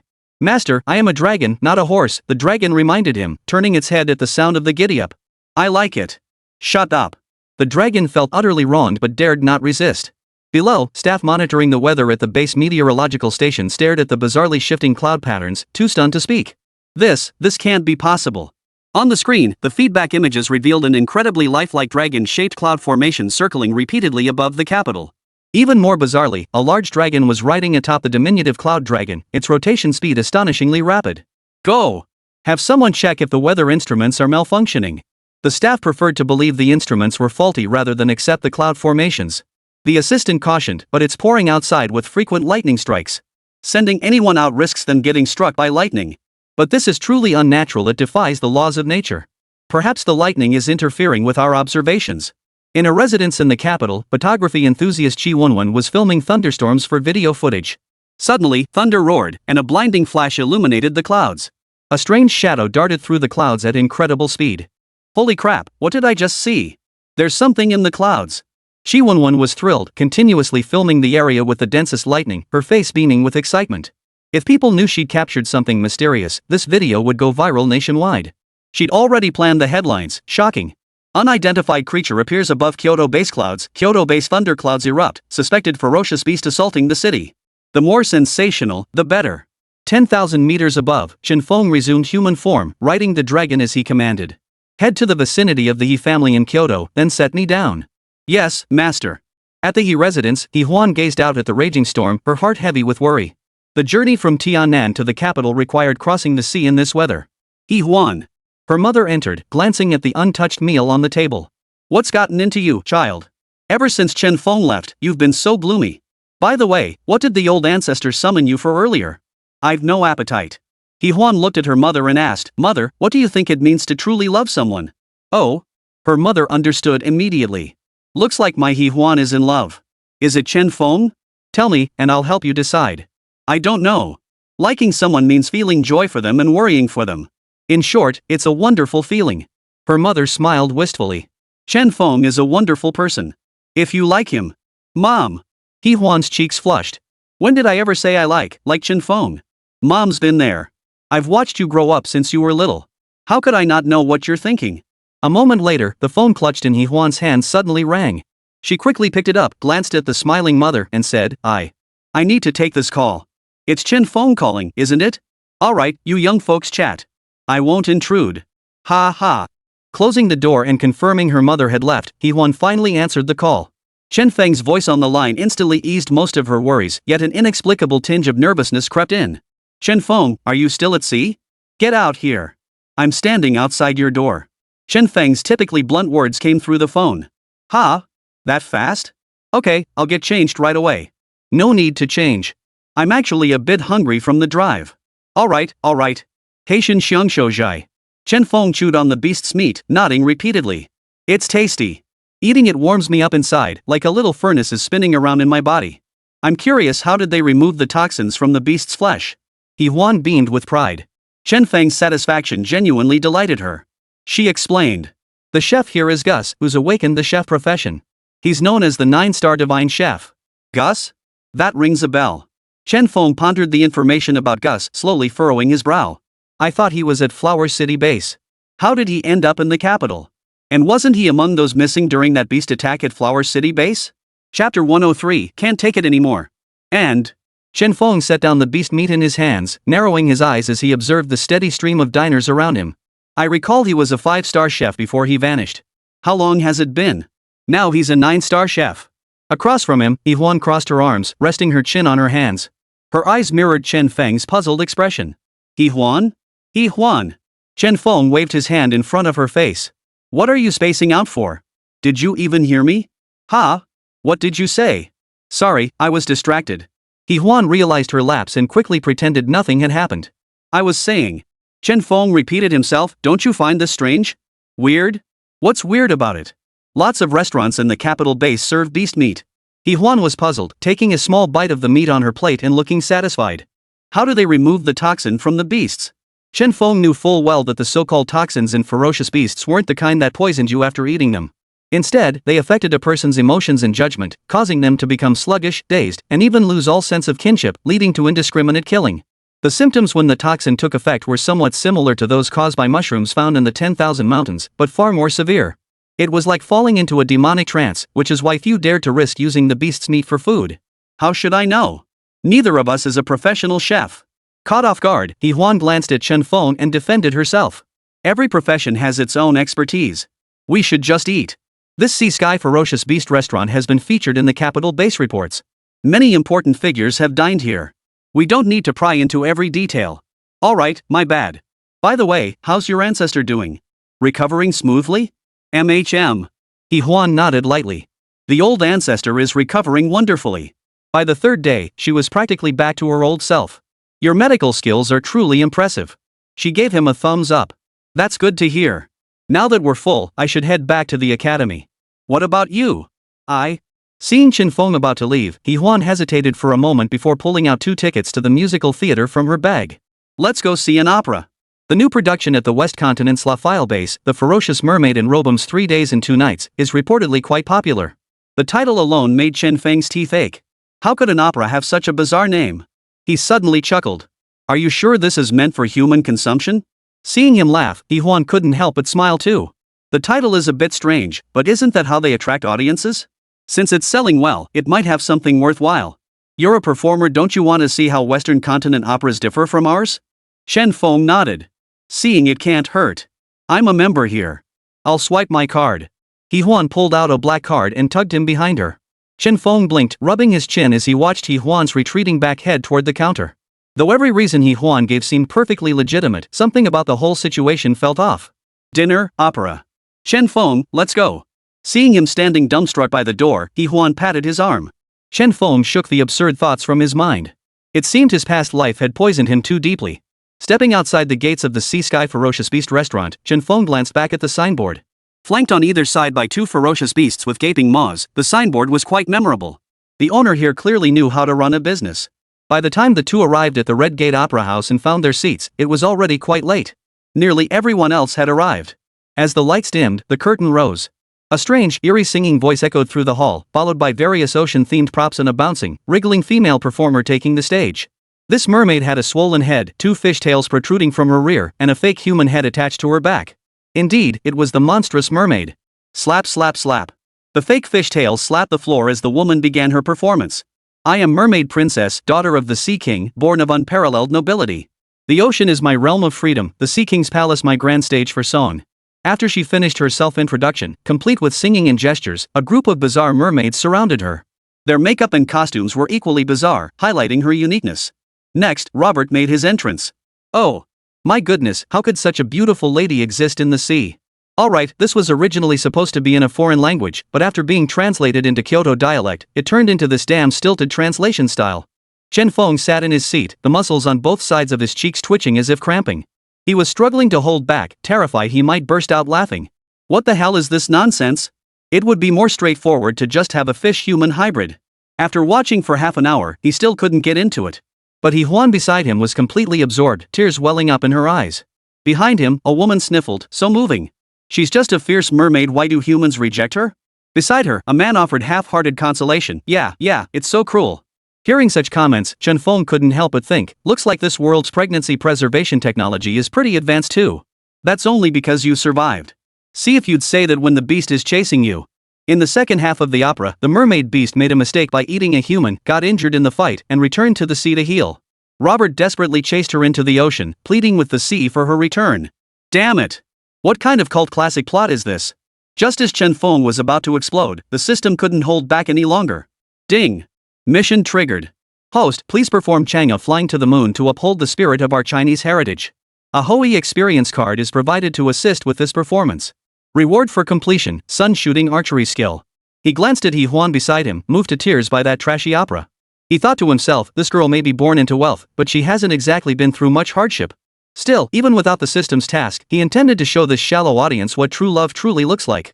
Originally, he planned to kick off the show with the classic Lian Shanbua and Zhu Yingtai before the system's task appeared. But since the task was given, he'd perform Chang'e flying to the moon instead, plus he'd get a reward. Perfect. Watching the actors performing energetically on stage and the audience engrossed behind him, he thought, system, will I get beaten up if I go up there? This is beyond the system's scope. Host, please complete the task promptly. Ha! You system, you're heartless. Chen Feng silently commanded, activate Hui experience card. Swish! His fair face was suddenly covered by a mask adorned with intricate patterns. His clothes instantly transformed into animal hides, and a gleaming golden bow appeared on his back. The sudden transformation left the actors on stage frozen in place. Disgruntled murmurs rose from the audience behind him. Hey, you big oaf, you're blocking my view. Sit down. Exactly. If you don't want to watch, just leave. Don't ruin the atmosphere here. Can't you see everyone's watching intently? Just look at him, obviously a brute. No wonder he can't understand a thing. Chapter 104, Chang'e flies to the moon. Facing the audience's discontent behind him, he sneered coldly, this play. It's not performed like this. What did you say? On stage, the abstract actress portraying the ferocious mermaid glared at him. She'd finally gotten into character and was pleased with her performance. Who could have predicted this disruptive interloper? You know acting? Oh, judging by that mask on your face, you must be a clown, right? The actress snorted coldly, then abruptly changed her tone. Security. We have a troublemaker here. Throw him out. People like him don't deserve to appreciate my performance. The audience, equally displeased with Chen Feng's behavior, echoed her demand. Throw him out. Throw him out. He Huan looked at Chen Feng, who had suddenly changed his demeanor, feeling at a loss. She gently tugged at his arm. Chen Feng, don't complicate things. We can't afford to cross the people behind this theater. Mind your own business. Chen Feng swept his gaze over the enraged crowd and the flustered actors. This play. It's not meant to be performed like this. You praise love, and rightly so, but beasts and humans are mortal enemies. What are your intentions in doing this? At that moment, a man with long hair emerged from backstage, apparently a director or screenwriter, clutching a rolled-up script as he pointed at Chen Feng. Disrupting is disrupting. What right do you have to criticize my play? Do you even know anything about acting? You're just a performer, do your job and leave. This place doesn't welcome you. Ha ha ha, I don't know acting? Chen Feng laughed. Someone actually dared to say he didn't know acting. Fine. Since you claim I don't, let me ask you, how many performances have you staged? How many box office hits have you delivered? The long-haired man smiled, glancing proudly at the actors behind him before declaring arrogantly. You weren't meant to know this, but since you're so full of yourself, I'll tell you anyway. We've performed this play 12 times, every single show sold out. A total of 38,000 people have seen it, plus live streams and reruns.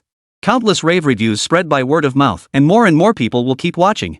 Chen Feng chuckled softly, his detached voice echoing through the theater. Oh, only this many? Seems you've never tasted the finest fare, gentlemen. That such trashy stuff could catch your eye. My compliments, my compliments. The belittled audience grew indignant, shouting back. You bastard. You're just a backward actor, what do you know about opera? Get out. You're not welcome here. Chen Feng grabbed He Huan beside him and leapt onto the stage. He Huan, flustered, covered her face, unable to bear looking at the audience below. Chen Feng looked down at the long-haired director. Keeping up with the times doesn't mean randomly rewriting plots. Since you think actors are old-fashioned, I'll show you what a true love story from China's own soil looks like. He kicked several actors flying into the audience seats, clearing the stage of junk props. He mentally commanded the system to construct the scene. As the audience's shouts and curses abruptly ceased, an environment that shouldn't have been there appeared on stage in the blink of an eye. Blue skies, white clouds, a blazing sun overhead, and a gentle breeze rustling the grass. A large tree stood beside a thatched cottage, where a spinning wheel sat in the courtyard. A few acres of cultivated land stretched before the house. As birds flew over the thatched roof where smoke rose, Chen Feng, playing Hui, opened the door and stepped out. Chang'e, I'm going to weed the fields. I'll leave the house in your care. Closing the door, He Huan, sitting inside, felt her heart race with confusion. She still didn't understand what role Chen Feng wanted her to play. As she hesitated, she suddenly blurted out, her words betraying her true feelings. Go ahead. I'll take care of things here. In the fields, Hui toiled with his hoe, weeding with heavy sighs. Back home, Chang'e spun and wove. As the sun set and the moon rose, time seemed to speed by. What is this kid trying to pull? Director, do something. An actor clutched his buttocks, shifting restlessly in his seat and shouting toward the audience. The director glanced at the silent audience, whose eyes were fixed on the stage clearly, they were already immersed in the performance. Quiet. The director glared at the opera singer beside him and said, since he's willing to perform, if he succeeds, we make money. If he fails, he'll get booed off stage. Either way, we profit. Got it? Though the actors felt wronged, the director's words silenced their protests. Then the scene transformed, becoming dazzlingly bright. Where once there had been only one sun in the sky, now 8 more appeared one after another. Hou, working in the fields, watched helplessly as acres of crops turned to charcoal. He himself was drenched in sweat from the scorching heat, gasping for breath, his skin darkening several shades. 9 suns. How intriguing, murmured the long-haired man, his curiosity piqued. He fixed his gaze on the stage, eager to see what tricks this actor could pull. The environment shifted again. Fires erupted across the land, consuming forests and vegetation.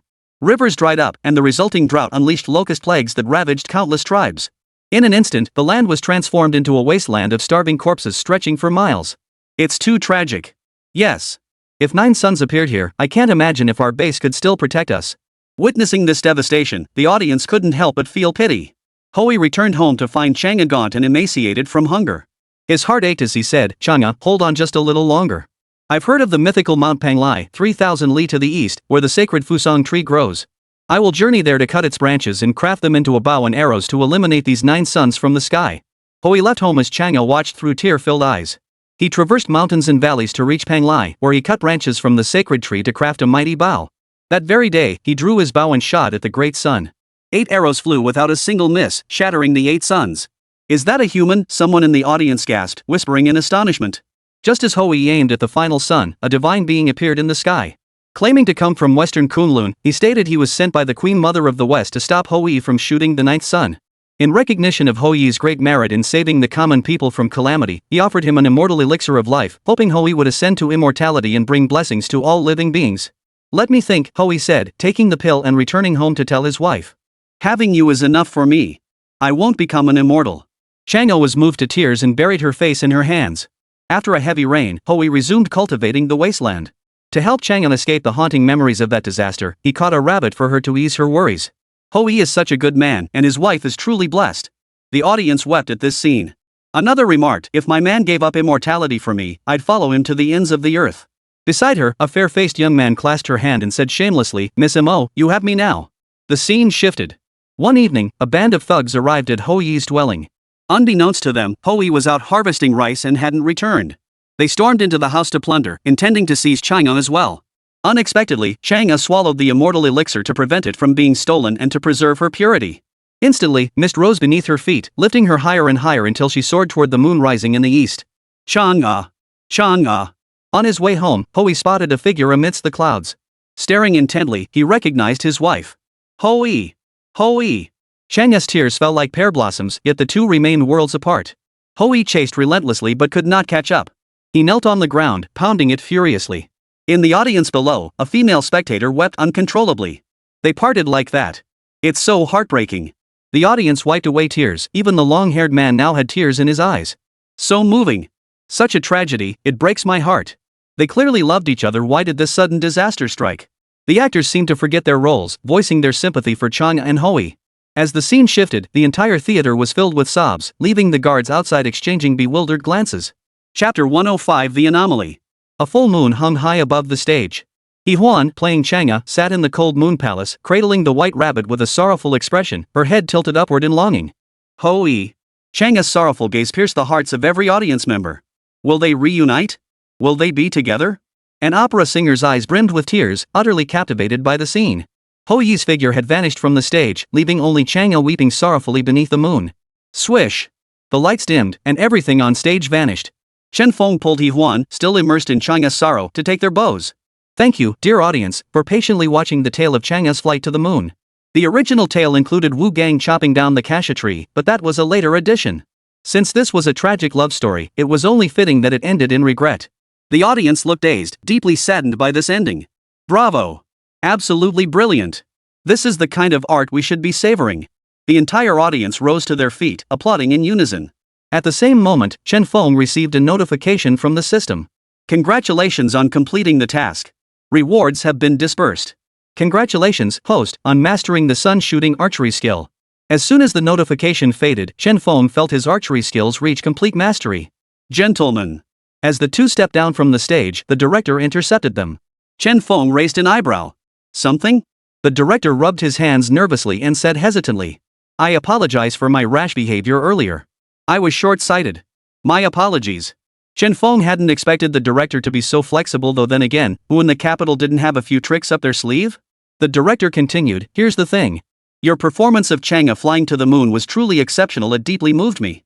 Would you be willing to grant us permission to continue staging it, so more people can witness this tragic love story? Rest assured, we'll take care of the financial arrangements. You'll be satisfied. The director was putting on a thick face because the current script was severely lacking, otherwise, he wouldn't have resorted to importing operas from the Western continent. Huan was still immersed in her character's sorrow and couldn't shake it off. She merely looked at Chen Feng, knowing this decision rested with him. Agreed. Chen Feng's goal was to promote Huaxia culture, to let everyone know of the existence of the deities from that ancient land. For instance, Chang'e flying to the moon referenced the Queen Mother of the West. With more performances, more people would recognize these figures. The director glanced at the departing audience, grinning from ear to ear. Alright, it's settled then. I'll draft the contract shortly. I'll be waiting for you both at the Sea Sky Beast restaurant at 7 p.m. tonight. With that, he handed over a business card. Chen Situ? Chen Feng was taken aback. What kind of name was that? My name is Chen Situ, but everyone likes to call me Situ Chen. Chen Feng and He Huan left the theater. It took He Huan a while to fully shake off Chang'e's emotional state. Patting her chest, she exclaimed, "Your actor's abilities are terrifying. You can actually control people's emotions and actions?" Chen Feng smiled. She mistook the system's methods for an actor's skill, so he didn't bother explaining. Instead, he asked, "So, how was it? What was it like to perform on stage yourself?" "Not bad, but you got too into it." I truly felt the sorrow and longing in Chang'e's heart. He Huan finished speaking, her pearl-like eyes lingering on his face. "When you act, do you get truly immersed like that too?" Chen Feng nodded. "Of course. To achieve perfection, you have to give it your all." "Oh." He Huan bit her lip, lost in thought. "The play's over. I'm heading back to the academy. What about you? Want me to walk you back?" Chen Feng glanced at the sky. Nightfall was still 2 or 3 hours away. He hadn't been back in ages and needed to check in. He Huan replied, "I don't have any plans, but it's been a while since I've been to the academy either." "Let's go together." "Let's go. I'll have my family send us over." "Alright, thanks." An hour later, the two emerged from the academy grounds. "Chen Feng, have you noticed how the teacher's attitude toward us seems to have changed? Even they now believe we can handle things on our own." He Huan remarked as they walked side by side. "Yeah, definitely. Our demonstrated talent has earned us their respect, but we must keep pushing forward. Unless we eradicate the root of the beasts, this world will forever remain in chaos. It's getting late. Let's head back. That Chen Situ must be waiting for us already." Hai Tian ferocious beast retreat. Situ Chen waited with the contract and his assistant. "Remember the instructions I gave earlier. Don't make any mistakes. If we can secure the production rights for Chang'e flying to the moon, the benefits will be substantial." "Yes, sir." When Chen Feng and He Huan reappeared here, the hall was still bustling with people, their admiration for the delicacies unabated. Chen Feng glanced at the meat dishes before the diners, his appetite completely gone. "Did you two reserve a private room in advance?" "Yes." "Where is Chen Situ?" "Please follow me." Inside the Hai Tian Shangyan private room, the dishes were already fully served. "Thank you both for generously accepting our invitation. Let's eat first and chat as we go. The beast meat prepared here is truly exceptional, you absolutely won't find it anywhere else." After they had eaten their fill, Director Situ finally had his assistant place the contract before Chen Feng. "Mr. Chen, please review it and let us know if it's acceptable. We can make revisions immediately if necessary." Chen Situ placed great importance on securing the rights for this film. It's acceptable. I just have one condition." Chen Feng's gaze sharpened. "Please state it, Mr. Chen. The script must be performed exactly as I act it. No unauthorized alterations are permitted. Otherwise, I reserve the right to revoke the authorization." "Agreed. In that case, let's sign it." 3rd floor, Haitian Xianshou Zhai. A figure materialized in an empty private room. Seeming in a hurry, he rolled up his sleeve to reveal a gleaming scale where his upper and lower arms met. He pressed the scale, and his entire body vanished. Yet moments later, he reappeared with astonishing speed. A faint smile curved his lips as he surveyed the endless stream of guests. A fleeting, grayish-black mist flickered in his eyes. In the main hall, 3 women were feasting heartily. They had traveled from other bases specifically to sample the local specialties. "This is so delicious. How can the Kyoto base have such amazing food? We never get anything like this at our base. If only we could eat like this every day," one woman said contentedly, chewing on a piece of meat. Another ate with equal abandon, her youthful exuberance radiating in that moment. "Then why don't we just stay in the Kyoto base a little longer? I'm all for it. I'm all for it." Just then, one of the shorter women suddenly gasped. Pointing at her companion across the table, she exclaimed, I just saw horns sprouting from your head." "Nonsense. You're just talking nonsense from eating too much." The woman picked up a piece of meat with her chopsticks and placed it on her plate. "Just eat your food. Hee, I can't fool you." Diagonally across from them sat another table of 3 men and 2 women. Their refined demeanor and leisurely eating style suggested they were regulars. Suddenly, one man's chopsticks froze mid-air. He stared at the woman beside him, terror filling his eyes. "Xiao Rou, you." The woman beside him was now exhaling black mist. When she opened her mouth, instead of a tongue, black tentacles emerged. "Ah!" Chapter 106, The Battle. "Ah!" Shrieks echoed through the air, accompanied by the sound of frantic footsteps. The Sea Sky Beast Pavilion echoed with waves of beastly roars, punctuated by human screams and cries of terror. Inside the private room, Chen Feng and Situ Chen completed their handover. "It's getting late. We'll be heading out now. No need to see us off." Just as Chen Feng reached for the door handle, his ears twitched at the screams outside. At that moment, he also received a notification from the system. Environmental anomaly detected. Task issued, cut the grass and uproot the weeds. This mission is highly challenging. Host is advised to proceed with caution. Mission reward, sun shooting bow. Mission failure, forget 3 divine abilities. What's wrong? Huan noticed his unusual expression and hurriedly asked. At that moment, heavy footsteps echoed outside the door. Roar! A beastly roar froze Situ Chen and his assistant in their private room. Situ Chen hurriedly opened the window to look outside. Outside, countless ferocious beasts had appeared, madly hunting and devouring the scattered humans. This is the capital base. How could this happen? Director, what should we do? Run. We're doomed if we stay here. Chen Feng and Huan exchanged glances, both already prepared for battle. They recognized that Rorit belonged to an absolute SSS tier threat. For it to appear within the Kyoto base's tight security, this situation can't be underestimated. Huan, stay close to me. Got it. Mr. Chen, what about us? What should we do? Stay put. Moving will only draw attention. Kyoto base will send reinforcements soon. Understood. Roar. The moment the door opened, Chen Feng felt the predator's gaze lock onto him. The corridor was slick with blood, making his steps treacherous. Boom. The wall shattered as a tentacle shot out, lashing toward Chen Feng. Watch out. Huan warned. Chen Feng's expression turned cold as a mask swiftly formed on his face. Golden bell shield. Clang. Enveloped by the golden bell, the two charged downstairs as the clanging of the bell echoed continuously. Meanwhile, in the first-floor lobby, numerous people began exhibiting abnormalities. Their skin split open, revealing limbs belonging to ferocious beasts. As if responding to some command, they began slaughtering those around them. Put. Terrified humans instantly became prey in the jaws of the ferocious beasts. What the hell is going on? Huan couldn't comprehend how the once peaceful beast sanctuary had transformed into a beast's playground in the blink of an eye. Chen Feng pondered for a moment before venturing, it probably has something to do with that beast meat. What? Huan froze in terror at the suggestion, clutching Chen Feng tightly. Then doesn't that mean you and I? Perhaps it requires consuming a certain amount to trigger the mutation. At least we're fine for now. Ugh. Despite his reassurance, Huan found it hard to accept. It's all my fault for being so greedy. Under the protection of the Golden Bell Shield, the two safely exited the ravaged beast sanctuary. However, the Golden Bell Shield itself became the target of the beast's pursuit.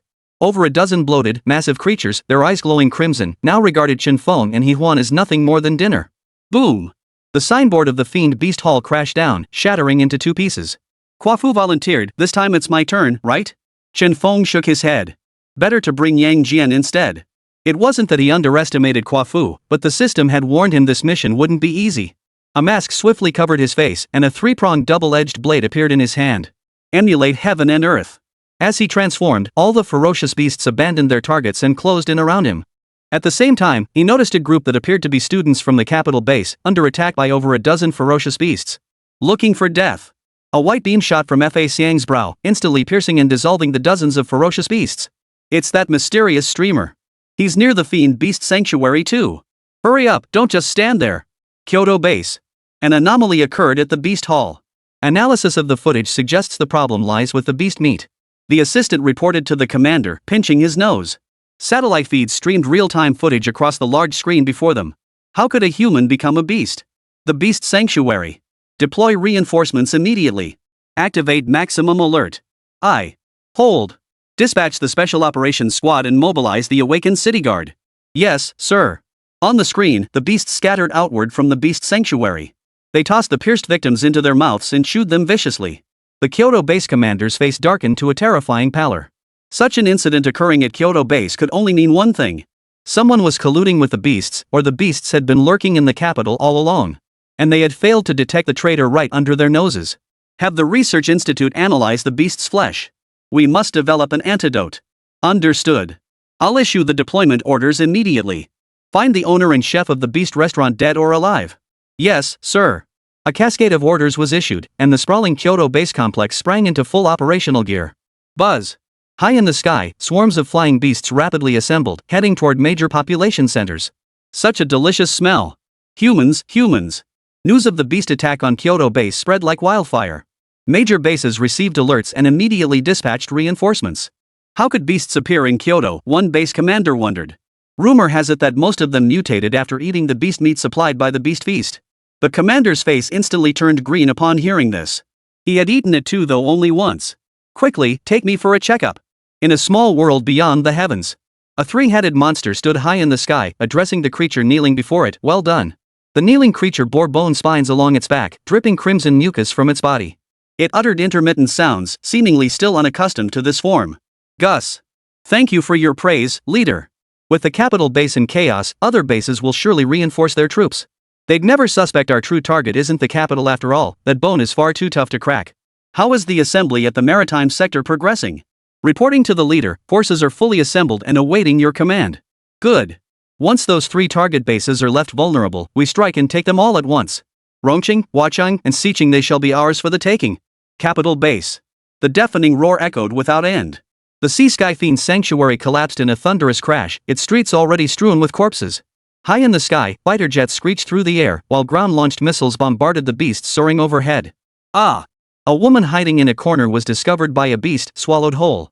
After devouring her, the beast gazed fearfully at the colossal figure in the distance, its feet surrounded by a sea of beast corpses. Slash!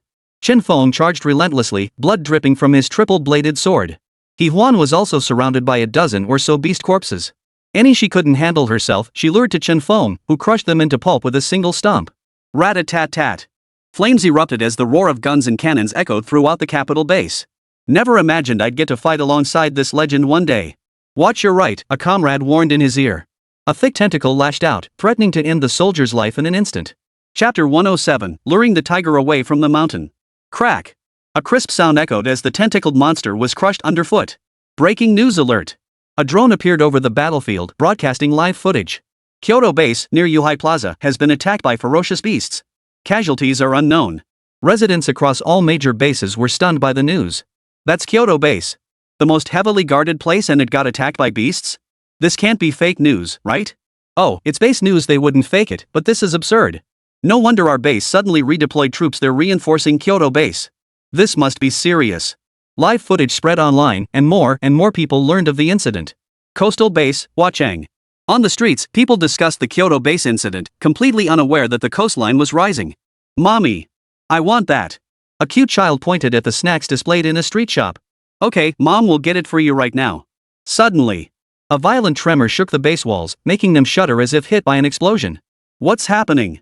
The towering steel walls swayed violently, then they saw a massive wave towering dozens of meters above the city walls.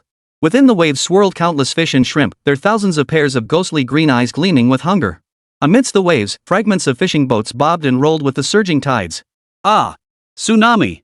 Run for your lives! Huacheng base headquarters. A tsunami? How is that possible? We're so far from the coastline.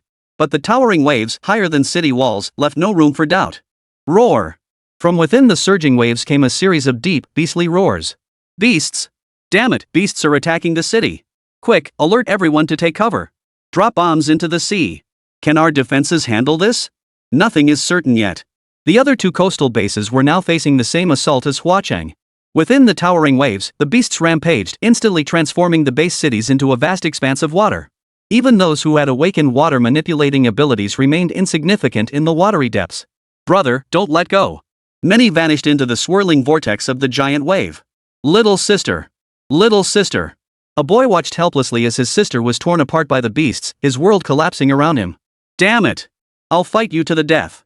In utter despair, he too vanished into the Crimson Sea. Kyoto base. Commander, we've received intelligence that Huacheng, Xiqing, and Rongqing have fallen. What? The commander collapsed to the ground upon hearing this. Those beasts weren't targeting the Kyoto base, they were after the other three bases. They actually understand military strategy. If that's the case, there must be a more intelligent beast directing them from behind the scenes. Our immediate priority is to recall all reinforcements from all fronts. We must not give the beasts any opportunity to exploit our weakness. Yes, sir. The battle at Jade Sea Plaza raged on, and even Chen Feng felt weary by now. From afternoon until late into the night, he witnessed an unending stream of humans mutating into beasts, a phenomenon he had never encountered since arriving in this world. Around him, Huan shifted her form, her clothes soaked through with sweat. Ferocious beasts still swarmed around them, attacking not only from the ground but also from the sky. Meanwhile, missiles rained down on the city in wave after wave of bombardment. As he fought, Chen Feng thought to himself, no wonder the system warned this mission would be difficult. When would this ever end? Glancing at the system panel, he saw Erlang Shen's fusion rate had already reached 20%. This was faster than grinding monsters on the celestial battlefield. Kill! As he charged forward, hordes of beasts fell in droves. All evils. His heavily eye flashed, sweeping across a swarm of flying beasts and reducing them to dust. 5 hours later, the beasts within the city were finally exterminated. Base news report, thanks to the collective efforts of all, the ferocious beasts within the capital base have been eradicated. Xiangqing news reports, all individuals who have consumed food from the Haitian Fiendish Beast restaurant are requested to report to their respective base headquarters immediately for comprehensive examinations to prevent transformation into fiendish beasts. We kindly request everyone's voluntary cooperation. Breaking news, Huacheng, Xiqing, and Rongqing have been overrun by sea beast attacks.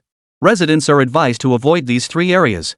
Chen Feng, wearing his mask, was soaked through, steam rising from his head like a steamer. He glanced at He Huan, then immediately turned away. Ah! He Huan reacted, gasping as she covered the soaked and torn sections of her clothing.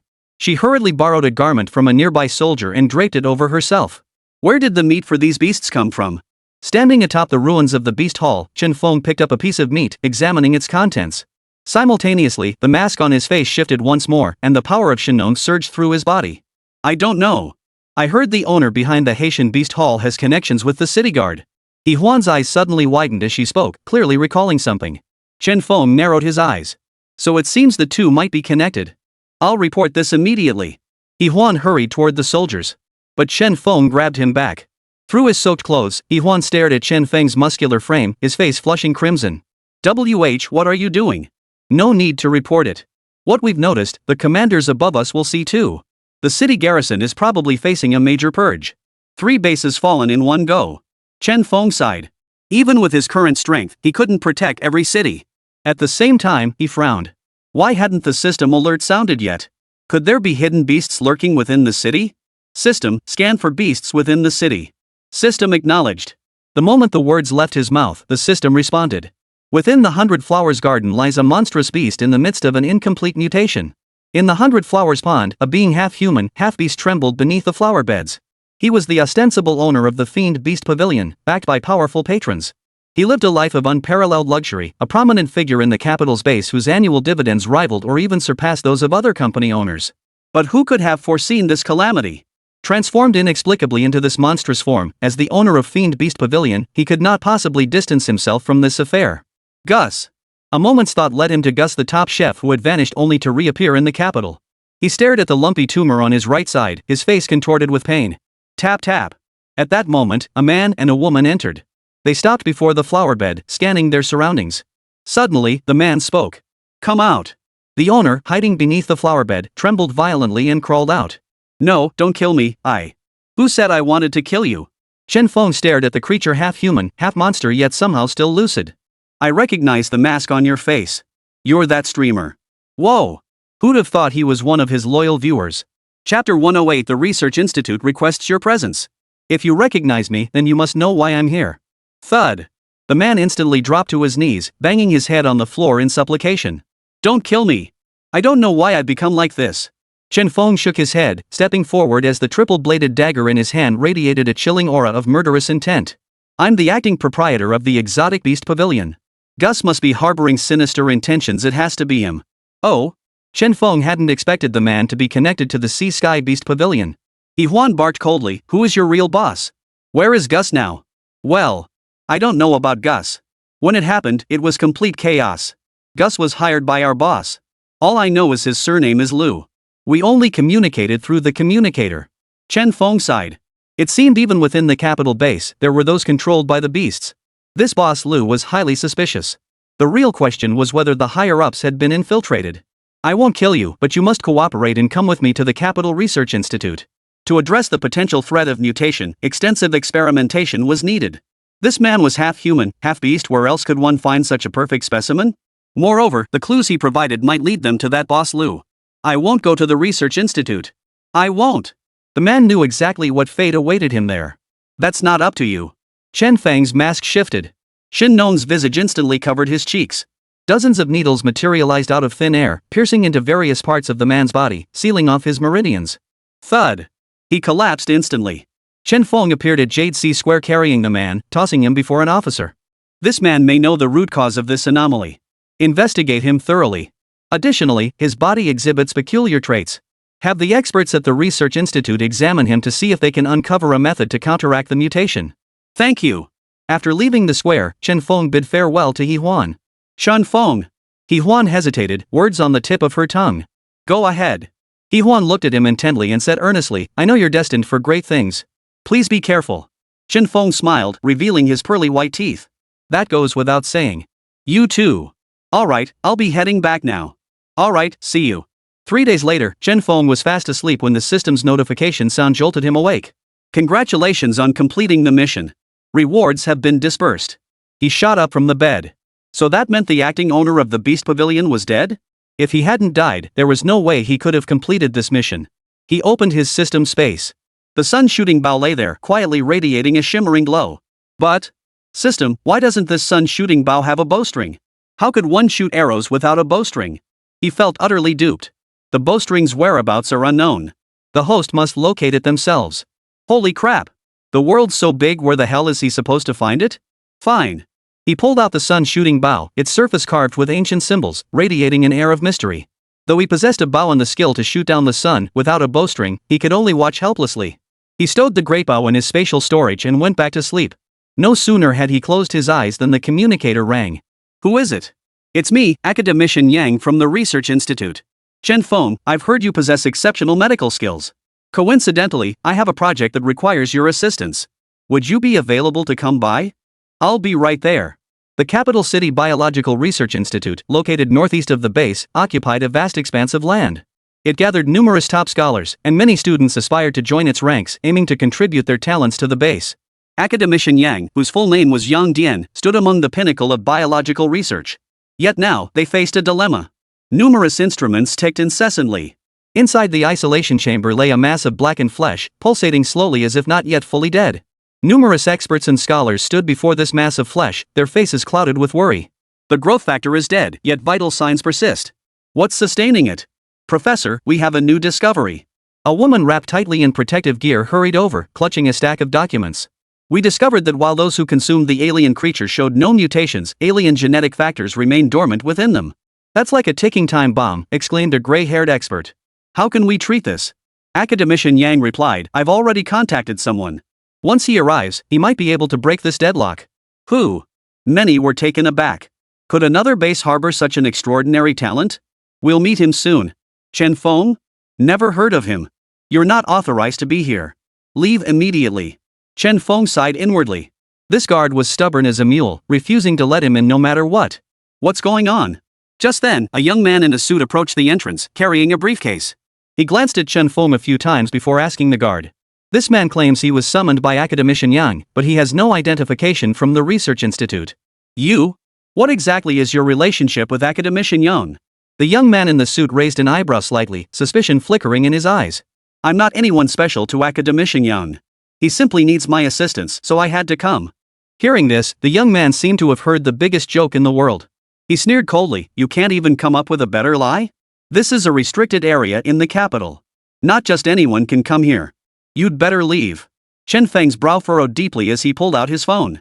I'll call Academician Yang right now. Go ahead, call him. Moments later, Chen Feng connected the call. Academician Yang, I'm here, but the guards at the gate won't let me in. Could you please put in a word for me? Alright, give him your number. Chen Feng shot the young man a glance before handing the phone to the guard. It's for you. This is Yang Jian. Bring him in immediately. Yes, sir.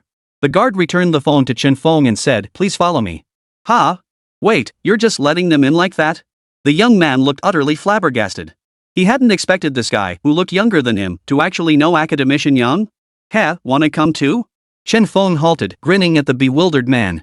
If he weren't busy, he'd gladly teach this guy a lesson about judging people by appearances. The young man's face darkened, and he turned to leave. After crossing the corridor, Chen Feng was led into a room. Please wait here. Academician Yang will be here shortly. Alright, go ahead. Moments later, footsteps echoed as the door opened. Chen Feng found himself face to face with the man whose reputation echoed across every major base. He rose and greeted, hello, Academician Yang. Academician Yang responded with a hearty laugh, it seems the director was right. Young and talented truly, heroes emerge in youth. Chen Feng instantly understood how Yang had obtained his contact information. It must have come from the Education Bureau. How might I be of assistance? Well, we've encountered a problem. Academician Yang instructed someone behind him to hand over the documents. We've tested it with every instrument available and tried every possible method, yet we still can't completely eliminate it. The director mentioned your medical expertise and invited you to take a look. No problem. Let's go take a look right now.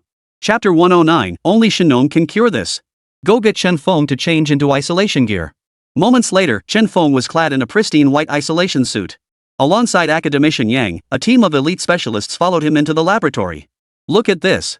This piece of flesh came from someone at the Beast Research Institute. While we were studying it, he suddenly self-detonated. Fortunately, no one was harmed, but the alien beast factors he released are extremely stubborn. They've entered our bodies and are lying dormant. Chen Feng knew this must have come from the acting boss. He never imagined it could self-detonate. He should have killed it on the spot. Academician Yang's student added, what's more, this flesh is still pulsating and has survived until now.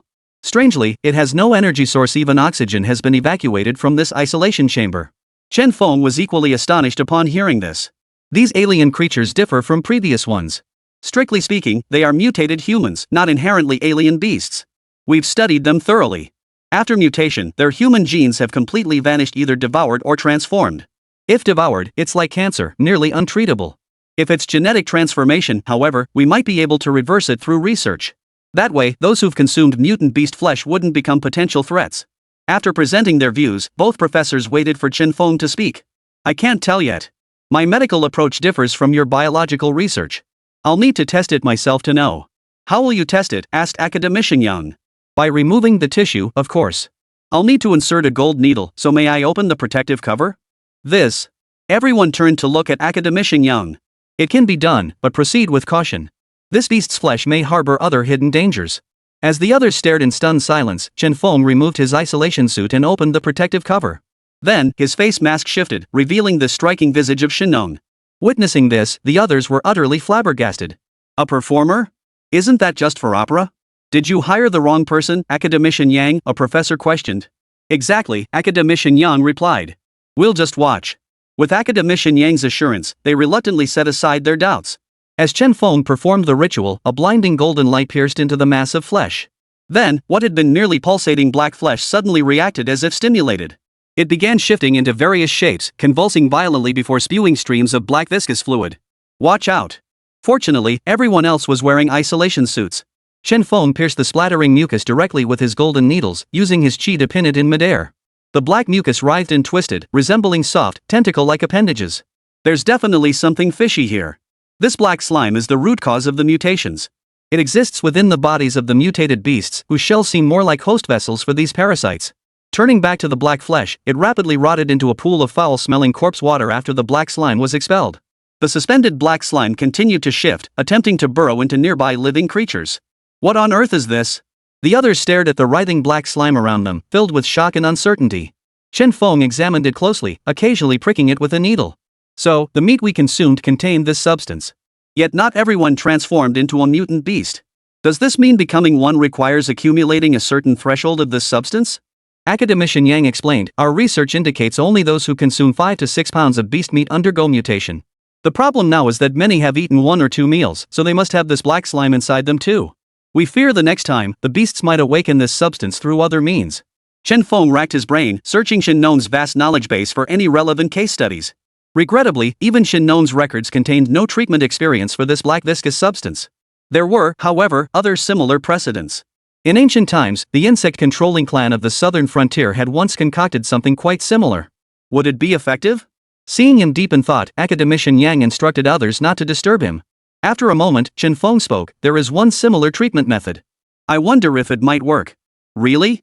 The others exchanged glances, their eyes lighting up with hope. The crisis of this strange mutation had left them sleepless for days, utterly exhausted in body and mind.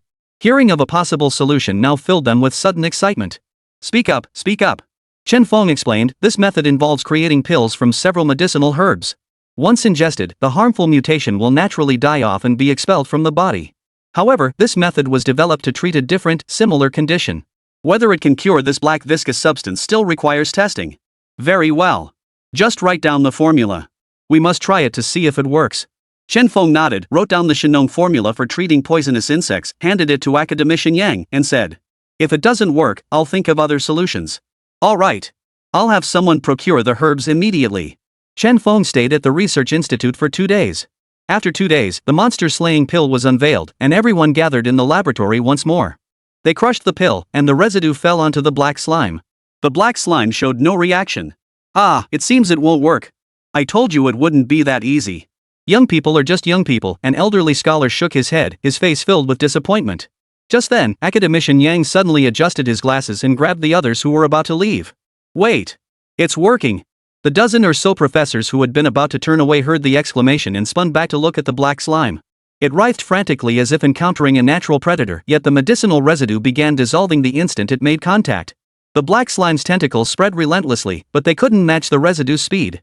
In mere moments, it dissolved completely, transforming into shriveled, lifeless flesh. This fast. The expressions on everyone's faces were as if they'd seen a ghost. Arsenic poisoning would take about that long to take effect. Chen Feng smiled at the stares directed his way. He hadn't been sure it would work either after all, these weren't even the same substance. Ha! Suddenly, a thought struck Chen Feng. Could it be that among those beasts, there was one skilled in the art of releasing poisonous insects? The more he thought about it, the more plausible it seemed. For Shen Nong's formula to work and specifically eliminate the threat, there might be a beast among them that functioned like a poisonous insect. We only know this pill can eliminate the black slime. It hasn't been tested on humans yet. Then find someone to test it on. No, better yet, find a lab rat first. One professor was overly cautious. You're right. If other abnormalities arise, it would be counterproductive. First, isolate the other black mucus samples. Take a trace amount and test it on the lab rat's genes first. The team resumed their experiments. 2 more days passed in the blink of an eye, and a burst of cheers erupted in the lab. It worked! We finally did it! Chen Feng! We've succeeded! Academician Yang, though less visibly excited than the others, couldn't hide his joy. That's good. Now we just need to test it on humans. Chapter 110, Research Findings. I'll try it first. If it works, then others can give it a shot. Academician Yang suggested. His students were alarmed and pleaded, absolutely not, Academician. You are the backbone of this base. We can find volunteers for this. If something happens to you, it might take a century before someone can replace you. Other professors joined in the pleas. Academician Yang, absolutely not. This violates protocol. Exactly. If anything happened to you, we would betray the base and dishonor our ancestors. Academician Yang replied firmly, my life is a life, but are others' lives not lives too? Bring the elixir. Should anything happen, Chen Feng is here. He will treat me immediately. Chen Feng looked at Academician Yang, filled with both admiration and awe. He nodded. With me here, nothing will happen to you, Academician Yang. His confidence in saying this meant he was certain he could pull him back from the brink of death. You're being reckless. Chen Feng, the academician is. Someone protested loudly. Professor Ma, please calm down. Trust Chen Feng. After speaking, Academician Yang turned to his student, go fetch the elixir. Very well.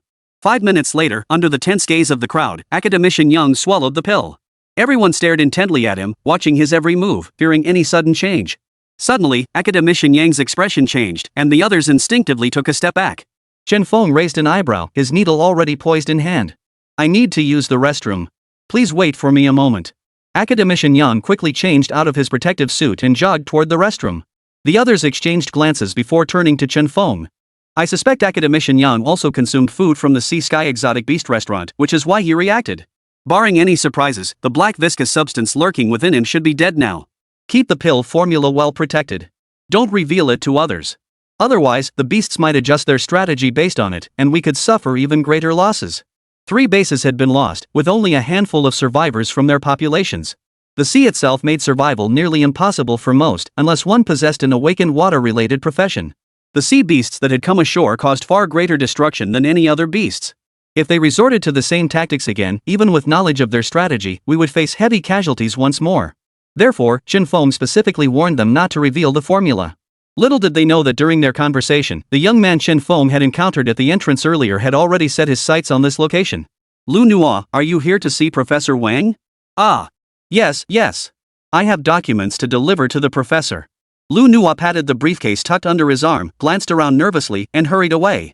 Half an hour later, inside the laboratory, Academician Yang, now clad in isolation gear, stood before the group, his legs trembling slightly. Academician Yang, how are you feeling? I only ate 2 meals at the exotic creatures restaurant, yet I still got infected. Once mass production begins, anyone who eats their food should come get these pills themselves. I'll head to the hospital next door shortly to check my bodily functions and see if this medicine has any other effects on the body. If there are none, then we'll report it up. Once approved, mass production will begin immediately. Understood. Academician Yang turned to Chen Feng. Chen Feng, thanks to your help this time, we've managed to untangle the situation here. I'll report to the capital base and secure you special access credentials for this facility. You're welcome to come anytime you wish.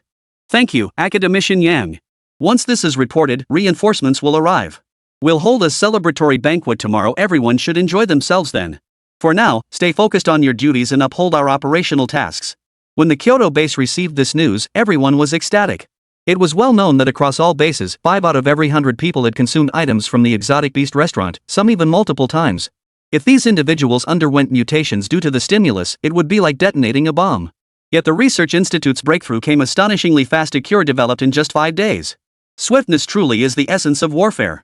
Ahaha, excellent. Excellent. The commander's gloom vanished upon receiving the news. Chen Feng? That young prodigy? Very well, I'll have someone process his paperwork immediately. Academician Yang Jian made a single call to the base. Though primarily a researcher, his status and privileges rivaled those of high-ranking officials within the garrison forces, earning him significant respect from higher-ups. The following evening, a grand banquet for the scientific community unfolded at the Shilin Hotel. The dean delivered the opening address. After he finished, Academician Yang spoke, followed by Chen Feng. Though Chen Feng had delivered similar speeches at university, today was different. He now faced top-tier research scholars and world-renowned figures. To say he wasn't nervous would be a lie. He hadn't prepared a speech. Academician Yang had called him up on the spur of the moment to say a few words, and that's exactly what he did. A few words before stepping down. Those who knew him laughed heartily and clapped, while those unfamiliar with him began inquiring about his identity. Chen Feng. That's Chen Feng. You don't even know him? Should I? I've got a mountain of work in the lab. Where would I find time to keep track of others? Oh, right. You are the famous lab madman. Bull. Who the hell are you calling a maniac? While the crowd settled in and clinked glasses, a figure within the Research Institute slipped through the night, bypassing surveillance, and tapped away at a locked safe. Click. The file safe swung open, and the figure retrieved the documents inside. Then, scrambling over the wall, they vanished into the vast darkness. Soon, the theft of the documents was discovered, and the Kyoto base launched a citywide manhunt. Damn it! Damn it! Academician Yang, the Research Institute director, and other esteemed figures trembled with rage at the news. I hope the perpetrator is still within the base city and hasn't already escaped, Academician Yang thought, his face turning pale as he recalled Chen Feng's warning. He reported the grim outcome to the director, who smashed the teacup he'd used for 5 or 6 years. But now that the investigation bureau had intervened, they could only wait for the results. Our investigation confirms the surveillance wasn't tampered with, it was jammed. The perpetrator was extremely cautious, leaving no fingerprints or traceable information. Everyone in the Research Institute has an alibi, except Director Liu. Your son, Liu Nuo, appears to have been on campus the night of the incident. The director's face darkened at this. What do you mean? Are you implying I'd embezzle from my own institution? Not exactly. We at the bureau know your character, Director. But your son? That's another matter. Everyone knows he's a notorious playboy. If you suspect him, you can question him yourselves. The director clutched his chest in anger. Very well. We came only to inform you. Since you agree, we shall proceed as you suggest. In an office at the Research Institute, Liu Nuo sat in his chair, eyes fixed on the computer screen, his hands crossed and rubbing back and forth. Click. The door opened. 2 investigators stood before him. Liu Nuo, we suspect you're involved in this incident. Please cooperate with our investigation. What do you want with me? I haven't done anything. Ask your questions clearly. Chapter 111, Disguise. News of the stolen prescription reached Chen Feng's ears that very night after the banquet. He had already given strict instructions, yet such an outrageous incident still occurred. What could he do? At that moment, Chen Feng was being questioned. Of course, he wasn't a suspect. It wasn't like he'd steal his own formula, right? Chen Feng, on the day of the incident, did you notice anyone acting suspiciously? Or is there anyone you suspect? Chen Feng shook his head. He truly had no suspects. Having been at the Research Institute for only 3 or 5 days, how could he have noticed so many things? Moreover, everyone he knew at the Research Institute had attended that evening's banquet. The 2 investigators treated Chen Feng with great courtesy. Knowing the breakthrough had come from his work, they praised him before personally escorting him back to the base. Stepping out of the Research Institute, Chen Feng gazed at the base's main street under martial law and sighed softly. The aftermath of the Sea Sky Beast Pavilion incident was still being handled. Everyone had reported their visit records to the authorities and were then instructed to stay home, forbidden from going out. Compounded by the theft of the formula, the streets were deserted. Aside from the screeching vehicles of the base investigation bureau, only the janitors remained, cleaning up the remnants. Chen Feng knew this had to be an inside job. Whoever had done it must have been incredibly familiar with the research facility to slip in while everyone was at the banquet, then effortlessly open the safe. It wouldn't be hard to figure out who was responsible. As night deepened, Chen Feng, exhausted from the past few days of turmoil, retired early. The next morning, upon waking, he learned that the theft had been committed by the director's son. He stood at the window, stunned, for a long while before rubbing his cheeks, forcing himself to accept this absurd reality. Within the system space, the divine mind found this utterly incomprehensible.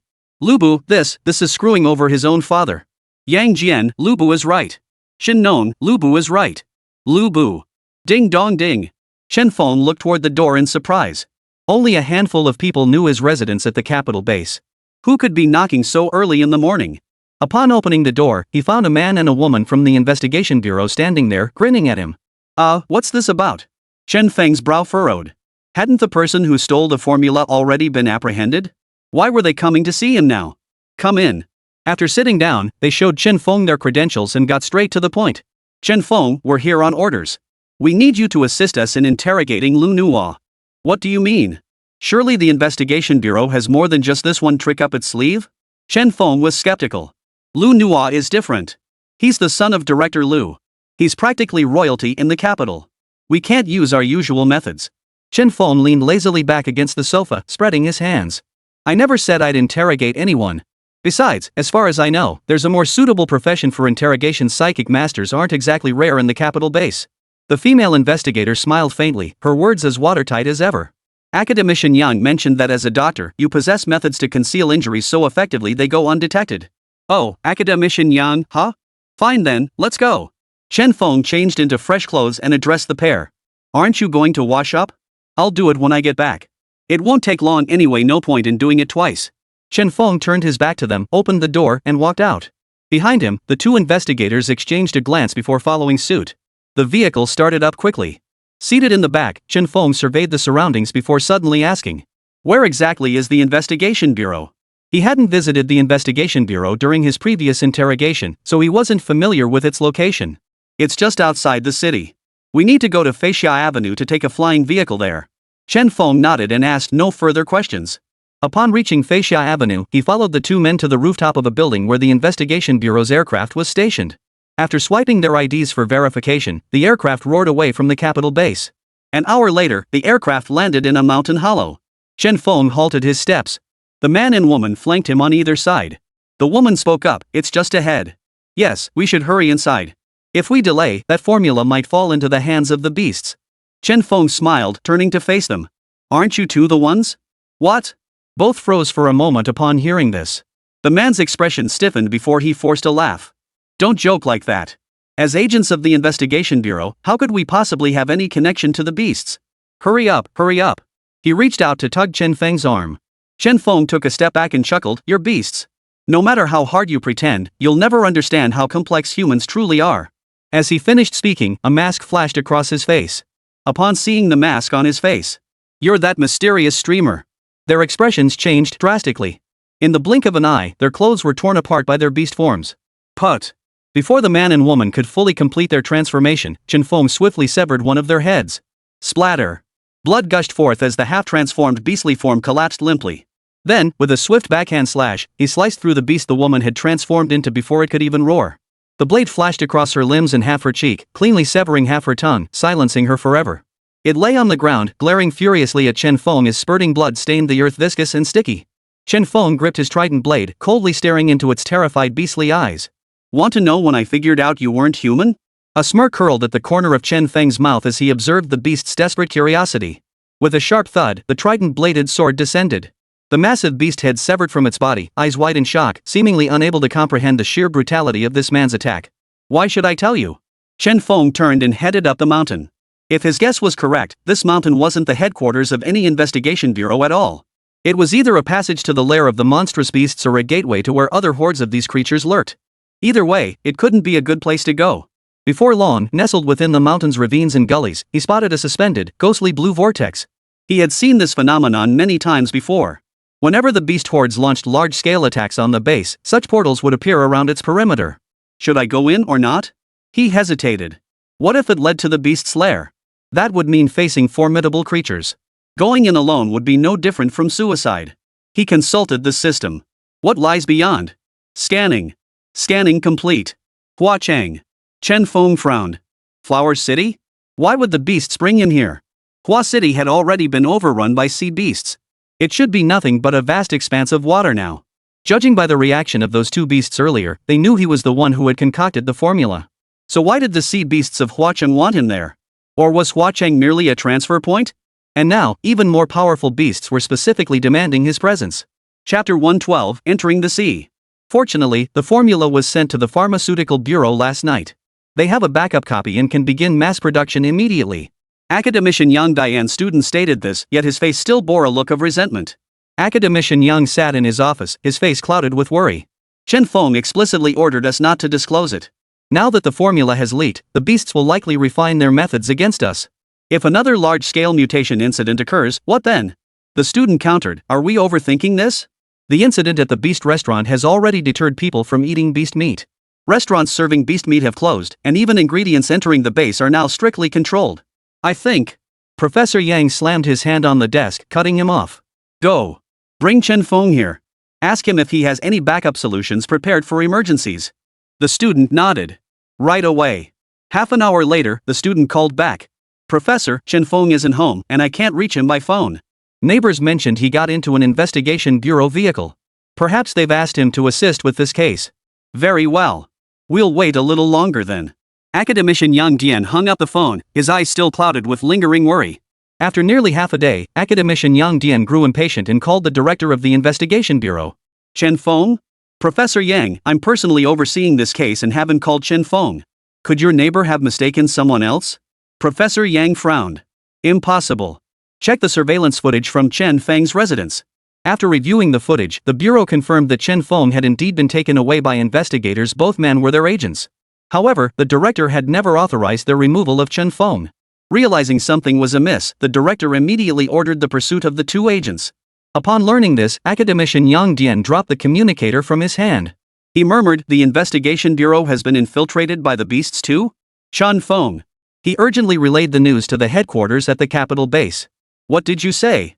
Chen Feng, our future pillar, has been taken by the beasts? We must rescue him. Such talent must not fall victim to the alien creatures. Soon, the investigation bureau tracked the aircraft's location via satellite. When they saw the alien beast's severed limbs scattered across the mountain, they exchanged stunned glances. He managed to kill two beasts. Does that mean he's safe, or is he in trouble? Search. We must find him. Huacheng. As Chen Feng traversed the passageway, the roar of crashing waves echoed through the tunnel. Without hesitation, he activated his skill, transforming into his dragon form. With a thunderous dragon's roar, the passageway behind him collapsed in a deafening crash. When he reappeared, he was still surrounded by the crimson-tinged sea. Though he had never reached the Flower City base, he had heard of this coastal city. Its fish and shrimp were of the highest quality, and its scenery was unparalleled. Yet now, this base city lay submerged beneath the sea. Everywhere, limbs swelled white and bobbing with the currents, while bones, stripped clean by schools of fish, lay scattered. A muffled roar echoed from the depths periodically. This place had become the domain of sea beasts. Boom! Explosions echoed ceaselessly as other nearby bases launched coordinated assaults against the beasts.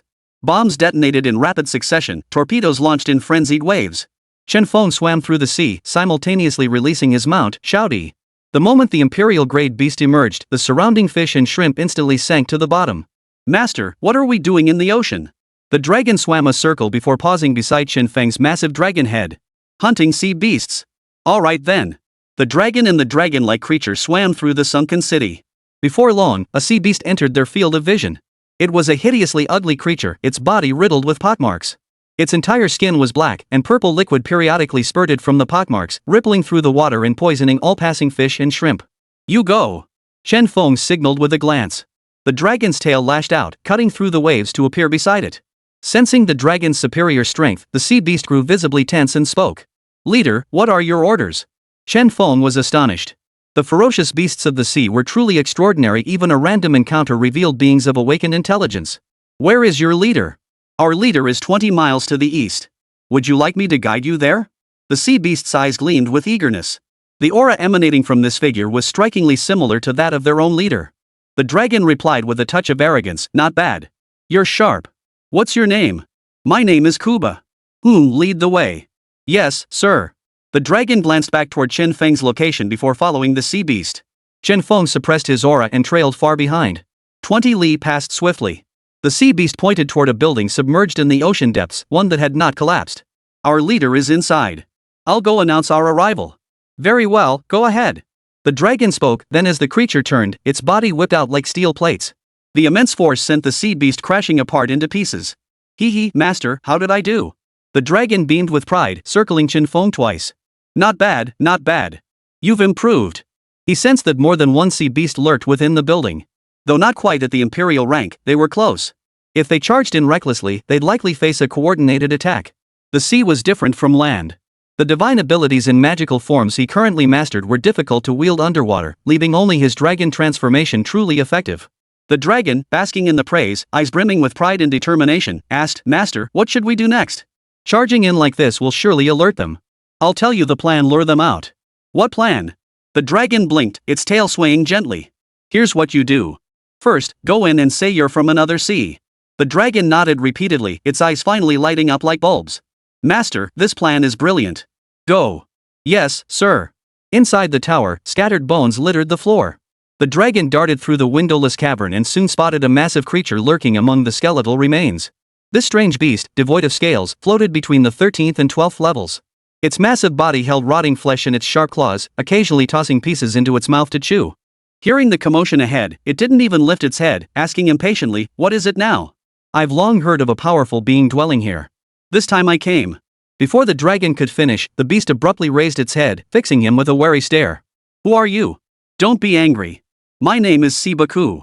I've come from elsewhere, hearing of the benefits here, so I've come. The strange beast eyed him up and down with its lantern-like eyes. Humph. From another sea? What did you bring? This is the most prized morsel in our seas. It's just a bit bulky. I'm small and frail, nothing like you, chief. We'll need both of us to haul it here. Ha ha ha. Since you understand the rules so well, I'll take you to meet our great leader shortly. Chapter 113, Luring the Snake Out of Its Hole. Alright, I'll leave it to you, chief. Let's go, let's go. The sea beast wasn't keen on gnawing on rotting carcasses day in and day out. Someone bringing gifts to Defect? It was overjoyed. Chen Feng crouched 10 li away from the building, waiting for the dragon to emerge with its people. Before long, he sensed the dragon's presence, along with the aura of a level 4 ferocious beast drawing nearer. You've placed this rather far away. Just how heavy is it? The fierce beast wiggled its slimy, obese body, grumbling discontentedly. Forgive me, chieftain. You've seen my frame, it's no match for yours, the dragon groveled obsequiously. The dragon's flattery pleased the sea beast immensely. It dropped its complaints, accelerated, and opened its massive jaws with a roar. Ha ha ha. Fine. Today, I'll show you just what the leader is capable of. Upon reaching the designated spot, the strange beast scanned its surroundings. Still, it saw no gifts and detected no scent of prey. Are you mocking me? Where are your offerings? Having swum 10 li with its massive body, it was already panting heavily. Upon arriving at the spot and finding not a single hair, how could it not be furious? The dragon glanced behind him and said, Isn't it right there? The beast turned and saw a massive dragon head that had appeared in the water at some point. Two eyes, as bright as the blazing sun, shone fiercely from the depths, while enormous dragon horns pierced the sea surface like towering trees. And at that moment, the ferocious beast was no larger than the dragon's nose. You. Chen Feng bared his teeth, unleashing a blast of icy breath. Crack. Instantly, cracks began to form across the monster's body, shattering it into dust. Oomph. Seeing this, the dragon's scales shuddered. Master, I'll go again. Go ahead. Chen Feng nodded and vanished once more. The frigid breath erupting from his mouth was a technique he'd just devised. By combining it with his cloud-manipulating divine power, he harnessed the cooling effect of the cold air to lower the cloud layer. Before long, the dragon repeated the tactic, drawing another monstrous beast, a level 6 ferocious creature. Its body resembled a water snake, with 3 heads and a ghastly, dark green hide, utterly hideous. Snap! The beast shattered, its eyes wide open in death. Soon, a layer of shattered remains piled up in the mud below. Go again!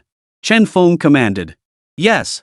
The dragon grew increasingly adept, charging off with renewed vigor.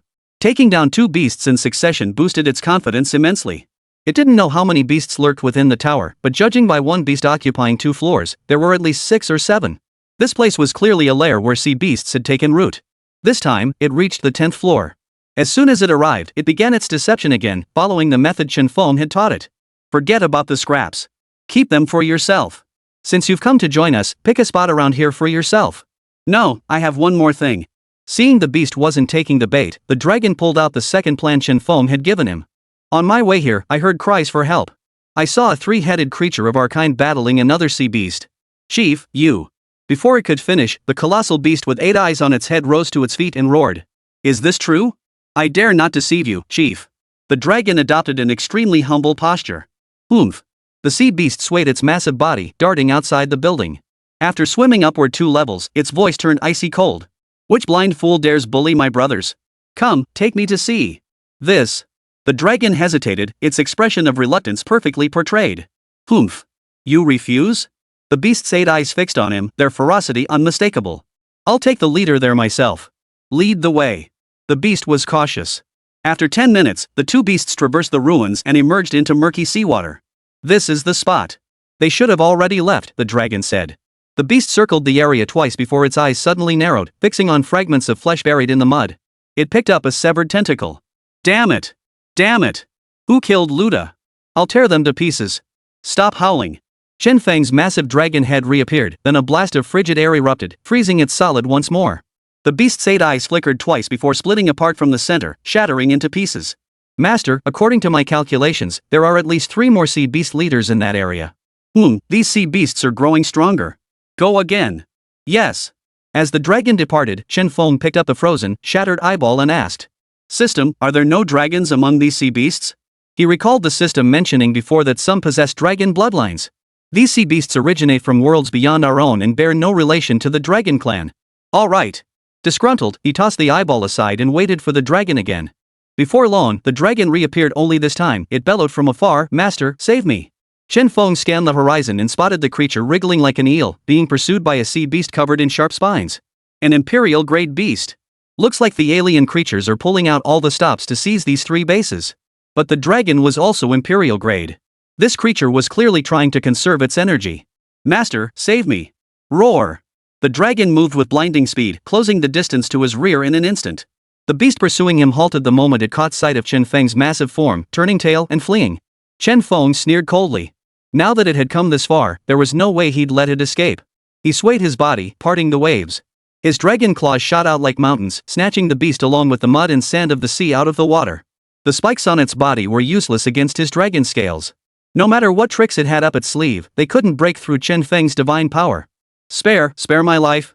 Feeling the crushing force of the claws and the cracking of its bones, it immediately begged for mercy. Master, don't let it go, the dragon snake gritted out. That thing nearly tore me apart. Who told you to hide your abilities? Chen Feng glanced at it with a smile, clutching the beast close to examine it. Besides the spikes covering its body, this beast possessed a massive mouth filled with equally dense, sharp teeth. Yet it had only 1 eye, resembling an oversized sea urchin with eyes. Beyond its 2 black arms, 3 tentacles extended downward from its body. What's your name? Hal. The beast bared its teeth, continuing to beg, don't kill me. Spare my life. How many imperial-grade sea beasts like you are there in Flower City? Each stronghold has at least 3 imperial-level beasts stationed there. The others, with 5 or 6 level beasts, have as many as 10, but even the smallest have at least 5 or 6. Hal confessed honestly. How many strongholds are there in total? 4 strongholds. 4 strongholds meant at least 12 imperial-level beasts, with countless others. What is the strength of this great chieftain you speak of? He's also imperial grade. He's the strongest among the imperial grade beasts. We all submit to his rule. Is it the same at the other 2 bases? Hal answered honestly, I don't know. We're stationed here awaiting orders. Chapter 114, Strongholds. Flower City actually harbors so many sea beasts. Huacheng, Xiqing, and Rongqing, 3 cities arranged in a triangular formation in the southeast of the eastern continent, had all fallen within a single day. Clearly, the beasts intended to use these cities as anchor points to gradually encroach upon the other bases. For surrounding bases to provide support, they first had to overcome the barrier of the sea. Amidst the raging seas, the sea beasts rode the waves like fish in water, rendering naval rescue operations unfeasible. Therefore, only airstrikes remained, supplemented by dispatching awakened individuals and water element specialists to aid the besieged. However, if the sea beasts' claims were true that such vast numbers lay dormant within a single base, then even reinforcements from other strongholds would struggle to swiftly overrun these 3 bases. Breaching from within was the optimal solution. Chen Feng pondered this, leaving Hal feeling uneasy, unsure how this unfamiliar powerhouse intended to deal with it. You've been cooperative enough. I won't kill you. Before Hal could relax, Chen Feng added, but I can't let you return either. Once I take this stronghold, you'll follow it and serve under its command. Hal's enormous eyes turned toward the dragon. Its 2 black arms waved as it declared, Hal greets the leader. Roar. Master, you mean it's to serve me? The dragon pointed at itself, excitement uncontrollable in its eyes. Thank you, master. Ha ha ha. Now I'm a dragon with subordinates. The dragon suppressed its excitement and asked, Master, shall we continue? It had a vague idea of what Chen Feng intended to do. Chen Feng shook his head. Not yet. He pressed on. Where exactly is this stronghold located within Flower City? How does its strength compare among the 4 major strongholds? And how many sea beasts remain within? Hal hesitated. Smack! The dragon-like creature slapped him across the head, snarling, "My master is questioning you. Answer honestly. You don't think you can play tricks on us, do you?" Hal dares not, Hal said, rubbing his head. Our stronghold is in the southeast corner of Huacheng. As for strength, it's the weakest within the city. Glancing at the severed limbs in the mud on the ground, he answered truthfully, 3 of our leaders have yet to arrive. What about their strength? All Imperial tier. Hal added, the strongest one was summoned to a meeting by a powerful being from beyond the heavens. A meeting? Do beasts even do that? Chen Feng chuckled. Under the watchful eyes of the 2 dragons, Hal answered nervously. The humans lost their base and won't let it go easily. Under heavy fire, many of our kind perished. It's only natural to gather and discuss countermeasures. So that leaves only 2 southeastern strongholds? Chen Feng narrowed his eyes. Only 2 left? That makes things much easier. Precisely. Chen Feng smiled as he looked at Hal. Since you've chosen to join us, you must show some sincerity. Merely bowing your head won't earn my trust. I'll follow your lead. Though Hal was a sea beast and not the sharpest tool in the shed, he could at least grasp the subtext. Good. Jialong. Present. Jialong stood upright, head held high and chest thrust out, resembling a giant seahorse. You take Hal to deal with that level 6 sea beast. Leave the rest to me. If they surrender, accept them. If they resist, feel free to eliminate them. Yes. Go. Chen Feng's figure swayed as he covered Tenli in the blink of an eye. He glanced inside. The building was tilted, revealing only a creature covered in suction cups gnawing on flesh. His tail lashed out. Boom! The building's pillars shattered, collapsing in an instant. Amidst the churning mud and debris, 2 furious roars echoed. Who's there? Looking for death? Which bastard tore it down? 2 monstrous beasts churned up waves as they appeared before Chen Feng's eyes. One sea beast resembled an oversized sea cucumber, covered in suction cups, spewing electric arcs from its mouth with each breath. Another creature possessed a head as large as an ox, covered in fine red fur, its body semi-transparent. As it swung its 2 massive claws, the seawater erupted with explosive sounds. How dare you betray me? The sea creature resembling a giant sea cucumber instantly grasped the situation upon seeing Hal standing shoulder to shoulder with the dragon. Hal blinked his large eyes. Number 2, Number 3, you 2 should stop fighting. You can't win. Bull. Come and get it. The 2 sea beasts charged forward one after the other, attacking the dragon and Hal. Electric arcs flashed, and the sound of air explosions echoed continuously through the sea. Crack! Chen Feng whipped his dragon tail, churning the waves, and swept the electrified sea beast into his coils. I am your opponent. Only then did the sea beast realize that a formidable presence had been lurking behind them all along. But betrayal had clouded its mind. With a roar, it charged toward Chen Feng.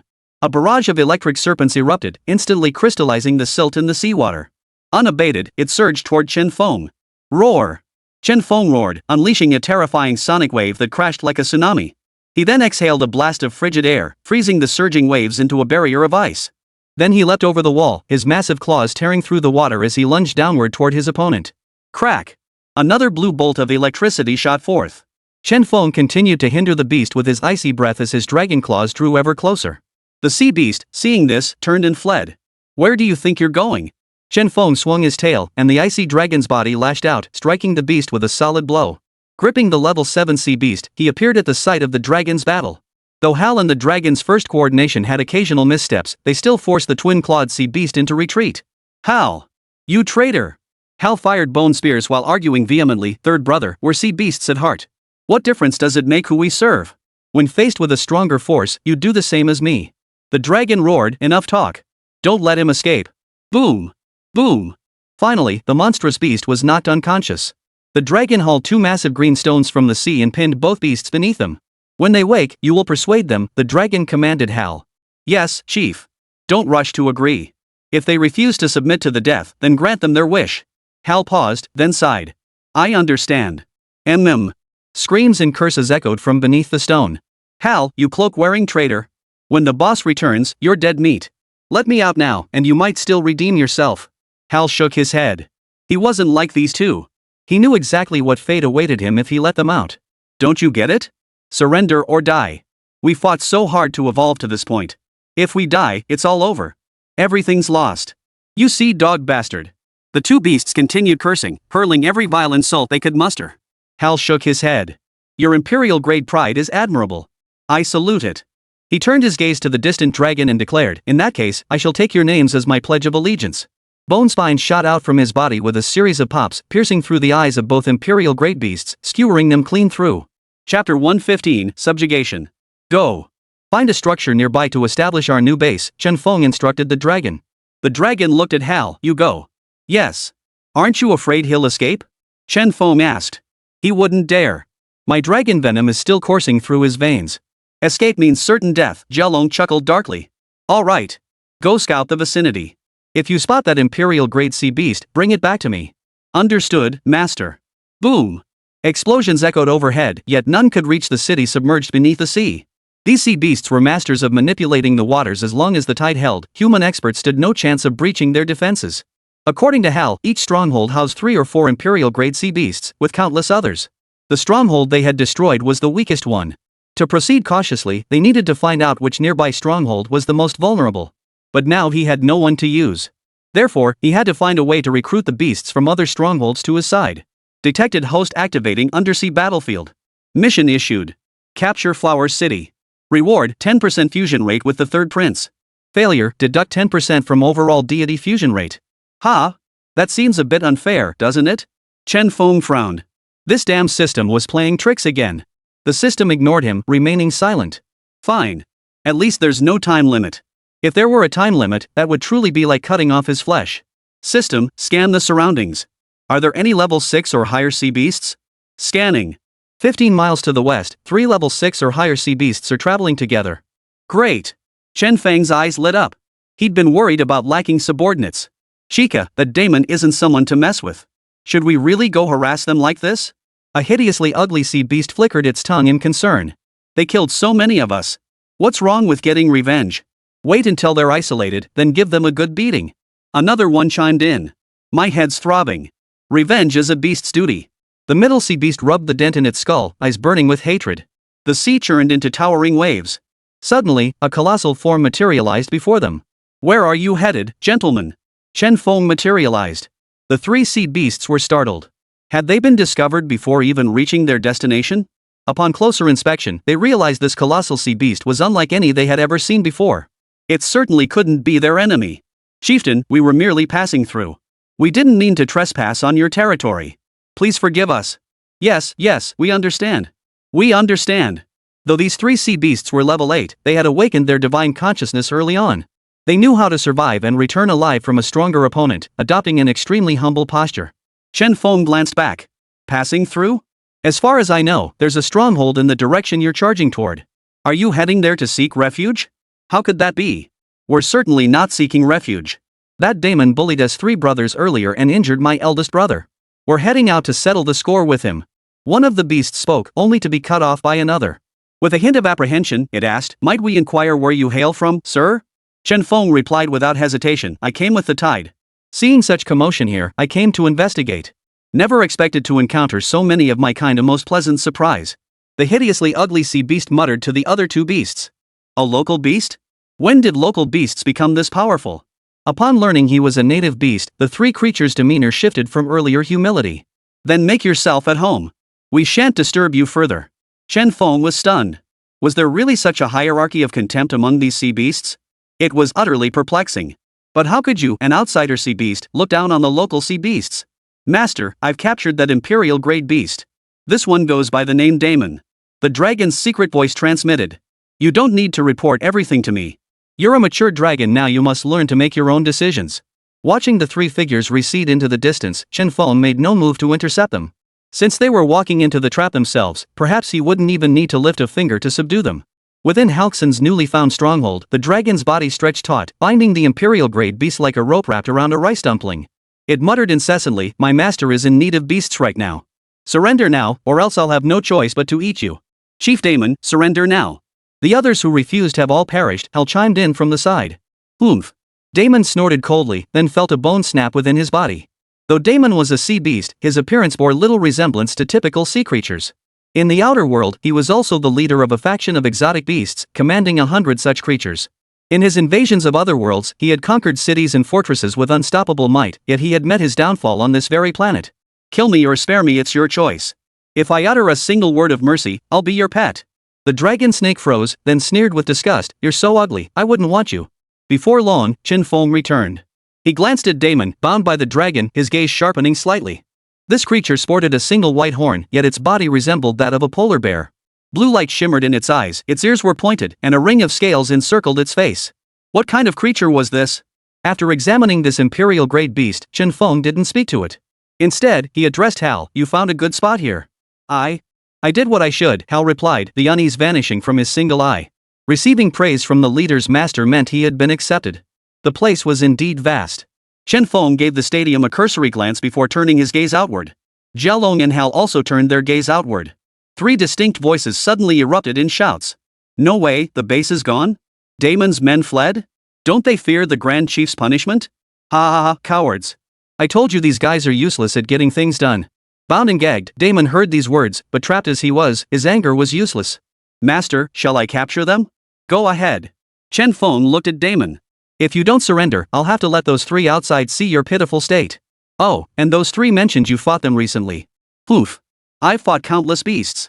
Can't remember them all." Damon remained defiant, but the panic in his eyes didn't escape Chen Feng's notice. "Very well. Once those 3 enter, I'll hand you over to them for punishment. How does that sound?" At this, Damon flew into a rage. "Killing beasts is no big deal. Why insult me? If you want to kill me, just do it already." Chen Feng smiled faintly. "That's where you're wrong. Surrender now, and I won't let those 3 humiliate you. The choice is yours." Footsteps drew nearer. Another unfamiliar beast. This one looks remarkably similar to the one we encountered earlier. Daimang glared fiercely at Hal, then shifted his gaze to Chen Feng's amused expression. With a sigh of resignation, he said, "Fine, I surrender." Chen Feng chuckled. It seemed this beast couldn't endure what humans couldn't. It couldn't stand being bullied by the weak. "Fine." Chen Feng extended his dragon claw, lifting the creature to its feet. "Stand beside me." Chapter 116, The Title of Azure Dragon. "This is my master." Why do you look like that?" Seeing the peculiar expressions on the 3 sea beasts' faces, the dragon snake inquired. "So you're his master?" "Brother, look, isn't that guy beside him Daimang?" "Yep, it's definitely Damon. The way he's acting, he seems like this powerful guy's lackey." The 3 sea beasts whispered among themselves, their expressions shifting repeatedly. "Does that mean we were just standing before their master?" Chen Feng smiled. "Greetings, gentlemen. Hope all is well." "Greetings, leader. May we ask your honorable name?" Chen Feng pondered for a moment. He hadn't really thought about this before, so he casually replied, "Jinglong." His dragon form was currently a shade of blue, making the name fitting. What's the story with this Daimang and his crew? Why did they change locations? "Ah, them." Chen Feng turned to the dragon. The dragon instantly understood. "Listen up, all of you. My master has now claimed this southeastern stronghold. From this day forward, the southeastern stronghold has a new master." The 3 sea beasts were stunned. "But, does the great leader know about this?" The eldest among them glanced at the silent Damon and said, "He just returned from the meeting. Aren't you afraid of provoking a united attack by doing this?" A cold gleam flashed in Chen Feng's eyes. "If you don't say anything, who would know this place has been taken over?" "Well, you're right. Since ownership has changed hands, our grievances with Damon are settled. We have other business to attend to. We'll take our leave." The 3 beasts tugged at each other, turning to flee as if this place were a den of dragons and tigers. "Hold on." As soon as Chen Feng spoke, the dragon and Hal blocked the 3 sea beasts at the entrance. The 3 sea beasts' eyes widened in alarm. The grotesquely ugly eldest brother spun around, grinning. "What's going on?" Chen Feng shot Damon a glance and said, "We've taken over this place, so naturally, the fewer people who know about it, the better. Since you happened upon us, there's no guarantee you won't spill the beans." No, we absolutely won't say a word." Chen Feng pressed on, "Words alone aren't proof. So, you either stay, or die." At his words, the 3 sea beasts tensed as if facing a formidable enemy, their bodies swelling. "I knew you had ulterior motives. Damon, you're a powerful lord yourself, how can you let native beasts walk all over you?" Daimang remained unmoved. "Join forces with us now. Break out of here and go apologize to the great chief." Boom! Before the other sea beast could speak, it was struck down from behind by the dragon's sneak attack. "Third brother," cried the winged sea beast, spewing venomous smoke as it lunged toward the dragon. "Playing with poison in front of your grandfather? You're asking for death," the dragon roared, spewing purple venom from its mouth. The seawater instantly turned a deep blue-purple. Within a few breaths, all 3 sea beasts lay defeated on the seabed. "Ha, this saves me the trouble of injecting venom into your bodies." The dragon finished, turning to look at Damon. "Are you coming over on your own, or should I knock you out and force-feed you the venom?" Daimang glanced at the three creatures sprawled on the ground, then at the dark-skinned Hal. He knew there was no escaping the venom today. After swallowing the venom, his face grim, he addressed Chen Feng. What do you need us to do? First, gather the surrounding beasts. You've been guarding this place for days, you should know what creatures lurk nearby. Though Damon didn't know Chen Feng's true intentions, he understood that strengthening their position was paramount. Without further questions, he replied. There are indeed several minor strongholds nestled around the southeast outpost. They've settled here precisely because this outpost is weaker than the other three. They're biding their time, waiting for an opportunity to seize control. Seeing Chen Feng listening intently, Damon continued, to the north of the stronghold, there are 6 beasts below the imperial rank. To the east, there are 4. To the west, 2 small beast nests are entrenched, each housing 7 or 8 beasts. There are none to the south. Ha? Why are there no beasts south of the outpost? The dragon asked in surprise. Hal explained, that area is protected by watching steel walls.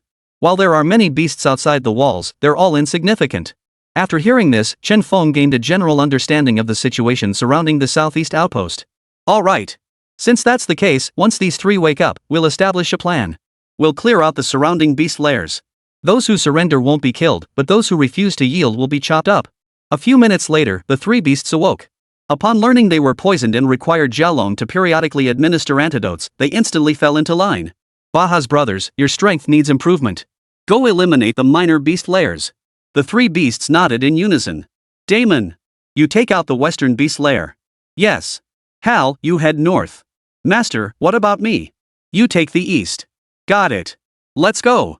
In the blink of an eye, the vast underwater stadium emptied. Chen Feng gazed at his massive dragon form.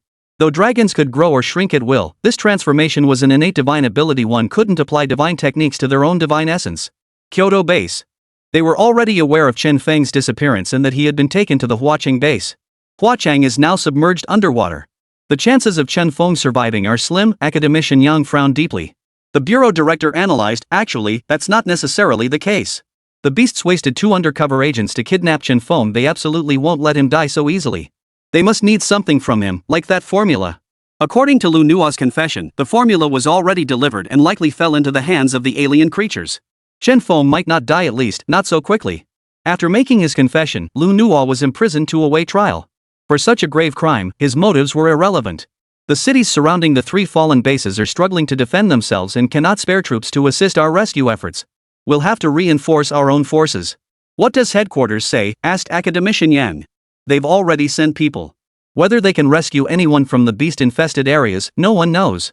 The mood was incredibly somber. Could it be that a genius was truly about to perish? The He family. After learning the news, He Huan stared out the window at the falling leaves, biting her lip hard to hold back the tears. How could this happen? She sought out the patriarch and relayed Chen Feng's situation. The old patriarch slammed his hand on the table and declared.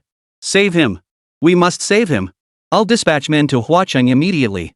You stay home and await news. Underwater Flower City, southeast stronghold. Beast roars echoed incessantly around the perimeter. You 7 beasts, will you come with me willingly, or shall I cripple you first? The dragon glared menacingly at the creature he'd pinned into the mud, his gaze sweeping over the 6 others encircling him. Release Marathi. Release him. I'll release him now, but first, I'll offer him a drink. The dragon spat a stream of venom into Marathi's mouth. He shifted his 4-clawed dragon feet, watching the sea beast's face rapidly turn purple with a sinister chuckle. He raised his head to threaten the 6 beasts, their expressions turning pale. He's poisoned now. If you don't care if he dies, come at me. If you wish him to live, cease your struggle. Surrender to me entirely, and I shall provide the antidote. Chapter 117, Joint Worship of the Dragon Sovereign. We pay our respects to the leader. The dragon appealed to their emotions and reason, and with the hostage in hand, he forced them to surrender outright. They obediently drank his dragon venom, becoming his loyal minions. You've shown remarkable foresight. Come. Follow me to our southeastern stronghold to build our future together. The dragon now resembled a master deceiver, resorting to every trick to lure foolish sea beasts into his service. Seeing lingering hesitation, the dragon chuckled darkly and destroyed their dwellings. With no ties left, they were now utterly bound to him. When he returned to the stronghold, Damon and Hal had yet to return, and the Baha's brothers were nowhere to be seen. But Jialong wasn't worried they'd escape without his antidote. These creatures wouldn't survive 3 days. Outside the underwater stadium, the dragon told his followers, after accompanying me to meet my master, find a place to stay here. Yes, sir. The beasts gazed up at the towering gate, following the dragon with a hint of unease. This new leader, how can he still have a master? One of the 7 beasts murmured among themselves. They seem like newcomers, not natives of this place. The southeast stronghold is Damon's territory. Though it's close by. A blue-faced beast with webbed feet trailed off, realizing the gravity of the question. The others exchanged glances, their shock evident. Damon was no pushover. The beasts surrounding these strongholds had been maneuvering against him for ages without taking him down. Some had even nearly been wiped out by him. Now this new leader was encroaching on Damon's territory, claiming to have a master. Could that master be Damon himself? With conflicting thoughts swirling in their minds, the beasts followed the dragon-like creature as it swam inward. Beneath the stadium, silt had buried everything, leaving only patches of deep-sea seaweed visible where they clung to the muddy ground. As the sediment swayed with the ocean currents, faint traces of a rust-red, corroded track became visible. 50 meters above, a faint tremor spread, as if vast seaweed had been laid out to form a strange pattern. "Chief, where is the master?" No sooner had he asked than he saw the dragon flick its head forward, declaring, "Master, I have fulfilled my mission. They have returned with me." Then, turning to the 7 beasts gazing around in confusion, it commanded, "Pay homage to my master. My master's words are my words. You must obey them henceforth." Though they hadn't seen the master the dragon spoke of, they mimicked the dragon's posture and bowed. "We pay homage to our master." The dragon rolled its eyes at this. Daring to compete with it for the title of master? You must address him as the revered Azure Dragon. "We pay homage to the Azure Dragon Lord." No sooner had the words left their mouths than 2 massive beams of golden light shot forth from the pattern they had previously mistaken for seaweed. The golden light lingered upon them for a long moment before gradually fading. The seaweed split open from below, revealing teeth as white as pillars. "You may rise." Chen Feng's voice echoed throughout the stadium.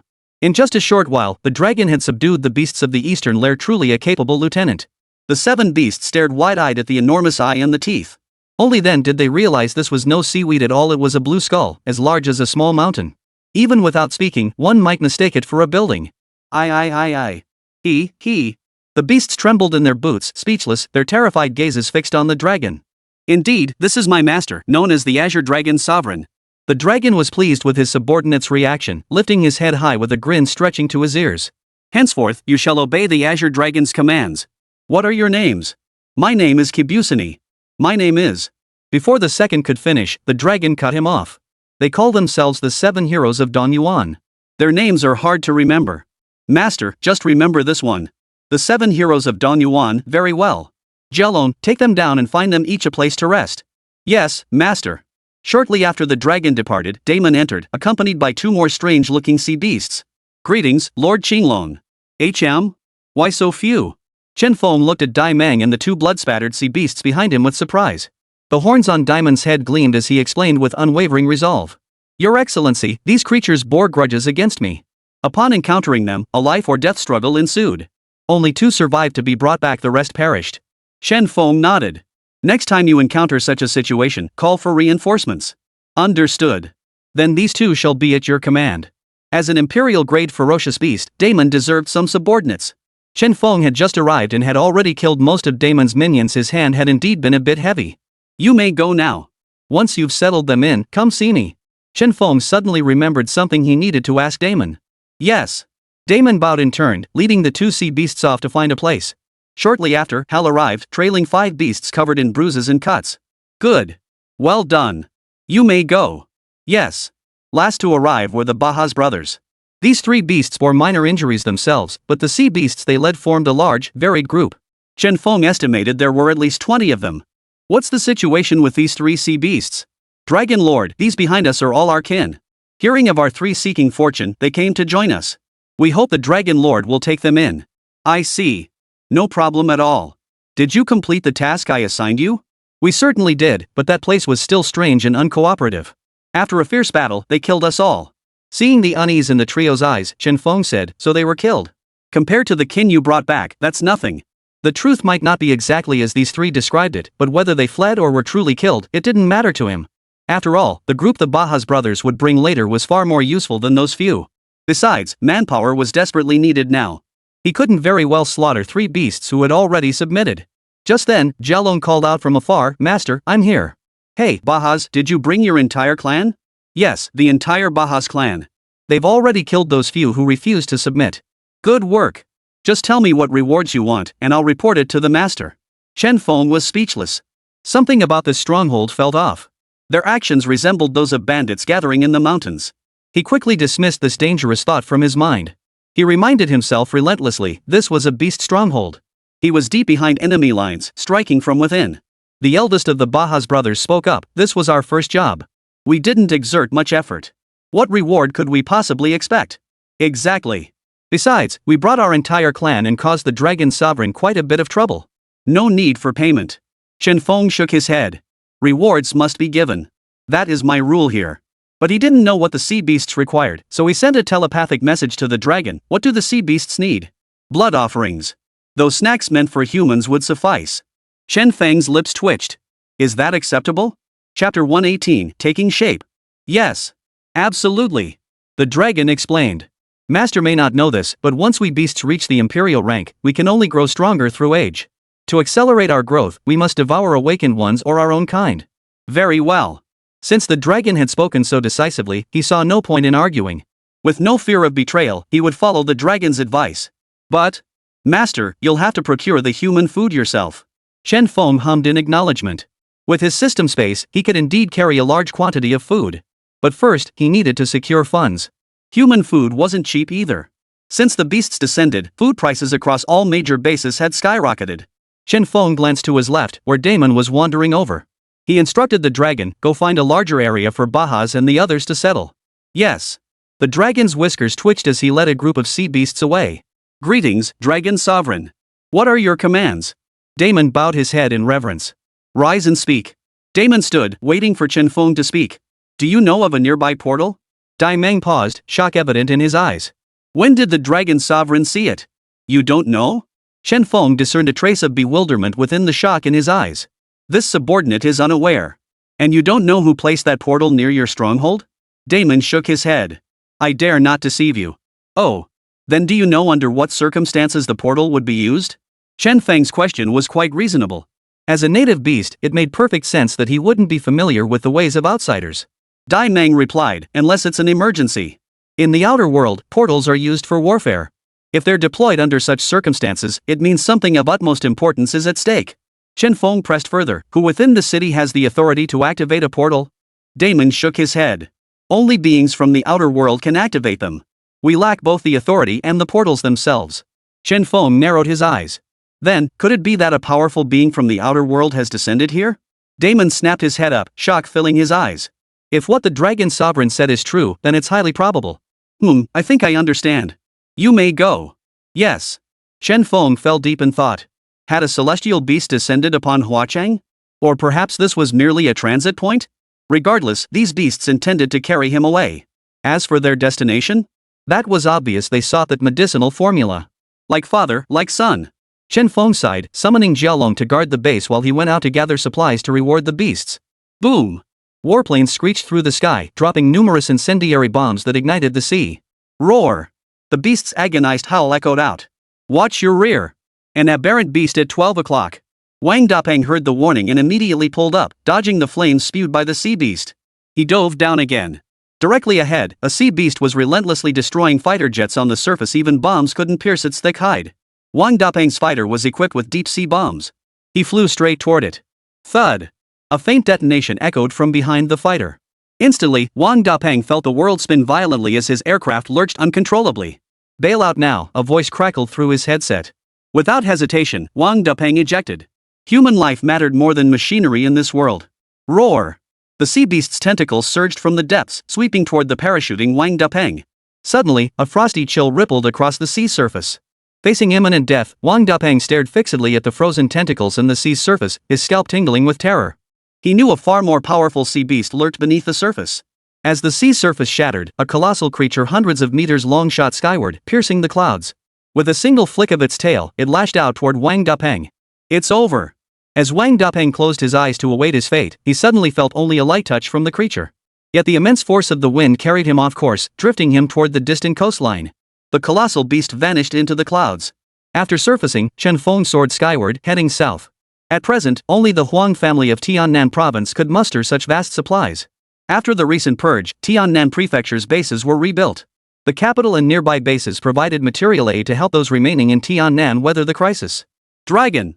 It's appeared again. Ever since witnessing the dragon last time, old Master Huan would often sit in his courtyard with binoculars, scanning the skies whenever he had a moment. Yet nearly half a month had passed without a trace of the dragon. Had his daughter and son not also witnessed its shadow, he might have begun to suspect he was succumbing to early dementia. This time, though, he spotted a wandering silhouette once more against the boundless northern sky. Dragon! It really is a dragon! Old Huang, a dragon! Old man Huang was overcome with excitement. He grabbed Uncle Huang's camera and aimed it at the sky. But before he could press the shutter, he saw the dragon heading straight toward him, growing larger and larger. Oh no, that dragon is heading straight for us. Old man Huang was still lucid enough to know that while his hobby was one thing, facing a living dragon meant certain death. Ancient texts warned that when dragons appeared, deadly poison filled the air. Those who witnessed them often fell unconscious, only to awaken as fools whose claims of seeing dragons were dismissed as delusions. Hide! Old man Huang tossed his camera aside and dragged old Huang toward the house. Chen Feng spotted old Huang in the courtyard of the Huang family mansion from afar. But as he approached, old Huang seemed to have seen a monster. He dropped his camera, smashing it to pieces, and bolted away in a flash. Landing in the courtyard, he resumed human form. With the mask covering his face, he called out. Old Master Huang, it's me. Come out and talk. Peering through the window, old Master Huang's eyes widened in disbelief. He had just witnessed a dragon transform into a human. Old Huang, standing nearby, whispered in disbelief, isn't that Mr. Chen? He's a dragon? Old Master Huang swallowed hard, feeling beside him. Where's the camera? That scene just now was perfect, a dragon turning into a human, a once-in-a-lifetime spectacle. Who gets to see that? The camera's over there. Old Huang pointed toward the shards scattered on the floor. Old Master Huang. Let's go. Since Mr. Chen is here, we should go out to meet him. Also, you go out the back door and call Xiao Xiao and Yiming back. Tell them Mr. Chen has arrived. Alright, I'll go right away. Old Master Huang adjusted his attire before opening the door. Regaining his composure, he bowed respectfully. Mr. Chen's unexpected visit graces this humble abode. Forgive my neglect. Please come in. Chen Feng glanced at the camera fragments scattered on the floor. This old man sure knew how to put on an act. He didn't believe for a second that the other party hadn't witnessed his dragon transformation earlier. Ha ha ha. Ah Chui, tidy up the courtyard and prepare some wine and food. Yes, sir. Chapter 119, Mr. Chen is no ordinary man. May I ask what brings Mr. Chen here today? If there's anything the Huang family can do to assist, please don't hesitate to ask. The old man made no mention of the earlier incident, but Chen Feng couldn't help but notice the furtive glances he kept stealing his way. Chen Feng cut straight to the point. To be honest, old master, I do have a matter requiring your assistance. The old master replied. Mr. Chen cares deeply for the common people. Everyone knows you are a benefactor to Tiannan Prefecture. After your last departure, the people erected a statue in your honor to commemorate your rescue efforts. Therefore, Mr. Chen, feel free to speak your mind. Should the people of Tiannan province learn of your arrival, they would likely come in droves. Chen Feng paused, then laughed. Why make such a fuss? I only did what needed to be done. After explaining his purpose, Chen Feng listed the items he required. Old Master Huang glanced at it and saw it was all junk food. He asked in surprise. Mr. Chen, this. Could it be that some areas have suffered disasters? My Huang family has grain. Why eat these things? If you need them, feel free to take them away. You could say that. Hua Cheng needs these items specifically, no grain is needed. It must be junk food, preferably greasy and salty junk food. Under no circumstances should we use the staples of daily life. Mr. Huang was stunned again. Could it be that Mr. Chen harbored some grudge against the disaster-stricken areas? Where exactly do you need these supplies? I'll arrange for them immediately. Hua Cheng.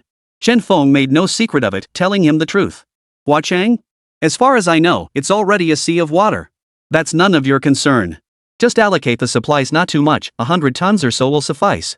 After saying this, Chen Feng added, of course, I'm not taking your things for free. I'll exchange them for something else. The Huacheng base held numerous treasures buried beneath the sea, gold, silver, jade artifacts, and antiques, many of which Chen Feng had collected. They should be able to secure something in exchange. How can that be? Mr. Chen, you're putting me in an awkward position. The reconstruction of the Tiannan Prefecture base owes much to the Huang family's efforts. We can't let your hard work go unrewarded. It's settled. Old Master Huang tried to protest, but his words were cut short by two figures bursting into the room. Mr. Chen, it really is you. Huang Yiming appeared dusty and weary, his face smudged with grime as if he'd just emerged from the earth. His expression turned visibly excited upon seeing Chen. Mr. Chen. Huang Xiaoxiao was also covered in dust, her eyes bright, though her skin had darkened considerably. Master Huang frowned and said to his children, what kind of behavior is this? Go wash up. You'll be joining Mr. Chen at the table shortly. Yes, sir. He apologetically explained to Chen Feng, please forgive them, Mr. Chen. They've been helping the villagers rebuild their homes these past few days, so It's no trouble at all. After the meal, Chen Feng followed Huang Yiming and his sister to the supplies the Huang family had prepared for him. Mr. Chen, the sea route is no longer viable. We must rely on air transport. With sea beasts rampaging, no one dared venture out to sea. Consequently, the Huang family had abandoned their trade routes, focusing entirely on rebuilding Tiannan Prefecture. No need to worry.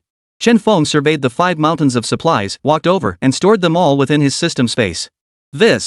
The Huang siblings stared wide-eyed as the goods vanished before their eyes, a feat they'd never heard of. Mr. Chen's abilities grow more astonishing by the day, Wang Xiaoxiao remarked.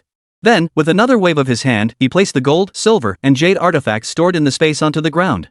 I'm pressed for time and won't be returning to bid farewell to the old master. Then, 100-meter-long dragon shot skyward, sending the Huang siblings tumbling backward onto the ground, stunned into silence for a long moment. That must be the dragon Dad talked about, right? Come on, let's tell Dad that Mr. Chen is a dragon. The siblings scrambled to their feet and drove home in a frenzy of excitement. The moment they entered the house, they saw their father peering through binoculars, murmuring words of admiration. Old Huang, did you get it on camera? Yes, sir, I got it. After reviewing the photos, old man Huang nodded with satisfaction. He turned to his flustered children and asked, "What's the matter? Did Mr. Chen leave? Dad, how did you know? Dad, guess what I saw? Mr. Chen, he's not human." Old Master Huang shook his head, calm and composed. What's all the fuss about? I knew long ago that Mr. Chen could ride the wind to arrive and transform into a dragon to depart. Old Huang, have this dragon carved from the photograph and erected at the center of Tiannan. Yes, sir. When Chen Feng reappeared beneath the seas of Huacheng, the dragon rushed eagerly to his side. Master, you're back. What is it? Something urgent? Chen Feng noticed the urgency in its eyes and inquired. It's urgent. Dai Meng received orders for our southeast base to coordinate with the Imperial-level forces at the western base to repel the invading humans. The dragon gazed at him expectantly. Chen Feng smiled. Go then. You know what to do. Understood, Master.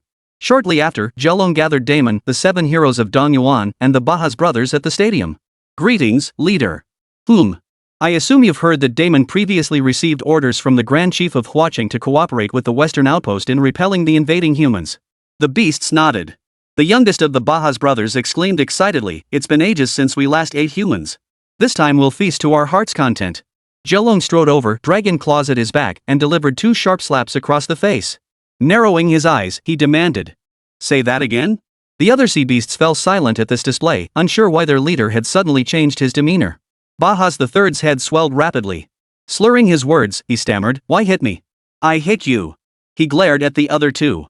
"If you're not smart enough to speak, just follow orders." Got it? Yes.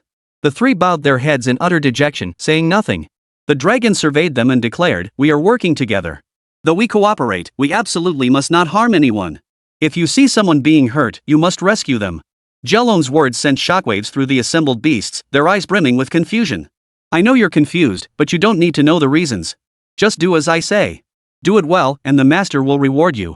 Do it poorly, and don't blame me for turning on you." Zhelong narrowed his eyes, scanning the beasts. "Understood? Understood. Good. Damon, you will lead everyone to the western outpost to complete the handover." Dai Meng nodded. "Let's go." Chen Feng watched the group of sea beasts disappear into the distance. The task the system had assigned him was still only halfway done. Eliminating every sea beast in Huacheng base would be no easy feat. But even in the face of disaster, progress must be made step by step. Once the first move was made, the day would come when Huacheng would be completely conquered. He just didn't know how many surrounding base cities would survive by then. He opened the system space, pulled out a bottle of wine, and took a hearty swig. Though the name was different, the taste remained the same, a nostalgic flavor. 100 meters above the undersea city, artillery fire rained down and flames raged across the surface, turning dead fish into instant seafood. "Fire there! There's a big one! Concentrate fire! Open fire!" Chapter 120, The Beast War. In the sky, bomb trails screeched through the air.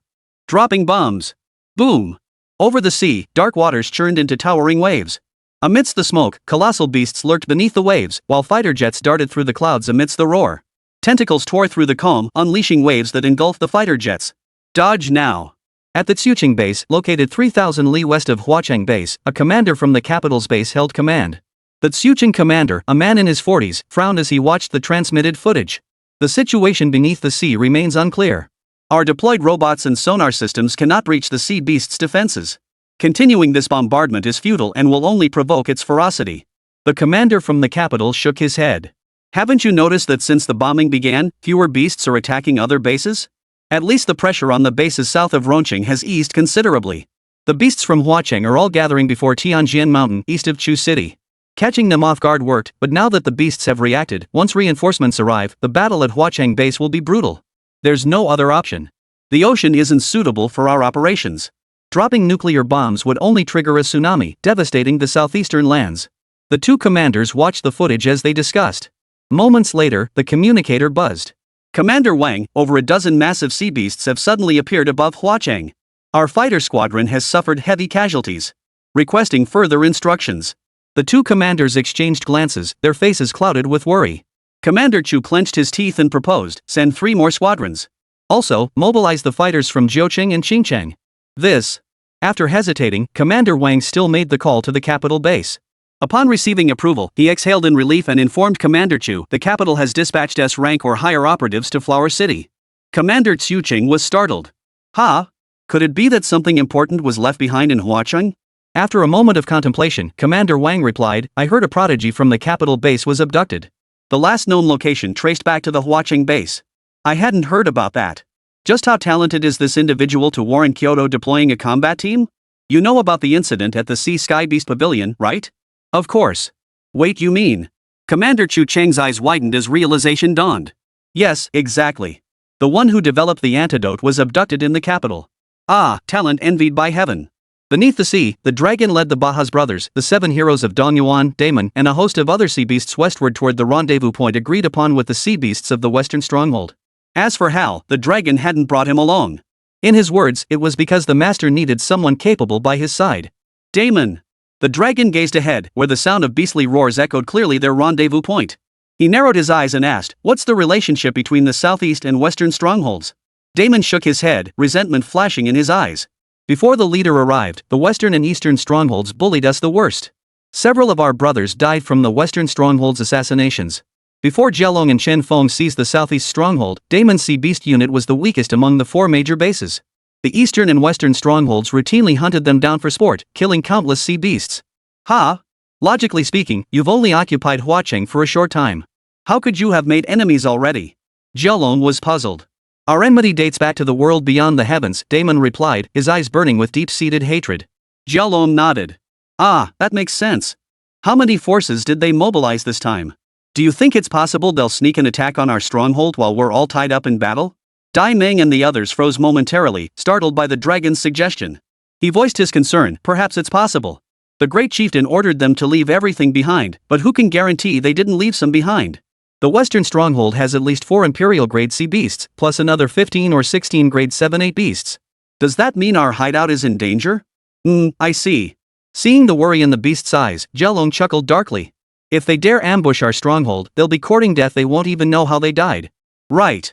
Since we have a grudge against the western stronghold, keep an eye out for their stragglers. The dragon gestured at his neck, and all the beasts understood his meaning. Let's go. Once inside, avoid conflict. Assess the situation first. When the battle shifts to the sea, we'll find our chance to strike. Best to keep them all at sea. As for the reason? Blame it on humanity. Understood. After giving his orders, the dragon led the sea beasts from the southeast stronghold to the assembly point. Upon their arrival, the group of hideously ugly creatures turned to look at them, their eyes flashing with danger. What took you so long? The leader was a 2-headed sea beast, its lower half a fishtail and upper half covered in tentacles. Red light flickered from its mouth as it spoke. His gaze swept over the sea beasts from the southeast stronghold, finally settling on Damon. Chief Damon, why are all these people you brought so unfamiliar? Not a single one of your brothers came? He turned to the horde of beasts behind him and roared with laughter. Chief Damon, you didn't just gather some random fish to fool the Grand Chieftain's orders, did you? Instantly, Bahaz and his 3 companions, along with the 7 heroes of Donyuan, were incensed. They tried to step forward, but the dragon's gaze held them back. Jialong took a step back, glancing at Damon. Damon stepped forward, his gaze sweeping over the beasts from the western stronghold before settling on the one who had spoken. Recto, half your western outpost forces still failed to show. The great chieftain's order was for the western outpost to lead the assault all forces were to deploy. None of us can point fingers at anyone else. You lot arrived so late, how do you account for delaying the battle opportunity? Recto clearly intended to intimidate Damon. Damon replied coldly, the great chief only said to assemble before noon. There's still an hour left until noon. Chief Recto, you can read the time, can't you? Finding no advantage in the verbal sparring, Recto's eyes suddenly flashed with ferocity. Enough talk. Since you're here, let's move out. Once we're on the battlefield, anyone who disobeys orders will find me unforgiving. Advance. Roar. The roar pierced the sea surface, echoing high into the sky. Jialong followed behind, watching the howling sea beasts ahead and shaking his head. He himself was a ferocious beast from the celestial battlefields. Though he didn't know whose minions these creatures were, such foolish behavior would make them easy prey for him to harvest. Over 20 beasts from the western stronghold had arrived to Imperial grade, the rest 7th or 8th grade sea beasts, all possessing awakened sentience. Though their forms beneath the sea were unremarkable, once exposed, these beasts revealed their true, colossal forms far more destructive and lethal. Moments later, the western outpost's beasts surged from the sea, their forms swelling to colossal proportions towering like 100-meter skyscrapers. They targeted the western sector, where the heaviest firepower was concentrated. At least 30 to 50 fighter jets hovered high in the sky above, unleashing a relentless barrage of shells that exploded overhead as if ammunition were free. Chapter 121, Carnage. Anomalous beasts approaching from underwater. Evade immediately. Since his last parachute jump, Wang Dapeng had been rated a hero-level warrior, securing his place among these dozens of bombing teams. Compared to last time, he was far more cautious now, his eyes fixed on the water's surface. The moment he spotted any bubbles, he'd alert his teammates in advance. Sure enough, as the fighter jets flew away, the churning waves suddenly parted. A monstrous creature, larger than 2 skyscrapers, leapt from the sea. It spat crimson beams from its mouth, sweeping across the circling aircraft. Boom! One fighter, unable to evade in time, exploded mid-air. Missiles ready! Fire! Hundreds of missiles streaked from beneath the wings in all directions, exploding upon the creature's hide in an instant. A series of explosions echoed, followed by the beast's furious roar. You can't kill me, ha ha ha. Hearing this, the warriors were utterly shocked the beast could actually speak. Damn it, it's an Imperial-class beast. Retreat immediately in contact base for laser strikes. The fighter jets raced westward. Beneath the tranquil western sea, churning waves suddenly boiled like a cauldron. Instantly, countless columns of frozen seawater shot skyward like ice spears, streaking toward the aircraft high above. The whistling pierce of the air, like the scythe of death, shattered dozens of retreating fighters. Captain! One crew member watched the commander's fighter explode in a thunderous blast, his eyes bulging with rage, bloodshot and wild. I'll fight you bastards to the death. Don't be reckless. Come back. The warrior was intercepted and pulled back, beginning to dodge the attacks from the absorbed supernatural powers. Beneath the sea, echoes of laughter reverberated. These humans actually think we're the same as those previous rabble. Little do they know we've been through countless battles, harvesting multiple planets and worlds beyond our own. Kill them. Crush them. Red light erupted from Recto's mouth, sending fighter jets crashing to the ground wherever it struck. In his excitement, he commanded the beasts led by Damon, take your men and destroy the temporary base on the shore. Damon, however, looked toward the dragon lurking beneath the waves. Why look at me? Of course I'm not going. Everyone submerge and hunt down isolated beasts. With that, the beasts vanished into the depths. Damon went to ambush another Imperial-class sea beast. The 7 heroes of Dong Yuan and the Bahas brothers were tasked with eliminating the remaining sea beasts. The dragon headed toward the deep sea, with Recto directly above it. As Damon had stated, Recto absolutely could not be spared. Otherwise, with so many human casualties, the master would certainly be displeased. Either force his surrender or eliminate him. Given the current situation, the southeast stronghold's overall strength was still somewhat lacking. If he could be recruited, recruit him. If not, he would have to be destroyed. It all depended on the enemy's luck, the dragon mused as it crept closer to the shadow above. Meanwhile, the satellite's laser weaponry was already primed and ready. As the headquarters in Chu City locked onto the monstrous beast, a beam of white light hundreds of meters in diameter pierced through the clouds, striking the colossal 2-headed creature. Sizzle! Under temperatures exceeding 1,000 degrees Celsius, the beast's skin rapidly cracked and dried, blood gushing forth and staining the sea red. Roar! The pain-stricken beast plunged into the sea. The laser weapon shut down. The commander at Xuqing base shook his head. For an intelligent alien creature, it won't just stand there taking hits unless it can be killed outright. Activating a laser strike consumes far too much energy. It can't be helped. Reinforcements are arriving. Order the other fighters to withdraw. Prepare yourself. Xuqing base might not hold out. The 2 commanders stood in silence, exchanging glances. Just then, a beast's howl suddenly echoed across the screen. Oily blood surged from the ocean floor, and soon, the massive carcass of a beast floated to the surface. What's happening? Commander Wang stared, utterly bewildered. Quick! Contact the flight squadron and investigate what's happening in that sector. Roger! The ocean surface in the footage was now a sea of crimson. Huge sea beast carcasses kept surfacing from the depths, leaving the commanders at various bases utterly bewildered. Why are the sea beasts suddenly dying? What on earth is down there? What else could be down there besides alien beasts? Perhaps they're fighting amongst themselves.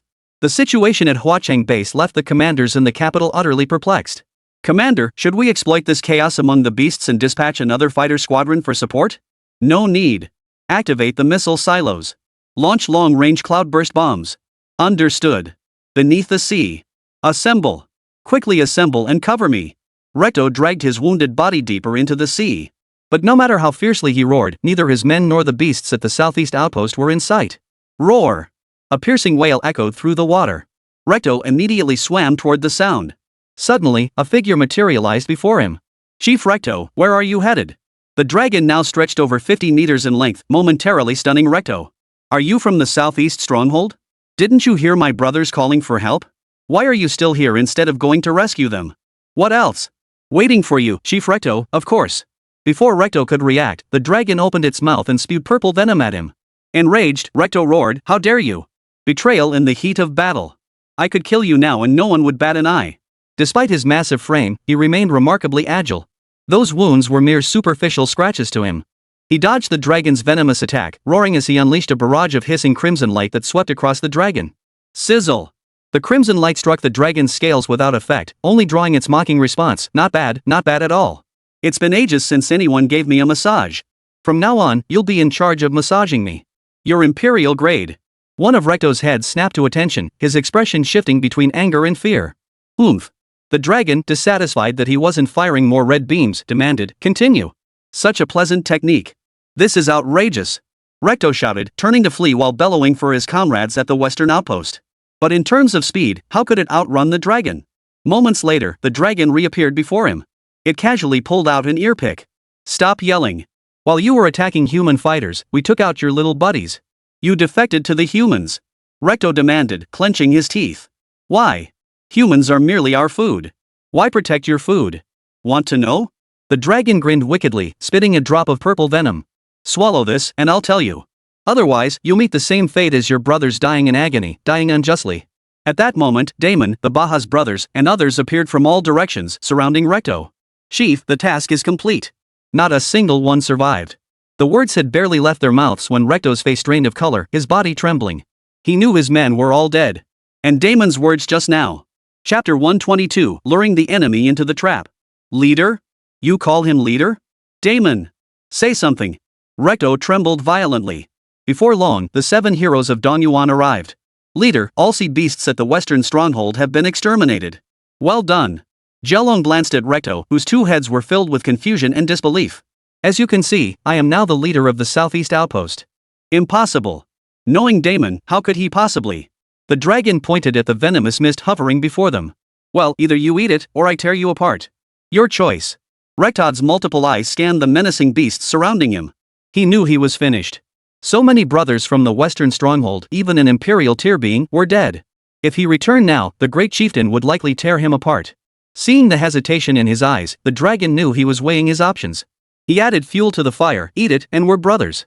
Refuse, and we'll be going days without a proper meal. Recto's 2 heads glanced at the beasts, then at the droplet of purple venom. Taking a deep breath, he roared. Fine, I'll eat it. With a death-defying expression, he swallowed it whole and collapsed to the ground.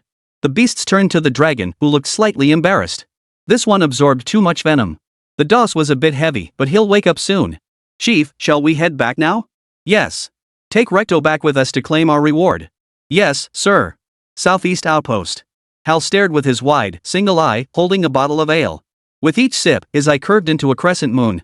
Chen Feng couldn't help but smile at the sea beast's antics. Just as the dragon had said, these creatures truly did enjoy consuming such foodstuffs. Hal immediately turned to him, inquiring, Honorable Azure Dragon, what are your orders? There are guests outside. Quite a few of them. Go bring them in. By any means necessary. Guests? Hal wasn't the sharpest tool in the shed and struggled to grasp the concept. Troublemakers. Hal crushed the wahihi bottle in his hand and turned toward the stadium gates. Anyone daring to cause trouble for his boss was essentially causing trouble for him. He'd make sure to welcome them properly. As soon as Hal stepped outside, he spotted 5 or 6 sea beasts gathered 100 meters from the entrance, and they were all familiar faces. Well, if it isn't Hal. Boss, see? I was right. The southeast outpost didn't send everyone out. At least Damon has some brains. But why did only one come out? Looks like Damon doesn't have many brains either. Leave the little cutie. Guard the home. The sea beasts mocked Hal shamelessly right in front of him. Who the hell are you calling cute? Hal snapped, flinging the Walla Walla bottle in his hand toward the beasts. Watch out. Though they despised Hal, the creatures had never seen such a bottle before and instinctively stepped back. What's that smell? So fragrant. The leader among the beasts and another imperial-grade creature sniffed the air, their eyes gleaming with interest. Fine stuff, but a pity the contents are gone. They turned to Hal. Hal, where did you get this? I won't tell you, it was given to me by the Azure Dragon, revered one. Hal swallowed hard. The leader of the Western Stronghold looked utterly bewildered. The revered Azure Dragon? What kind of name is that? Do we have someone like that in our Flower City base? Never heard of it, the other beasts shook their heads. Hal, where is this so-called revered one of the Azure Dragon? The beasts of the Western Outpost seemed to have forgotten their original purpose, now utterly captivated by the bottle. Hal pointed toward the stadium gates, his wide eyes brimming with utter bewilderment. Inside. He's got more of this stuff in there. The beasts exchanged glances, then huddled together, murmuring among themselves. Boss, could this Azure Dragon revered one be one of the earlier arrivals? Definitely. How else could he have something with such a strange fragrance? We don't have anything like this in our world. Why don't we ask him for some? Smack. The sea beast leader slapped the speaker hard across the face, his dark eyes flashing with ferocity. What are you talking about? Have you forgotten why we're here? Once we seize this place and force him to spill where he got that stuff, we'll have all we can drink. The boss is right. Let's go inside. With so many of us beasts, how could we be controlled by some old elder? What a load of crap, this so-called Azure Dragon venerable. Hal, we're going in. Let us. The sea beast leader addressed Hal as if coaxing a little darling. Oh, all right. Follow me. Hal's honest tone held no pretense. The beasts exchanged glances before following him into the stadium. Boss, this place is huge, just like our old hideout. Why don't we move the whole crew here? You know nothing. We can't occupy this place. If the Grand Chief finds out we're fighting amongst ourselves, I'll be torn limb from limb. Do you want me dead? The beasts immediately shook their heads. But we could have the Southeast Outpost collect humans and their provisions for us. Like this, Wah hee hee. Where's the Azure Dragon Lord? Come out and see me. The Western Stronghold leader carried himself with great pomp. He resembled an oversized starfish, yet possessed razor-sharp fangs and dense, writhing tentacles that fluttered like insects. Only the sound of their movements echoed through the stadium, no other noise. Hal! Are you messing with me? Hal shook his massive head, his tentacles fluttering rapidly beneath him as he swam beneath the greenish expanse. Then, facing them, he pointed upward. Lord Qinglong, they're here. Well done. Here's your reward. Chen Feng opened his eyes and retrieved a bottle of wahihi from his spatial storage. Thank you, Lord Qinglong. Hal eagerly tore it open, slurping it down sip by sip, his eyes glowing with satisfaction. Blinding light flooded the stadium, instantly putting the beasts of the Western Stronghold on high alert. Staring at the colossal dragon's head, they froze for a moment before reacting. Roar! The beasts' bodies began swelling instantly, crowding the stadium until there was barely room to breathe. So you are the Azure Dragon Lord. Does this mean you've already taken over the Southeast Stronghold? Chen Feng nodded, standing the two imperial-grade beasts. Correct. If you surrender, I may accept you. What arrogance! Brothers, let him witness the might of the Western Stronghold. Beat him half to death first, then make him hand over those delicacies. Greed filled the eyes of the beasts as they charged toward Chen Feng with unbridled urgency. Chen Feng stood utterly still. As the beasts closed in, he opened his mouth and unleashed a blast of frigid cold air. In an instant, all beasts below Emperor grade were frozen solid, shattering with a crackling sound. The ice on the two imperial-grade beasts burst under the pressure. One spewed venom, turning the sea black. The tentacles detached from the leader's body, hurtling toward Chen Feng before exploding with a thunderous boom. Roar! A dragon's roar echoed through the stadium, its explosive shockwave scattering the black seawater. With a flick of his tail, he slammed both imperial-grade beasts into the mud, their fates unknown. Hal swam past Chen Feng, clutching wahihi in his arms. His tentacles tapped the remaining two beasts before addressing Chen Feng. They're unconscious. Chapter 123, Chieftain Batty. Master. We're back, caught a big one. As the dragon and daemon sea beasts entered the stadium, they saw Hal dragging the beasts' corpses out. Two imperial-grade sea beasts still lay unconscious on the field. Dai Meng recognized the two familiar sea beasts. Complex emotions flashed in his eyes, relief mixed with other feelings, but he sighed in relief and said, "Thank goodness the Azure Dragon Lord is stationed here." Jialong kicked one of the unconscious beasts. Without waiting for Chen Feng's orders, he expertly injected venom into its mouth and declared, "They really dared to come here. They're asking for death." Then, as if seeking credit, he ordered the Baja's brothers to dump the captured sea beasts onto the ground. "Master, we captured an imperial-grade beast. The rest of the sea beasts were dealt with one by one." They're nothing but trash in the sea now. Well done. Chen Feng waved his dragon claw, and a ton of fried foods and various additive-laden drinks appeared in the stadium. Go, distribute it among your subordinates. The sea beasts, seeing the food materialize out of thin air, lit up with excitement, saliva uncontrollably dripping from their mouths. See that? That's the perk of serving my master. Merit is rewarded. With that, the dragon began distributing the provisions by name. Daimeng, 3 cases of lei bai san beer, 10 boxes of Shaoxiong instant noodles, 1 box of Wei Long spicy strips. Daimeng swallowed hard as he stepped forward, hoisting the rewards onto his shoulders. My deepest gratitude to the Azure Dragon Lord. My deepest gratitude to the leader. Damon knew better than anyone how delicious these treats were. Back when they fought beyond the heavens, where could they find such things? They'd survived on raw creatures' disgusting stuff. After arriving here and capturing the Flower City base, they had scoured the ruined rooms and discovered plenty of such foods. After just one taste, they were hooked, utterly captivated by their unique flavors. After devouring them, they ventured out again in search of more. Yet their quest for these novel delicacies led to frequent clashes with sea beasts from rival strongholds, thus the feud began. The Bahas brothers, step forward to receive your provisions. The 7 heroes of Dongyuan. One by one, they received their shares and distributed them to their subordinates. Each was overjoyed, some practically unable to wait to open and taste the offerings. Hold on, don't open them here. Eat them outside. Chen Feng had no desire to smell those aromas. The other sea beasts were puzzled. Why wouldn't the Azure Dragon Lord partake of such delicacies? At that moment, the 3 unconscious sea beasts awoke simultaneously, their forms returning to their original shapes, no longer the bloated, massive forms they had taken during battle. Though they were far from the entrance, the scent drifting through the seawater made their mouths water uncontrollably. Chen Feng glanced at the dragon, who immediately understood. He approached the 3 now docile imperial-grade sea beasts. You all have my venom within you now. Every 3 days, come to me to receive the antidote. The leader of the Western stronghold, enduring the pain throughout his body, glanced at another subdued comrade and said bitterly, how could even you be? Boss, our entire crew was wiped out. Silence followed. But the aroma wafting from the sea made their mouths water.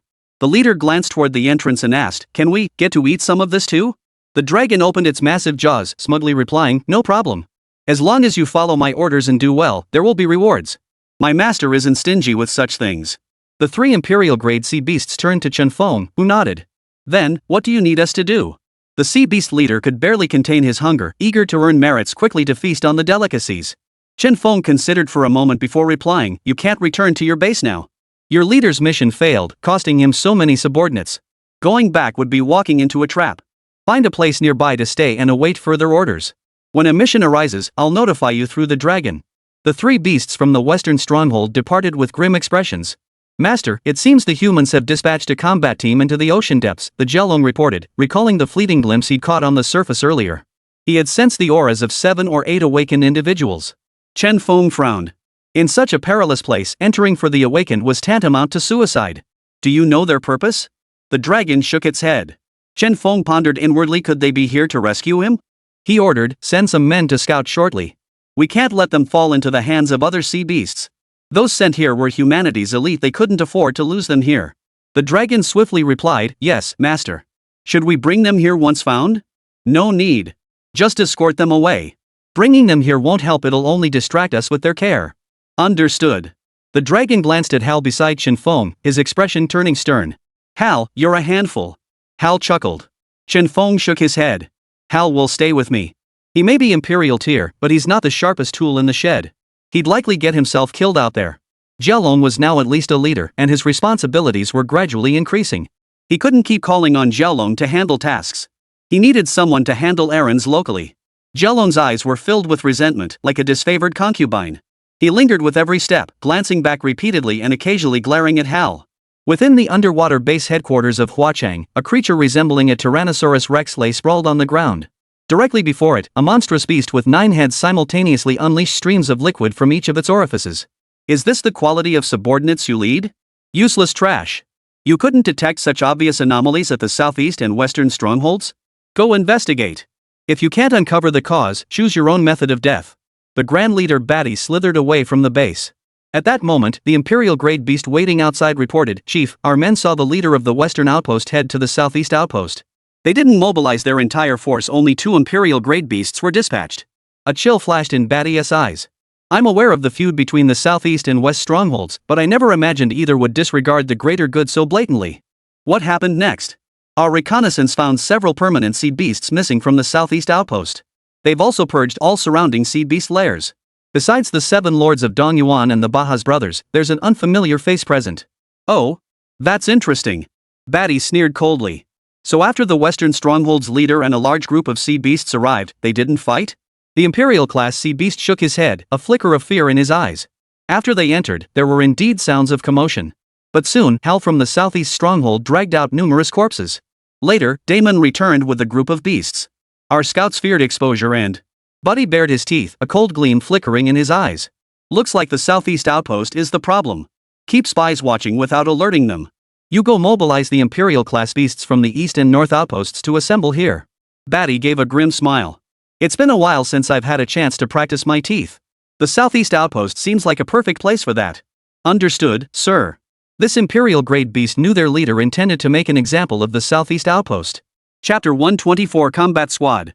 The steel jungle tilted, buried beneath mud and sand. Fish swam between the buildings, bubbling as they watched the 7 figures standing on the ocean floor. We're currently in eastern Huacheng, on Harbor Street, the leader said, his body enveloped in a bubble formed by water currents as he spoke to the other 6 men and women.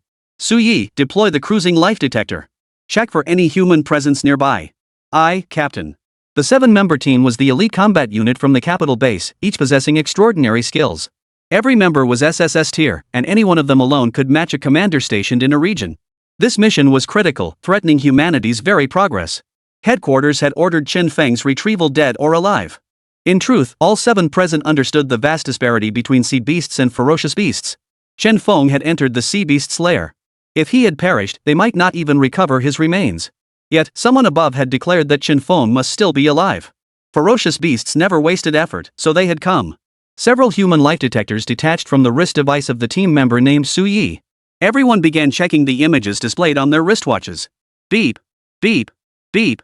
All 7 wristwatches sounded simultaneously. Team leader Liang's expression darkened. Sea beasts are approaching. Hide. The group extinguished their lights and hid beneath a concrete staircase, using their abilities to block the transmission of heartbeats and scent. They waited silently for the sea beast to pass. Moments later, a sea beast with 8 fins swayed its body, passing through the building and vanishing into the ocean. Someone breathed a sigh of relief, about to emerge, when the sea beast suddenly turned back. The group held their breath in terror, suppressing their heartbeats once more. The creature's 3-meter-tall head bore glowing blue eyes that scanned the buildings relentlessly. Finally, it snorted loudly, expelling a cloud of muddy sand before turning and departing. The combat team remained frozen in place. After waiting for a long while, Liang finally spoke. It's gone. We'll relocate once the detection machine returns. Sea beasts are far more cunning than those ferocious beasts. Beep. Beep. Beep. The wristwatches of the group flashed with new imagery. As they stared at the dense swarm of red dots pulsing across the screens, the expressions of all 7 grew increasingly grim. It's a sea beast swarm. We're exposed? So many sea beasts. They're Imperial grade. All Imperial grade sea beasts. Which base are they targeting? Liang listened to the beeping of the detector and immediately ordered, forget the detector. Submerge. Head south. Quickly. Using the scattered concrete pillars and overturned buildings as cover, the group quietly shifted positions. They seemed to be heading south too, a team member warned. West. West. The sea beasts above seemed to be on an urgent mission, swimming southward in unison. Moments later, they vanished from sight. Should we keep searching? Su Yi asked. Looks like a battle's brewing. The chaos makes it easier to find them. Since they're heading south, we'll go west. All 7 were masters of water manipulation, moving through the sea as effortlessly as they would on land, their speed unimpeded. After about 10 minutes, they appeared at the western base, over 20 li away. Liang picked up a scale from the ground. There are traces of sea beasts having lived here, but none remain now, not a single one. Suddenly, he felt the pressure in the seawater surge sharply. Trouble. Sea beasts are approaching. They concealed themselves once more, hiding within the buildings to observe the pitch-black sea in the distance. Shadowy figures moved, about 4 or 5 Imperial-grade beasts, their voices carried through the water to the group's ears. We're waiting here for the Grand Chieftain. Chieftain Vitus from the eastern stronghold has already led his men from the east. We're just waiting for the signal to launch a pincer attack and seize the southeast stronghold in one fell swoop. Damon and Ansel are bold indeed. While everyone tacitly understands that infighting is commonplace, they brought it out into the open. Isn't that slapping the Grand Chieftain in the face? Indeed. And with the 9-headed commander also in Flower City, the Grand Chieftain will surely skin them both alive. Shoo! Did you hear that? A royal-grade sea beast pricked up its ears, scanning the dilapidated buildings around them. What noise? Relax. With this many of us, how could Damon and Ansel possibly slip away right under our noses? Hidden behind the buildings, the combat squad's hearts pounded uncontrollably as they exchanged nervous glances. What had they heard? The mass deaths of sea beasts earlier were actually caused by infighting. Sea beasts fighting amongst themselves? This was unheard of. With the sea beasts hovering overhead, the group dared not make a single loud movement lest they be discovered. They remained frozen in place, letting passing schools of colorful fish nibble at their clothing. Suyi gestured to Liang. What should we do? Liang responded with a hand signal of his own. Wait. We'll search once they've moved on. The others fell silent in anticipation. After an unknown length of time, the sea beast seemed to receive a command and headed southeast toward Huacheng. Only then did the group dare to peek out. Are they heading to eliminate the sea beasts at the southeast outpost? Yeah, that's probably it. Liang tapped his mechanical wristwatch, releasing several miniature detection devices. Beep, beep. The group's expressions darkened. No way, there's more? Before they could find cover, a sea beast with twin horns on its head appeared before them. Exuding an imperial-grade aura, it opened its mouth and addressed the group, who had already assumed combat stances. So you're here. What's the deal? Prepare for battle. A swirling column of water materialized before Liang. The other team members also unleashed their signature abilities. Hold your fire. I'm one of you. Jialong hurriedly restrained the startled combat squad, saying, Are you here to find someone, or? Seeing it hadn't attacked, Liang waited for its next command as the others turned their gaze toward it. He waved his hand, signaling everyone to disperse their energy and maintain a safe distance. Suspiciously, he asked, One of us? Since when did humans and sea beasts become allies? The dragon sneered, You humans are so ignorant. I am of the dragon clan. Since you're looking for someone, let me guess who you seek. The group exchanged bewildered glances. Could this beast truly be one of their own? Why else would it be chatting with them here, as if it knew them intimately? You're looking for Chen Feng, right? The question sent shockwaves through the group. How do you know? One team member blurted out. Suyi asked, Where is Chen Feng? He's fine. He sent me to lead you away from here. The sea beasts at Huacheng base are exceptionally powerful. Coming here is tantamount to suicide. Where is he? We need to see him. We can't fully trust your word. The human race needs him. The dragon shook his head. Believe it or not, I must fulfill the mission Chen Feng entrusted to me. His form grew larger. With a flick of his dragon tail, he swept the 7 of them away, heading toward the western city of Chu. Chapter 125, Counter-Encirclement. You sea beast, let us go. The group shouted and screamed, but none dared to fight back. The fact that an imperial-grade sea beast hadn't harmed them spoke volumes. I can't. You heard what those beasts said earlier. The southeastern stronghold they mentioned is my territory. Those sea beasts were killed by my men. So after delivering you out, I must hurry back. Chen Feng is at that southeastern stronghold. You don't want him to die there, do you? At these words, the group fell silent. They knew full well how terrifying an entity capable of slaughtering so many sea beasts truly was. The fact that Chen Feng was protected underwater meant he was perfectly safe, completely unharmed. Just report back truthfully. The dragon surged out of the sea, soaring high into the sky, and landed the 7 members of the combat team at the edge of the coast. An unknown creature breached the surface. Prepare to fire. Cease fire. There are people aboard. The commander at Chu City base halted his orders, watching the dragon deliver the 7 combat squad members while a series of question marks formed above his head. What's going on? That creature actually delivered the combat team members safely. Go assist them immediately. Yes, sir. The commander stared blankly at the dragon's soaring silhouette, utterly bewildered. This is strange. We'll need to question the combat teams thoroughly when they arrive. Soaring through the sky, the Jialong evaded both the missiles tracking it and the sea beast scouts. Boom! He lashed out with his tail, striking a missile. Shaking his jet-black scales, he cursed under his breath, damn it all. Being a leader is hard, but being a leader who serves others is even harder. Upon reaching the southeastern stronghold, he plunged into the water and swam downward with all his might. Master! He bellowed as he swam, kicking over Hal who was sitting at the stadium entrance eating. He then roared at the other sea beasts lined up snacking, All sea beasts, get inside this instant. Chen Feng opened his eyes, watching the frantic dragon rush in, waiting for it to speak. Master, I've already sent the person away, but I overheard the sea beasts from the other 2 strongholds planning to ambush us. They're all imperial level, at least a dozen of them. The dragon finished in one breath, glancing at the sea beasts following behind it before frowning. Go notify Ansel and the other 3 imperial level beasts to come here. Hal slithered away, its 3 tentacles writhing in protest, heading toward the quarters of Ansel and the other 2 leaders of the western stronghold. The other sea beasts exchanged anxious glances. At present, the total number of imperial-level beasts in the southeast stronghold amounted to only half of those attacking them. The dragon saw the panic in their eyes, but as long as Chen Feng was present, they had nothing to fear. In his heart, Chen Feng was invincible. Master, their response was too swift. Perhaps I was too conspicuous last time. Chen Feng hadn't anticipated such a swift response either. And where had those dozen or so Imperial-level beasts come from?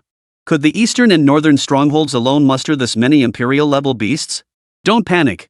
Wait until everyone's here. Damon, first tell us the strength of the eastern and northern bases.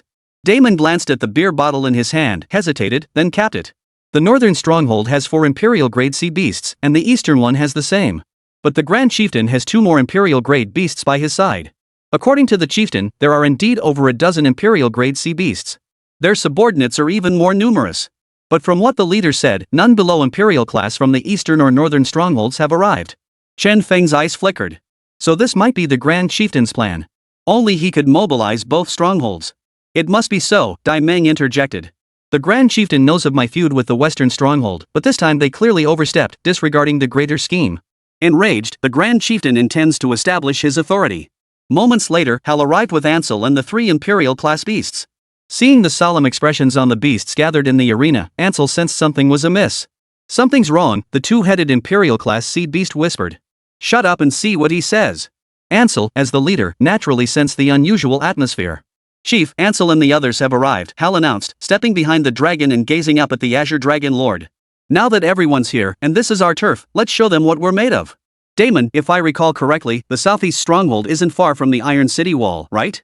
He didn't expect them to annihilate it in one fell swoop that was unrealistic. Detected a massive wave of Imperial-grade sea beasts approaching. Specially authorized activation of the 3-tank sea assembly divine experience card for 10 minutes. Fusion rate deduction, 10%. Chen Feng paused slightly. Why not? He dismissed his earlier thought. Why was annihilating a group of Imperial-grade sea beasts unrealistic? It was perfectly realistic. Upon hearing Chen Feng's words, Damon's eyes lit up. Yes, the Iron Wall is just 2 li southwest. Could it be that the Azure Dragon Sovereign intends to ambush them there in advance? Jialong concurred. According to intelligence I gathered earlier, those Imperial-grade sea beasts are approaching from the north and west. They intend to encircle and attack us from both sides. Ansel cleared his throat softly. All eyes turned to him as he spoke. In my opinion, we should bypass the base from the outside, leaving an open space for them. Since over a dozen have arrived, it means their rear is vulnerable. Why not advance directly to the Grand Chieftain's headquarters and capture him? The beasts were stunned by this idea. The dragon's eyes lit up. Right. Brilliant. Master, this fellow's scheme is cunning. We should withdraw immediately and encircle that great chieftain.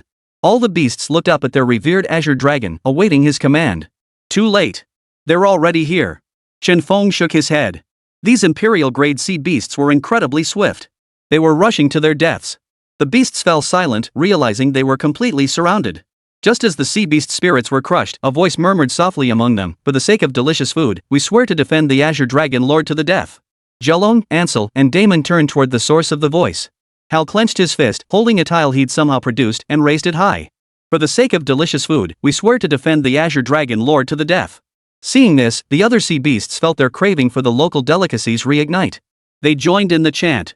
"For the sake of delicious food, we swear to defend the Azure Dragon Lord to the death. Azure Dragon Lord. Defend the Azure Dragon Lord to the death." The dragon-like beasts and other Imperial-level sea creatures roared in unison. Chen Feng shook his head. "Since they've arrived so swiftly, I can't linger here indefinitely. Some of you beasts may not fully respect me. Well then, today I'll show you what it means to slaughter without mercy, leaving no trace for 1,000 miles. You may simply watch from the sidelines." Chen Feng gestured toward the empty spaces on either side of the stadium, where seats once stood. "Master, are you about to display your divine might?" The dragon's eyes shone with excitement. Chen Feng nodded, sensing the approaching aura around him. A smile curved his lips as his booming voice echoed through the sea. "Since you've all come, why not show yourselves? Are you all cowardly rats hiding in the shadows?" Chapter 126, Unlocking the Divine South Sea Observatory. "How dare you? A mere human dares to be insolent before us. Today, we shall scatter your soul to the winds." 3 Imperial-grade sea beasts roared as they charged into the stadium. Their tentacles writhed like giant serpents, churning the sea and stirring up towering dark currents. Their eyes blazed with savage intent, clearly holding Chen Feng in utter contempt. The voice clearly declared to all present that today, no matter what, they would capture every sea beast within the southeast stronghold of the stadium. "Master, these sea beasts are far too arrogant."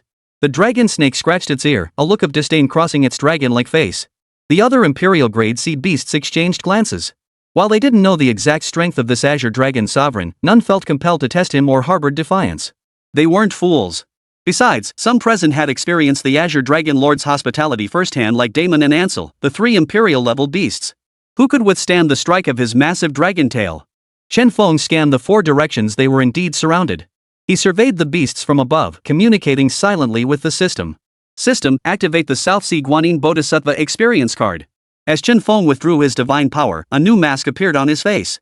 A soft yet dazzling white light radiated from his body as his form gradually transformed. Clad in flowing white robes, he held a vase in willow branch, stood upon a lotus pedestal, his countenance radiating compassion and solemnity. Guanyin Bodhisattva descended upon the mortal realm. This is.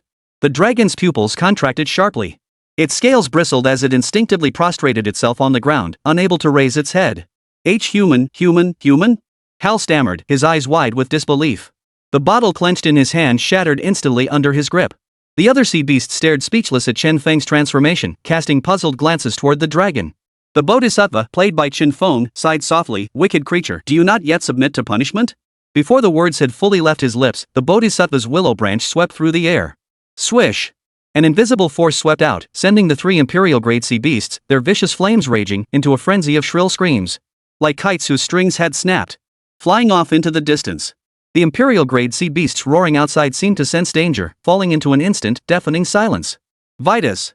The other Imperial-grade sea beasts paused in shock before charging back toward the stadium. 7 or 8 beasts stared at the figure steadily ascending, trembling uncontrollably. Very well. This southeast gathering point has colluded with humans. Their crimes are unforgivable. Let us attack together. Kill. Gazing at the roaring horde of Imperial-class sea beasts, Chen Feng, now the incarnation of Guanyin Bodhisattva, remained serene. With a light flick of his willow branch, an invisible force surged toward the charging beasts. Snap! In an instant, flesh and blood flew everywhere, the sounds of shattered bones and torn tendons echoing in succession. Ah! My foot is shattered. My foot! Vitus, how are you? Don't move! It's broken! Some beasts didn't even have time to scream before their bodies shattered like pebbles, dissolving into specks of golden light that vanished into the sea. Dead silence fell over the entire scene. Hal's mouth gaped open, the bottle in his hand shattering with a sharp crack, yet he remained utterly oblivious. Damon, Ansel, and the other Imperial-class sea beasts trembled violently. Their very breath caught in their throats. They had never witnessed such terrifying power. No, this wasn't even power, but the wrath of heaven. The true fury of the gods. The beasts stared in shock at the figure bathed in divine light, their eyes filled with deep apprehension. They could never have imagined that the sea beasts of the southeast outpost would defect to humanity. The leaders of the eastern and northern strongholds, along with their numerous Imperial-class sea beasts, couldn't even approach the strange man. The crippled Vitus scanned his wounded comrades, his heart bleeding. They were all elites of Huacheng, yet facing this man, they now felt profound helplessness. Call for reinforcements. Summon the Grand Chieftain and the commanders. As Vitus spoke, the sea beasts emitted a distinctive sonic wave that began spreading throughout the entire sea. Upon sensing this sound, numerous sea creatures turned their gaze toward the southeast depths below. They understood exactly what this frequency signified. What have those fellows encountered? So many Imperial-level beings calling for help simultaneously. Even the lowly sea beasts were now filled with shock. Inside the stadium, Hal and the others looked up, their eyes fixed on Chen Feng's figure, their excitement palpable. Upon sensing the fluctuations emanating from that group of Imperial-level sea beasts, Damon urgently declared. "Master, they're calling for reinforcements. We can't let them succeed." "Right. Absolutely not. Let's charge. They're already wounded. This is the perfect chance to kill them all." Ansel and the other sea beasts were eager to prove themselves, yet they also knew the terror of the so-called great leader and commander they spoke of. If those 2 beasts arrived, turning the tide would become nearly impossible. "What? You lack faith in my master?" The dragon glared at the beasts and declared. "My master is no mere commoner. Even if that so-called great leader or commander arrives, they'll still be left here." Chen Feng let the sea beasts call for reinforcements. When enough had arrived, his gaze pierced through the water toward the distance. "Since you've called for reinforcements, let's settle this once and for all." "Dragon!" Chen Feng shouted, and the dragon instantly understood, charging forward to spew venom. Then, crimson silk veiled the sea, sealing off the area completely. The embroidered ball bounced with the waves, and with each bounce, another sea beast's head swelled with a large lump. Within a few breaths, all the wounded sea beasts were knocked unconscious. Chen Feng mentally counted the time.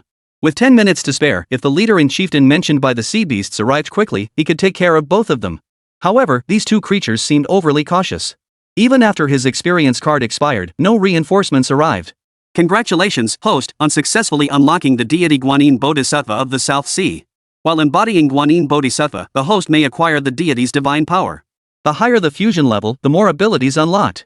As the system notification sounded, a figure clad in pure white monastic robes appeared within the system space. Holding a vasen willow branch, standing upon a 9-tiered lotus pedestal, and radiating a halo of divine light behind her head, Guanyin Bodhisattva materialized. Her compassionate and majestic countenance bore a Guanyin Bodhisattva appeared within the system space. Her compassionate and dignified countenance bore a pair of wise eyes that seemed to see through all worldly delusions. Use my power to save all beings and devote yourself to goodness. Hearing the Bodhisattva's admonition, Chen Feng silently acknowledged it in his heart.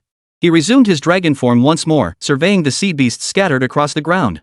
Turning to the dragon, he commanded, "Keep these creatures well behaved. Ensure they rarely attack people at sea. Yes. Once they awaken, send them on patrol. Their so-called great leader won't let this rest." Understood. Dai Meng, Hal, the Baha's brothers, Ansel, and all the other sea beasts now gazed up at that immense, azure figure. Their eyes brimmed with reverence, not daring to utter a single sound. That one man had nearly wiped out every sea beast within Flower City, gathering them all under his command. Such terrifying power left no room for any stray thoughts in their minds. Within the northern stronghold, Grand Chief Baddies trembled as he lay prostrate beneath the 9-headed serpent commander, not daring to breathe. The central head of the Hydra sea beast stood rigid, its vertical pupils flashing dangerously. "You were right not to go with all those sea beasts who came seeking aid. Commander, does that mean they all fell there?" Beneath his Tyrannosaurus-like exterior, the chieftain's trembling was uncontrollable. "What should we do?" The head on the left inquired, its body twisting toward him. The central head declared, "We either abandon this place or seek aid from Rong City and Sea City. Watching strategic location is vital, we absolutely cannot abandon it. If the humans gain the upper hand, there will be no place left for us on this planet. If we return, the Lord will kill us. Losing our territory will bring the same fate." Chapter 127, The Sea Beasts Also Seek Aid. Let us depart for now. Humans often say, as long as the Green Mountains remain, we needn't worry about firewood. The 8th head, eyes tightly shut, suddenly spoke. The central head made the final decision. "Baddie, go immediately and notify the commanders of Xiqing and Rongqing. Order them to come to our aid without delay." "Yes." Baddie twisted his body and shot past the steel walls north of Flower City base at incredible speed, heading toward Sea City. "Could it be that the human isn't here?" one of the 9 heads suddenly asked after Baddie departed. "The portal's fluctuations indicate he was transported into Flower City, but I checked and found no trace of him." "Search. We must find him. While Flower City base is important, that human is even more crucial to us. But we have no beasts left to use. How could we possibly use these useless creatures to find someone?" One of the Hydra's heads finished speaking, then opened its mouth and spat out a ghostly green orb. It exhaled a cloud of poisonous mist, and the orb began to glow. Its previously hazy surface now revealed the various locations beneath the waters of Flower City. "I told you to do this earlier, but you refused." "Isn't it too late now?" another head grumbled. "The inner core requires sufficient time to refine before it can be used. Do you think it can be used whenever you please?" The images within the orb continued shifting, flashing through the western and eastern strongholds one after another. Soon, the scene flickered, revealing the southeastern stronghold. The southeast outpost? This commander has never seen it before. But his expression quickly darkened. The orb displayed a chaotic scene of Imperial-grade sea beasts strewn haphazardly across the ground, including the leaders of both major strongholds. Several odd-looking Imperial-grade beasts were discussing something. Clearly, this group was responsible for reducing Huacheng to its current state. Poof! These creatures? I will devour them sooner or later. Just then, the orb suddenly trembled, and the image blurred momentarily. Then, a massive, azure dragon head appeared within the orb. To their astonishment, the creature seemed to sense their prying eyes. Through the orb, the blue monster's gaze fixed upon them. Crack! The previously stable orb suddenly cracked, startling the creature into swallowing it whole in one gulp. "How is this possible?" Then, in a dejected tone, it muttered, "How could he see us through my inner core?" For a moment, the other 8 heads fell silent. "What kind of creature is that? And that smaller black dragon beside him, I feel like I've seen that creature somewhere before." 9 heads echoed simultaneously, recalling the dragon they just glimpsed through the orb. Moments later, the central head's eyes flashed with a white light. "I remember now. He is like us, a commander. We once communicated during the battlefields beyond the heavens. That rings a bell. But I recall he defected to the human race, betraying us? How did he end up here?" Xiqing. As the city of command lay north of Flower City, one of the major bases on the eastern continent, it suffered even heavier attacks than Flower City. Human firepower poured down like a tilted Milky Way, sealing off the western and northern breachpoints of Xiqing and trapping all the sea beasts within the ocean. Yet the battlefield at Xiqing proved the most brutal, claiming countless human casualties. Many combat units bombarded the enemy with frenzied intensity, fueled by hatred, for among them were countless relatives who had perished in the sea. The imaging system has transmitted an image. An Imperial-grade sea beast has departed Flower City and is heading toward Xiqing. Inside the Yuqing base in northern Xiqing, the commander stared grimly at the attached image. Xiqing already had more than enough Imperial-grade sea beasts. Now another one was coming to reinforce them. For every sea beast slain, humanity paid with thousands of lives. Compared to those in Huacheng, the sea beasts of Xiqing were the most ferocious and cunning. Consequently, despite prolonged combat, they had only managed to eliminate 2 Imperial-class sea beasts, though they had inflicted significant casualties on the other beasts. According to sonar data from Huacheng, we detected a fierce clash in the southeast sector half an hour ago. Over a dozen Imperial-grade beasts have gathered there. The commander listened to his subordinate's report, then seemed to recall something. "Contact Commander Chu City," he ordered. "Yes, sir." Soon, the video feed connected.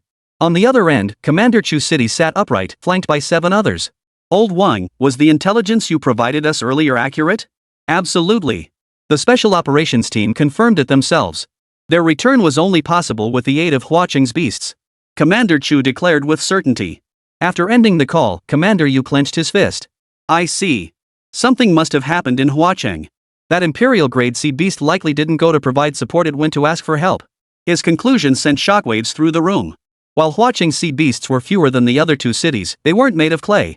Could those rebellious beasts have so easily defeated all of Huacheng's sea beasts? Aim all strategic weapons at the front of that sea beast and strike hard. Do not let it enter the territory of Sea City. Across the sea, artillery shells screamed with trailing flames, missiles roared, and the water boiled. 1,000 meters below, Batty covered his ears, moving cautiously through the depths. Otherwise, the falling bombs might track him. Finally, after enduring the relentless bombardment, he scaled the walls of Xiqing and headed toward the base headquarters. "I demand to see your leader. Dare to block my path? You're asking for death." At the entrance, Batty knocked down the sea beast, blocking his path with 2 swift slaps, then pushed open the base gates. "Humph. Didn't I tell you not to disturb me?" The Sea City base resembled the Hua City headquarters in its vast interior. An impatient voice echoed from within, clearly displeased with his sudden intrusion. "Hu Duo. You're enjoying yourself, aren't you?" The Hu Duo mentioned by Batty was none other than the Grand Chief of Xiqing. He now lay sprawled on the ground, a female sea beast beside him feeding him snacks. "Ha? What kind of wave hit you?" Spotting the visitor, Hu Duo sprang up from the ground like a coiled spring. His body immediately shot out bursts of colorful light, as if celebrating Batty's arrival. He shooed the female sea beast away and said, "I'm just learning from humans, What else do we have to do but indulge in our little hobbies?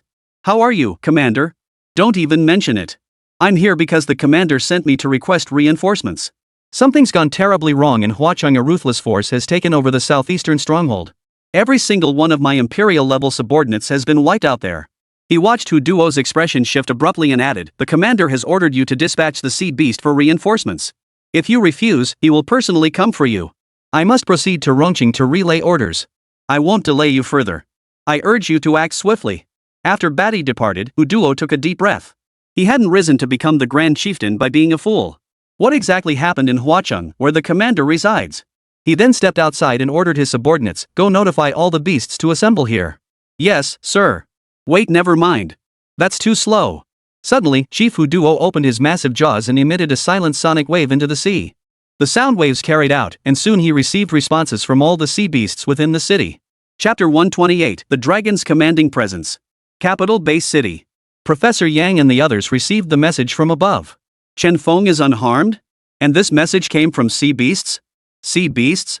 After confirming the news again, Professor Yang froze for several seconds.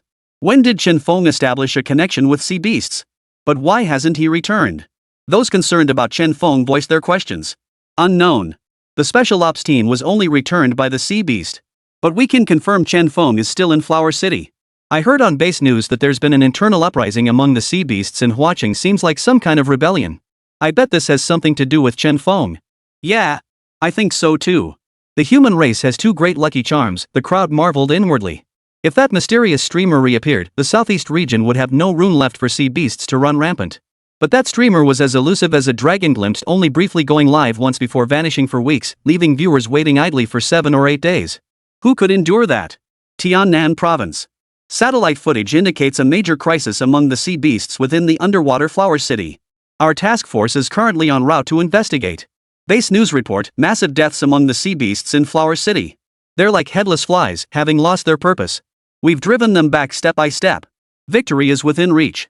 Old Master Huang stared at the horrifying corpses of the alien beasts on the screen, yet his mind couldn't help but conjure up Mr. Chen's features. Old Huang, what do you think? Could this be Mr. Chen's doing? Sir, are you suggesting all these sea beasts were slain by Mr. Chen? Yes. With Mr. Chen's abilities, if he were to descend upon Huacheng, the city would surely be reclaimed. I'm telling you. Old Master Huang was utterly confident in his assessment. Well, when Mr. Chen came last time, he took away a lot of provisions. Did he not reveal any information? Old Huang asked while brewing tea. Old Master Huang shook his head. Mr. Chen has countless matters to attend to. He wouldn't share information just because we harbor doubts. He gave a mysterious smile and added, but I had the base analyze the items Mr. Chen left behind. Guess what conclusion they reached? What? Those jade artifacts and metals all originated from the Huacheng base. Old Huang exclaimed in astonishment, so it really was Mr. Chen's doing? Indeed. Old Master Huang sipped his tea, feeling quite pleased with himself for being the first to learn of Mr. Chen's presence beneath Huacheng's sea. Stand up straight, all of you. What's that look for? If you don't want to work for me, I'll send you to fill the sea. At Huacheng Stadium, the dragon was barking orders at a dozen or so new sea beasts. He stood like a prison warden, pointing his steel-like fingers at the creatures without a shred of mercy. Listen up. Keep your eyes peeled. I, Lord Jielong, am your leader from this day forward. There is only one Lord Jielong here, and you'll all have to follow my orders. Spotting defiance in the eyes of the newcomers, Jielong shifted his tone and chuckled, I know you're not convinced, but... He glanced at Chen Feng. The Azure Dragon Lord guards this place. If any of you have grievances, take them up with him. Chen Feng was speechless. This Dragon Lord was actually passing the buck. Of course, if you choose to challenge the Azure Dragon Lord, it means you hold me in contempt. In that case, I'll have no choice but to feed your guts to the fish. Dai Meng. He suddenly turned to the ranks behind him. Present. Go select 2 to accompany you. From the 7 heroes of Dong Yuan, choose 2. If they disobey, report it to me immediately. Dying is far too easy. Yes, sir. Moments later, each of these Imperial-grade sea beasts had found the person they would follow. Even Hal, that bastard, had a subordinate. Since you've chosen to follow me, I won't let you work for nothing. As the dragon finished speaking, Chen Feng obligingly produced 2 tons of junk food. I know you crave this stuff, but you'll have to earn it through service. The eyes of over a dozen Imperial-grade sea beasts fixated on the small mountain of junk food, drool once again streaming down their jaws into the surrounding seawater. Chen Feng frowned and withdrew the items. He couldn't fathom why this junk food held such irresistible appeal for the sea beasts from beyond the heavens. They looked utterly addicted. What kind of being is this commander you speak of? Chen Feng turned to the eastern stronghold leader whose leg he had shattered. Huichuos bowed his head. He is the commander of the world beyond the heavens. He has 9 heads, and we do not know his name. Only the great chieftain can see him. 9 heads? The dragon-like creature raised an eyebrow. 9 serpent heads? Each a different color? And 1 head perpetually sickly and utterly repulsive? That? I don't know. Chen Feng turned to the pondering Jielong and asked, do you recognize him? Jielong had been a formidable presence on the celestial battlefield before, though his power fell slightly short against Chen Feng. Now that a celestial commander had arrived, perhaps Jielong recognized him. The commander they mentioned is likely that bastard I know. Is there some grudge between you? The dragon shook its head. Not exactly. It's just that the guy has terrible character. Among all the commanders in the celestial battlefield, his reputation is among the worst. Oh. How does he measure up in strength? So. He's weaker than me, but that bastard has 9 heads, each with different functions, and he's incredibly cunning. 1 wrong move and you'll fall into his trap. Master, they still haven't arrived. In my opinion, they've either fled or gone to gather reinforcements. We should prepare defenses in advance. Though the dragon served as a mount, it had once been a commander of exotic beasts. Its insight and cunning were naturally sharp. Very well. You shall handle the deployment. Yes, sir. With Chen Feng's approval, the dragon began assigning tasks with full authority. Dai Meng, take your men to patrol outside the southern city walls. Report any anomalies immediately. Understood. Bahaz. You're going with Damon. If anything goes wrong, I'll hold you personally responsible. Understood. Ansel, you've been eager to prove yourselves. Now's your chance. You'll patrol the northern outpost to monitor movements, but be cautious. Yes, sir. The 7 heroes of Dong Yuan. After arranging everything, the dragon general said to Chen Feng, Master, I'll patrol the outer perimeter as well. Should they appear from above, we'll be prepared. Good. Go ahead. Chen Feng was pleased with Jielong's deployment. Though the guy could be comical at times, his strategic insight was undeniable. Lord Qinglong, what about me? Hal stood flanked by his designated men, waiting for orders on either side of Chen Feng. Seeing the dragon send everyone out, he grew displeased. You stay here. Chen Feng glanced to his right and couldn't help but raise an eyebrow. Hal's subordinates were also unconventional. This Imperial grade sea beast resembled a sunfish in its overall appearance, its gaze vacant as it stared dumbly at Hal. Well, fate works in mysterious ways. System, any more experience cards? The battle is imminent, dispatch them immediately. He couldn't keep nagging like this. As the system, it should be more proactive. But the system completely ignored him. Instead, its behavior made Yang Jian and the others' divine senses burst into laughter. Yang Jian, this kid's growing fast. Lubu, he reminds me of myself back in the day. Though he doesn't command human armies, his sea beast forces are still quite capable. Zhang Jiao, care to recount how you got captured back then? Lubu. Chapter 129, Tactics. Under the sea, Rongqing Base. This was the most heavily occupied territory among the three cities, teeming with the greatest number of sea beasts and posing the gravest threat. Leveraging the distractions created by Flower City and Command City, it faced virtually no opposition in the southeast of the eastern continent. In less than half a month, by manipulating the seas, it had seized control of most of the southeastern territories. The nearest Yangchang base had become a feast for Rongqing's sea beasts. Instead of attacking, they encircled the city and periodically launched hunts within its walls, treating the human inhabitants as livestock to be slaughtered at will. Within Yangchang base now, vast numbers of sea beasts surged in, riding the waves. BB. Wang Qi scrambled through the screaming, jostling crowd, her back pressed against the sea beasts and the child she'd carelessly let go of, now lost in the chaos. Mommy. The child's cries made Wang Qi turn back without hesitation. Roar. The sea beast's roar made her head buzz. Shattered glass littered the ground, and water reached knee-high. Sea beasts continuously descended from the sky, riding the waves. The base's coastal defense cannons fired relentlessly, but their shells bounced harmlessly off the beasts' bodies. Bebe. Wang Qi charged like a madwoman against the crowd, tumbling countless times in the process. Run. Why are you going back, woman? Among the fleeing crowd were awakened individuals from the city. Seeing her retreat, they pulled her toward safety. My child is still there. He's right there. Wang Qi cried, pointing at the child struggling in the water. Seeing this, the awakened glanced up at the gathering horde of sea beasts in the sky. Clenching his teeth, he made a gesture. A phantom hand tore through the water, scooping the child up and thrusting him into the woman's arms. Hold on tight. Don't lose him again. Run now. The awakened one watched the sea beasts fix their gaze upon him, their expressions bitter. These creatures devoured thousands during each hunt. This was the third such occurrence. Though sheltered by the fortress of Yangchang Base, they couldn't remain hidden within its walls forever. Rescue forces couldn't break through the siege. It was only a matter of time before they were devoured. Roar! The sea beast leapt onto the city walls, spewing flames that destroyed the defensive cannons. It bellowed as it charged toward the awakened one. The mother, fleeing for her life, glanced back repeatedly at the young man standing guard. Hesitating, she looked at the child in her arms, then turned back. Grabbing the young man's arm, she cried. Why aren't you running? Hurry up! Even with your awakening, you're no match for them. Why did you come back? The awakened one smiled bitterly. Now his exposure was for nothing, and all three might perish at the beast's jaws. The mother tried to speak, but the sight of the sea beast's lowered head silenced her. The primal pressure of the savage creature made words impossible, leaving only the thunderous drumbeat of impending death in their ears. It's over. The awakened closed his eyes, waiting for death. But soon, he heard a child tugging at his sleeve. Uncle, don't sleep. The young man opened his eyes, scanning the deserted street. His gaze fell upon the ruined city wall, now utterly empty. The sea beasts that had been mere inches away moments ago had vanished without a trace. Why did they suddenly retreat? He couldn't understand it, and the mother beside him was even more bewildered. Still, they were safe at last. Inside the fortress of Yangchang Base, a dense crowd had gathered. They stared at the sea beasts receding like a tide, all frozen in stunned silence. These terrifying beasts had never left without devouring thousands of people. Why had they suddenly departed today? Commander, what's happening? Inside the command center, subordinates watched as the waves 300 li outside the city receded completely, retreating all the way to Rongqing before stopping. Why did they retreat? The commander was equally bewildered. 300 miles away, the fighter jets engaged in relentless bombardment were equally perplexed. The sea beasts fled? Unbelievable. I thought Yangchang was lost for sure. Never imagined. Should we pursue them while we have the advantage? Calling headquarters?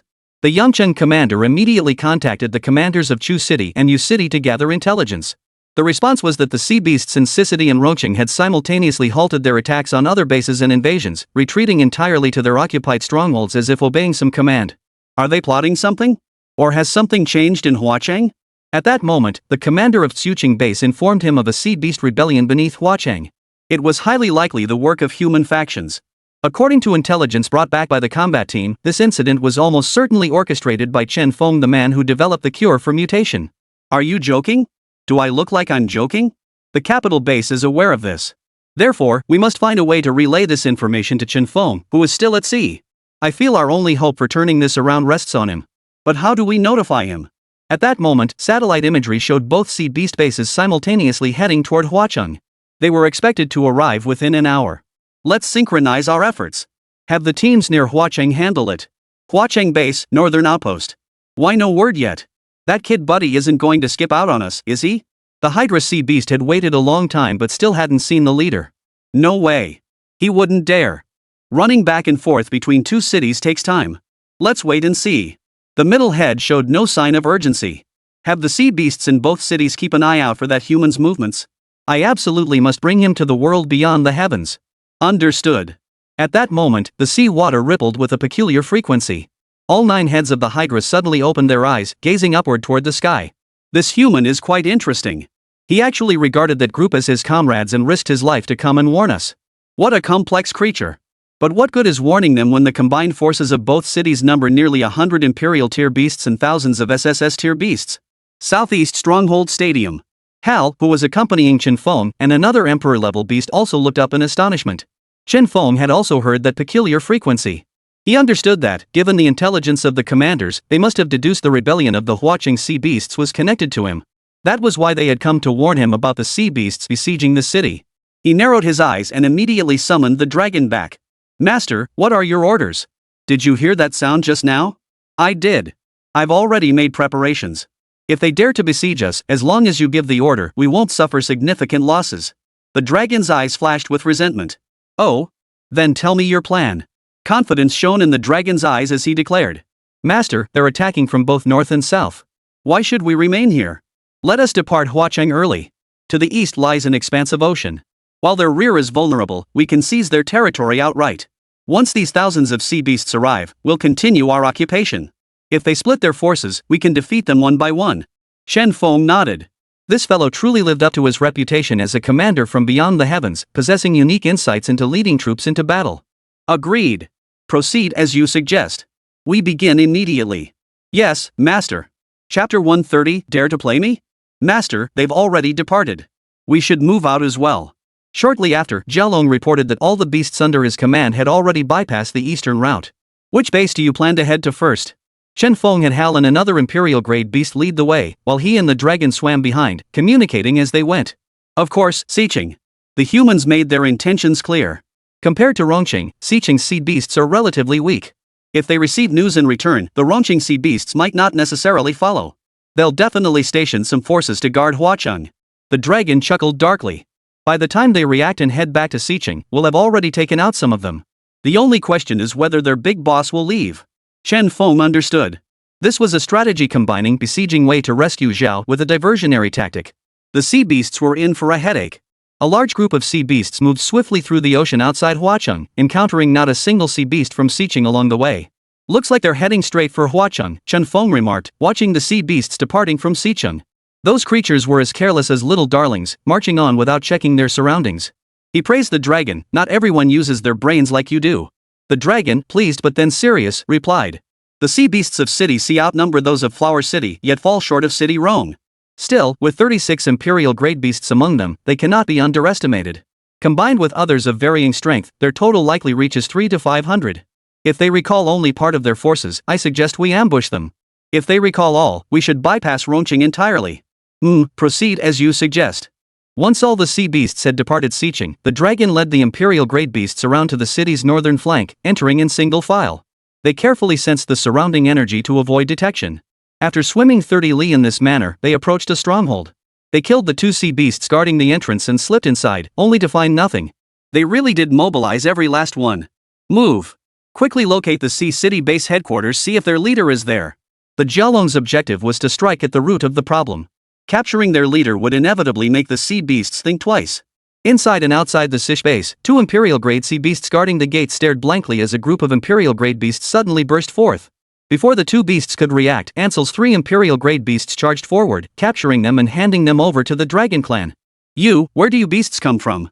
Jialong yanked the skin of one beast's face, demanding, "Is your leader inside?" And no.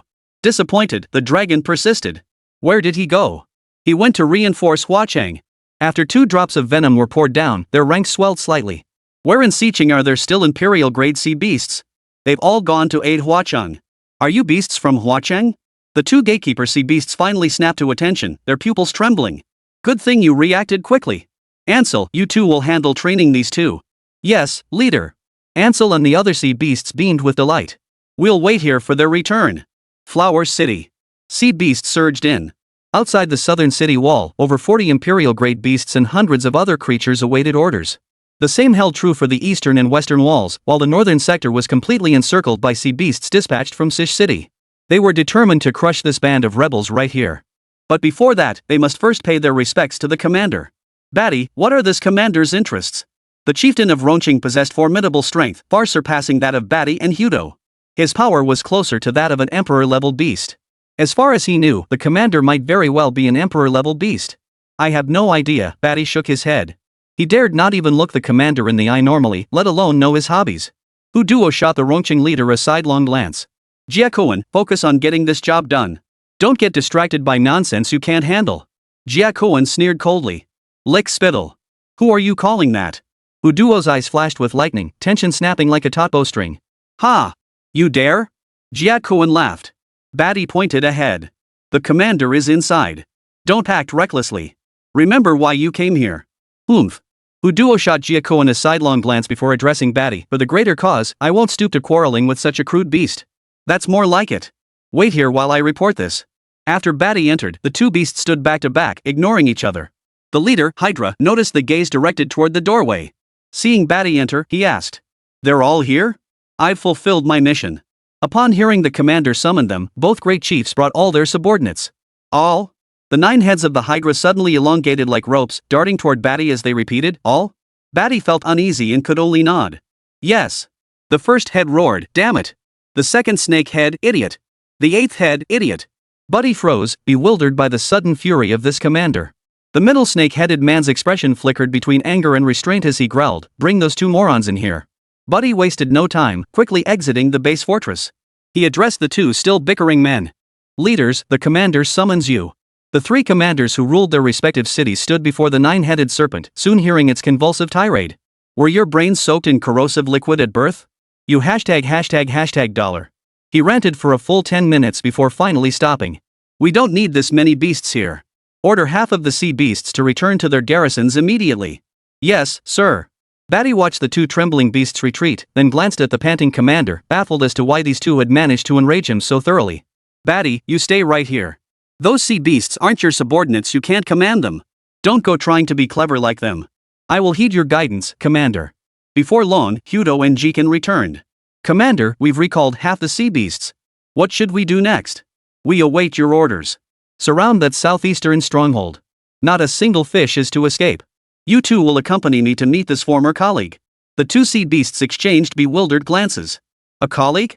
Commander, are you saying that sea beast who stirs up storms was your colleague? Was he also a commander once? Yes. Moments later. The sea beast army converged, tearing open the stadium. Hydra, who had put on such a show, now saw the deserted southeast stronghold. His 9 eyes flickered, and his breathing grew heavy. They've fled? The 3 great chieftains exchanged glances. They had already witnessed the Hydra leader in this state just moments ago. Without a word, all 3 leaders bowed their heads. If escape were possible now, they would have fled long ago. After a moment of silence, a roar of fury echoed across the stadium. Who dares mock me? Chapter 131, Zhang Liang's Stratagem and the Wall-Climbing Ladder. What are you still standing around for? The 5th head of the Hydra suddenly turned to the 3 bowed leaders. Commander, where could they have gone? Hu Ba asked nervously. Where? Where indeed? You bunch of idiots. The Hydra gritted its teeth. In this vast sea, they wouldn't dare escape.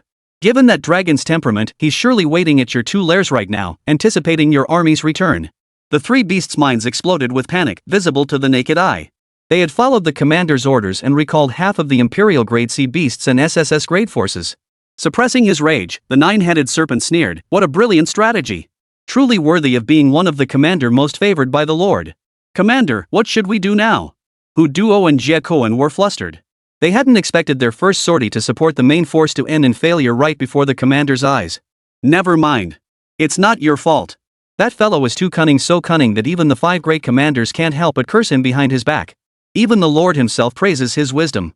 There is still a way to counter him. One by one, the 9 heads began to speak. Knowing that fellow, he'll definitely pick on the weakest link first. The second head slithered over to Hu Duo. Of the 2 of you, you're the weakest. That's why they're most likely lurking in your territory. I understand. Hu Duo declared. I'll lead everyone back immediately. Too late. Xiqing. Chen Feng and Jialong, waiting at the base, quickly received word. Roughly a dozen imperial grade beasts and over 100 sea beasts had surged out of Huacheng, heading towards Xiqing. A dozen? So they left some behind in Huacheng. Jialong's eyes darted around. Bring them all in. He began issuing orders. Xiqing had over 300 sea beasts, including more than 30 imperial grade ones. Now only a dozen imperial grade beasts and 100 or so sea beasts have returned.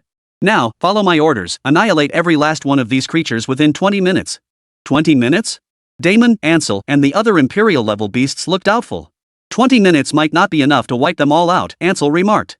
Even if we can't kill them all, we must cripple every last one and poison them. Otherwise, once those creatures in Huacheng react and join forces with these beasts, we'll be at a disadvantage. Understand? Understood. Begin the operation. As the dragon spoke, the sea beasts all appeared and concealed themselves beneath the southern city walls of Sish. Soon, a group of imperial-level beasts leading the charge stormed into the city, cursing as they searched for their targets. The chief commander is being overly cautious. It's only a little over 20 imperial-grade beasts. Was it really necessary to send so many men? And he even said to guard the rear. Understand this, the commander's intentions are profound. We must not speculate recklessly. Oomph. Beneath the mud and sand, Damon and his companions moved swiftly through the chaos. Only after the sea beasts had scattered did the group begin to unleash their finishing blows one by one. Roar! The furious roar of an imperial-grade sea beast echoed across the ocean floor, followed by a piercing scream that abruptly ceased. But that single cry sent the remaining sea beasts into a state of extreme alertness. Trouble! An ambush! Assemble! During the regrouping, imperial-class sea beasts kept getting their heads torn off. Others were knocked unconscious and dragged before the dragon. Within moments, all 17 or 18 imperial-grade sea beasts were subdued. Hundreds more were surrounded and cornered by the dragon and its allies, forcing them to surrender one after another. Well done. 5 or 6 more imperial-grade sea beasts lay at the dragon's feet. Grab a few of these beasts and take them to the Azure Dragon Lord for your reward. Oh yeah. Rewards, rewards. At the mention of rewards, every pair of eyes flashed with brilliant excitement.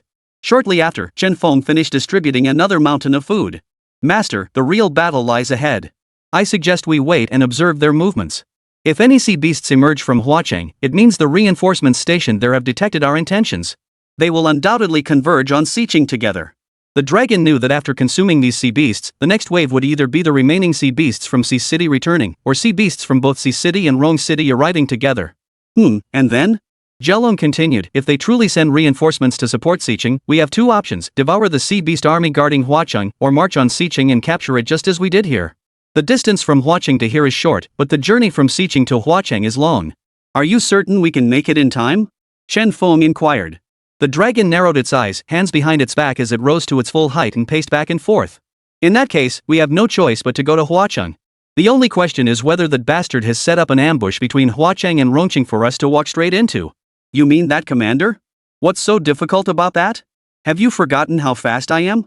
Since he's convinced we can only ambush Huacheng, why don't we simply take to the skies and head straight for Xiqing while he's deploying troops there? The dragon suddenly looked up, locking eyes with Chen Feng. Both wore the same smug grin of a scheme coming together. Huacheng. Commander, what a brilliant plan. This way, they'll think Huacheng is defenseless. Hu Duo said obsequiously. Batty clenched his fist excitedly. If they dare attack Huacheng, we'll trap them like fish in a barrel.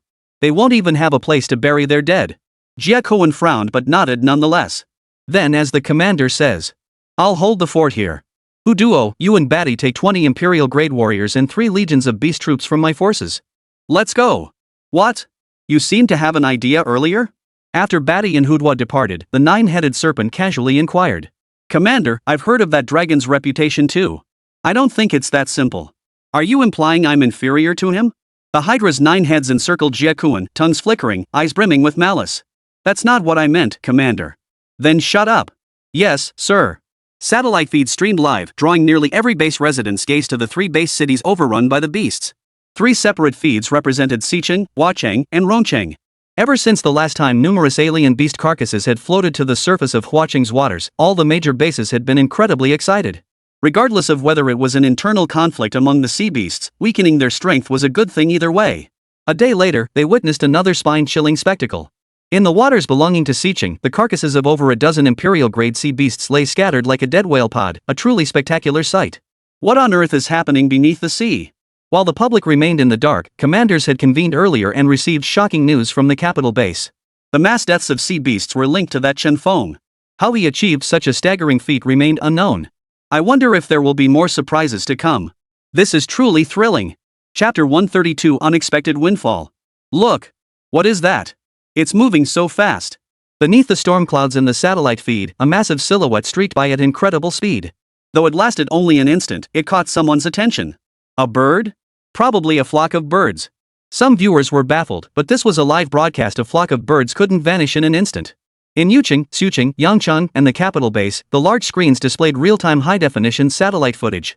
At command centers across all major bases, eyes widened in disbelief, mouths gaping in stunned silence. Just seconds earlier, they had witnessed a legendary creature on the screen. Is that a dragon? Someone whispered, their voice filled with doubt and uncertainty. Prior to this, dragons existed only in ancient texts. The last recorded sighting had been in Tiannan province. Replay the footage. At the capital base, the commander adjusted his glasses and immediately ordered a replay, adding, bring up the dragon images captured in Tiannan province for comparison. Yes, sir. Realizing what was happening, everyone grew excited. Frame by frame, they extracted and froze the footage for comparison. No doubt about it. Before long, the commanders reached their conclusion. The dragon that had appeared this time bore an uncanny resemblance to the one that had manifested in Tiannan previously, though its size was dozens of times larger than that of the Tiannan dragon. Look! There seems to be something in its claws, one member exclaimed, pointing at the dragon's claws illuminated by lightning. All eyes turned to the claw. As they made out the object within, their throats went dry. What is this azure dragon intending to do? Each of the 4 claws on that azure dragon's shadow was laden with all manner of hideously ugly sea beasts, while within its claws lay even larger sea creatures. Its destination is Rong City. Quickly, monitor Rong City's movements immediately. Satellite footage flickered, revealing the scene over Rong City's waters. The sea surface above the city surged as if struck by missiles, sending towering waves crashing down. Countless sea beasts scattered in an instant, plunging beneath the submerged city. Commanders across major bases watched with shifting expressions. The situation in the 3 cities of the eastern continent seemed to be deteriorating rapidly. Or more accurately, since these cities had been overrun by alien beasts from beyond the heavens, humanity had never regained control of the battlefield. They had no clue what was happening beneath the waves. Are we just going to sit here and wait? After discussing countermeasures with commanders from major bases, the capital commander ordered dispatch fighter squadrons immediately to reinforce Rong City. Closely monitor the movements of the alien beasts there. If they show any signs of invading Yang City, open fire without delay. Warplanes took off from bases across the eastern continent. Thousands of iron wings streaked across the sky, heading toward Rongqing. Beneath Rongqing's waters, dozens of sea beasts marched in formation, vigilantly patrolling their territory. Suddenly, a deafening explosion erupted from the sea surface. The terrifying shockwave pierced the ocean depths, reducing an entire squadron of sea beasts to pulp. Chen Feng gathered the sea beasts and imperial-grade beasts, addressing the dragon and imperial-grade beasts like Damon. Speed is of the essence. We must seize Rongqing immediately and catch them off guard. Ansel, the Baha's brothers, you handle clearing the sea beasts. The rest of you locate the main force of imperial-grade sea beasts and destroy them in one decisive blow. We obey your command. The dragon, leading the main force of fully mobilized imperial-grade sea beasts, began ravaging the waters beneath Rongqing. Just as he was about to join the assault, the dormant system issued him another mission. Divine Seal object detected nearby, 89 kilometers away. So Rongqing still holds such surprises for me. Chen Feng undulated his massive dragon body, swiftly traversing the ocean depths. Guided by the system's persistent prompts, he arrived near the fortress housing Rongqing base headquarters. Like other base fortresses, the Rongqing stronghold was constructed from meteorites and other metals, making it incredibly hard and nearly indestructible. The moment Chen Feng drew near, he alerted the imperial-grade creatures guarding its interior. This aura. An imperial-grade beast that had encountered the great leader before now wore a grave expression, immediately summoning dozens of other beasts who had been joking around. Intruder detected. Prepare for combat. They've got the nerve of a bear and the guts of a leopard. Crush them. The massive gates slammed open, unleashing dozens of imperial-grade beasts. When they spotted Chen Feng hovering nearby, they all sucked in their breath in unison. Such a massive beast. The leader realized their morale would falter if this continued. Without hesitation, he roared, "Kill!" With a roar, waves transformed into icy arrows and whirlpools, sweeping toward Chen Feng's dragon form. Chen Feng chuckled inwardly. While this horde of imperial-grade beasts certainly put pressure on him, it wasn't enough to make retreat necessary.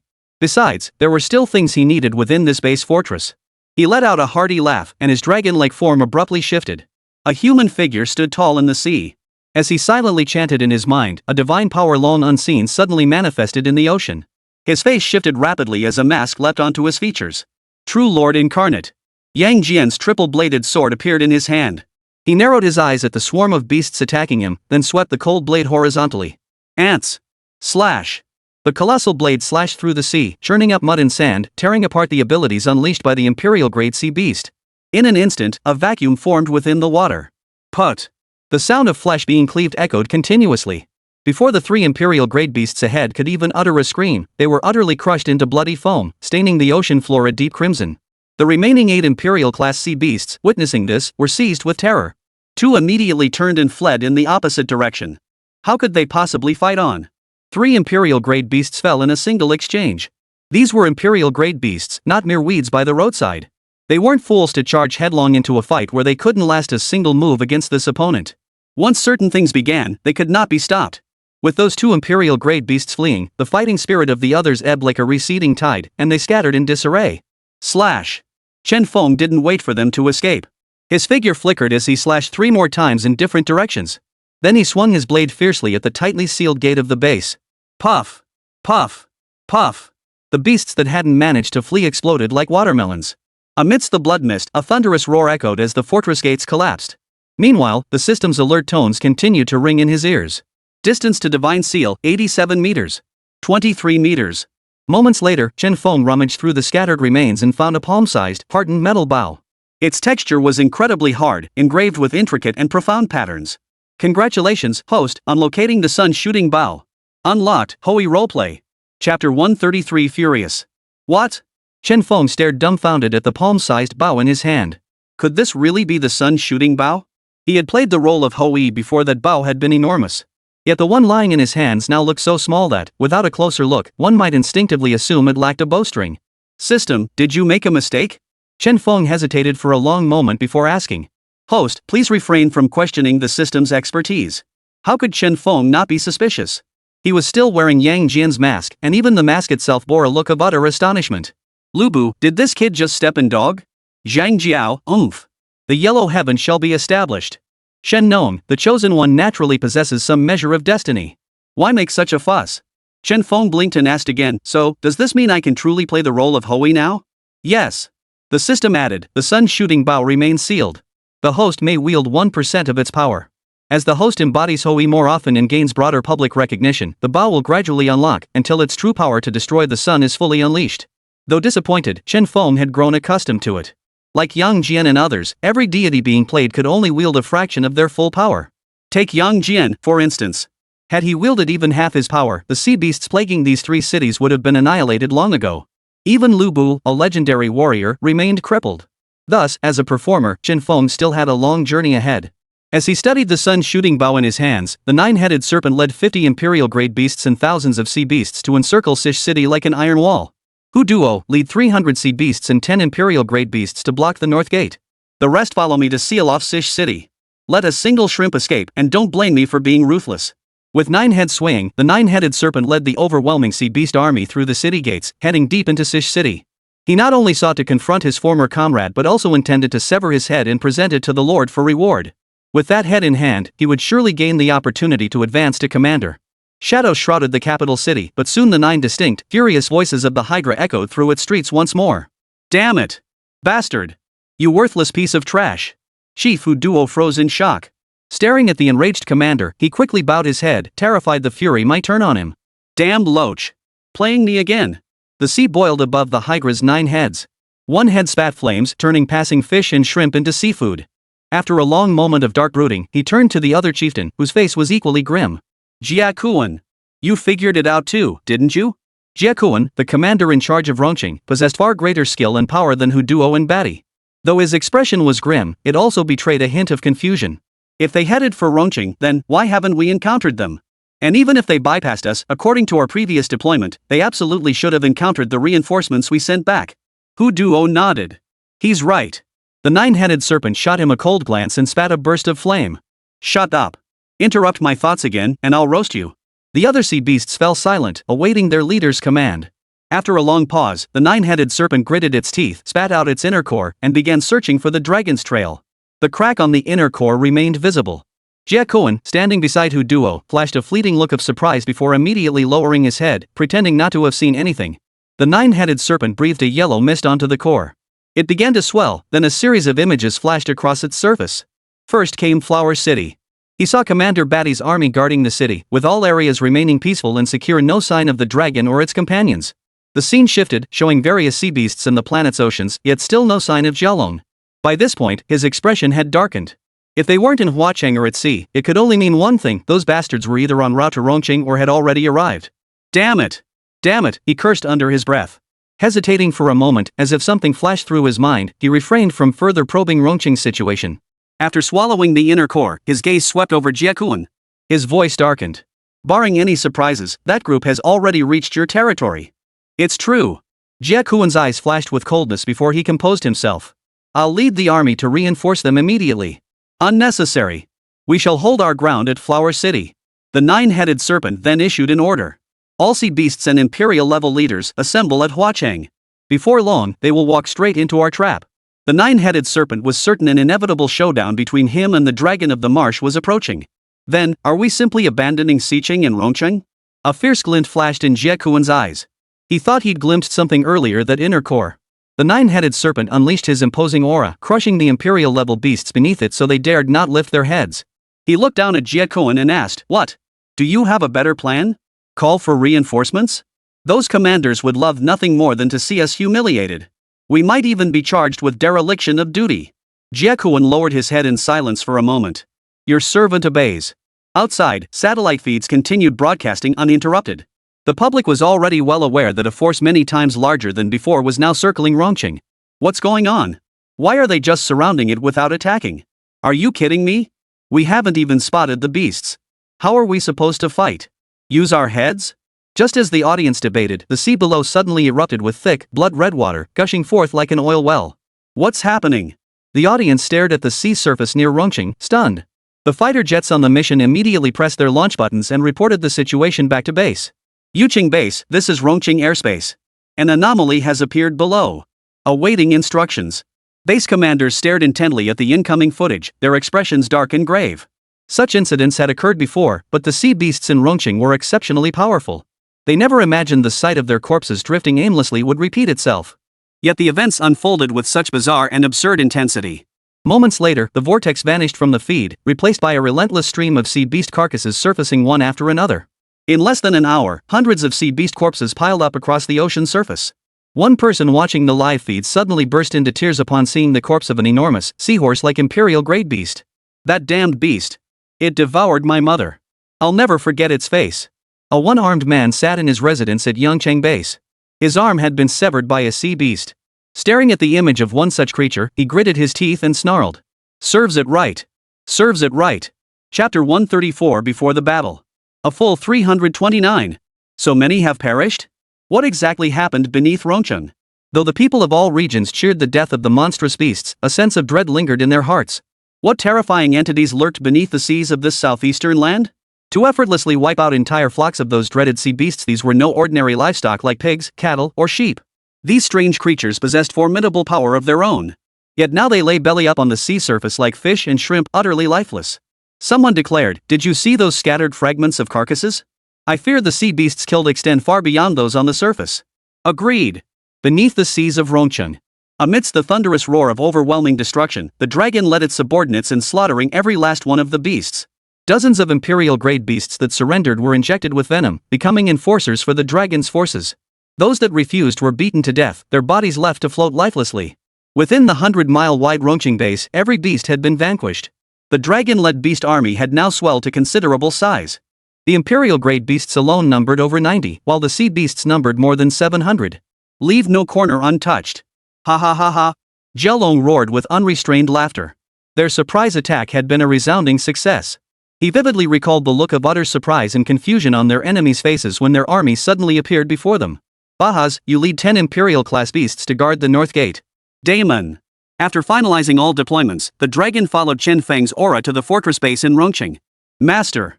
Master, spare my life. Jialong slid to his knees with a thud, clutching Chen Feng's leg in supplication. In his line of sight, Chen Feng sat composedly on a step, holding a palm-sized bow. A faint energy arrow rested on the string, aimed squarely at the dragon at the entrance. The dragon knew that if Chen Feng released his grip, that white arrow would pierce its skull. Master, this humble dragon has served you with unwavering loyalty. My devotion to you flows as boundless as the mighty river. Chen Feng watched the kneeling dragon with amusement. With a flick of his wrist, he stowed the bow and arrow. All right, rise.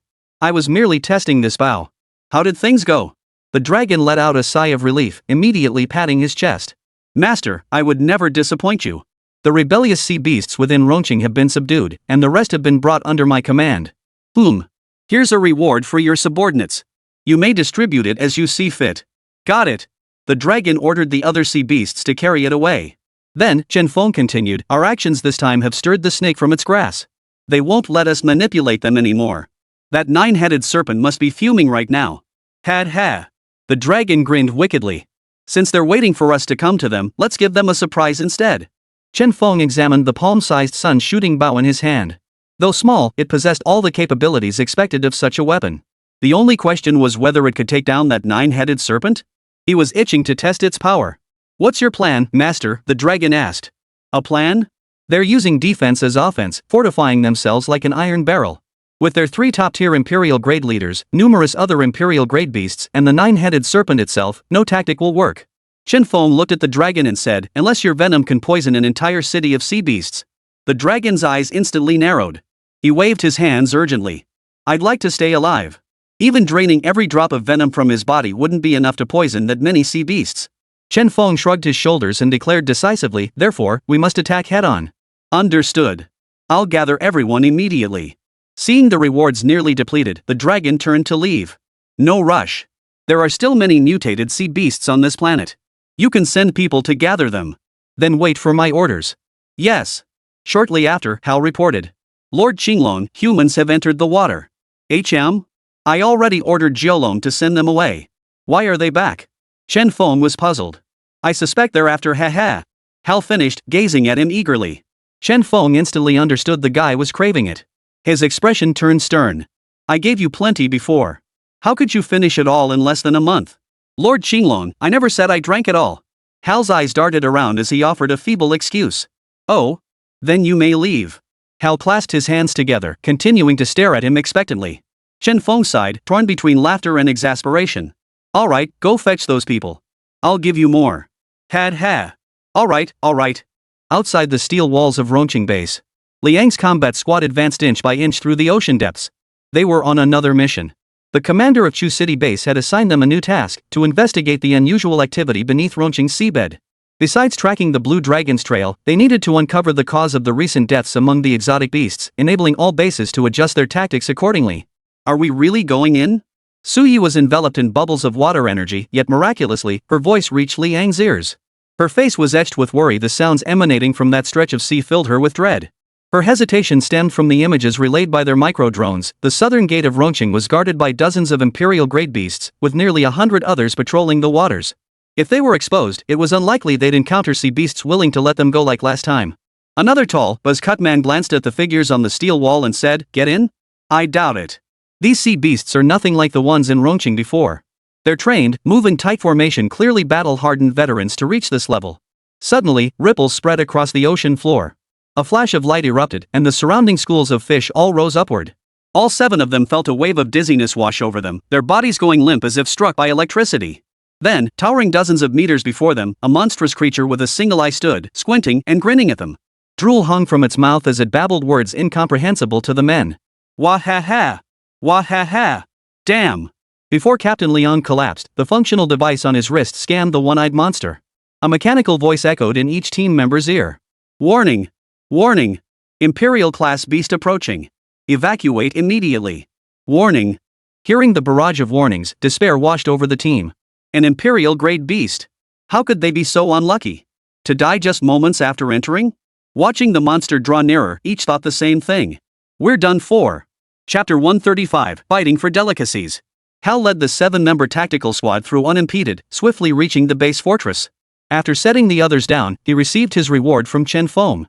Hal savored the subtle sweetness of Wahihi with utter satisfaction, his eyes brimming with contentment.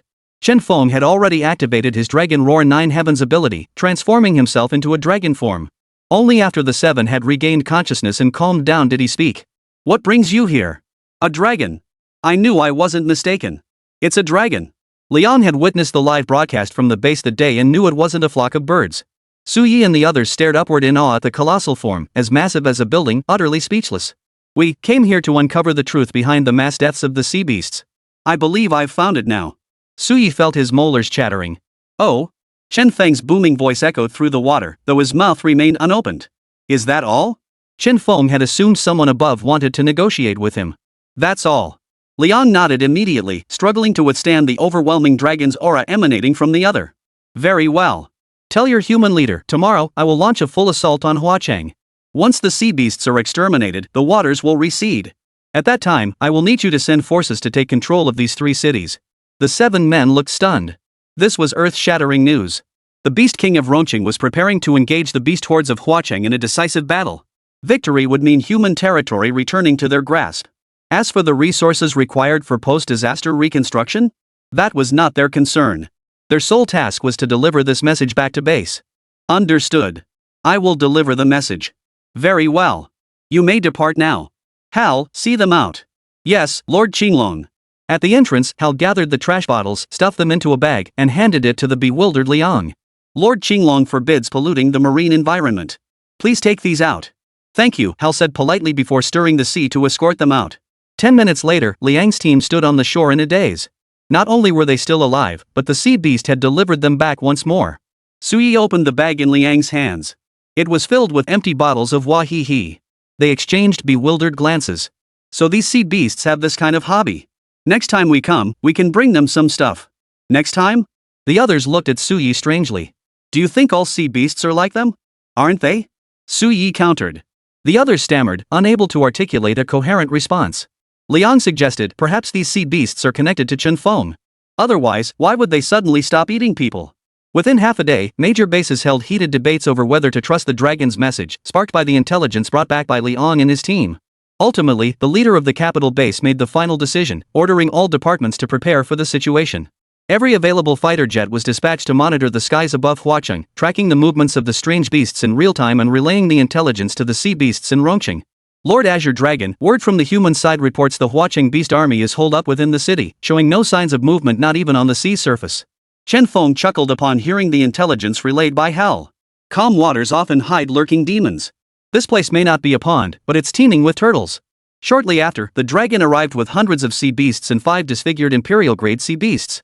Master, I have fulfilled my mission. I have brought all the imperial-grade sea beasts of this planet. Well done. Go assemble the army. The time has come. He twirled the sun-shooting bow in his hands, his gaze fixed northward, sharp as a blade. Those who brought him here would soon understand exactly what kind of person they had led to this place. Understood. The dragon's expression turned solemn as he stepped outside. A faint sonic wave emanated from his mouth. Imperial great beasts and sea monsters stationed throughout Rome City halted their activities and converged toward the base's center. Chen Feng's dragon form swayed lightly, positioning itself at the heart of Rongqing. His colossal body now stretched over 100 meters long, coiled within the deep sea, observing the figures pouring in from all directions. Moments later, the assembly was complete. The dragon swept his gaze over the formations, confirming the imperial grade beasts. After receiving their headcount reports, he addressed Chen Feng, Master, 103 imperial grade beasts and 879 S-grade and below beasts are present. All are accounted for. Chen Feng scanned the imperial grade beasts standing tall and proud. Though their appearances were bizarre and varied, one had to admit they possessed unique strengths in single combat. Though their numbers couldn't compare to the total beasts currently in Huacheng, he had his own plans. As for these imperial grade beasts, how many would remain in Huacheng after he took it? That remained to be seen. He didn't bother lecturing them on grand principles. Their mental structures and cultural backgrounds differed from his own, so motivational speeches might not hold much weight. Silently, he laid out various instant meals and snacks stored in his system space before them. I won't say much else, he stated. After this battle, these provisions will be distributed as rewards based on the number of heads each of you claims. As soon as he finished speaking, many beasts who had tasted the rewards began to swallow hard. Soon, the sounds of slurping and swallowing echoed across the sea, drowning out all other noises. The dragon roared, "We swear undying loyalty to the Azure Dragon Lord. We fight for the feast. Fight for the feast." The beasts echoed in unison, their shouts booming across the waves. Chen Feng. He suddenly felt like he was raising a pack of gluttonous creatures. Destination, Flower City. Let's go. All Imperial-grade beasts mobilized, forming a vast, dark horde alongside various sea creatures as they swam toward Flower City. Capital Base. After receiving the news from Liang's squad, many elders had been glued to the satellite feed, unable to sleep. The commander was no exception. Though he possessed the composure to remain unflappable even if a mountain collapsed before him, it would be untrue to say he wasn't excited at this moment. Any updates? Any movement yet? The commander had initially inquired every hour, receiving the same response each time, nothing. As noon approached, everyone grew increasingly anxious, their eyes fixed on the calm sea surface in the footage. Could the dragon's words have been false? One elder began to doubt. Impossible. The natural history records state dragons are divine beings. Lying invites divine retribution, the commander declared with certainty before inquiring again about developments beneath Huacheng. The assistant shook his head again. An elder yawned, rising to his feet. Then how do you explain the current situation? While the sea calm is unusual, this state began days ago. I suspect the creature Liang's team saw wasn't a dragon at all, perhaps some dragon-like beast. I'm getting too old for this nonsense. Xiaoyu, help me back to my quarters. The elder rose from his seat and began to leave. Wait. The commander, who had been staring intently at the satellite imagery, suddenly widened his eyes. He had received new footage from the undersea machinery. They're moving. The sea beast army from Rongqing is mobilizing. Chapter 136, War Livestream. Rongqing lay over 3,000 miles from Huacheng. Yet wherever the sea beasts went, distance meant nothing. They directly stirred the waters, submerging the base city 100 meters above sea level in an instant. As for Sicily, it had become a submerged ghost town. Save for passing fish, not a single sea beast remained. All had been summoned by Hydra to Huacheng. At this moment in Huacheng, the Hydra was also using its inner core to monitor movements from Rongqing. Ever since the last time their covert surveillance of Chen Feng went awry, causing cracks in the inner core, the Hydra had learned its lesson. They no longer directly observed Chen Feng's movements but instead used a process of elimination to deduce the whereabouts of Chen Feng and his companions. Its inner core now showed only the empty southern gate of Rong City. Gone? In less than an hour, the garrison troops vanished? The third serpent head of the nine-headed serpent hissed, flicking its tongue. Seems they're already on the move. How about we ambush them, suggested the seventh head, shaking its body. Unwise. They can afford to abandon the city, but we cannot. Losing this city would cost us our heads, the first head shook. Exactly. We'll wait for them to attack. If they dare, our numbers far outnumber theirs. Let's see if they're willing to throw away their lives. Shortly after, the three great chieftains Bati, Jiekuan, and Hu Duo arrived upon receiving orders. Greetings, Commander. The three beasts bowed low upon entering. I summoned you to inform you that the Loach from Rong City is already on its way. After the nine-headed serpent spoke, he paused, his gaze sweeping over his three subordinates as he observed their reactions. The three beasts reacted differently upon hearing this. Bati and Hudo looked visibly flustered, while Jiekuan remained utterly expressionless. Commander, we have already prepared our countermeasures. If they dare come, we will ensure they never return, Jiekuan stated impassively. Bati, yes. Hudo immediately echoed, right. They won't return alive. With 9 heads and 18 eyes, the Hydra could see everything. He observed the three beasts' reactions without missing a detail. With their limited numbers, they likely won't split forces to attack both north and south. Judging by that slippery eel's tactics, they might come from above. Therefore, we needn't guard the north and south gates. As long as we don't venture out, we can hold the 4 cardinal directions. I'll secure the city center. Yes. Warplanes circled over the sea. The once calm sea suddenly erupted as countless fish leapt frantically from the water, as if startled by some unseen threat. Beneath the surface currents, unseen danger lurked, driving pods of whales and schools of great sharks to flee the waters in panic. The footage transmitted back to base from the ocean floor clearly captured the massive swarm of alien beasts sweeping past. Commanders at major bases watched the footage with tense expressions.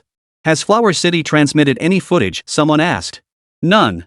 The creatures detect our probes. Each deployment gets destroyed by sonic waves. Then we won't be able to see their battle unfold. Crackle. The screen flickered violently before going completely black. The device deployed between Rongqing and Huacheng was also affected by passing alien beasts, rendering it completely useless. The base commanders immediately grew anxious and ordered another deployment. Reporting, the machinery is completely worn out. It will take a full day to produce new units. A day. That's like waiting for cold cucumber salad. Deep underwater, Chen Feng, who was rushing to his destination, suddenly heard the system's voice. Detected imminent major battle. Host, activate public livestream. Victory will unlock 2% of the sun shooting bow's total seal. Failure. Retrieving the sun shooting bow. Ha! System, you can actually take back the reward you gave me? Fine, I'll go live. Wonder if my loyal fans miss me. He pondered. Since he was going live, he couldn't appear in dragon form. Who'd ever seen a dragon streaming? With a flick of his thoughts, the mask on his face shifted, revealing an entirely new visage. Ho-E descended. The sun-shooting bow stored in the system space emitted a golden glow. Just as Chen Feng thought it would return to its normal state, it unexpectedly flickered a few times before shrinking back to the size of a palm. Ha! Trying to pull a fast one on me? He inwardly grumbled, then turned to the halted army of beasts and commanded, "Why are you staring at me? Keep moving. Why has the Azure Dragon Lord turned human again? This time it's a completely new face, nothing like the child from last time. What do you know? I've heard this divine ability is called 1,000 transformations." Smack! The dragon beast slapped the chatterbox across the face. Bull about 1,000 transformations. Shut your trap if you don't know what you're talking about. Yes, leader. Chen Feng watched the strange beast pass beneath him, touched the mask on his face, and said, "Go live." Meanwhile, the official livestream feed remained blank, showing nothing but a black screen of the ocean floor. What's going on? We were just seeing the alien beast army. Why did it suddenly go dark? Some residents who had been watching the alien beast war in the southeast were now frustrated by the sudden loss of view. Where can we see what's happening underwater? What's the base doing? We can't just stare at the surface forever. Meanwhile, all the major bases were in a state of panic. Without the underwater footage to verify the situation, they found it difficult to predict who would emerge victorious. Just then, an assistant rushed in, panting heavily. "Commander, Mr. Chen has started streaming again. This time, he's broadcasting from the ocean floor." What? The commanders from all the connected bases were startled by the news. That Mr. Chen was someone they remembered all too well. Quick, project the live feed onto the screen. Signal from the ocean floor? That was the question on everyone's mind. Once the feed appeared, it showed a figure wearing a mask adorned with peculiar patterns. Yet the chat exploded with comments. Because the Mr. Chen they spoke of was now marching alongside an imperial-grade beast army. The beast seemed to ignore him entirely, allowing him to stream at his own pace, sometimes fast, sometimes slow. Holy crap! What the hell am I seeing? Viewers stared at the live feed in disbelief. Holy crap! Streamer, you're not kidding, are you? You're underwater? You're amazing, streamer. Streamer, you finally showed up. In the footage, Chen Feng remained silent, continuing his routine as before. Commanders across all bases exchanged glances, their mouths twitching, occasionally letting out sharp gasps. I knew he could command the elements, but I never imagined he'd be so untouchable even underwater. If only such a talent could be put to work for us. Mr. Chen? His surname is Chen? Chen Feng also has the surname Chen. Someone quick-witted made the connection to Chen Feng. Chen Feng? How old is he? But it's strange both this Mr. Chen and Chen Feng are performers. Could he be Chen Feng's master? The more they thought about it, the more plausible it seemed. Look! The beasts have reached the outskirts of Flower City. Many spectators stared at the halted horde of beasts, their hearts pounding like drums. The ones leading the charge are all imperial-grade beasts capable of devouring tens of thousands. If so many imperial-grade beasts break through, then Weird. Why aren't they eating the streamer? Someone speculated maliciously. Chapter 137, Battle. Could he be the key figure in our recapture of the 3 cities? Within the capital base, the lofty commander's gaze flickered as he stared intently at the face beneath the brand new mask, as if trying to see through it. Any news on Chen Feng? He suddenly recalled the man. Though his presence had been fleeting, the commander had taken notice of him for providing the medicine to combat the monstrous beasts. His subordinates shook their heads in unison, sighs escaping their lips. After so much time has passed, the chances of survival are extremely slim. Regret flashed across their faces, mourning the loss of this prodigious talent. Look! The beast army has halted. What are these beasts planning? In the scene, the sea beast army halted far outside Flower City, encircling it without attacking.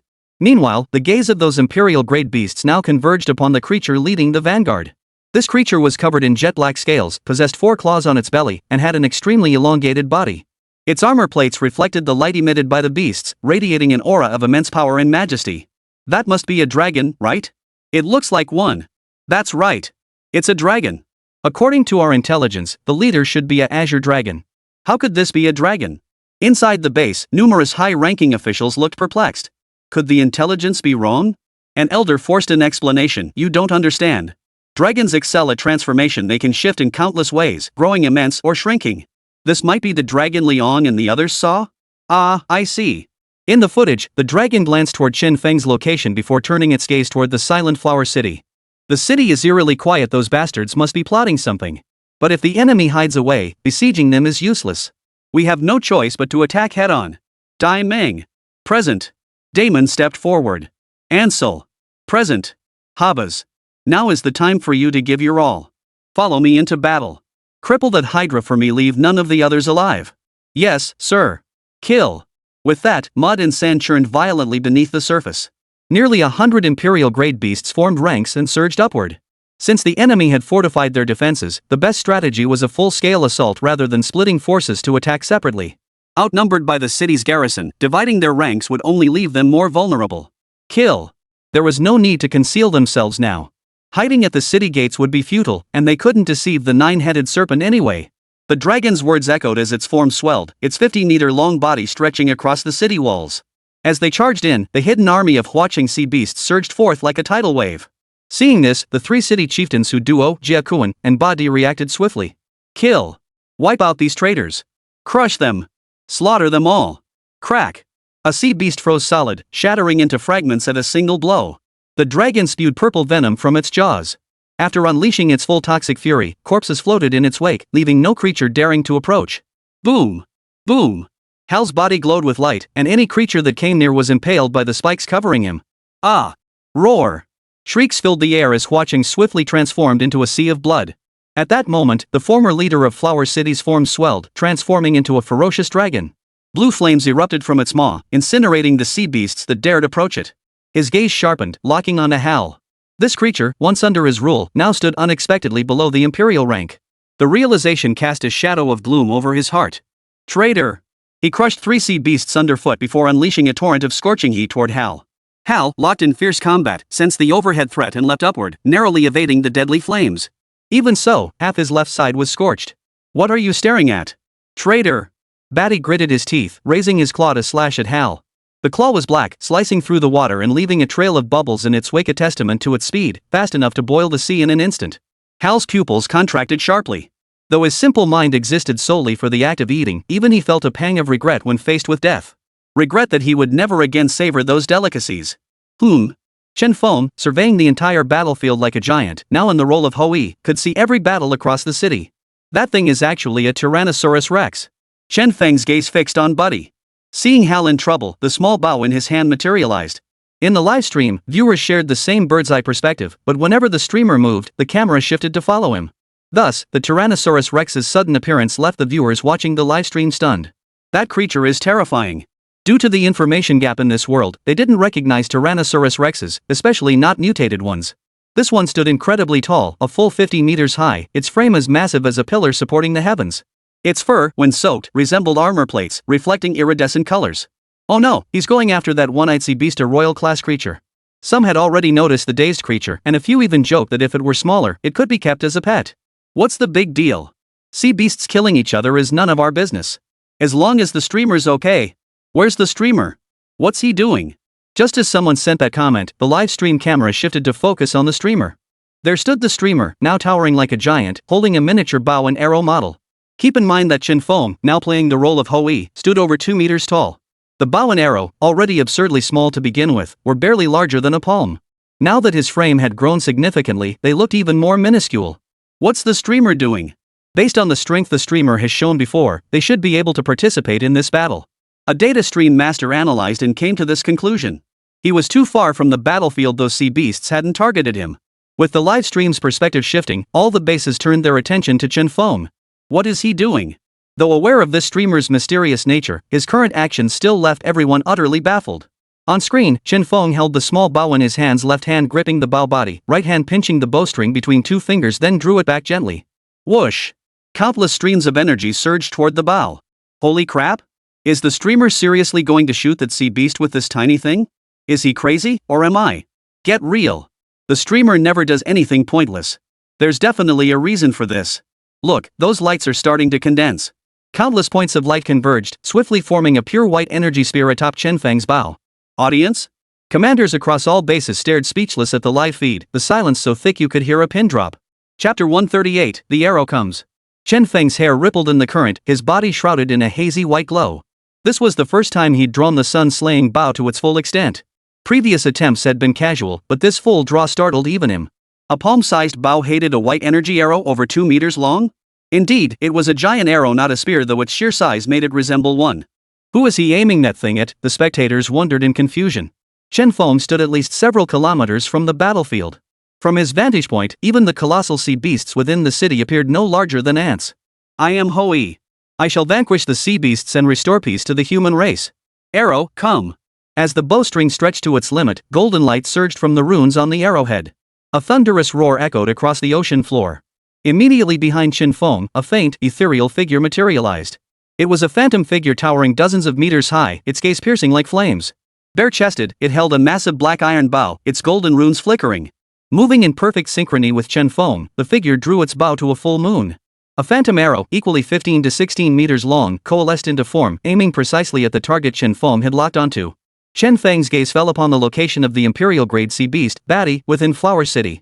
The moment he resolved to release the arrow, the phantom behind him was instantly absorbed by the energy projectile. Hum. The bowstring vibrated, emitting a humming sound.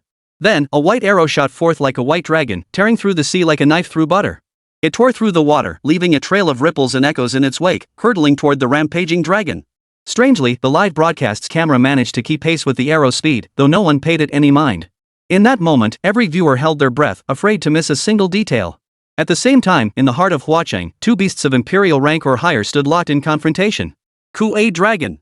Long time no see.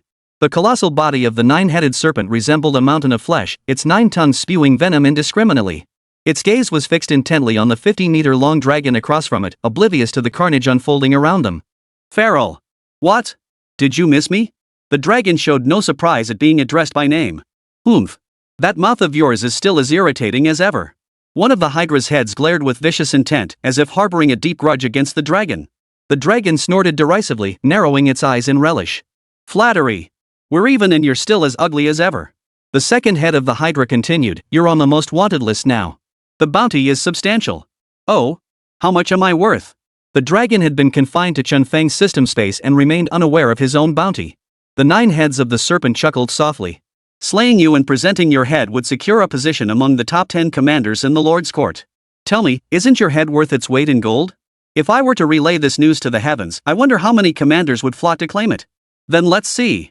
Let's see who beheads whom. Roar. Hiss. Just as the two monstrous beasts prepared to unleash their full might, a simultaneous tremor of unease swept through their very souls. The dragon and the 9-headed serpent both turned their gaze toward the sea beyond Huacheng. There, a brilliant white light gathered, and a force capable of destroying everything was forming. The 9-headed serpent gasped, "What is that?" No sooner had the words left his mouth than the piercing white light erupted.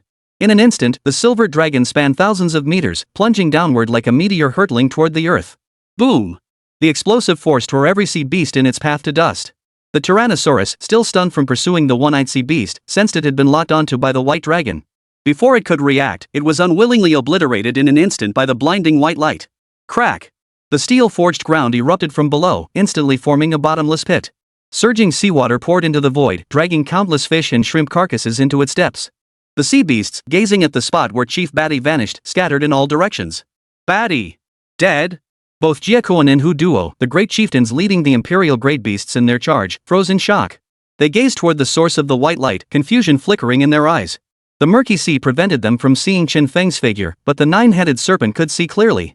1,000 meters away from Flower City, a human stood there. A human? When did humans become so powerful? The 9-headed serpent was stunned. He knew that even he himself might not have been able to withstand that arrow. Even if he hadn't died, he would have been injured. The 9-headed serpent immediately glared at the dragon. So you really are colluding with the humans?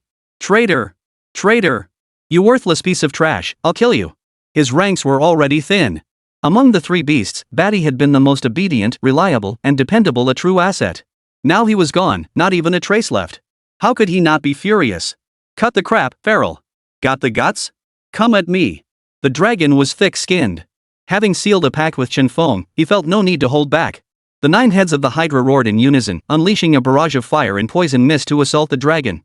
Yet 2 heads remained vigilant, darting glances toward Chen Feng's position, wary of an arrow from his bow. That man, he must not be spared. Absolutely not. Though such devastating techniques might not be usable a second time, who knows if he'll strike me with an arrow once he recovers? The Hydra grappled with the dragon's tail sweeping attack while its mind raced elsewhere. Thud! The dragon's claw clenched into a fist, smashing into the Hydra's 4th head. Instantly, all 9 heads let out agonized screams. Ah! Good head! The dragon chuckled darkly, spewing a torrent of purple poisonous mist that dyed the entire area crimson. After its agonized cry, the 9-headed serpent coldly declared, "All these years, your tactics haven't improved. The Kuei dragon venom is useless against me." Nether serpent explosive flame. Deep blue flames erupted from one of its heads, while the others launched another wave of attacks. The two fought fiercely, locked in a stalemate. The surrounding imperial-grade beasts scattered in fear of being caught in the crossfire. Meanwhile, Chen Feng's livestream exploded with chaos. Holy crap! Am I dreaming? What did I just witness? That tiny bow actually triggered such bizarre phenomena. Did you hear that voice just now? It sounded like he said, "I am Hou-Yi." Yes. Hou-Yi. I remember now. The streamer shared the legend of Hou-Yi before. He's the one who shot down the sun. People glued to their computers and phones were overcome with excitement, goosebumps rising on their skin. Though they'd seen the streamer share fragments of Hou-Yi's legend before, this was different. What had they just witnessed? That was an imperial-grade beast. One arrow, and it was obliterated, not even a trace remained. So, could that bow and arrow the streamer had earlier be the sun-shooting bow? Impossible. I suspect it was a replica. Otherwise, that single arrow would have obliterated Huacheng or even our entire planet. Chapter 139, Carnage. Commander, this Mr. Chen is ridiculously strong. At the capital base, everyone who witnessed this scene leapt to their feet in shock. Everyone present understood the gap between imperial-grade beasts and ordinary ones. A single arrow capable of taking down an imperial-grade beast possessed power comparable to a miniature nuclear bomb. An experienced elder spoke up, his dissatisfied gaze sweeping over the senior commanders present. "Oof. I know what you're thinking, but judging by the strength he's demonstrated, we have no choice but to befriend him. The threat of beasts is far from over. We cannot afford to provoke someone like this. The consequences would be unimaginable." "You're right. I was merely voicing my thoughts." The initial speaker sat down, looking sullen. "Have we determined the origin of that dragon?" the commander inquired. "It's been confirmed. It's a powerful being subdued by the streamer during the last extraterrestrial beast battlefield. Judging by its displayed strength, it's at least imperial grade." Everyone took a deep breath, suppressing their shock, though their expressions betrayed their astonishment. The commander added, "This suggests Mr. Chen's power has reached a terrifying level. Yet his movements remain elusive. We've been unable to make contact." The assistant spoke up at the right moment. "If we could find Chen Feng, perhaps we could ask him if he's had any contact with this creature." "Chen Feng?" The group shook their heads at the name. "No, perhaps we could ask this Mr. Chen for assistance in locating Chen Feng." The commander issued an immediate order to the fighter jets hovering over Huacheng, directing them to deploy underwater robots to aid in the search. Will he agree? As we all know, those with great power tend to have their quirks and rarely agree to others' requests. Let's give it a shot. If he can propose terms, it's all upside for us. Chen Feng, who had been observing the battle, had revealed his position due to the arrow he had just fired. Under Hydra's command, the headless imperial-grade beast charged toward his location. Roar! "Human! You have chosen your own path to death." Chen Feng glanced at the 5 imperial-class beasts closing in around him and chuckled softly. Did they really think he was some long-range, low-health player? Xingtian descends. The mask on his face shifted rapidly. The blood-red aura enveloping the headless figure dyed the sea crimson. Now standing 3 zhang tall, Chen Feng wielded the Xingtian battle axe.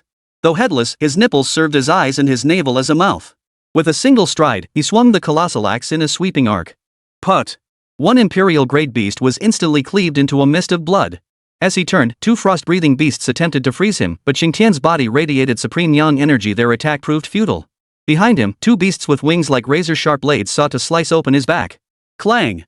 The collision produced a metallic clang. Impossible! The remaining 4 beasts felt a chill run through them, each thinking their own thoughts. Had the commander sent them here to die? Snap! Chen Feng gave the 4 no chance to catch their breath. His battle axe swung, its massive blade flash slicing through the air, instantly claiming the lives of 2 more beasts. Run! The last 2 imperial-grade beasts finally grasped the truth. This man's power far exceeded their wildest imaginings. Even their own leader wouldn't have been able to kill so swiftly and decisively. The 2 imperial-grade sea beasts split apart, fleeing in opposite directions. Chen Feng let out a light snort, his face mask shifting once more as he transformed into Hou-Yi. Arrows, fire! A blinding white light pierced the heavens and earth, churning the sea into a frothing maelstrom. Boom! The imperial-grade sea beast, already 5 li away, suddenly understood what it meant to die in an instant. After the white glow swept past, nothing remained within 2,500 meters. Then, Chen Feng turned his gaze to the other side. He leisurely drew back that deadly, palm-sized contraption, and a colossal arrow coalesced. Hum! A blurred phantom merged into the arrow's body. The blinding white flash tore through the murky sea depths, chasing after the fleeing Imperial-grade sea beast. The live-streamed perspective shifted from Chen Feng back to the arrow's trajectory. He can actually draw a bow? A bow this powerful, and he fired it 3 times in a row? Doesn't he get exhausted? Audience members were flooded with questions, yet they continued to send a barrage of comments. True to form for our streamer. The role he's playing this time is absolutely epic hoi. I'll remember that. His earlier Sun's shooting was spectacular. You guys have no idea, I only learned after researching that Hoi was actually the great hero who saved our ancestors. Tell us more, and I'll shower you with gifts. Arrow tips flashed as they exploded with a thunderous roar, silencing the Imperial-grade beast's agonized screams forever. This terrifying spectacle was witnessed by the 9-headed serpent, who had been observing Chen Feng. Now, every fiber of his being felt unbearable agony. Boom! The dragon's tail lashed out, sending the distracted Hydra flying. Feral, what's wrong? Scared? Who was that? How could he be so powerful? The cracks on Hydra's body rapidly healed as he asked, continuing his fierce battle with the dragon. If you want to know, go ask him yourself. Why should I tell you? Do you dare? Do you dare go over there? The dragon sensed fear in Hydra's earlier questions, and its attacks grew increasingly savage. 9 dragons become gods. He chanted, instantly conjuring 9 exact replicas of himself to surround and attack the Hydra. That's the Lord's power. How do you know it? Though surrounded, the 9-headed serpent's wounds healed at an astonishing rate. Neither side could gain the upper hand. Witnessing the dragon's divine prowess, the serpent began to doubt the dragon's true identity. This is my innate divine power. Are all 18 of your eyes blind? The two hurled insults while trading blows, scales scattering everywhere, a spectacle too gruesome for the surrounding Imperial-grade beasts to bear witness to. Meanwhile, Jia Kuan, the former leader of Rome City, was now slaughtering sea beasts with frenzied abandon. Whether Imperial-grade or S-grade, none survived more than a few blows under his assault. As a creature with 1 foot already in the Emperor-grade realm, Jia Kuan could easily handle even 5 Emperor-grade beasts attacking him simultaneously, let alone these newly ascended Emperor-grade creatures. Any creature within 100 meters of him was pierced through by the water spheres he condensed. This water, restructured by his power, was no ordinary seawater, it was a 1,000-fold concentration of water, impervious to any living being. His gaze sharpened. The Imperial-grade beasts on his battlefield had been slaughtered to the last, the sea beasts exterminated as well. In his fervor, he had even killed several of his own men by mistake. Save me! Hu Duo cried out for help as he was being pursued by a pack of Imperial-grade beasts. His carapace was shattered, and blood trickled into the sea, filling the air with a pungent, fishy stench. Upon seeing this, Jia Kuan's form flickered, covering thousands of meters in an instant. Hu Duo! You useless piece of trash! Get out of my way! He flung the battered Hu Duo aside, facing the pursuing Imperial-grade beasts with unwavering resolve. This guy is strong. Chapter 140, Unstoppable. The Baja's brothers and Imperial-grade beasts like Daemon joined forces, overwhelming other Imperial-grade opponents with near-invincible ferocity. But now they encountered a presence that unsettled them. The innate aura sensing between beasts allowed them to gauge an opponent's strength merely by scent, so Daemon and the others dared not be careless. You're Jia Kuan? Though based in Flower City, Daemon knew of the great leader of Rome City. A corpse has no right to know my name. Pop. Pop. Pop. Amidst a series of peculiar sounds, dark blue spheres erupted from the sea. Appearing with blinding speed, they filled the 100-meter radius in an instant, surrounding Daemon and his companions so tightly there was no escape. Jia Kuan looked down on Daemon and his group of Imperial-grade beasts. He raised 3 green fingers with bizarre knuckles and casually waved them. Swish! Countless water spheres, as if obeying a command, shot toward Daemon and the other Imperial-grade beasts at incredible speed. Pop! 2 Imperial-grade beasts were instantly pierced through the head by the bizarre water spheres, dying instantly. The remaining beasts scrambled to resist, each unleashing their own abilities. Crack! The ice shield shattered instantly, and another Imperial-grade beast sank to the ocean floor. Daemon looked up at the surrounding spheres.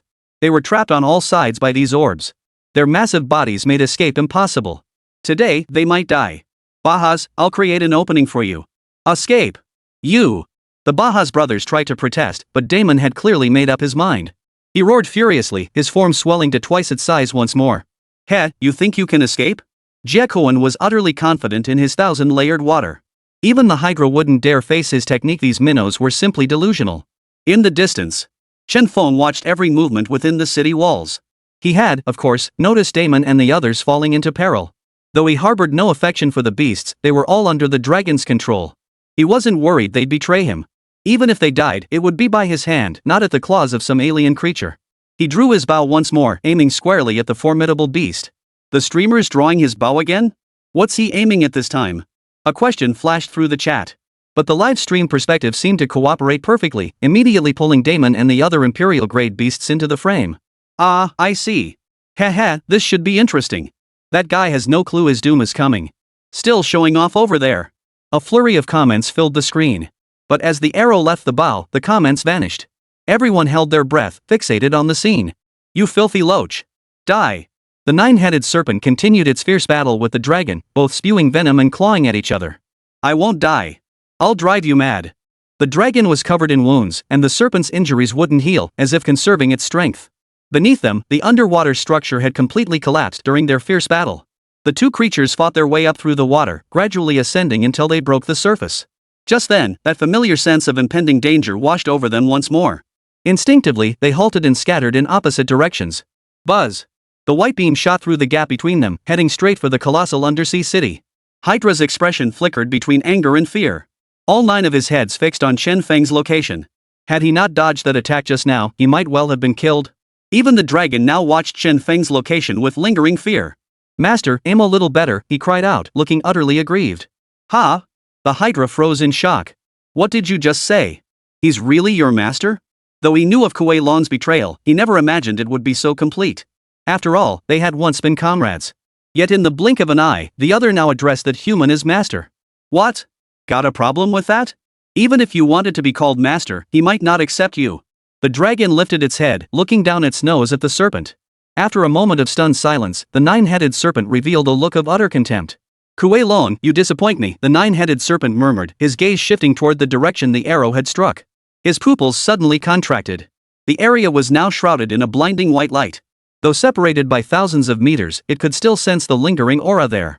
It was the aura of an emperor-level being Jiakuan. The nine-headed serpent tensed instantly. When the white light faded, Jiakuan had vanished without a trace. All that remained at his former location was a bottomless, pitch-black cavern and a stunned Imperial-grade beast standing 100 meters away, its eyes wide with disbelief. A half-step Emperor-level beast just died like that? All 9 heads swallowed venom in unison, glancing at the dragon with lingering fear as it wore a contemptuous smile. Just who is your master? Want to know? Too late. Way too late. The dragon waved a finger regretfully. The 9 heads of the serpent swayed, lost in thought. The 5 Imperial-grade beasts he had sent earlier had failed to kill this human. The fact that the man still lived proved the opponent was not only formidable at range but also skilled in close combat. Therefore, he didn't believe that capturing the king first would turn the tide in his favor. He narrowed his eyes, gazing skyward before diving toward the fortress of Huacheng Base. The dragon hesitated for a moment, but then something occurred to him. This bastard's trying to escape. His intent to reach the base fortress meant there was a hidden contingency there, perhaps a teleportation portal, or something else entirely. An Emperor-tier beast attempting escape was nearly impossible to stop. With urgency, the dragon roared. Master, shoot it. Hearing this, Chen Feng immediately drew his bowstring taut once more, his gaze fixed upon the colossal form of the Hydra. Hum. Another arrow. Boom. A piercing scream erupted. Blood spattered as the serpent's first 3 heads exploded violently.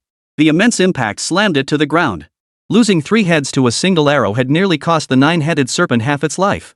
Damn it. So close. Damn it.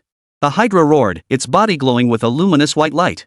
Beneath the vanished heads, regeneration was already occurring at an astonishing speed. Damn it. Who do you call damn? The pursuing dragon glared at the venom-filled Hydra as they clashed once more. Meanwhile, Chen Feng, who had been observing the entire situation from afar, flickered and appeared within the city walls. Simultaneously, the mask on his face shifted, transforming into that of Yang Jian, while the sun-shooting bow in his hand changed into a 3-pronged double-edged blade. This 9-headed serpent's regenerative ability is quite impressive. I wonder whose bloodline this is. He watched the figures entangled in fierce combat, then abruptly activated the heaven-emulating, earth-mimicking technique. He swung his triple-bladed sword, striking while the serpent's 3 heads had yet to fully regenerate, severing the other 3 heads in one fell swoop. Roar! The serpent's agonized cries echoed beneath the sea.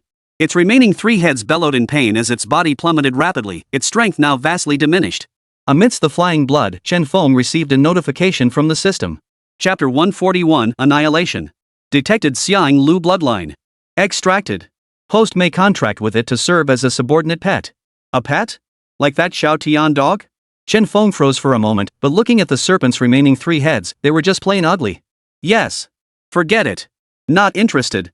Even if it possessed Xiang Lu's bloodline, it wasn't worthy of being his pet. Those 9 heads were just disgusting to look at. Boom. The 9-headed serpent was once again beaten senseless by the dragon, now nothing more than a limp ragdoll. Finally, the dragon grabbed it by the throat and tossed it at Chen Feng's feet. Master, this one's too weak. It's useless. Chen Feng floated in the water, observing the limp creature with 3 heads. Its 6 eyes were vacant. Having lost 6 heads at once seemed to have wounded its very essence. Its gaze was unfocused, as if it had gone dumb. Smack! The dragon, who loved slapping people, struck again, delivering a sharp slap to the middle head. Stop playing dead. I know your little tricks, but we're not afraid of your sneak attacks either. After issuing this warning, the dragon turned to Chen Feng and asked, Master, what should we do with this one? At that moment, the system prompted, mission complete.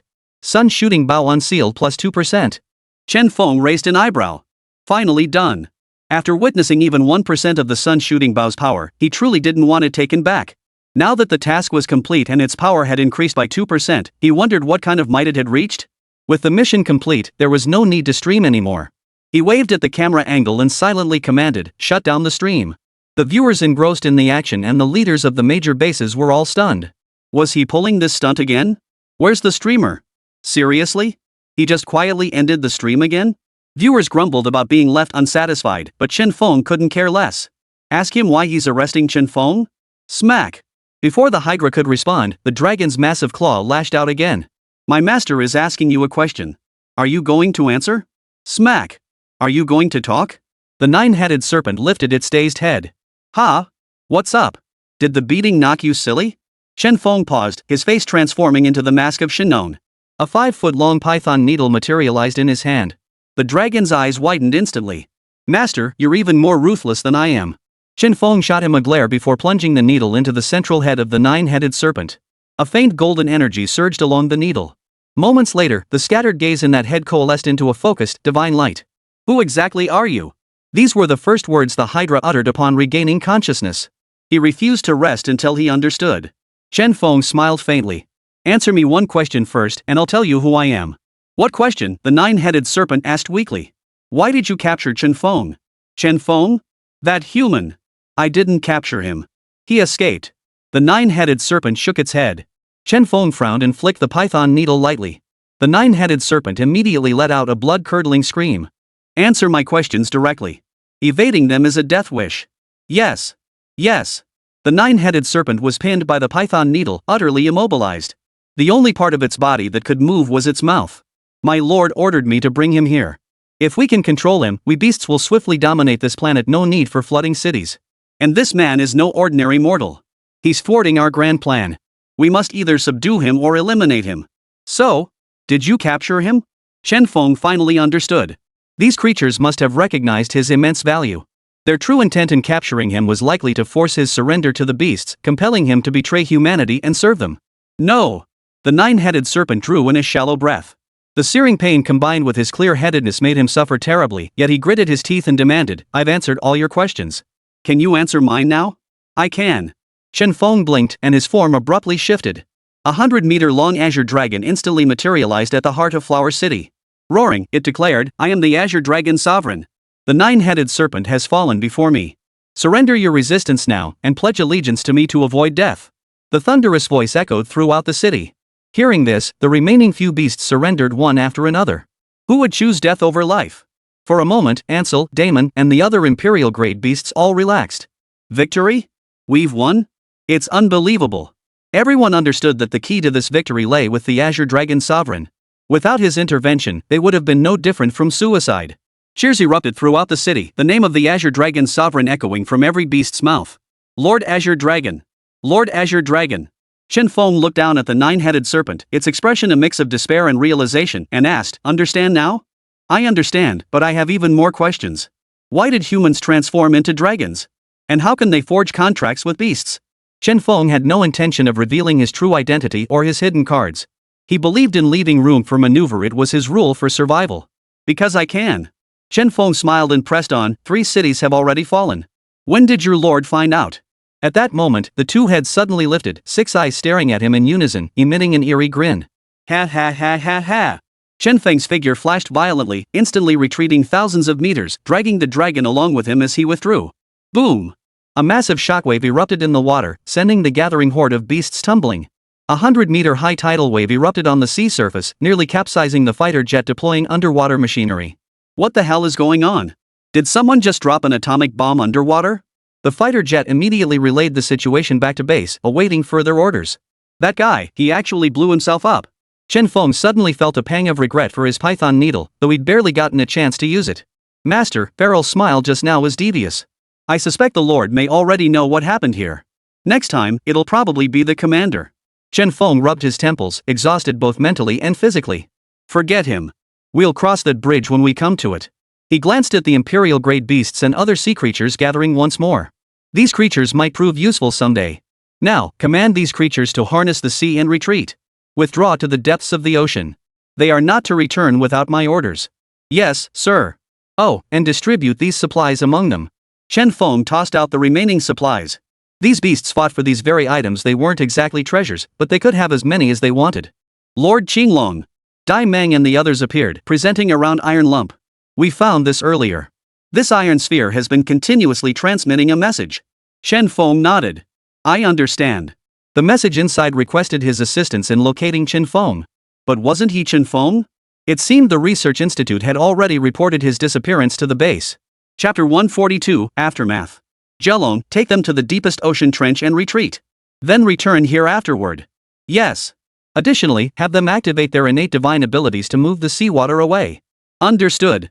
At the dragon's command, all imperial-grade beasts assembled as he issued the order to depart. As the waters receded, the three cities submerged beneath the eastern continent's seas re-emerged into view. The skies above were now filled with aircraft news media crews from major bases and military forces alike.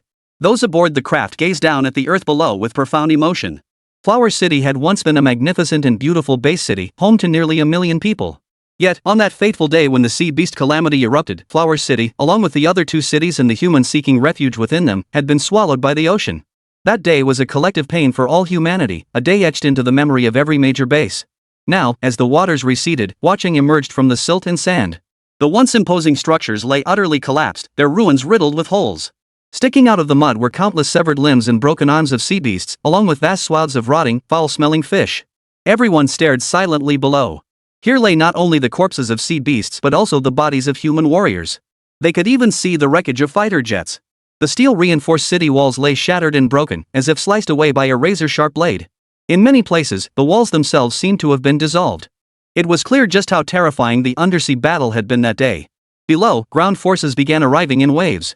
Heavy machinery rolled out, commencing the excavation and burial of the fallen. Good morning, everyone. I'm Chen Xiaowen, reporting for the base daily. In the sky, media aircraft circled overhead, delivering reports on Huaqing's situation to viewers following the war. Now, let's go to our reporter on the ground. On the ground, a fully equipped male reporter wearing a mask appeared on the live feed. Standing before a giant sea beast that had yet to be buried, he began his report with visible excitement. Those who watched Mr. Chen's livestream will recognize this sea beast. Indeed, it is an imperial-grade beast. Our primary task on the ground is to prevent the mysterious factors within its body from erupting. Moments later, 2 massive mechanical units entered the frame, commencing the dissection of the fallen imperial-grade beast. This satellite broadcast was visible nearly worldwide, not just to the base cities of the eastern continent, but even to survivors on the western and northern continents. My God, have humans on the eastern continent become this powerful? They've reclaimed all 3 cities occupied by the sea beasts. Powerful? But if they were powerful, how did 3 cities fall to the sea beasts in the first place? Well, back when the beasts descended, the eastern continent became isolated from the northern continent. Neither could reach the other's territory by air or land, as if an invisible barrier had been erected between them. The northern continent suffered even more severe attacks from the beasts. Their already sparse population plummeted under the onslaught, nearly reverting their society to a primitive state. Though the eastern continent connected to the western continent, fierce beasts still rampaged through the mountain ranges. Even the skies were severed by flying beasts, cutting off vital routes.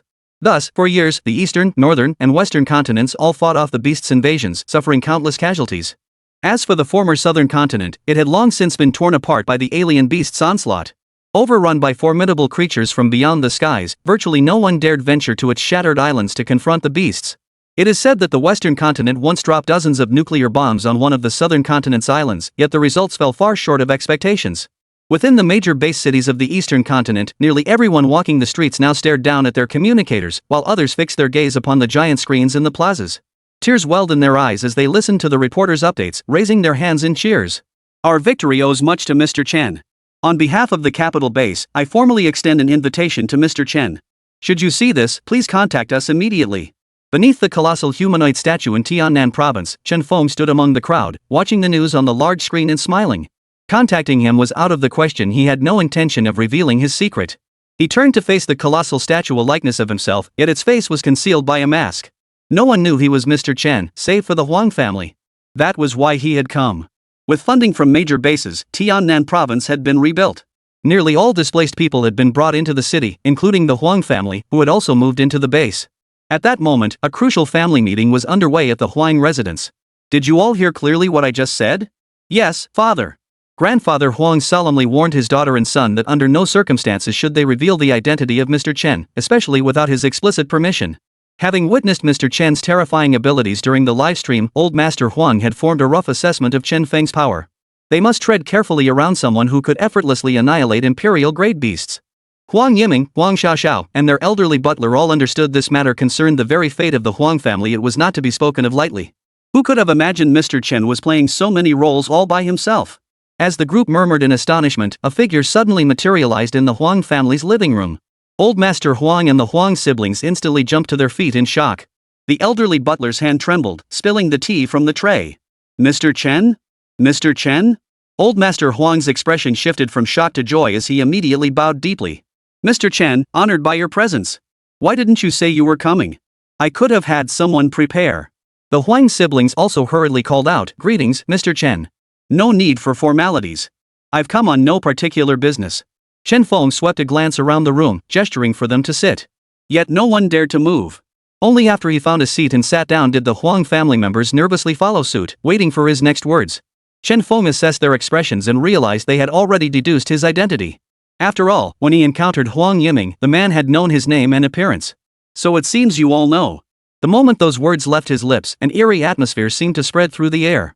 Everyone held their breath, not daring to breathe. Beads of sweat appeared on Old Master Huang's forehead. He sighed. As expected, after witnessing his true capabilities, no one could treat him as they once had. Never mind. Just don't reveal my identity, at least not yet. With that, Chen Feng vanished, leaving behind on the table several precious items he had collected from the 3 cities. Among them were priceless antiques and calligraphy works, all things Old Master Huang cherished. But he would never return to the Huang family. Their relationship had changed. Old Master Huang gazed at the empty chair and sighed softly. A man of his age and experience, he understood perfectly why Mr. Chen had sighed. Did you all remember what Mr. Chen said just now? The Huang siblings nodded. Chapter 143, The Outsider of the Southern Continent.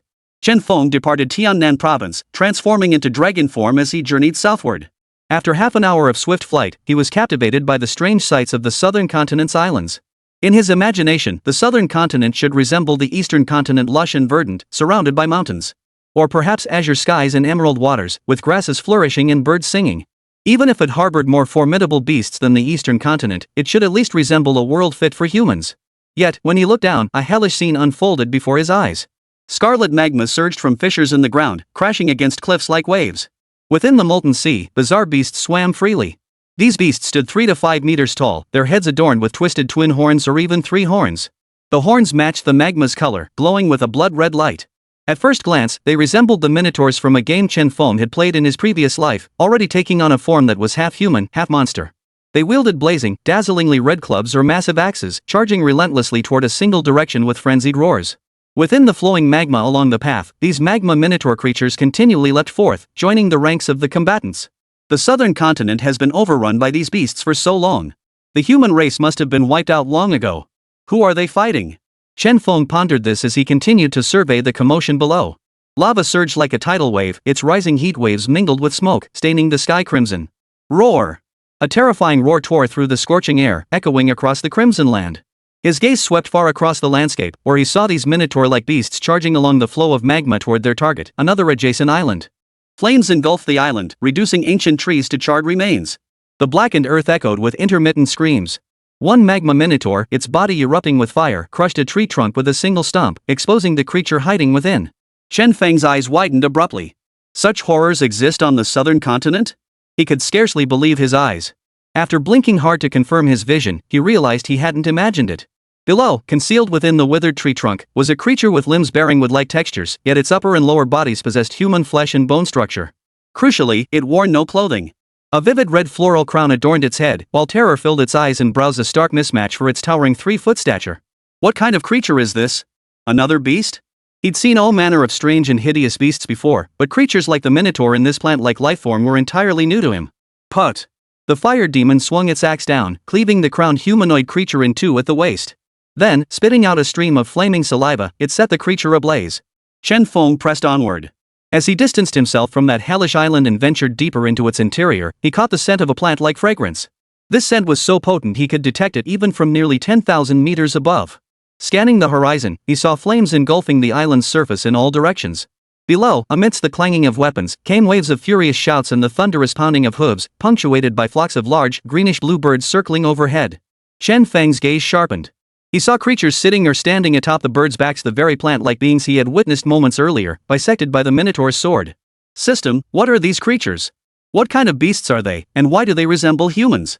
Scarlet Flame Fiend, a beast born from extraterrestrial magma, possessing a half-human, half-beast appearance. It can reach 5 meters in height, possesses immense strength, and upon reaching maturity, can attain emperor-level power. Tree demons exist in male and female forms.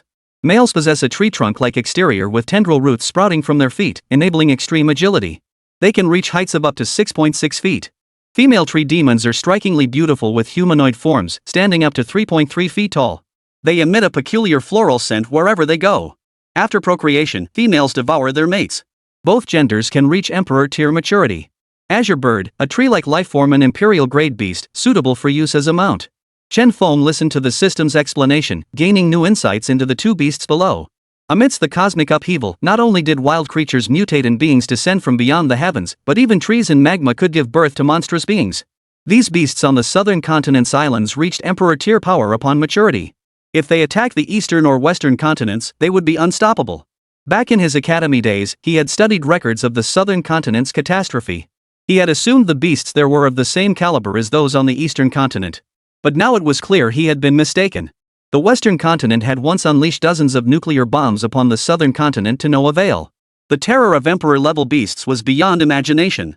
Fortunately, these beasts were constantly at war with each other. If their conflicts were to cease and the beasts of the southern continent united against the outside world, it would spell doom for the other three continents. Realizing this, Chen Feng grasped the urgency of the impending crisis. His gaze drifted toward the southern horizon where sky met sea, his heart heavy with foreboding. The island where the Crimson Flame Demon resided, which they had just passed, and the Tree Demon Island below them now were merely on the periphery of the southern continent. After the cataclysm, the land and oceans had expanded exponentially. Even satellites could no longer scan the once habitable planet that had been within their signal range. An island in the southern continent now stretched nearly as vast as the entire Tianan province, and the power of the monstrous beasts was equally terrifying. No one knew what lay at the very heart of the southern continent. Even if they reported the situation here to the eastern continent's capital base, it was likely beyond their capabilities to handle. Emperor-tier Crimson Flame Demons and Emperor-tier Tree Demons, these two islands teem with innumerable monstrous beasts. Should even one appear on the eastern continent, it would spell utter catastrophe. The nine-headed serpent was the perfect example. Chen Feng's brow furrowed deeply as he racked his brain for a solution to avert this catastrophe. Below, the beasts roared incessantly. If the Crimson Flame Demon prevailed, would this devastatingly powerful creature first attack the other islands, or march north to invade the eastern continent? He didn't know. But he dared not gamble. The tens of millions of fire seeds on the eastern continent could not afford another setback. Shinnong, what is that kid thinking? Could it be Zhang Jiao? My guess is he plans to become the Yellow Heaven here. Lu Bu, what? He wants to be the father figure here? Yang Jian. Hoi, cough cough. Exactly. Chen Feng reasoned that since these threats would eventually engulf the human race of the eastern continent, he must fan the flames of war in the southern continent even higher, preferably, never letting them die out. But war required manpower. He thought of the group of imperial-grade sea beasts he had ordered to depart. That dragon-like creature must have settled them in by now, right? But those creatures were imperial-grade beasts, while the beasts down below were all emperor-grade entities. And then there was the Crimson Flame Demon, a veritable nemesis to sea beasts. He shook his head, dismissing the notion. Hey! What kind of monster are you? From which island do you come? As Chen Feng pondered this, 3 blue birds with 5-meter wingspans soared up from below. Perched on their backs were 3 female tree demons wearing floral crowns and wielding wooden bows, encircling him. Chapter 144, The Tree Spirit Mystery. Chen Feng was well aware of the behavior of these 3 naked, otherworldly beings. Since he intended to make the battles here even more intense, he needed a plan. After glancing over the 3 tree spirits, he sniffed the air. A faint floral scent lingered around them. Captain, forget all that nonsense. Just take out this monster first. The female tree spirit on his left growled menacingly, drawing her bow and aiming it squarely at Chen Feng's head. Chen Feng inwardly rolled his eyes. These creatures had the nerve to call others monsters? What about their own half-human, half-demon appearance? Their green limbs paired with flesh-colored bodies looked far stranger than his dragon form. Beyond their startling appearance, they were utterly useless. Hold on. The female tree demon captain halted her subordinate's action, clearly thinking more strategically. You come from another island, she inquired. The reason for this question was that the Tree Demon clan was currently engaged in battle against the Crimson Flame Demons. If they killed this strange beast here, they wouldn't be able to fight on two fronts, and their race would face certain extinction. Moreover, if they could lure the race behind this green-hued creature, it might just provide a solution to their immediate crisis. Therefore, before determining friend or foe, they dared not act rashly. Chen Feng's massive dragon eyes swept over the three tree demons. Though their appearances differed, their figures were strikingly similar, all exquisitely proportioned. He understood why they asked. Any sensible being would avoid making enemies with another race lightly. That's correct. I come from Dragon Island, over 12,000 kilometers to the south. I belong to the shape-shifting dragon clan. He offered a half-truth about his origins and racial affiliation. The captain glanced toward the boundless southern seas. She had no idea how many beast clans inhabited the southern continent.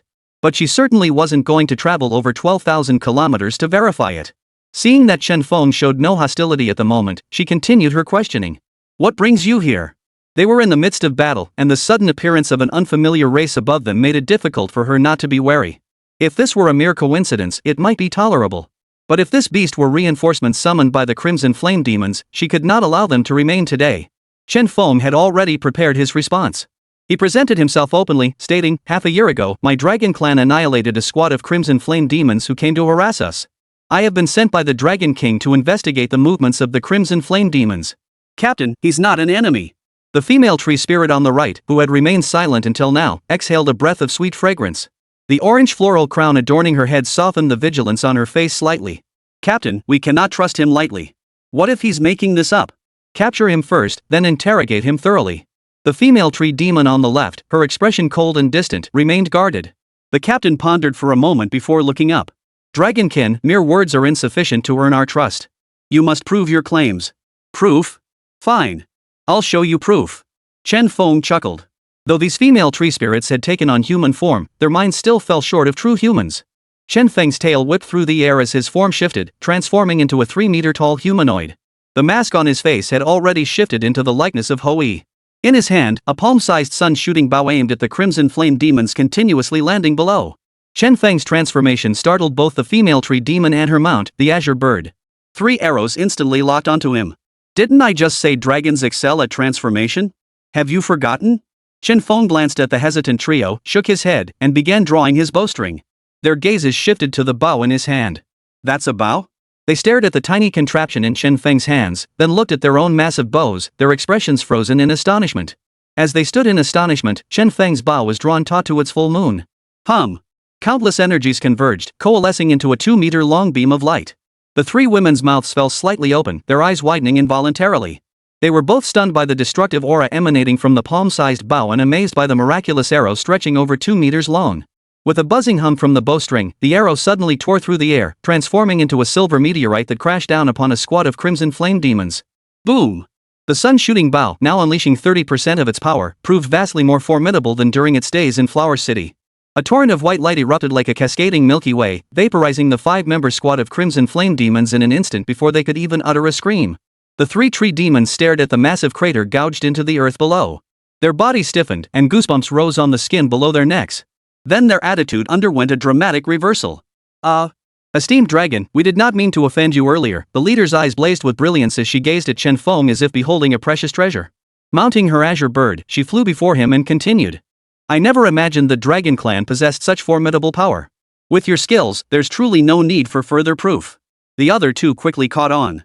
The female tree spirit with orange blossoms on her head now wore a look of pure infatuation, her gaze practically glued to him. She kept signaling to the captain, Captain, since this dragon has entered our territory, we must treat him with the utmost hospitality. If the queen learns we failed to entertain our guest, we'll face punishment.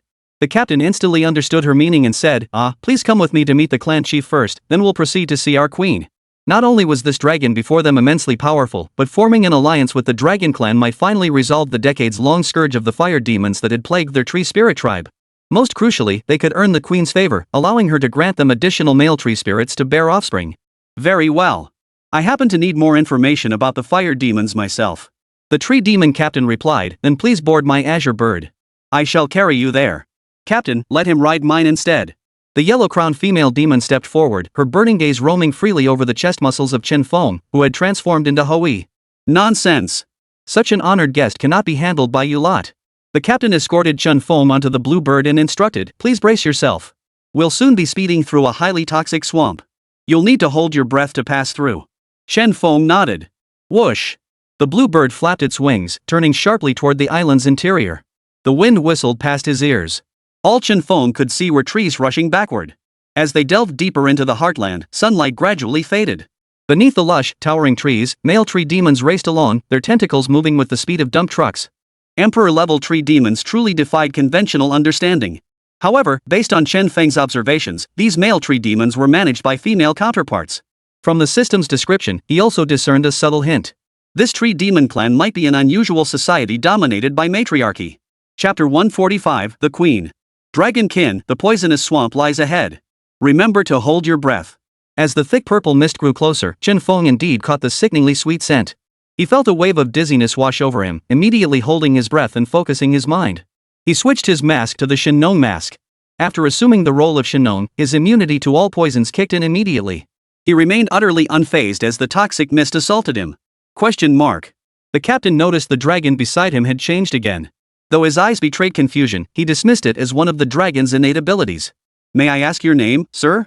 My surname is Chen. You may call me Mr. Chen. Mr. Chen.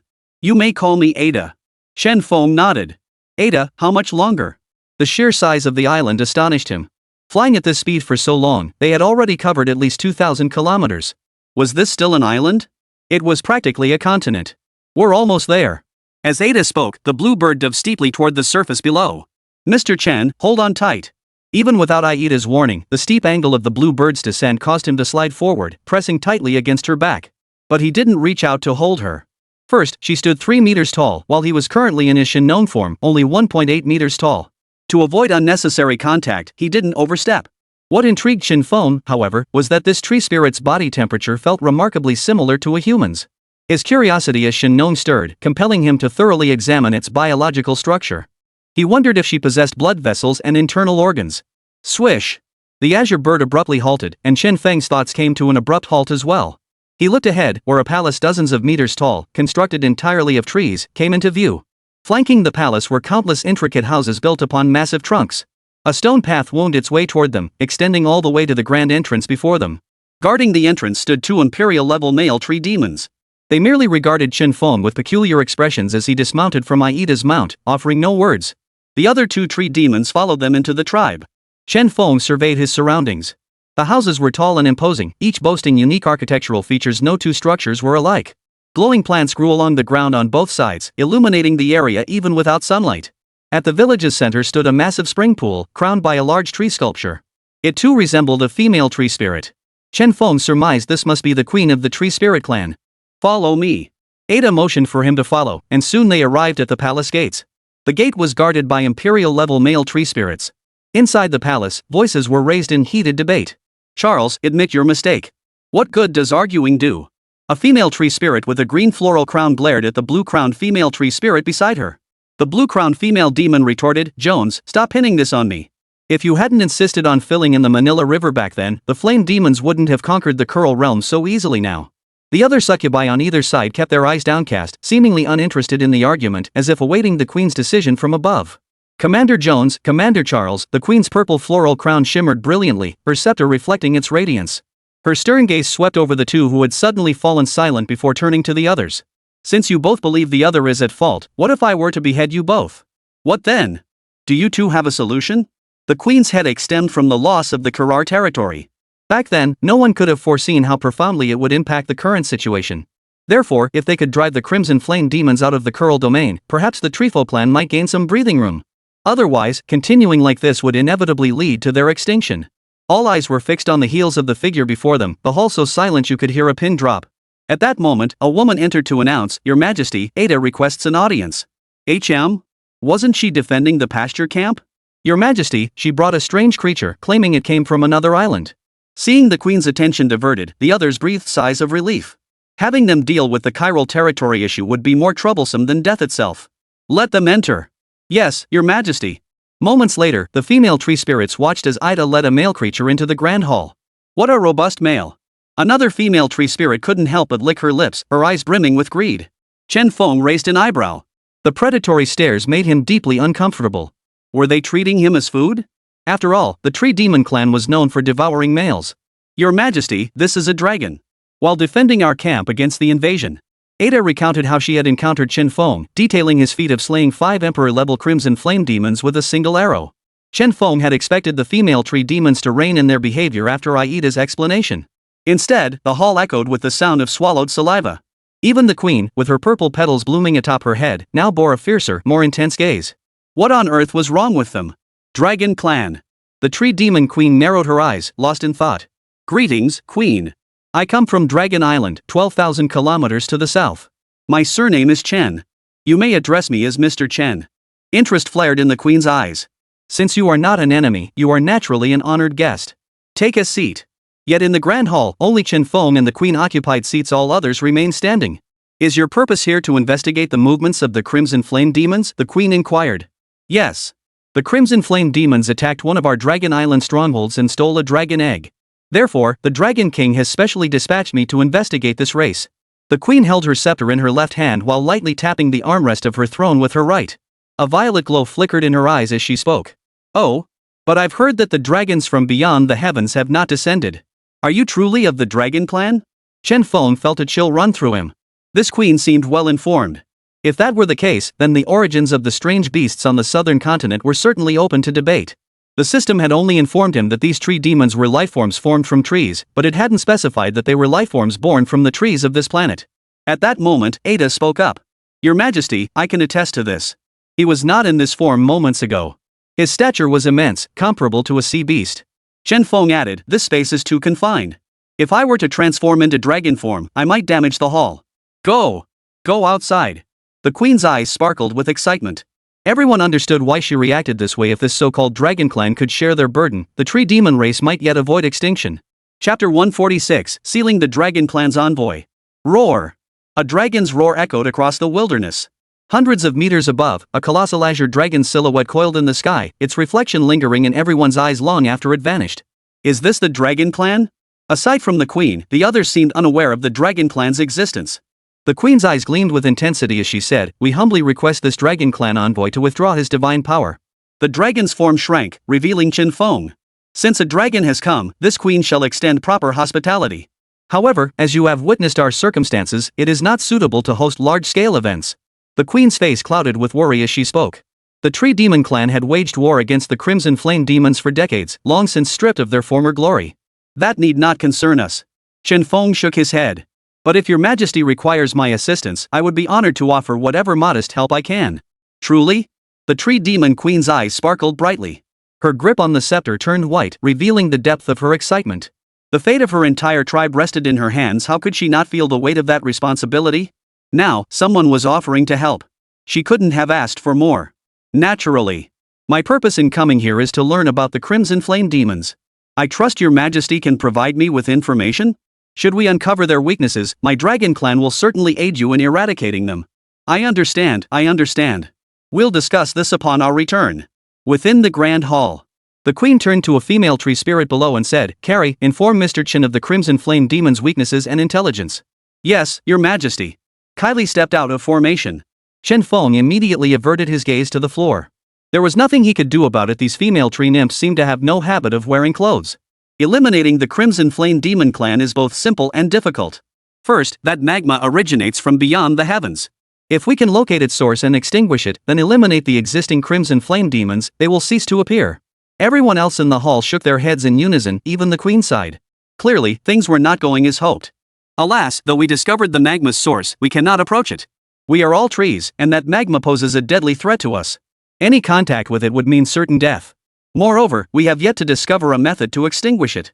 This extraterrestrial magma differs from our planet's magma. It contains immense power beyond our capabilities.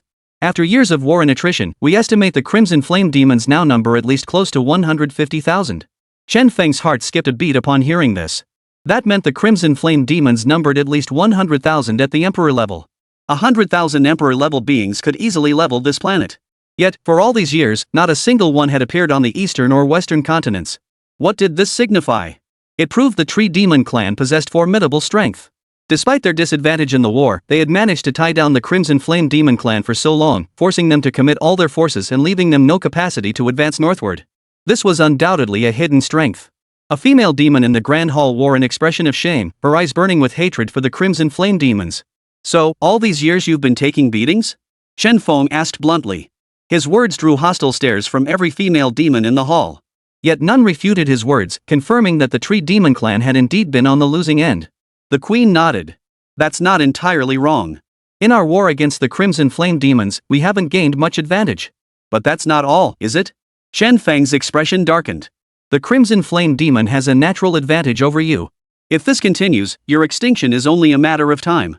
Mr. Chen, I trust you didn't come here merely to speak recklessly. The queen's expression darkened. Of course not. I'm here to help. However, this place is far from my Dragon Island. I'll send word back first. In the meantime, I can assist you in fending off the Crimson Flame demons here. He pulled out a signal-dead communicator from his system space. Located at the southern continent's edge, 30,000 kilometers from the eastern continent, satellite coverage was impossible here. He pressed the video play button and improvised a story. Seeing this, the queen visibly relaxed. Regardless of whether the dragon spoke truth or falsehood, since he claimed he wouldn't leave, his kin on the southern dragon isle would surely come. Thank you for your efforts, Mr. Chen. We hereby appoint you as the Dragon Clan's special envoy.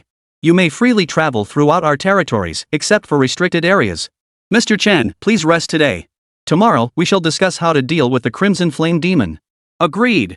Just as Chen Feng rose to leave, the queen spoke again. Ida, you shall escort Mr. Chen to his quarters.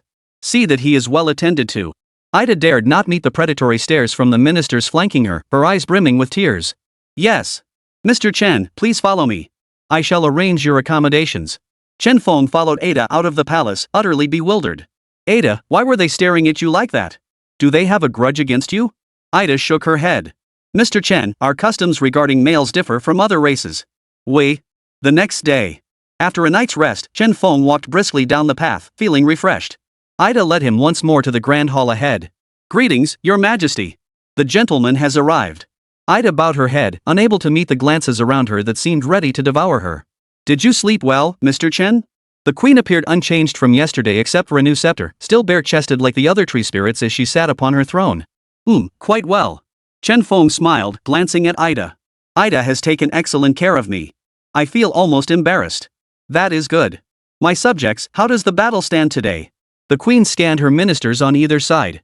Your Majesty, Commander Carey on the Simala front was gravely wounded and has been withdrawn. Amira has taken her place. The territory hasn't been lost, has it? The queen asked, her brow furrowed. No. The flower crown atop the tree demon's head trembled. At that moment, another female demon with a green floral crown stepped forward to report, Your Majesty, scouts from the Kirar domain have relayed intelligence. The Crimson Flame demon army appears to be gathering forces. They may launch an assault on the southern Kubala Mountains. We only withdrew half of our mountain defense troops yesterday. The Kubala Mountains? That's where we smelt our weapon materials. They've set their sights on that place. The queen slammed her scepter onto the ground, her breathing growing heavy. Your Majesty, in my opinion, unless there's been a traitor, the Crimson Flame demons wouldn't know that's where we forge our weapons, another succubus interjected. Are you suggesting a traitor exists among our kind? Commander Jones's gaze turned icy as she swept it toward a succubus standing to her right, the very guardian of the Kubala Mountains. Jones. Keep looking at me like that, and I'll tear your mouth off. The female commander was fierce, stronger than the other female tree demons, and surprisingly, she even had abs. Ronus, cut the nonsense. Back then, your men. Chen Feng watched the chaotic scene in the hall, inwardly speechless. He glanced at the queen, who was rubbing her temples in obvious exasperation with her subordinates. The queen tapped her scepter on the floor and turned to Chen Feng. Enough. Silence. Mr. Chen, what are your thoughts? Chapter 147, Discussing the War. Chen Feng looked at the tree demon queen in surprise. What?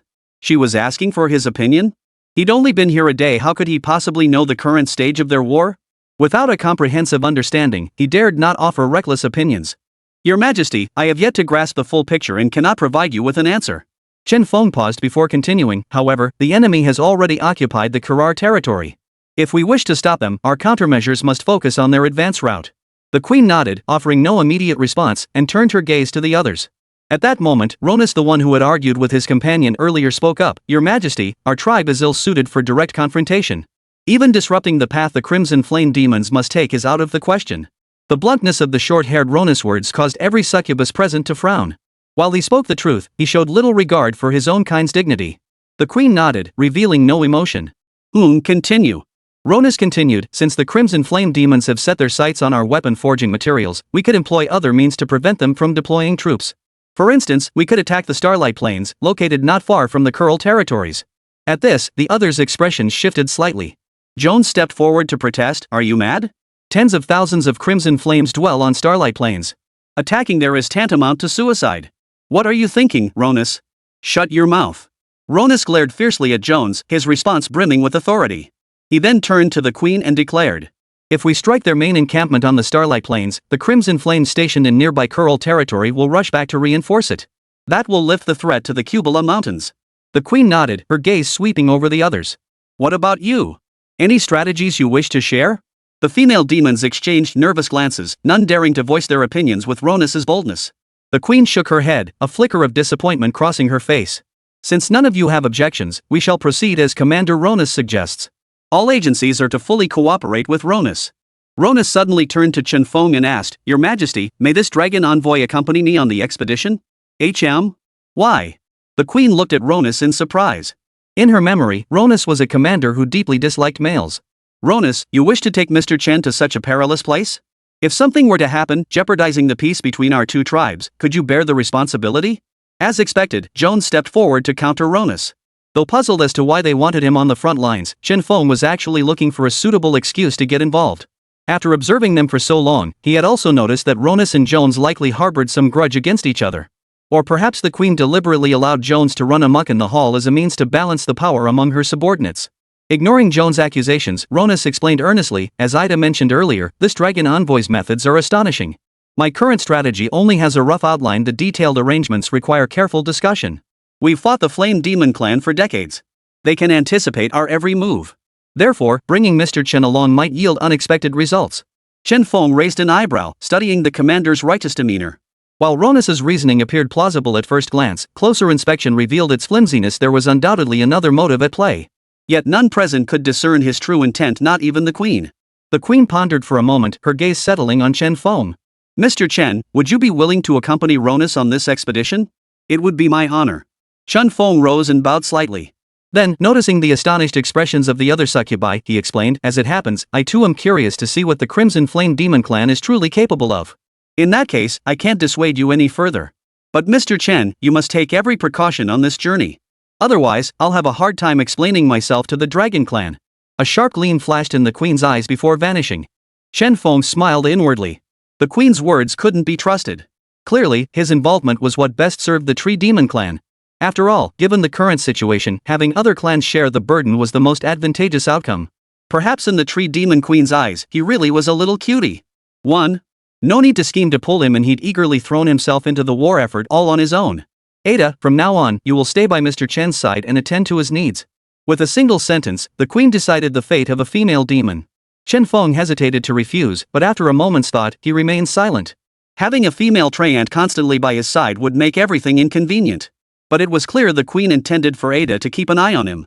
Refusing would only make his intentions obvious. Upon hearing this, Ada lifted her chin slightly. Unlike yesterday's awkwardness, today she swept her gaze confidently over every female demon commander, her resonant voice echoing through the hall. Yes. I will personally ensure Mr. Chen's every need is met. Should I fail in my duty, I shall present my head. The war strategy discussion stretched from morning until noon, and only then did the assembly disperse, each carrying their own worries. Though the Tree Demon clan had long fought the Crimson Flame demons, their efforts over the past decade had been purely defensive. This offensive strike against the demons' camp on Tree Island rested entirely on Commander Ronus. Failure would mean further contraction of the Tree Demon clan's territory, making survival even more precarious. Success, however, would bring little relief. Attacking the Crimson Flame demons in the Starlight Plains territory would enrage them completely, drawing even greater numbers of the demons to invade. Emerging from the Grand Hall, Chen Feng was followed by the 3-meter-tall Ada, while Commander Ronus walked beside him. The short-haired commander had not uttered a word since leaving the hall, his brow deeply furrowed. Soon, the group exited the tribe and arrived at the commander's residence 3,000 meters away. Assemble the army. Our target is Starlight Plains. But before departure, we must carefully deliberate the details. Mr. Chen, you are invited to participate as well. Chen Feng glanced at the tree demons seated within the large tent. Without exception, they were all female tree demons. Each possessed emperor-level strength, their muscular builds starkly mismatched with their delicate features. Very well. In that case, I shall venture to share my thoughts. 3 hours later, Chen Feng sat atop a blue bird, gazing down at the assembled male tree demon army below and the aerial formation of blue bird riders above. A total of 10,000 emperor-level tree demons raced northward, not toward the star grasslands, but toward the 800-li cliff. Chapter 148, The Strategy. The 800-li cliff seemed to have stood here since time immemorial, severing the starlight plains from the morning mist forest. 9,500 emperor-level tree demons marched at a forced pace. The remaining 500 emperor-level tree demons had separate assignments. This Mr. Chen truly possesses an extraordinary mind. To have such insight into military strategy. If only he could stay. We wouldn't need to wait for the Dragon Clan's reinforcements. With him alone, perhaps we could resolve our most pressing crisis. At the forefront, Ronus addressed a commander of the Tree Demon Legion beside him. The subordinate nodded, turning to gaze at Chen Feng atop the azure bird with eager eyes. Yet, upon spotting Ida beside him, she couldn't help but mutter. Too bad his taste is so poor. Ronus gave his subordinate a light pat on the head. Stop dwelling on trivialities. The survival of our race isn't your concern. Ida accompanies him by the Queen's command. Disobedience is not an option. Yes. Understood. Chen Feng's proposal at the commander's headquarters to attack from the enemy's most unexpected direction gained widespread approval. Despite objections that such a move would waste manpower and risk more lives to the fierce winds of the 800-li cliff, Ronus adopted Chen Feng's strategy. In Ronus's view, Chen Feng's idea aligned perfectly with her own strategy. If she could propose attacking starlight grasslands to tie down the crimson flame demons in the Kubala Mountains, it demonstrated remarkable boldness. Otherwise, she wouldn't hold such influence within the Tree Sea Temple. Soon, over 9,000 Imperial-level warriors arrived at the edge of the 800-li cliff. Crossing this precipice would lead them to the Starlight Plains. However, the 800-li cliff was known to the Tree Demon clan as the Storm Cliff. While ascending from the morning mist forest was relatively straightforward, the descent afterward posed a significant challenge. Aside from the 3,000 Azure Bird aerial combat squadrons, the rest of the forces were predominantly male, capable only of running on the ground. Regardless of whether they were part of the aerial squadron or the ground-based Tree Demon army, traversing the cliff space or its heights required waiting for a specific window of opportunity. Only at sunset does the 800-li cliff remain free of storms, and this windless period lasts a mere half-hour. Failure to cross within that time meant being swept away by the tempest and vanishing without a trace. Thus, when Chen Feng proposed crossing here, immediate objections arose. Standing atop the Azure Bird, Chen Feng watched the sun gradually dip toward the west, waiting for the moment to dash across the cliff. Though he was still high above the forest, his vantage point allowed him to see the distant scene within the cliff. Below the 800-li precipice lay a sea of blue-gray. Amidst the howling storm, Chen Feng could even see boulders caught in its fury being tossed skyward like soccer balls. The ground was nothing but swirling sand and gravel, not a trace of normal soil remained. This was no ordinary storm, it was a veritable hurricane.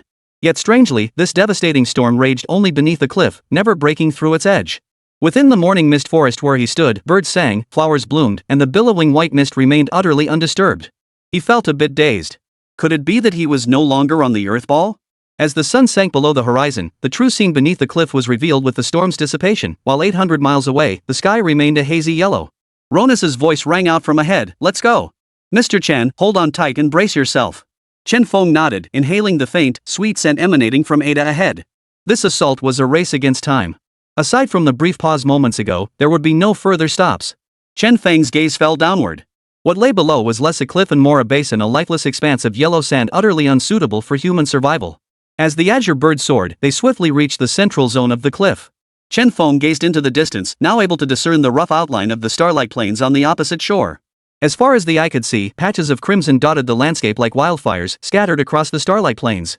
These areas were the territories occupied by the Crimson Flame demons dwelling within the plains. From above, the Crimson Flame demons appeared few in number. Yet to underestimate them from this vantage point would be a grave mistake, much like observing ants fighting from a great height. Once fully engaged, the battle would undoubtedly become a brutal slaughter. Directly below, thousands of male tree ants raced forward at breakneck speed, like the fooshing bullet trains of a past life. Wherever they passed, only billowing dust clouds remained visible, their vanguard lost from sight. Where lies the northern edge of Starlight Plains? Chen Feng inquired. Having flown in from the west, he was unaware of the terrain to the north of the tree island. Aida's expression darkened as her gaze stretched northward, as if trying to pierce the sky itself. There lies our former capital, the True Tree Sea Temple. But it is gone now. 8 years ago, we migrated south and established a new tribal homeland in drought, the place I took you to earlier.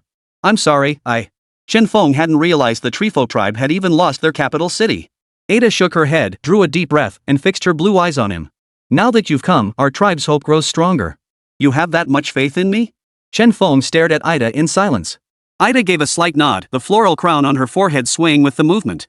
Yes. When you participated in the council at the commander's headquarters, your suggestions were adopted. That shows you're no ordinary person. She suddenly lowered her voice. Commander Ronus isn't an easy person to get along with, but for now, she doesn't seem to reject you. Chen Feng raised an eyebrow, saying nothing more, for Commander Ronus had suddenly turned to look at them. Ada lifted her chin, meeting her gaze. Oomph. Ronus broke eye contact, flicking her arm outward. The palm instantly transformed, extending downward to form a 5-meter-long spear that had grown from her arm. Chen Feng froze. The abilities of this tree demon clan were truly peculiar. They could actually grow weapons. Then, Ronus's body began to harden. Wood resembling armor appeared across her limbs, and her subordinates covered the tree-based armor with genuine metal plates. Chen Feng blinked. What a formidable warrior, tall and sturdy. Why go naked when you could be like this? Following Ronus's lead, the others began transforming their forms. Some didn't manifest weapons but instead wielded large shields and greatswords. No wonder their muscles were so well developed. Beside him, Ada's form also shifted. Wooden armor covered her vital areas, while sinuous vines sprouted from her arms, coiling into a massive bow. Chen Feng was astonished. These tree-like lifeforms were incredibly formidable. Had they not faced the Crimson Flame Fiend, they would have been unstoppable. Their relentless vitality alone made them nearly impossible to destroy. Chapter 149, The Ambush.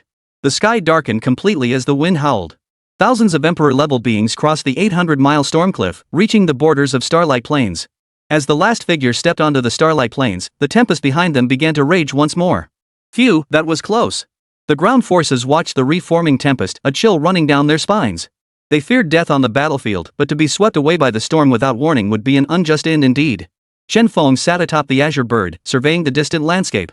All he saw was a sea of crimson and scorched earth, thick smoke billowing overhead.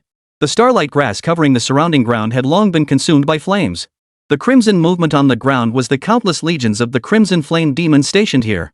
Besides supplying troops to other fronts, they had also dug countless bottomless trenches in this area, their purpose unknown. Further away, faint blue starlight grass dotted the ground, swaying in the wind, though no other living creatures were present. Occasional, unnatural roars echoed, merely crimson flame demons communicating with their kin through howls. Ida guided the azure bird, carrying Chen Feng to the vicinity of Ronus, joining the charge alongside him. They had to strike the enemy before they could react, inflicting heavy casualties. Only then could they force the local flame demon commander to recall the main army attacking the Kubala Mountains for reinforcements. Mr. Chen, as our honored guest, why rush into battle? Should you be injured, we could never bear the responsibility. Flanked by several generals riding blue birds in the charge, Ronus couldn't help but caution him when he saw Chen Feng charging ahead even further than his peers. Ronus chuckled, glancing at his subordinates. Marion, you simply don't understand. Mr. Chen is a man capable of slaying 5 flame demons. Never underestimate him. Understood, sir. I stand corrected. Between the Chilar domain and the Kubala Mountains, a fiery streak of light streaked through the jungle at breakneck speed. In its wake, flames erupted everywhere. Birds were instantly roasted to charcoal, and vast swaths of giant trees were ignited, reduced to scorched stumps. This was the flaming demon army from the Chiral domain, heading toward another domain of the tree demon clan, the Kubala Mountains. Rex, commander of the Flaming Demon Legion, rode the flames beneath his feet. Each stride covered 7 or 8 meters.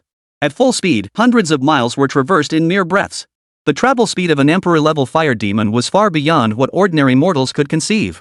Both ahead and behind the commander marched legions of adult crimson flames, each bearing twin horns. Though some forces remained garrisoned in the Chilar domain, over 50,000 flames had been mobilized for this assault on the Kubala Mountains. This massive deployment stemmed from intelligence obtained through bribed spies. The Kubala Mountains were crucial territory for the Tree Demon clan. Attacking them risked provoking the Tree Demons into fighting to the death. Though the Flame Demons held a natural advantage over the Tree Demons, the latter's terrifying regenerative abilities had inflicted heavy casualties. Therefore, once they struck, they had to ensure absolute victory. The Kabura Mountains were eerily quiet, an unnatural stillness that silenced even the calls of wildlife. In the dark forest, rustling sounds echoed. Whoosh! The whistling of arrows pierced the jungle air, followed by a muffled groan. 5 towering figures burst from the darkness, pinning the creature that had cried out to the ground. Rich! It was you all along. You traitor! The 5 tree demons, recognizing their captured comrade, flew into a rage and beat Rich mercilessly. Stop it, stop it. Rich begged relentlessly, eventually bound and dragged to the camp below the mountain range. The camp held fewer than 100 people. Captain Andy, I'm innocent. Thud. The only response was a massive fist. After the traitor was knocked unconscious, Andy declared, execute him. Make an example of him. Yes, sir. After the traitor was led away, Andy surveyed the remaining camp members, his gaze settling on the 5 individuals before him. I trust you all understand the commander's intent. Since you pledged to die for your kin before setting out, you must have prepared yourselves accordingly. We swear undying loyalty to the Queen and vow to defend Tree Island to the death. Aye. Andy's gaze lingered on each face before he declared gravely, the sentries report those bastards are already on their way. Only 500 men remained in the Kubala Mountains. Before Commander Ronus led the main force out, 500 had been detached to this location. Their mission was to confuse the enemy. The moment they received their orders, life and death ceased to matter to them. Behind them lay the survival crisis of the Tree Demon clan. Retreat was not an option. Boom! Signal flares lit up the night sky, illuminating the trees below. They're here. They're here. Follow me, everyone. Let's fight. Yes, Captain. Soon, agonized screams echoed from the Crimson Flame demons below the mountain range. Seeing this, the Crimson Flame demon leader cast aside all doubts. With a cold laugh, he roared, kill! The wails and roars of the Crimson Flame demons echoed across the Kubala Mountains. At the same moment, on Starlight Plains. Under cover of night, the male tree demon on the ground charged into the Crimson Flame demon encampment. Many flaming demons wore expressions of shock. By the time they recognized their attackers, their bodies were already torn to shreds. Their failure to react stemmed from the fact that, in the Crimson Flame demon's understanding, these tree demons whom they had always treated as pliable fools had dared to launch a preemptive strike, ambushing them. To the Crimson Flames, it was like a weakling they'd long dismissed suddenly landing a crushing blow. How could they not be stunned? Countless Crimson Flames demons were caught completely off guard. Hundreds were crushed between the aerial and ground assaults of the tree demon hordes, shattering into flames. Those who regained their senses roared in fury, signaling the enemy attack. Moments later, the remaining flaming demons rallied swiftly. Swinging their molten lava battle axes, they instantly cleaved down numerous azure birds from the sky. Shrieks echoed ceaselessly as emerald blood splattered across the night sky. The cooled lava from fallen crimson flames mingled with the blood, releasing an unbearably foul stench. Kill! The 8th commander of the flame demons stationed on Starlight Plains never imagined such a trash race would dare ambush them. Damn it! Damn it! His fury stemmed not from the casualties among his kin, but from the enemy's audacity to defy the Crimson Flame demons. Roar! With a thunderous roar, the flames engulfing the Crimson Flame demon blazed even brighter. Flames erupted from its maw, relentlessly igniting the ground forces below. The scattered remnants of the Crimson Flames were now rallied, swinging their massive axes to hack down the aerial forces above. Puff! A blue bird burst into flames, plummeting to the ground as nothing but a handful of ashes, dragging the tree demon riding it down with it. Crack! The massive axe struck, severing the tree demon's head. Flames then engulfed her entire body, extinguishing any chance of regeneration. Upon the blue bird, Chen Feng's face flickered with the mask of Hou. Holding the sun-shooting bow, white light flashed as the gathered Crimson Flame demons below were obliterated into dust. His brow furrowed. The Crimson Flame demons on the Starlight Grasslands were far more numerous than he'd anticipated. They were here for a surprise attack, not a drawn-out battle. Scanning the skies, he located Ronus and instructed Ada to guide the azure bird toward him. Commander Ronus, this can't go on. We can't afford to expend too much here.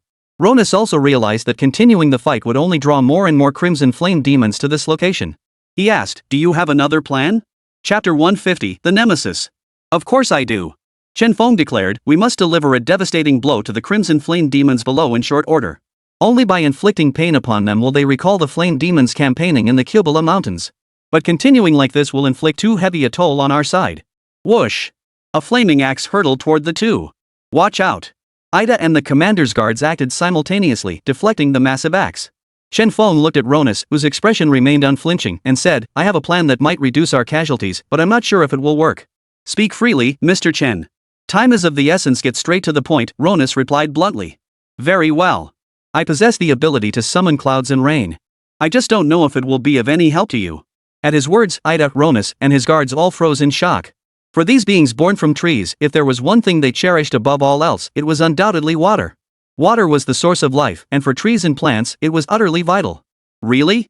Ronus grabbed his shoulders, eyes wide, his gaze clinging to this revelation like a lifeline. Chen Feng nodded, glancing at the hands gripping his shoulders.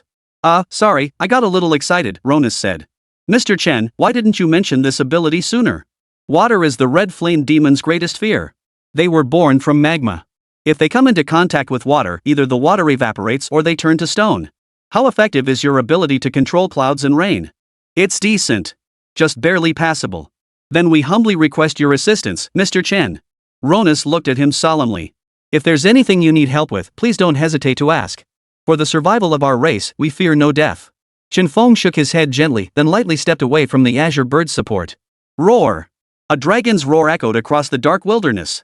Wherever the sound waves reached, the crimson flame demon and the tree demon, both in the midst of battle, simultaneously looked up toward the sky. Though night shrouded the land, those eyes like stars and moons shone with piercing clarity. The radiance they emitted carried such overwhelming majesty it stirred the soul, making one dare not gaze upon them for long. What is that? The 8th Crimson Flame Demon Commander hacked down 2 tree demons before him with a single swing, staring in astonishment at the figures soaring upward. Chen Feng concealed himself in the night, circling in the darkness while emitting a deep, muffled dragon's roar. In truth, he was chanting a spell. This legacy from the Dragon King of the East Sea required chanting incantations to summon clouds and rain to resonate with the heavens and align with the Tao of Heaven to achieve such effects. If the Way of Heaven did not acknowledge it, even reciting the spell flawlessly would be futile. All distracting thoughts vanished from his mind, replaced by pure intent radiating through his body. As the incantation flowed forth, the gentle breeze that had filled the starlight plains abruptly shifted direction. The twinkling stars in the sky were also shrouded by dark clouds. Moisture began to permeate the air. Though the crimson flames below instantly vaporized it, they could only affect the ground-level humidity, utterly powerless against the increasingly dense vapor in the sky. Good heavens, Mr. Chen can actually influence the weather. Ada stood atop the flying bird, shield in hand, continuously absorbing the life energy saturated within the water vapor. Below, the fallen tree ants that hadn't perished felt the sinking moisture, their wounds healing in an instant. They roared and charged forward, resuming their battle against the crimson flame fiends. Can dragons control clouds and rain? Commander Ronus knew little about the dragon race. His understanding of Chen Feng stemmed solely from the Grand Hall, where he'd learned of his mastery of transformation. He never imagined the dragon could influence the weather itself. Coincidentally, the tree demon clan craved water above all else. Though they lived on an island, seawater was not the same as fresh water. The 8th commander sensed the air growing increasingly humid, his expression darkening. Scanning the surrounding fire demons, he noticed their fiery rock-like skin appeared duller than usual. This damned moisture was actually affecting them. But that colossal monster had already vanished into the clouds. No one could hurl an axe that high. Roar! The flame demon commander roared, his sense of foreboding growing heavier. Drip! A few scattered raindrops fell to the ground, landing on the fire demon's body. They hissed briefly before evaporating completely. Seeing this, the flame demon commander tilted his head, a faint smile curling his lips as the flames on his body burned even brighter. So that's your trick, nothing but a drizzle. Ha ha ha, Ronus, is this the backup you called in? Nothing to write home about. Follow me and chop them down. The fire demon commander's worries vanished, and he attacked the tree demon with even greater ferocity. Ronus frowned, feeling the rain droplets in the air. The steady drizzle did little to burden the fire demons below. Chieftain, this Mr. Chen's abilities. His subordinate voiced discontent. Silence. Even this light rain reduces our casualties. Ronus cut off the discussion.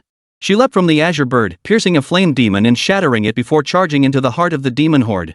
Ida remained perched on the azure bird, waiting for Chen Feng to descend. After all, her duty was to follow him and attend to his daily needs. Ada extended her hand, sensing the immense life force contained within the rain, and began to absorb it. Moments later, the blue blossom atop her head slowly closed, its hue shifting toward pale purple. Plop! A raindrop the size of a fingertip splattered onto Ada's palm. She paused in surprise. What an enormous raindrop! Boom! Thunder rumbled. She looked up at the sky. Lightning illuminated the night, revealing a dragon-like shadow swirling within the gray-black clouds, appearing and disappearing intermittently. Then came the downpour, a torrential rain that pelted down hard enough to sting. The heavens are leaking? Ada's mouth opened slightly as she let the rainwater fall into her mouth. She took a sip. Sweet.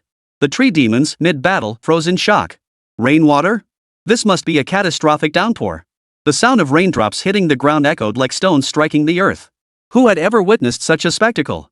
Since the Crimson Flame Demon had landed, the climate on Tree Island had grown harsh, and they had rarely experienced such torrential downpours. The Crimson Flame Fiends, swinging their axes, were instantly enveloped in smoke as the rain hit them. Before it could evaporate the moisture, its red-hot rock body began to emit waves of white dust.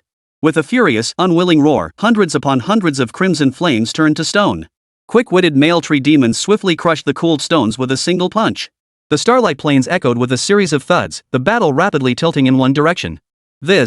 Ronus was utterly dumbfounded. Their original plan was to pressure the flame fiends here into recalling reinforcements from the Kubala Mountains. But now it seemed the local Crimson Flames couldn't send their distress signal in time. Ronus grew frantic. This was unacceptable. With only 500 troops left in the Kubala Mountains, if reinforcements weren't sent, wouldn't the entire range fall into the flaming demon's hands? Chapter 151, Luring the Enemy into the Trap. Mr. Chen! Stop! Stop immediately! Chen Feng, who was casting spells while soaring through the clouds, heard Ronus's cries below and paused in surprise. Glancing down at the situation on the ground, he felt a wave of embarrassment wash over him. He had nearly forgotten his mission. If he annihilated all the Crimson Flames here, wouldn't the Kubala Mountains be lost? With a single breath, the rain abruptly ceased. The clouds dispersed, revealing the starry sky beyond. Below, the Crimson Flame Demon Commander, his body flickering between light and shadow, was utterly weakened. He immediately ordered reinforcements. Quickly send the signal. Have Rex come to our aid immediately. 5 or 6 fire demons slammed their fists against their chests. Flaming beams erupted from their orifices, streaking toward the Kubala Mountains like shooting stars. The 8th commander roared in fury, repeatedly signaling retreat. Ronus, don't gloat too soon. Once Rex's reinforcements arrive, you'll all meet your end. Ha! Ronus sneered coldly. Do you think I stopped the rain for nothing? The 8th commander froze, flakes of stone peeling from his flickering face. Suddenly, he understood. Damn it! You set this trap. Though the 8th commander realized he'd fallen into a trap, it was too late. The Crimson Flame Fiends marched faster than even the tree demons. Kill! Ronus's spear pierced through a flame fiend. Since the enemy had signaled their arrival, there was no need to spare them. She had expected heavy losses today, but never imagined Mr. Chen could single-handedly shift the entire tide of battle. He turned the impossible into reality, turning their defeat into victory. It even seemed possible they could completely wipe out the flame demons on Starlight Plains. Should we continue? Chen Feng inquired from 10,000 meters above. We'll leave it to you, Mr. Chen. Ronus didn't hesitate. With the recovery of lost territory at stake, she couldn't risk any mishaps due to politeness. Chen Feng had been waiting for those words. Clouds gathered once more, thicker than before. Where once there had been grayish-white clouds, now loomed a dense black mass. Boom! Amidst thunder and lightning, torrential rain struck once more. The Crimson Flame demons gathering from the north entered the downpour's reach and instantly turned to stone. No external force was needed. The sudden plunge in temperature caused them to shatter on their own. The continuous booming sounds echoed endlessly, each one signifying the death of a Crimson Flame demon. Damn you! What race are you? How dare you interfere in our Crimson Flame Demon's war? Once I report this to our lord, your entire race will face annihilation. The 8th commander roared furiously, head thrown back. They had been on the verge of annihilating the invading foe, only to suffer defeat because of that mysterious race's sudden appearance. The 8th commander's stone-like skin thickened further, countless cracks spreading across his limbs as his movements grew increasingly sluggish. He stared toward the direction of the Kubala Mountains, where streaks of firelight were converging upon this location. Rex! Don't come any closer, he bellowed. Before the words faded, a massive spear pierced through his back. Boom! His body exploded into fragments. Ronus crushed the fallen horn underfoot and continued slaughtering the other Crimson Flames. Beneath the Kubala Mountains, flames surged. In less than half an hour, the 500 had been whittled down to just 5 survivors. Yet they still held their ground against the advancing enemy. The road below was strewn with shattered rock fragments, some of which appeared to have arms and legs, the remains of the Crimson Flame demons. We can't hold them back. Charge out and kill. Taking a few more with us is worth it. Just as the 5 prepared to accept their fate, flickering flames suddenly streaked across the night sky, plunging into the heart of the Crimson Flame demon horde. A furious, urgent roar erupted from the midst of the Crimson Flame demons, and the army besieging the mountain retreated like a receding tide. The 5 tree demons exchanged glances, their cracked bodies a grim sight. They smiled bitterly. Our mission is complete. Then, unable to hold on any longer, their bodies rapidly decayed. Moments later, they turned to withered wood and vanished with the wind. On the Starlight Plains, the rain had ceased, yet Chen Feng remained within the clouds. He waited for the arrival of the Crimson Flame demon reinforcements. As for the ground below, not a single Crimson Flame demon remained. The entire army of 50 to 60,000 had been utterly annihilated by the torrential downpour. Below, Ronus regrouped his forces, dragging away the corpses of his kin. The army assembled, awaiting the reinforcements. At this moment, she and Chen Feng shared an almost telepathic connection. Even without words, each knew the other's next move. Thus, both pairs of eyes were fixed on the direction of the chiral territory. If the Crimson Flames demons came to support them, they would surely arrive from that territory. Commander, this Mr. Chen truly lives up to your description. He is unfathomable. A subordinate glanced reverently at the sky and whispered to Ronus. No better than to speak out of turn. All of you, shut your mouths. Though she had annihilated every Crimson Flame demon on Starlight Plains, her mood remained grim. Of the 9,500 Imperial tier tribesmen she had brought, only a little over 4,000 remained. Exchanging over 5,000 lives for 50,000 enemy casualties should have been a resounding victory. Yet these fallen were her kin, how could she not grieve? Another tough battle lies ahead. Though Mr. Chen will aid us, I have no desire to bury all of you here. Pull yourselves together. Yes, sir. The fiery demon army led by Rex, the demon commander, was equally staggering in numbers, nearly matching the fiery demons stationed here. Combined with the crimson flames left in the Chiral domain, their total strength approached 60,000. Originally, she had planned to lure him in and then leave, but who could blame Mr. Chen for being so skilled? Thus, she had no choice but to defy military orders and take a huge gamble. Now that the immediate threat was neutralized, eliminating the fire demons of the Chiral clan would cement her, Ronus, in the annals of the Traiant clan and the bestiary of all beast tribes. At the same time, she wanted to see the true face of that Jones fellow. A smirk touched Ronus' lips at the thought, but it vanished instantly as her expression hardened. The reinforcing Crimson Flame demon army was already 30 li away from their tribe. Across the vast plain, the tens of thousands of fiery streaks were clearly visible to the naked eye. Prepare for battle.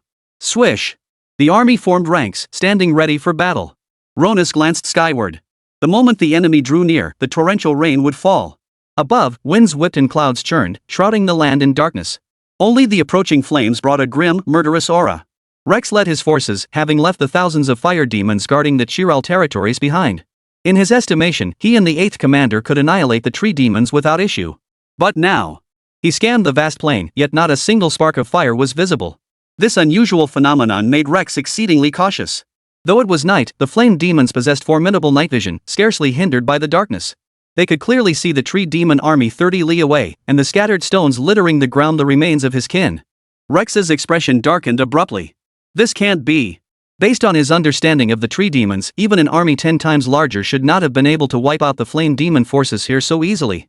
Yet now, the evidence was staring him in the face. Chapter 152, Burial. The Crimson Flame demon commander stood in the darkness. Though his body radiated an intense, blazing light, his heart felt an overwhelming chill. This scene, defying all logic, was utterly unacceptable to him. His expression shifted constantly, until suddenly, as if resolving something, he turned and roared behind him. As the echoes of his command reverberated through the night sky, all the Crimson Flame demons halted in unison. Though stunned, they obeyed their leader's order and began leaving the Starlight Plains. No! Ronus's expression darkened upon hearing the roar. In her view, the Crimson Flame demons, who knew only slaughter, would surely charge recklessly to fight them to the death upon witnessing their kin being slaughtered to the last. But now it seemed she had miscalculated. This Crimson Flame demon commander weighed the risks and dangers, making a calculated judgment based on the surrounding threats. Warriors of all tribes, follow me. Charge forward and bury the Crimson Flame's demons beneath this very soil. At Ronus' command, the consolidated army of over 4,000 men, fearless in the face of death, charged headlong into the Crimson Flame demon horde, a force 10 times their number. Above, Chen Feng darted through the clouds at breakneck speed, swiftly carrying rain and clouds northward. Deafening thunderclaps ripped through the night sky, showering the starlight grass trapped in the mud below with a blessing of sweet rain. Yet for the retreating Crimson Flame demon army, this blessing was a death sentence. The Crimson Flame demon commander, positioned at the center of his tribe, was charging northward. When he witnessed the rain imbued with an eerie vitality suddenly falling from the clear sky, he suddenly understood how the tribes encamped on Starlight Plains had been annihilated. Sizzle! The sound echoed like scalding oil splattering on flesh, or cold water dousing a red-hot iron plate. Any flaming demon struck by it, even an Emperor level 1, let out a heart-wrenching howl. This torrential downpour, like a leak in the heavens, was a precious gift of life for other beings. Yet for the Crimson Flame demons, it was a deadly poison, relentlessly reaping their lives. Countless Crimson Flame demons along the path sank into the mud, their vitality steadily extinguished by the freezing cold. The rain slowed the Crimson Flame demon army's advance, allowing thousands of tree demons from the rear to catch up with little effort. They unleashed a slaughter upon the retreating horde. Though each tree demon faced numerous flaming demons alone, the rain had invigorated them, enhancing both their speed and combat prowess. Against the flaming demons, whose bodies bore cracks, a single clash left only scattered fragments of stone. Kill! The downpour continued, but the defeat of the tens of thousands of Crimson Flame demons was already sealed. With this strange downpour holding them back, any hope of this Crimson Flame demon army escaping the Starlight Plains was nothing short of a pipe dream.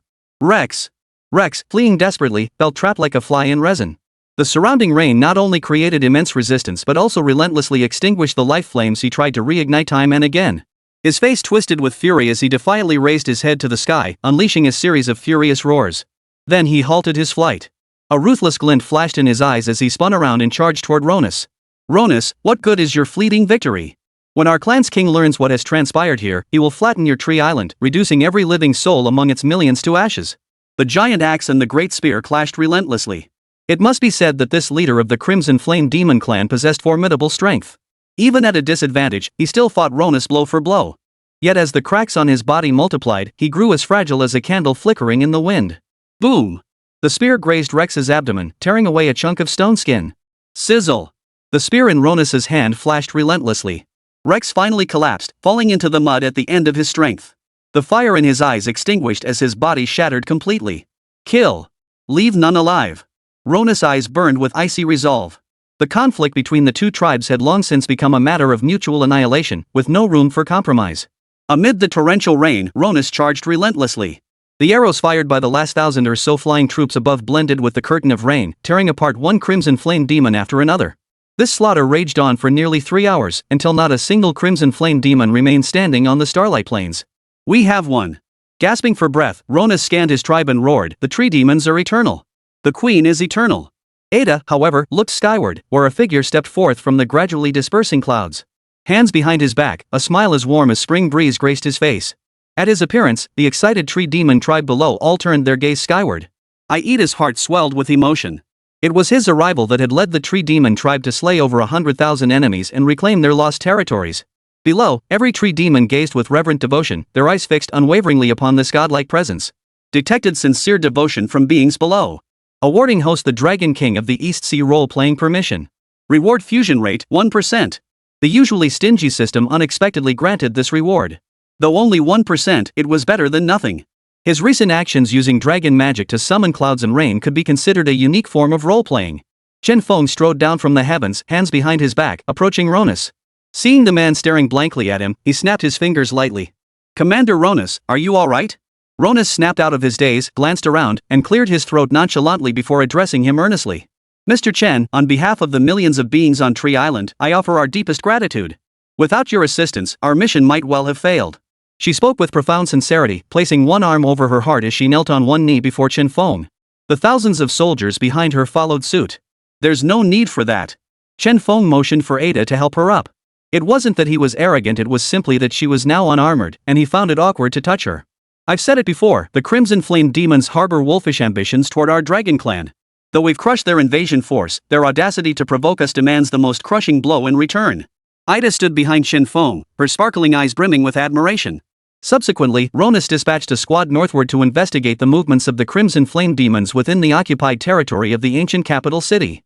Mafe, lead a squad to inform the queen. Have her send forces to take control of Starlight Plains. Ronus paused, then turned to Chen Feng. Mr. Chen. Chen Feng met her gaze. The 3-meter-tall female tree demon commander's eyes held a rare hint of embarrassment. What is it?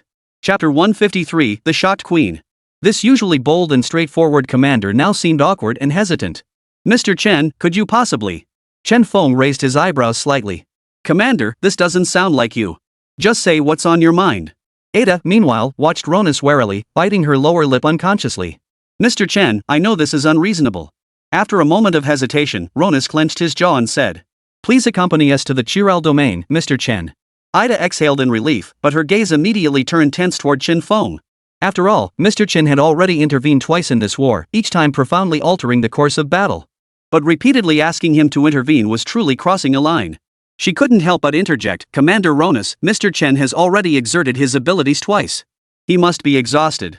I understand your determination to reclaim the Chiral territory, but Mr. Chen is an envoy of the Dragon Clan, not one of us from Tree Island. Chen Feng waved his hand, meeting Ronus's gaze. That's not a problem.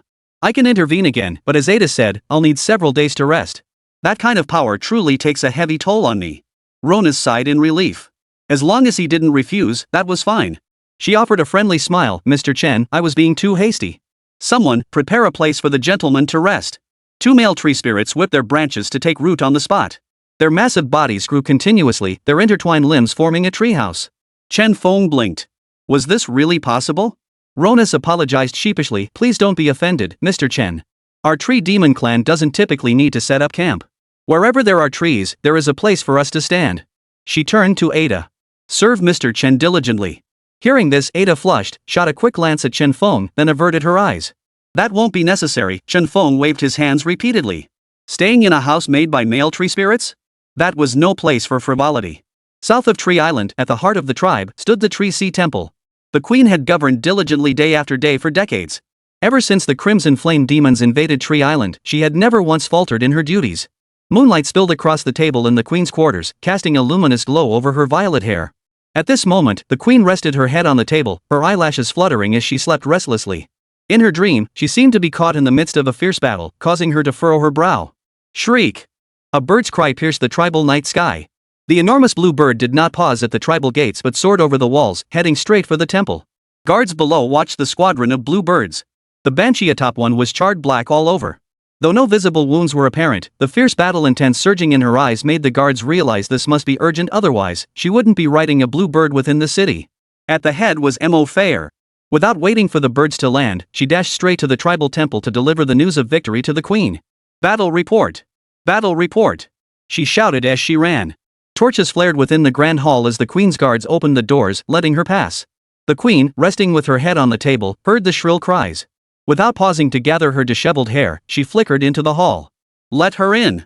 Mo Fair, dusty and weary, knelt before the queen, holding the intelligence on Ronus. We pay our respects to Her Majesty. May the queen live long and prosper. The queen's expression remained composed, yet her eyes never left the intelligence report. She too was eager to know the true state of the battle ahead, whether Ronus had succeeded in executing his plan. Your Majesty, this is from Commander Ronus. The queen, unconcerned by the mud and water staining the paper, swiftly unfolded it and read each word carefully. To Her Majesty the Queen, we crossed the Morning Mist Forest and Stormcliff as planned, reaching Starlight Plains where we encountered the Crimson Flame demons invading our Tree Island territory. A battle for survival ensued. Fortunately, Mr. Chen intervened. Heaven sent timely rain to extinguish the Crimson Flame demons' flames. Through our relentless fighting, we annihilated every last one of them on Starlight Plains, fulfilling the Queen's expectations. Halfway through reading, the Queen's hand trembled violently. The Crimson Flames on Starlight Plains were annihilated?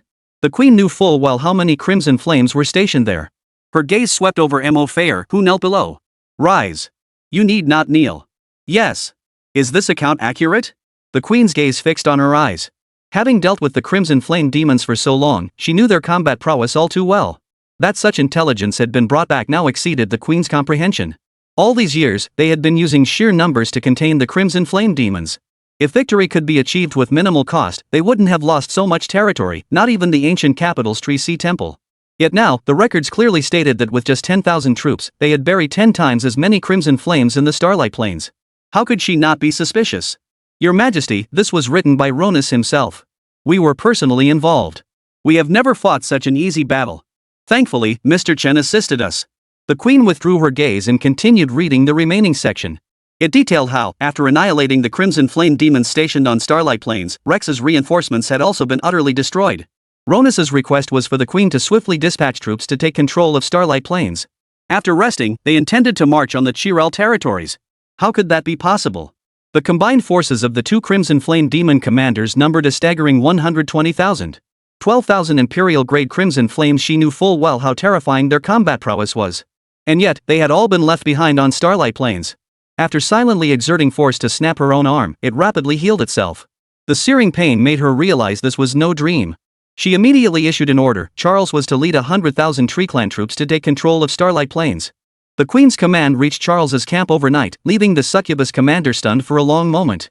Then she burst into laughter. That bastard Ronus actually succeeded. He even flattened the entire Starlight Plains. Good. Very good. Transmit my command. All forces are to follow me to Starlight Plains. Yes. The movements within the city and the encamped army outside naturally did not escape the watchful eyes of those with keen senses. As the army set forth, several streaks of light vanished into the night sky. That night, Chen Feng lay awake, unable to sleep as the scent of the tree spirits lingered around him. After tossing and turning on the wooden bed for over an hour, he rose and stepped out of the treehouse alone. Gazing up at the scattered stars above, he noted that while this unfamiliar sky also held starlight, it was vastly different from the world he had known before. His purpose in helping the Tree Demon clan eliminate tens of thousands of Crimson Flame demons was twofold: to earn their trust, causing them to completely lower their guard, and to let these Tree Demons witness just how formidable the Dragon Island he spoke of truly was. Chapter 154, Igniting the Flames of War. He knew full well that winning the Tree Demons' trust would not come easily. Therefore, to prolong the conflict between them, he had to demonstrate his sincerity first and win the Queen's attention. As for his earlier claim that he needed rest before continuing the fight, that was pure nonsense. If the Tao granted his wish, he could summon clouds and rain indefinitely, even flooding the starlight plains without issue. But heaven would never consent to such an act. Beyond the crimson flame demons, other creatures struggled to survive on this island. Such a move would violate the harmony of heaven and earth. After this battle, his standing with the queen and the great tree demon leaders would soar. Those who had previously coveted his position would naturally abandon their absurd ambitions. While eliminating this portion of the Crimson Flame demons, it would also signal to the rest that the Tree Island's Tree Demon clan now had allies. They would dispatch even greater forces to attack Tree Island. As long as the conflict between the two sides persists or even escalates, these warlike Crimson Flame demons will be unable to spare forces to cross the vast ocean and invade the eastern continent to the north. As for himself, with his growing power, he could now easily slay peak Emperor tier beings. Even Emperor tier opponents, when facing a natural counter, posed little threat to him. With the Holy Bow and the protection afforded by his various divine personas, he had yet to encounter any real danger. As long as he continued to impersonate deities, he stood invincible. Thoughts swirled through Chen Feng's mind as the starry river flowed by. Footsteps approached from behind. He did not turn. Among those who could move freely under the protection of thousands of Emperor-level beings, besides himself and Ada, only Ronus and the other commanders remained. What are you pondering, Mr. Chen? Out so soon?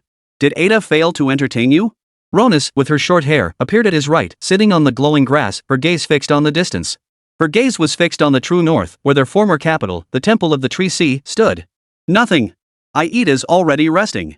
I couldn't sleep, so I came out for a look. Chen Feng's face flushed with embarrassment. This woman was far too blunt. What did she mean by coming out so soon? He simply hadn't been able to sleep. Ronus chuckled softly. After wiping the soot from her face, her pale cheeks were revealed. Oh, that explains why Ada didn't come out. Chen Feng. He caught the faint, lingering fragrance in the air and dared not look at the commander. I'm going to rest. He stood up to leave. After all, it was late at night, and there really wasn't much to talk about with a bare-chested commander he barely knew. Mr. Chen. Ronus called after him. Chen Feng turned, his gaze fixed squarely on her face. Mr. Chen, how many of your kind are like you? Chen Feng's heart sank. Was she interrogating him? Or had the power he'd displayed made this female demon wary? Mr. Chen, please don't misunderstand. I simply feel that our Tree Demon clan might be able to establish deeper connections with the Dragon clan. What kind of exchange? Ronus explained, Mr. Chen, your rain-making technique is an invaluable asset to our Tree Demon clan. As you surely know, your rain carries boundless life energy that could greatly benefit us.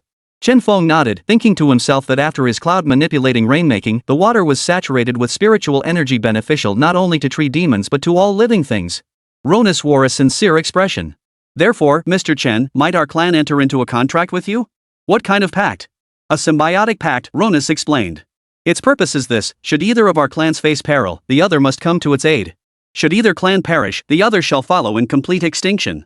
What led you to this idea? Chen Feng asked with a double meaning. Ronus sighed. Since my birth, I've witnessed countless wars among the Tree clan. She gazed skyward, revealing a melancholy uncharacteristic of her persona. To be honest, Mr. Chen, over a decade ago before the Crimson Flame demons invaded us, our own kind endured years of relentless warfare. Oh? Chen Feng paused slightly. Another warlike race like the Flame Demon clan? This was hardly welcome news to him. If other races existed near Tree Island, wouldn't the war between the Crimson Flame demons and the Tree Demon clan merely allow those races to recover and regroup? Yes. Ronus sighed softly, as if a heavy weight had been lifted from her chest. There is a race residing southeast of our Tree Island. They resemble insects, varying in size. Some are strikingly beautiful, others hideously ugly. Some bear wings on their backs, while others possess metallic mandibles. They are the natural enemies of our Tree Demon clan. Chen Feng thought to himself, your Tree Demon clan has it rough. You sure have a lot of natural enemies. Still, within nature's laws, most insects truly subsisted on leaves. Ronus continued his tale. Before our war with the Crimson Flame demons, we had already battled the insect race for 20 long years.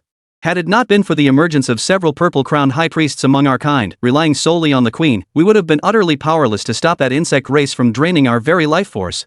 Purple crown? Chen Feng's gaze fell upon the commander, whose short hair was adorned with a deep blue floral crown. Aida's previous crown had also been deep blue, but after being nourished by his divine power, it had transformed into a pale purple bud, yet to bloom. Ronus pointed to her own head, where the petals of the 9 deep blue flowers on her crown opened and closed with each breath.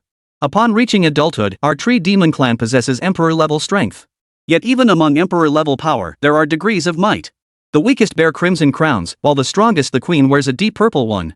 I see. That explains why your flower crowns differ. At this point, Chen Feng paused slightly. So, it seemed that even after reaching Emperor level, there were still tiers of strength. He just didn't know how they were classified. The Tree Demon clan's method of strength classification might not apply to humans. With this thought, he directly queried the system in his mind. System, how is Emperor level strength categorized? Humans differ from beasts. The Emperor level comprises 3 realms: initial, intermediate, and perfection. Each realm represents a gap of dozens of times in power. What lies beyond Emperor tier? The Sovereign Master realm. The system fell silent after that, and Shen Feng understood. According to the system's classification, he should currently be at the Emperor level Grand Perfection stage? No, that couldn't be right. He wasn't like the extraordinary humans. He possessed a system, harnessing unimaginable power through the divine presence within him. For a moment, he felt utterly bewildered. What realm did he truly inhabit? Having yet to encounter any War Master level beasts, he remained uncertain of his true progress. Chapter 155, By Any Means Necessary. Mr. Chen? Mr. Chen? Rona's voice reached his ears, and the overwhelming fragrance snapped Shen Feng out of his conversation with the system. He glanced at Ronas, who was standing mere inches away, and immediately stepped back. I'm fine. Continue. I'm done, Ronas replied, looking at him strangely. Shen Feng cleared his throat, his expression returning to normal. Have you been monitoring the Bug Clan's movements? Ronas nodded. Naturally. After their war with us, the insectoid race has been recuperating. But based on our understanding of them, they won't stay quiet for long. So what do you think they're planning? Shen Feng's interest piqued, prompting the question. Ronas glanced at him, shook his head, and said, Mr. Chen, there are certain matters I cannot disclose to you. Should an alliance be formed, my people's intelligence might be shared with you. Shen Feng nodded in understanding. It's getting late. I must retire. Commander Ronas, please make yourself at home. Shen Feng walked into the treehouse with his hands behind his back, under the watchful gaze from behind. He rested his head on his hands, gazing at the wood grain above. He wondered what part of the male tree spirit's body he was perched on. Inside its belly? As his thoughts churned, he began analyzing the conversation he'd just had with Ronas. The other party clearly hadn't approached him out of idle curiosity. Judging by the symbiotic contract he'd proposed, Ronas had recognized Chen Feng's immense value. He even wanted to drag Chen Feng's made-up dragon clan into it. If only Chen Feng truly had tens of thousands of dragons backing him up. It was the mention of the insect race that caught Chen Feng's attention. He had witnessed the formidable vitality of the Tree Demon clan firsthand. Neither the Crimson Flame demons nor the insect race had managed to wipe them out, a testament to their resilience. But what had the insect race been doing during this decade-long truce? Were they recuperating and rebuilding their strength to attack the tree demons again, or had they been thoroughly cowed by their defeats? This world was forever ruled by the law of the jungle. If the insect race sought to grow, they would inevitably need resources. To recover quickly, they would have to devour weaker life forms. If the insectoid race now sets its sights on humanity, could mankind withstand it?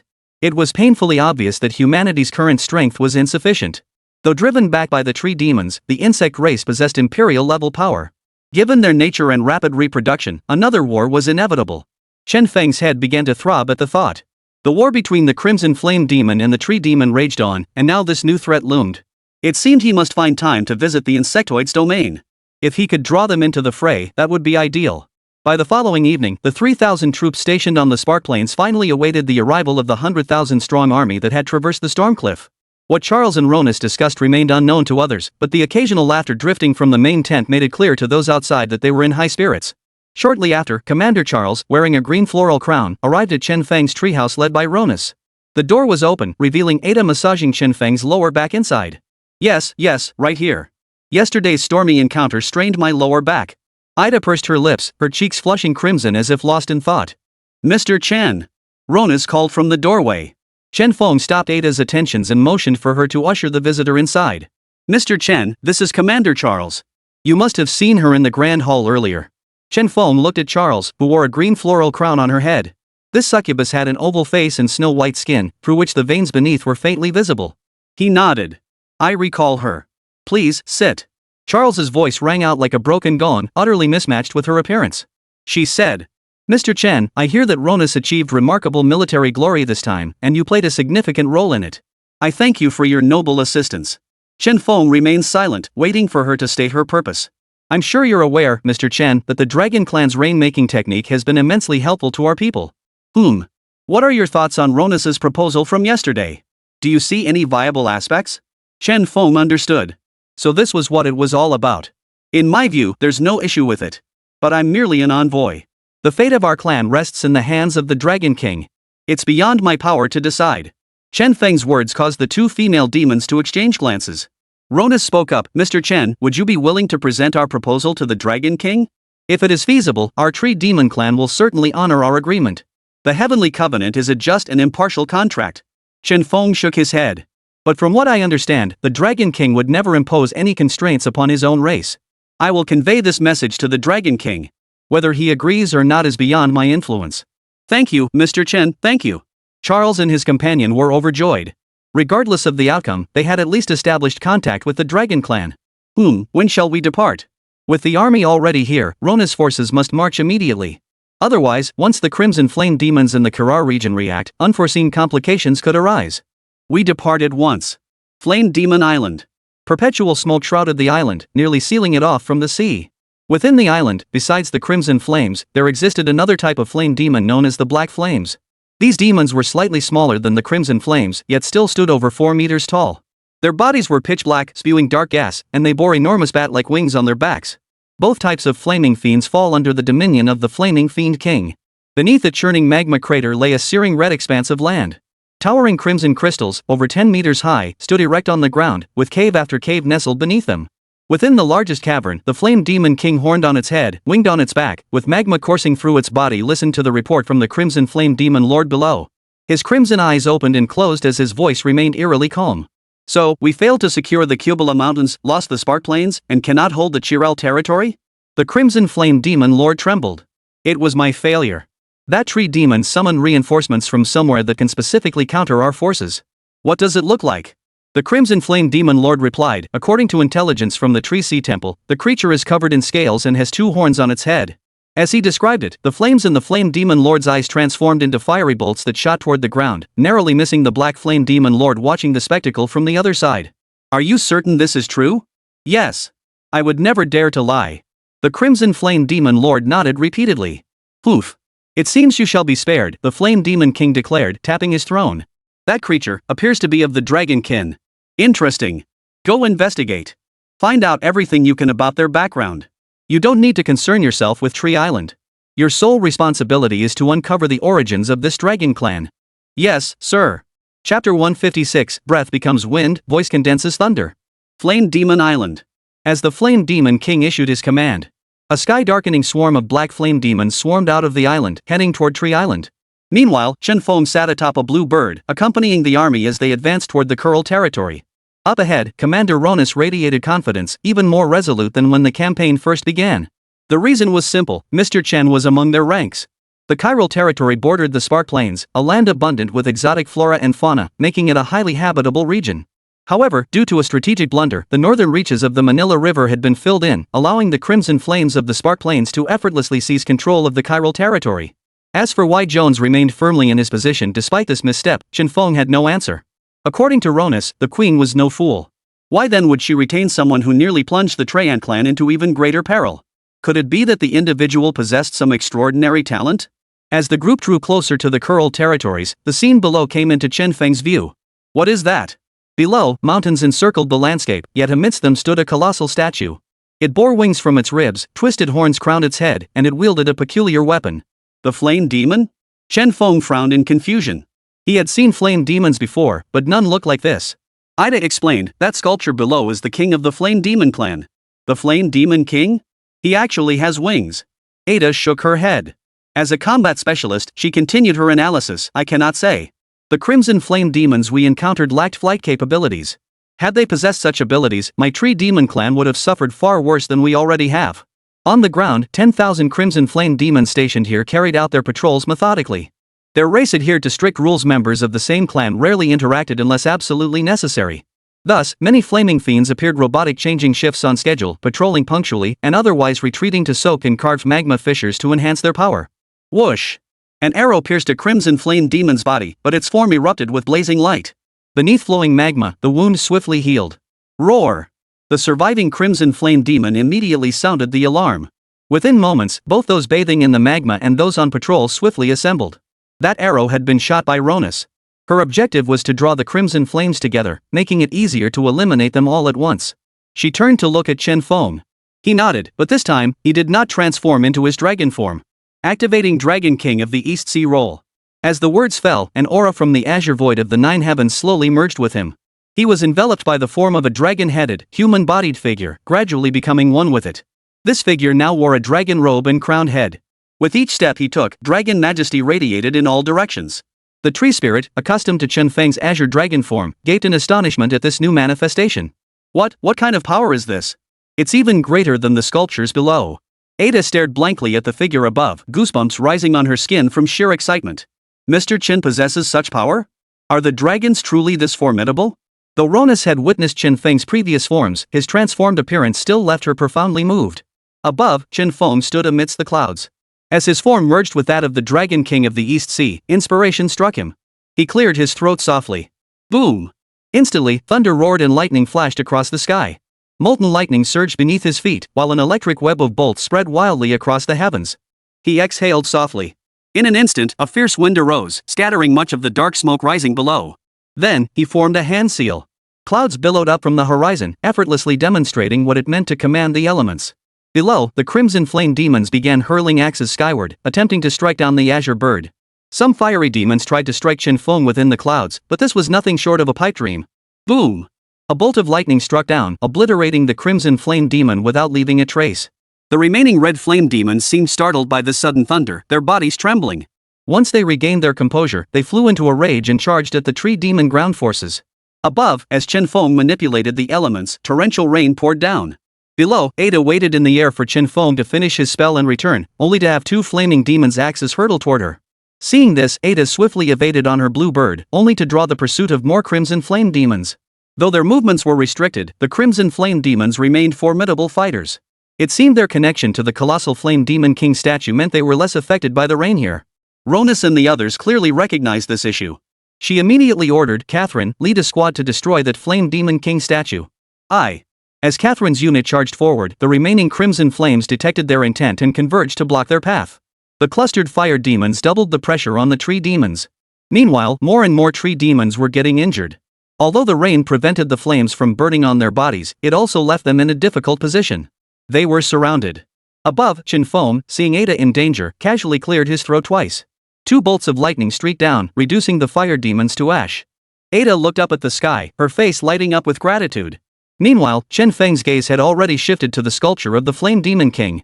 Thunder roared incessantly as bolts of lightning, each 3 zhang thick, plummeted from the heavens and struck the statue. Blinding white light illuminated the surroundings, melting away more than half of the crimson flame demons clustered around the statue. The tree demons struck by lightning fell to the ground, wailing in agony, some of their bodies turning black. But after being washed by the torrential rain, the tree demons in their grasp quickly recovered. Without the mysterious energy from the statue to sustain them, the crimson flame demons quickly found themselves in peril. Like ants trapped in honey, they moved with difficulty, their bodies cracking and splitting. Kill! One tree demon, now utterly bloodthirsty, stabbed at any crimson flame fiend it encountered, determined to crush their petrified skulls even in death. An hour later, the territory of Kiral was conquered. Long live the Queen! Tree Island forever! The Tree Clan shall endure! Victory had once again lifted morale to unimaginable heights. The tree demons' eyes blazed with battle lust, as if they wanted to fight anyone they laid eyes on. Ronus gazed at the sky. Mr. Chen, thank you. I will report to the Queen. I won't let Mr. Chen's efforts go unrewarded. Chen Feng dispersed the rain curtain and descended from the heavens. That matters little. However, you may soon face the counterattack of the Crimson Flame Demon Army. Ronus's expression turned grave. As their commander, she knew exactly what lay ahead. Mr. Chen's military prowess is formidable. If only he could stay here. Chen Feng chuckled inwardly. Had this demoness truly grown addicted to his services? Chapter 157, Granting Command Authority. The Kirar domain was strewn with jagged, bizarre rocks. The land had been ravaged beyond recognition by the flaming demon clan, scarred by gullies and ravines, leaving scarcely a trace of its former glory. Ronus felt this keenly, for this place lay not far from the Kyubala Mountains under his command. She gazed at the ruined world with a sigh, murmuring, "Ever since this land was lost, none of the Tree Islanders could rest easy. Their hearts were consumed by thoughts of reclaiming it. Yet now that it's been returned, it feels like a dream so unreal." Chen Feng surveyed the territory. While unfamiliar with its former glory, he understood the emotions of reclaiming lost ground. He had personally orchestrated the loss and subsequent recovery of the 3 cities on the eastern continent, so he understood that feeling all too well. Chen Feng merely smiled, offering no reply. These female demons appeared human-like, possessing rich emotions and experiencing joy, anger, sorrow, and pleasure. But at their core, they remained beasts. Which of the beasts he had encountered hadn't gained intelligence? Even those hideous creatures beneath the sea possessed extraordinary minds. What if the roles were reversed? Once the tree demons grew powerful enough to annihilate the insectoid tribes and the flame demon clans, would they then wage war against other tribes for survival? Would they even extend the flames of war all the way to the human continent in the north? Chen Feng dared not gamble. Thus, toward the tree demon clan, he could only play along with their mask, stoking this war to burn even brighter. Within a day, the army dispatched by the tree demon queen arrived in the Chiral domain. They systematically took control of key passes, establishing ground encampments and fortifications. Chen Feng followed Ronus to the Kubala Mountains, where Ronus remained to rest, recuperate, and recruit troops. Chen Feng did not linger. Guided by Ada and envoys sent by the queen, he returned to the southern tree demon tribes. Mr. Chen, look! Ida pointed below from her perch atop the bird. Chen Feng turned his gaze downward at her call. Beneath the giant trees, a luminous glow spread across the forest floor. Thousands of male treants and female tree nymphs stood in formation outside their tribal gates, their gazes fixed upon the figures soaring through the sky. At the very front stood the queen, scepter in hand, who likewise gazed upon the figure riding the blue bird. Who are they welcoming? Chen Feng inquired. Naturally, it's for you, Mr. Chen. Your actions have already been recorded and presented to the queen. I'm certain Commander Ronus has reported your achievements truthfully.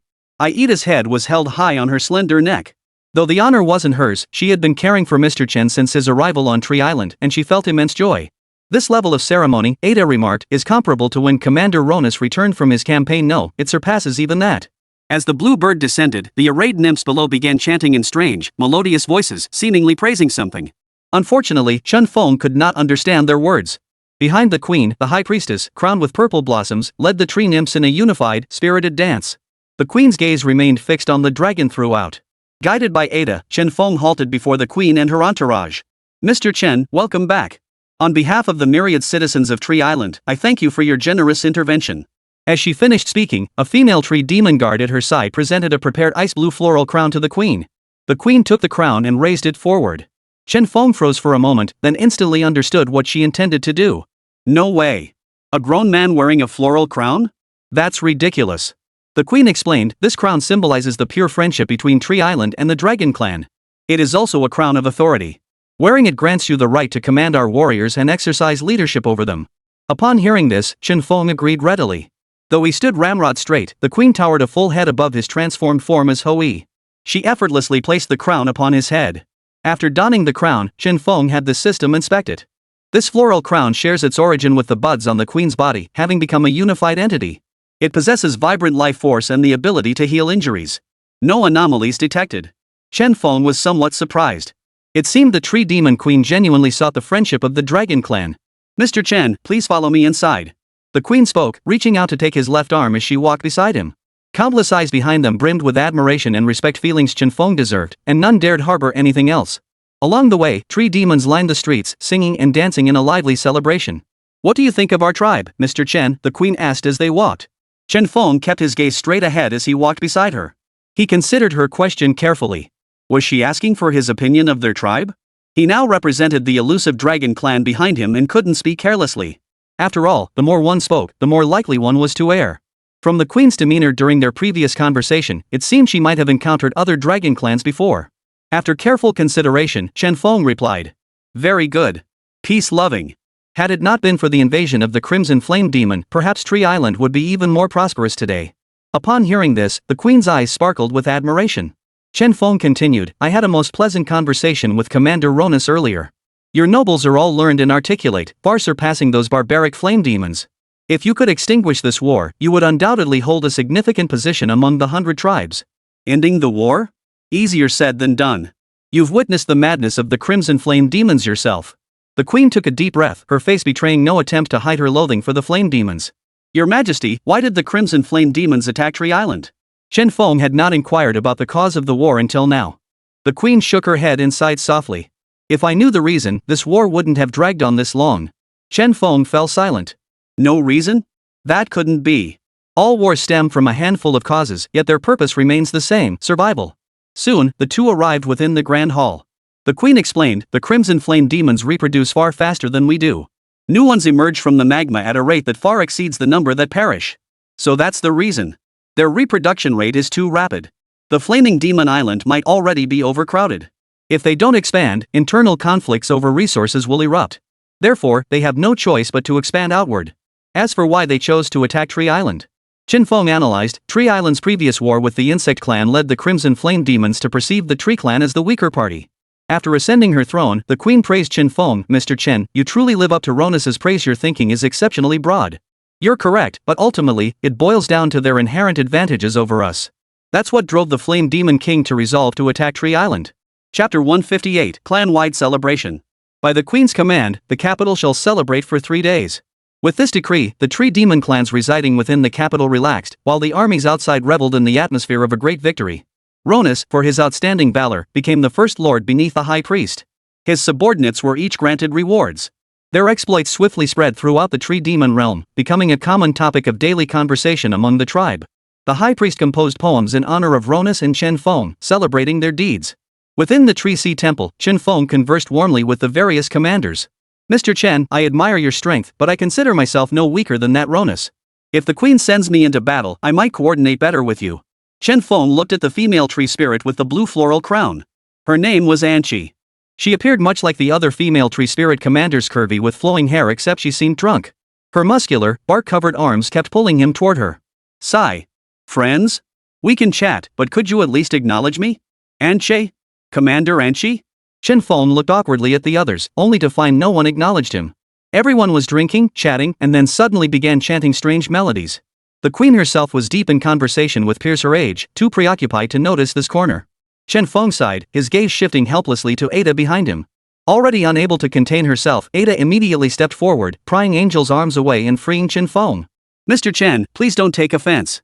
This is how we always celebrate a great victory, Ada explained, mistaking his flushed face for anger. I understand. I understand. Qin Feng turned to Ida. Why aren't you joining in?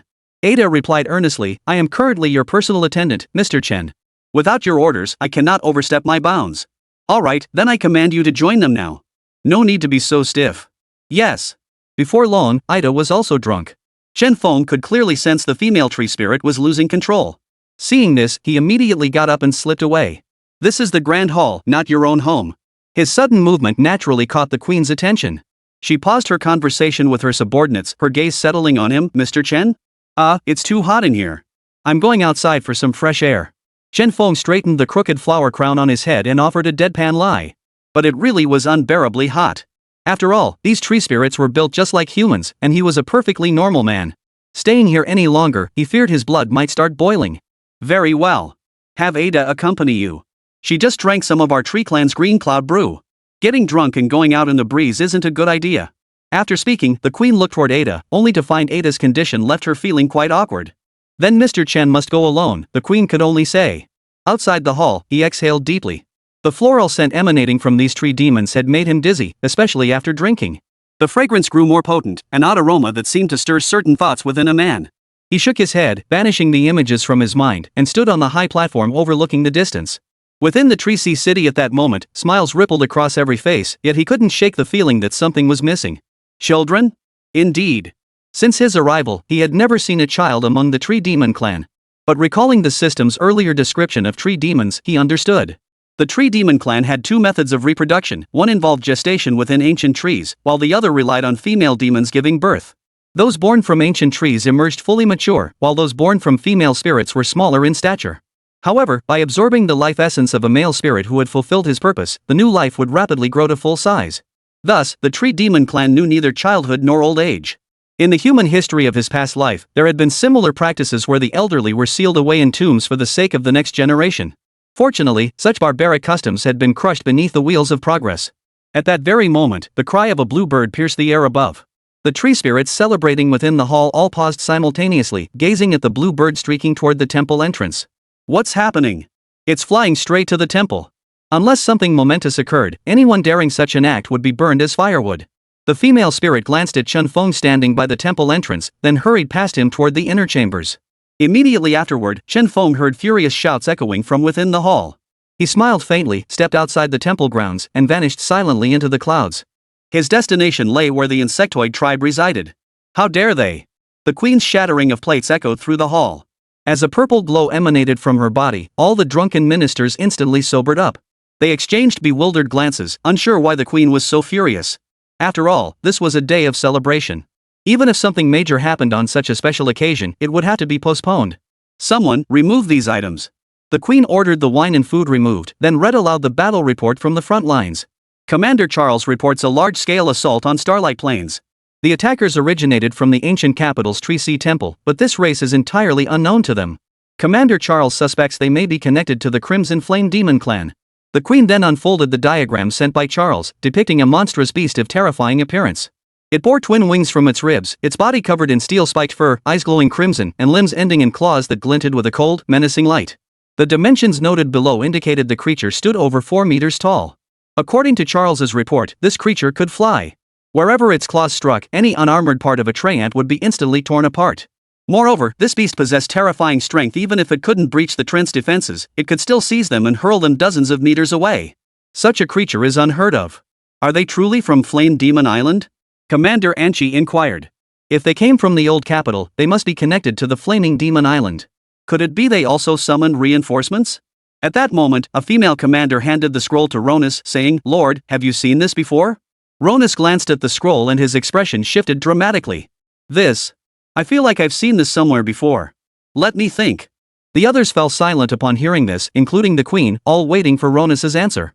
After a moment, Ronus finally found the answer they sought in his mind. Yes. In the Chiral domain, that sculpture of the Flame Demon King. Your Majesty, the black wings behind the monster in this portrait are identical to those on the Flame Demon King's sculpture. The Flame Demon. The Queen nodded.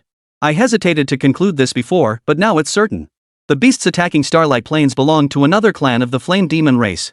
Chapter 159, The Insect's Abode. Summon Mr. Chen back. The Queen suddenly remembered that Mr. Chen was still outside in the wind. Moments later, Ada returned from outside, her expression downcast. Your Majesty, we couldn't find Mr. Chen. Only a recording stone he left behind. The others exchanged puzzled glances. What did this mean? Had Mr. Chen run off? After Ada channeled a burst of energy into it, Chen Feng's faint silhouette materialized within the Grand Hall. Ladies and gentlemen, I sense unusual activity in the northern sky and wish to investigate.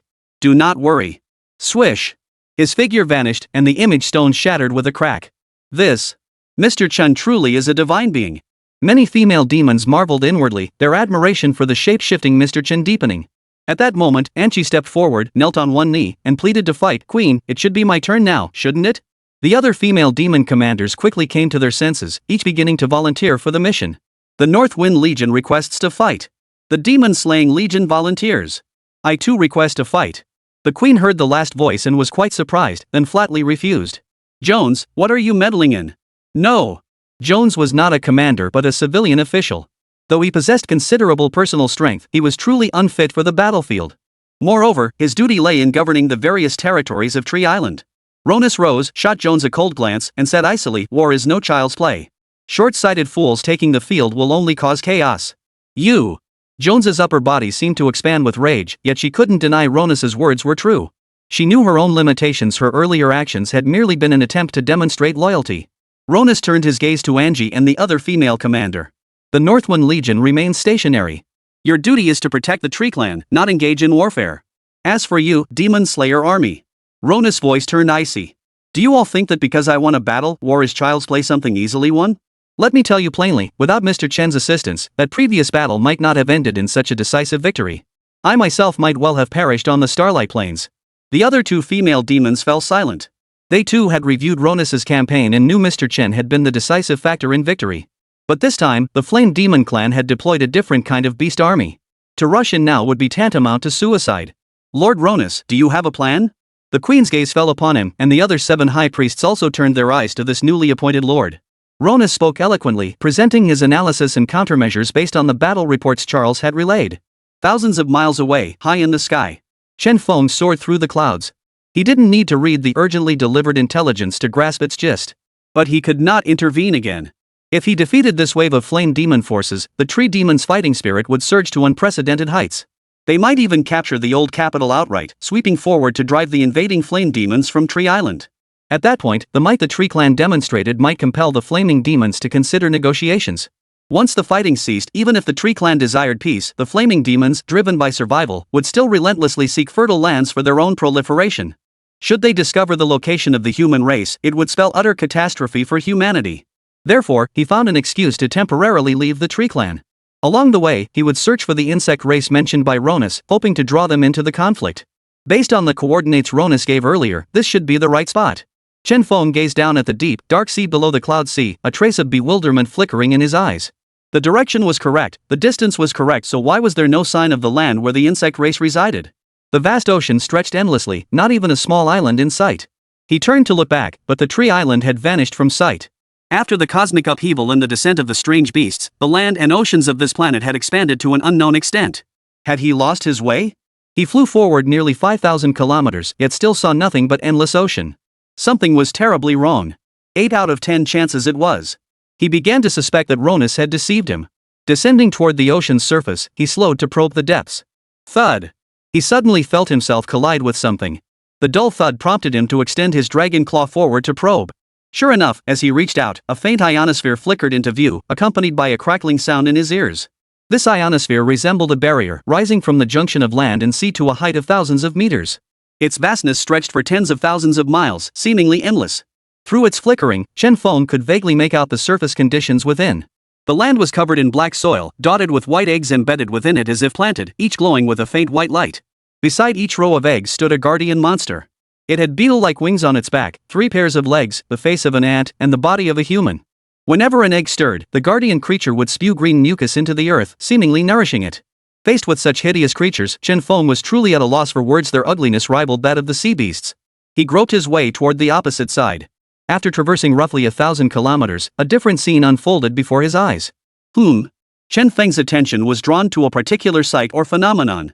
Unlike the black soil of before, this place was covered in giant trees, resembling the colossal trees of Tree Island. Yet, these giants were all withered and yellow, half dead and half alive. Hanging from the branches and trunks were enormous cocoons of various colors. Like the eggs he had seen earlier, these cocoons flickered and shimmered. Occasionally, faint murmurs and whispers could be heard emanating from within. At least thousands of towering trees stood here, their bases adorned with enormous blossoms where peculiar creatures flitted about. These creatures stood as tall as ordinary humans and bore human-like features, yet transparent butterfly-like wings sprouted from their backs. Emerging from flower buds, they carried nectar, using tubes to funnel it into the cocoons on the trees. These creatures were far more pleasing to the eye than those encountered in the fields earlier. He continued circling the perimeter of the barrier, encountering several more insectoid lifeforms. Some resembled tiger-headed hornets, fierce and ruthless. Others resembled mantises, clad in skeletal armor whose bone blades could cleave trees in an instant. Others resembled flies, possessing mouthparts over a meter long that ceaselessly drained the vitality from the trees. One species stood exceptionally tall, reaching 7 or 8 meters in height. Unlike the others, it bore no resemblance to human form, resembling a centipede instead. Yet, unlike a centipede, it possessed transparent wings on its back. These creatures flew through the sky, carrying other insectoids atop them, seemingly patrolling the area. Suddenly, the compound eyes of one insect reflected the flickering barrier. Chen Feng, standing outside the barrier, was instantly detected. Chapter 160, Transforming 3,000 Insects. Enemy Attack. Though Chen Feng didn't understand the insects' language, the frequency of their voices allowed him to decipher their meaning. These insects truly possess something extraordinary. Host detected under attack by alien insectoid. Unlocking Golden Cicada Experience Card. Duration, 5 minutes. The system's message startled Chen Feng. Golden Cicada? Holy crap! Was this forcing him to team up with the insect swarm? Activate the trial card. As golden light flashed, Chen Feng found himself transformed into a giant golden cicada, his entire body gleaming like gold. Under the sun's rays, it even reflected a rainbow of colors. He was utterly bewildered by this transformation. In his memory, Golden Cicada was a disciple of Sakyamuni Buddha, a human being. Not like this a 2-meter-tall cicada. But the insect horde had already surged forth, at least several thousand strong, their buzzing echoing through the air. Above them sat beings of similar size, each covered in golden scales. Their mouthparts resembled giant pincers, reflecting a chilling, icy glint. On the other side, giant flying centipedes were covered in holes from which purple poisonous mist poured out. On their backs sat disgusting creatures bearing the characteristics of the insect race. Upon arrival, they made no inquiries. As their resonant frequencies aligned, they launched a coordinated assault on the giant golden cicada that Chen Feng had transformed into. Rattling spears sliced through the air, piercing toward the golden cicada. Poisonous mist surged around them, while sharp wind blades, generated by the flapping of wings, flashed toward their target. Why not just get it over with? Skip the formalities? Chen Feng thought to himself as he flapped his wings. A deafening cicada-like roar erupted, causing the sea below to explode. Yet this sound wasn't a true insect chirp, it resonated like a Buddhist chant, its sonic waves expanding outward in an instant. The attacks were intercepted one after another. Any insect caught within the sound waves fell into a state of stupor. Chen Feng instantly realized this wasn't cicada song at all, it was the power of universal salvation unleashed by him. The insectoid creatures, enveloped by the chant for a moment, now bore changed expressions. Their eyes no longer held aggression or savagery. Their expressions softened, filled with gentleness. Chen Feng's lips twitched. Gentle insects? That sounded ridiculous. Yet that was precisely the reality. He roughly estimated there were over 3,000 insects. Every single one now resembled a saint who had laid down the slaughtering knife to attain enlightenment. They gazed at him with reverent eyes, as if he were a deity in their hearts. Soon, 5 minutes flashed by, yet the gaze they fixed upon him remained unchanged. Chen Feng was stunned not only by the power of this golden cicada experience card but also by its astonishing ability to convert. If this could be applied to all beasts, it would save him so much trouble. He couldn't help but ask inwardly, "System, how do I unlock the golden cicada avatar?" Same as others, find the golden cicada's token or trigger the reward. Reward? Then how do I unlock the golden cicada impersonation? Reach 50% recognition as the Monkey King. What a load of crap. This damn system just spouts nonsense. Chen Feng cursed inwardly before muttering, "Forget I said anything." He didn't even know where Sun Wukong's token was pretend to be the Monkey King. Once he played Sun Wukong, he wouldn't need Jin Chanji anymore, right? Chen Feng surveyed the insectoid tribe, whose eyes all turned to him, and asked, "Who among you is the leader?" At that moment, a tiger-headed wasp-like insect raised several pairs of arms in prayer and chanted, "Amitba Buddha. All beings are equal. Each of us could be the leader, yet none of us truly is." Chen Feng. Did his brain get fried after enlightenment? What the hell is this nonsense? You're not even human, yet you're spouting philosophical nonsense. Then what are you doing here? Get out of here. Chen Feng was so exasperated by this group of converted insects that he laughed bitterly. The Buddha resides within the heart and before the eyes, the tiger-headed wasp declared, its gaze fixed firmly upon him.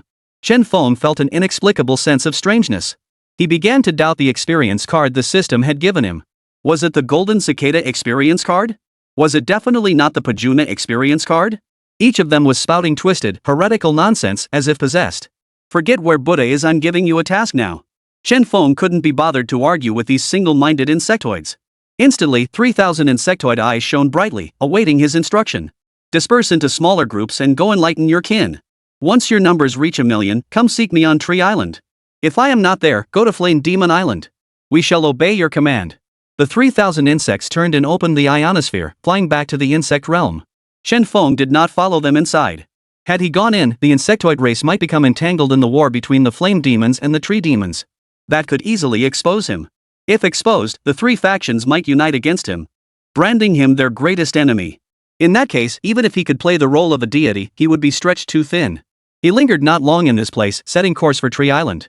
Whether the insectoid race could intervene would depend entirely on how these 3,000 converted insects performed. After his departure, the Blade Mantis squad was the first to take action. They rapidly expanded their followers by proclaiming slogans like "We have seen the deity with our own eyes," and "Believe in the deity to attain the realm of supreme bliss." Within a single day, the initial swarm of 3,000 had ballooned to over 10,000. Yet to the insectoid hordes numbering in the tens of millions, this was barely a ripple, it stirred not a single wave within their ranks. Chen Feng raced forward, arriving at Tree Island. Above the old capital, Chen Feng gazed down at the aerial army stretching for kilometers below and couldn't help but praise them repeatedly. The fact that the Flame Demon clan possessed such a formidable flying army was astonishing. Had they joined forces with the Crimson Flame Demon years ago, perhaps the Tree Island would have been devoid of tree people by now. Was the Flame Demon King out of his mind? Or had these winged creatures been attacking other territories all along? The thought made Chen Feng frown deeply. He continued northward, leaving Tree Island behind and soaring above the Flaming Demon territory. One after another, black flame demons emerged from caves on the ground, continuously flying toward the location of Tree Island. Meanwhile, the main army of flame demons headed westward. So it's true, the Flaming Demon army is fighting on two fronts. While attacking Tree Island, they're also assaulting another location. He sped through the clouds, covering over 3,000 kilometers before reaching another strange region. Here, white mist swirled thickly. The sea seemed to boil, constantly bubbling upward. The rising mist continued its ascent, reaching the floating islands above. Chen Feng stared in astonishment at the colossal floating island. Could this immense island be an extraterrestrial meteorite? Vines as thick as giant trees hung down from the island, and the creatures dwelling there caught Chen Feng's attention. Are these beasts or humans? The island's inhabitants stood over 10 meters tall, each with a gleaming, polished head. Were it not for their discernible gender based on physique, Chen Feng might have mistaken them all for men. Chapter 161, The Beast King Clan. Chen Feng estimated this floating island's area, though smaller than Tree Island, it still spanned hundreds of thousands of square kilometers. What he couldn't comprehend was how such a vast landmass could float in the sky. The world's cosmic upheavals had become utterly absurd. Moreover, the creatures inhabiting this island didn't resemble beasts. Instead, they bore a striking resemblance to Western humans. Yet they stood over 10 meters tall, clad in armor adorned with mysterious patterns and wielding colossal hammers. A single swing sent 4 or 5 crimson flame demons flying into the sea below, where they perished. The island's structures, though distinct from human architecture, were square and rigid, cast from an unknown metal. The tallest rose hundreds of meters high, their surfaces reflecting brilliant light as if absorbing solar energy. System, aren't you going to explain this race? Do you expect me to go down and ask myself? You're a mature system, now time to act like one. Giant race, royal beast clan. Sparse population with low fertility. Originated from beyond the heavens. The giant king is a commander-level being. That's it? The system remained silent. Yet through this brief introduction, Chen Feng gained a new understanding of the beast race. Namely, that the beast tribes were also divided into royal and non-royal lineages. The giant clan. Chen Feng narrowed his eyes. While this race possessed formidable combat strength, their population was too sparse. Otherwise, with their ability to crush several Crimson Flame demons with a single blow, if their numbers reached 1,000,000, wiping out the Crimson Flame demons would be a breeze. In essence, they suffered from their small numbers, which was why they were reduced to a purely defensive posture. If only he could draw the giant clan into this conflict. Whenever Chen Feng encountered a new race, only one thought occupied his mind, drawing them into this war raging across the southern continent archipelago. Yet he remained uncertain of the consequences of such actions. If the southern continent descended into all-out war, would the flames of conflict spread to the lands inhabited by the human race? Everything depends on human effort. Chen Feng composed himself and circled the giant's floating island. Whoosh! 100-meter-long tree trunk shot skyward like an arrow, grazing Chen Feng's abdomen before vanishing into the distant heavens. Chen Feng looked down and saw a bald giant below had spotted him. Pointing at his location, the giant was signaling for reinforcements. Big size, sharp eyes. Chen Feng twisted his body and flew away. He had no intention of making contact with this royal beast clan just yet. But he also didn't plan to inform the Tree Demon clan. If they learned the Crimson Flame demons were fighting on 2 fronts and coordinating their efforts, and if the demons were wiped out, well, that would be the end of the fun. It was now known that, with Tree Island as the center, the insectoid tribe's habitat lay over 5,000 kilometers to the east. To the north lay the domain of the Crimson Flame demons, while 3,000 kilometers due west of their territory rose the giant floating island.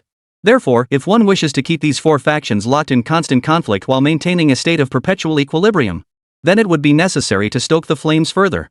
With this thought, Chen Feng returned to Tree Island and ascended above the old capital. The area remained occupied by the Crimson Flame demons. The flying black flame demons seemed to look down upon their stationary counterparts here, continuously dispatching troops from the north without engaging the Crimson Flame demons. He gazed toward the distant south, where the Starlight Grasslands lay. Now, the entire area of the Starlight Grasslands, stretching over 10 meters above the ground, was completely overrun by a dense, dark swarm of black flame demons. Charles's 100,000-strong garrison there was already locked in a bitter struggle. Meanwhile, the Kirar territories were also under relentless assault by endless black flames. There was simply no way to spare troops to reinforce Starlight Plains. Further still, beyond the 800-li storm cliffs, the Morning Mist Forest was also overrun by black flame demons, locked in fierce combat with the tree demon hordes. Their efficiency far surpassed that of the Crimson Flames. Through careful observation, Chen Feng concluded that these black flame demons were not afraid of rain. Nor did they appear to be covered in flowing lava. Instead, they seemed to possess flesh and blood bodies. Chen Feng flickered into motion, arriving at the edge of the Morning Mist Forest. His sudden appearance startled the tree demon locked in combat with the black flame fiends, who instinctively fired an arrow. Chen Feng deflected the arrow and called out to the aerial tree demon, "It's me." "Yes, Mr. Chen? You recognize me?" Chen Feng paused, surprised. Though he was well known among the tree demon tribes, he hadn't assumed every tree demon knew him. "Of course. I'm from Lord Rona's forces, 18th Legion, 3rd Battalion."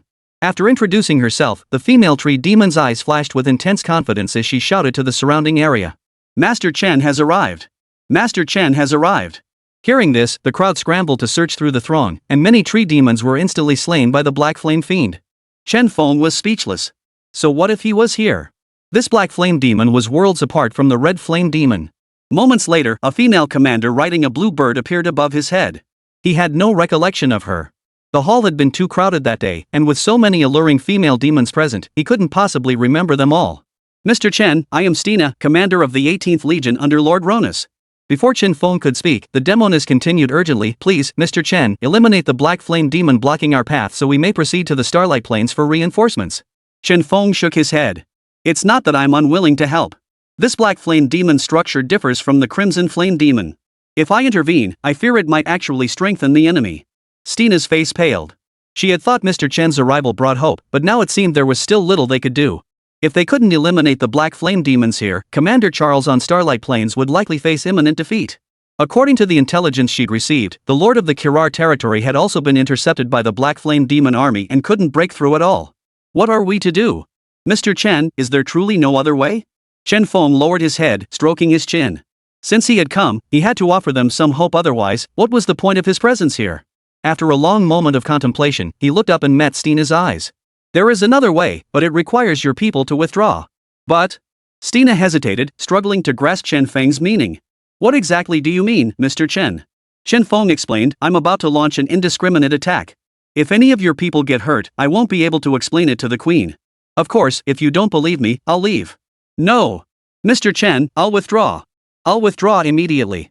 Seeing Chen Feng about to leave, Stina immediately agreed. She commanded, full retreat. As a chant echoed through the morning mist forest, all the tree demons withdrew from the battlefield. The black flame demons pursued relentlessly, but were swiftly crushed by a colossal figure that towered over the heavens and pierced the earth. Chen Feng's face transformed into the mask of Yang Jian. With the opening of the heavenly transformation, the 4-meter-tall black flame demons were no different from ants. His power surged, his divine form stretching hundreds of meters tall. Without even swinging his trident, a single stomp crushed hordes of black flame demons into bloody mist. He's Mr. Chen? The retreating tree demon army stared blankly at the terrifying, mountain-like figure, finding it hard to associate this colossus with the gentle Mr. Chen they knew. Chapter 162, Insects. Beneath the heavenly form and earthly manifestation, all were but ants. The blade reflected the sun's brilliance. Black flame demons shattered bones, tore tendons, and met instant death upon contact. Chen Feng now resembled a celestial lion descending from the heavens. With each step he took, countless black flame demons fell dead or wounded. His palm, vast enough to obscure the sky, crashed down, sending a cloud of blood mist erupting from the earth. Blissful. Chen Feng slaughtered with frenzied abandon. Demon! He's a demon, the black flame demon commander screamed before being crushed into pulp. Retreat, another black flame demon commander shouted to his troops. But behind them lay the 800-mile-wide storm cliff, currently lashed by raging winds. If there remaining less than 1,000 black flame demons fled into the cliff's interior, survival would be impossible. Yet with the commander's order given, these black flame demons dared not disobey. Besides, they had no desire to face that colossal monster head-on. Boom! A fist, veins bulging, tore from the ground, still coated with fragments of bone and flesh. Even if the black flame demons soared thousands of meters into the sky, bolts of lightning, swift as thunder, instantly struck them down. Wherever the divine light swept across the land, a crimson wind swept through. Countless black flame demons were reduced to blood mist, transforming the morning mist forest into a blood mist forest. Mr. Chen's methods are terrifying, murmured the emperor-level tree demons perched atop azure birds, observing the battle from the skies beyond the morning mist forest. As they witnessed the mist of the forest stained crimson, each of them swallowed hard. The forest became a living hell, filled with the agonized screams of countless black flame demons. Stina looked down at the ground. The earth was now covered in a layer of flesh and blood dust. Not a single intact flame demon corpse remained, only a surface composed entirely of flesh, blood, and tendons. Even Stina, a battle-hardened commander, had never witnessed such a brutal battlefield. Commander, it seems Mr. Chen has driven those creatures into the Stormcliff. Should we pursue? Stina's gaze shifted toward Stormcliff. Mr. Chen's figure had already crossed the cliff's edge, disappearing into the storm-racked land beyond. After a long moment of contemplation, she replied, "We'll follow Mr. Chen from a distance." Though advancing through the tempest proved arduous, they possessed countermeasures, though such methods should only be employed as a last resort. Yet now, Starlight Plains lay besieged by the Black Flame Demon army. If they did not go to aid them, Starlight Plains would surely fall to the Flame Demons once more. By then, the newly secured territories of Kirar and the Kubala Mountains would be left vulnerable. Worse still, after seizing Starlight Plains, the Black Flame Demons might next attack the Kirar territory. From there, they could march thousands of miles across the land, striking diagonally toward the current capital of the Tree Clan. Therefore, no matter what, Stina must go to reinforce the defenses. Charge! Under Stina's command, the Tree Demon army followed the figure piercing through the clouds into the Stormcliff. Within the Stormcliffs, thousands of Black Flame Demons fled in panic, howling as they were pursued. Some stumbled carelessly and plunged headfirst into the raging tempest, vanishing without a trace.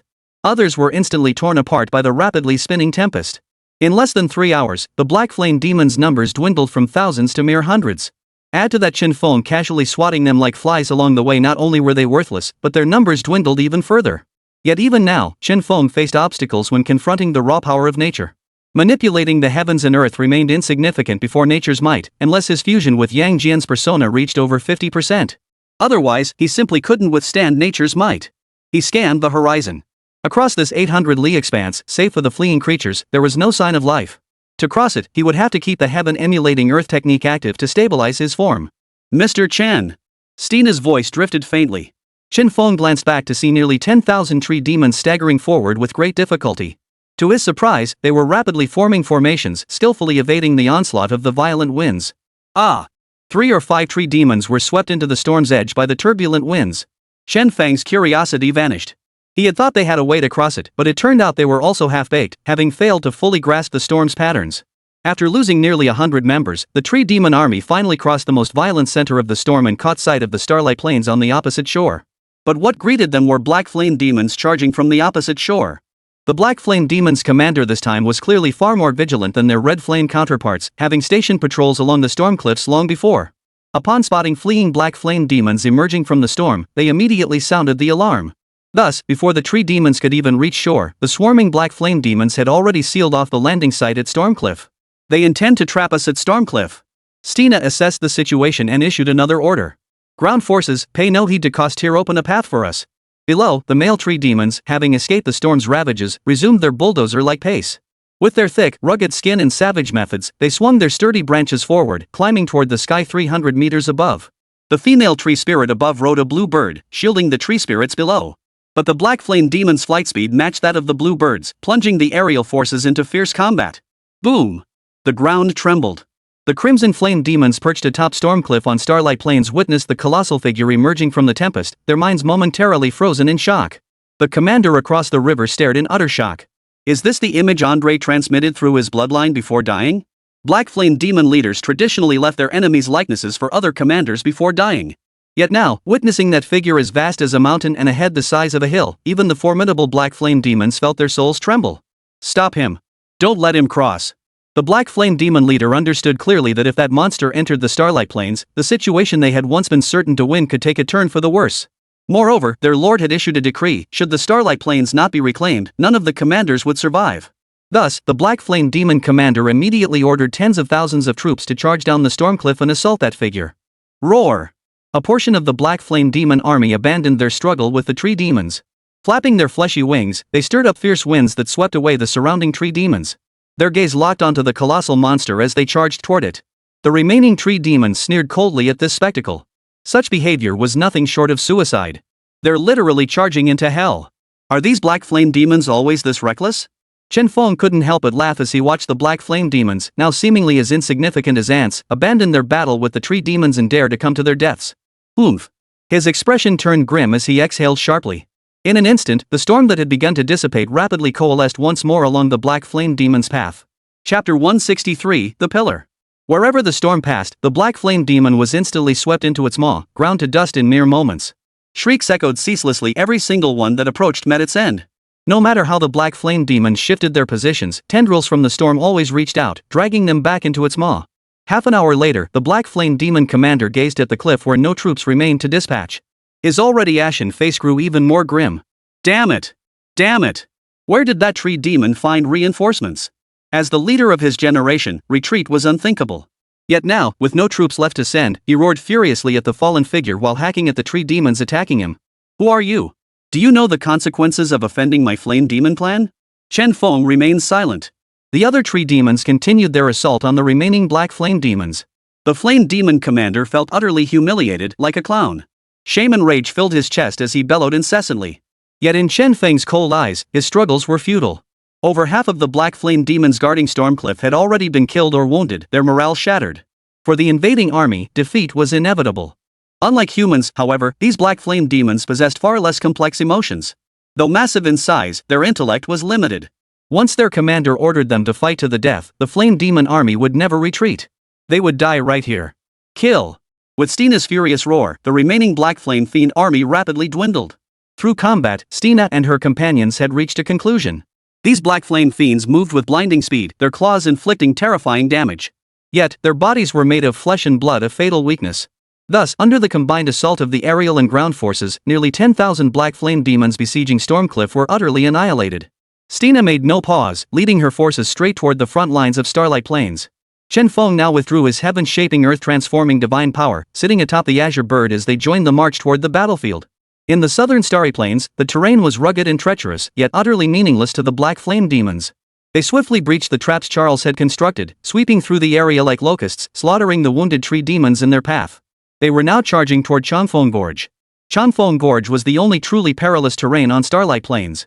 500 meters above the ground, the last remaining 20,000 tree demons fought the black flame demons as they descended from the sky. Put! A black flame demon that had just taken flight was shot down. SSSSH. A tree demon was torn apart and plummeted into the gorge. The valley floor was now strewn with corpses from both tribes. Facing ever-increasing numbers of black flame demons, Commander Charles remained at the front lines directing the defense. Even knowing defeat was inevitable, she revealed not a hint of emotion to her subordinates. She understood that her defeat would endanger not only the Chiral territory but the entire southern new capital. Thus, she had no choice but to continue fighting. As long as she could find a way to tie up these flame demons, the chances of reinforcements arriving would increase. She had contemplated the possibility of an unlikely reversal, but aside from the appearance of that Mr. Chen, she could think of no one else with such power. The high priests of the capital would never abandon their post they were sworn to protect the queen. Other lords wouldn't abandon their own territories either. Thus, the only army capable of coming to her aid was the one closest at hand, Ronus. But the men he sent for help had yet to return. Now he understood. The territory of Kirar must have also suffered the assault of these bizarre beasts. Otherwise, there should have been some news by now. She rose from the makeshift command post, her gaze hardening. Armor materialized around her, a long sword emerging from its sheath. With a soft whistle, a blue bird landed before her. Old friend, this may well be our final battle. She knew this mission would surely end in her death, but for the survival of her race, she had no choice. Screech! The blue bird's cry echoed as Charles, clad in battle armor, entered the battlefield. Below, tens of thousands of black flame demons swarmed Longwind Gorge, leaving no space to breathe. The female demons riding the battle-ready bluebirds were each facing attacks from one or even two black flame demons. The commander has arrived. A legion commander shouted, and upon hearing this, the remaining tree demons fought with even greater ferocity and desperation. The tactic of trading wounds for wounds brought tears to Charles's eyes as he watched from above. "Commander, look over there," a subordinate shouted. Charles severed a black flame demon's head with a single stroke and scanned the northern horizon. Thousands of meters away, nearly 10,000 of his kind were rapidly joining the fray from midair. "It's reinforcements!" Charles roared, "Reinforcements have arrived. We've held out this long, and finally, we see hope. Everyone, follow me out to fight." The sight of reinforcements instantly lifted their spirits. Though exhausted from 2 days of relentless combat, the glimmer of hope reignited their ferocity, transforming them once more into ravenous beasts. Charge! Kill the enemy! Only 10,000 troops? Charles estimated the reinforcements numbered around 10,000. While insufficient to annihilate the surrounding flame demons, they could at least alleviate some pressure. In Charles's view, a force of at least 50,000 would be necessary. Though these black flame demons differed from the crimson flame demons and could not counter them, 10,000 troops were far from sufficient to annihilate the enemy. Better than nothing. Break through the blockade. Advance on both flanks. If they could link up with the reinforcements, they could disrupt the black flame demons in circling formation. Slaughter these vermin. Flesh flew and feathers drifted. Chen Feng stood atop a blue bird, donning Hou Yi's mask as a palm-sized sun shooting bomb materialized in her hand. White light flashed across the battlefield like blooming silver flowers, mingling with the blood mist of the demon beasts to form rows of funeral banners. With each arrow released, 3 or 5 crimson flame demons shattered into dust, vanishing from the mortal realm. For a moment, the battlefield's soundtrack transformed into the hum of drawn bows. All the tree demons' gazes involuntarily turned toward the figure standing atop the distant blue bird. That's Mr. Chen. Powerful. Mysterious. His every appearance brings us boundless hope, and this time is no exception. Meanwhile, Charles, positioned not far from Changfeng Gorge, also noticed Chen Feng's presence. That's him, Mr. Chen. No mistake, I wouldn't misidentify him. Chen Feng's likeness had long been documented, so she could be absolutely certain. Moreover, Chen Feng's arrival completely dispelled any lingering doubts Charles had harbored about this battle being another grueling struggle. Despite having already lost 80,000 troops, she felt inexplicably confident in the presence of this Mr. Chen. They might not be able to turn defeat into victory, but at the very least, they wouldn't let these bastards gain the upper hand. In short, she was that confident. Chen Feng's arrival gave the tree demons stationed at Changfeng Gorge a surge of confidence. Kill. Kill your way through them. Chapter 164, Breaking Through the Blockade. Chiral Territory. Ronus frowned deeply. She had repeatedly changed tactics, launching dozens of assaults against the Black Flame Demons blockade, yet none had succeeded in breaking through to Starlight Plains. The losses had mounted to nearly 5,000. Though the chiral territory had expanded its forces to 60,000, facing the Black Flame Demon still felt like an insurmountable challenge. The Black Flame Demon only besieges without attacking. It's waiting to completely seize Starlight Plains before gradually encroaching on other territories. Previous tactics could not be repeated. To reinforce Starlight Plains, a new approach was essential. My lord, perhaps we should explore subterranean options. A Legion commander, deep in thought, proposed this solution. The others were slightly startled. They had previously considered aerial assaults, poison attacks, and flanking maneuvers, but never the underground. For the tree demons, the underground was their domain of unrestrained power. Beneath the surface lay not only abundant nutrients but also soil that allowed the roots of the tree tribe to extend indefinitely. Are you joking? You don't seriously suggest we abandon our current trunks and burrow underground via our roots to bypass the blockade? Someone immediately objected. Another chimed in, even if we extended our roots to reach the other side, regrowing our trunks would leave us severely weakened. The effort wouldn't be worth the outcome. This plan is unfeasible. Ronus studied the map, his expression thoughtful. He turned to the commander. Continue. Since our roots can extend indefinitely, why not lure the fire demons onto solid ground? Once they stand on the earth, we can pierce through their bodies, catching them off guard and breaking through their blockade. By the time they react, we'll have already torn open a breach. After the succubus commander finished, she looked at the others. This time, they didn't object. Instead, they were all contemplating the feasibility of this plan. Ronus narrowed his eyes.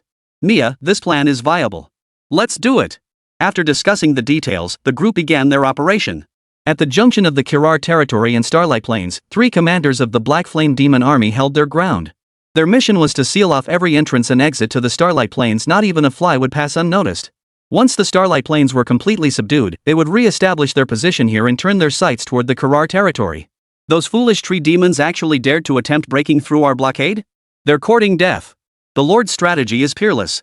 How did those simple-minded Crimson Flame demons manage to lose the territory they occupied? A commander's eyes flashed with contempt for the Crimson Flame demons. Though both belonged to the Flame Demon clan, they were strictly speaking 2 distinct races. They had emerged from crystals within the magma, unlike the Crimson Flames who crawled directly from the molten depths. Their very forms of existence differed. Were it not for the Flaming Demon King holding them back, they would have clashed long ago. Report.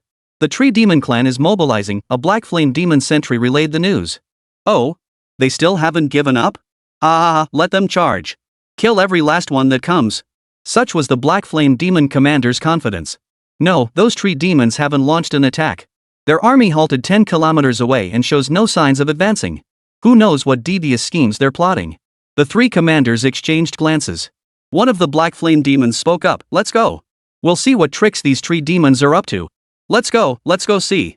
The tree demon army had now fully assembled. All 60,000 troops stood 10 kilometers beyond the Black Flame Demon blockade. Even the female demons from the flying army had descended to the ground, gazing distantly at the Black Flame demons. A green radiance now shone upon the tree demons. Boundless life force surged from their bodies into their roots. As they moved, tendrils rapidly sprouted, piercing the ground and stretching toward the Black Flame demons at an astonishing speed. The Black Flame demons on the blockade line were unaware of the reason, but none relaxed their guard. All remained on high alert, staring intently at the formidable 60,000 tree demons before them. 3 commanders appeared midair, flapping their wings. They watched the tree demon army, their brows furrowed. One of the commanders quipped, "Do they intend to glare us to death with all those eyes? You've got a good sense of humor." Another commander laughed, then immediately grew serious. Tree demons aren't like those dim-witted giants. These creatures are sharp as tacks and won't waste effort. Everyone, stay on high alert. Aren't you being overly cautious? They've charged countless times, yet not a single one has breached our defenses. The vigilant commander shook his head slightly, his blood-red eyes flashing as he issued the alert command to his troops. Better safe than sorry. Suddenly, the ground trembled. What's that sound? The Black Flame demon's dog-like ears twitched, all turning their gaze toward the ground. Thud, thud. Sharp tree roots burst through the earth, piercing the Black Flame demons standing on the ground from their feet straight through their chests, driving a chill to their very cores. Following that initial strike, a relentless series of thuds echoed as thousands of Black Flame demons were impaled and killed. The roots flung the corpses aside and continued growing, launching attacks at the flame demons in the air. Enemy attack. Clear the ground. The 3 commanders were stunned. Even with their advanced preparations, they never anticipated these tree demons launching an attack from the ground.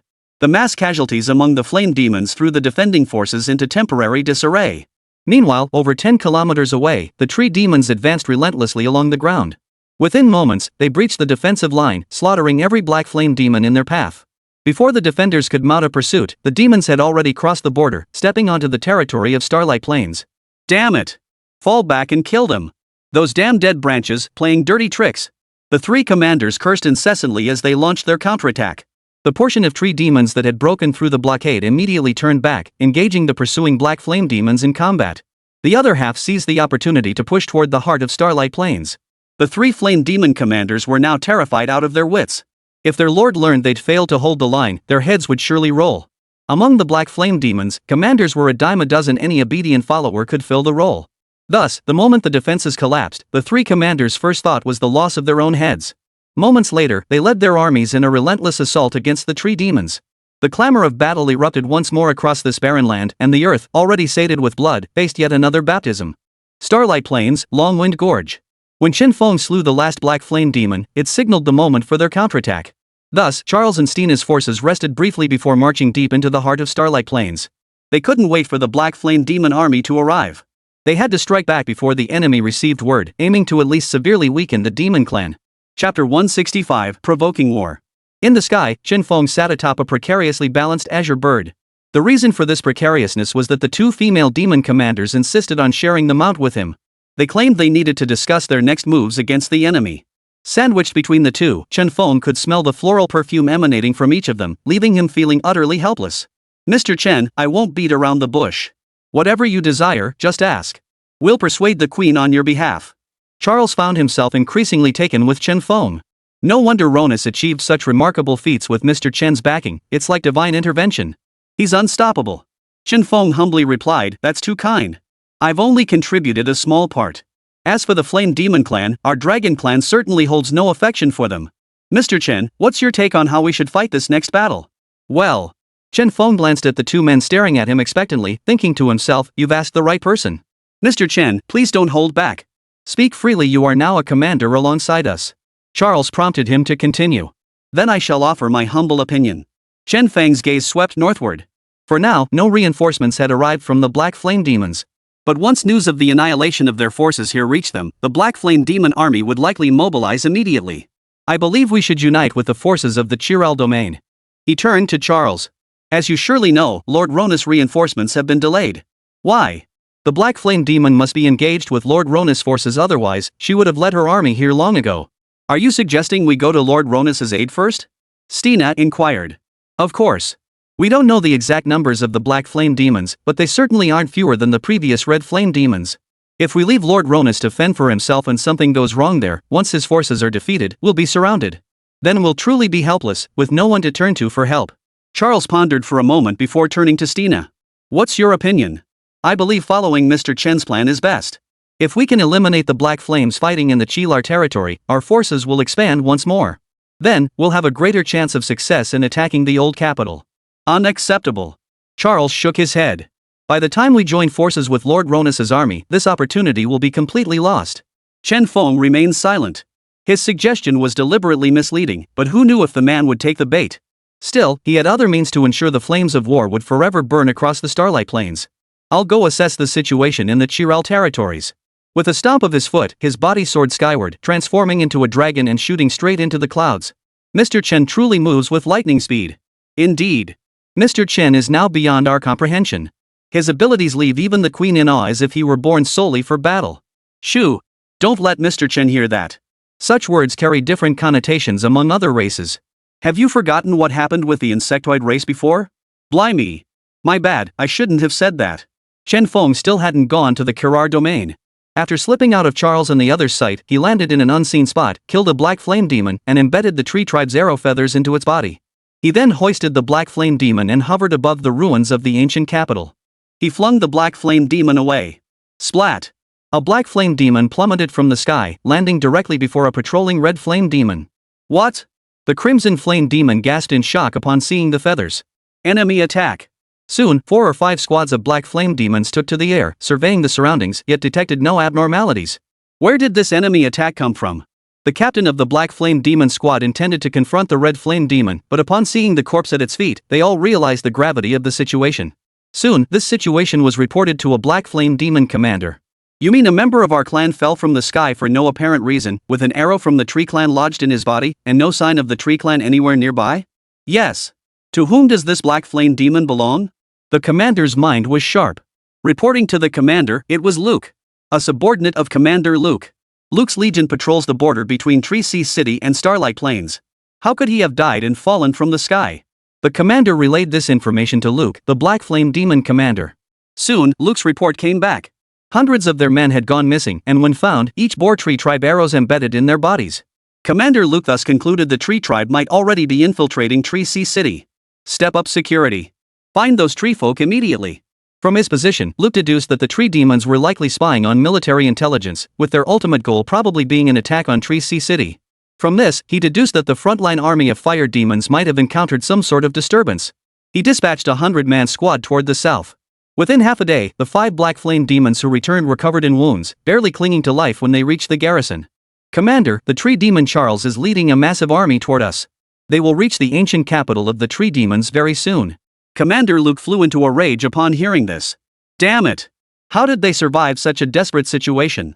He immediately mobilized his forces, withdrawing all 80,000 black flame demons from the base. A vast swarm of black figures, stirring up fierce winds, surged across the Starlight Plains defenses and raced toward the central region. Meanwhile, the Treyant legions that had broken through the Kuril domain blockade also reached the central zone, joining forces with Charles. In an instant, the tree demon army swelled to 70,000 strong. The two forces quickly agreed to launch a preemptive strike, charging deep into the northern lands. At that very moment, dark clouds obscured the sky over the northern lands. Rain, someone murmured, gazing upward. No! That's not rain. Those are black flame demons. Stina swallowed hard involuntarily. Prepare for battle. As the black flame demon army drew near, all the tree demons engaged in a relentless battle. Chen Feng remained hidden high above the skies, not participating in this war. Moreover, he received a notification from the system. Initiate a live-streamed battle to inspire the masses to strive upward. Upon success, you will be rewarded with the divine ability, Prison of the Earth. Mission failure, no penalty. Chen Feng's eyes widened in astonishment. Why issue such a task now? He was countless miles away from where the human race resided. Even if he streamed it, given the current level of human understanding, they likely wouldn't grasp it. This was practically setting him up for failure. But since there was no penalty, he might as well give it a shot. The previous reward, the ability to summon clouds and rain, had been truly formidable. This divine power must be no less extraordinary. With the chance to gain a divine ability for free, why wouldn't he take it? With a flicker of thought, the live stream began. Chapter 166, Streamer, You're Alive. Eastern Continent. A month had passed since Chen Feng's disappearance. Gradually, the human race on the eastern continent, receiving new information and immersed in the joy of reclaiming the 3 territories, began to forget about Chen Feng's existence. Over this month, the Huacheng base had been thoroughly cleared, yet the search team dispatched by higher-ups still found no trace of Chen Feng. Sai, order the men to withdraw. Perhaps Chen Feng has already. The search commander gave the order to pull the team back. Only He Huan of the He family remained gloomy day after day. Even after personally searching Huacheng, she found nothing, not even a trace of Chen Feng. Chen Feng, I refuse to believe you've vanished from this world. I refuse to believe it. Returning to the capital base, He Huan mobilized her family's resources to search for Chen Feng across the land, yet still found nothing. It was as if this man had vanished from the face of the earth. He Huan arrived at the campus, a place filled with her cherished memories. Yet the comrades who had fought alongside her were gone. Hey! Isn't that our school's celebrity? You must be mistaken. He Huan left, determined to visit every place Chen Feng had once been. Just then, the advertisement playing on the plaza's giant screen abruptly vanished, as if the signal had been cut off, replaced by an eerie background. He Huan, walking by, stared intently at the screen and froze. It's that mysterious streamer? The screen showed a gray sky, the perspective shifting constantly until it pulled back far enough to reveal the entire island. Streamer? You're alive? My dear brother, you're finally streaming. We all thought you were dead. If you don't know what you're talking about, shut up. With the streamer's abilities, he could survive until the world ends. What's the streamer broadcasting this time? Where is this place? This island is huge. The chat exploded with comments. Starting with just hundreds, the flood quickly overwhelmed the screen. Viewers had to mute the comments just to see the actual footage. Holy crap! Is this even our planet? Is the streamer still on Earth? This place looks so unfamiliar. This island is huge, bigger than both Korean peninsulas combined. No, this area is already nearly as large as the western frontier. Streamer, where is this? Is there anywhere nearby to land? Chen Feng didn't respond. The camera swiftly zoomed in, sweeping over the earth from above the clouds, revealing everything on the ground in full view. Holy crap, is there a war going on down there? What kind of monsters are those? They're so huge. What a beautiful race. Are they fairies? Questions poured in relentlessly as people were captivated by this novel species. Huan remained standing in the square, the newly discovered species and land igniting hope within her. Could Chen Feng be in this unfamiliar land? Kyoto Base Command Center. Commander, that mysterious streamer has gone live again after a month's hiatus. What? Quick! Connect to the stream. Upon hearing this, the commander immediately ordered the live feed to be accessed. Each of the mysterious streamer's broadcasts pushed the boundaries of their understanding, revealing knowledge they had never possessed. This time would likely be no different. The initial footage revealed an unfamiliar landmass. After professional analysis, experts concluded this territory did not correspond to any previously known land. Moreover, even satellites couldn't scan such a place. Could this streamer be on another planet? Someone questioned the footage, given how advanced video fabrication had become. The commander analyzed calmly, no, he should still be on this planet beneath our feet. The world has changed dramatically.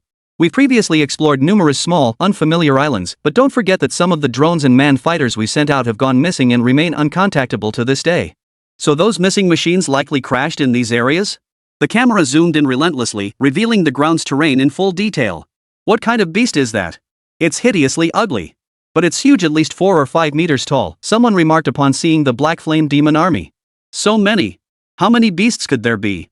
The sheer number of black flame demons darkened the sky as wave after wave charged into the tree demon ranks, clashing fiercely with them. That beautiful race is quite large too. The bird beneath her feet is lovely as well.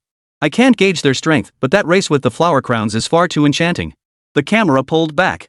Scarlet flame demons blood spilled, arrows rained down like a storm, corpses littered the ground everywhere.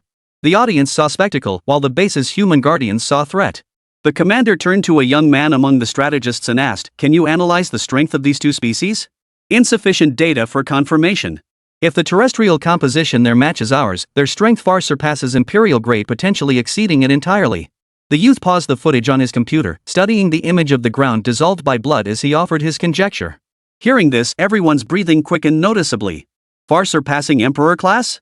Imperial-level beasts alone were already a headache for every base. Now you're telling me that these hundreds of thousands of beasts are all far beyond Imperial level?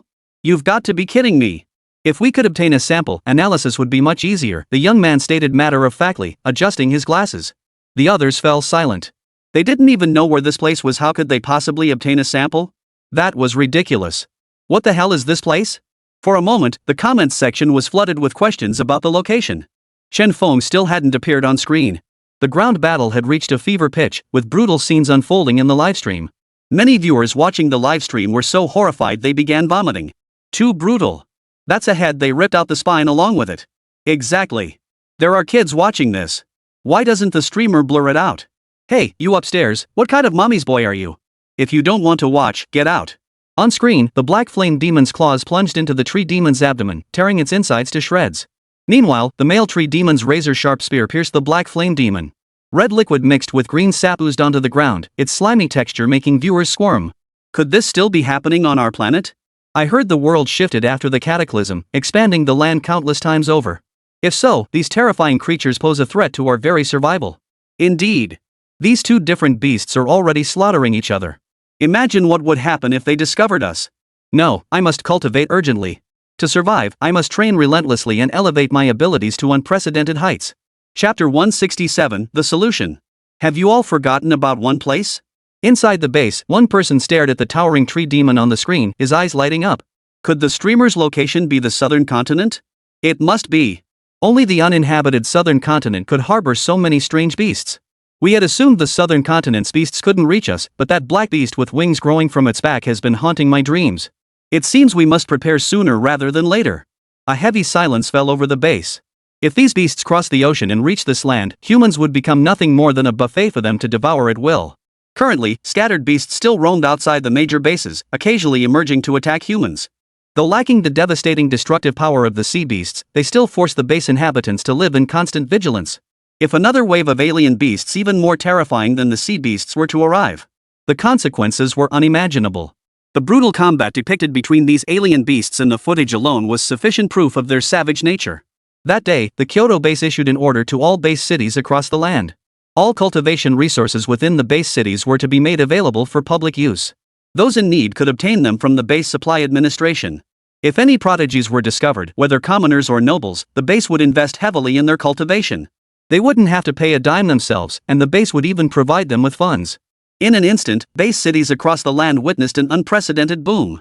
Talents previously unseen began sprouting up like mushrooms after rain, taken away by the military forces of major base cities. Among them, however, were many imposters who had falsely claimed rewards and subsidies. Once exposed, they implicated numerous others. Throughout this period, Shen Feng's livestream remained uninterrupted, now entering its third day. Many citizens now opened their eyes each morning to tune into the livestream, watching the battles between these strange beasts. Fight! Wipe out those ugly, giant bats. I'm rooting for the tree-dwelling creatures this time, they're just so beautiful. Beauty is justice? Don't forget they're monsters, and you're human. A 3-meter-tall monster standing right in front of you, wouldn't that scare the crap out of you? The livestream chat erupted with heated debate. Throughout the base city, on every street, in restaurants, and at convenience stores, internet-connected TVs were set up, almost exclusively showing one thing: the wars between the beasts. Some even set up betting pools on which side would win, but they were quickly shut down for illegal gambling. All participants were taken away, and the money confiscated. Yet this did little to curb online betting, where odds for the Black Flame Demon stood at 2:1, while the Tree Demon drew 5:1. Most backed the Black Flame Demon, yet some stubbornly defied the odds, staking most of their savings on the Tree Demon. Some cursed those backing the Tree Demon as suckers. The live feed abruptly shifted away from the battlefield, landing instead on Starlight Plains and the territory of Kirar. Shen Feng intended for the human race to witness the formidable power of the beasts of the southern continent, for only then could he complete the mission assigned by the system. Why did it suddenly switch locations? Holy crap, there's fighting here too. I thought it was only happening at that one location. What deep-seated grudge do these pitch-black monsters hold against the Tree Demons? Come on, streamer, spill the beans.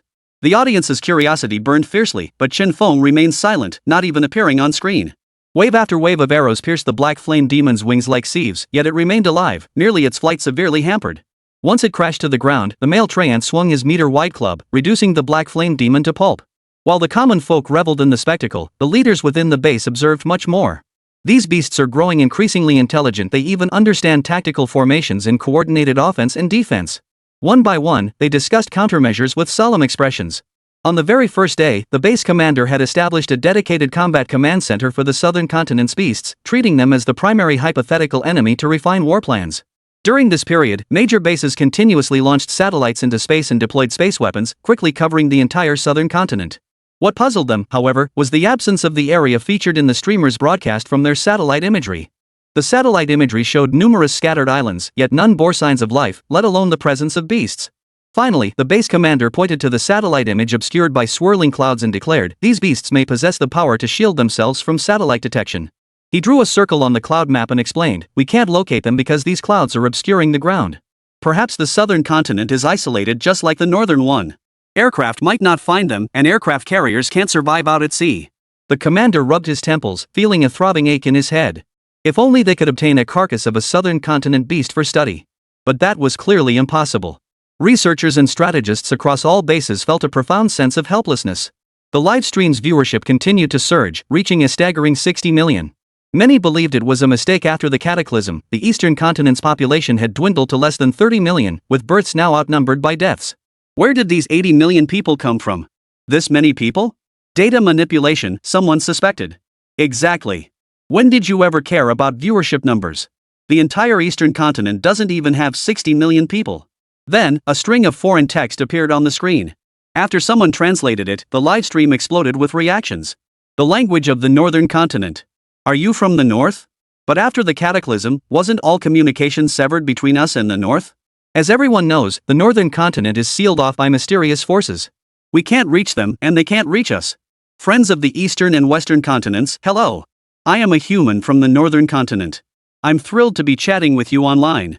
Holy crap, it really is the northern continent. The streamer's channel is actually broadcasting globally? This is insane, even the sealed-off northern continent can send bullet comments here. Judging by the bullet comments from northern continent humans, the situation there isn't looking good. The destructive power of the beasts there seems stronger than those on the eastern continent.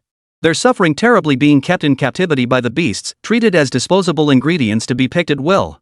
The northern continent's humans now existed leaderless. Their executives had been devoured, and they themselves had been reduced to breeding machines, endlessly producing new life for the beasts.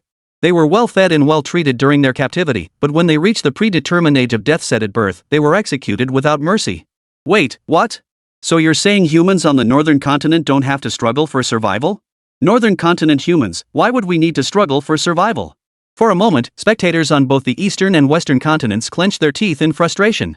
Chapter 168, Drawing Boundaries. Congratulations on completing the task. The incentive program has taken effect, granting you the divine ability, Drawing Prison Walls.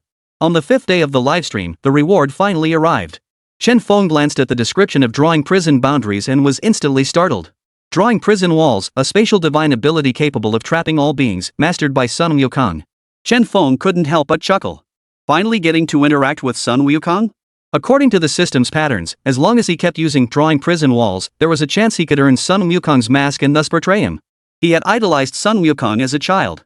Though he was grown now, the thought of having the chance to embody him made him tremble with excitement. System, shut down the livestream. Stream terminated.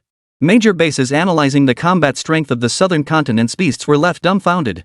Why does the streamer always do this? Suddenly shutting it down when the battle isn't even over. How could he end the stream? Viewers in the livestream chat also voiced complaints. Some even smashed their keyboards simply because he'd hooked up with a girl from the western continent. They were chatting away happily, and she was about to give him her contact info when the stream abruptly cut off. This is just messing with people's heads. Those who had set up betting pools were left speechless. They'd already collected the money, but now that the stream was down, should they refund it or not? Departments at the Yuqing base were communicating with the northern continent to assess the severity of their situation. Unexpectedly, after the broadcast cut off, all contact with the northern continent was completely severed. This mysterious streamer is being way too capricious. Some voiced discontent, completely forgetting the contributions the streamer had made in the past. What can you do? We'll just have to wait for the next stream. Sigh, we'll just have to wait for the next broadcast. The humans on the northern continent really are suffering terribly. Miserable? They don't seem to think so. During our chat earlier, I noticed their younger generation appears quite content with their current lives. The commanders within Yuqing base all fell silent. After ending the livestream, Chen Feng sped northward across the Starlight Plains, arriving at the former capital of the Tree Demons. He concealed his aura and sought out a lone black flame demon.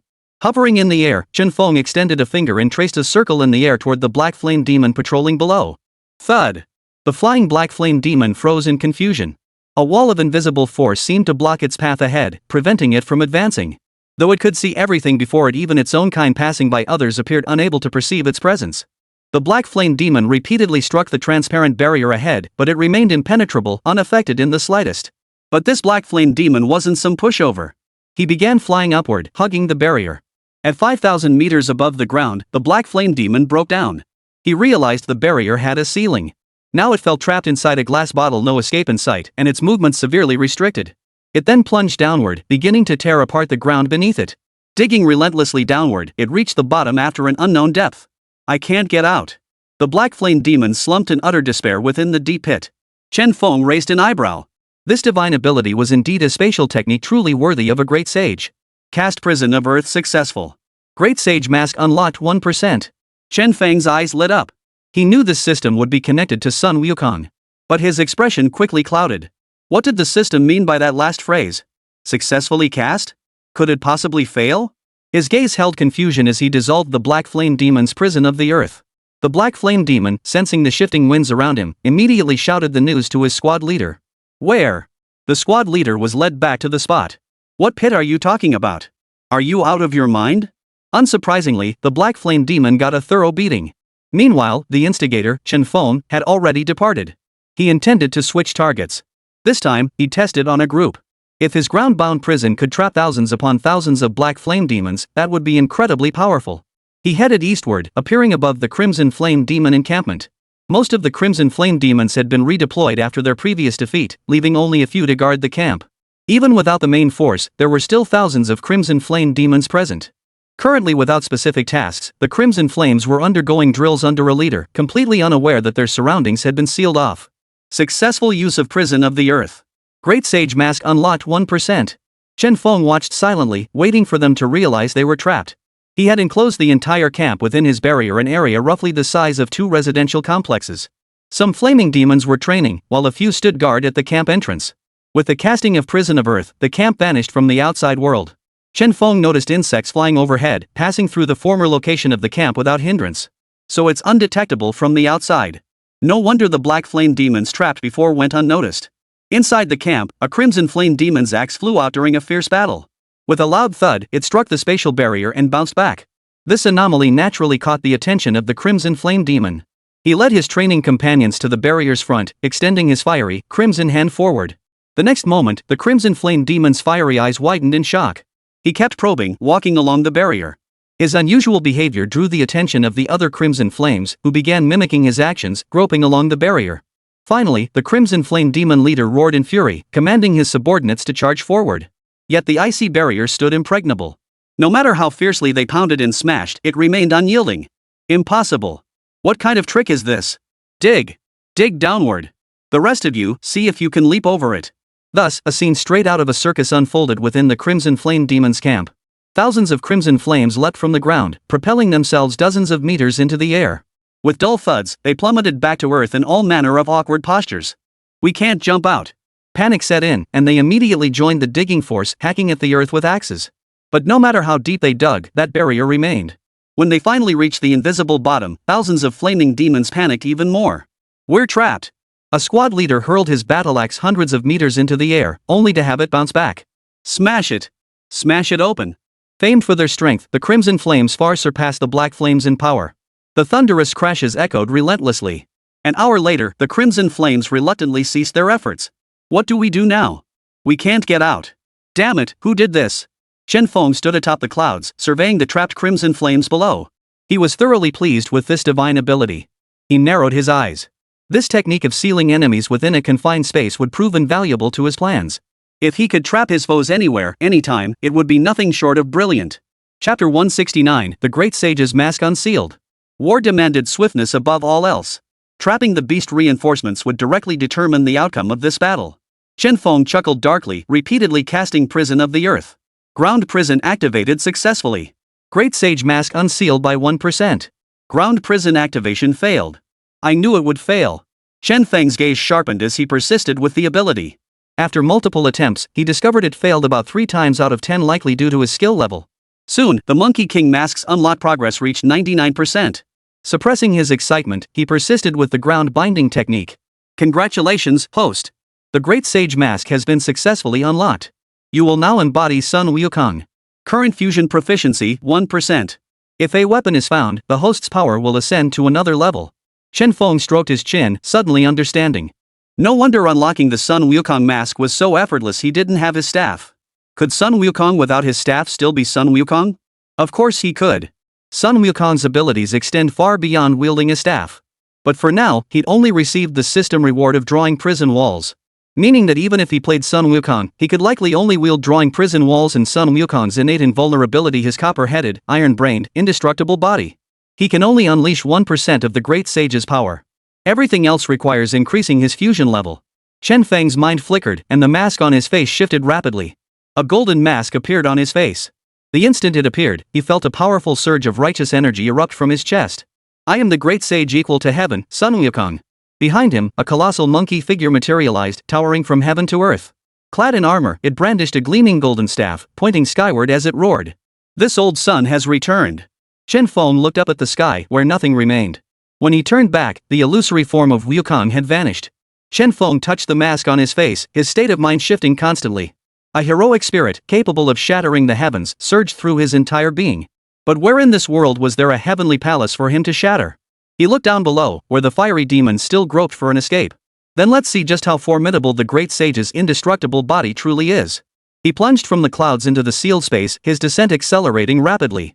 Below, the Crimson Flame demons heard the sound, looked up, and their expressions turned pale. Enemy attack. Boom!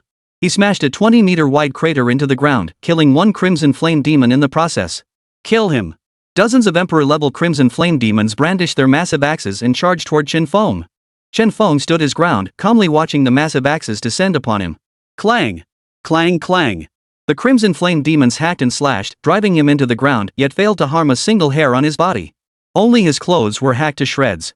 The Crimson Flame demon stared at the new creature embedded in the ground, exchanging bewildered glances. What the hell is this thing? Looks just like a tree demon, one red flame demon buzzed. One of them yanked him free from the dirt, cradling him in its palm for a closer look. Feeling the immense grip, Shen Feng forced open the palm under the demon's stare and declared, I am not a tree demon. We know every island around here. Where are you from, strange beast? Shen Feng thought to himself, you lot are the beasts I'm human. He couldn't be bothered to waste words on these giant, dim-witted brutes. His mask shifted, transforming into that of the Dragon King of the East Sea. Clouds gather, rain pours. Boom! Thunder roared. Moments later, the camp sealed within the drawn barrier was completely submerged. The spatial barrier held the water in place, spreading all the way to the ceiling, while the water teemed with shattered, petrified limbs. He snapped his fingers, and the power dissipated. In an instant, a torrent like a bursting river flooded the entire area. At headquarters, the Black Flame Demon commander received reports from subordinates about the Red Flame Demon camp being submerged. Over 8,000 men, all dead? The Black Flame Demon commander found it hard to believe. And there was no rain nearby. Where did that water come from? His gaze sharpened. Those useless fools may be incompetent, but they're still part of the Flame Demon clan. Find out what caused this. Yes, sir. The Black Flame Demon commander's sharp, jet black nails tapped the stone table. After a moment of contemplation, he murmured to himself. I heard the Crimson Flame Demons suffered a crushing defeat at the hands of the Tree Demons, with a sudden downpour reported during the battle. Could there be a connection between the two? He relayed this intelligence to the Lord for his final decision. 5,000 kilometers east of Tree Island, a transformation was unfolding within Insect Island. A faction had abandoned their faith in the Mother Empress. Not only did they defy her commands, but they wielded a strange power that influenced the minds of countless insects, compelling them to worship the so-called insect god, Jin Shanji. In less than a month, the number of insectoids worshipping Jin Shanzi and honoring him as their supreme deity surged dramatically, swelling to a staggering million. Though this million-strong force was insignificant to the insect race, their empress could lay tens of thousands of eggs at a time. Thus, even the queen herself might not know the total population on the insect island. They were simply too prolific. Recently, millions of mentally altered insects broke free from the queen's control. They relentlessly warped the minds of their kindred, igniting a war of consciousness. Now, whenever two Zerg encounter each other, they must ask, do you worship the Golden Cicada God or the Queen? Those loyal to the Golden Cicada God immediately declare, I must convert you, upon encountering Queen worshippers.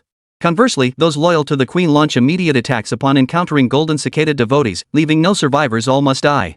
This was the Queen's command, exterminate all anomalous Zerg across the island. The Queen had previously attempted to correct these anomalous Zerg, only to discover it was futile. Those mutated insects only recognized the so-called Golden Cicada God. Even in death, they murmured bizarre phrases like, if I do not descend into hell, who will? In the western part of Insect Island, millions of insectoid troops gathered. They weren't here to attack the island, but because the Golden Cicada had made a prior declaration. Once their numbers reached 1 million, they could seek him on Tree Island or the more distant Flame Demon Island. Now that their numbers had long surpassed 1 million, they intended to breach the island's protective barrier and seek out the Golden Cicada God. Amitabha Buddha, follow me to meet the true Buddha. The swarm, enlightened, shattered the protective barrier. A vast, swirling mass of insects soared over the ocean toward Tree Island. Upon hearing this news, the Queen Mother was furious beyond measure. She immediately dispatched the insectoid race to Tree Island as well. She knew all too well the delicate balance between the Tree Clan and the Insect Clan. If the Tree Clan discovered their uninvited intrusion, the hard-won truce between the two clans would be shattered once more. May it still be in time. The Queen's voice echoed in the minds of every sane insectoid. If it's too late, then prepare for battle at any moment. In the eastern part of Tree Island, Chen Feng had already tested Wukong's role. Aside from casting Drawing Prison with greater ease and covering a larger area, he had never failed. Chapter 170, The Insectoid Invasion. Tree Island capital, Tree Sea Temple. The Queen was discussing the birth rates of the Tree Clan across all regions with the 7 high priests in the Grand Hall. The war had caused excessive population loss, necessitating one of the high priests to use their abilities to spawn more tree demons.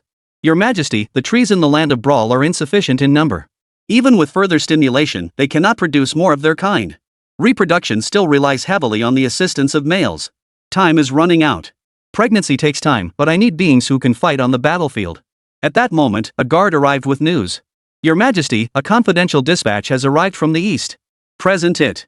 The Queen opened the bark-sealed letter and her expression changed dramatically at a single glance. It clearly stated that 1 million insectoid creatures had crossed the ocean and were heading toward Tree Island. Let everyone see it. The Queen's face darkened as she passed the letter to the priests. Each face paled upon reading it. The insect race, which specialized in devouring trees, had always been the tree spirit's natural enemy, a shadow that haunted their very souls. This shadow lingered in the hearts of every tree spirit who had lived to this day, accompanying them throughout their lives. And now, they were returning. The Insect Clan. They're coming again. A high priest turned pale. They were already struggling to deal with the Flame Demon Clan. If the Insect Clan arrived too, wouldn't they be facing complete annihilation? Truly a calamity for our Tree Clan. They knew full well the insects hadn't come by the millions to sightsee. The Queen's hand tightened around her scepter, her knuckles turning white, yet she forced herself to remain composed. A long-haired succubus priestess spoke up, "Queen, our only hope now is to seek aid from Mr. Chen's dragon clan. Otherwise, the calamity of extinction draws near." The others shared this sentiment, awaiting the queen's decision. Agreed. The order swiftly reached Starlight Plains. Upon hearing their queen sought Mr. Chen, Charles couldn't help but smile bitterly. He had been meaning to seek out Mr. Chen himself.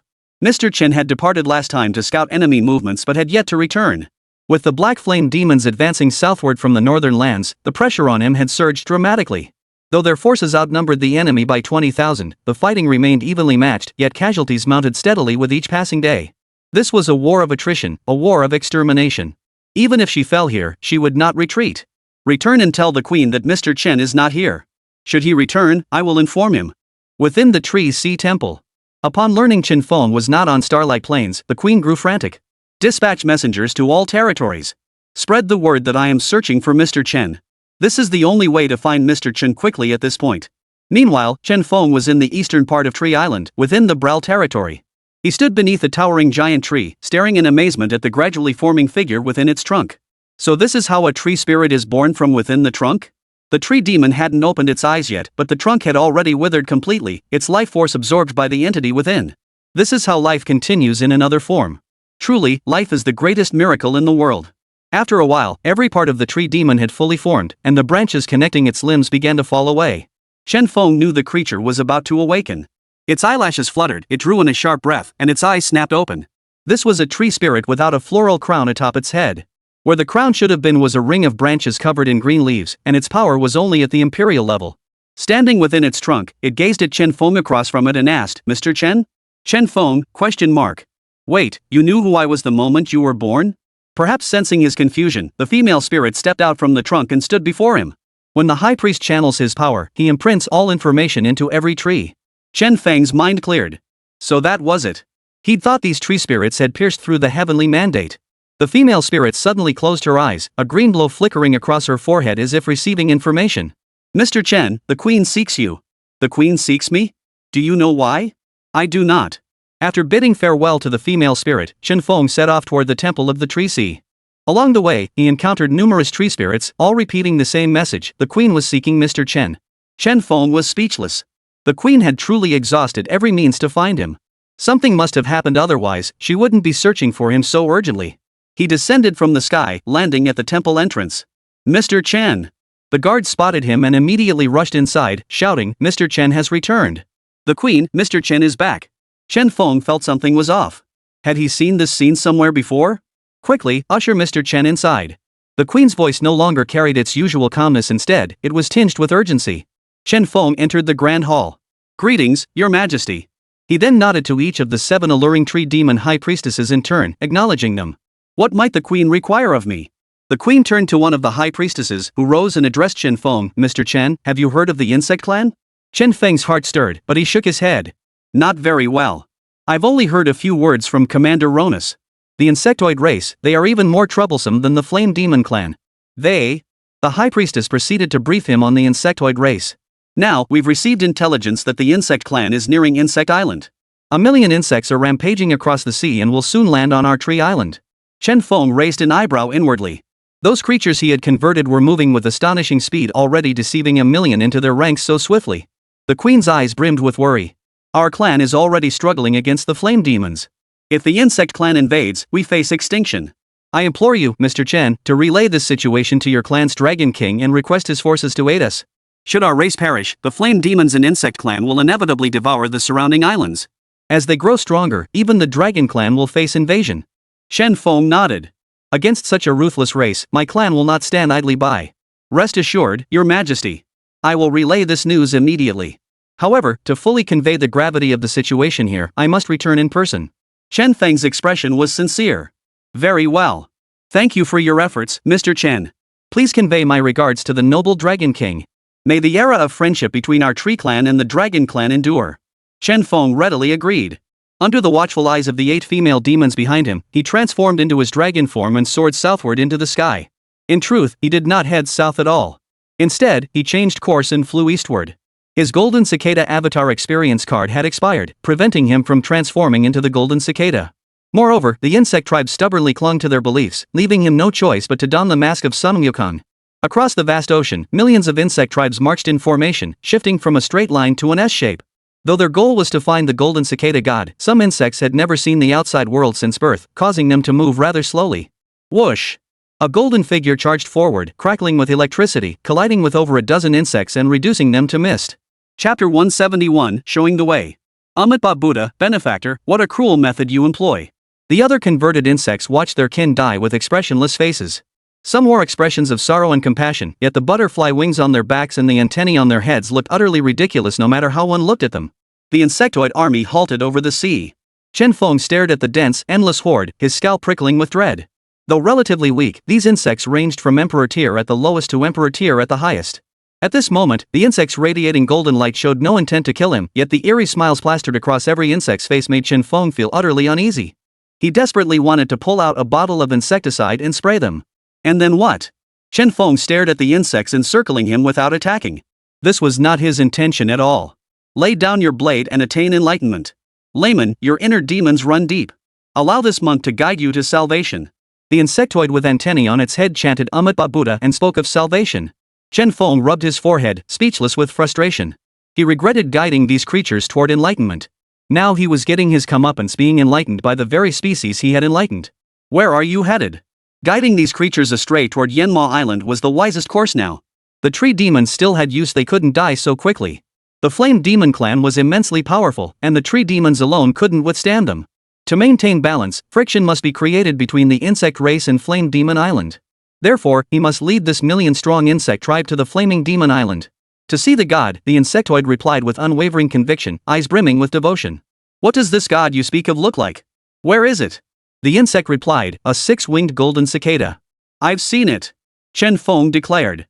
Earlier on Hellfire Island, I witnessed your god attempting to enlighten the Hellfire demons, only to be surrounded and attacked by them. I barely escaped that place. Layman, is what you say true? Another insect creature clasped its 6 claws together, its teeth snapping open and shut like pincers. Chen Feng chuckled inwardly. You fools truly don't know what you're looking at. He said, of course, every word is true.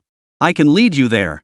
Since you enjoy guiding others, the Flame Demon clan is notoriously savage, committing countless acts of slaughter. If you could guide them, your merit would be immeasurable. Please lead the way, benefactor. Chen Feng looked around. Fiery light blazed in these creatures' eyes, the thirst for merit. He chuckled inwardly, but said aloud, follow me. I'll lead you to the true Buddha you speak of. And so, a million insectoid creatures were led astray by Chen Feng. They circled around Tree Island from the south, flying for half a day before reaching the Flaming Demon Island. At that moment, within Tree Island, the Queen listened as her guards reported. Queen, the main insectoid army bypassed Tree Island and headed for that Yanma Island. However, a detachment entered our territory. We captured them, and they claim to be envoys seeking an audience with you. The insectoid hordes actually bypassed us. The Queen exhaled deeply, her eyes filled with doubt, wondering if the insectoids had changed their minds at the last moment. Since the immediate threat has passed, it would be unwise to antagonize the Zerg. Receive them. They may hold valuable information. Bring them in. A squad of 10 Zerg was escorted into the throne room by guards. The Queen scanned them expressionlessly, waiting for them to prostrate themselves first. We pay our respects to the Tree Clan Queen. Whom? Our Tree Clan has had no contact with your insect clan for decades. What brings you here suddenly? Honored Queen, we come by command of the Empress Mother to inform you that a million-strong army of insects will arrive shortly. Yet these invaders bear no allegiance to our insect race, they are traitors, scum who betrayed the Empress Mother's trust. By the end of their statement, the envoy's eyes nearly blazed with fury. Clearly, they could not forgive those who betrayed their own kind. After hearing this news, the Queen took a long moment to process it before turning to the high priests seated on either side. All 7 priests wore expressions of deep skepticism. Our Mother Queen isn't someone we can mock. Without someone directing them, who could possibly command a million Zerg? No. They are traitors. They abandoned the Mother Queen's ideology and were deceived by the Dark God into straying from the path. Evil gods? What evil gods? The Queen was baffled, and the high priest looked utterly bewildered. The envoy explained, well, it's difficult to explain in a few words. Simply put, they've been deceived by an unknown entity and now believe in it wholeheartedly. The high priest remarked, oh, so you've come here to sow unnecessary discord, is that it? Meaning, if we were to join forces against those creatures, you wouldn't offer support, correct? Yes. The envoy answered with certainty. So you're the traitor. How interesting, the Queen remarked. Before you arrived, we already received word that the million-strong insectoid horde had bypassed Tree Island and headed for Inferno Island. What? The envoys were stunned. The other 9 insectoids looked equally panicked, realizing the gravity of the situation. The flame demon tribe wasn't as easy to deal with as the tree demons. They only believed in fists. Their minds were filled with thoughts of how to eliminate other races. Your Majesty, our mission is complete. We shall take our leave without further delay. The insectoid envoy must relay this news to the Empress Mother swiftly, leaving the decision to her. The queen's lips curved slightly. She exchanged a glance with the high priest, their eyes meeting in silent understanding. You've traveled far. There's no need to rush off. Attendants, escort these envoys to their quarters. Treat them to the finest food and drink. Let them enjoy themselves here for a full month before returning. Yes, Your Majesty.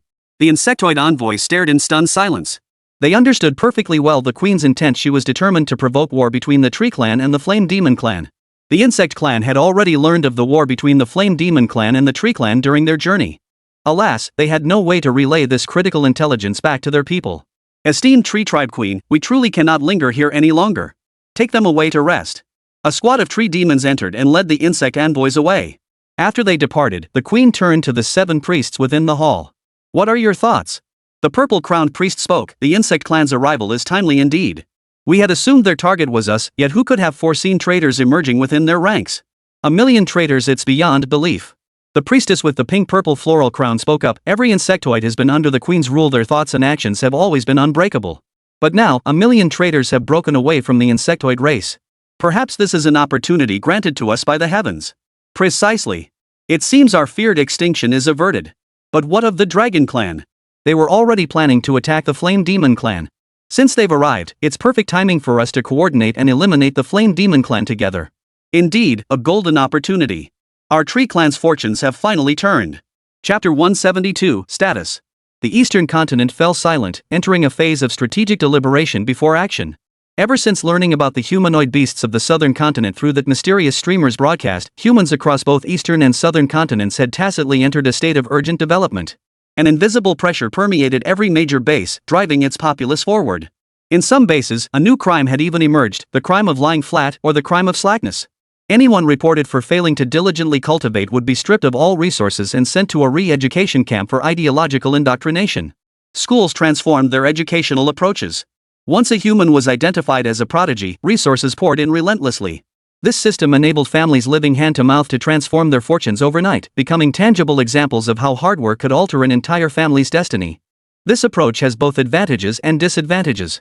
Established S-class and imperial-class powerhouses, unable to break through their limits, see their backers gradually reduce support, thereby fostering new generations of prodigies. The consequence was perpetual chaos. Schools of thought proliferated, and cliques formed to protect their interests across the major bases. Countless families became entangled in the turmoil, jails swelled to capacity, and many were wrongfully imprisoned. However, as bases dispatched forces to suppress each rebellious faction, these temporary pains eventually subsided. No one spoke of it again.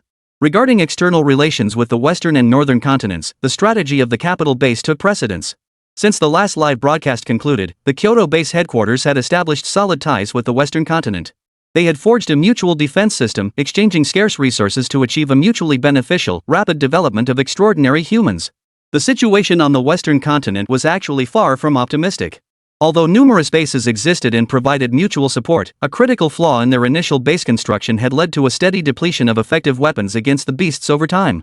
This has resulted in the western continent's vast expanse being sparsely populated while teeming with monstrous beasts. If this continues, it will inevitably descend into the absurd state of the northern continent. Fortunately, within the past month, the capital base forged a partnership with the western continent's central base. They dispatched an S-class human legion to the western continent to exterminate the alien beasts, granting the region a much-needed respite. In their spare time, members of the Human Alliance either trained to enhance their strength or watched replays of the mysterious streamer battling the beasts. From the celestial battlefield to the aid in Tiannan province, from the undersea wars to the current southern continent conflict, each chapter had been compiled into educational videos, serving as foundational lessons for the new generation of humans to understand the beasts. Chen Feng, perpetually masked, was playfully dubbed by merchants and media as the flower-pinned god of death and the beast slayer. Now, figurines of the mysterious streamer have even appeared in major shopping malls, each commanding a hefty price. Since the figurines all wear masks and feature a more cartoonish appearance, there are no concerns about copyright infringement. At one renowned cosplay convention, a cosplayer portraying this enigmatic streamer even propelled the event to unprecedented heights. To this day, anything remotely connected to the mysterious streamer becomes a trending topic.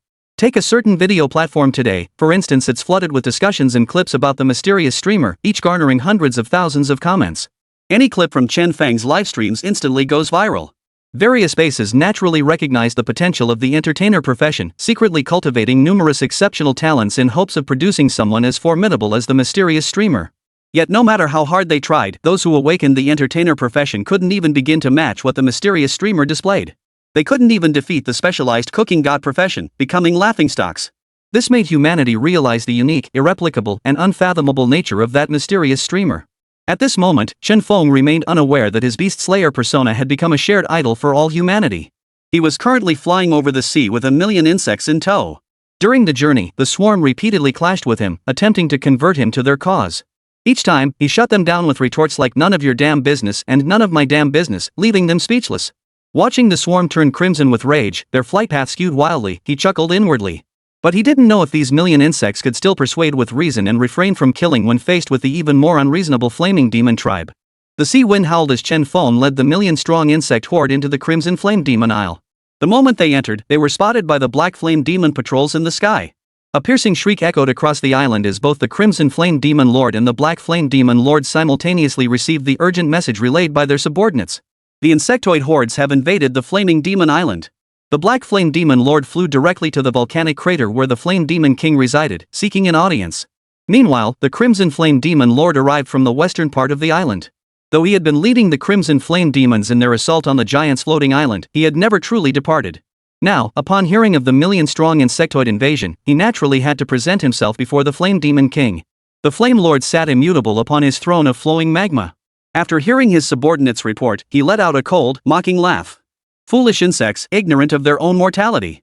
He turned to the two lords standing before him and declared, "We exist in symbiosis with flame. All things in this world are but remnants of dust within its flames. The insectoid race is but a worthless species among the alien beasts unworthy of even a mention. I haven't even demanded their tribute or submission, yet they come seeking death. Excellent." The Flame Demon King rested both arms flat upon his knees, formed from crystallized magma, his gaze brimming with contempt. The two lords bowed their heads slightly, awaiting the Flame Demon King's command. He turned to the Crimson Flame Demon Lord and commanded, "You. Make them understand what it means to be moths drawn to the flame." "Yes." The Crimson Flame Demon Lord turned to the Black Flame Demon Lord, his eyes brimming with smug satisfaction. The Black Flame Demon Lord's face darkened, and he snorted in disdain. The Flame Demon King turned his gaze to the Black Flame Demon Lord, who immediately bowed his head. "Have you encountered resistance in the battle for Tree Island? Your Majesty, that dragon truly possesses the power to turn back the heavens and reverse the sun. Every time we reach a critical moment, he appears to thwart our plans. Whether it is truly the Dragon Clan remains uncertain." The Flame Demon King still refused to believe that the legendary Dragon Clan would descend upon this place. The Flame Demon King coldly declared, "The Dragon Clan has always been arrogant, never interacting with the outside world. The so-called Dragon Clan spoken of beyond the heavens is merely a subspecies, not the true Dragon Clan.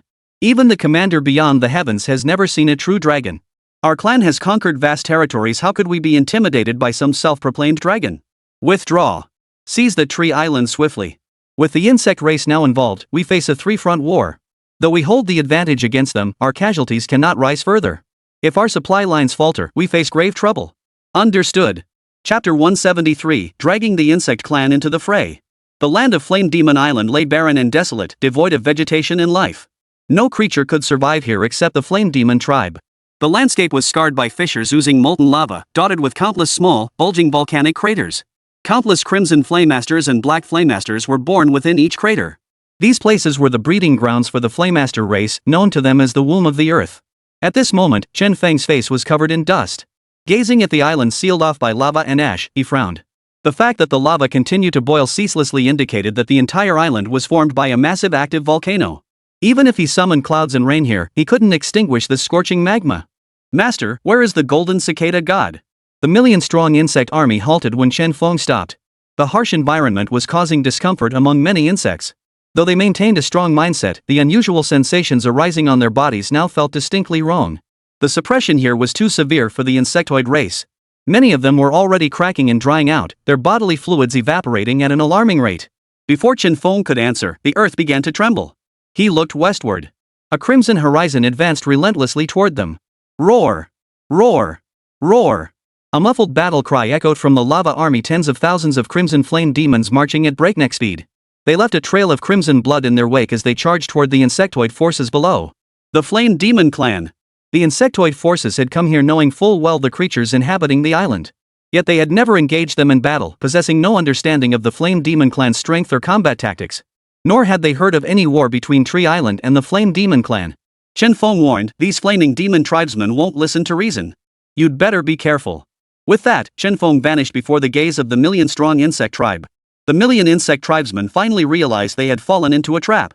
But there was no room for retreat now. Kill, roared the crimson flame demon. The flaming giant axe tore through the air, hurtling straight toward the insect tribe. Puff! Puff! The insectoids used their agile forms to dodge relentlessly, but the axe was larger than their bodies. Each swing incinerated at least a dozen of them. The burning insects flew wildly, shrieking in agony. Their piercing cries sent chills down the spines of their comrades. Some sprayed liquid to extinguish the flames, but the intense heat rendered their efforts futile. Even those who spun silk threads to form nets swiftly were consumed by the fire. Scatter! Scatter now! The doomed insects had assumed the lifeforms outside their hive would obey them, or at least refrain from attacking. But now it seemed their hopes were nothing but wishful thinking. Among the million insects, only a few had experienced the Tree Clan Wars. Under their command, the swarm rapidly dispersed, no longer clustering together. Turn around, spread out, and fly at full speed to find the golden cicada god. They can't catch us. Their objective wasn't to fight the flame demon, but to find someone. Once they located the golden cicada god, they wouldn't linger here. Though deceived by that inexplicable creature, they remained largely unperturbed. In an instant, millions of insects changed course, breaking into scattered groups to begin their search across the flaming demon island. The crimson flame demons swung their axes, bellowing wildly. Facing the swift swarm, they seemed to see the black flame demons themselves gritting their teeth in helpless rage. As time passed, the insectoid horde, deprived of moisture, began dying off in vast numbers. Even in death, their dying breaths murmured the name of that golden cicada. Because the insectoid race had entered Flame Demon Island without permission, their entire species had been branded for extermination in the Flame Demon King's mind. Regardless of whether the insectoid tribe could survive on the island this time, the Flame Demon tribe would not spare them. The Flaming Demon Clan was inherently warlike, attacking the tree demons and the floating islands solely to expand their territory. Though their reproduction rate couldn't match that of the Insect Clan, it far surpassed that of the Tree Clan. The demon birthing grounds churned out flaming demons ceaselessly. Without expansion, Flaming Demon Island would be overrun. Warfare served multiple purposes. It depleted enemy populations, alleviating the pressure of sustaining them, and provided an endless supply of resources for survival. The same applies to the beasts. The Flame Demon King's ultimate goal is to conquer this planet, transforming it into a staging ground for the Flame Demon Clan. As for the opinions of other beasts, the Flame Demon King couldn't care less. Any dissenters would find their voices silenced the moment the Flaming Demon army arrived. This war on the Flaming Demon's home turf lasted a month. By its end, nearly all of the million insectoids who had invaded the island were exterminated, with only scattered survivors escaping the Flaming Demon Isle. The Flame Demon King did not rush to deal with the insect race. He was waiting for Tree Island to be conquered. Once Tree Island was incorporated into the Flame Demon territory, the next target for conquest would be Insect Island. Tree Island, Eastern Brawl Territory. A group of insectoids, escorted by tree folk, made their way toward the Eastern Island exit. They were envoys who had arrived a month earlier to deliver news from the Tree Clan. Their faces remained grim throughout the journey. Though they had been treated to find food and drink savoring delicious tree sap and honey they had never tasted on Insect Island, a heavy burden weighed on their hearts, making their journey exceedingly difficult. Every moment, they agonized over how they would report back to the Queen. "Gentlemen, this is where we part ways. No need to see us off further," the 10 envoys declared at the cliff's edge, departing the land with the fine wine gifted by the Tree Clan. They addressed the tree demons who had escorted them. Over 20 female tree demons sat atop blue birds, watching until the insect tribe vanished from the island's horizon before returning. "Captain, their journey ahead is fraught with danger," one tree demon remarked. Ada sat expressionless atop her blue bird, replying, "It's none of our concern. Just focus on your own duties." Whether the insect envoys lived or died held no concern for her. The Queen's actions surely served her purpose. Her gaze fell upon the empty seat beside her, and she couldn't help but recall the figure who had once shared that very bird with her. Since their last parting, she had not seen him again. The Queen had said he'd return to Dragon Island to summon reinforcements, but who knew when he might return? "Captain? Captain?" A female demon noticed her distraction and called out. "What?" Ada snapped back to reality. "Captain, you looked so lost in thought just now. Are you missing Mr. Chen?" They all knew about the relationship between the Dragon Clan's Mr. Chen and Ada, often teasing her about it. "Not at all." "Oh, you little minx, teasing me again." "Oh dear," the captain's embarrassed and angry because we hit the nail on the head. Inside the Tree Sea Temple, the Tree Demon Queen sat alongside the 7 high priests, the atmosphere heavy and tense. They had heard of the battle on Flame Demon Island. The annihilation of millions of insectoids so easily brought back memories of the pressure they had endured under the rule of the Crimson Flame Demon Army. That insectoid horde numbered at least 1 million and they were wiped out like that. When we faced the insectoids back then, it was nothing short of an ordeal. Chapter 174, Cruelty. Insect Island. Strangely shaped structures formed a facade encircling the largest, octagonal building at the center, which reflected a metallic sheen. This was the queen's lair.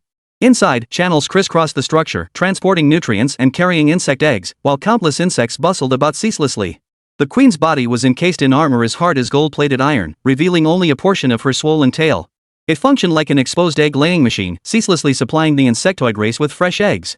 Working in perfect coordination with the other insects, the queen formed a complete assembly line, transporting eggs to different colonies across the island for cultivation according to the needs of each species. While production continued, the queen's mind constantly monitored every action of the individual Zerg. Since the last incident, the queen, who had always entered hibernation, no longer rested. The Zerg emissaries dispatched by the queen have yet to return. They may have been slain by traitors or detained by the Protoss. During this period, the queen ordered all Zerg on the island to enter a state of war readiness, prepared to repel any invasion at a moment's notice. Yet a month passed without incident on the island, leaving the queen utterly perplexed. Just then, the queen suddenly sensed the location of the missing insect envoy. As the distance closed, her mind connected with the envoys. Everything the insect envoy had seen and done on Tree Island unfolded vividly within the Empress's mind. Tree Island is actually at war with the Flame Demon tribe. The Queen Mother was stunned by this news. How many years had passed since the last war with the Tree Demons? Her anger flared fiercely. Instead of attacking Tree Island, the million-strong insectoid army had invaded Flame Demon Island. Wasn't this an attempt to destroy the insect race? Truly, the demon god had bewitched them, inciting a new war. The Queen Mother's rage surged, causing several insect eggs to shatter. Damned tree demons! Damned fire demons! The insect race had barely had time to recover from years of conflict, yet war loomed once more. The Flame Demon clan would certainly not let this rest. Compared to the tree demons, she would have preferred those creatures to provoke the tree race instead. Thus, the queen of the insect clan elevated the defense level of Insect Island to its highest tier, a level of fortification unseen even during the Great War between the Insect Clan and the Tree Clan. Upon receiving the queen's directive, all insectoid forces sprang into action. Troops were massed around Insect Island. Simultaneously, tens of thousands were dispatched to expand patrols, guarding against surprise attacks from the Flame Demon clan. Special swarms were also dispatched to monitor the Flame Demon Island's movements, continuously relaying intelligence back. That Tree Demon Queen played a clever trick. She could have avoided this, yet delayed informing my race for a whole month. That damned Tree Demon. The Queen Mother's fury surged, yet she could do nothing. They had already been drawn into this conflict, though the timing of the Flame Demon clan's assault remained unknown.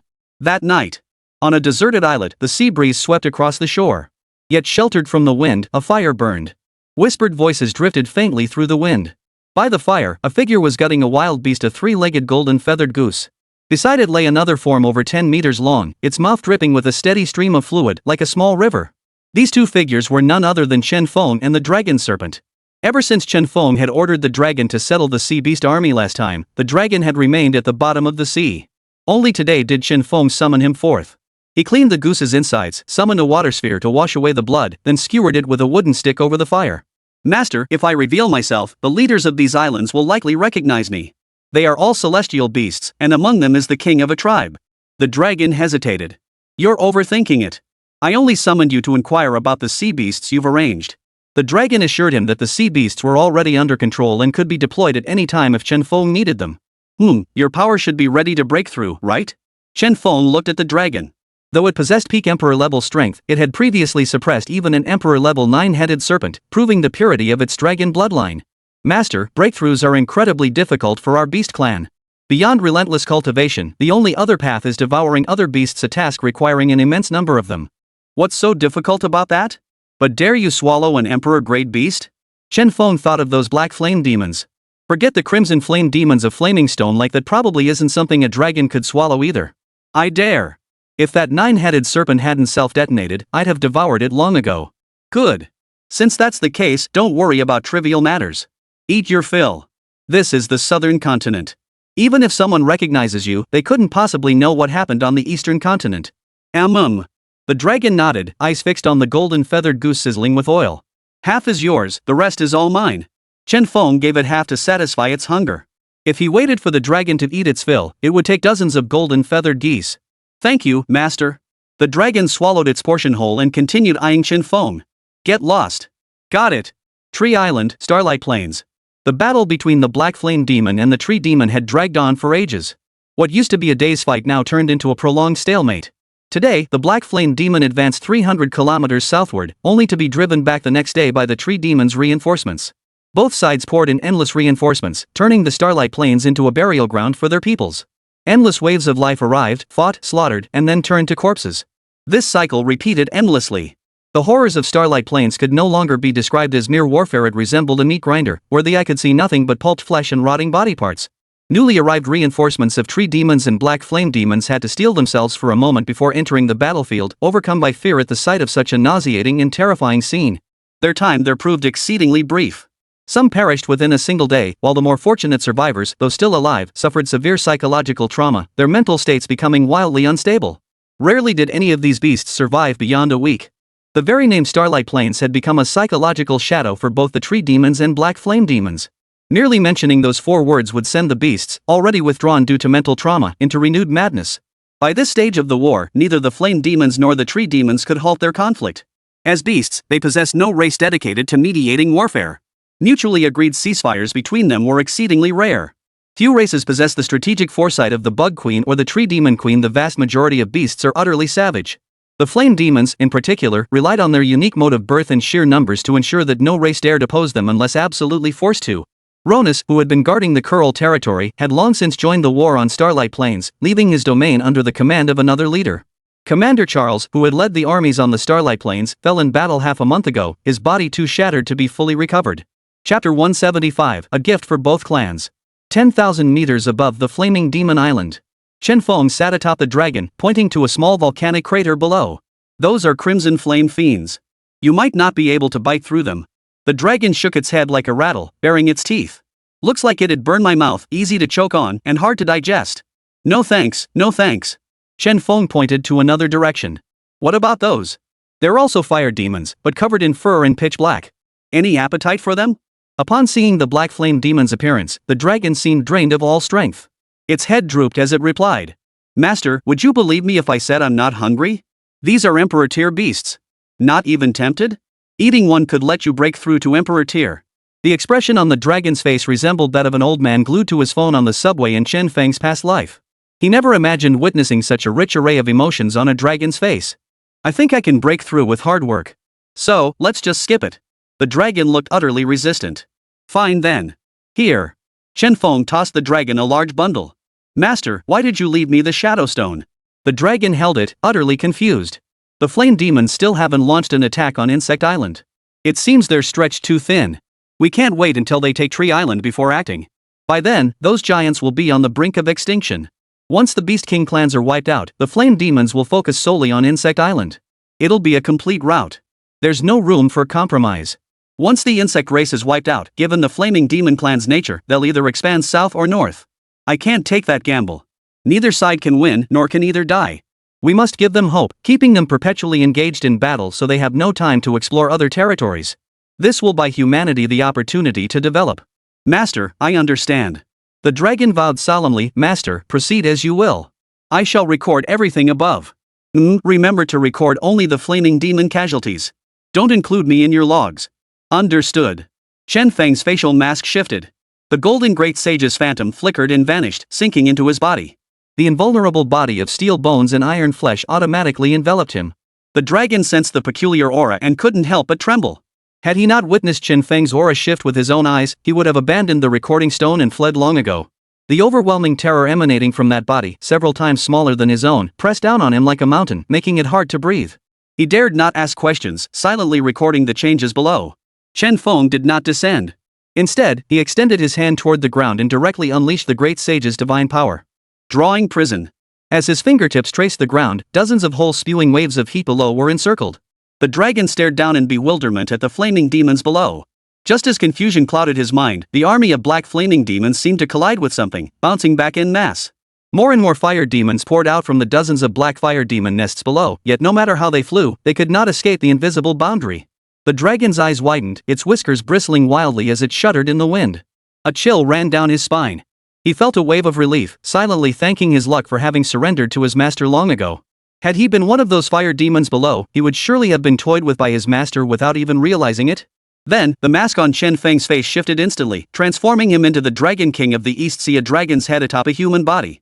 As he stood above the nearly 100,000 flame demons, a single cough unleashed a sky-filling thunder net within the sealed space.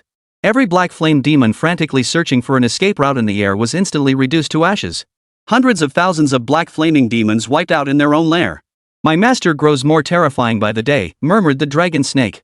Catching Chen Feng's sudden gaze, it immediately looked around nervously. "Have you recorded everything?" Chen Feng switched to a Shinnong mask, devoid of any aura fluctuations, and fixed his gaze on the dragon. Of course. After reviewing it, he found no flaws. The recording stone contained no trace of his presence, only the scene below of the flame demons trapped and struck by lightning. "Good. Send one copy to the Tree Clan and another to the Insect Clan's island. Don't get caught. Go." Receiving Chen Feng's orders, the dragon vanished into the clouds and headed east. As for the remaining recording stone, Chen Feng intended to use it later. At the Tree Clan's border, the dragon, avoiding detection, tossed the stone onto the head of a tree demon heading for reinforcements below before swiftly retreating. Thud! Among the male tree demon army charging across the ground, one creature rubbed its square head and looked skyward. Nothing was in the sky.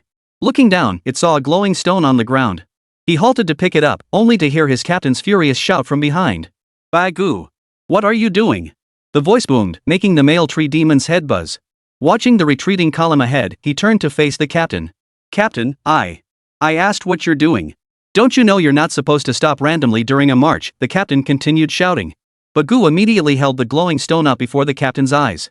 "Captain, this stone fell from the sky." The captain stared at the stone, looking somewhat surprised. After taking it and examining it closely, he muttered to himself. "A shadow stone?" As the squad leader, he possessed greater knowledge than the others, fully aware of the appearance, function, and usage of the shadow stone. "What's a recording stone?" Pangu looked utterly confused. "None of your concern. Just keep up with the team." After infusing the stone with a thread of energy, an image instantly appeared before the captain's eyes. The next moment, he froze in shock, rooted to the spot. He immediately cut off the energy supply, realizing what he had seen might hold the key to the future of the Tree Clan. He sped off to find his Legion commander. Upon returning to the group, the captain distinctly remembered the Legion commander's expression of shock, which was no less intense than his own. "Don't breathe a word of this. I'll report directly to the commander," the battalion leader's warning echoed in his ears. In less than half a day, the recording stone appeared in the queen's hands. At that moment, within the Tree Sea Temple, the Tree Demon Queen and the 7 high priests stared speechless at the images projected from the recording stone. But that was on Inferno Island. The 10 Inferno demon lairs housed at least 100,000 Inferno demons combined, and they were all reduced to ashes just like that? Yes, it's truly unbelievable. After the Tree Demon priests finished expressing their astonishment, a contemplative look appeared in the queen's eyes. Who could have done this? Who possesses such power at present? The others exchanged glances and spoke in unison, the Dragon Clan. Exactly. The queen rose, swaying gracefully to the hall's entrance. She opened the tightly sealed doors, and a ray of sunlight fell upon her. The purple floral crown atop her head seemed to bloom even more vibrantly. Chapter 176, The Moment. The Tree Demon Queen saw the dawn of victory. Though no dragons appeared in the vision, among the current beasts, only the Dragon Clan possessed the terrifying power to annihilate hundreds of thousands of flame demons and obliterate 10 of their breeding nests. Moreover, it must have been a vast dragon horde. The annihilation of 100,000 flaming demons was beyond the capability of any single dragon. With 100,000 black flame demons slain over there, their numbers on Starlight Plains will inevitably thin.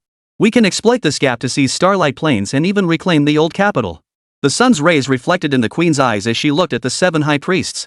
Their reactions varied, some shared her excitement, others remained calmly contemplative, and a few hesitated, as if holding back words. Seeing this, the queen declared, "Speak freely of any concerns or ideas. If we miss this opportunity, Your Majesty." A long-haired succubus priestess, adorned with a blue-purple floral crown, rose and conjured a topographical map of Starlight Plains with her energy. She pointed to a specific location where the old capital met the Starlight Plains. This is White Cloud Mountain. The enemy forces stationed there alone number 30,000. Combined with the armies in Barrow Basin and Pukong Slope, their total strength reaches 80,000. We've been locked in battle with them for days. Their casualties alone number 100,000, while we've lost 130,000 of our own kind. To eliminate the enemy forces currently engaged on Starlight Plains and then strike down those 80,000, we'd need to commit at least another 100,000 troops. At this point, the High Priest interjected, "Your Majesty, please reconsider." The Queen did not respond immediately. Instead, she turned to the others and asked, "What do you think?" "Queen, I believe we should seize this opportunity," declared the High Priestess with the purple-pink floral crown as she rose to speak. "Oh? Explain." The Queen showed no immediate delight at hearing agreement, for she knew this one's words often held hidden twists. This is a once-in-a-lifetime chance. Black flame demons take time to incubate, but now 10 of their breeding grounds lie destroyed. Why not shift our forces across the sea and open a new front on their territory? We cannot forever endure their invasions while we sit idly by, waiting for our doom. The queen took up the thread. So you propose we open a secondary front to tie down reinforcements, buying breathing room for the forces on Starlight Plains? Precisely. The pink and purple crowned priestess finished, turning to the others. Several other tree demons supported the queen's view, believing they should seize this opportunity to commit greater forces, crush the flaming demon army on Starlight Plains, cripple them completely, and then reclaim the old capital. Others, however, saw no benefit for the tree demon clan in either the queen's plan or the priest's proposal to open a new front. Fighting on enemy territory would drastically diminish their advantages, and the environment of the flaming demon isle alone would be challenging enough for the tree demons. Similarly, fighting on two fronts would place the Treants at a disadvantage. One misstep could lead to the annihilation of their entire army. At this moment, one of the priests spoke up. We could advance through the northern reaches of the Brawl territories in the east, cross the Dawn Mountains, and enter the old capital. This would cut off the enemy's supply lines to the island. All eyes turned to the priestess, for this was a risky gambit. If successful, they might truly reclaim all the territories occupied by the Flame Demon clan and drive them out to sea. He continued, but this requires us to pinpoint the exact weak spot in the reinforcements' supply lines. We must send scouts to observe the sea lanes. Moreover, the Dawn Mountains are treacherous terrain, filled with poisonous traps and quagmires. It would be exceedingly difficult for a large ground force to traverse them. Having spoken, she turned her gaze to the queen, awaiting her decision. For the tree demons, this truly presented a once-in-a-lifetime opportunity.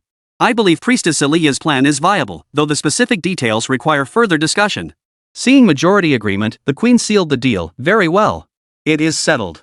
On the vast ocean, tens of thousands of insectoids patrolled the waters surrounding the island. The dragon watched from above, calculating how to make the Shadowstone visible to the insectoid forces. His observations revealed that these insects were patrolling around an open stretch of sea, indicating that the insect island lay within that irregular expanse of water. Something must be shielding the insect island. Thinking this, the dragon surreptitiously stirred the sea surface with his water-manipulating ability, forming a waterspout that swept toward the open expanse. The moment the vortex touched the surface, the island materialized only to vanish again almost instantly. Still, it was enough for the whirlpool to breach the insect island. Realizing this method worked, the dragon tossed the Shadowstone into the water and unleashed another whirlpool. The water tornado carried the Shadowstone through a crack in the barrier's vibrations. Barring any mishaps, the Shadowstone would soon be discovered by the insectoid tribe. After last night's incident, the dragon followed the power of the contract toward Chen Feng's location. The location of the Bug Queen. Who exactly is spying on my insect race? Her senses were razor sharp. She had long detected the water tornado from outside, yet she could not discern who was attacking. The Tree Clan and the Flame Demons were certainly incapable of such an act, but with so many strange beasts in this place, she couldn't immediately think of who would dare to do this. However, she gazed at the stone returned by her controlled kin, pondered for a moment, then channeled energy into it. The vision showed hundreds of thousands of black flame demons instantly reduced to ash. After witnessing this, the Empress Mother's egg-laying rhythm became chaotic. She unexpectedly produced a large cluster of eggs, leaving the sorting insects scrambling for quite some time. The queen knew their chance had come. Waiting for the flame demons to come to them was clearly the approach of the weak, but before this, she had no choice. The flame demon race was like the difference between infants and adults to other species. Now, however, this adult had suffered a broken finger, one unlikely to heal fully anytime soon. Compounded by their ongoing conflict with the Tree Clan, the queen concluded they could seize the initiative. They couldn't afford to wait for the enemy to strike first, or they would remain perpetually on the defensive. After her formidable mind calculated the odds, the Queen Mother concluded that dispatching 20 million insects could weaken the flaming demon's strength.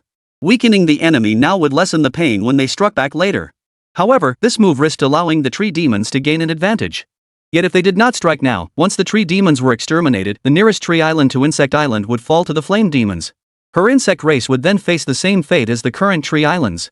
Weighing the pros and cons, the queen immediately ordered 20 million insects to leave Insect Island and march over 10,000 kilometers toward the Flaming Demon's Island.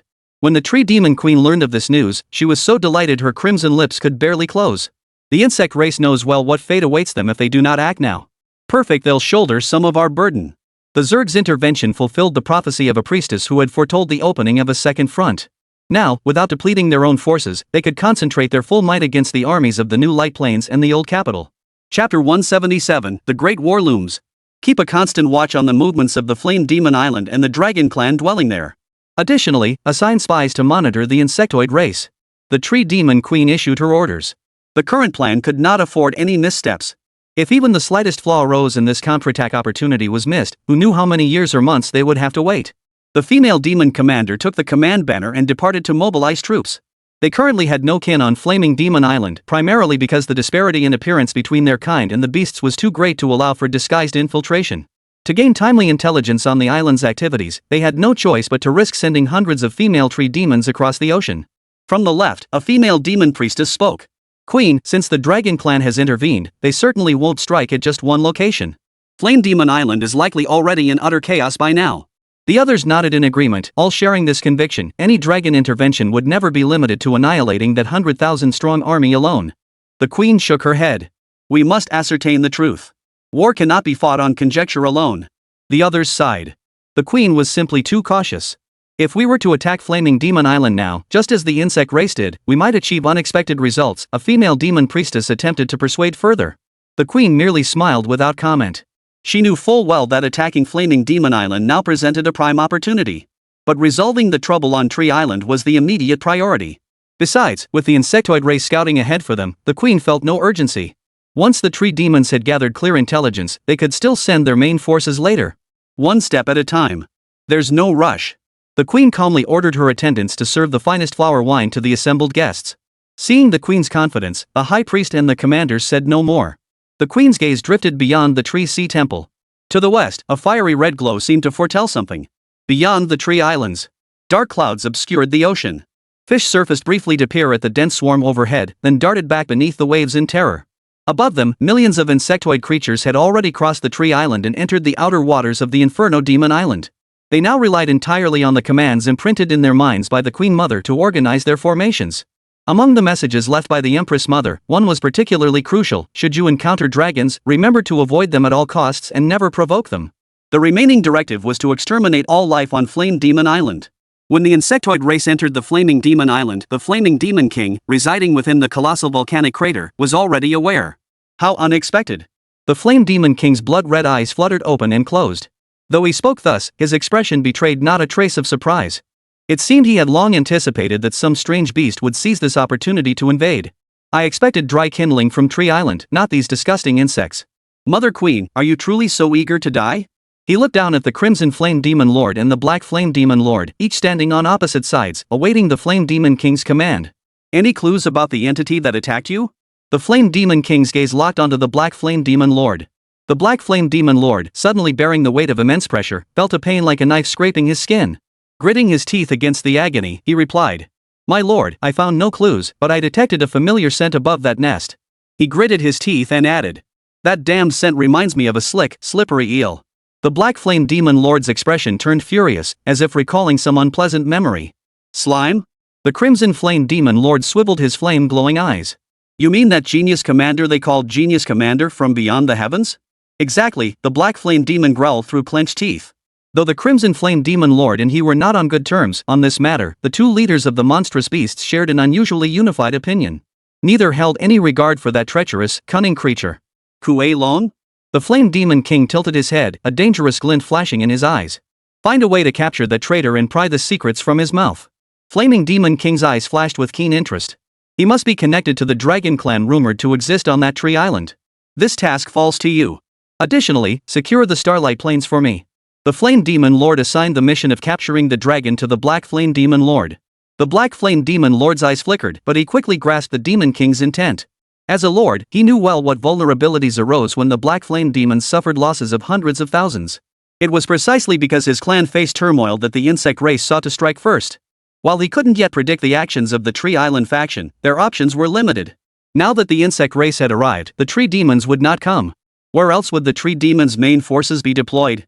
Given their nature, they would never pass up this opportunity.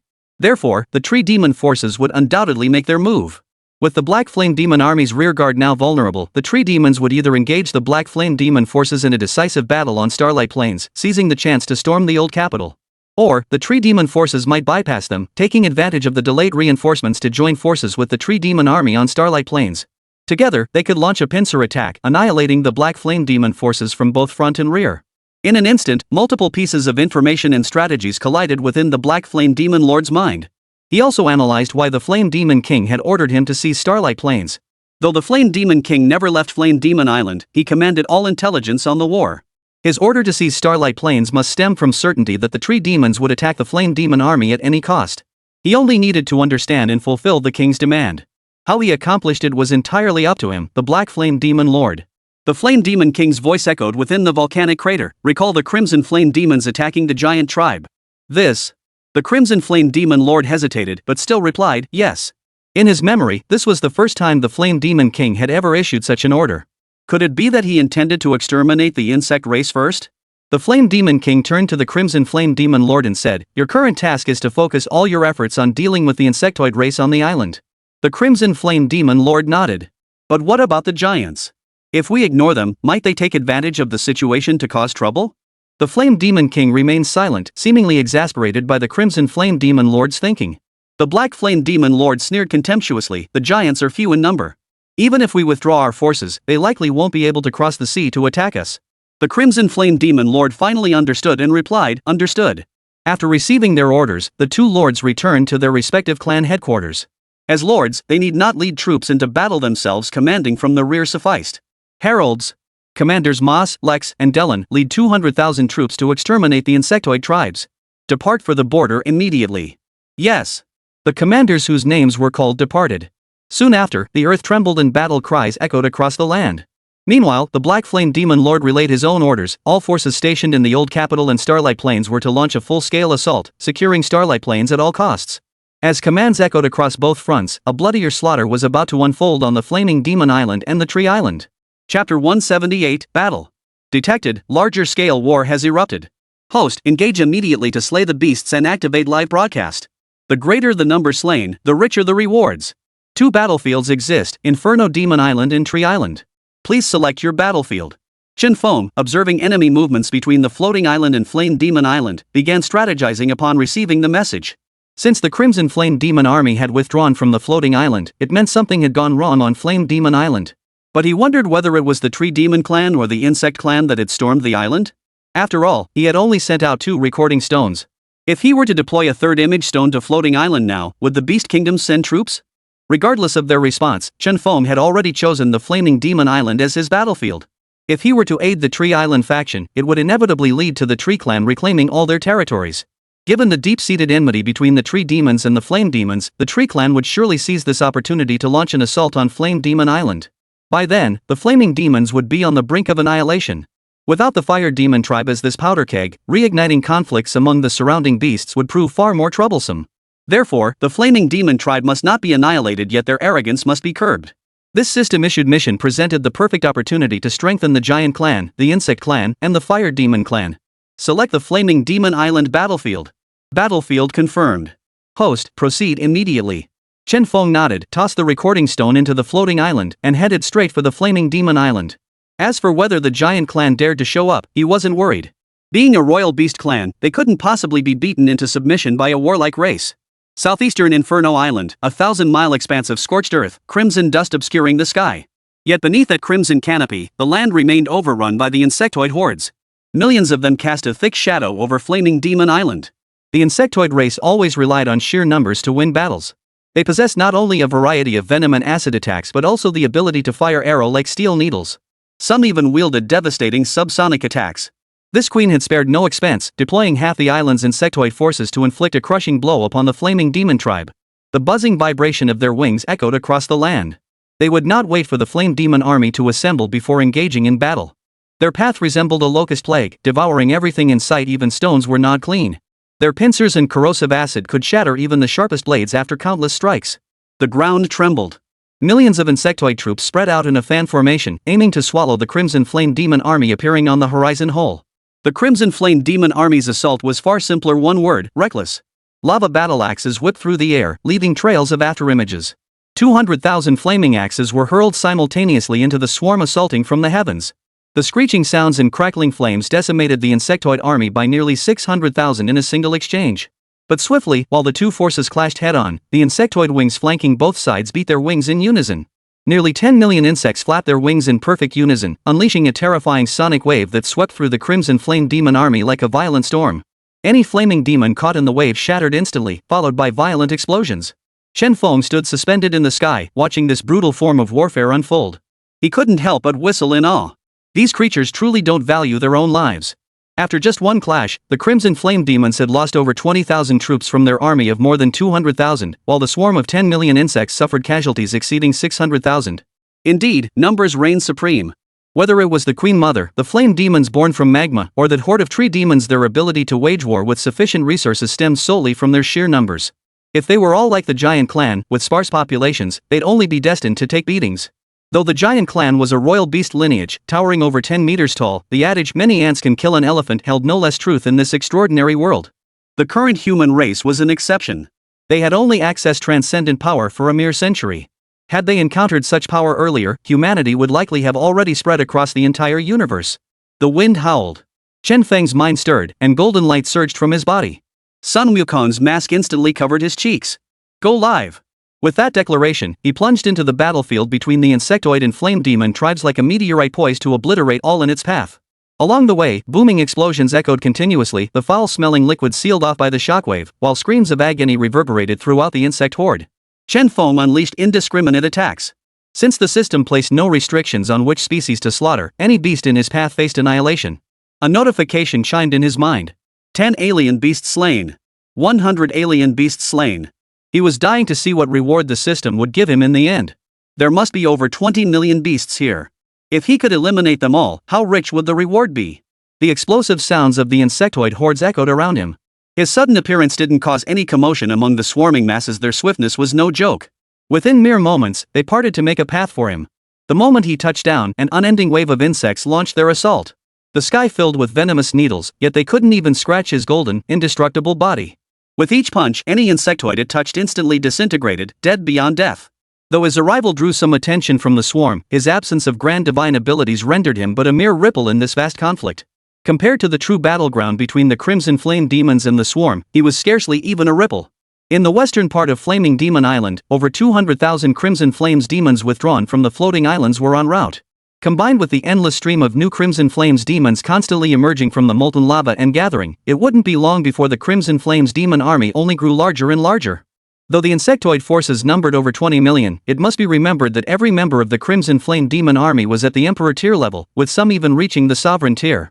As long as they fought on their home turf, they could constantly absorb energy from the magma to enhance their power.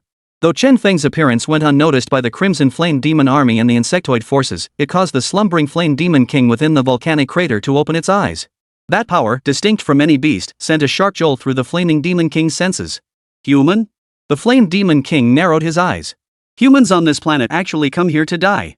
Once all the alien beasts from beyond the heavens were eradicated from the southern continent, the human race on this planet would become sustenance for his Flaming Demon clan.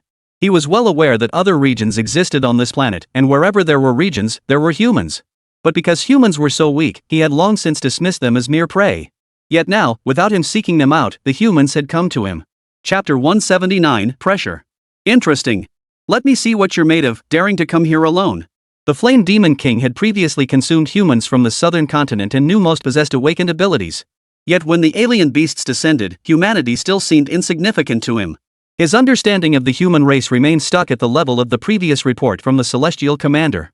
That report detailed Kuei Long's betrayal of humanity and the subsequent human invasion of the heavens, where they slaughtered the beasts. This human also has a strangely painted face. Could it be? In the information the Flame Demon King had received, it seemed that the human who had slaughtered the beasts in the battle beyond the heavens also had something on his face. The Flame Demon King extended his sharp claws, stroking his chin as doubt flickered in his eyes. Dragonkin, humans, Dragonkin. I'll see what gives you the audacity to come here. The live stream reopened, reigniting the fervor among the humans who hadn't gotten their fill last time. Numerous spectators who had privately placed bets grumbled incessantly upon seeing the stream restart. Streamer, you ruined my big bet. Pay me back. Reporting this. I'm reporting that someone here has been running illegal gambling operations. The person fell silent. The sudden interruption of the last livestream had left many unsatisfied viewers checking in daily, hoping to catch the streamer's broadcast the moment it resumed. But this time, the gap between broadcasts was too long. When the stream suddenly came back online, it stunned the bored crowd who'd been flooding the chat with comments. Holy crap, it's back. The streamer's live. In an instant, those who had been waiting in the livestream room spread the news like wildfire, sharing the mysterious streamer's return. The major base television stations were the quickest to react. The moment the stream appeared, they immediately broadcast it. Public square screens across the city gradually began displaying the stream as well. Humans rushing off to practice cultivation only then realized that legendary streamer was live again. On screen, Shen Feng wore a golden monkey mask, moving with agile precision as he weaved through dense packs of alien beasts. The camera angle constantly followed him, making the insectoid and flame demon tribes appear even more towering. Insectoids that were originally 1 or 2 meters tall appeared nearly 3 meters tall when contrasted with their wings. The crimson flame demons, already massive creatures, towered at 6 meters tall as they charged and clashed across the distant terrain, sending chills down the spines of every viewer watching the livestream. What on earth do the beasts of the southern continent feed on? Is this why the base pushed us to train relentlessly to face them? But against such formidable creatures, what defenses do we even have? Many felt a heavy weight in their hearts, succumbing to a sense of despair. Boom! On screen, a 2-zhang tall crimson flame demon had its head sliced off by the insectoid race's razor-thin blades, as delicate as cicada wings. The scene shifted to another crimson flame demon being devoured by a dozen insectoids, yet flames erupted from the insects' bodies as they perished alongside their prey. The crimson sky made all the major bases realize that this mysterious streamer might not be in the same territory as last time. The southern continent holds so many undiscovered territories. But this place is truly inhospitable. The ground looks utterly unsuitable for farming. What species are those winged beasts? They're completely different from the 4-meter-tall creatures with fleshy wings we encountered last time. The base immediately dispatched personnel to document these species' appearances and combat tactics, using them as hypothetical adversaries to formulate countermeasures. Wherever Chen Feng's fist struck, neither the crimson flame demons nor the insectoid creatures stood a chance against a single blow. During the battle, when that massive battle axe struck Chen Feng's head, it only managed to drive half his body into the ground. Yet it sent shrieks rippling through the audience watching him intently, their hearts racing. Thanks to his livestream, viewers from the northern continent logged back into chat, calling out on the public screen for the eastern continent humans they'd connected with last time. This is Jenna. Is Brother Chen, who chatted with me last time, online? I'm Troff. Is the researcher from last time watching? I'm Schiller. Forgot to mention I'm from the ruling clan of the northern continent. Hey, human I chatted with last time, wanna continue discussing how to cook beasts deliciously? The moment these words appeared, the live stream's bullet comments froze for a second before exploding into an even denser barrage that flooded the screen. No way! Isn't the northern continent ruled by beasts? Does that mean that last comment was from a beast? Holy crap! What the hell? Holy crap! Thank goodness the northern continent is sealed off by some mysterious force, preventing access to the eastern and western continents. This is terrifying. As for the girl who had been chatting with Schiller earlier, she now sat frozen in front of her computer, goosebumps covering her entire body. The online world is truly absurd. Not only can you never tell if you're chatting with a human or a dog, but now even beasts are getting online. At that moment, a reporter lurking in the livestream chat asked, Mr. Schiller, what is your perspective on this war? All the bases were also awaiting the northern continent's response. While they knew little about the southern continent's beasts, the northern continent's rulers being fellow beasts might offer some useful insights. Yet the other party might not be inclined to respond after all, who would answer questions from potential prey. To everyone's surprise, just as they were about to give up, Schiller, who claimed to represent the ruling species of the northern continent, actually responded. That tall one engulfed in flames belongs to the flame demon tribe. It's called the crimson flame demon, born from magma, an emperor tier being. There's also another type called the black flame demon. That's the group with fleshy wings you saw last time. This beast enlightened the humans about the flame demon clan, the insect clan, the tree clan, and other more powerful races. Through his explanation, the humans gained a general understanding of the beasts inhabiting the southern continent. Inside the capital base, dozens of researchers busily recorded this information, constantly scrolling through the live chat to find the educational content. Just from this beast's account, there are dozens of types of beasts on the southern continent. The power of the 10 great beast king clans it mentioned is truly terrifying. Upon seeing these reports, the human base commander felt as though a 1,000-pound boulder had crushed his chest, leaving him gasping for breath. Is heaven conspiring against us? They had strived relentlessly, pouring every resource into cultivating prodigies, frantically advancing technology, and developing weapons of immense destructive power. Yet these beasts proved limitlessly formidable. The northern continent had already fallen to the beasts, while the southern continent was still embroiled in their own wars. According to the intelligence relayed by the Schiller beast, once the southern continent's conflicts ceased, these countless beasts would invade the eastern and western continents, devouring all humanity. Couldn't we just domesticate them like the northern continent did? Someone blurted out in a moment of madness. Schiller's answer was a resounding no. If the Flame Demon clan emerged victorious, all humans and even the beasts would be eradicated. The commander at the capital base watched the live feed of that being battling an emperor-tier beast. A suspicion took root in his mind. He kept it to himself, however, merely sighing inwardly before removing his glasses to wipe his eyes. Chapter 180, Manifestation. Boom! In the live feed, the streamer had slain countless beasts, thousands? Tens of thousands? The number was beyond counting. Yet he fought on like an inexhaustible god of war, clearing the surrounding 100 meters into a vacuum where no beast dared approach. Holy crap, this streamer is too powerful. Who exactly is he portraying? Why have we never seen this being before? Time and again, the beings the streamer portrayed defied their understanding. This left countless viewers wondering, who exactly was this streamer? How could he command the aid of so many deities? Drawing prison walls. On screen, the streamer soared skyward on a cloud, extending a finger to draw a vast circle in the air above the ground. Simultaneously, a defiant apparition materialized crowned with a purple gold diadem, clad in chainmail armor, shod in cloud-treading boots, and wielding a 1,000-pound staff. After mimicking the streamer's gesture, the figure gradually faded away. Holy crap! Who is that? It's actually a monkey. The audience was filled with questions, but then a deafening voice erupted within the livestream. Beyond the 3 realms, outside the 5 elements, born a stone with 9 orifices, I storm the heavenly palace. I am the great sage equal to heaven, Sunmmary. At that moment, this phrase echoed in the minds of every human watching the livestream. The words reverberated in their minds, a divine sound that seemed to awaken wisdom, etching that figure into everyone's memory. It took them a long while to snap back to reality. When they finally refocused on the livestream, their eyes nearly popped out of their sockets. Countless insectoid creatures and the crimson flame demons appeared as if torn from their world, now densely packed within a transparent barrier.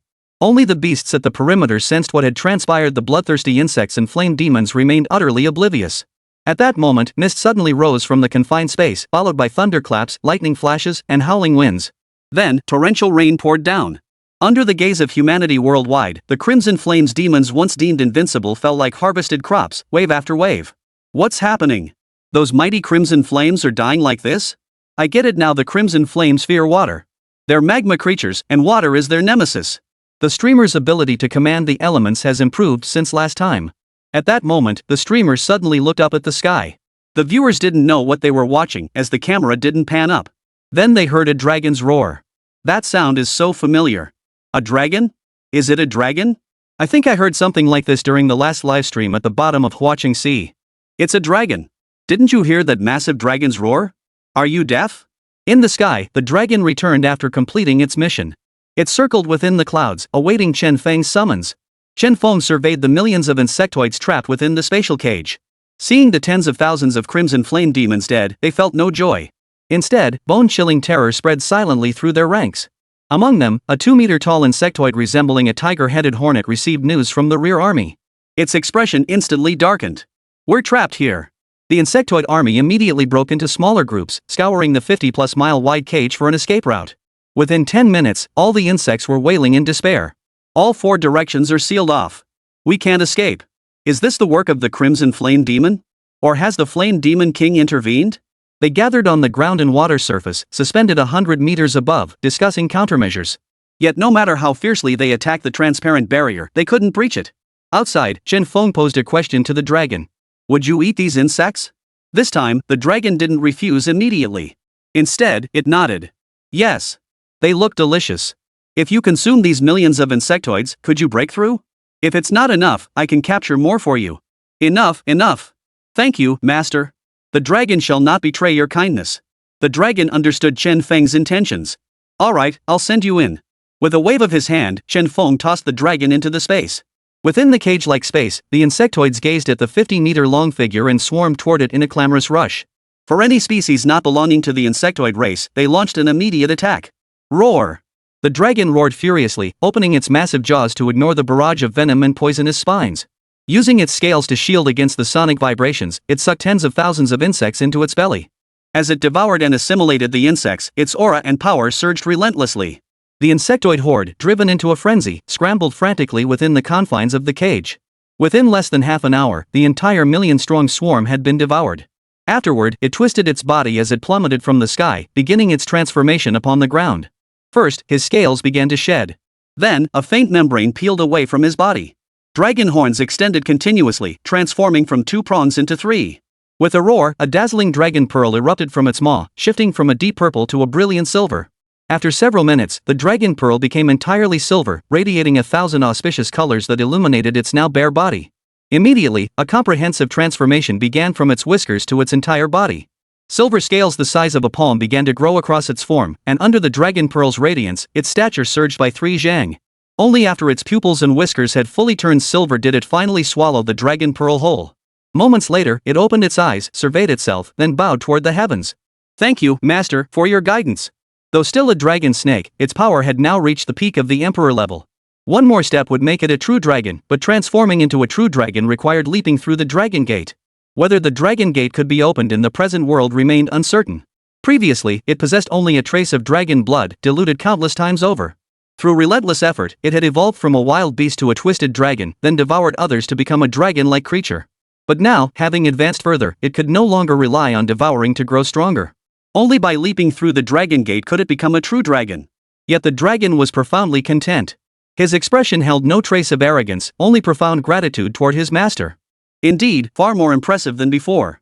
Chen Feng dissolved the earthen prison, revealing the silver dragon, hundreds of thousands of crimson flame demons, and the vast expanse of rainwater permeated with strange aromas to the gaze of the gathered beasts. The flame demon king, who had been watching Chen Feng and the dragon all along, saw this and his eyes darkened. It was him after all.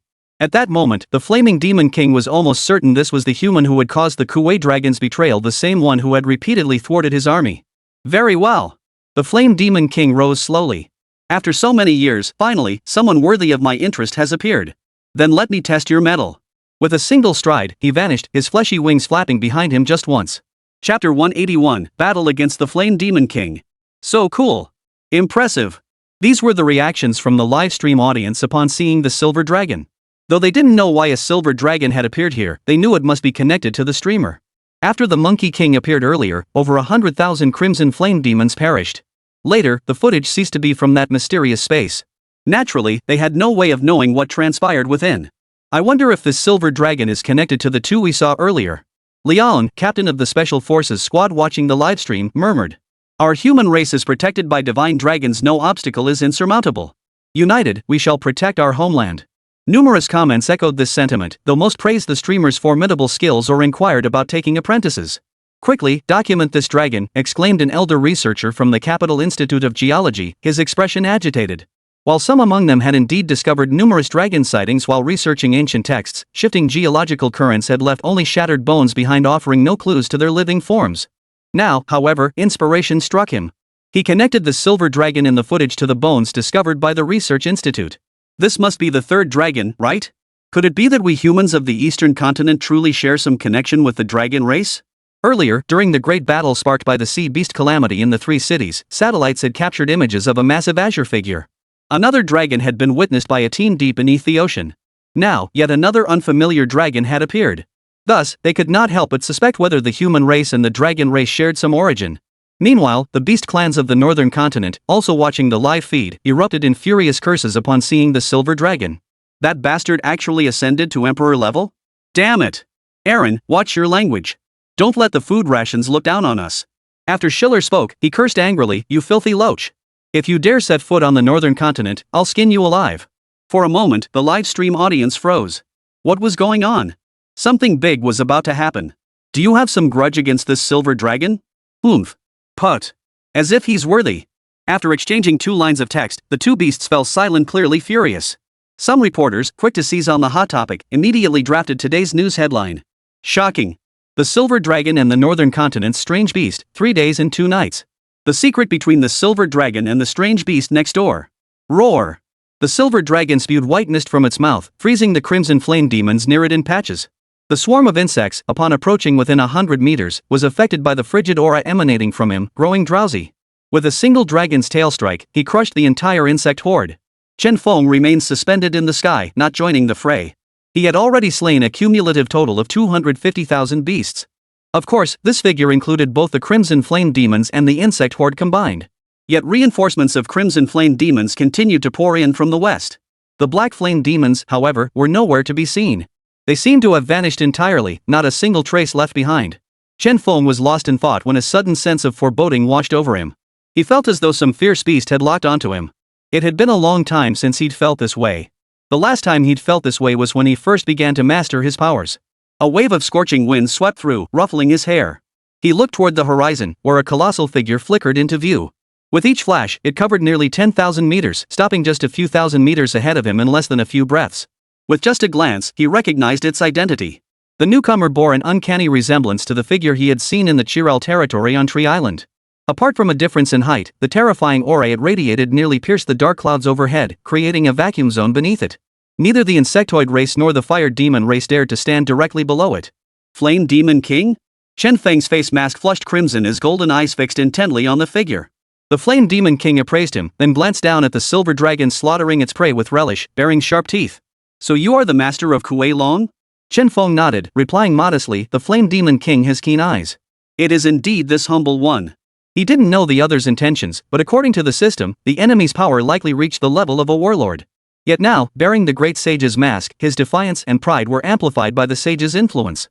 Facing an opponent a full realm above him, he felt no fear, only a surge of eager anticipation. The Flame Demon King did not move. His deep voice echoed again, the one who aided the tree demon earlier, was that also you?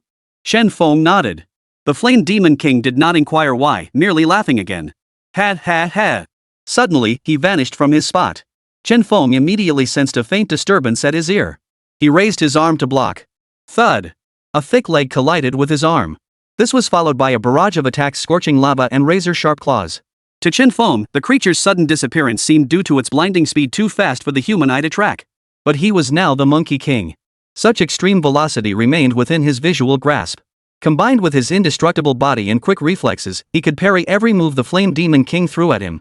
For a moment, the sky was filled with blurred afterimages and the clanging of metal. Splattering molten lava traced the outlines of a battle scene beyond anyone's imagination. Only the system's live stream allowed viewers to clearly see Chen Feng and the Flame Demon King's movements. Holy crap, is this really live? How is bullet time even possible? Viewers watching the stream were utterly stunned. Bullet time was a famous scene from a film hundreds of years ago, but that was cinema, this was live streaming. How could viewers possibly interpret bullet time appearing in a live stream? Is the streamer faking this? Is it AI-generated footage? Some began doubting the streamer again. You're the fake one. Do you still think this is a normal live stream? Exactly. Even the base can't broadcast from the ocean floor or the southern continent, yet we're getting live footage from the northern continent? What a cutie. This streamer isn't ordinary, he's a divine messenger. On screen, the two battled from mid-air above Yanma Island up into the clouds, breaking through the crimson cloud barrier to appear at 10,000 meters altitude, still locked in combat. Then they plunged into the ocean, stirring up 100-meter high waves that made the sea boil, instantly cooking entire schools of fish. Similarly, this level of combat alerted the tree demon monitoring Flame Demon Island, who relayed the news to the Tree Demon Queen. A peerless master is fighting the Flame Demon King? This news seemed utterly unbelievable to them. The Flame Demon King. He was a being of the level of a warlord. The one engaging him must be a warlord too. Could it be the Dragon King has intervened? The Queen and the 7 high priests all unconsciously reached the same conclusion. Chapter 182, All are Mighty Beings. Within the Flaming Demon Isle, the Crimson Flame Demon Lord emerged trembling from his lair, gazing upward at the shifting skies. Though he held the title of Lord, his power was actually very close to that of a warlord, surpassing even the Black Flame Demon Lord. As the Flame Demon King once praised him, he was stubbornly single-minded, yet it was precisely this stubbornness that earned him the Flame Demon King's trust and heavy reliance. Yet now, even this single-minded being felt fear. He had never witnessed the Flame Demon King unleash his full power, yet he knew a single casual strike from the Demon King could cripple him. Above, the crimson afterimage and golden figure clashed relentlessly, their combined pressure crushing half of Flaming Demon Island. Wherever they passed, both insectoid and flame demon tribes were shattered into dust. Lord, should we go support our king? Trembled one of his subordinates, a Crimson Flame Demon commander, before blurting out the question. The Crimson Flame Demon Lord turned to look at the subordinate, his heart filled with disgust. How could such a foolish subordinate exist under his command? If you wish to throw yourself to your death, be my guest.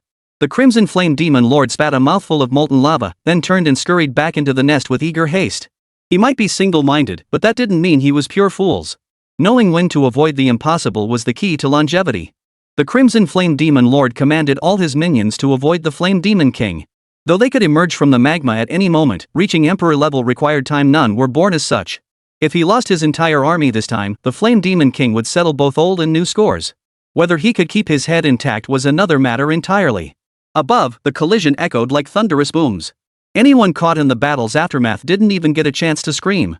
In that instant, both the Crimson Flame Demons and the insectoid hordes halted their fighting, eyes darting in all directions and ears straining for the slightest sound. For none knew where those two figures might appear next. The ground split open, spewing molten lava skyward. The two figures flickered in and out of existence, one moment engulfed in searing magma, the next plunging into icy ocean depths. Boom! Chen Feng's fist slammed into the Flaming Demon King's abdomen, instantly cracking it open. Yet mere moments later, the fissures on his body had completely healed. The Flame Demon King realized that no matter what tactics he employed, he could not overcome this man. His body seemed truly impervious to fire and water, unbreakable, unsealable. Every conceivable binding technique had been tried, even encasing him within a mountain of molten lava.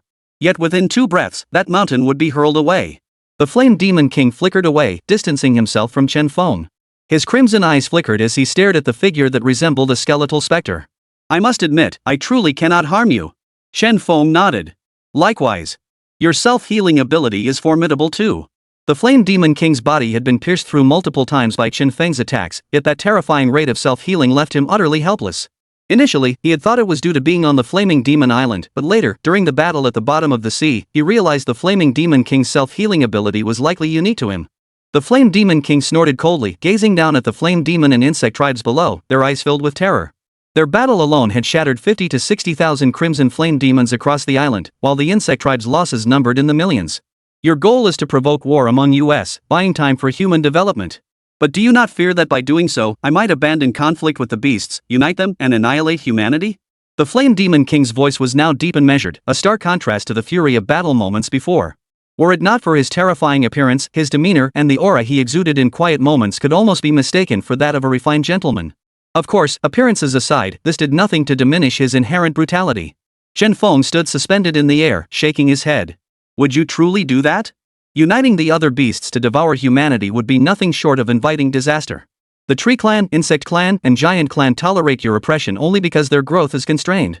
Once you devour the Human Clan and boost your overall strength, your Yen Demon Clan will be devoured by those 3 clans who now hesitate to act against you out of fear of unintended consequences. Ha ha ha ha. You're quite something. We shall meet in battle someday. The Flame Demon King roared with laughter, neither confirming nor denying Chen Feng's words, as his form slowly faded away. His overwhelming aura dissipated into the heavens and earth, leaving the Insect Clan and the Crimson Flame Demon to resume their deadly struggle for supremacy. This guy actually broke through the prison. Looks like I need to accelerate the fusion of the Great Sage Mask. Facing one warlord was manageable, but if others joined the assault, even his golden, indestructible body wouldn't save him. Total slain beasts, 800,000. Exceeding maximum projected quantity. Rewards dispersed. Congratulations, host. You have acquired the Great Sage's divine ability, the art of cloning. Chen Feng froze, then snapped back to reality. Clones? Like pulling a monkey hair and blowing it into 10,000 monkeys? Correct. Due to the host's low compatibility with the Great Sage's essence, currently only 10 clones matching the host's strength can be summoned 1 hour. If the strength is lower than the host's, the number increases tenfold 1 hour. Chen Feng chuckled. It really was the Monkey King's clone technique, essentially giving him 10 versions of himself to gang up on the enemy. An hour should be enough to decide the outcome. He noticed the system's mention of the expected number of slain beasts and asked, "What's your estimate?" After a moment, the system remained silent. But that didn't matter. Damn it! Chen Feng couldn't help but inwardly curse the system. If it had just handed out the reward earlier, wouldn't he have been able to beat the Flame Demon King into oblivion? Though he couldn't kill him outright, he could at least crush his opponent's spirit. But when he sensed the Demon King of Flames earlier, he found not even a trace of energy after the demon had hidden. And with tens of thousands of nests scattered across this flaming demon island, finding it would take him until the cows come home. The strength he'd displayed had already put the Flame Demon King on guard. If he went now, he'd likely walk straight into an ambush. Ending the livestream. Why keep broadcasting after collecting the reward? He wasn't one to expose every detail of his life. Below, the dragon-like creature, now transformed into a silver dragon, saw Chen Feng's battle end and approached him, proactively lifting him up. Its eyes brimmed with admiration as it asked, "Master, have you broken through to the martial sovereign tier?" Chen Feng shook his head. "No, I'm still at the emperor rank." Since no human had yet reached a strength comparable to his own, Chen Feng could only use the power levels of beasts to define his own rank. "But I'm also emperor tier." The dragon below trembled, its silver pupils filled with confusion. Though he held the emperor rank, he knew his own limitations and dared not challenge the Fire Demon King, a true martial sovereign. Chen Feng shook his head, observing the ant-like battle unfolding below without offering an explanation. The giant clan he had anticipated did not seize the opportunity to arrive. What were they scheming? Chapter 183, Unexpected Battle. Great, the streamer's gone offline again. Good thing I finished gathering intel from the northern continent's humans beforehand. You bet. I hit it off with Telfa too. Once we conquer the northern continent, I'll definitely go back for her. Oh. My dear Telfa, you must wait for me. You're disgusting, someone blurted out. Heh, come and get me. Based on the streamer's broadcast and data from the northern continent's beasts, bases worldwide continuously compile the data. They reached a startling conclusion. Monsters competed among themselves, and humanity across the globe was merely an insignificant obstacle in their conquest of planets. Regardless of which faction prevailed, humanity was destined to become their prey. And that conversation between the Flame Demon King and the streamer revealed one crucial truth to all humanity. That mysterious streamer had been carrying a heavy burden all along.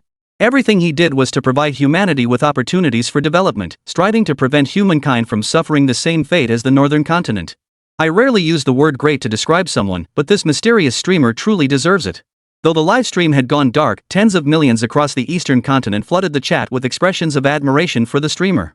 Yes, I too had assumed he was merely a prodigy cultivated by the base's higher-ups, appearing in various places to settle matters for the base. But now I see I was wrong, utterly wrong. Within Yuqing Base City, a figure sat in the school cafeteria, his expression agitated as he voiced his thoughts. A classmate across the table, noticing he hadn't touched his food while commenting, reminded him, "Hurry up and eat. We've got intensive training later." "Screw eating. I'm not eating. I'm heading straight to training." He was determined to become someone like the streamer, carving out a path for humanity's survival. Such scenes played out frequently across major academies. The thrilling battles ignited fierce determination in every prodigy, vowing to strive relentlessly and eradicate the scourge of the beasts. Tree Island. North of the Brawl territory, within the canyons of the Dawn Mountains, a large army trudged forward with great difficulty. The flying army faced greater resistance in this fierce wind than on the ground, forcing them all to march on foot, unable to take flight.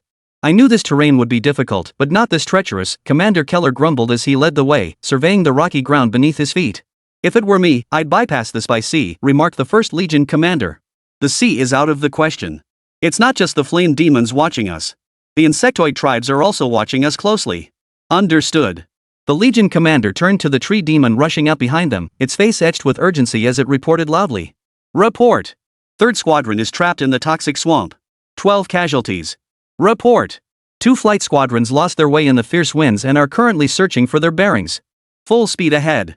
The Legion commander showed no emotion, instead ordering the entire force to advance at maximum speed. After finally crossing the gorge, the army began moving with the wind at their backs, their speed instantly increasing several-fold. At that moment, scouts monitoring the sea reported. "Commander, the Black Flame Fiends show signs of movement." "Speak." Keller had already anticipated the demon army's inevitable supply disruption, so he awaited the scout's report with confidence. The scout, an Imperial-level succubus, immediately declared, "The Black Flame demon reinforcements have halted." Good, good, good. "Exit the mountains immediately." Soon, the army crossed the Dawnbreak Mountains and arrived at the Thorn Basin north of the old capital. This basin formed a natural defensive wall, but the Tree Clan's misfortune was profound. Both the Insect Clan and the Flaming Demons were aerial forces. Yet the giant thorn trees here had been flattened by the Crimson Flame Demons. The ground was littered with charred wood chips and blackened, brittle roots, not a single thorn in sight. After marching hundreds of miles, they still hadn't encountered a single Black Flame Demon. Now, they were nearly out of the basin and approaching the old capital.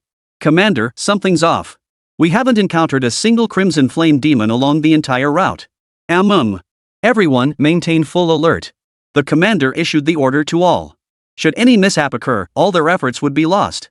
After another 300 miles of marching, they could finally make out the ancient capital they had longed for day and night. The Crimson Flame Demons once garrisoned here, leaving the old capital blanketed in black ash. Gazing at the dust clinging to the vines at his feet, Bao felt a complex mix of emotions. Remaining vigilant, he did not send men in but dispatched scouting tree demons to investigate. There's no reason the Black Flame Demons wouldn't have garrisons here. Soon, the scout returned. "Report. There are no Black Flame Demons within the Tree Sea City." "What?" Keller had anticipated many outcomes, but never this one. All the Black Flame Demons had departed, leaving everything behind for them? How could the enemy be so generous? A thought struck him instantly, and he immediately ordered the army to advance. "Quickly. Advance immediately toward Starlight Plains. Quickly. Full speed ahead." Since the Black Flame Demons couldn't vanish into thin air, there was only one conclusion: the entire Black Flame Demon army stationed in the old capital had assembled to engage Lord Rona's forces in a decisive battle on Starlight Plains. Her lips trembled. The combined enemy forces from the old capital and Starlight Plains numbered a staggering 160,000. Could Lord Ronas withstand them? He didn't know, but now he must lead the Grand Army District to reinforce them. Failure to do so would endanger both Starlight Plains and the new capital. Those Black Flame Demons have played their cards well. To prevent us from encircling them, they've marched all the way south. Keller cursed furiously, praying he could still arrive in time. New capital, Temple of the Tree Sea. The Queen's gaze fixed on the main gate as messengers bearing battle reports arrived one after another. Even she, battle-hardened as she was, felt fine beads of sweat form on her hand gripping the scepter. The 7 high priests were even more tense.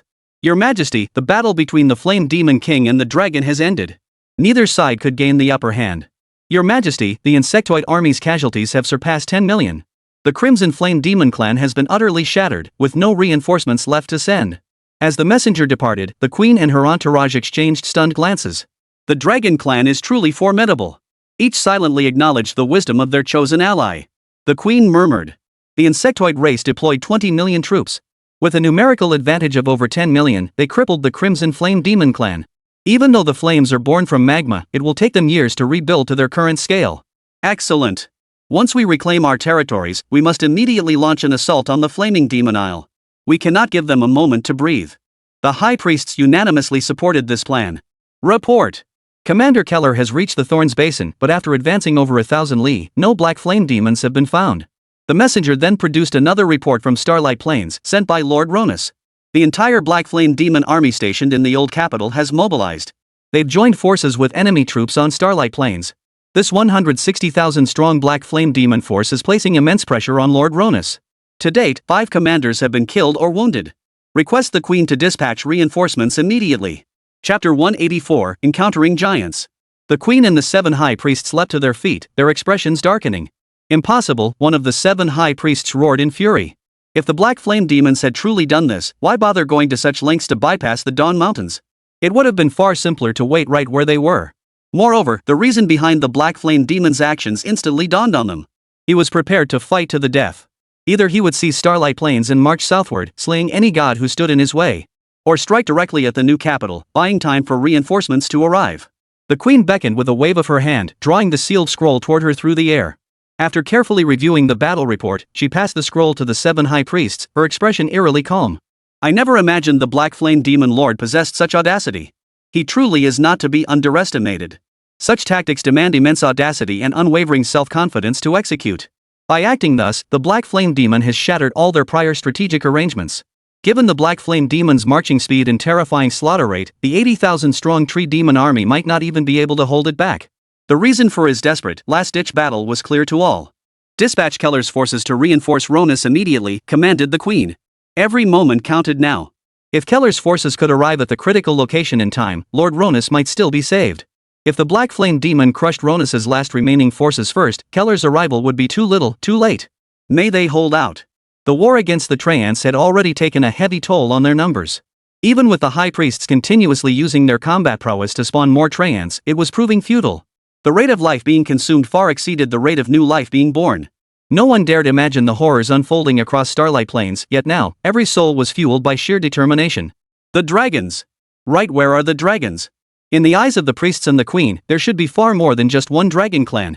Having come to this place, there must be other dragon clans. The Queen shook her head regretfully. It's become clear the dragon clan still refuses to engage with us. Their goal is to annihilate the Flame Demon clan, not to forge alliances. Entities of such power have no need for friends. The priests sighed in unison. Had they secured the Dragon Clan's aid, all their pressing crises would have been resolved. But now, they could only rely on themselves. The very presence of the dragons on Flame Demon Island was the best news the Tree Clan could hope for, alleviating their pressure in an intangible way. Yet the Black Flame Demons within their own ranks still demanded their own confrontation. Queen, we must remain combat ready at all times. Should the Black Flame Demon army breach Ronus blockade, they will bypass the Storm Cliff and advance directly toward the Morning Mist Forest. The Morning Mist Forest lay not far from the Tree Sea Temple. Should Starlight Plains fall, their very survival would be threatened. The Queen nodded and began mobilizing the armies stationed around the Tree Sea Temple. These forces numbered only 10,000, the rest had been dispatched to the front lines. City Guard, heed my command. Between the eastern and southern continents lay not only a vast ocean but also an irregular chain of islands. These islands were desolate and uninhabited, roamed only by scattered packs of howling beasts. On this day, dozens of colossal figures over 30 feet tall appeared on the island. After slaughtering the beasts, they continued northward, seemingly searching for something. Each giant carried a cannon-like device strapped to their backs. Activating it propelled them into the air, suggesting some form of anti-gravity technology. No, the leader of the giants proposed, this island is still too close to the Inferno Demon Island. They decided to continue their exploration northward. Dozens of giants soared into the air, abandoning the island chain and continuing their journey northward. They resided on the floating islands east of Flame Demon Island. Seizing the moment when the Flame Demons withdrew their forces to deal with upheavals on their own island, their king decided to relocate the entire tribe. Only by distancing themselves from the Flame Demon tribe could they find respite and rebuild. If they waited for the Flaming Demons to regain their footing, they would be plunged back into war. In a war of attrition where their numbers were vastly outmatched, they would inevitably face extinction. Thus, the giants dispatched over 100 of their kind to explore new settlements in all directions, using the floating island as their base. Along the way, the expedition had discovered 5 or 6 islands, but each proved unsuitable, either too small, too fragmented, or blazingly exposed to the sun with no natural defenses. Further north. Ever since the beasts of the southern continent revealed themselves to all humanity, the human race had deployed fighter squadrons and satellites to constantly monitor the waters surrounding the southern continent. On this particular day, air combat units dispatched from major bases conducted their routine inspection over the southern continent's waters. Where exactly is the lair of those beasts? We've flown this route hundreds of times. Despite hundreds of flights, the pilots had never discovered the beast's lair. The islands they found only harbored scattered, random species of beasts. After being subjected to several rounds of artillery barrages and satellite weapon strikes, every beast on those islands had been wiped out.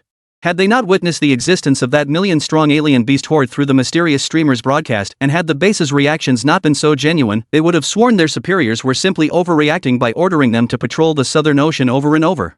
Let's go! After completing their fixed patrol route, a dozen fighter jets prepared to return to base. At that very moment, a pilot in one of the fighters glanced casually downward and froze instantly. He immediately began frantically calling out to the other fighters and headquarters. This is Phoenix 67564. Suspicious lifeforms detected on the surface. Request satellite scan. At Qingcheng Base headquarters, several senior commanders chuckled upon hearing the report. They had discovered numerous alien creature nests before, and this was likely no exception. Transmit probe.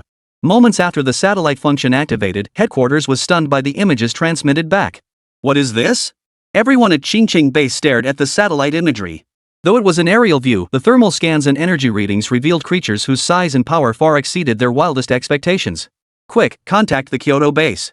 The aerial squadron, already on standby awaiting the firing order, had been circling the island for quite some time, poised to engage at any moment. Are these also alien creatures? The pilots couldn't shake this thought.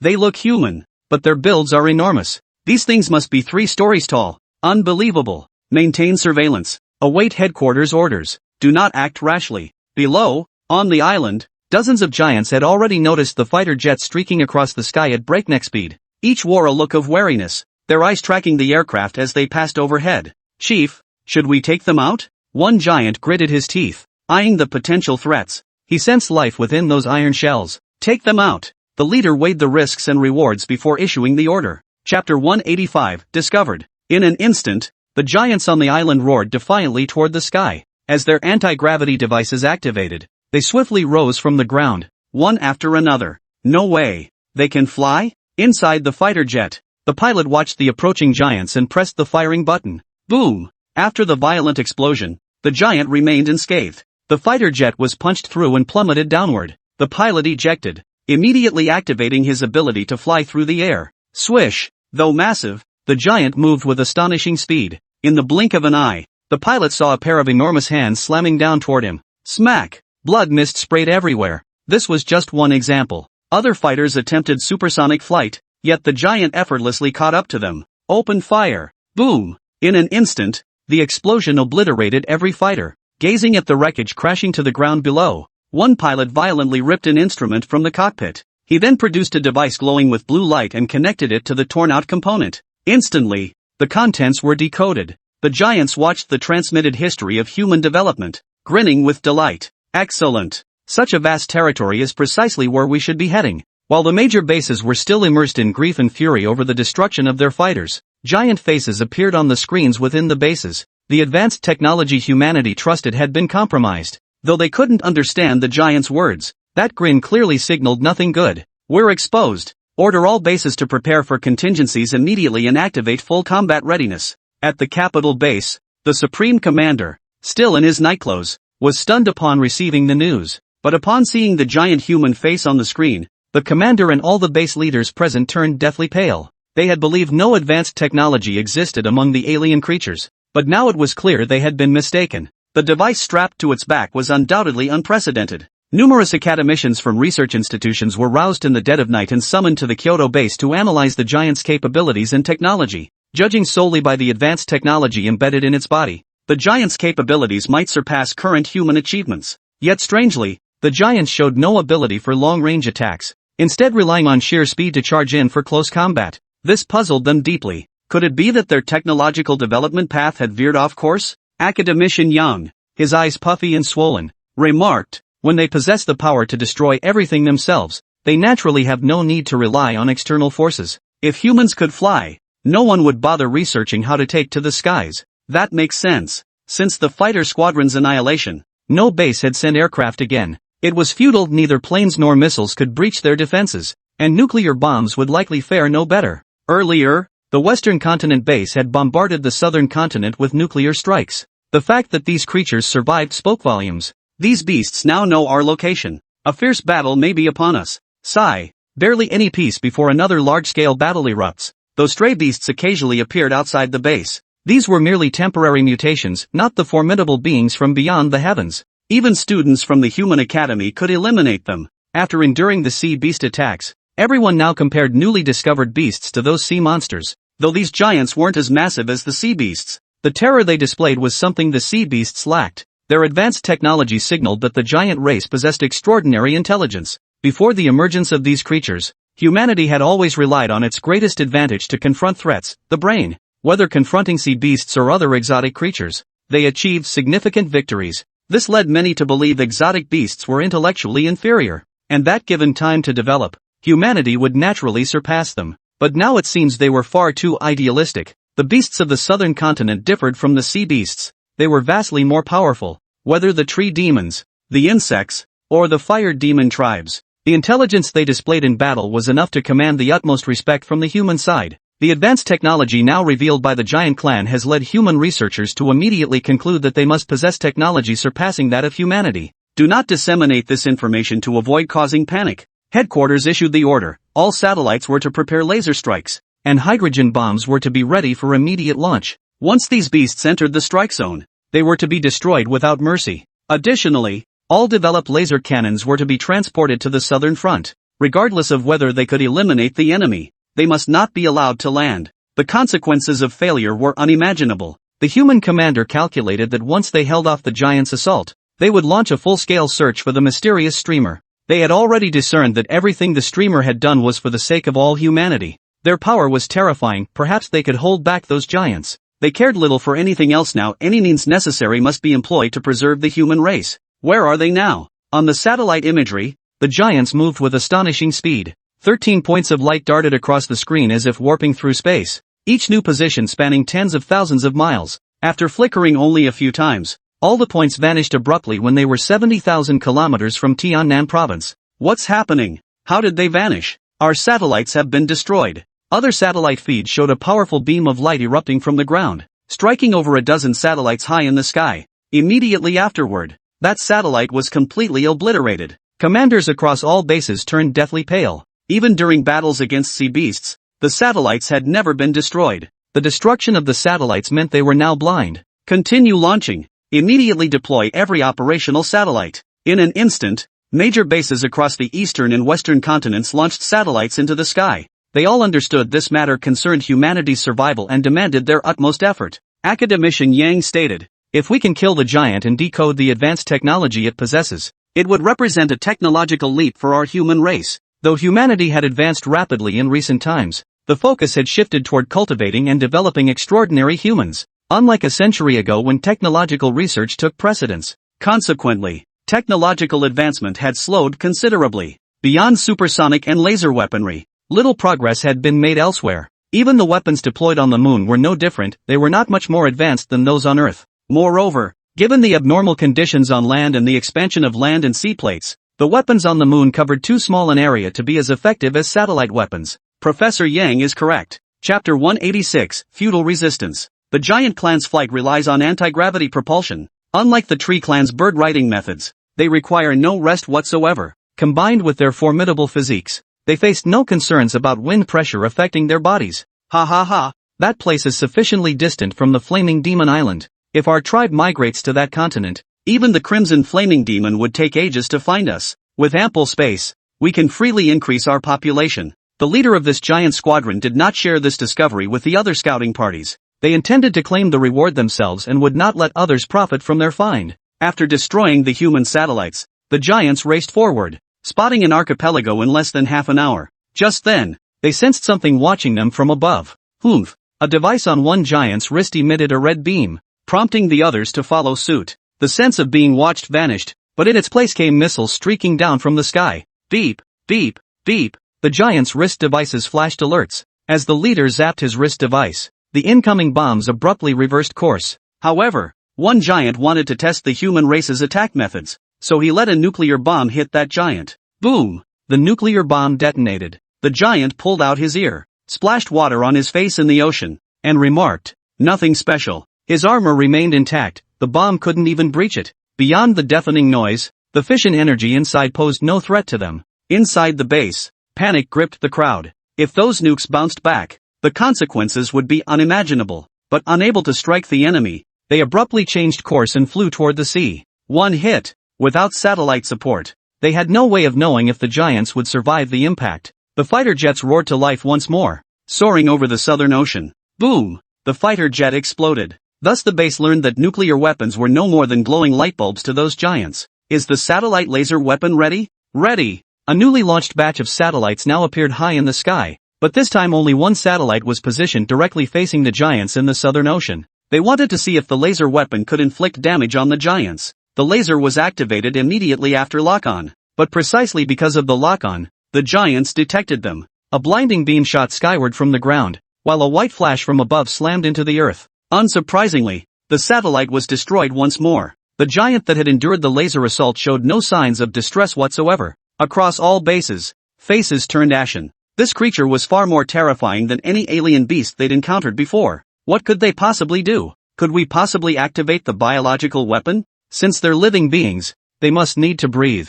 An elder cut off the commander's thought. Don't be rash. Once biological weapons are deployed, humanity will be the first to be destroyed. Not these creatures. This species seems utterly clueless about its own capabilities. The leader turned to another giant responsible for scanning the entire continent. The critical moment had arrived. Scanning complete. Good. Capture a few and bring them back. Within the base city of Tiannan province, Ling Yunxiao, serving as commander, was communicating with all major bases. Upon learning that beasts from the southern continent had reached Tiannan province, Ling Yunxiao felt his entire body go cold. He was well aware of those beasts' defensive and offensive capabilities. Data from the capital base was shared across all major bases. Now that the giant was heading their way, how could Ling Yunxiao remain unmoved? Was he about to repeat the same mistake? No. This time, even the combined forces of all bases would be unable to stop these humanoid beasts. The immediate priority was to lead all humans to safety. Retreat. He didn't believe a single S-rank like himself could withstand a single blow from the enemy.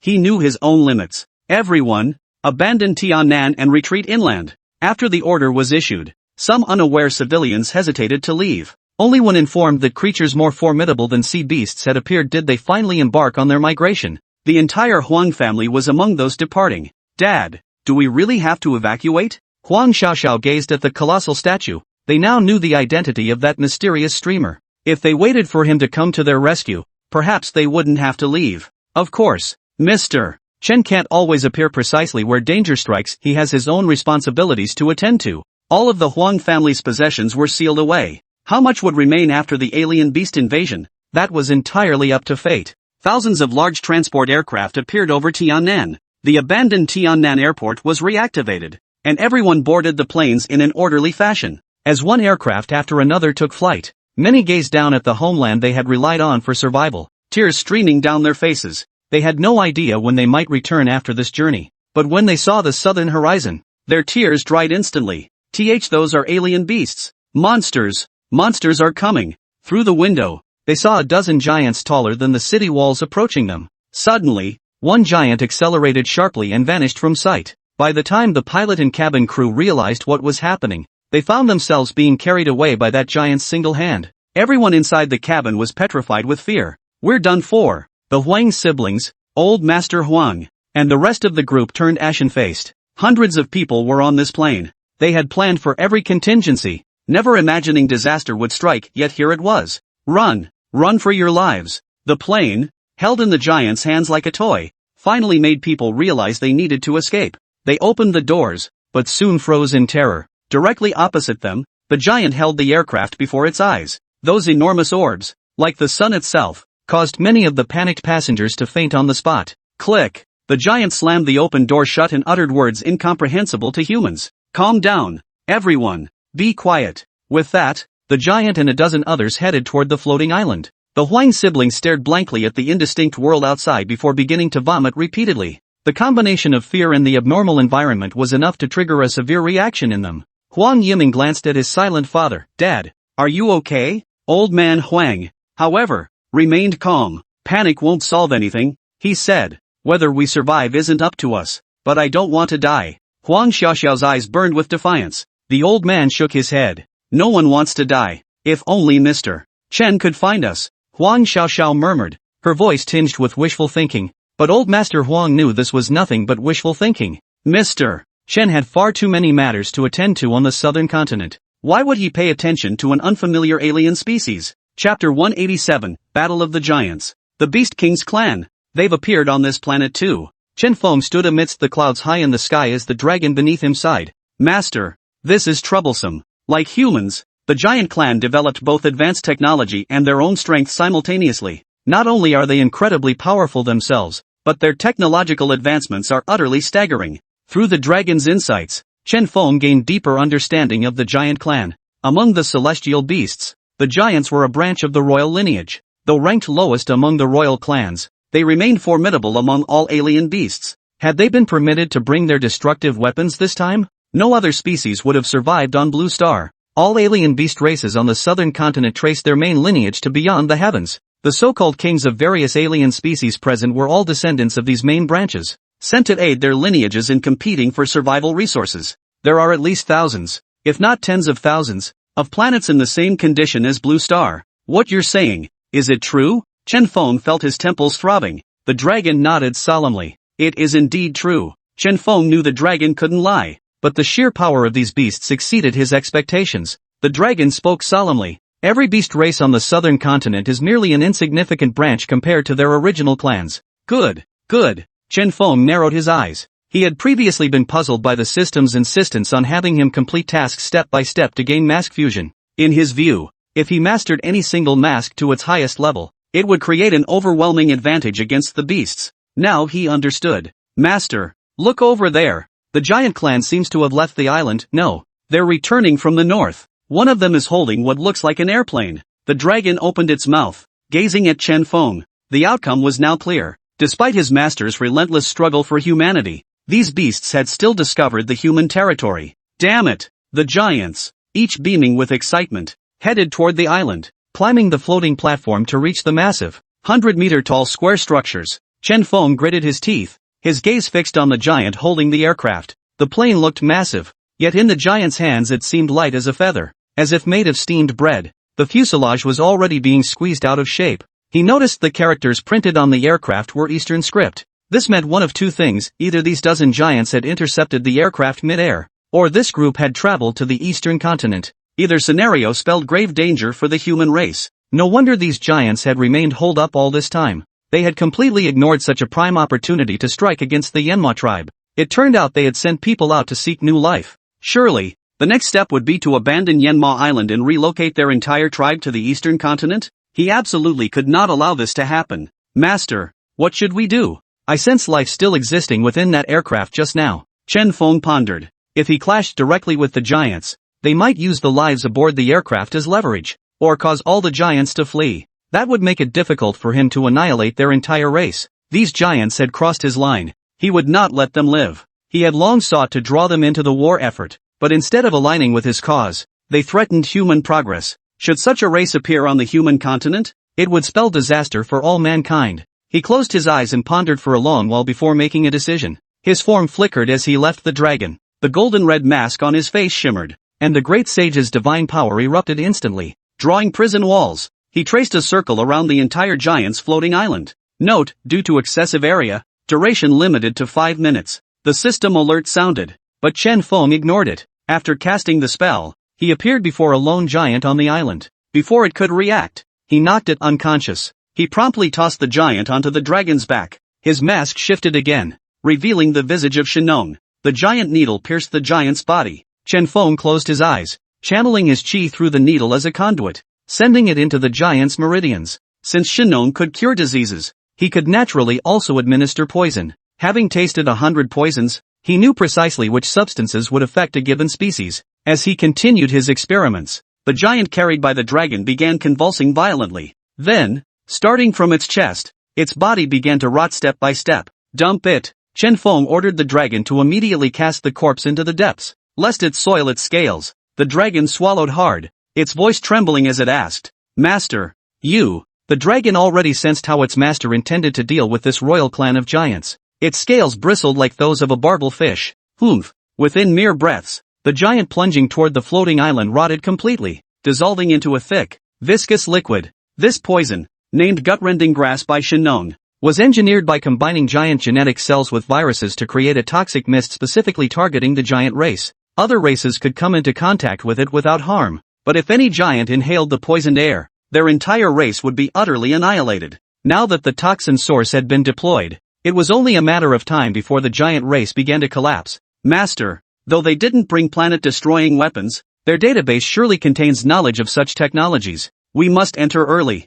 If they react and destroy these records, it would be a loss for us. Should such formidable technological weaponry fall into human hands, within a decade, humanity would grow immensely powerful. At this moment, the dragon was wholeheartedly aligned with Chen Feng in their shared purpose, and its suggestion naturally resonated with him. Right, let's go. The two materialized on the isolated floating island where the giant had perished. These islands weren't at the same altitude, each tier rose higher than the last. Their current position was at the lowest level, where no one had yet detected their presence. But soon, as the second wave of giants returned, their presence was detected. More intruders. Kill them. The giant race, already on edge from the flaming demon clan, instinctively thought of slaughter upon seeing an unfamiliar species. Kill! Chen Feng snorted coldly, halting the dragon about to strike. I've just mastered a divine technique called external avatar. This is the perfect opportunity to test it. With that, as the dragon's eyes widened in shock, Chen Feng flickered. 1 became 10, and 10 Emperor tier Chen Fengs instantly materialized around him. The 12 giants, who had been closing in on the two, froze in stunned silence. What technique is this? A technique that will take your lives. 10 Chen Fengs spoke in unison as their invulnerable bodies clashed head-on with the giants' massive frames. Two of them fought two opponents each, making the observing dragon feel somewhat embarrassed. He suddenly remembered something and said, "Master, I'm going to rescue the people on the plane." Chapter 188, the grand finale. The lowest level of the floating island. The deafening roar persisted. Chen Feng's punches shattered the giant's armor, exposing its true skin, a layer of energy defense. Find the core. Kill him. Despite the massive commotion, the other giants paid no heed. Boom! Chen Feng unleashed over a dozen punches on one giant, reducing it to a bloody pulp, dead as a doornail. Moments later, another squad of giants rushed back from outside. Seeing their comrades under attack by the outsiders, they plunged into the fray without a second thought. Yet what unsettled these giants was that this diminutive race proved even more troublesome than the flame demons. They could hold off two giants at once while still tying up another, a level of strength that filled them with inexplicable dread. If everyone were like this one, wouldn't their extinction be hastened? As more giants rushed back, Chen Feng and his clone went from fighting 2 to fighting 5. His emperor-level clone could only exist for 1 hour, and half that time had already passed. He had already eliminated the first two groups, combined with the poisonous mist he had previously deployed, which was now taking effect, destroying everything within the giants' bodies. Their forms began to rot one by one. One giant collapsed, dissolving into a yellow-green liquid. One after another fell, without Chen Feng even needing to intervene. After turning liquid, the corpses evaporated under the sun's rays. Seeing no more giants returning from outside for the time being, Chen Feng began searching each level. Any object that appeared to be high-tech in construction was meticulously removed from the giants or their dwellings and transported into his system space. The lingering souls of Yang Jian, Zhang Jiao, and the others stared in stunned silence at this spectacle. Lu Bu remarked, "Is he intending to haul the entire island's possessions back with him?" Yang Jian, as that little dragon said, this giant's technology could benefit humanity, so naturally he wouldn't pass it up. But poisoning them, isn't that a bit? In Yang Jian's view, his own heaven-emulating earth-shaping technique could easily eliminate these giants. Why resort to poisoning? Shen Yang, the lad thinks meticulously. Poisoning is the safest method. They are beasts, not our kind. This ensures not a single giant escapes. Zhang Jiao, Shen Yang speaks wisely. Those who accomplish great deeds do not dwell on minor details.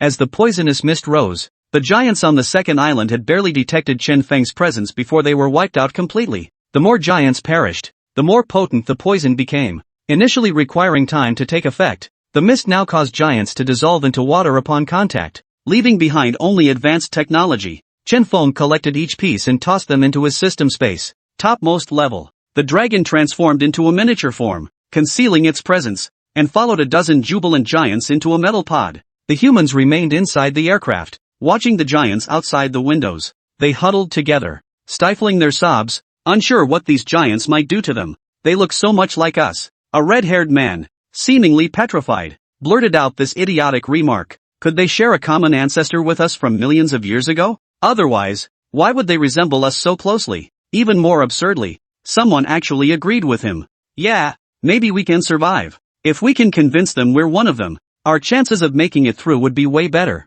When driven by a desperate will to survive, fools and the naive often strike deals. Add moral corruption to the mix, and you're not far from being a traitor. The Huang siblings and Old Master Huang naturally overheard their foolish remarks. Is that guy stupid? Huang Xiaoxiao had stopped crying. With Old Master Huang's comfort, they were all beginning to accept the reality of their abduction. Huang Yiming shook his head. To survive, people will resort to any means. Old Master Huang sighed. He knew exactly what was about to unfold. Sure enough, the red-haired man rallied a group of supporters who agreed with him and opened the cabin door. Then, this man and over a dozen others stood at the cabin entrance, offering the giants insincerely flattering compliments. The devices on the giants' wrists emitted a series of beeps. The giants exchanged knowing smiles. Then, another giant extended a hand, gesturing kindly for them to step onto its palm. Its palm was broad and thick, like a deck, easily accommodating over a dozen people. The red-haired man exclaimed in delight. See, their purpose for capturing us isn't what we imagined at all. He stepped forward first, and the dozen or so people behind him, fearing there wouldn't be enough room, crowded out after him. The giant raised its palm to eye level, observing the humans gesturing wildly and chattering. A sneer spread across its face. Crack! A spray of blood mist scattered. Like swatting flies, its other palm descended from above, smashing all of them into bloody mist. The Huang siblings stared in stunned silence, while those aboard the plane held their breath in terror. Old Master Huang shook his head. Beasts remain beasts. Those people were simply too delusional. Indeed, Huang Yiming murmured. Just because something resembles humans doesn't mean it is human. The dragon lurked behind a machine on the sidelines, listening to the giants' conversation. King, these are the creatures from the continent we brought you. They are weak. We can conquer them swiftly. One of the 10-meter-tall giants addressed another, even more massive and muscular male giant. Their weapons are no match for us. Very well. Transmit my command. Migrate to that continent immediately. No mistakes. The moment the order was given, all the giants sprang into action. Just as another giant reached for the aircraft, the dragon spewed a blast of frost, freezing him solid in place. Amidst the screams of those aboard, the dragon's form surged to 70 meters tall, snatching the aircraft and charging toward the exit. Screams erupted from the plane. That dragon! Huang Xiaoxiao was utterly stunned. She had seen this very dragon in Mr. Chen's livestream. Mr. Chen must be nearby. He must. The Huang siblings, who had felt utterly hopeless moments before, along with everyone else on the plane, now experienced the joy of finding hope in the darkest hour. Many wept with joy, clutching their heads in tears. How could a dragon appear here? As a branch of the royal beast clan, the giants naturally recognized the dragon. After a moment's hesitation, they resumed their pursuit, launching a coordinated assault on the dragon. Master, save me! The dragon, determined to protect the vital cargo aboard the plane, endured the relentless blows. Soon, its form began to warp and distort. Chen Feng, who had been scavenging the giant's technological data, appeared immediately upon hearing the cry. External avatar. Dozens of Chen Feng duplicates materialized, blasting the giants, attacking the dragon to pieces. Yet the tremendous commotion drew more and more giants to the scene. Human race? The giant king turned to the leader who had returned with the aircraft. Didn't you say this race was weak? I don't know. They had wiped out over a dozen of their kind in the blink of an eye. How could they possibly be a weak race? But moments later, the giant let out a piercing scream. His body began to rot, as if his bones had been pulled out, causing him to plummet rapidly. By the time he hit the ground, he had become a pool of liquid. Ah! Screams erupted one after another, spreading like wildfire in an instant. The giant king's eyes widened as his form swayed unsteadily. He stared at the human. What have you done to us? The finger seal told him everything before his eyes was connected to this human. As you see, you sought to exterminate my kind. I shall not spare you. Today, every last giant shall die.